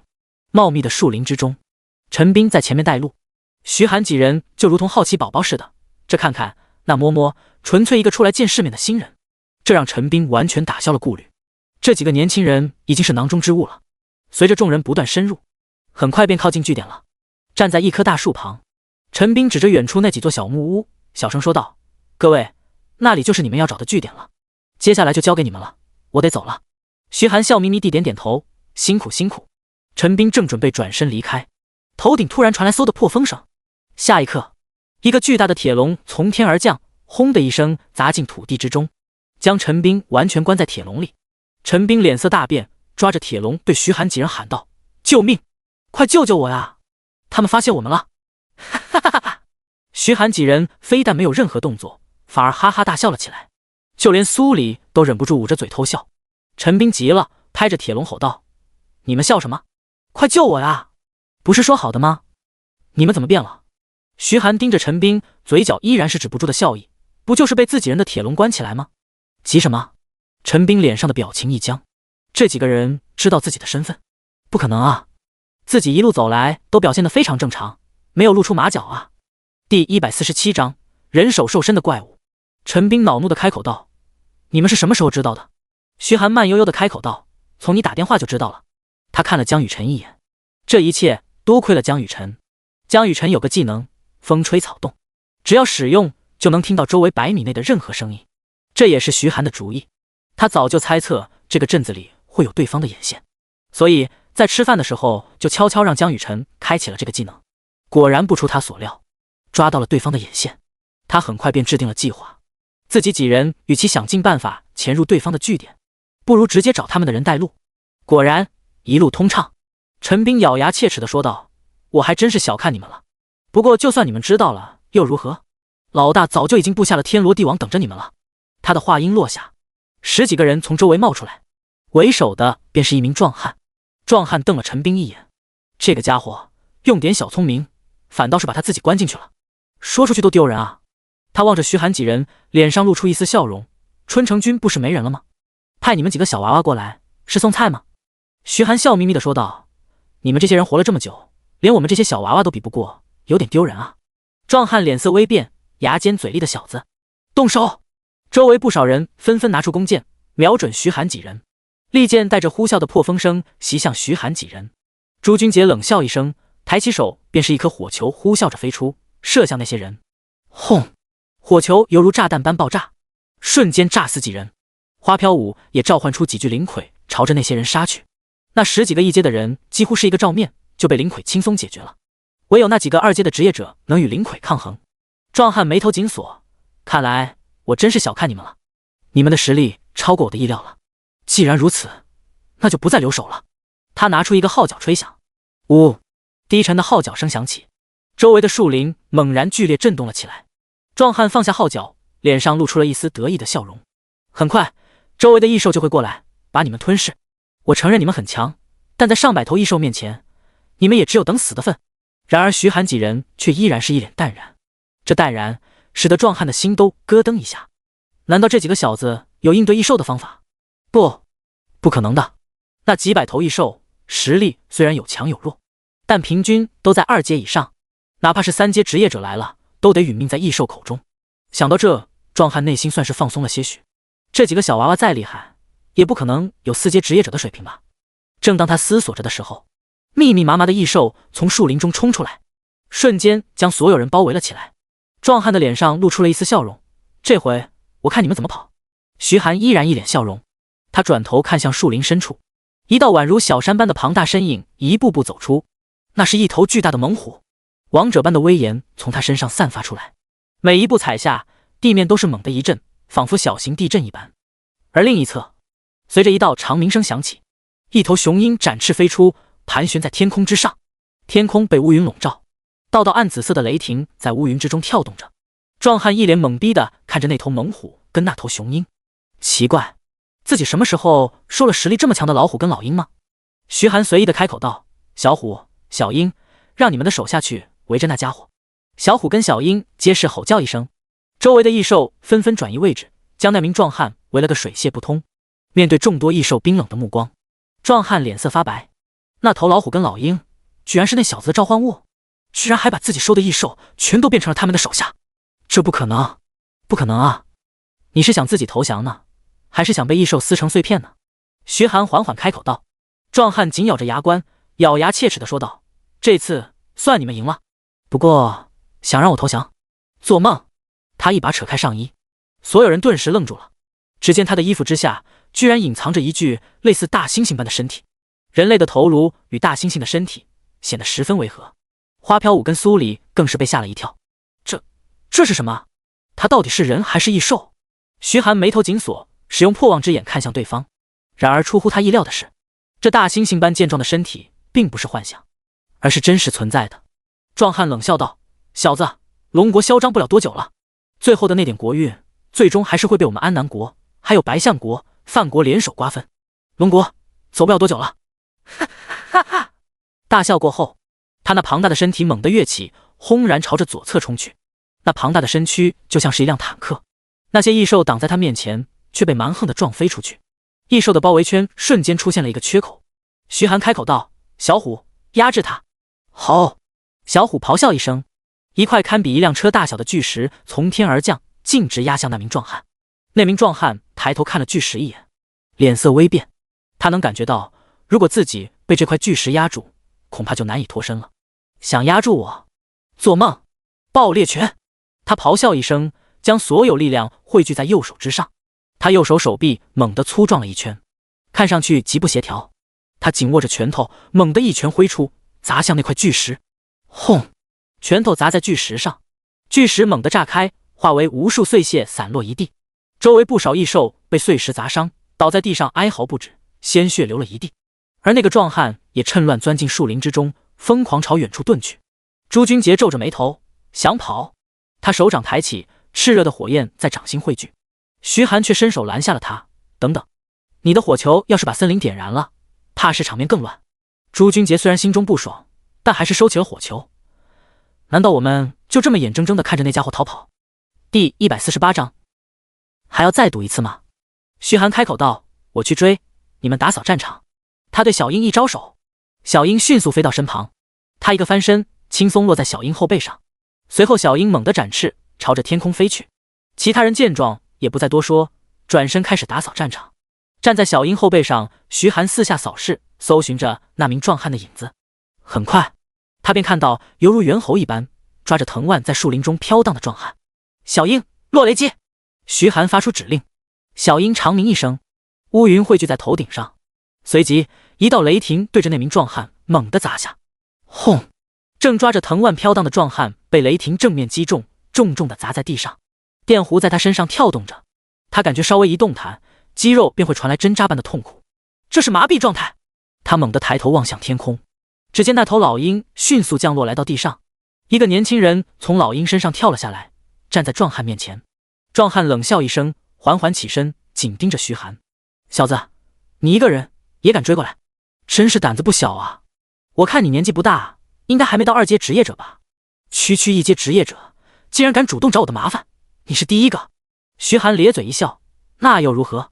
若是3阶职业者被1阶职业者打败，那才叫丢人。”壮汉紧握双拳，重重地砸在一起，发出砰的一声闷响。他的脸上露出一丝冷笑：“对付你，一拳足够了。”徐寒勾勾手：“那你就来试试。”壮汉脸上的笑容骤然消失，他脚掌猛地一跺，庞大的身体突然爆发出了与其极度不匹配的速度，猛然冲向徐寒。徐寒抬起手，15道疾风之刃汇聚在身前，嗖嗖嗖，疾风之刃带着凌厉的破风声射向那名壮汉，那名壮汉根本没打算躲避，面对疾风之刃硬生生撞了上去。是，疾风之刃掠过壮汉的身体，迅速划开一道道伤痕，鲜血淋漓。然而下一秒，那些伤口便以肉眼可见的速度迅速愈合，只不过有几道伤痕被风元素侵蚀，暂时无法愈合。那名壮汉的拳头上散发出金属般的光泽，断钢拳。他低吼一声，一拳径直砸向徐寒。然而徐寒仅仅一个扭身，便轻而易举地避开了这一拳。随即他同样一拳砸出，落在壮汉肋间。砰！壮汉的身体犹如炮弹般被轰飞了出去，重重地砸在一旁的大树上。粗壮的树干承受不住如此恐怖的力道，被砸断，轰然倒地。混蛋！壮汉咬牙站起来，怒视着徐寒。他不敢相信自己会在徐寒手里吃亏。他拖着粗壮的身躯，再次朝着徐寒冲去，一拳再次砸向徐寒。然而徐寒就如同一条灵活的鱿鱼，游走在壮汉身旁。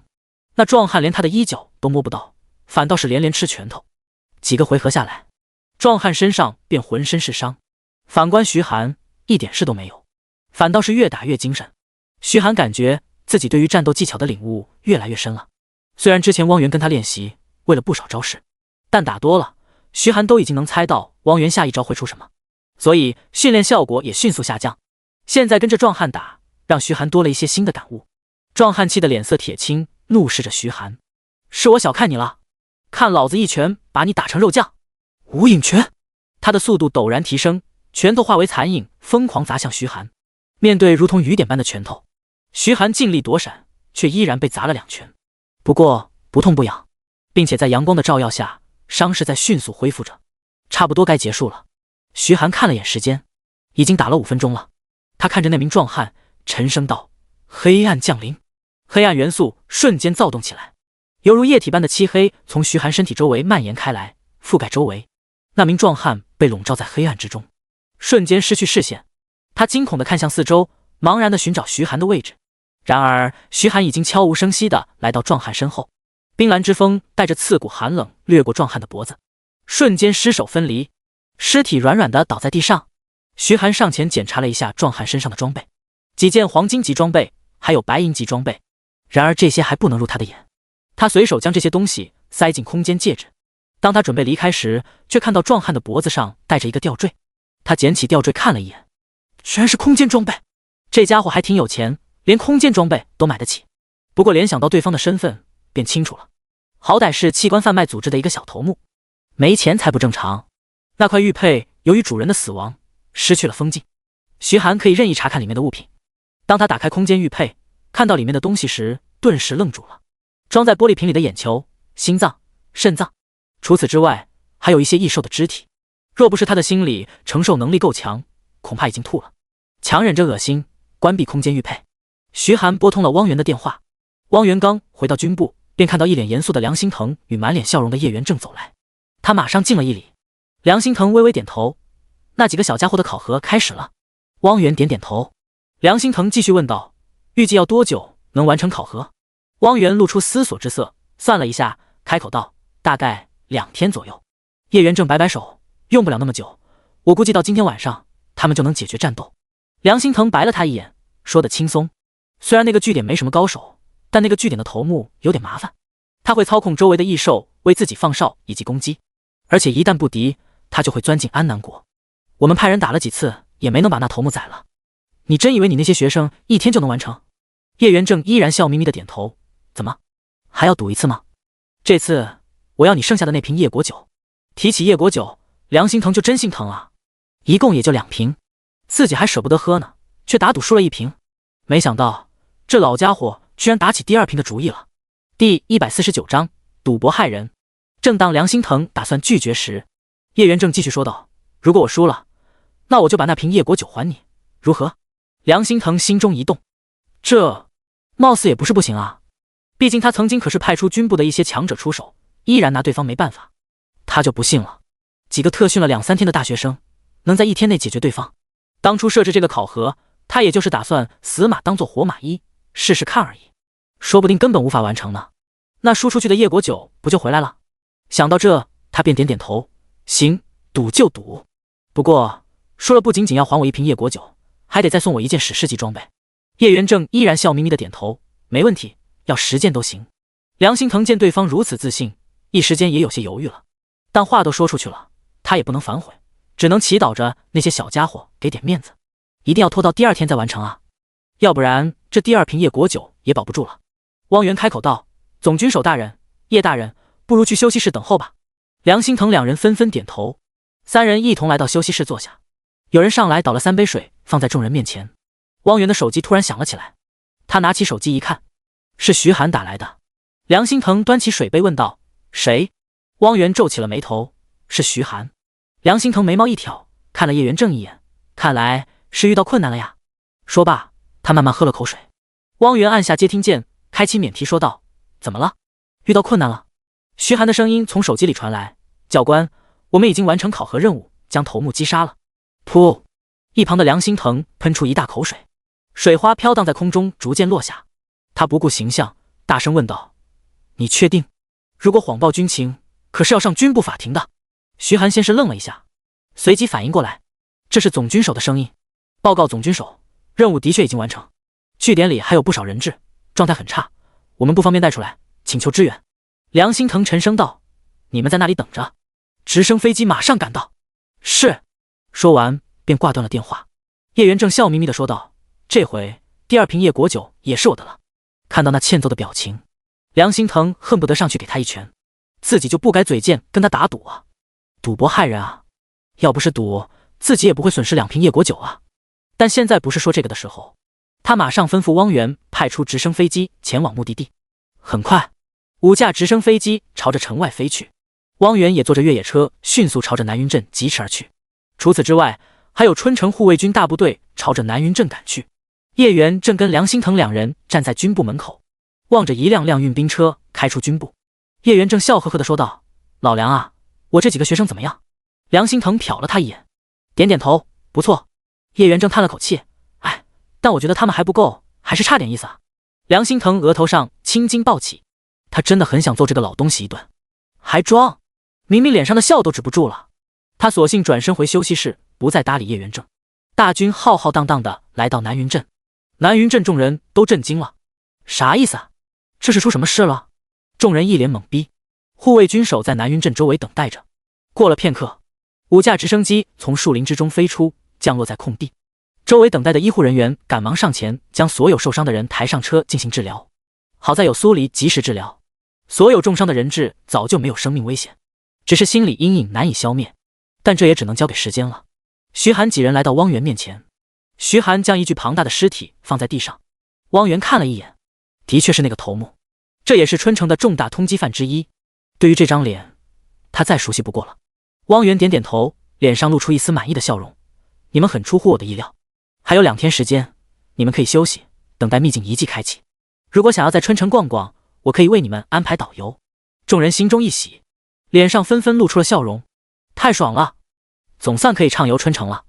唯有徐寒面色凝重，他上前将空间玉佩递给汪源：“汪教官，你看看这个。”汪源打开空间玉佩看了一眼，眼神也变得凝重起来。他紧握空间玉佩，深吸一口气：“这些我会吩咐人拿去安葬，让他们入土为安。”徐寒点点头，继续说道：“汪教官，还有一件事。”随后他便将刚才的事情全都告诉了汪源。汪源眉头紧锁：“你是说改造人，利用异兽肢体对人进行改造？”徐寒点点头：“没错。”汪源眉头紧锁：“这群畜生竟然进行这么邪恶的计划！你放心吧，我会把这件事上报的。”护卫军将据点扫荡一遍，找出了上百具残缺的尸体。随后他们将这些尸体进行就地掩埋，也算是让亡者入土为安了。处理完之后，众人便一同回到军部。刚下车，远远便看到梁心腾与叶元正站在那。梁心腾上前对众人敬了一礼，众人一愣，面面相觑，不知所措。梁心腾沉声说道：“我代替春城所有人，谢谢你们，帮我们除掉了这个毒瘤。为了表示我的感谢，每个人奖励一本适合自己的技能书。”众人一愣，随即脸上露出狂喜之色，这还真是个意外之喜。接下来2天你们可以放松一下，如果想要去春城游玩的话，我可以为你们安排导游。当即其他几人纷纷报名，打算去春城好好玩一下。毕竟春城可是龙国的旅游胜地之一，唯有徐寒没有报名。众人疑惑地看向徐寒，徐寒表示自己打算再找汪源练练，好不容易对战斗技巧有了一些肌肉记忆，若是2天不练，等肌肉记忆退去，那效果就差很多了。众人纷纷撇嘴，这也太辛苦了。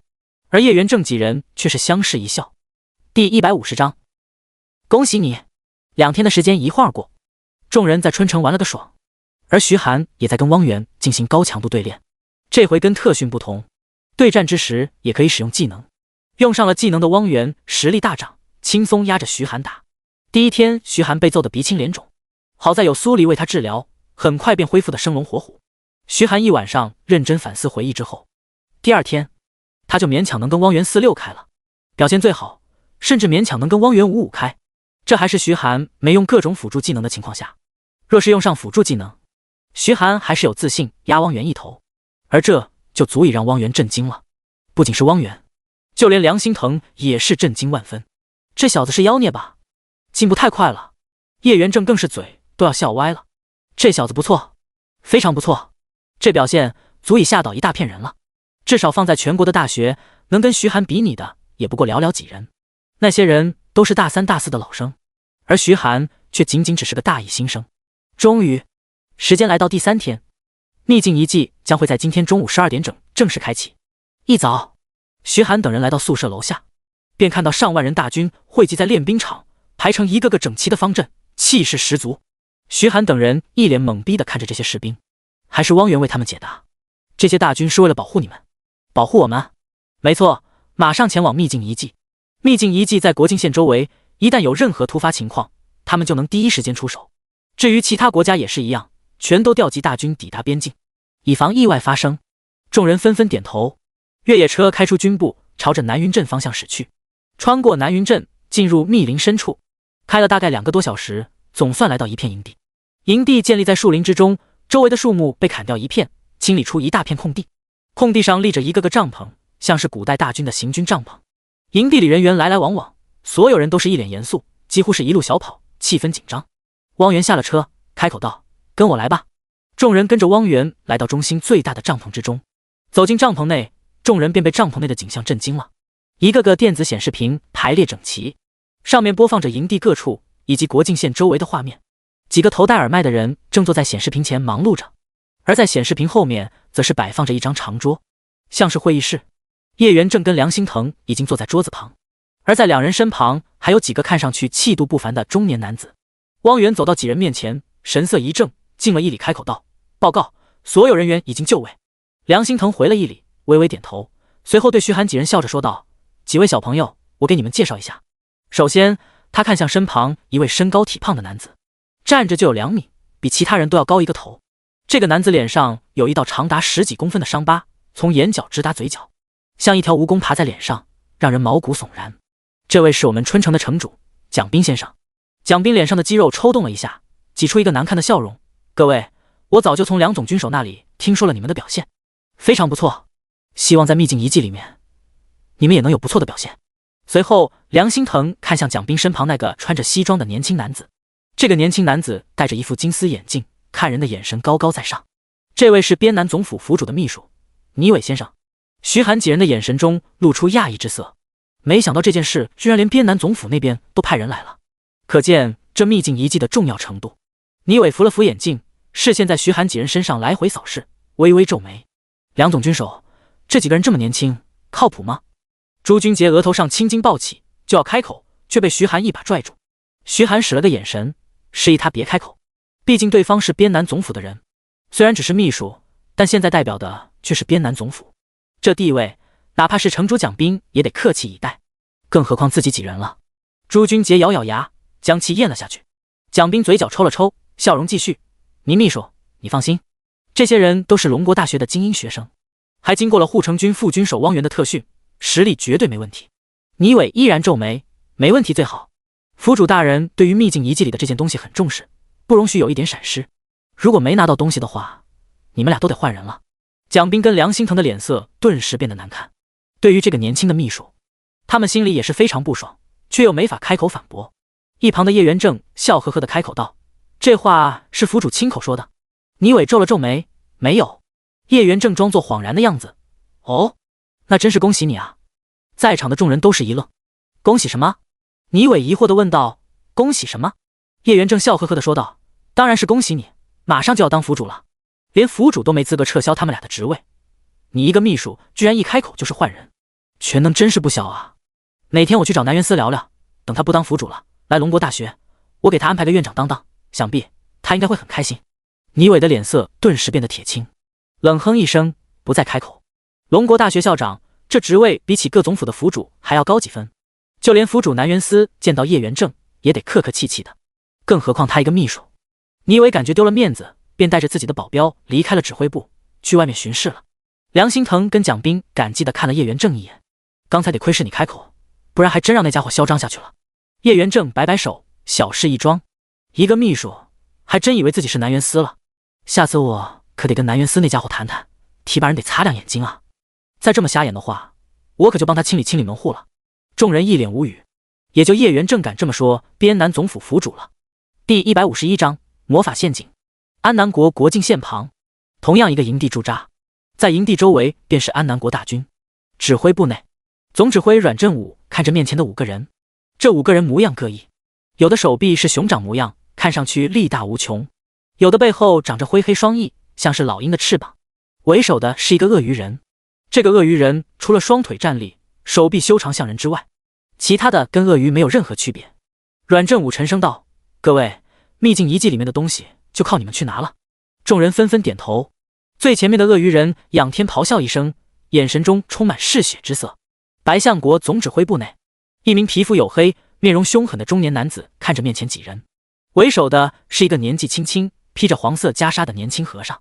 八宋，这次一切就靠你了，一定要把那件东西拿到手。如果能遇到龙国的人，直接杀了就行，不用留守。和尚八宋微微点头，佛祖保佑我们。范国总指挥部，范国总指挥同样是一名皮肤黝黑的男子。与安南国总指挥不同的是，他看上去倒是十分和善。在他面前站着5个年轻人，这5个年轻人的配置也非常完整，有前排的战士，也有刺客，还有后排的法师与牧师。他面带微笑地看着那个刺客。瓦加托，这次秘境遗迹，你暂时先不用参加了。瓦加托一愣，为什么？总指挥大人，为了这次秘境遗迹，我跟他们已经特训了1个多月的时间，我们的配合非常完美，为什么要换人？就连那名战士打扮的男生也皱着眉头问道：总指挥大人，瓦加托要是不去，我们就少了1个人啊。总指挥站起身，笑着说道：别担心，我有安排。说罢，他挥挥手说道：请那位先生进来。一名全身包裹在黑袍中的人影缓缓走进总指挥室。看到那个人，瓦加托脸色一变，看向总指挥，紧握着拳头。总指挥大人，你的意思是让他代替我的位置，是吗？总指挥点点头。这位先生是我们范国花费巨大代价请来的援军，有这位先生在，这次行动绝对不会出任何意外。瓦加托咬牙切齿地说道：我不服气，我要跟他比试，如果我赢了，那还是让我去。总指挥有些为难地看向黑袍人，却见黑袍人微微点头表示同意，他这才点点头，开口道：那就比试吧。话音刚落，瓦加托脚掌猛地一跺，身体如同炮弹般朝着黑袍人冲去。当他冲出去的同时，一把匕首也已经被握在手中，匕首带着冰冷寒光，径直朝着黑袍人的脖子刺去。那黑袍人仿佛被吓傻了，站在原地一动不动。瓦加托嘴角浮现一抹冰冷的笑容，就这点水平，还敢跟自己抢位置？找死！匕首带着冰冷寒光，瞬间刺进黑袍人的脖子。然而还没等他开心，黑袍人瞬间化为一滩水炸开，洒落一地。瓦加托的攻击落了个空，瞪大眼睛死死地盯着地上那一滩水。他想破脑袋也想不出来，为什么一个大活人会突然变成一滩水。这时黑袍人缓缓从外面走进来，依然站在瓦加托面前。瓦加托紧咬着牙关，混蛋，敢耍我，宰了你！他再次出手，化为一道残影袭向黑袍人的要害。黑袍人依然站在原地没有动弹，其他人的心里闪过一丝不好的念头。咚！当匕首落在黑袍人身上之时，黑袍人瞬间化为一团青烟消散，现场只留下半截枯木。刚才瓦加托的匕首正是砍在枯木上。瓦加托愣愣地看着地上的枯木，眼神中满是震惊，自己连续2次攻击的居然都不是真人。这时黑袍人再次从外面走进来，站在瓦加托面前。瓦加托看着面前的黑袍人，他的心里生出一丝恐惧，这次面前的是不是真人？恐怕还不是。总指挥微笑道：“这回知道了吧，瓦加托，回去收拾一下东西，你可以离开了。”瓦加托浑身颤抖，拖着沉重的身体离开总指挥室。总指挥微笑着说道：“接下来，这位先生就是队长，你们一切行动听他的指挥。”众人看着面前的黑袍人，纷纷点头。他们知道，这黑袍人的实力远不是自己能比的。黑袍人缓缓开口道：“秘境遗迹什么时候开启？”总指挥看了眼时间，回答道：“还有3个小时。”龙国总指挥帐篷内，众人围着会议桌坐下。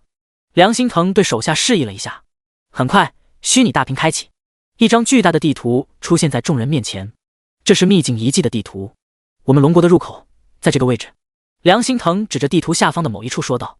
徐寒看着地图，地图的四周全都是茂密的树林，而在地图中心则是一大片建筑，看上去像是一座城镇。不过这个城镇比起春城可差远了。我们要找的东西就在城镇中心的一座废旧宫殿里。根据目前得到的消息，这座城镇应该是其他世界的一个城市遭到异兽的袭击后废弃，但那座宫殿却没遭到异兽的破坏，里面依然残留着一些陷阱，所以进入宫殿探索的时候必须要注意陷阱。众人纷纷点头。朱君杰有些不解，区区陷阱直接破坏掉不就得了？这有什么好担心的？梁心腾瞟了他一眼，解释道：“这里面的陷阱可不仅仅是你们想象的那种普通陷阱，全都是魔法陷阱。”众人一愣，魔法陷阱？魔法陷阱的威力远超普通陷阱，而且除非是受过专业拆除训练的魔法师，才能将其拆除，否则一般的攻击根本无法破坏。这才是魔法陷阱最麻烦的一点。拆除魔法陷阱的方法太过复杂，而且拆除出现任何问题，很可能直接引动陷阱，造成更大的伤亡。所以你们只需要避开就可以了。接下来继续说。第152章，沙漠。梁心腾尽可能地回答徐寒几人的问题，以及将搜集到的他们有可能遇到的对手信息。剩下的2个多小时一晃而过，梁心腾看了一眼时间，11点50分了。他起身开口道：“时间不多了，把东西拿过来。”很快便有几个士兵拿着背包走进来，这里面是准备的水跟干粮，你们收好。还有这个。说着，他掏出几个微型摄像头递给几人，把这个微型摄像头装在身上，我们可以随时查看你们的情况，一旦事情不对，我跟你们校长就会进去救你们。众人纷纷点头，将微型摄像头装在身上。经过调试，总指挥室内出现了摄像头的画面，随后众人便一同离开总指挥的帐篷，朝树林内走去。几分钟后，徐寒便看到前方出现一团大雾，但这大雾却十分奇妙，只覆盖周围一大片区域，区域之外连一丝雾气都没有。时间来到12点整，原本白茫茫的大雾竟然逐渐变得稀薄，出现一个缺口，通过缺口勉强能看清里面的情况。时间到了，你们进去吧。梁心腾退后一步，对徐寒几人敬了一礼，一路顺风。汪源同样敬了一礼，眼神凝重，一路顺风。后方的士兵齐齐放下武器，郑重的敬礼。叶元正对他们微微点头。蒋斌脸颊的肌肉抽动了几下，挤出一丝笑容：“我会准备好庆功宴等你们，平安回来，一个不许少。”众人的内心有些沉重。徐寒笑着说道：“我们不是去送死，是去拿东西的，拿完就回来。走了。”说罢，他转身径直朝着那个缺口走去。其他人也纷纷挥挥手，跟在徐寒身后一同走进缺口内。当他们5人进去，那个缺口便再次被大雾覆盖。能成功吗？梁心腾低声喃喃道。这次的秘境遗迹之行，对手的消息都已经得到了，但根据消息来看，都太强了。叶元正却笑眯眯地说道：“当然，我很看好他们。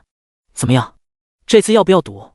输了我还你2瓶夜果酒，赢了送我2件史诗级装备，我就当奖励发给那几个小家伙。”梁心腾翻了个白眼，这老混蛋又打他的主意。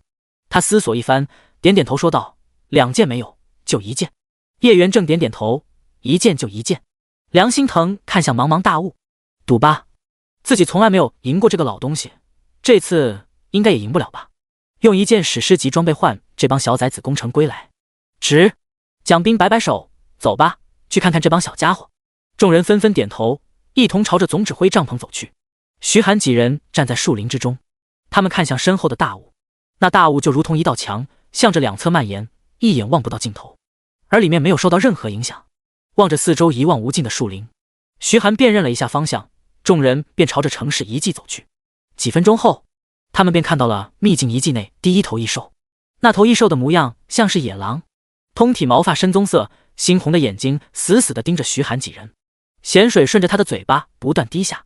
徐寒的双眸覆盖上一层淡淡的金色光芒。查看这只异兽的属性：名称：鬃毛猎犬，种族：狼族，等级21，技能1：嗜血 LV2， 被动技能，受到伤害会进入嗜血状态，攻击跟速度提升 40%， 直到杀死目标为止。技能2：啃食 LV2， 啃食敌人的肉体，恢复自身的生命值，冷却时间1分钟。技能3：神速 LV1， 使自身移动速度提升 80%， 持续时间2秒钟，冷却时间5分钟。21级的异兽，毫无压力。花飘舞主动请缨，让我来练练手。其他人纷纷点头。花飘舞召唤出一个身材健硕的灵魁，灵魁举着盾牌，拿着大刀望向鬃毛猎犬。鬃毛猎犬低吼一声，猛地朝着灵魁扑去。灵魁举起盾牌，咚！鬃毛猎犬一头撞在盾牌上，撞了个七荤八素，随后砍刀落下，一刀斩杀鬃毛猎犬。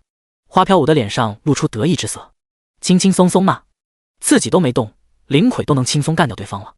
见树林里的异兽不强，众人也就略微放松了警惕，继续往树林里面深入。范国入口，黑袍人带着其他几人走进秘境遗迹。他沉声道：“最快的速度前进，目标城市遗迹。”是。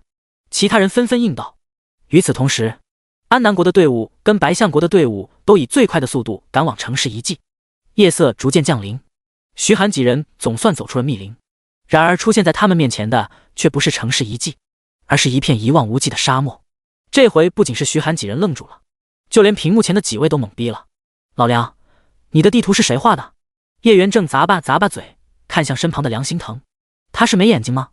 这么大的沙漠没看见？梁心腾挠了挠头，这回他也有些懵逼。咋回事？按照情报员绘制的地图，走出了树林，不应该就是城市遗迹吗？这片沙漠是啥意思？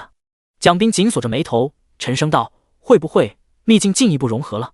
梁心腾紧握着拳头，喃喃道：“现在也只有这个可能性了。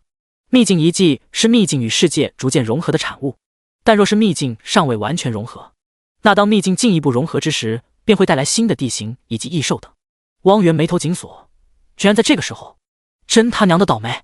没有地图，谁也不知道这片沙漠到底有多大。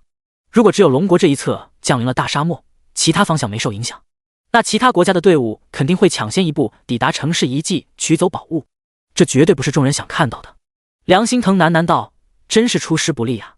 现在只能希望其他国家的入口那边也降临了这片沙漠。”徐寒几人望着这一望无际的大沙漠，地图上有这段吗？貌似没有。难道是总军手他们绘制的地图出问题了？不可能，他们派出的都是精英情报员，绘制地图这种事情不可能出问题。现在该怎么办？所有人都把视线投向徐寒。第153章偶遇。夜袭。夜色渐深，沙漠中刮起大风，呼啸的风声犹如猛兽的咆哮。花飘舞跟苏黎冻得瑟瑟发抖，他们翻遍了梁心腾给的背包，各种乱七八糟的东西一应俱全，干粮、帐篷、疗伤药，就是没有御寒的东西。随着夜晚的降临，沙漠中没有一点灯光，伸手不见五指。虽然沙漠没有障碍物，走路不会撞到东西，但沙漠却此起彼伏，形成宛如山脉的沙丘。苏黎踩空，一不小心差点滑下去，好在一旁的徐寒眼疾手快，一把抓住他的手，这才将其拉回来。太黑了，我们要不在这先驻扎一晚？花飘舞提议道。徐寒望向远处，沙漠根本望不到尽头，而且晚上赶路效率太低了，除了他跟江雨晨，其他人都没有夜视的能力，等同于瞎子，还不如好好休息一下，恢复体力。他点点头，那扎帐篷休息吧，我负责守夜。江雨晨开口道：“我负责下半夜吧。”徐寒也没有反对。很快，众人便开始扎帐篷。大屏幕前，倪伟秘书皱起了眉头，他们在干什么？搭帐篷？要准备睡觉吗？这个时候还敢睡觉？耽误了拿宝物怎么办？梁心腾皱着眉头说道：“沙漠的出现是一个意外情况，沙漠的夜晚不适合赶路，容易发生意外，休息一下没问题。”倪伟皱着眉头，冷哼一声，没有开口。为了取暖，众人只扎了2个帐篷，3个女生挤在一个帐篷内，朱君杰一个人睡另一个帐篷。徐寒静静地坐在帐篷外啃着干粮。几个时辰之后，江雨晨走出帐篷，拍了拍徐寒的肩膀，示意他去休息。徐寒点点头，起身正准备回帐篷时，目光却瞄到了远处，他的身体突然停住了。江雨晨马上察觉徐寒的异常，低声问道：“怎么了？”徐寒指着远处的沙丘小声说道：“你有没有看见那里有几道人影？江雨晨顺着徐寒手指的方向看去，一片漆黑，什么都没有。他微微摇头。徐寒心念一动，身旁亮起暗紫色的魔法阵，随即小樱便出现在身旁。小樱，你飞到天上去帮我侦查一下。徐寒吩咐道。小樱点点头，展翅飞上天空。漆黑的沙漠之中，5个人正走着，为首的是一个模样跟鳄鱼一模一样的大块头。队长，我们先休息一下吧，这沙漠一时半会儿也走不出去。一人开口道。鳄鱼人皱了皱眉头，缓缓点头，那就在这安营吧。其他人脸上皆是露出欣喜之色，马上拿出帐篷开始搭建。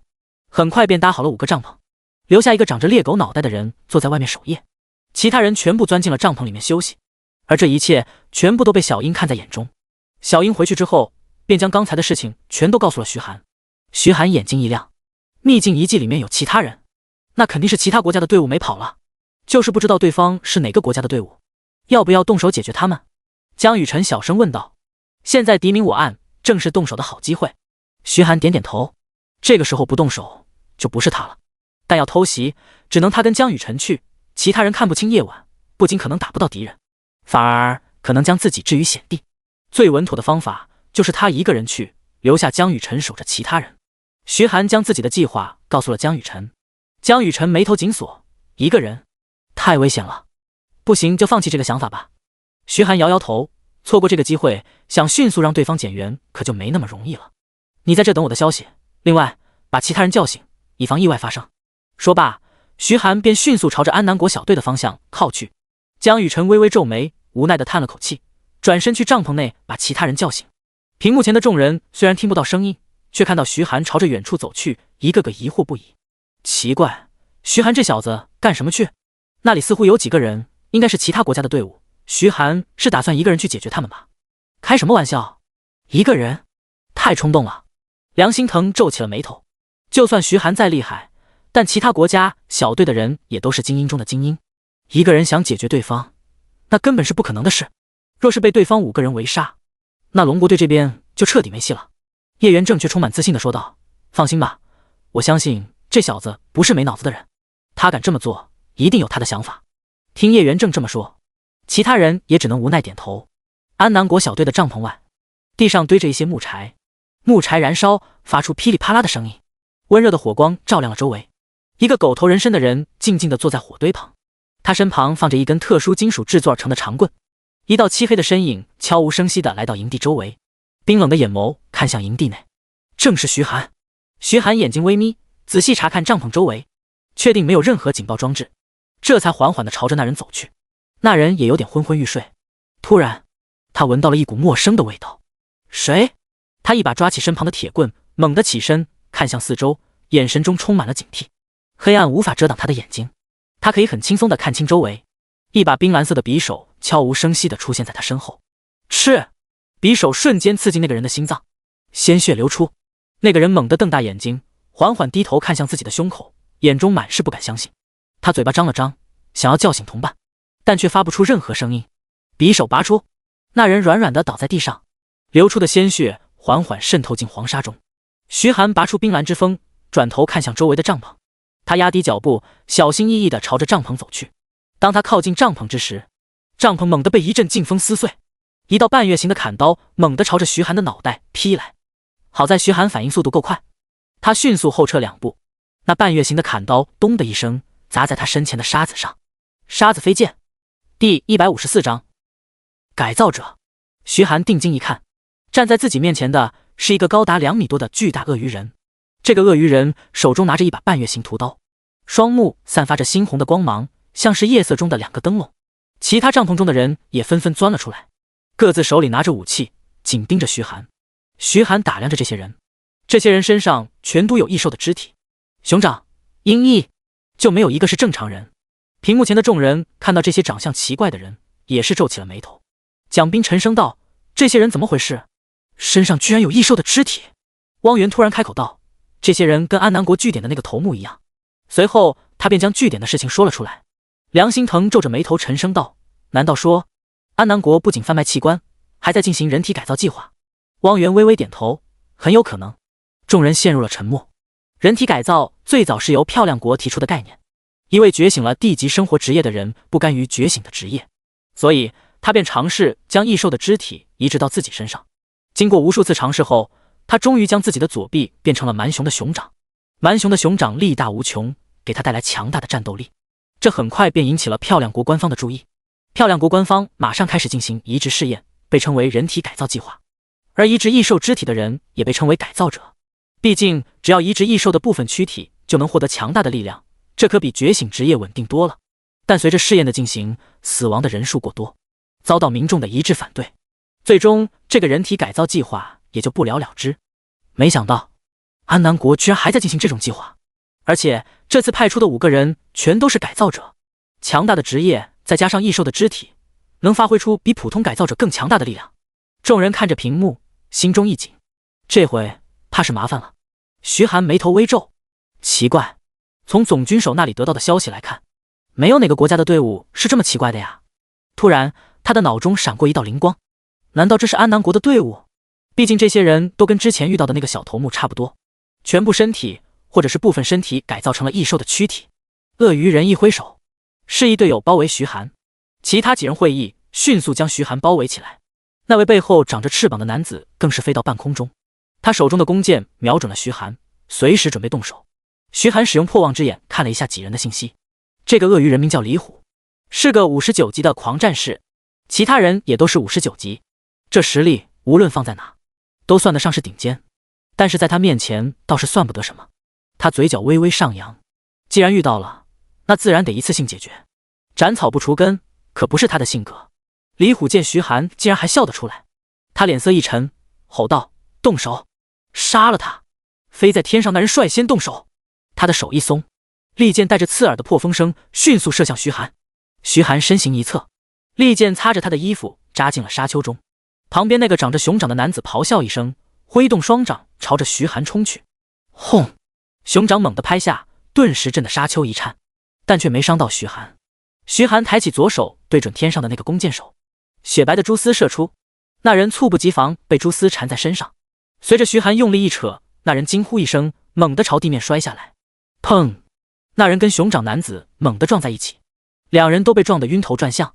正当徐寒对付那两人之时，李虎拿着他那把半月形的砍刀冲了过来，沉重的砍刀带着呼啸的气势猛然劈下。然而徐寒却一个侧身，轻松避开了。随后徐寒手掌一抬，10几道疾风之刃凝聚而成，迅速朝着鳄鱼人射去。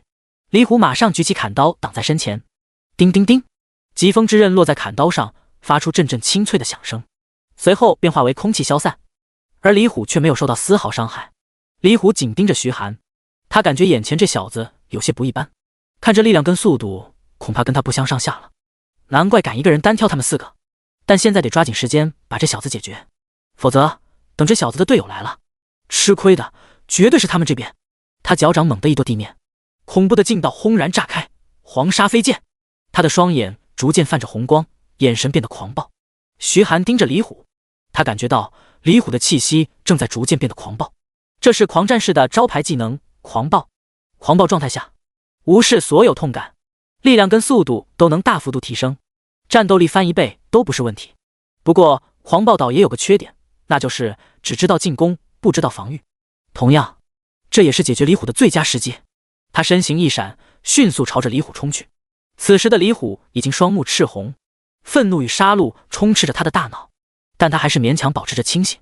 他低吼道：给我拖住他，由我来宰了他。其他几人纷纷点头。站在最后面那名身披黑袍的男子也取出了一根法杖，这名男子的双手已经变成白骨，他的法杖也是用2节人类的大腿骨拼接而成，法杖顶端是一颗骷髅头，冤魂附体。他举起法杖，只见法杖顶端的骷髅头亮起幽蓝色的光芒，随即地面升起一道半透明的冤魂，冤魂发出一阵哀嚎，猛地朝徐寒扑去。几乎是眨眼间，冤魂便融入徐寒的身体之中。那名法师脸上露出一丝残忍的笑容，只要被冤魂命中的人就会当场陷入恐惧状态，在这种时候，哪怕是0.5秒的恐惧都会对战局产生天翻地覆的影响。然而当冤魂冲入徐寒身体之时，徐寒只觉得全身一凉，像是掉进了冰窖。然而下一秒，那冰凉的感觉瞬间消散，化为一阵暖意被身体吸收。这正是黑暗之躯的效果，吸收一切负面状态。他速度不减，转瞬间便来到李虎面前。冰蓝之风划过一道森冷的寒光，瞬间在李虎身上留下了一道长达10几公分的伤痕，鲜血喷涌而出，将金黄的纱丽染得血红。第155章，给你2个小时。后面那个法师愣住了，他做梦都没想到，自己百试百灵的冤魂居然对眼前这个人无效。如果不是亲眼所见，打死他都不相信。他紧咬着牙关，低吼道：“黑暗球！”一颗漆黑的光球迅速朝着徐寒飞去。那名长着熊掌的男子与长着翅膀的弓箭手也恢复了过来，两人也对徐寒发动了攻击。尽管这几人的实力对徐寒而言不算强，但他们的攻击倒也不弱，若是被打中了也得受伤。而且现在不是白天，没有阳光恢复。徐寒暂时放弃了解决李虎的想法，身形连闪，迅速躲避着这些人的攻击。他的目光在几人身上扫过，眼神中闪过一道寒光。既然暂时解决不掉李虎，那就先解决其他人。他掌心绽放出璀璨的电光，轰然对着那名法师射出。闪电链！轰！那名法师被雷电轰飞了出去，重重地砸进沙土之中。重力场！熊掌男子低吼一声，他的双掌猛地拍向地面。徐寒顿时感觉身体变得沉重，速度也减慢了不少。他眉头微皱，重力场可以改变周围的重力，等级越高，制造出的重力场越强。根据徐寒的感应，落在身上的重力至少达到了5倍。这么看来，对方的重力场等级在5级以上。好在自己的力量跟体质足够强，这要是换个脆皮职业来，都能压得趴在地上动弹不得。李虎见徐寒的速度变慢，他的眼中闪过一道赤红色的光芒，这是斩杀这小子的好机会。野蛮冲锋，他犹如野兽般长啸一声，庞大的身躯犹如一辆坦克，轰然冲向徐寒。徐寒咧嘴一笑，李虎冲向自己，与其他人脱节了。无影闪，他瞬间化为一道残影，迅速冲向那名魔法师。冰蓝之风掠过那名魔法师的喉咙，那名魔法师的眼神中满是惊恐，随后便失去生机，软软的倒在地上。屏幕前的众人心中略微一松，蒋斌感叹到徐寒这小家伙手段还真不少。梁心腾微笑着点点头，那是，他之前跟小汪对练过那么多次，小汪不全力以赴的话，都会在徐寒手下吃亏。这些人就不用说了。汪源有些尴尬，这么丢脸的事被拿出来说，他恨不得找条地缝钻进去。李虎气得脸色铁青，他紧握着巨斧，准备继续冲过去斩杀徐寒。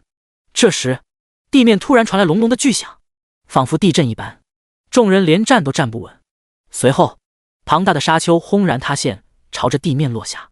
屏幕前的众人看到徐寒的屏幕变黑，顿时脸色一变。怎么回事？发生了什么？蒋斌皱着眉头说道：“刚才地面震动了，难道说发生什么意外了？”梁心腾缓缓开口道：“现在只能看其他几个人的摄像头了。”其他人都将目光投到剩下的4个屏幕。远处的江雨晨几人听到那边的动静，脸色一变，迅速朝着前方冲去。站在沙丘边缘往前看，只见前方出现了一个巨大的坑洞。站在上面往下看，下方一片漆黑，犹如看不到底的深渊。众人的脸上露出震惊之色。刚才他们都看到徐寒在那边与安南国的人厮杀，但是天色太黑，加上徐寒的叮嘱，江雨晨制止了其他人过去帮忙的打算，在这边等待着。谁知道那边的沙丘竟然崩塌了，现在不仅是安南国的那些人不见了，就连徐寒也不见了，生死未卜。可掉下了这么深的坑洞，活命的概率近乎于0。众人的心都有些绝望了。不仅是他们，就连屏幕前的几个人也是一脸震惊。怎么回事？怎么会出现这么大的坑洞？难道沙漠之下是空心的？汪源紧握着拳头，咬牙说道。叶元正眯起眼睛，开口道：“或许这地下藏着什么东西。”梁心腾的声音有些沙哑：“从这么高的地方掉下去，恐怕……”众人都沉默了。光从画面来看，这个坑洞少说也有上百米，从这个高度落下，除非是4阶以上、体质极高的盾战士一类职业，否则绝对会摔死。倪伟不屑地说道：“死了就死了，一个人而已，他一个人换掉整个安南国小队，死得值了。”汪源紧握着拳头，一字一顿地说道：“闭嘴！”倪伟眉头一皱，正想开口，却见到其他人都看着自己，神色不善。他冷声说道：“怎么？难道我说的有错？跟里面的那件宝贝相比，一条人命算得了什么？”汪源双目逐渐变得赤红。你他娘的，再给老子说一遍！他紧握着拳头，恐怖的杀气瞬间从身上爆发。此刻的他犹如一头发狂的野兽，脚掌猛地一跺，猛地朝倪伟扑去。倪伟面露惊恐，连连后退2步。他身旁的保镖赶忙上前，挡在身前。梁心腾伸手一把拉住汪源，汪源气得浑身发抖，却还是止住脚步。叶元正眼睛微眯，掏出手机拨通了一个号码。手机那头传来一道威严的声音：“谁？”叶元正开口道：“南元司，给老子滚到春城来！”那道声音明显一愣，随即疑惑地说道：“校长。”叶元正瞟了倪伟一眼，不想老子亲自登门揍你的话，给你2个小时的时间出现在老子面前，然后好好管管你的狗，别让老子亲自动手。说罢，他便直接挂断了电话，不给南元司拒绝的机会。其他人一脸懵逼地看着叶元正，他们对于府主的声音非常熟悉，自然听得出这是南元司的声音，只是他们还从没听过有人敢这么对府主这么说话，霸气。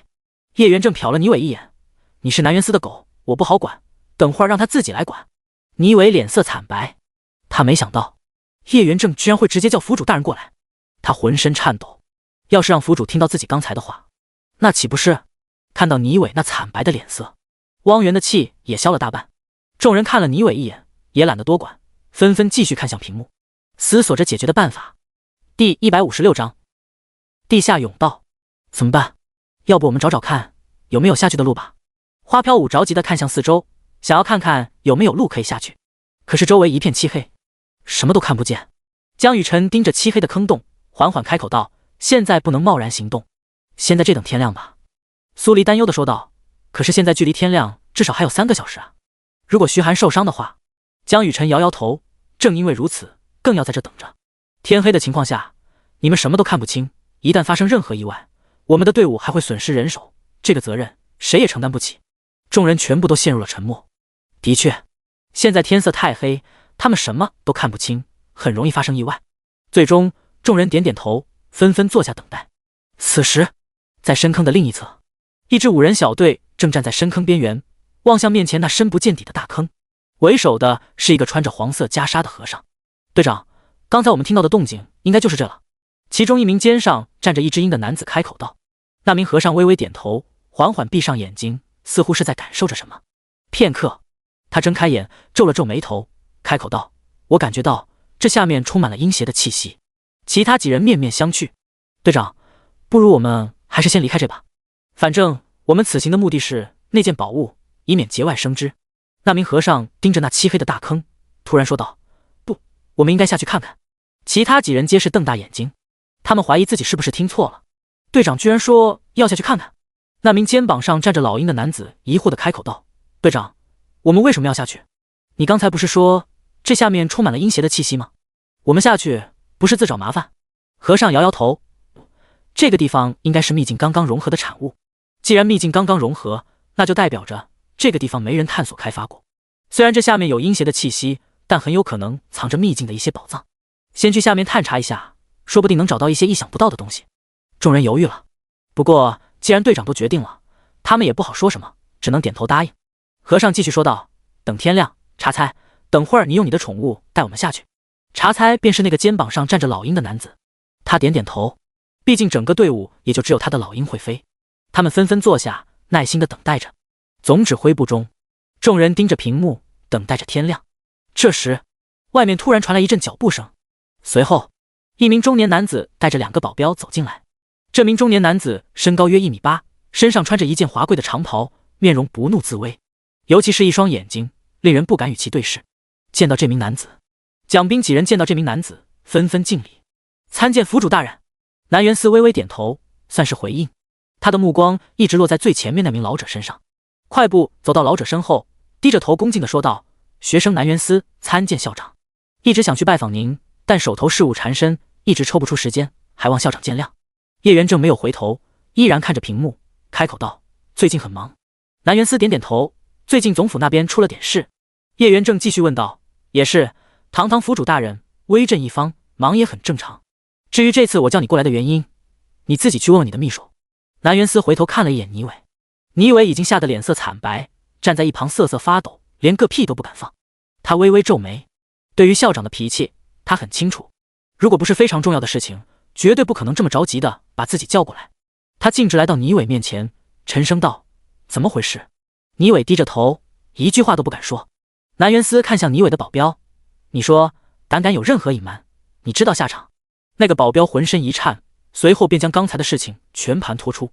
南元思听完，脸色铁青，他盯着倪伟冷声说道：“从今天起，取消你的秘书身份，现在你就回总府，办公处的所有厕所卫生都由你来负责。”滚！倪伟浑身一颤，赶忙溜出总指挥室。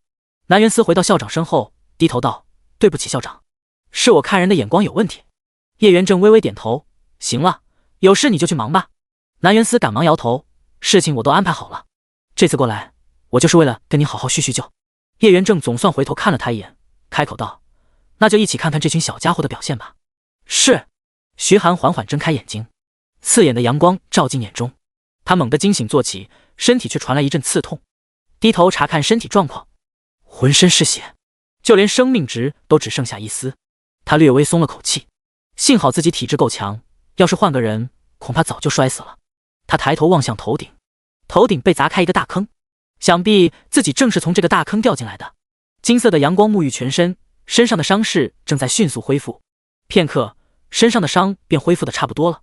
这时他才环顾四周，周围是石块筑起的甬道，甬道两侧镶嵌着圆润的幽蓝色石头，这石头散发着微弱的光芒，勉强照亮甬道。目光顺着甬道向前蔓延，前方漆黑，看不到尽头。他一脸疑惑，自己不是在跟安南国小队那几个人打吗？后来好像地震了，醒来就在这个鬼地方了。没想到在沙漠之下居然隐藏着这么一个甬道。他的心中一动，这沙漠是秘境的一部分，但刚跟世界融合，这么说的话，这个地方还没人探索过，很有可能隐藏着好东西，必须好好探索一下才行。不过在这之前，得先跟其他人报个平安。他心念一动，召唤出小樱，随后吩咐小樱去保平安，顺便跟着队伍一起，这样自己随时都能找到队伍所在。第157章，还活着。江雨晨几人正守在大坑旁，天色已经大亮，灼热的阳光落在众人身上，众人被晒得满头大汗，但却没有一个人喊热，所有人都在等待着。可是随着时间的流逝，他们的心愈发沉重。怎么还没消息？难道徐寒真的出事了？花飘舞再也按捺不住，猛地起身说道：“等不下去了，我要下去看看。”说罢，他便打算召唤灵魁。江雨晨挡在他身前，摇摇头说道：“别着急，再等等。”花飘舞紧握着拳头，怒视着江雨晨：“你当然不着急，从这么高的地方砸下去，不死也是个重伤。如果徐寒没死，而是受了伤，正等着我们，那我们不去救他，他不是死定了？如果徐寒死了，你能承担得起这个责任吗？”江雨晨低下头，轻咬着嘴唇，眼神中闪过一丝黯然。要是自己昨天阻止徐寒就好了。屏幕前，众人也在安静地等待着，然而半天都没有徐寒的消息。梁心腾长叹一口气，这么久都没消息，徐寒已经凶多吉少了。叶元正缓缓开口道：“我进去找找。”说罢，他便转身要出去。梁心腾一惊，赶忙上前拦住叶元正：“老叶，别冲动，你这个时候进去，绝对会惹来秘境遗迹的攻击，实在是太危险了。”南元思同样点点头：“校长，千万别冲动。”叶元正沉声道：“那小家伙是我带过来的，我活要见人，死要见尸。如果谁再拦我，别怪我不手下留情。”他的双眸覆盖上一层暗紫色，里面星光点点，仿佛浩瀚宇宙。一股恐怖的威压轰然从他身上释放出来，落在众人身上。众人心中一惊，连连后退几步。这威压太恐怖了，就像是面对浩瀚宇宙，自己是那么渺小，那么无力，连反抗的念头都生不起来。南元思一咬牙，冰冷寒风吹拂，道道寒冰瞬间出现在他身周。叶元正瞟了他一眼：“小南，翅膀硬了，敢对我动手了？”南元思硬扛着威压，咬牙说道：“校长，得罪了，学生不能眼睁睁地看着您进入秘境遗迹送死。”叶元正笑了：“那就让我看看你最近进步多少吧。”说罢，他缓缓抬起手，漆黑的光芒从他身上蔓延开来，瞬间将在场所有人笼罩其中，四周变成了浩瀚星空，甚至能看到一颗颗庞大的星球在天空上缓缓转动。梁心腾几人发现自己的技能竟然全都被封印了，体内的力量也被封印，连手指都动弹不得。这是领域，这老家伙的实力又进了一步。梁心腾震惊地开口道。蒋斌同样是一脸震撼：“领域啊，这是多少人梦寐以求的能力，唯有达到8阶以上才能有自己的领域，在领域内，领域的主人就是无敌的。”南元思浑身颤抖，他紧咬着牙关，勉强抵抗着校长的威压。他低吼一声，冰蓝色的光芒绽放而出，笼罩全身，勉强与周围的领域抵抗着。叶元正笑了笑，这段时间进步不错，勉强出现领域的雏形了。不过跟真正的领域相比，还是差得远了。说罢，他迈出一步，周围的宇宙似乎一座大山，轰的一声压在南辕斯身上，顷刻间便将南辕斯身上的冰蓝色光芒全部震散。叶元正没有多看一眼，就打算往外走。这时，梁心腾突然开口道：“老叶，等等，你看屏幕。”叶元正回头看向大屏幕，只见一只老鹰从大坑中飞出，出现在众人面前。他们顿时一愣，这不正是徐寒的宠物吗？叶元正身上的气势顿时消散，他一个箭步冲到屏幕前，死死地盯着屏幕。徐寒的宠物出现了，那就证明徐寒没死。江雨晨几人看着面前的小鹰，先是一愣，随即露出狂喜之色。小鹰飞到众人面前落下，张开翅膀叫了几声，似乎想表达什么。花飘舞赶忙问道：“徐寒是不是在下面？”小鹰点点头。他继续问道：“他是叫你带我们下去吗？”小鹰摇摇头。这回众人一脸茫然，既然不是，那徐寒叫小鹰飞上来干什么？小鹰急了，翅膀不断舞动，似乎是想说什么，奈何他不会说话，叫声也没人听得懂。江雨晨突然开口道：“是徐寒让你来跟我们报平安的。”小鹰疯狂点头，太感动了，总算有人能明白自己的意思了。花飘舞急切地说道：“那我们下去找他吧。”说罢，他便想召唤灵魁。小鹰见状，赶忙拦在花飘舞面前，疯狂舞动翅膀，继续叫着。江雨晨似乎明白了小鹰的意思：“你是不是想说徐寒在下面发现了什么，想去探查一下，让你跟我们报平安？”小鹰激动得快流泪了，他头点得跟小鸡啄米似的。这回众人算是放心了。花飘舞疑惑地说道：“这徐寒发现什么东西了，居然还不让我们下去？”江雨晨猜测道：“他大概是让我们先去找那城市遗迹吧。既然现在确定徐寒还平安，那我们就先走吧，别耽误时间了。”其他人纷纷点头，随后便一同朝着城市废墟的方向走去。徐寒感应到小鹰的位置正在逐渐远离，也是略微松了口气。幸好小鹰将自己的消息传了出去，接下来就可以安心探索这条甬道了。他径直朝着甬道深处走去。走了片刻，他突然听到前面传来咔嚓咔嚓的声音，似乎是硬物摩擦发出的声音。他提高警惕，压低脚步，缓缓往前走去。很快，他便看到声音的主人，几具穿着破旧盔甲的骷髅战士正在甬道内来回走动。刚才的声音正是他们身上的骨头与盔甲摩擦发出的声音。那些骷髅战士的眼眶中还有幽蓝色的火焰跳动着，像是眼睛一般。徐寒的双眸覆盖上一层淡淡的金色光芒，破望之眼启动，这些骷髅战士的信息便出现在面前。第158章陵墓守卫月之石，名称陵墓护卫，种族亡灵族，等级50，技能1，重劈 LV6， 挥动砍刀劈向敌人，对敌人造成6倍伤害，并且有 10% 的概率摧毁敌人的防御，冷却时间2分钟。技能2，野蛮冲锋 LV4， 速度提升，冲撞敌人，被攻击的敌人会陷入晕眩状态，持续 0.5 至3秒，冷却时间4分钟。技能3，亡灵之躯 LV3， 被动技能，免疫诅咒与黑暗魔法，但光明魔法与雷电魔法会造成双倍伤害。技能4，王者复生 LV3， 被动技能，灵魂之火未被摧毁的情况下，身体被打散还可以恢复。技能5，王者的诅咒 LV2， 被动技能，攻击附带诅咒，会让目标全属性下降 10%， 并且受到持续伤害直至死亡。徐寒眉头一挑，亡灵族的异兽，而且从名字看来，这条甬道是陵墓的通道无疑了。既然是陵墓，那陪葬品什么的总该不少吧？自己也不贪，随便来个几件史诗级装备就够了。那几个陵墓守卫也发现了眼前的这个不速之客，他们挥动着砍刀，一步步朝着徐寒走去。当距离接近时，最前面那个陵墓守卫速度陡然提升，猛然朝着徐寒冲去。野蛮冲锋，徐寒早就察觉到了对方的目的，冲锋近身，再用重劈，一刀劈不死就等第二刀，战士惯用的套路。他手掌一翻，璀璨的电光在掌心跳动着，一头雄鹰的虚影陡然出现在身后，雄鹰的口中也有闪电汇聚。闪电链！徐寒低吼一声，手掌猛地挥出，轰！两道雷霆轰然朝着陵墓守卫砸去。陵墓守卫冲锋的身形猛地一顿，他身上跳动着雷霆，身子已经僵硬。雷霆迅速蔓延到后面几个陵墓守卫身上，那几个陵墓守卫同样陷入麻痹状态。徐寒身形一闪，迅速朝着最近的那个陵墓护卫冲去，冰蓝之风挥出，瞬间切进了陵墓护卫脊椎骨的缝隙之中。这也是骷髅的弱点。咔嚓，只需轻轻用力，关节断裂，铃木护卫的脑袋咣当一声掉在地上，他的身体蹲下来，想要去把脑袋抱起来安回到身体上，徐寒却不给他这个机会。他一脚踩在骷髅头上，咔嚓一声，脑袋瞬间破碎，一缕缕幽蓝色的光芒散去，那具无头骷髅重重地摔在地上，无法动弹。随后，徐寒又化为一道残影，朝着其他几个铃木守卫冲去。仅仅几个呼吸的时间，便将所有铃木护卫尽数斩杀。他使用吞噬万物，吞噬了铃木护卫的尸体。系统提示音传来：宿主首次吞噬3阶铃木守卫，获得30点力量，30点体质。宿主获得铃木守卫的技能王者复生。徐寒眉毛一挑，打开技能面板查看。王者复生 LV1， 被动技能灵魂之火未被摧毁的情况下，身体被打散还可以恢复。徐寒，系统抽风了吗？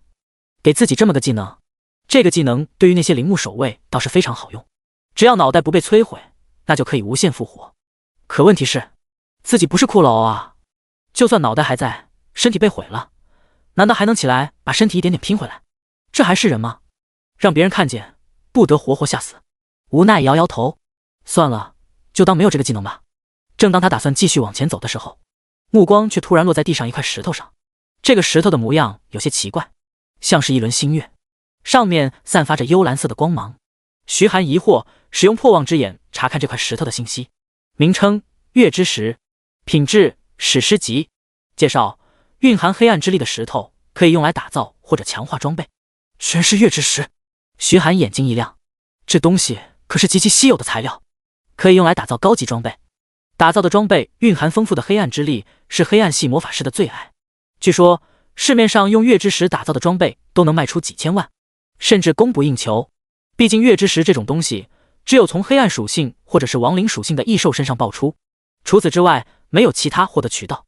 虽然面前这块月之石只有巴掌大小，但拿出去卖，最少也能卖个1000万。徐寒将月之石收进空间戒指，心里美滋滋。这趟来对了。他继续往前走去，寻找着铃木守卫的踪迹，希望能再爆几块月之石出来。很快，他又遇到了一群铃木守卫，轻松解决之后，却没有月之石的踪影。徐寒没有灰心，继续往前。几个小时之后，他已经宰了10几波不下于100头铃木守卫，但除了几件破烂的青铜级装备之外，连月之石的影子都没看见。徐寒长叹一口气，这月之石的爆率也太低了，在这刷月之石的希望破灭了。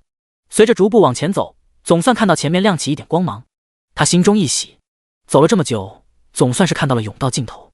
他加快脚步来到甬道出口，下一秒，他便被眼前的景象震惊了。一座高达数十米的青铜门出现在前方，这青铜门安在高大的岩壁上，而在青铜门两侧分别站着2个巨大的石像，这2个石像都是兽首人身。经过时间的流逝，石像的身体都已经有些磨损，看不出原本的样子，但站在这里都能感觉到一股压迫感扑面而来。而在石像前还有一大群穿着破烂盔甲的铃木守卫，一眼望去至少有上百个。看着这幅景象，徐寒有些懵逼，这地方到底是谁的陵墓？光看着架势，这位的身份就不低啊。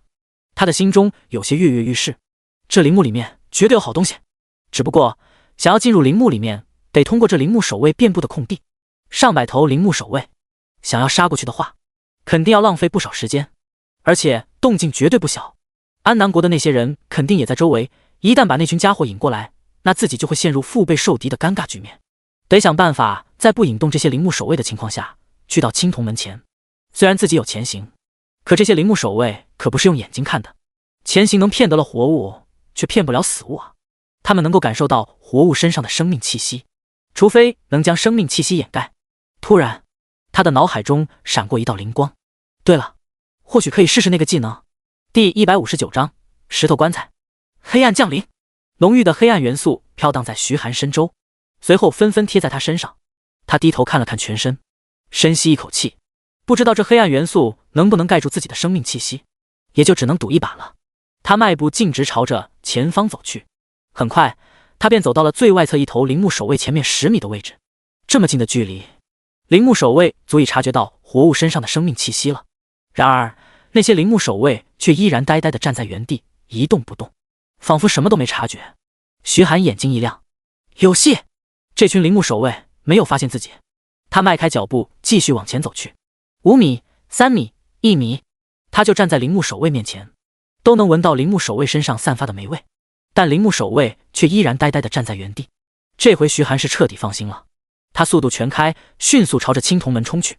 100米的距离，不过几个呼吸的时间便走完全程。他甚至还碰到了几个铃木守卫的身体，但那些铃木守卫却只是茫然地环顾四周，随后便再次恢复了呆愣愣的模样。很轻松吗？他踩着阶梯一步步来到青铜门前。沉重的青铜门上雕刻着一头头凶猛的异兽，长着双翼的猛虎，展翅的火凤，体型庞大，背上还有树木岩石的巨龟。尽管异兽雕刻已经变淡，却依然能感受到这些异兽身上蕴含着一丝威压。他伸手推了推，这青铜门仿佛有1000万吨的重量，任凭他怎么推都推不开。尝试了一下，他便放弃了推门的想法。想来这座青铜门应该是有其他的开启方法。他的视线在青铜门上游走，很快他便看到青铜门顶部有着一颗犹如烈阳的赤红色宝石。徐寒眉毛一挑，双眸覆盖上一层淡淡的金色，那颗宝石的信息面板便出现在面前。名称：日之石，品质：史诗级。介绍：蕴含烈阳之力的石头，可以用来打造或者强化装备。居然是日之石，这个地方居然有日之石。日之石跟月之石相同，都是打造高级装备的极品材料，但是跟月之石不同，日之石的用途更加广泛。毕竟黑暗系的职业不多，但是日之石除了黑暗系职业之外，所有职业都可以使用，所以日之石打造的装备在市场上的价格更高，而且一般人想买还买不到。不过日之石并不是重点，徐寒的目光落在日之石旁边的凹槽，那个凹槽像是一轮新月，与旁边的烈日相对。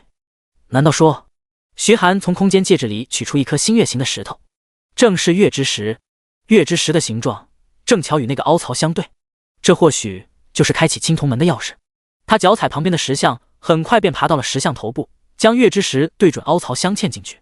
咔嚓，一阵清脆的声音回荡在空荡的大厅，月之石完美的嵌入了凹槽之中。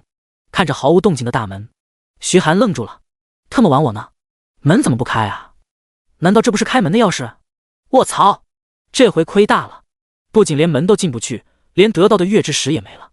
不行，门进不去也得把月之石扣下来，还有旁边的日之石，可不能这么空手而归。他一咬牙，伸手去扣月之石，但那月之石却死死地镶嵌在青铜门之中，任凭他怎么扣都扣不下来。徐寒恼了，坑爹呢！他抬起手，握拢成拳，一拳砸在青铜门上。咚！青铜门内响起一阵沉闷的响声。下一秒，原本灰暗的日之石跟月之石居然绽放出了微弱的光芒，光芒犹如水流一般，逐渐向着下方流转。仅仅几个呼吸的时间，便流淌遍了整个青铜门。轰！青铜门发出一阵沉闷的响声，随后缓缓向内开启，露出了一条漆黑的通道。此时，正在甬道内与铃木守卫战斗的李虎以及剩下的几人也听到了远处传来的闷响。什么声音？李虎皱着眉头，沉声说道：“好像是那边传过来的。”鹰一人指着甬道前方开口道：“动作快点，把这些该死的骷髅解决了。”李虎低吼道。另外2人纷纷加快速度，解决铃木守卫，随后便迅速朝着前方冲去。在另一条甬道之中，正在向前探索的小队也听到了远处传来的闷响。领头的和尚八颂微微皱眉，好浓的阴邪气息，难道有什么东西被放出来了？茶才低声问道：“队长，那我们还去不去？”八颂点点头，脸上露出一丝和善的笑容：“当然去，肯定有其他国家的小队在这，他们在前，用龙国的俗语来说，就是螳螂捕蝉，黄雀在后。”茶才的脸上露出笑容，点点头：“还是队长有智慧。”众人一同朝着甬道前方进发。徐寒看着敞开的青铜门，这也行？这青铜门怎么跟电脑主机似的，不打几下不开机？他纵身一跃，稳稳地落在地上，随后便径直往青铜门里面走去。刚走进青铜门，一阵阴风呼啸而来，徐寒顿时感觉回到了北郊冰原，这温度至少零下30-40度，若是体质稍弱的人，恐怕都得被冻成冰块。轰！沉重的青铜门重重地关上，大殿两侧“嗖”的一声，燃起一团团幽蓝色的火焰，整个大殿都被染成了诡异的幽蓝色。徐寒眉头微皱，青铜门被关上，后路也被堵死了。不过既来之则安之，他倒是要看看这个地方里面有什么宝贝。环顾四周，这里似乎是一座大殿，大殿高达数十米，雄伟壮观。而在大殿两侧则是一根根巨大的石柱，每一根石柱都有4人合抱的粗壮，伫立在大殿两侧，像是一个个忠诚的士兵。站在大殿内，一股压抑的气息落在徐寒心头，让他感觉有些不舒服。他看向前方，一座巨大的石头棺材出现在眼前，用肉眼打量了一下这个棺材，棺材的高度接近2人，长度更是近10米。徐寒暗自啧舌，能躺在这个棺材里的人该有多高啊？但是这么大的陵墓内，就一口棺材，其他什么都没有，这陵墓主人还挺节约啊。正当徐寒思索之时，棺材板缓缓颤动起来，随后竟然缓缓打开，一只巨大的手掌轰的一声抓在棺材边缘，仿佛炸雷的声音回荡在整个大殿内。何方宵小干扰吾王沉睡。第160章陵墓尸僵。徐寒眉头微皱，后退半步，做出战斗姿态，警惕地看着面前的棺材。砰！那只干枯的手掌缓缓支撑起来，一个穿着沉重盔甲的巨人缓缓从棺材中站起来，他的身体周围环绕着屎黄色的雾气，散发着淡淡的臭味。这个巨人倒不是骷髅，他的肉体已经干枯腐朽，是一具干尸，脸上部分的肌肉已经腐烂，露出森森白骨，一只眼睛腐蚀的只剩下一个漆黑的空洞，另一只血红色的眼睛犹如灯笼一般，在这幽蓝色的大殿之中格外显眼。徐寒的双眸覆盖上一层淡淡的金色光芒，破望之眼开启，这头干尸巨人的信息便出现在面前。名称：陵墓尸僵，黄金级首领，种族：亡灵族，等级80，技能1：亡灵召唤 LV5，召唤5个陵墓守卫跟随自己作战，冷却时间5分钟。技能2：腐蚀尸气 LV4，被动技能，陵墓师将自身附带腐蚀尸气，吸入尸气会陷入中毒状态，持续损失生命值。技能3：亡灵之躯 LV5，被动技能，免疫诅咒与黑暗魔法，并且会将其吸收化为自己的生命值。技能4：毁灭横扫 LV4，挥动长刀朝前方横扫，造成恐怖的伤害，冷却时间3分钟。技能5：践踏 LV3，践踏地面，造成剧烈的震动，让周围的敌人陷入晕眩状态，持续 0.5 至3秒钟，冷却时间5分钟。技能6：亡灵吞噬 LV3，吞噬亡灵，恢复自身 30% 的生命值，冷却时间10分钟。徐寒，80级的黄金级首领，这跟陵墓守卫的实力差距也太大了。陵墓守卫也只是50级的普通异兽，而这家伙居然是80级的黄金级首领，5阶黄金级异兽，这要是其他国家的小队进来，岂不是1秒钟全灭？5阶的黄金级首领，至少也得100来个5阶高手联手才能对付，这实力根本不是现在的他们能对付的。陵墓师将那只独眼盯着徐寒，森白的牙齿一开一合，阴森沙哑的声音响起：人类，你居然敢打扰吾王的沉睡，死吧！他从棺材里取出一把长数米的巨大砍刀，砍刀挥动，带着呼啸的破风声，猛地朝徐寒砸去。徐寒迅速后退，咚！巨大的砍刀猛地砸在徐寒刚才所站的位置，坚硬的地砖瞬间破碎，碎石飞溅，却没伤到徐寒分毫。徐寒眉头微皱，这老不死的东西，不对，这老干尸，自己什么时候打扰你王的沉睡了？不过既然你动手，那自己也就不客气了。爆裂火球！他低吼一声，一头赤红色的亚龙虚影出现在他身后。好！岩浆亚龙咆哮一声，嘴巴张开，炽热的火球迅速在口中汇聚，赤红色的火球照亮了大殿。下一秒，火球轰然射出，袭向陵墓尸僵。轰！炽热的火球落在陵墓尸僵身上，猛地炸开，恐怖的爆炸震得他后退半步，却没受什么伤。陵墓尸僵的眼神中似乎掠过一丝不屑，卑微的人类，就凭你这点实力，不是我的对手，死吧！他抬起砍刀，划过一道扇形弧光，猛地朝徐寒劈去。毁灭横扫！这横扫覆盖的面积非常广，几乎覆盖了大半个大殿。望着迎面而来的刀光，徐寒自知无法躲闪，便抬起手，伤害吞噬。漆黑的漩涡出现在掌心，漩涡以肉眼可见的速度迅速变大，转眼间便成长到一个人的大小，将徐寒护在身后。咚！砍刀落在漩涡之上，徐寒一步没退，强大的反震力道顺着砍刀反弹而去，陵墓师将被震得后退2步，庞大的身躯轰的一声撞在身后的石柱上，整个大殿都是微微一颤。秉持着成你病要你命的想法，徐寒拔出冰蓝之风，化为一道残影，迅速朝着陵墓师将冲去。甬道之中，李虎几人快步来到甬道尽头。下一刻，几人愣住了。片刻，那名长着熊掌的男子艰难地咽了口水，开口道：这么多骷髅异兽。李虎的眼神也变得凝重。虽然这些骷髅异兽的战斗力不算强，但同时面对上百头，他们3人也不敢贸然上前动手，这跟找死没区别。鹰翼人看向青铜门，他开口道：“队长，那扇门里面有声音。”李虎点点头：“我听到了。”熊掌男子皱着眉头说道：“会不会是之前那个家伙？”李虎眼睛微眯，眼神中闪烁着凶光。除了他，还能是谁？没想到这小子居然先我们一步进了那扇门，就是不知道他怎么从这么多骷髅中走过去的。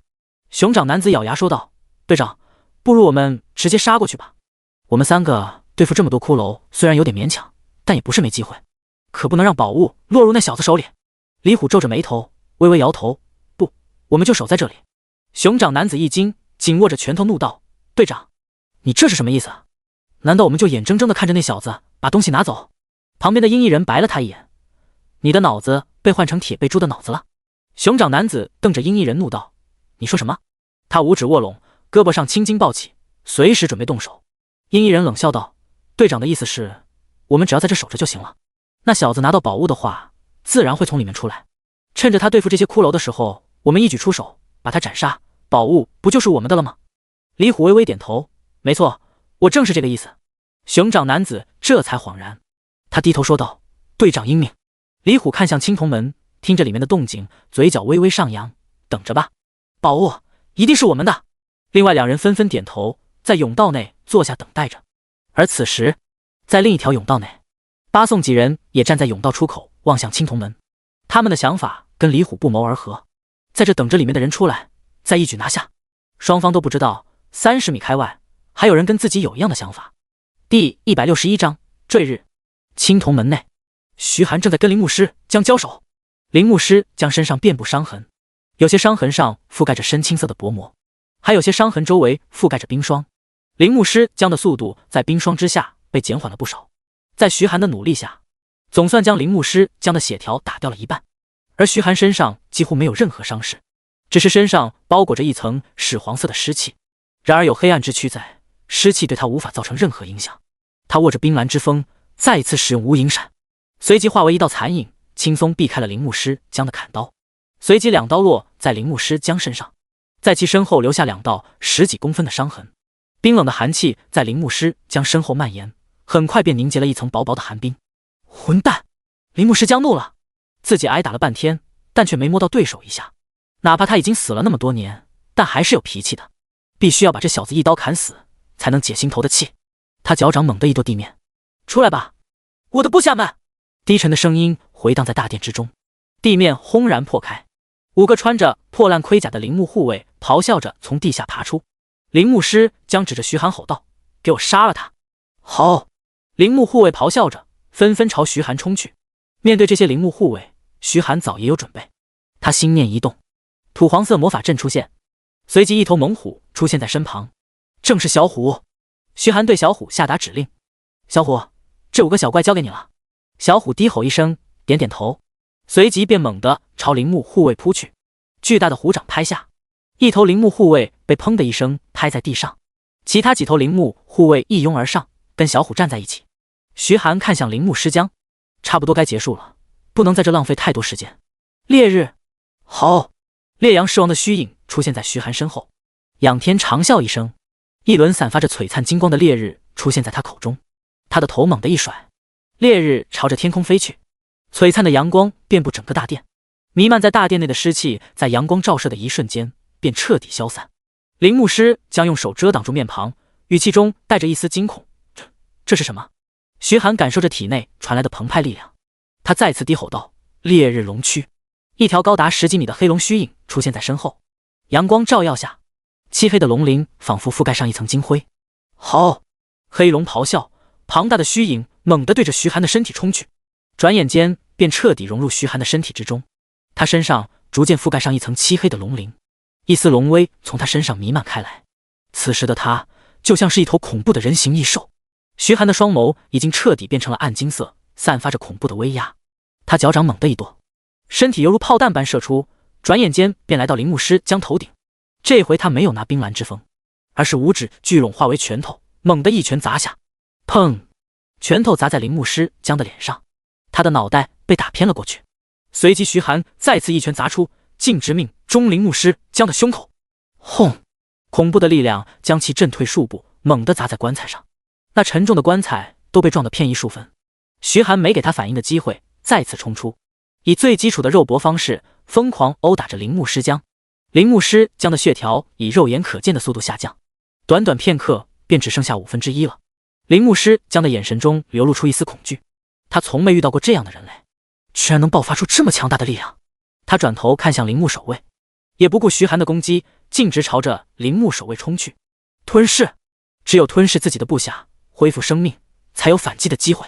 望着逃跑的铃木师江，徐寒并没有去追，他那暗金色的瞳孔中没有丝毫感情，就这么看着铃木师江。结束了。他缓缓抬起手，天上的烈日似乎感应到了他的召唤，微微颤动了起来。坠日，烈日犹如一颗流星，径直朝着铃木师江砸下。轰！炽热的火焰绽放开来，化为火海，瞬间将铃木师江吞噬。铃木师江痛苦的哀嚎，挣扎着。随着火焰的燃烧，挣扎逐渐停止，庞大的身躯轰然倒在地上，生命被彻底清空。徐寒略微松了口气，龙鳞逐渐褪去，恢复了原本的模样。那个坠日是烈日之体所附带的技能，威力比起陨石天降弱一些，但已经非常恐怖了。尤其是高温的火焰，一旦砸下，哪怕是铃木师江都抵挡不住。他来到铃木师江的尸体旁，尸体旁掉了2件装备，一把砍刀。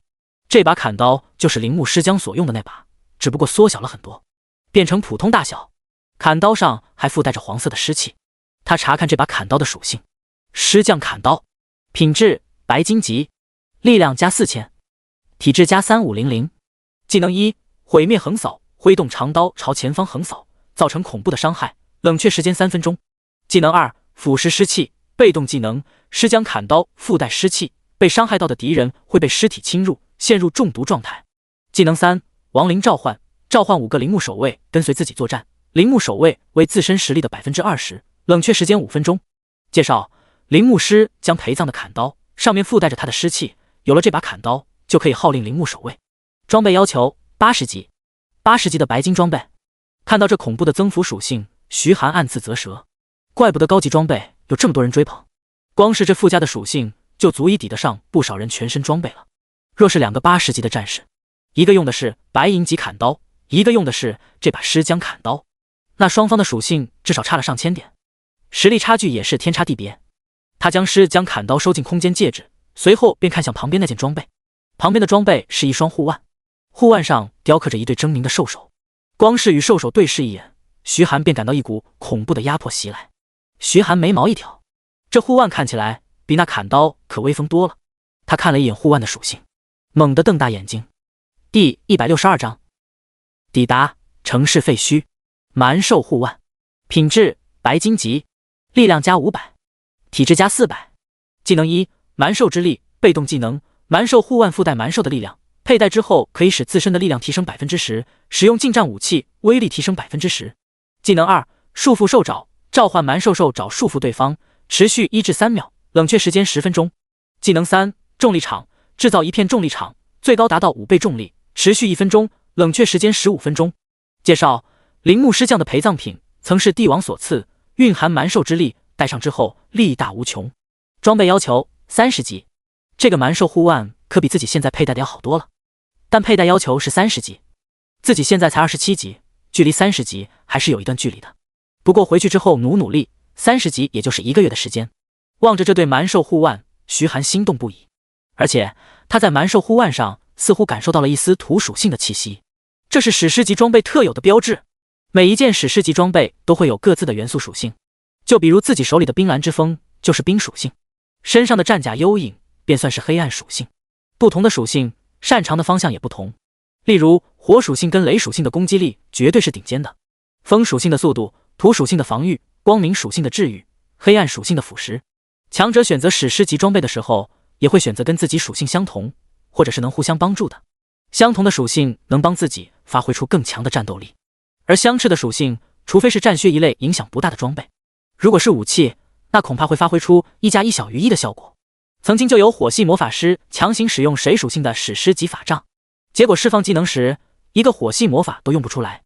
这个护腕上竟然附带着一丝土属性的气息，这么说来，这个护腕的品质已经逐渐接近史诗级了。只要找一些高品质的土属性材料融入其中，便可以将其彻底晋升为史诗级装备。到时候装备的属性会发生翻天覆地的变化，这可比一般的白金级装备强多了。徐寒将蛮兽护腕塞进空间戒指，随后便看向铃木师匠的尸体。吞噬万物开启，将铃木师匠的尸体吞噬。系统提示音传来，宿主首次吞噬4阶铃木师匠，获得100点力量，100点体质。王者复生变异中。徐寒眼睛一亮，刚得到的那个鸡肋技能居然开始变异了，希望能变异出一个好用的技能。王者复生成功，变异为尸潮。徐寒一脸懵逼，马上打开技能面板查看。尸潮 LV1， 选定一片区域，召唤尸潮攻击敌人，尸潮会无差别攻击范围内的敌人，召唤时间持续10秒钟，冷却时间10分钟。徐寒眉头一挑，又是黑暗系技能，而且还是黑暗系下面稀有的分支亡灵系，自己这是要变成亡灵法师的节奏啊！这尸潮在对付强者的时候或许用处不大，但群体战斗的时候效果拔群啊！尤其是对付比自己弱或者是跟自己实力相当的，大量的尸潮可以打乱对方的攻击节奏，给自己争取攻击机会，至少比之前的王者复生有用多了。这一趟好处也不少。他转头看向大殿深处，铃木师将刚才口口声声说自己打扰了王的休息，这个大殿应该就是那位王的陵墓吧？铃木师匠的陪葬品都是准史诗级物品，那位王的陪葬品说不定就是史诗级装备了。徐寒心动不已，迈步朝着前方走去。此时沙漠的尽头，几道人影正在艰难前行着，正是龙国小队众人。他们身上覆盖了一层黄沙，每走一步，沙子便速速的往下掉。噗！朱君杰喷了口水，口中满是沙子。娘的，那该死的沙尘暴差点给老子人埋了！有生之年，我绝对不会去沙漠第二次。花飘舞拍了拍身上的黄沙，别抱怨了，不知道还有多久走出这沙漠。苏黎嘴唇发白，法杖也被他当作拐杖，拄着身子一步步勉强前行。刚才几人遭遇了一场沙尘暴，苏黎跟朱君杰两人差点被卷走，好在小樱变回原本的体型，带他们飞出了沙尘暴的范围，这才勉强脱困。但众人的体力也几乎消耗殆尽，唯有江雨晨尚且保存着些许力量。前面的江雨晨蓦然停下脚步，缓缓开口，语气都变得微微颤抖：“我们走出来了。”众人先是一愣，随即身体仿佛重新注入能量，他们纷纷迈开腿，冲到江雨晨身旁，朝着前方望去。原本暗淡的眼神中流露出惊喜之色。一座庞大的城市遗迹出现在众人面前，一座座房屋废墟排列整齐，街道上空无一人，但在街道两侧倒是摆放着一些摊子，而在整座城市的中央，则是伫立着一座宛如宫殿般的豪华建筑。跟这座宫殿比起来，其他的房子简直渺小如蚂蚁。屏幕前的众人也看到了这一幕，眼神中纷纷流露出惊喜之色。终于到了呀！梁心腾激动地紧握拳头，眼神中满是惊喜之色。蒋斌同样点点头，是啊，这回总算没有节外生枝。汪源有些疑虑，就是不知道其他国家的小队到哪里了。接下来可不比野外，在城市内很容易遭到暗算，得小心一点才行。叶元正缓缓开口道，就看这群小家伙们自己的发挥了，不知道徐寒那小子到底在干什么。南元思开口道，徐寒学弟想必是遇到了极其重要的事情，校长不必担心，毕竟小樱还跟在队伍旁边，如果徐寒出事，那小樱作为他的宠物也会随之消失。众人也是非常了解，众人不再开口，就这么静静地看着屏幕。江雨晨扫视了城市废墟一圈，缓缓开口道，我们先进去找个地方落脚歇息。朱君杰急迫地说道，还休息？赶紧去那宫殿，拿了东西就可以走人了，我1秒都不想在这个鬼地方多待了。第163章史诗级首领。江雨晨扫了他一眼，不紧不慢地说道，你现在还有力气？听到这话，朱君杰顿时萎了。也是，经历了刚才那场沙尘暴，现在众人身心俱疲，战斗力大打折扣，要是这个时候遇到其他国家的小队，那连逃都逃不掉了。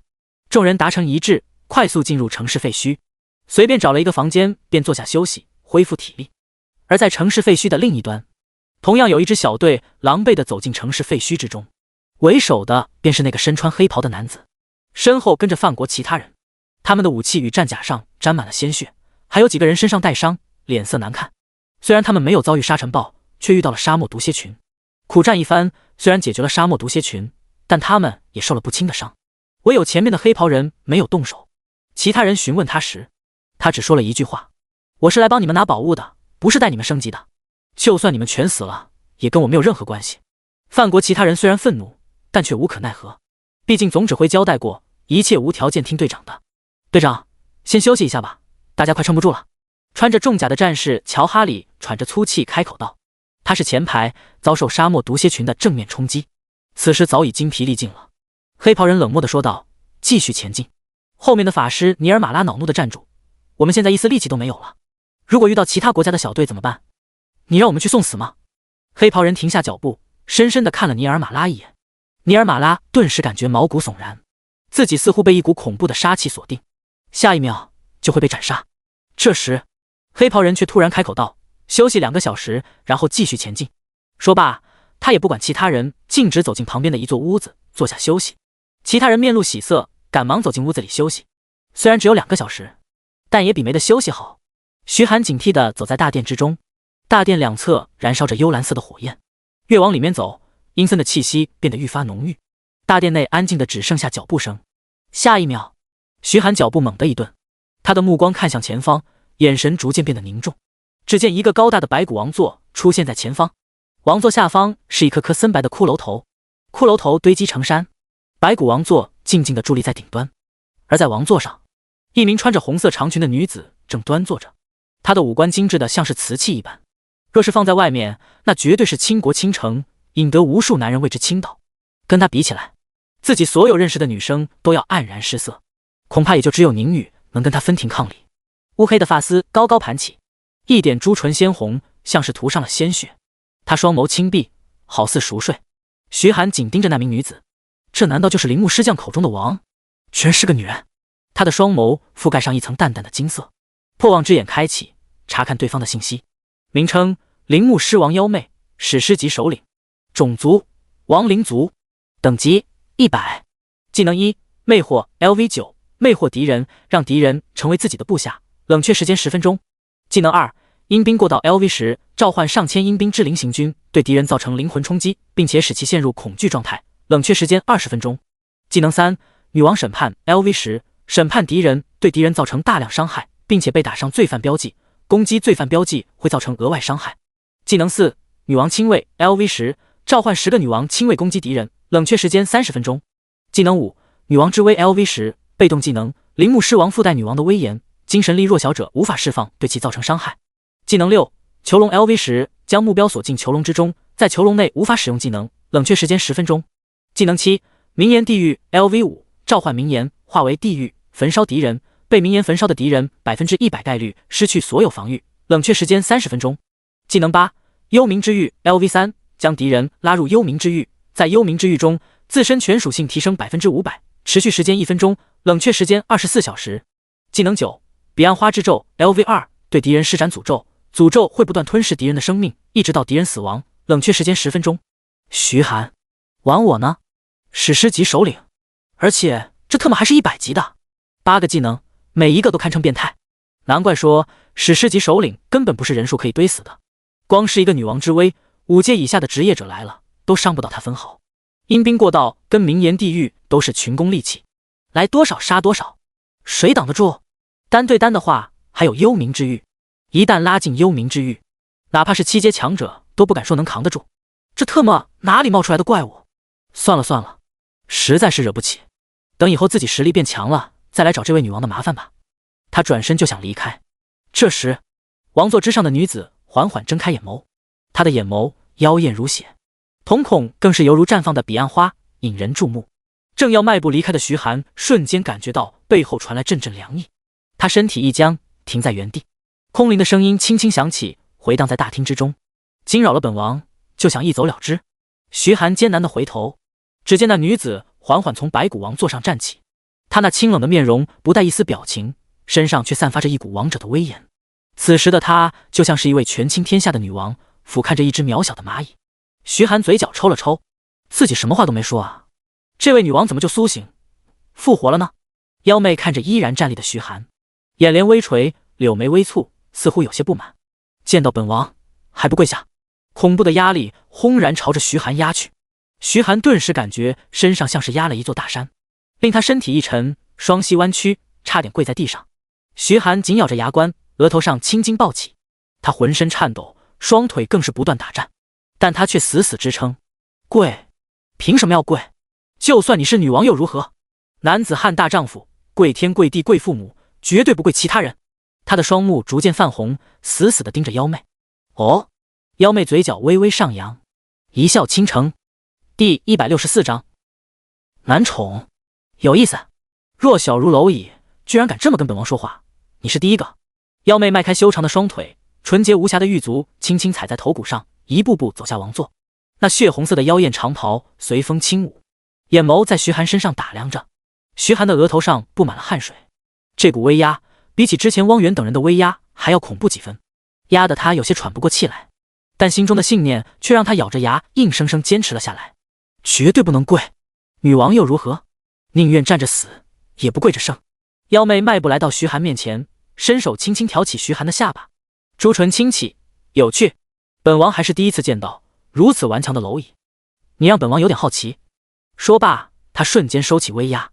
徐寒顿时感觉身上一轻，双腿一软，差点摔在地上。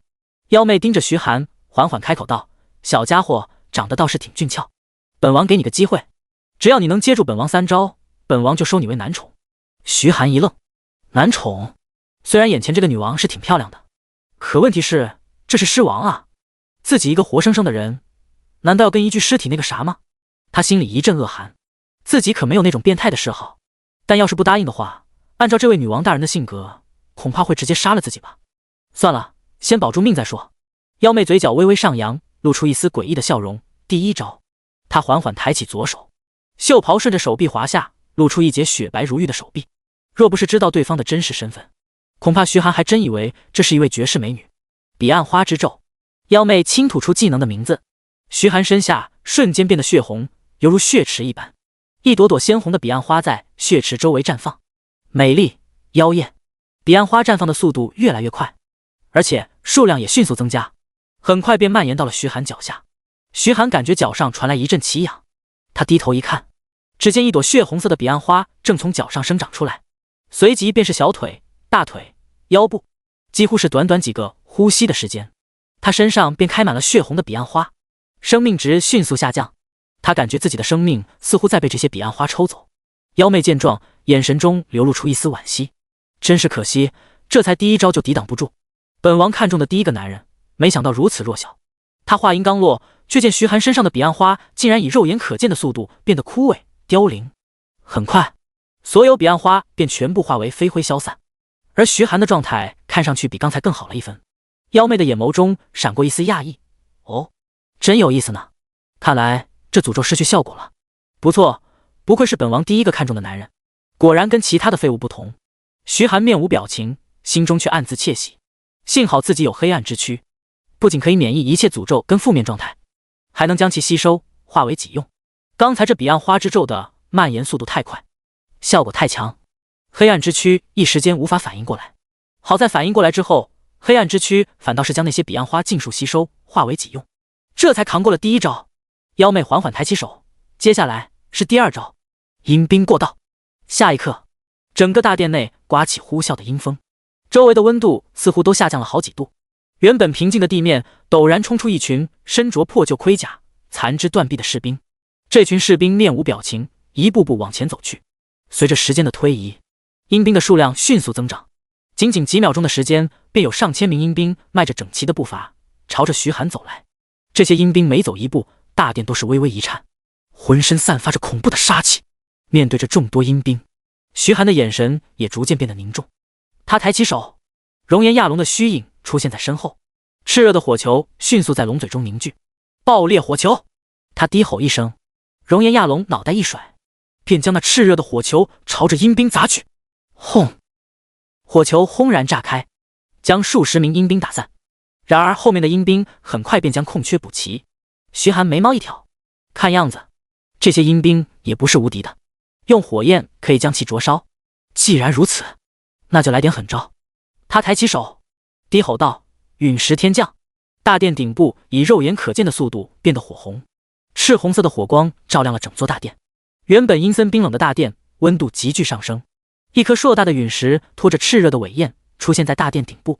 看着这颗陨石，妖妹的美目之中闪过一丝讶异，这人类小家伙竟然还会威力这么强的技能，看来这第二招也难不住他。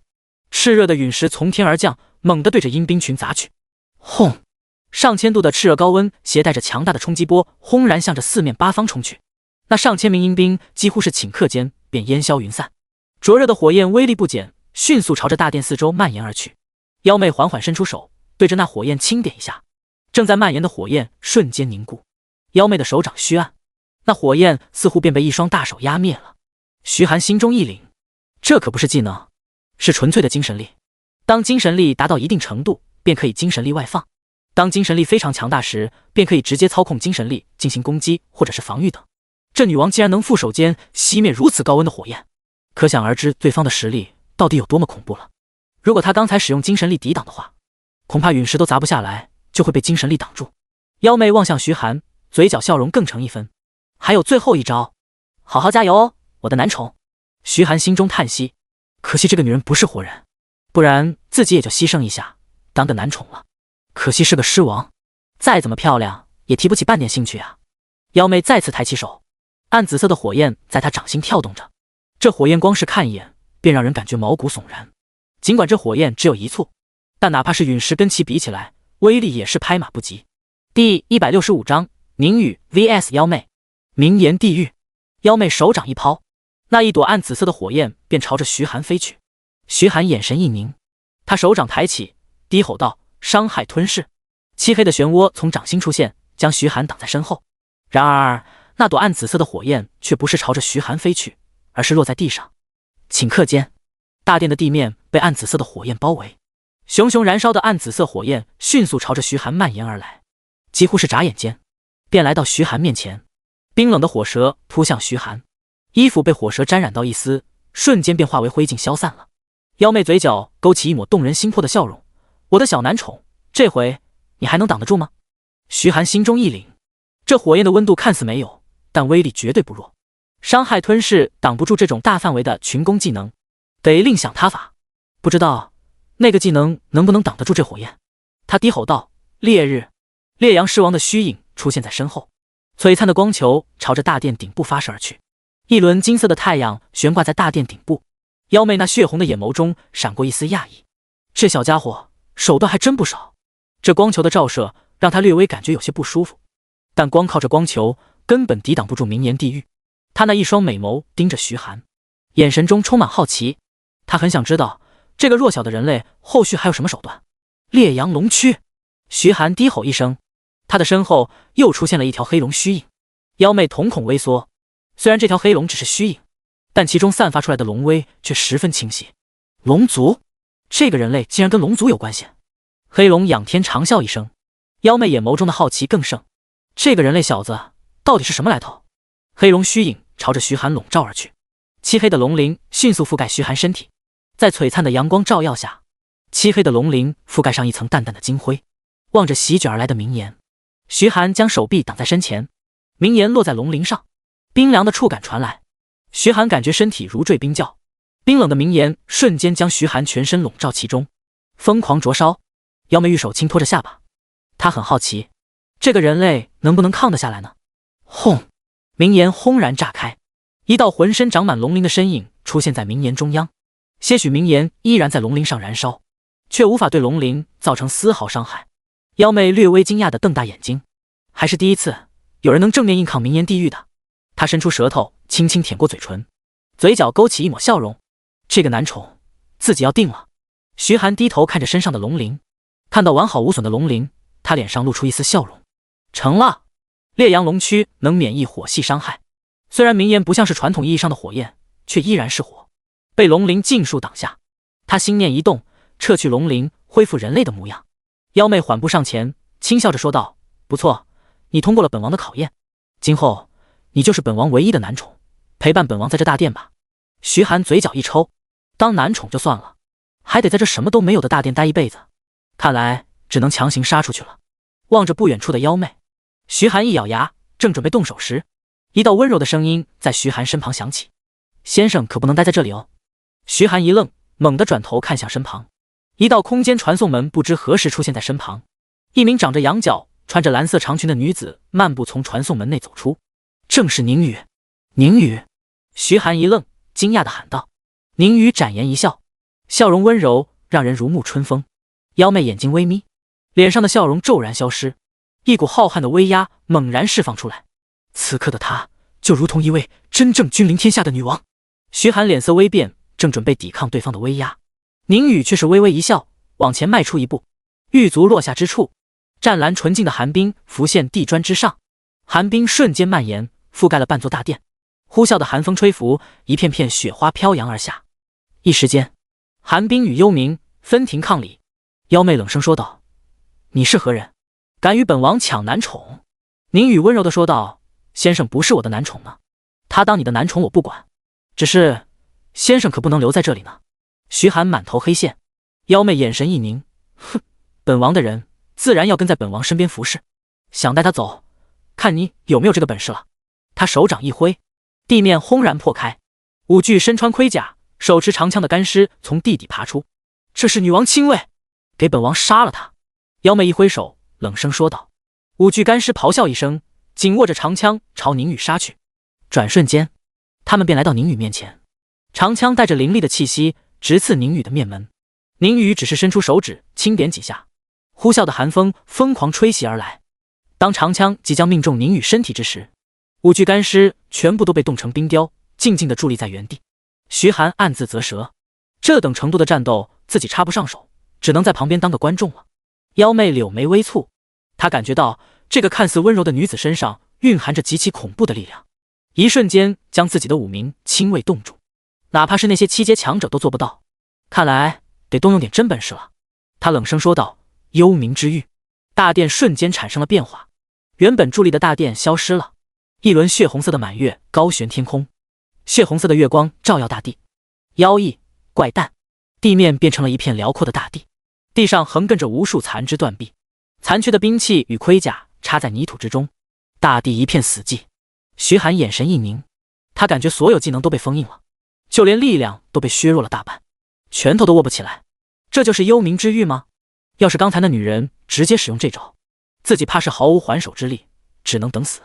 这种生命握在别人手里的滋味真不好受啊！变强，一定要变强，自己的命只能自己掌握，谁也不能左右。妖媚的身体缓缓漂浮起来，居高临下俯视着宁宇，想跟本王抢男宠，你不配。宁宇微微一笑，他丝毫不惧，迈步踏在半空中，居然就这么一步步走到天空之上。身后的寒冰迅速蔓延，原本死寂的大地被寒冰笼罩，飘扬的雪花漫天飞舞。那就试试吧。第166章3个条件。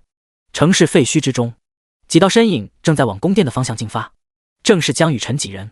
他们行进的速度很快，没过多久便来到宫殿门口。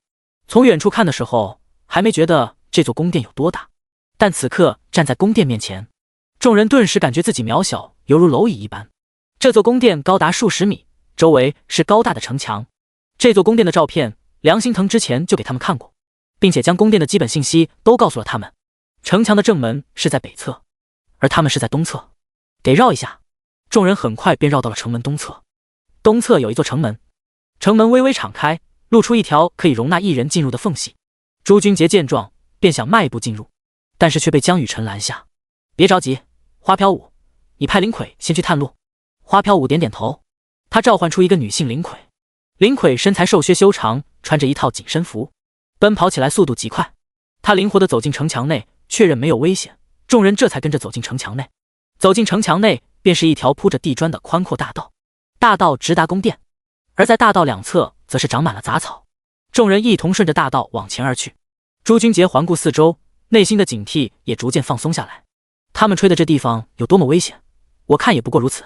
话音刚落，他的脚踩在一块地砖上，地砖向下一沉，紧接着众人便看见头顶有一大块阴影出现。他们下意识地抬头望去，只见一块长10几米的巨石正从天而降。众人吓了一跳，惊恐地朝两侧跑去。轰！巨石猛地砸在地砖上，地砖瞬间出现密密麻麻的裂痕。花飘舞心有余悸地说道：“你这乌鸦嘴！”朱君杰嘴角抽了抽，他也没想到这个地方竟然还有魔法陷阱。魔法陷阱外表根本看不出古怪，可一旦触发，便会有魔法攻击袭来，稍有不慎便会殒命当场。众人不得不提高警惕，继续往前走。然而没过几秒，朱君杰又是一脚踩下地砖，地面瞬间冒出炽热的火焰，若不是众人闪避及时，恐怕已经被烤熟了。这回朱君杰不敢再走这条大道了，他走在一旁的杂草之中。然而当他的身体穿过半人高的杂草时，一条条荆棘犹如毒蛇般蔓延而来，将他捆了个结实。众人费尽辛苦才将其救下，短短几分钟连续触发了3次魔法陷阱，这运气也没谁了。屏幕前的众人也是捏了把汗，好在众人最终还是有惊无险地走进了宫殿之中。走进宫殿内，一根根庞大的石柱伫立在宫殿之中，而在这些石柱上雕刻着模样各异的异兽。众人一边看着一边往前走，花飘舞脚步一顿，指着前面说道：“看那个王座上的东西。”众人纷纷将目光投到王座之上，那王座伫立在宫殿中央，通体金黄，好似黄金打造。而在王座后面的屏风上还雕刻着一头头异兽雕像。不过此时众人的目光并不在其他地方，而是在王座的那个玉珠上。那颗玉珠大概有拳头大小，通体光滑圆润，好似一块极品宝玉。出发前，梁心腾曾给他们看过那件宝贝的照片，正是这个玉珠。不仅是他们，就连屏幕前的众人也是大喜，费尽千辛万苦，总算要拿到手了。朱君杰大喜，踏破铁鞋无觅处，得来全不费功夫，东西到手了。说罢，他便打算走上王座去拿。这时一道破风声袭来，江雨晨脸色微变，伸手一把拉住朱君杰的肩膀，往后一扯。朱君杰失去平衡，一屁股坐在地上。叮！一道飞镖直直地插在朱君杰双腿之间，距离他的重要部位仅有2公分。朱君杰蹭地站起身，咆哮道：“哪个混蛋敢暗算老子？有本事站出来！不把你烤成火鸟，老子就不姓朱！”话音刚落，一道黑袍人影从大殿顶部落下，稳稳地站在王座前。而在王座的屏风后面也冲出4个人，这几人呈战斗阵型站开，冷眼望着龙国众人。屏幕前的几人见状，皆是皱起了眉头。这几个是范国的？汪源皱着眉头说道。梁心腾微微点头，对于其他国家的信息他了如指掌，但他看着那名黑袍人，微微皱眉。这个人被黑袍笼罩，看不见真实相貌，也无法推断对方的真实身份。叶元正负手而立，缓缓开口道：“这群小家伙怕是不好对付啊。”此时陵墓宫殿之中，徐寒正仰头看着天上那颗庞大的冰球，宁宇跟妖妹2人正在冰球之中战斗。这种级别的战斗他插不上手，只能站在一旁等着。咔嚓，冰球传来一阵破碎声。徐寒眼神一凝，只见那颗冰球上出现一道道裂痕，裂痕的数量正在不断增加，很快便蔓延至整个冰球。下一刻，冰球轰然炸开，漫天冰屑飞舞，2道身影出现在天空之上，正是宁宇跟妖妹。宁宇的衣袍被明炎烧掉些许，而妖妹身上却是被冰雪包裹。显然跟宁宇比起来，妖妹略微吃了点亏。2人缓缓落在地上，宁宇转头对徐寒微微点头，温柔笑道：“先生，已经解决了，我先回去休息。”说罢，他伸手轻点，一道传送门出现在身前，随后便走入其中，消失不见了。望着手上的大美10家之戒，徐寒有些发愣。妖妹神色复杂地看了徐寒一眼，刚才他都已经跟本王说好了，只要你答应本王3个条件，本王可以让你离开这里。徐寒一愣，宁宇到底跟这位女王说了什么？竟然能让这位女王放弃留下自己的想法？不过能离开这就足够了。他点点头，只要不是太离谱的条件，我都可以答应。妖妹瞟了他一眼，本王不是在跟你商量。徐寒嘴角一抽，这女人老是自称本王，总有一天要让她跪下唱征服。妖妹开口说道：“第一个条件，你身为本王的男宠，每年必须到这里服侍本王1次。”第167章，女王的奖励。徐寒，服侍是哪方面的服侍？他也不敢问，生怕等会儿女王生气，那战斗力自己目前可挡不住。妖妹继续说道：“第2个条件，替本王寻找世界之树的枝干、生命之泉的泉水，还有1颗运灵珠。”徐寒一愣，世界之树的树干？龙国境内没有世界之树，世界之树貌似在百慕大那边的一个超大型秘境之中。进入那个秘境的首要条件就是达到100级。有不少人曾进入秘境内想要寻找世界之树，但几乎没人能活着回来。那个地方也被称为世界8大险地之一，而生命之泉则是位于太平洋的一座小岛上。这座小岛也是8大险地之一，被人称为龙岛。岛上居住的都是亚龙，乃至真正的龙族。这个地方连不少8阶乃至9阶强者都忌惮。据说龙岛上不少成年巨龙达到了9阶的恐怖实力。曾经有个不长眼的小国觊觎巨龙幼崽，便派人前往龙岛偷了一头巨龙幼崽。后果就是惹怒了龙岛所有巨龙，所有巨龙一同出手，几乎是顷刻间便覆灭了整个国家。从此以后，再也没人敢打龙族幼崽的主意了。好在平日里，只要人类不去招惹龙族，龙族跟人类也没什么冲突。让自己去龙岛上拿生命之泉的泉水，这难度。至于最后一件运灵珠，徐寒没听说过，不过能跟世界之树的枝干以及生命之泉的泉水齐名，想必稀有程度不亚于前两者。他下意识地问道：“你要这些东西干什么？”妖媚也不隐瞒，直接说道：“重塑肉身。”徐寒惊讶地瞪大眼睛，上下打量着妖媚：“你不是有肉身吗？”妖媚冷哼一声：“这肉身只是本王的精神力幻化出来的。你想见见本王真正的模样吗？”徐寒赶忙摇头：“还是现在这个样子好看。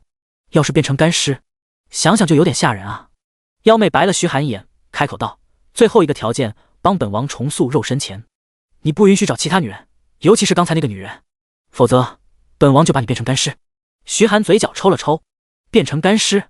怎么变？难道是吸干吗？太邪恶了，这条件真是奇特呀。”他点点头，表示答应。除了第二个难度很大，另外两个倒是简单。不过既然对方也没说具体时间，那也不着急。妖媚继续说道：“把蛮兽护腕拿出来吧。”徐寒有些不明所以的将蛮兽护腕拿出来。作为本王的男宠，实力不能太弱。他玉手缓缓抬起，一根漆黑的法杖凭空出现。这根法杖顶端有一颗狰狞的兽首，这兽首倒是跟蛮兽护腕上的兽首非常相似。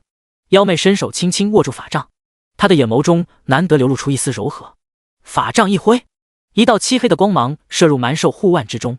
徐寒低头看着蛮兽护腕，吸收了黑色光芒之后，这蛮兽护腕上笼罩上了一层淡淡的黑芒，似乎变得更加厚重了。隐约间还有猛兽的咆哮声响起。妖媚缓缓开口道：“好了，你看看吧。”徐寒查看蛮兽护腕的属性，顿时愣住了。蛮兽护腕，品质史诗级，力量加900，体质加1000。技能1：蛮兽之力，被动技能，蛮兽护腕附带蛮兽的力量，佩戴之后可以使自身的力量提升 20%， 使用近战武器威力提升 20%， 物品使用等级减少5。技能2：束缚兽爪，召唤蛮兽兽爪束缚对方，持续1至3秒，冷却时间10分钟。技能3：重力场，制造一片重力场，最高达到10倍重力，持续1分钟，冷却时间15分钟。技能4：蛮兽之魂，召唤隐藏的蛮兽之魂作战，蛮兽之魂持续5分钟，冷却时间1天。介绍：铃木师匠的陪葬品，曾是帝王所赐，蕴含蛮兽之力，戴上之后力大无穷。装备要求30级，居然变成史诗级装备了。不仅属性有变化，就连附带的技能也强化了，力量跟近战伤害提升 20%， 这对于近战职业来说简直就是神器，要是放在外面卖个上亿也不是问题。而且使用等级减少5级，也就是说现在就可以直接装备上了。他直接换上了蛮兽护腕，属性顿时发生了翻天覆地的变化。姓名：徐寒，种族：人类，职业 SSS 级大美食家，等级27，力量5814，体质3834，敏捷2580，精神1319，力量直接超过5000，体质也已经突破了3000大关，接近4000，就是敏捷跟精神有点拖后腿了，但比起寻常的3阶乃至4阶职业者都不会差太多，除非对方跟自己一样有着顶尖的装备。带上蛮兽护腕，徐寒感觉自己的双臂充满了野蛮的力量。多谢女王，这回徐寒是非常诚心的，毕竟对方直接送了自己一件史诗级装备，这份情可不小。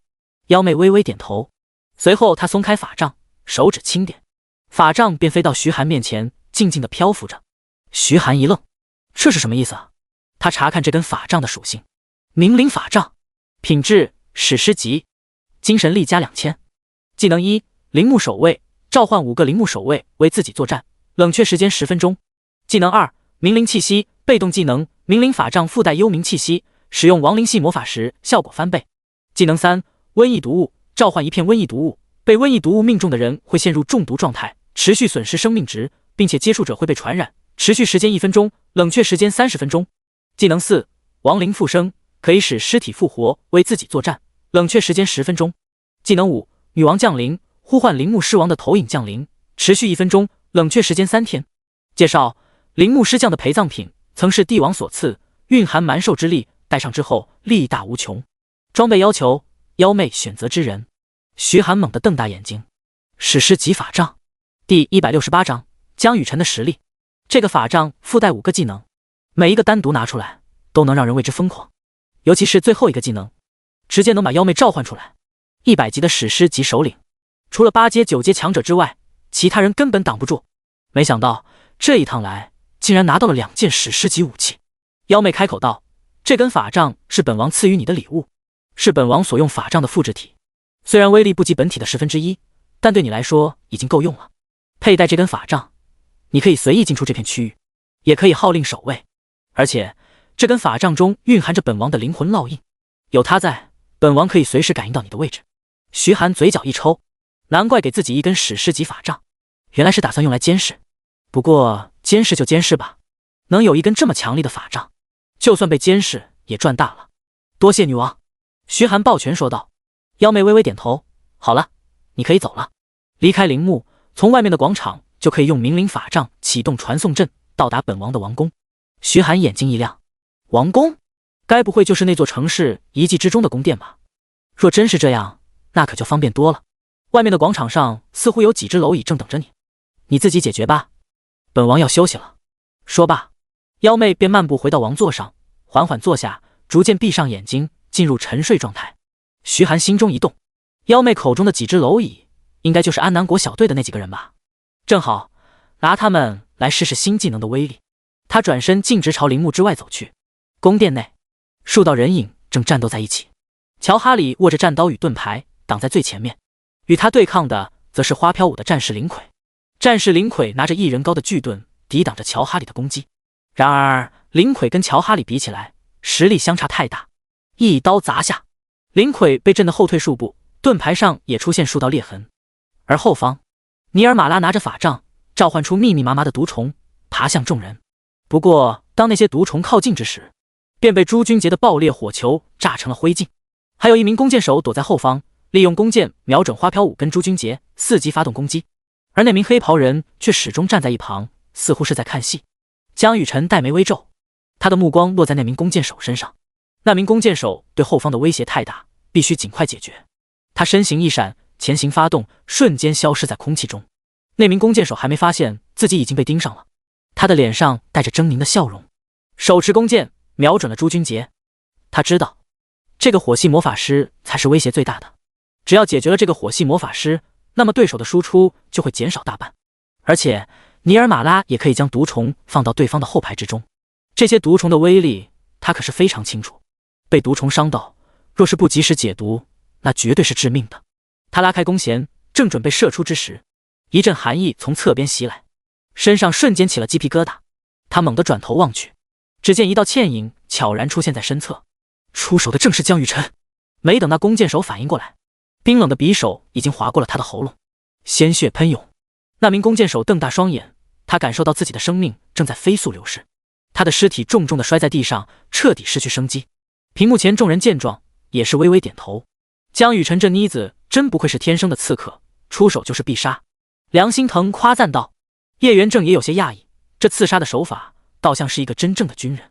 汪源略带得意地说道：“我可是专门为他特训过军部的刺杀之术。”蒋斌也点头微笑道：“看来胜利的天平往我们这边倒了。”南元思却摇摇头，那个穿着黑袍的人还没动手，他应该是对面的刺杀位，不知道江雨晨跟他比起来实力差距如何。说话间，江雨晨已经将目光锁定在了法师尼尔马拉身上，他身形一闪，再度消失在黑暗之中。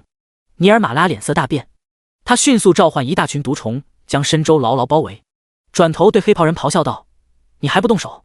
是想等我们都死了，你再动手吗？”黑袍人沉默，没有丝毫回应。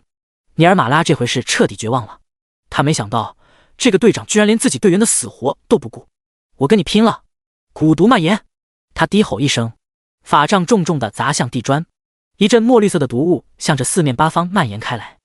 毒雾之中，江雨晨的身形显露了出来，他的身体都被剧毒染成了墨绿色，速度也变得迟缓，身上像是背了一座山，迈一步都变得极其困难。尼尔马拉冷笑道：“这回你躲不掉了吧？去，把他给我啃成骨头！”周围形状各异的毒虫纷纷朝着江雨晨爬去，很快江雨晨便被毒虫牢牢包围，寸步难行。尼尔马拉冷笑道：“等死吧。”这时，一道乳白色的光芒落在江雨晨身上，一瞬间，江雨晨身上的墨绿色尽数褪去。尼尔马拉一愣，猛地转头看向远处，出手之人正是苏黎，他的眼神中流露出怨毒之色。该死的牧师！等会儿我就让毒虫把你也啃成白骨，不，我要把你做成虫骨，让你求生不得，求死不能。你说把谁做成虫骨？一道冰冷的声音在他耳边响起。他一愣，猛地转头，江雨晨不知何时已经来到了他身旁。尼尔马拉脸色大变，拿起法杖便想召唤毒虫，但下一秒他便绝望地发现，刚才将保护自己的毒虫全部派去围攻江雨晨了，现在身边连一只毒虫都没有。冰冷的匕首带着银光划过尼尔马拉的喉咙，鲜血喷涌，尼尔马拉软软地倒在地上，彻底失去生机。随着尼尔马拉死去，周围的毒虫也发出刺耳的惨叫，倒在地上不断挣扎，片刻便全部化为尸体。第169章，最后的黄雀。苏黎几人的脸上露出惊喜的笑容。太好了，江学姐一下子就杀了2个人，这回我们优势大了。江雨晨可是所有大二学生中的刺客第一人，哪怕大3、大4那些人在刺杀技巧方面也绝对不会比他强多少。这时，那名黑袍人转头看向江雨晨，他的眼中不带丝毫感情，像是一台杀人机器。手掌一抬，一把苦无朝着江雨晨射去。江雨晨反应迅速，瞬间朝着左侧躲避。叮！苦无擦着他的衣角，刺进了后方的石柱之中。然而这时，苏黎却惊恐地指着江雨晨身后大喊：“江学姐，身后！”江雨晨猛地回头，只见那名黑袍人不知何时已经来到自己身后，一把锐利的苦无瞬间刺进他的小腹之中。江雨晨猛地瞪大眼睛，喷出一口鲜血，他紧咬着牙关，手握匕首，正准备反击。那黑袍人又动手了，他的手掌快如闪电般探出，瞬间拍在江雨晨的手肘处。咔嚓！随着一阵清脆的响声，江雨晨的手软软地垂了下去，他的手臂已经被那黑袍人打骨折了。黑袍人一把将苦无拔出，随后一记手刀落在江雨晨的脖子上。江雨晨双眼一翻，晕了过去。屏幕前的众人见状，脸色大变。这人用的武器是苦无，难道是樱花国的人？汪源皱着眉头沉声道。梁心腾紧握着拳头说道：“这人的速度极快，江雨晨不是对手啊，现在只能看徐寒能不能赶得上了。”黑袍人拎着江雨晨的衣领，随手一抛，犹如扔垃圾似的将其从大殿顶部扔下去。苏黎见状，马上抬手，圣光守护。圣洁的光芒笼罩江雨晨全身，当他摔在地上之时，那一层圣光为他抵挡了大部分的冲击力。众人赶忙上前，苏黎马上施展圣光治愈，恢复江雨晨的伤势。江雨晨逐渐苏醒过来，身上的伤也已经彻底恢复。那黑袍人略带诧异的看了苏黎一眼，这治疗术的效果远超他的认知范围，必须先把这个牧师解决了。他纵身一跃，从大殿顶部跳下，迅速冲向苏黎。朱君杰咬牙切齿的说道：“想动手，先过我这关！”爆裂火球，一发炽热的火球呼啸着砸向那黑袍人。轰！爆裂火球不偏不倚，正面砸中了黑袍人。剧烈的爆炸声伴随着火光响起，朱君杰的脸上露出一丝得意的笑容。不过如此吗？然而下一秒，滔天的火焰瞬间破开一个大洞，一道身影从其中杀出，径直袭向苏黎。正是那黑袍人。朱君杰猛地瞪大眼睛，这怎么可能？他一咬牙，挥动法杖，爆裂火种。炽热的火焰种子漂浮在身前，准备射向那黑袍人。这时，黑袍人的身体却不断分裂，眨眼间便多出了10几道分身。那10几道分身长得一模一样，根本无法分辨哪个才是真的。朱君杰心一横，直接将爆裂火种射向其中一道分身。爆裂火种没入其中，轰然炸开，那道分身瞬间砰的一声炸开，化为白烟，消散在空气中。这时，剩下的分身已经来到众人身前，众人纷纷施展技能攻击。然而，随着分身砰砰砰的化为白烟，众人发现这些黑袍人竟然全都是分身。不好！江雨晨猛地反应过来，瞬间回头，只见黑袍人已经将苏黎打晕了过去。苏黎！花飘舞怒目瞪着黑袍人，混蛋！所有灵魁现身！一道道身影出现在他身旁，足足5具灵魁一字排开。那5具灵魁同时对黑袍人发动攻击，然而那黑袍人轻描淡写的躲避着灵魁的攻击，随手反击，瞬间斩杀一头灵魁。屏幕前的众人见状，心顿时跌到了谷底，这实力差距太大了。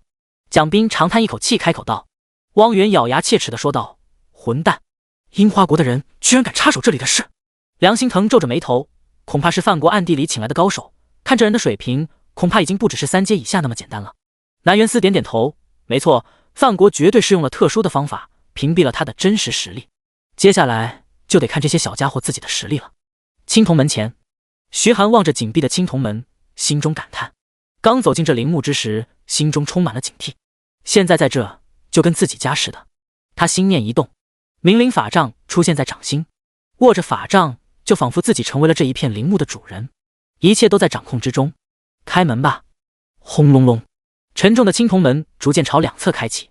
他迈步走出，俯瞰着下方那上百名陵墓守卫。此时的他就像是一位君王。甬道内，李虎几人盯着青铜门前的徐寒。咦，这小子怎么拿着法杖？他不是刺客吗？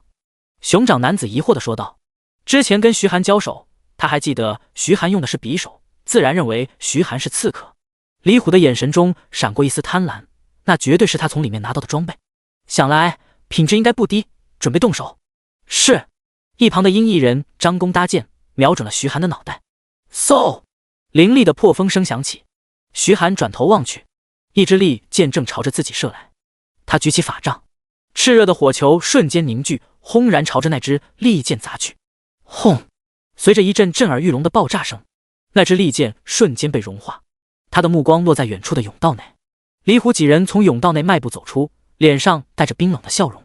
把你从里面拿到的东西交给我们，给你的痛快。没错。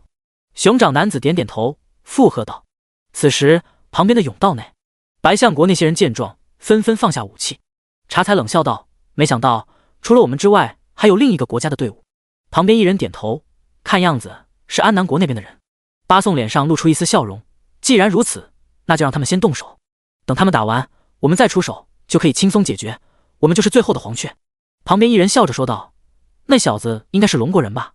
真是个白痴，拿了宝贝还这么高调的出来。就是，要是我，肯定偷偷摸摸找其他通道溜走，还敢从这出来，不是送上门的肥肉吗？安南国小队的实力尚可，不知道那小子能撑多久。我估计大概也就3分钟，不，最多1分钟。第170章亡灵复生。徐寒眺望着几人，咧嘴一笑：既然你们想要，那就给你们吧。说着，他缓缓举起法杖，士兵们进攻。广场上那数百名陵墓守卫眼眶中亮起血红色的光芒，随即他们纷纷转头看向李虎几人。原本气焰嚣张的李虎几人被那上百名陵墓守卫盯着，顿时感觉毛骨悚然。上百名陵墓护卫齐齐朝着李虎几人走去。甬道内，白象国的众人口水都快流出来了。那根法杖居然能号令这些骷髅，好东西啊！放心吧，用不了多久，那就是我们的。李虎几人脸色一沉，这小子怎么能操控这些骷髅的？难道是那根法杖的原因？肯定是，那根法杖的品质绝对不低，只要想办法把法杖抢过来，就能逆转局势了。我去！李虎沉声说道：你们2个想办法拦住这些骷髅。是。熊掌男子望向那些陵墓守卫，双目变得赤红。熊化！他猛地咆哮一声，本就近2米高的身体再次拔高，达到了将近3米的高度，身体也变得极其健硕，黑色的毛发不断长出，覆盖全身。此时的他就如同一头真正的大黑熊，他的眼神充满嗜血与杀戮，迈开步子，轰然迎着陵墓守卫走去。轰！他挥动熊掌，猛地拍向一头陵墓守卫，瞬间将其拍成一堆碎骨。这回他气势大涨，犹如一辆坦克般蛮横地冲进陵墓守卫群中，大开杀戒。鹰翼人在一旁协助，竟然硬生生挡住了那数百头陵墓守卫。而李虎则是趁乱迅速朝着徐寒冲去。甬道内的众人见状，纷纷摇头。龙国的白痴真是自大，他还真以为自己能操控这些骷髅就能对抗安南国小队的人吗？只要挡住了这些骷髅，那小子连个屁都不是，1分钟都是高估他了。众人脸上皆是露出看好戏的笑容，他们等着看徐寒会怎么死。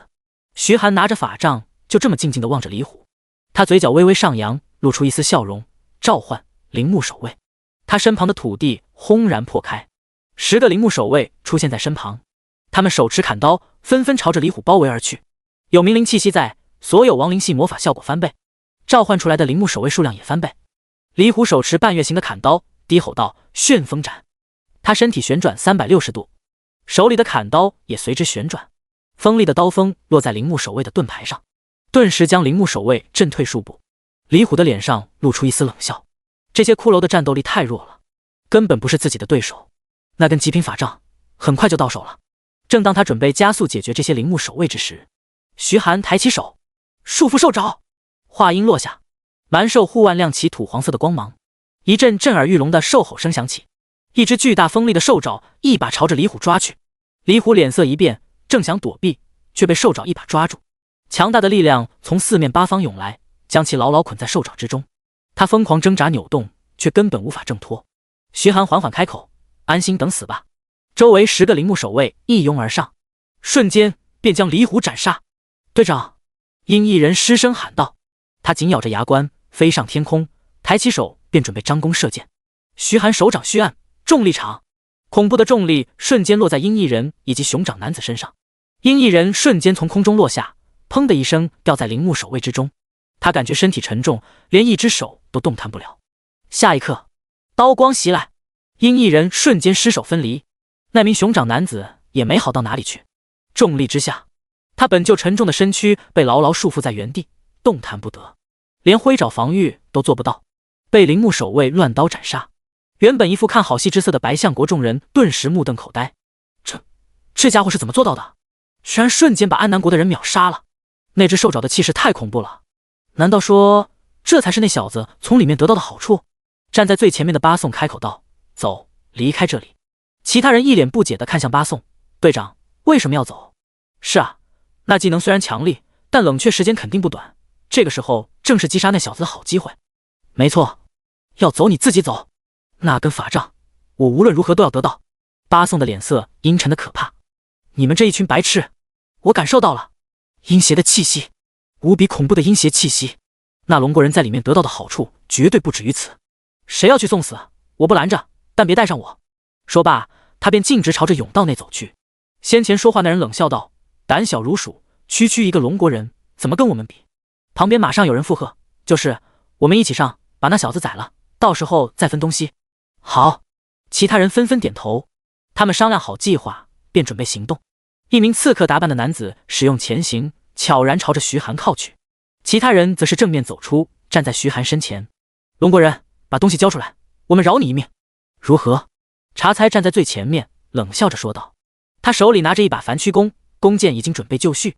一名肌肉壮汉站在一旁，他的手上绑着白色的绷带，上半身没穿衣服，露出精壮结实的腱子肉。徐寒看过白象国的成员信息，这是白象国的特有职业泰拳手。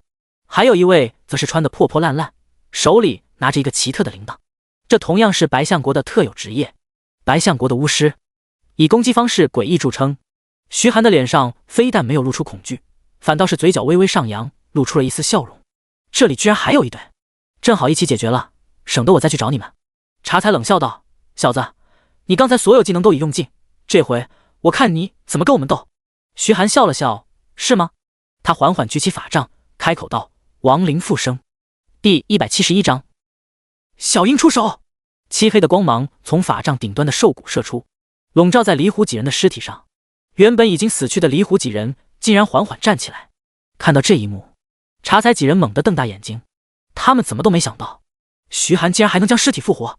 离虎3人拿着武器来到徐寒身前，他们面无表情，身上的伤口依然流淌着鲜血。茶才看向巫师徒步，这些亡灵该怎么对付？徒步满脸自信地说道：“交给我，无论什么亡灵，只要我遥想安魂灵，都可以制服。”听到这话，茶才几人也是略微松了口气，而徐寒的脸上却露出一丝戏谑的表情。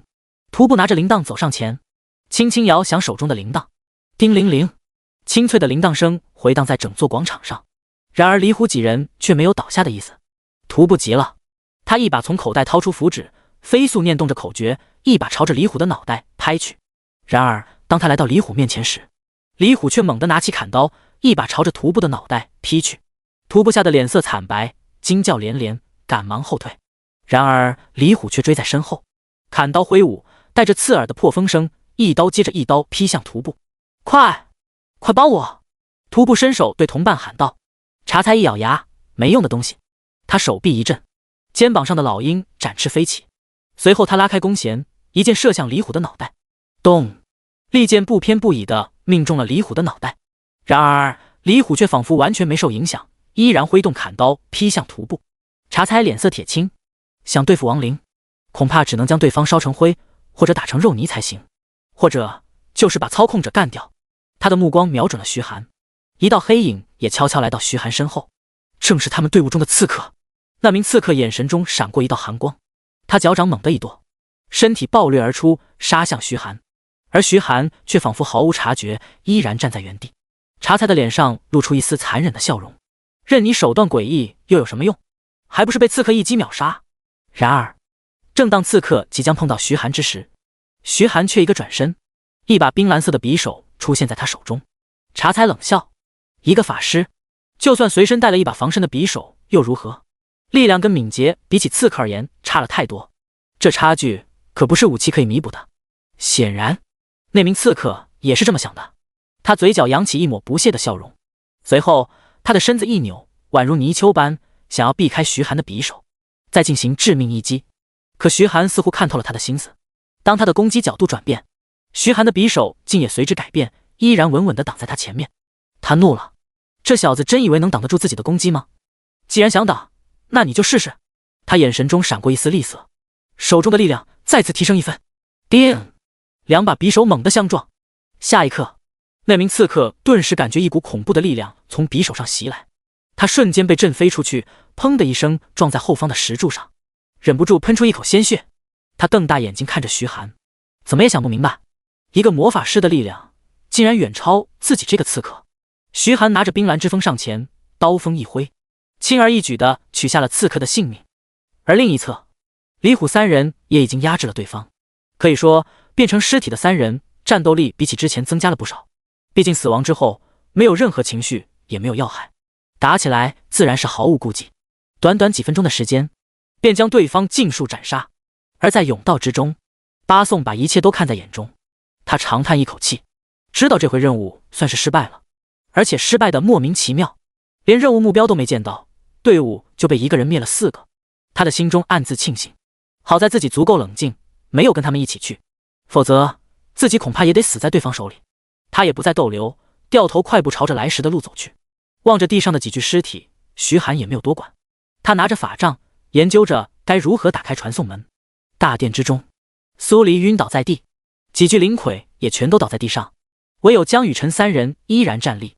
三人神色凝重地看着黑袍人，这黑袍人的实力远超他们的想象，速度太快了，就连江雨晨在速度方面都不是他的对手。商量一下对策，江雨晨低声说道：“花飘舞，你有控制类技能吗？”花飘舞点点头，我可以控住他至少1秒钟，但是他的速度太快，未必能碰到他。江雨晨深吸一口气，我知道了，等会儿我跟他正面硬碰硬，接下来就交给你们2个了。花飘舞跟朱君杰纷纷点头。江雨晨看向黑袍人，他的眼神逐渐变得锋利，握了握手里的匕首，他脚掌猛地一跺，身体暴掠而出，瞬间杀向黑袍人。叮！匕首与苦无瞬间相撞，发出一阵清脆的声响。江雨晨一记鞭腿猛地甩向那黑袍人，黑袍人面无表情地抬起手架在身前，砰！鞭腿砸在他的手臂上，力量犹如石沉大海。黑袍人的手臂纹丝未动。江雨晨眼神一凝，他正欲收腿，黑袍人的手掌却已经握住了他的脚踝。下一刻，一股大力传来，瞬间将他甩飞出去，轰的一声撞在墙壁上，墙壁瞬间被震得4分5裂。花飘舞跟朱君杰一脸震惊，这实力差距也太大了。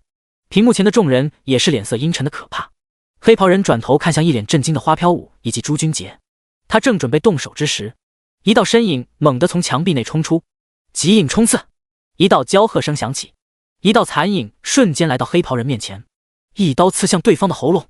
黑袍人眉头微皱，他手里的苦无随手一挥，叮，再次挡住了花飘舞的攻击。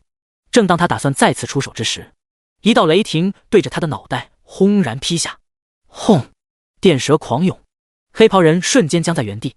看到这一幕，在场的众人皆是露出了震惊之色，随即纷纷抬头望向大殿顶部。出手的正是小樱。第172章，抱歉，我来晚了。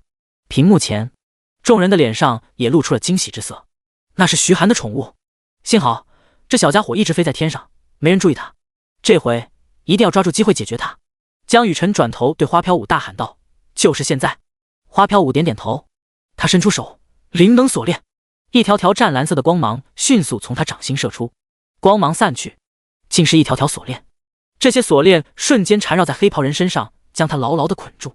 朱君杰同时抬起手，爆裂火种，炽热的火种化为宛如流星般拖着炽热的尾焰射向黑袍人。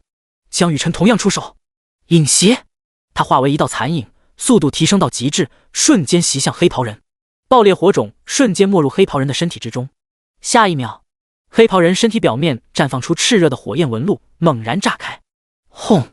爆炸声震耳欲聋。众人望着那漫天的火光，眼神中绽放出惊喜之色。漂亮，终于解决了。哼，也不过如此，老子一个爆裂火种教你做人。这回该解决剩下的人了。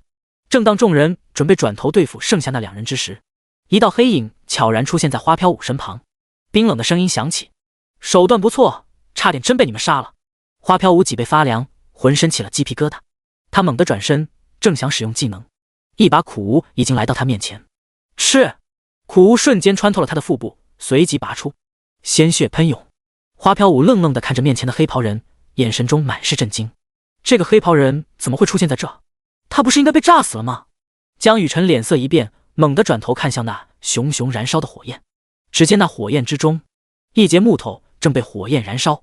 屏幕前的众人皆是皱起了眉头。这是岛国忍者的技能替身术。这种情况，他居然还能用替身术逃脱。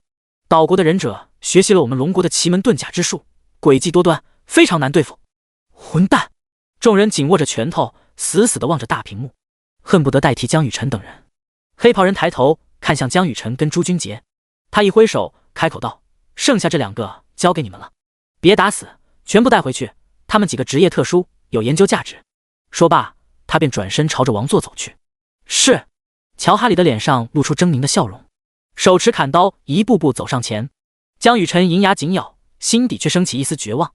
为了对付那黑袍人，他刚才几乎用尽了自己所有的技能，而且受伤严重，根本不可能是这个战士的对手。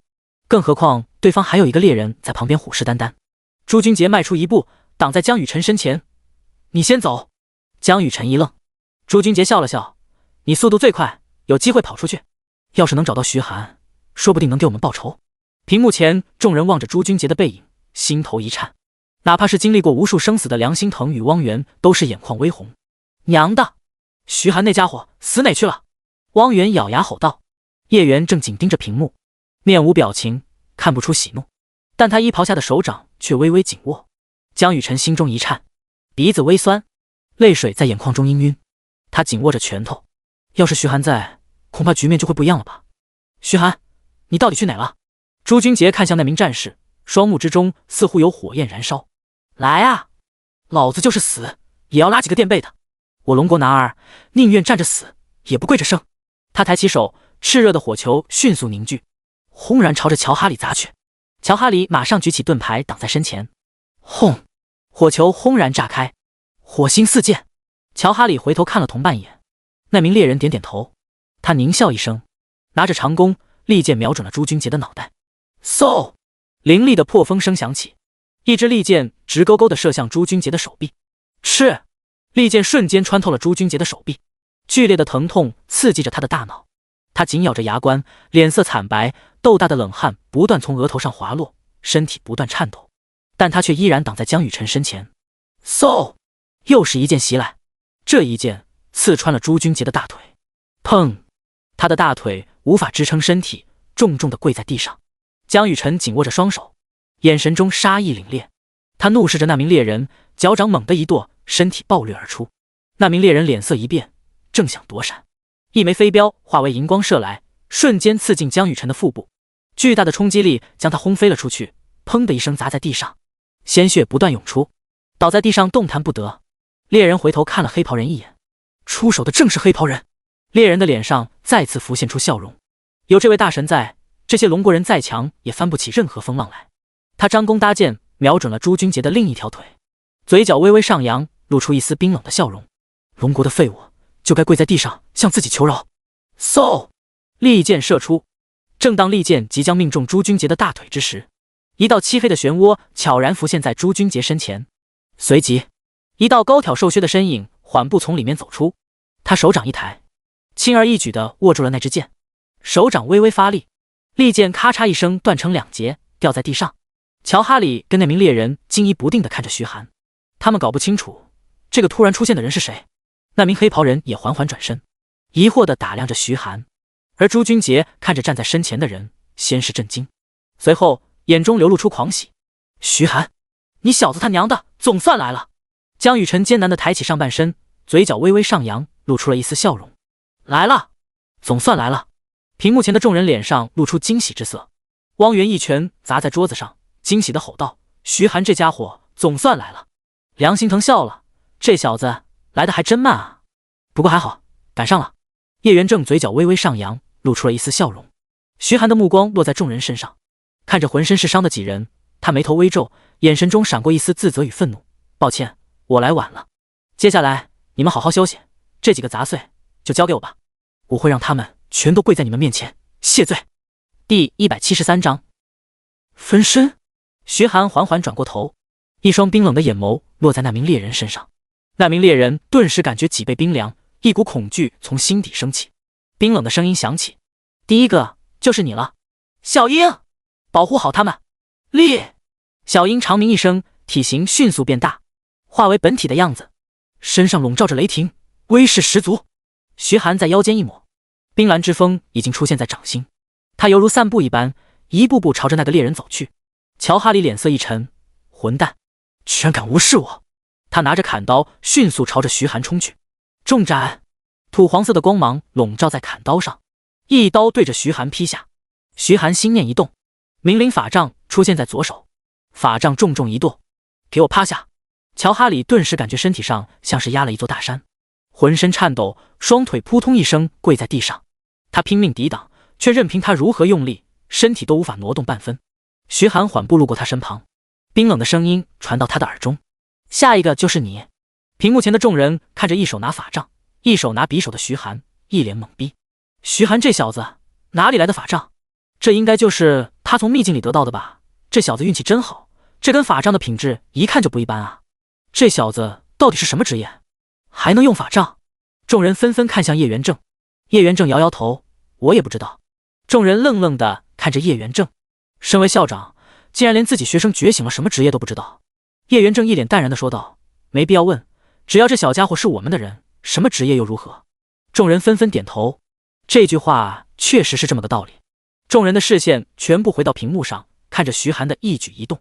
徐寒的目光落在那猎人身上，他抬起手，熔岩亚龙的虚影陡然出现在他身后，炽热的火球汇聚，整个大殿的温度都上升了好几度，火球的颜色也从原来的橙红色变成了淡蓝色，火焰的温度也变得更加恐怖了。猎人望着那炽热的火球，顿时感觉脊背发凉。他一咬牙，一个翻身便从大殿顶部落下，想要找个障碍物来阻挡一下。然而没等他落地，熔岩亚龙头颅一甩，爆裂火球径直朝着猎人的身体飞去。猎人惊恐地瞪大眼睛，死死地看着飞来的火球。轰！火球正面砸在猎人身上，发出一阵震耳欲聋的巨响。随后，一具被烧得焦黑的尸体重重地砸在地上。朱君杰等人一脸震惊地瞪大眼睛，就连身上的痛苦都被暂时忘却。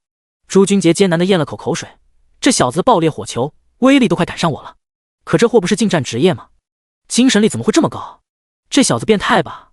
徐寒转头看向乔哈里，乔哈里的眼神中流露出恐惧之色。不，别杀我，求求你别杀我！徐寒握着冰蓝之风，瞬间掠过乔哈里的喉咙，鲜血飞溅，乔哈里的尸体软软地倒在地上。他将目光移向王座前的黑袍人，接下来就剩下你一个了。黑袍人冷漠地开口道：“几个碍事的废物总算死了，不过你倒是让我感到惊讶，能同时使用法杖跟匕首，这种职业我还是第一次听说。我决定带你回去好好研究研究。”话音刚落，他的身形陡然消失在原地。徐寒头也不回，一刀劈向身后，叮！匕首与苦无相撞，发出一阵清脆的响声。众人惊讶地瞪大眼睛。朱君杰一脸愕然，徐寒居然这么轻松就能接住对方的攻击，难道他背后也长了眼睛？江雨晨轻声说道：“是杀气。”徐寒能感知到对方身上的杀气。黑袍人眼神一凝，他另一只手从腰间一掏，数枚飞镖出现在手中，手掌一挥，飞镖连连射出，袭向徐寒。徐寒后撤2步，冰蓝之风划过一道道冰冷的寒气，瞬间将那几枚飞镖尽数挡了下来。黑袍人的眼神中闪过一丝厉色，结束了。旋风手里剑，他高举起手掌，深青色的光芒汇聚而来，在他掌心凝聚成了一把巨大的手里剑。手里剑周围覆盖了一层疾风，散发着锋利的气息。江雨晨眼神一凝，他能感觉到，若是这把手里剑的目标是自己，恐怕自己毫无抵抗之力。他不自觉地攥紧了手掌。徐寒，能挡住吗？徐寒冷眼盯着对方，他嘴角微微上扬。你真以为我看不出来？黑袍人眼神一凝，但他的眼神很快便再次变得坚定，手掌猛地甩出，疾风手里剑脱手而出，射向徐寒。然而徐寒站在原地，却没有躲闪的意思。众人瞳孔骤缩。徐寒，快躲开！花飘舞失声大喊。轰！疾风手里剑落在徐寒身上，却瞬间化为点点青光，消散在空气中，而徐寒却完好无损。众人顿时愣住了，怎么回事？肉身硬抗这么强的技能，居然一点事都没有？难道说徐寒的防御力已经恐怖到这种程度了吗？黑袍人眼睛微眯，冷声道：你是如何发现的？徐寒咧嘴一笑，想用分身迷惑我，这招骗别人还行，对我来说……话还没说完，他却猛地转身，巨大的疾风狼王虚影出现在身后，10几道疾风之刃瞬间浮现，迅速射向大殿顶部。轰！随着一阵巨响，大殿顶部轰然崩塌，巨大的石块朝着下方砸来。轰！石块落地，发出震耳欲聋的巨响，将去往王座的路死死挡住。一个黑袍人就站在石块前面，众人脸色一变。朱君杰一脸震惊地说道：等等，怎么又有一个？江雨晨摇摇头，沉着脸说道：不，刚才那个只是分身，这个才是真身。花飘舞恍然，难怪徐寒刚才不躲开，那一道攻击看似威力十足，实际上只是假象。江雨晨点点头，这人能将分身用到如此地步，实力绝对不低，恐怕他不是2阶职业者。第174章女王降临。朱君杰一脸震惊地说道：不是2阶职业者，这怎么可能？秘境遗迹不是有实力限制吗？只有3阶职业者以下才能进入。江雨晨手托着下巴喃喃道：或许这人用特殊的方法压制了实力，但实力压制，技能等级却不受影响。众人恍然点点头，技能等级越高，无论是威力还是发挥出的效果，都是远超低级的技能。就算实力被压制，但使用高等级的技能，同样可以轻松碾压低阶职业者。众人看着徐寒的眼神多了一丝异样的神采，如果不是徐寒看穿了对方的真身，恐怕对方已经将宝贝拿到手了。黑袍人转身盯着徐寒，眼神中杀意凛冽：小子，你3番4次坏我好事，原本我打算带你回去研究，现在我改主意了，我要你们所有人现在就死在这。他的双眸变成暗红色，一道道花纹在瞳孔中绽开，诡异神秘。瞳术镇魂，一股强大的精神力朝着徐寒等人笼罩而去。众人凝望着那诡异的眼眸，心中顿时生出恐惧的情绪，仿佛看见了极其恐怖的东西，身子不由自主地颤抖着。然而徐寒却丝毫不受影响。徐寒嘴角微微上扬，露出一丝冰冷的笑容：既然比幻术，那就如你所愿。精神幻象。徐寒的双眸覆盖上一层淡淡的蓝色光芒，紧盯着那名黑袍人。黑袍人一愣，他感觉大殿消失，世界仿佛被黑暗笼罩。紧接着，一头遮天蔽日的巨大猛虎陡然出现在眼前。猛虎双目赤红，锋利的爪子抬起，猛地朝他拍了下去。轰！黑袍人感觉自己的脑袋仿佛被人拿板砖砸了一下，他闷哼一声，连连后退数步，才勉强稳住身形。血泪顺着他的眼角滑落，他的一只眼睛已经瞎了。他紧咬着牙关，另一只独眼中杀意凛然。混蛋！若不是自己的实力被封印，这小子还不是随手捏死。他抬头死死地盯着徐寒。原本我不想这么做，有失身份，但这是你逼我的。能死在我的手下，是你们这些卑微龙国人的荣幸。记住我的名字，小佐川昂。听到这话，朱君杰跟江雨晨的脸色瞬间变得凝重，甚至两人的眼神中闪过一丝恐惧之色。小佐川昂，这个名字有点耳熟啊。花飘舞开口道：这是樱花国第一忍者腹部太郎的亲传弟子。江雨晨缓缓开口道：曾经龙国跟樱花国争夺太平洋黑礁岛秘境之时，龙国这边派出的是龙国大学的精英学员，甚至还有2名是校队主力。然而他们全都死了，被小佐川昂杀了。花飘舞脸色惨白，他就是黑礁岛惨案的制造者。江雨晨微微点头。朱君杰脸色难看，那都是几年前的事了。那个时候他就是4阶职业者，那现在岂不是？众人的目光全都落在小佐川昂身上，艰难地咽了口水。小佐川昂冷笑一声，没想到那件事现在还有人记得，不过是杀了几个蝼蚁而已，不值一提。猎杀龙国人对我来说是一件非常愉快的事情，今天又要见血了呀。他缓缓抬起手，露出手腕上的一个漆黑手环，手环上篆刻着一些岛国的文字。他缓缓伸手捏住手环，手掌猛地用力，咔嚓，随着一声脆响，手环瞬间化为无数碎片掉落在地。一瞬间，狂风呼啸，碎石满地乱滚，整个大殿都是摇摇欲坠，仿佛塌陷了一般。恐怖的气势瞬间从小佐川昂身上爆发出来，众人连连后退，艰难地稳住身形，眼神中满是惊恐。江雨晨喃喃道：“这气势至少也得是6阶。”屏幕前，众人看到这般场景，也是脸色大变。南园司看到那张熟悉的脸庞，脸色一沉。小佐川昂，黑礁岛秘境惨案的元凶。叶元正眼睛微眯，眼神中凶光浮现。这么多年，这个畜生竟然出现在这里了。正好踏破铁鞋无觅处，得来全不费工夫，也省得老夫赶赴岛国找他算账了。南园司，你破开秘境遗迹的灵气封锁，既然这群畜生不守规矩，那也怪不得老头子我以大欺小了。梁心腾盯着屏幕，一脸疑惑地说道：“看徐寒这小子在干什么？”众人纷纷将目光聚向大屏幕，只见徐寒手持法杖，就这么站在小佐川昂前面10米的位置，任凭狂风呼啸，徐寒却依然面不改色，稳如泰山地站在原地。众人面面相觑，徐寒这家伙又搞什么幺蛾子，还不赶紧跑？现在跑来不及了。难道他有什么办法对付小佐川昂？不可能，以小佐川昂目前的实力，恐怕已经达到6阶的水平了。徐寒这小家伙就是再逆天，也不可能打得过6阶职业者呀。小佐川昂盯着徐寒，嘴角微微上扬，露出一丝冰冷的笑容。小子胆子不小，居然还不逃跑。徐寒咧嘴笑了笑，为什么要跑？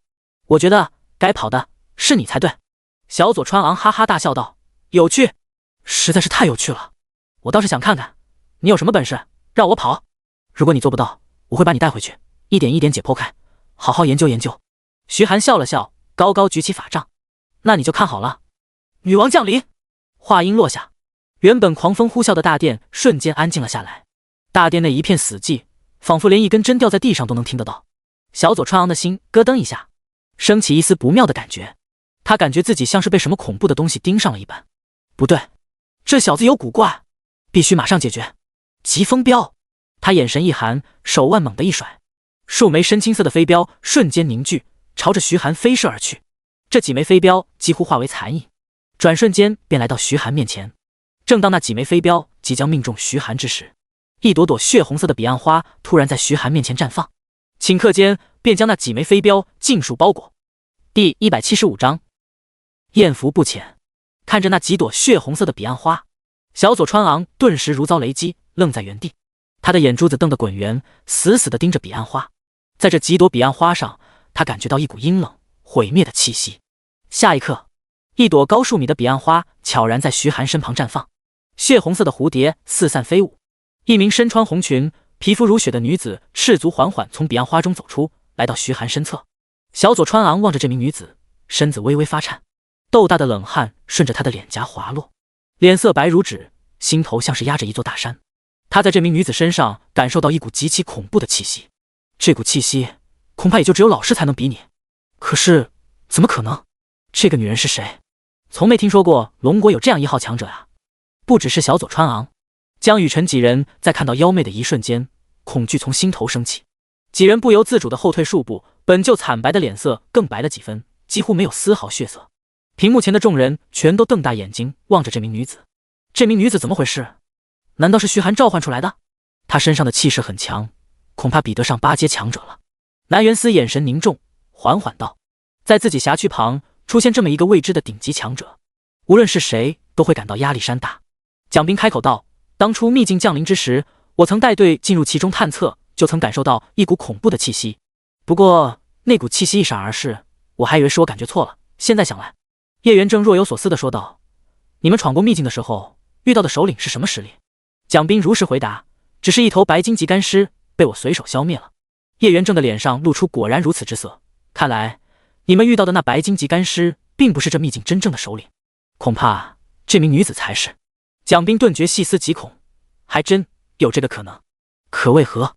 叶元正解释道，你们没遇到他，很可能当时的他正处于沉睡，而徐寒这小子误打误撞遇到了他，可能与他达成了某种协议，那根法杖恐怕也是这名女子赠予他的。汪源啧啧道，这小子艳福不浅啊，居然能被秘境首领看上。梁心腾瞪了他一眼，汪源这才悻悻地闭上嘴，不再开口。妖媚回眸瞟了江雨晨几人一眼，柳眉微蹙，本王不喜被人窥视。他轻巧地伸出青葱般的手指，凌空轻点一下，砰！几人身上的微型摄像头瞬间炸开，化为碎片散落一地。江雨晨几人身子一僵，心跳漏了半拍。他们很清楚，若是刚才那一只是对着他们释放，恐怕他们也会像这些微型摄像头一样死无全尸。众人心有余悸地盯着妖媚，猜测着妖媚的身份。总指挥室内，屏幕全都变成了雪花，信号消失了。难道是那个女人对他们动手了？汪源一惊，蹭地站起身。叶元正摇摇头，不，我放在他们身上的信物并没破碎，我猜应该是微型摄像头被摧毁了。那位应该是不喜欢别人偷看吧？强者有点脾气很正常，现在就耐心等着吧。有那名女子在，徐寒他们不会有危险的。众人无奈，只得点头。妖媚回头，血红色的眼眸中带着一丝不满。小男宠，呼唤本王有何事？若是无端呼唤本王，那可是得经受本王的惩罚。江雨晨几人神色诡异地盯着徐寒。男宠？难道说？花飘舞的心顿时一颤，贝齿轻咬红唇，身子摇摇欲坠。朱君杰的眼中却满是羡慕与嫉妒。徐寒这小子哪来的好运，竟然能得到这么个绝世美女的青睐？要是自己该多好啊！徐寒嘴角一抽，大姐，你就不能小声点吗？自己不要面子的吗？等老子实力强大了，一定要让你在下面。但他可不敢当着这位的面发牢骚。他抱拳说道，女王大人，此人肆意破坏您的王宫，希望您能出面惩戒。哦。妖媚转头看向小佐川昂，他的眼眸微微眯起，眼神中闪过一丝冰冷的杀意。破坏本王的寝宫，该死！恐怖的气势犹如海啸般轰然朝着前方压去。小佐川昂瞬间脸色煞白，他感觉自己好似大海中的一叶扁舟，随时都会被海浪拍翻。现在他心里就只有一个念头，跑，马上跑。至于那个玉珠，都什么时候了，哪怕是神话级装备都不敢拿了。他双手迅速结印，炽热的火焰升腾。火遁，火龙舞，手掌一挥，炽热的火焰化作两条长达数十米的巨大火龙，裹挟着恐怖的高温，轰然撞向妖媚。众人惊恐地瞪大眼睛，若是被这火龙撞上，恐怕会瞬间灰飞烟灭。然而妖媚却轻哼一声，雕虫小技，也敢在本王面前放肆。他伸出玉手，在面前虚按而下，咆哮飞来的火龙仿佛被一只巨大的手掌猛地压下，落在地上，化为无数的小火花，散落一地。望着这一幕，众人心中暗暗啧舌，这实力也太恐怖了，什么技能都没用，纯粹靠精神力便能轻松打散对方的攻击，这得多强的实力啊！徐寒看向小佐川昂所在的地方，却发现那里现在连个鬼影都没有。他心中一惊，那家伙居然跑了。女王降临只能持续1分钟，若是1分钟之后妖媚消失，小佐川昂杀回来的话，他们恐怕无力抵挡。他赶忙抱拳说道，女王大人，那人跑了。妖媚的眼眸中闪过一丝不屑，跑？在本王的领地里，他能跑哪去？现身吧，本王的亲卫。他轻喝一声，地面轰然破开，10具穿着战甲手持战刀的亲卫出现在妖媚身旁。这10个亲卫全都是惨白的骷髅，把入侵者带到本王面前。妖媚开口道，是。低沉的声音从这些骷髅的口中发出。下一秒，这些骷髅瞬间消失在原地。第176章伪传说集赶灵蜘蛛。砰！随着一道闷响，一道人影重重地砸在地砖上，正是小佐川昂。而在小佐川昂身旁则是站着10名骷髅。徐寒见状，心中一凛，这女王亲卫的实力竟然都不比小佐川昂弱多少。妖媚俯瞰着小佐川昂，他玉手一挥，一根与徐寒手中那根一模一样的法杖出现在掌心。他面无表情地开口道，破坏本王的行宫，今日宣判你死刑。小佐川昂咬牙说道，做梦。他一口咬破食指，鲜血涌出，沾染了鲜血的手指在半空中迅速描画。很快，一个诡异的阵法出现，阵法散发着璀璨的金色光芒，犹如一轮璀璨的太阳。秘术，天照审判！小佐川昂低吼道。那阵法迅速扩大，随后便化为一道庞大的男子虚影。那名男子双目微闭，上半身围着衣物，露出精壮结实的肌肉，在他手里拿着一把长刀，长刀锋锐，光是看一眼便仿佛自己会被那长刀劈成两半。众人的眼眸中露出恐惧之色，这招的威力已经远远超过他们的想象。他们感觉到，若是自己被这名男子攻击，恐怕对方只需一个念头便可以轻松将他们抹杀。那名男子缓缓睁开眼，他的双眸赤金，犹如两轮烈日，灼灼燃烧。同时他也拔出了手中的长刀，对着妖媚开口道：阴暗之物，处刑！小佐川昂的脸上露出狂喜之色，他狞笑道：鬼物，死在天照大神的剑下吧！徐寒心头一寒，转头看向妖媚，妖媚却依然面无表情，就凭这招也想与本王抗衡？他缓缓抬起玉手，随着手指的移动，原本死寂的大殿竟然绽放出一朵朵血红色的彼岸花。彼岸花之咒，一朵巨大的彼岸花猛然绽放，随即便将那名男子的虚影彻底包裹了起来。血色的彼岸花瞬间将那道男子虚影包裹了起来。下一刻，血红色的光芒照耀整个大殿，仅仅一瞬间的功夫，那名男子的虚影便被彼岸花吞噬得一干二净。小佐川昂猛地瞪大眼睛，这怎么可能？妖媚转头望向小佐川昂，缓缓开口道：接下来就轮到你了。血红色的彼岸花不断扩散，小佐川昂感觉脚上一阵奇痒，他低头一看，只见一朵血红色的彼岸花竟然从他脚上的血肉中生长出来。那彼岸花正在疯狂掠夺着他体内的生命力，来化为自身的养分。他猛地瞪大眼睛，一脸惊恐地喊道：不，给我滚开！滚开！苦无瞬间拔出，斩向那朵彼岸花。彼岸花瞬间被斩落，飘然落地。小佐川昂的脸上露出一丝庆幸的笑容。然而还没等他喘口气，又一朵彼岸花从他小腿的血肉钻出。他猛地瞪大眼睛，身体都微微颤抖起来。一朵朵彼岸花迅速从他身上绽放而出，瞬间开遍全身。他体内的生命力正在被彼岸花迅速掠夺。仅仅几个呼吸的时间，小佐川昂便化为一具干尸，静静地躺在地上，彻底失去生机。唯有一片彼岸花正随风摇曳。众人看得毛骨悚然，这技能太诡异了，而且死相太惨了，直接被吸成了干尸。妖媚淡淡的扫了徐寒一眼，已经解决了。本王的小男宠，可不要忘了你我的约定。说罢，他便一挥手，身体便逐渐消散了。徐寒长出一口气，这回总算是解决了。其他3个国家的小队全都灭了，不用担心接下来的事情了。他快步来到众人面前，唤醒了苏黎。苏黎为众人施展了治愈术，治疗了众人的伤势。面对众人的询问，徐寒也只是说了个大概，不过众人也没多问。很快，他们的注意力便落在了王座的那颗玉珠上。徐寒，你去拿吧。江雨晨开口道。花飘舞点点头，是啊，如果不是你，恐怕我们早就被那个岛国人杀了。另外2人同样点头。朱君杰笑着说道，你是队长，东西的分配权在你，我们本来出力就不大。徐寒微微点头，他径直来到王座上，望着面前那颗玉珠，伸手轻轻将玉珠拿在手中。玉珠入手温润，他感觉自己对于周围的感知清晰了不少，甚至能隐约看到周围空气中似乎流淌着些许灵气。他一脸讶异，查看这颗玉珠的属性：感灵之珠，品质伪传说级，技能1，感灵，被动技能，佩戴者提升对于周围环境的感知。技能2，探测，感灵之珠可以感应到周围的物品气息以及国运气息。技能3，温润，感灵之珠可以自行吸收周围的灵气，反馈给主人，提升主人的实力。技能4，通灵，被动技能，佩戴感灵之珠可以提升 50% 的精神力。技能5，灵璧，吸引周围的灵气，伪装自身气息。介绍：通灵玉石髓诞生之物，佩戴者可以感知天地之气。装备要求：认主。徐寒惊讶地瞪大眼睛，真的是伪传说级物品。尽管这颗玉石没有任何属性的提升，但是附带的技能却非常不错。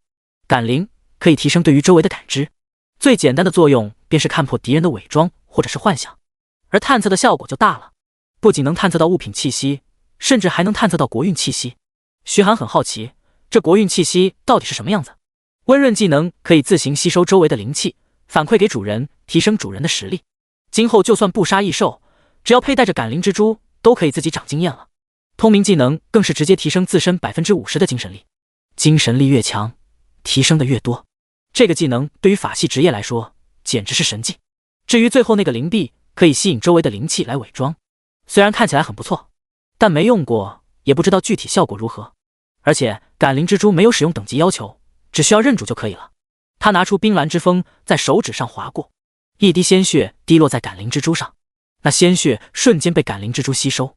徐寒顿时感觉自己与感灵之珠间似乎多了一丝看不见的精神纽带。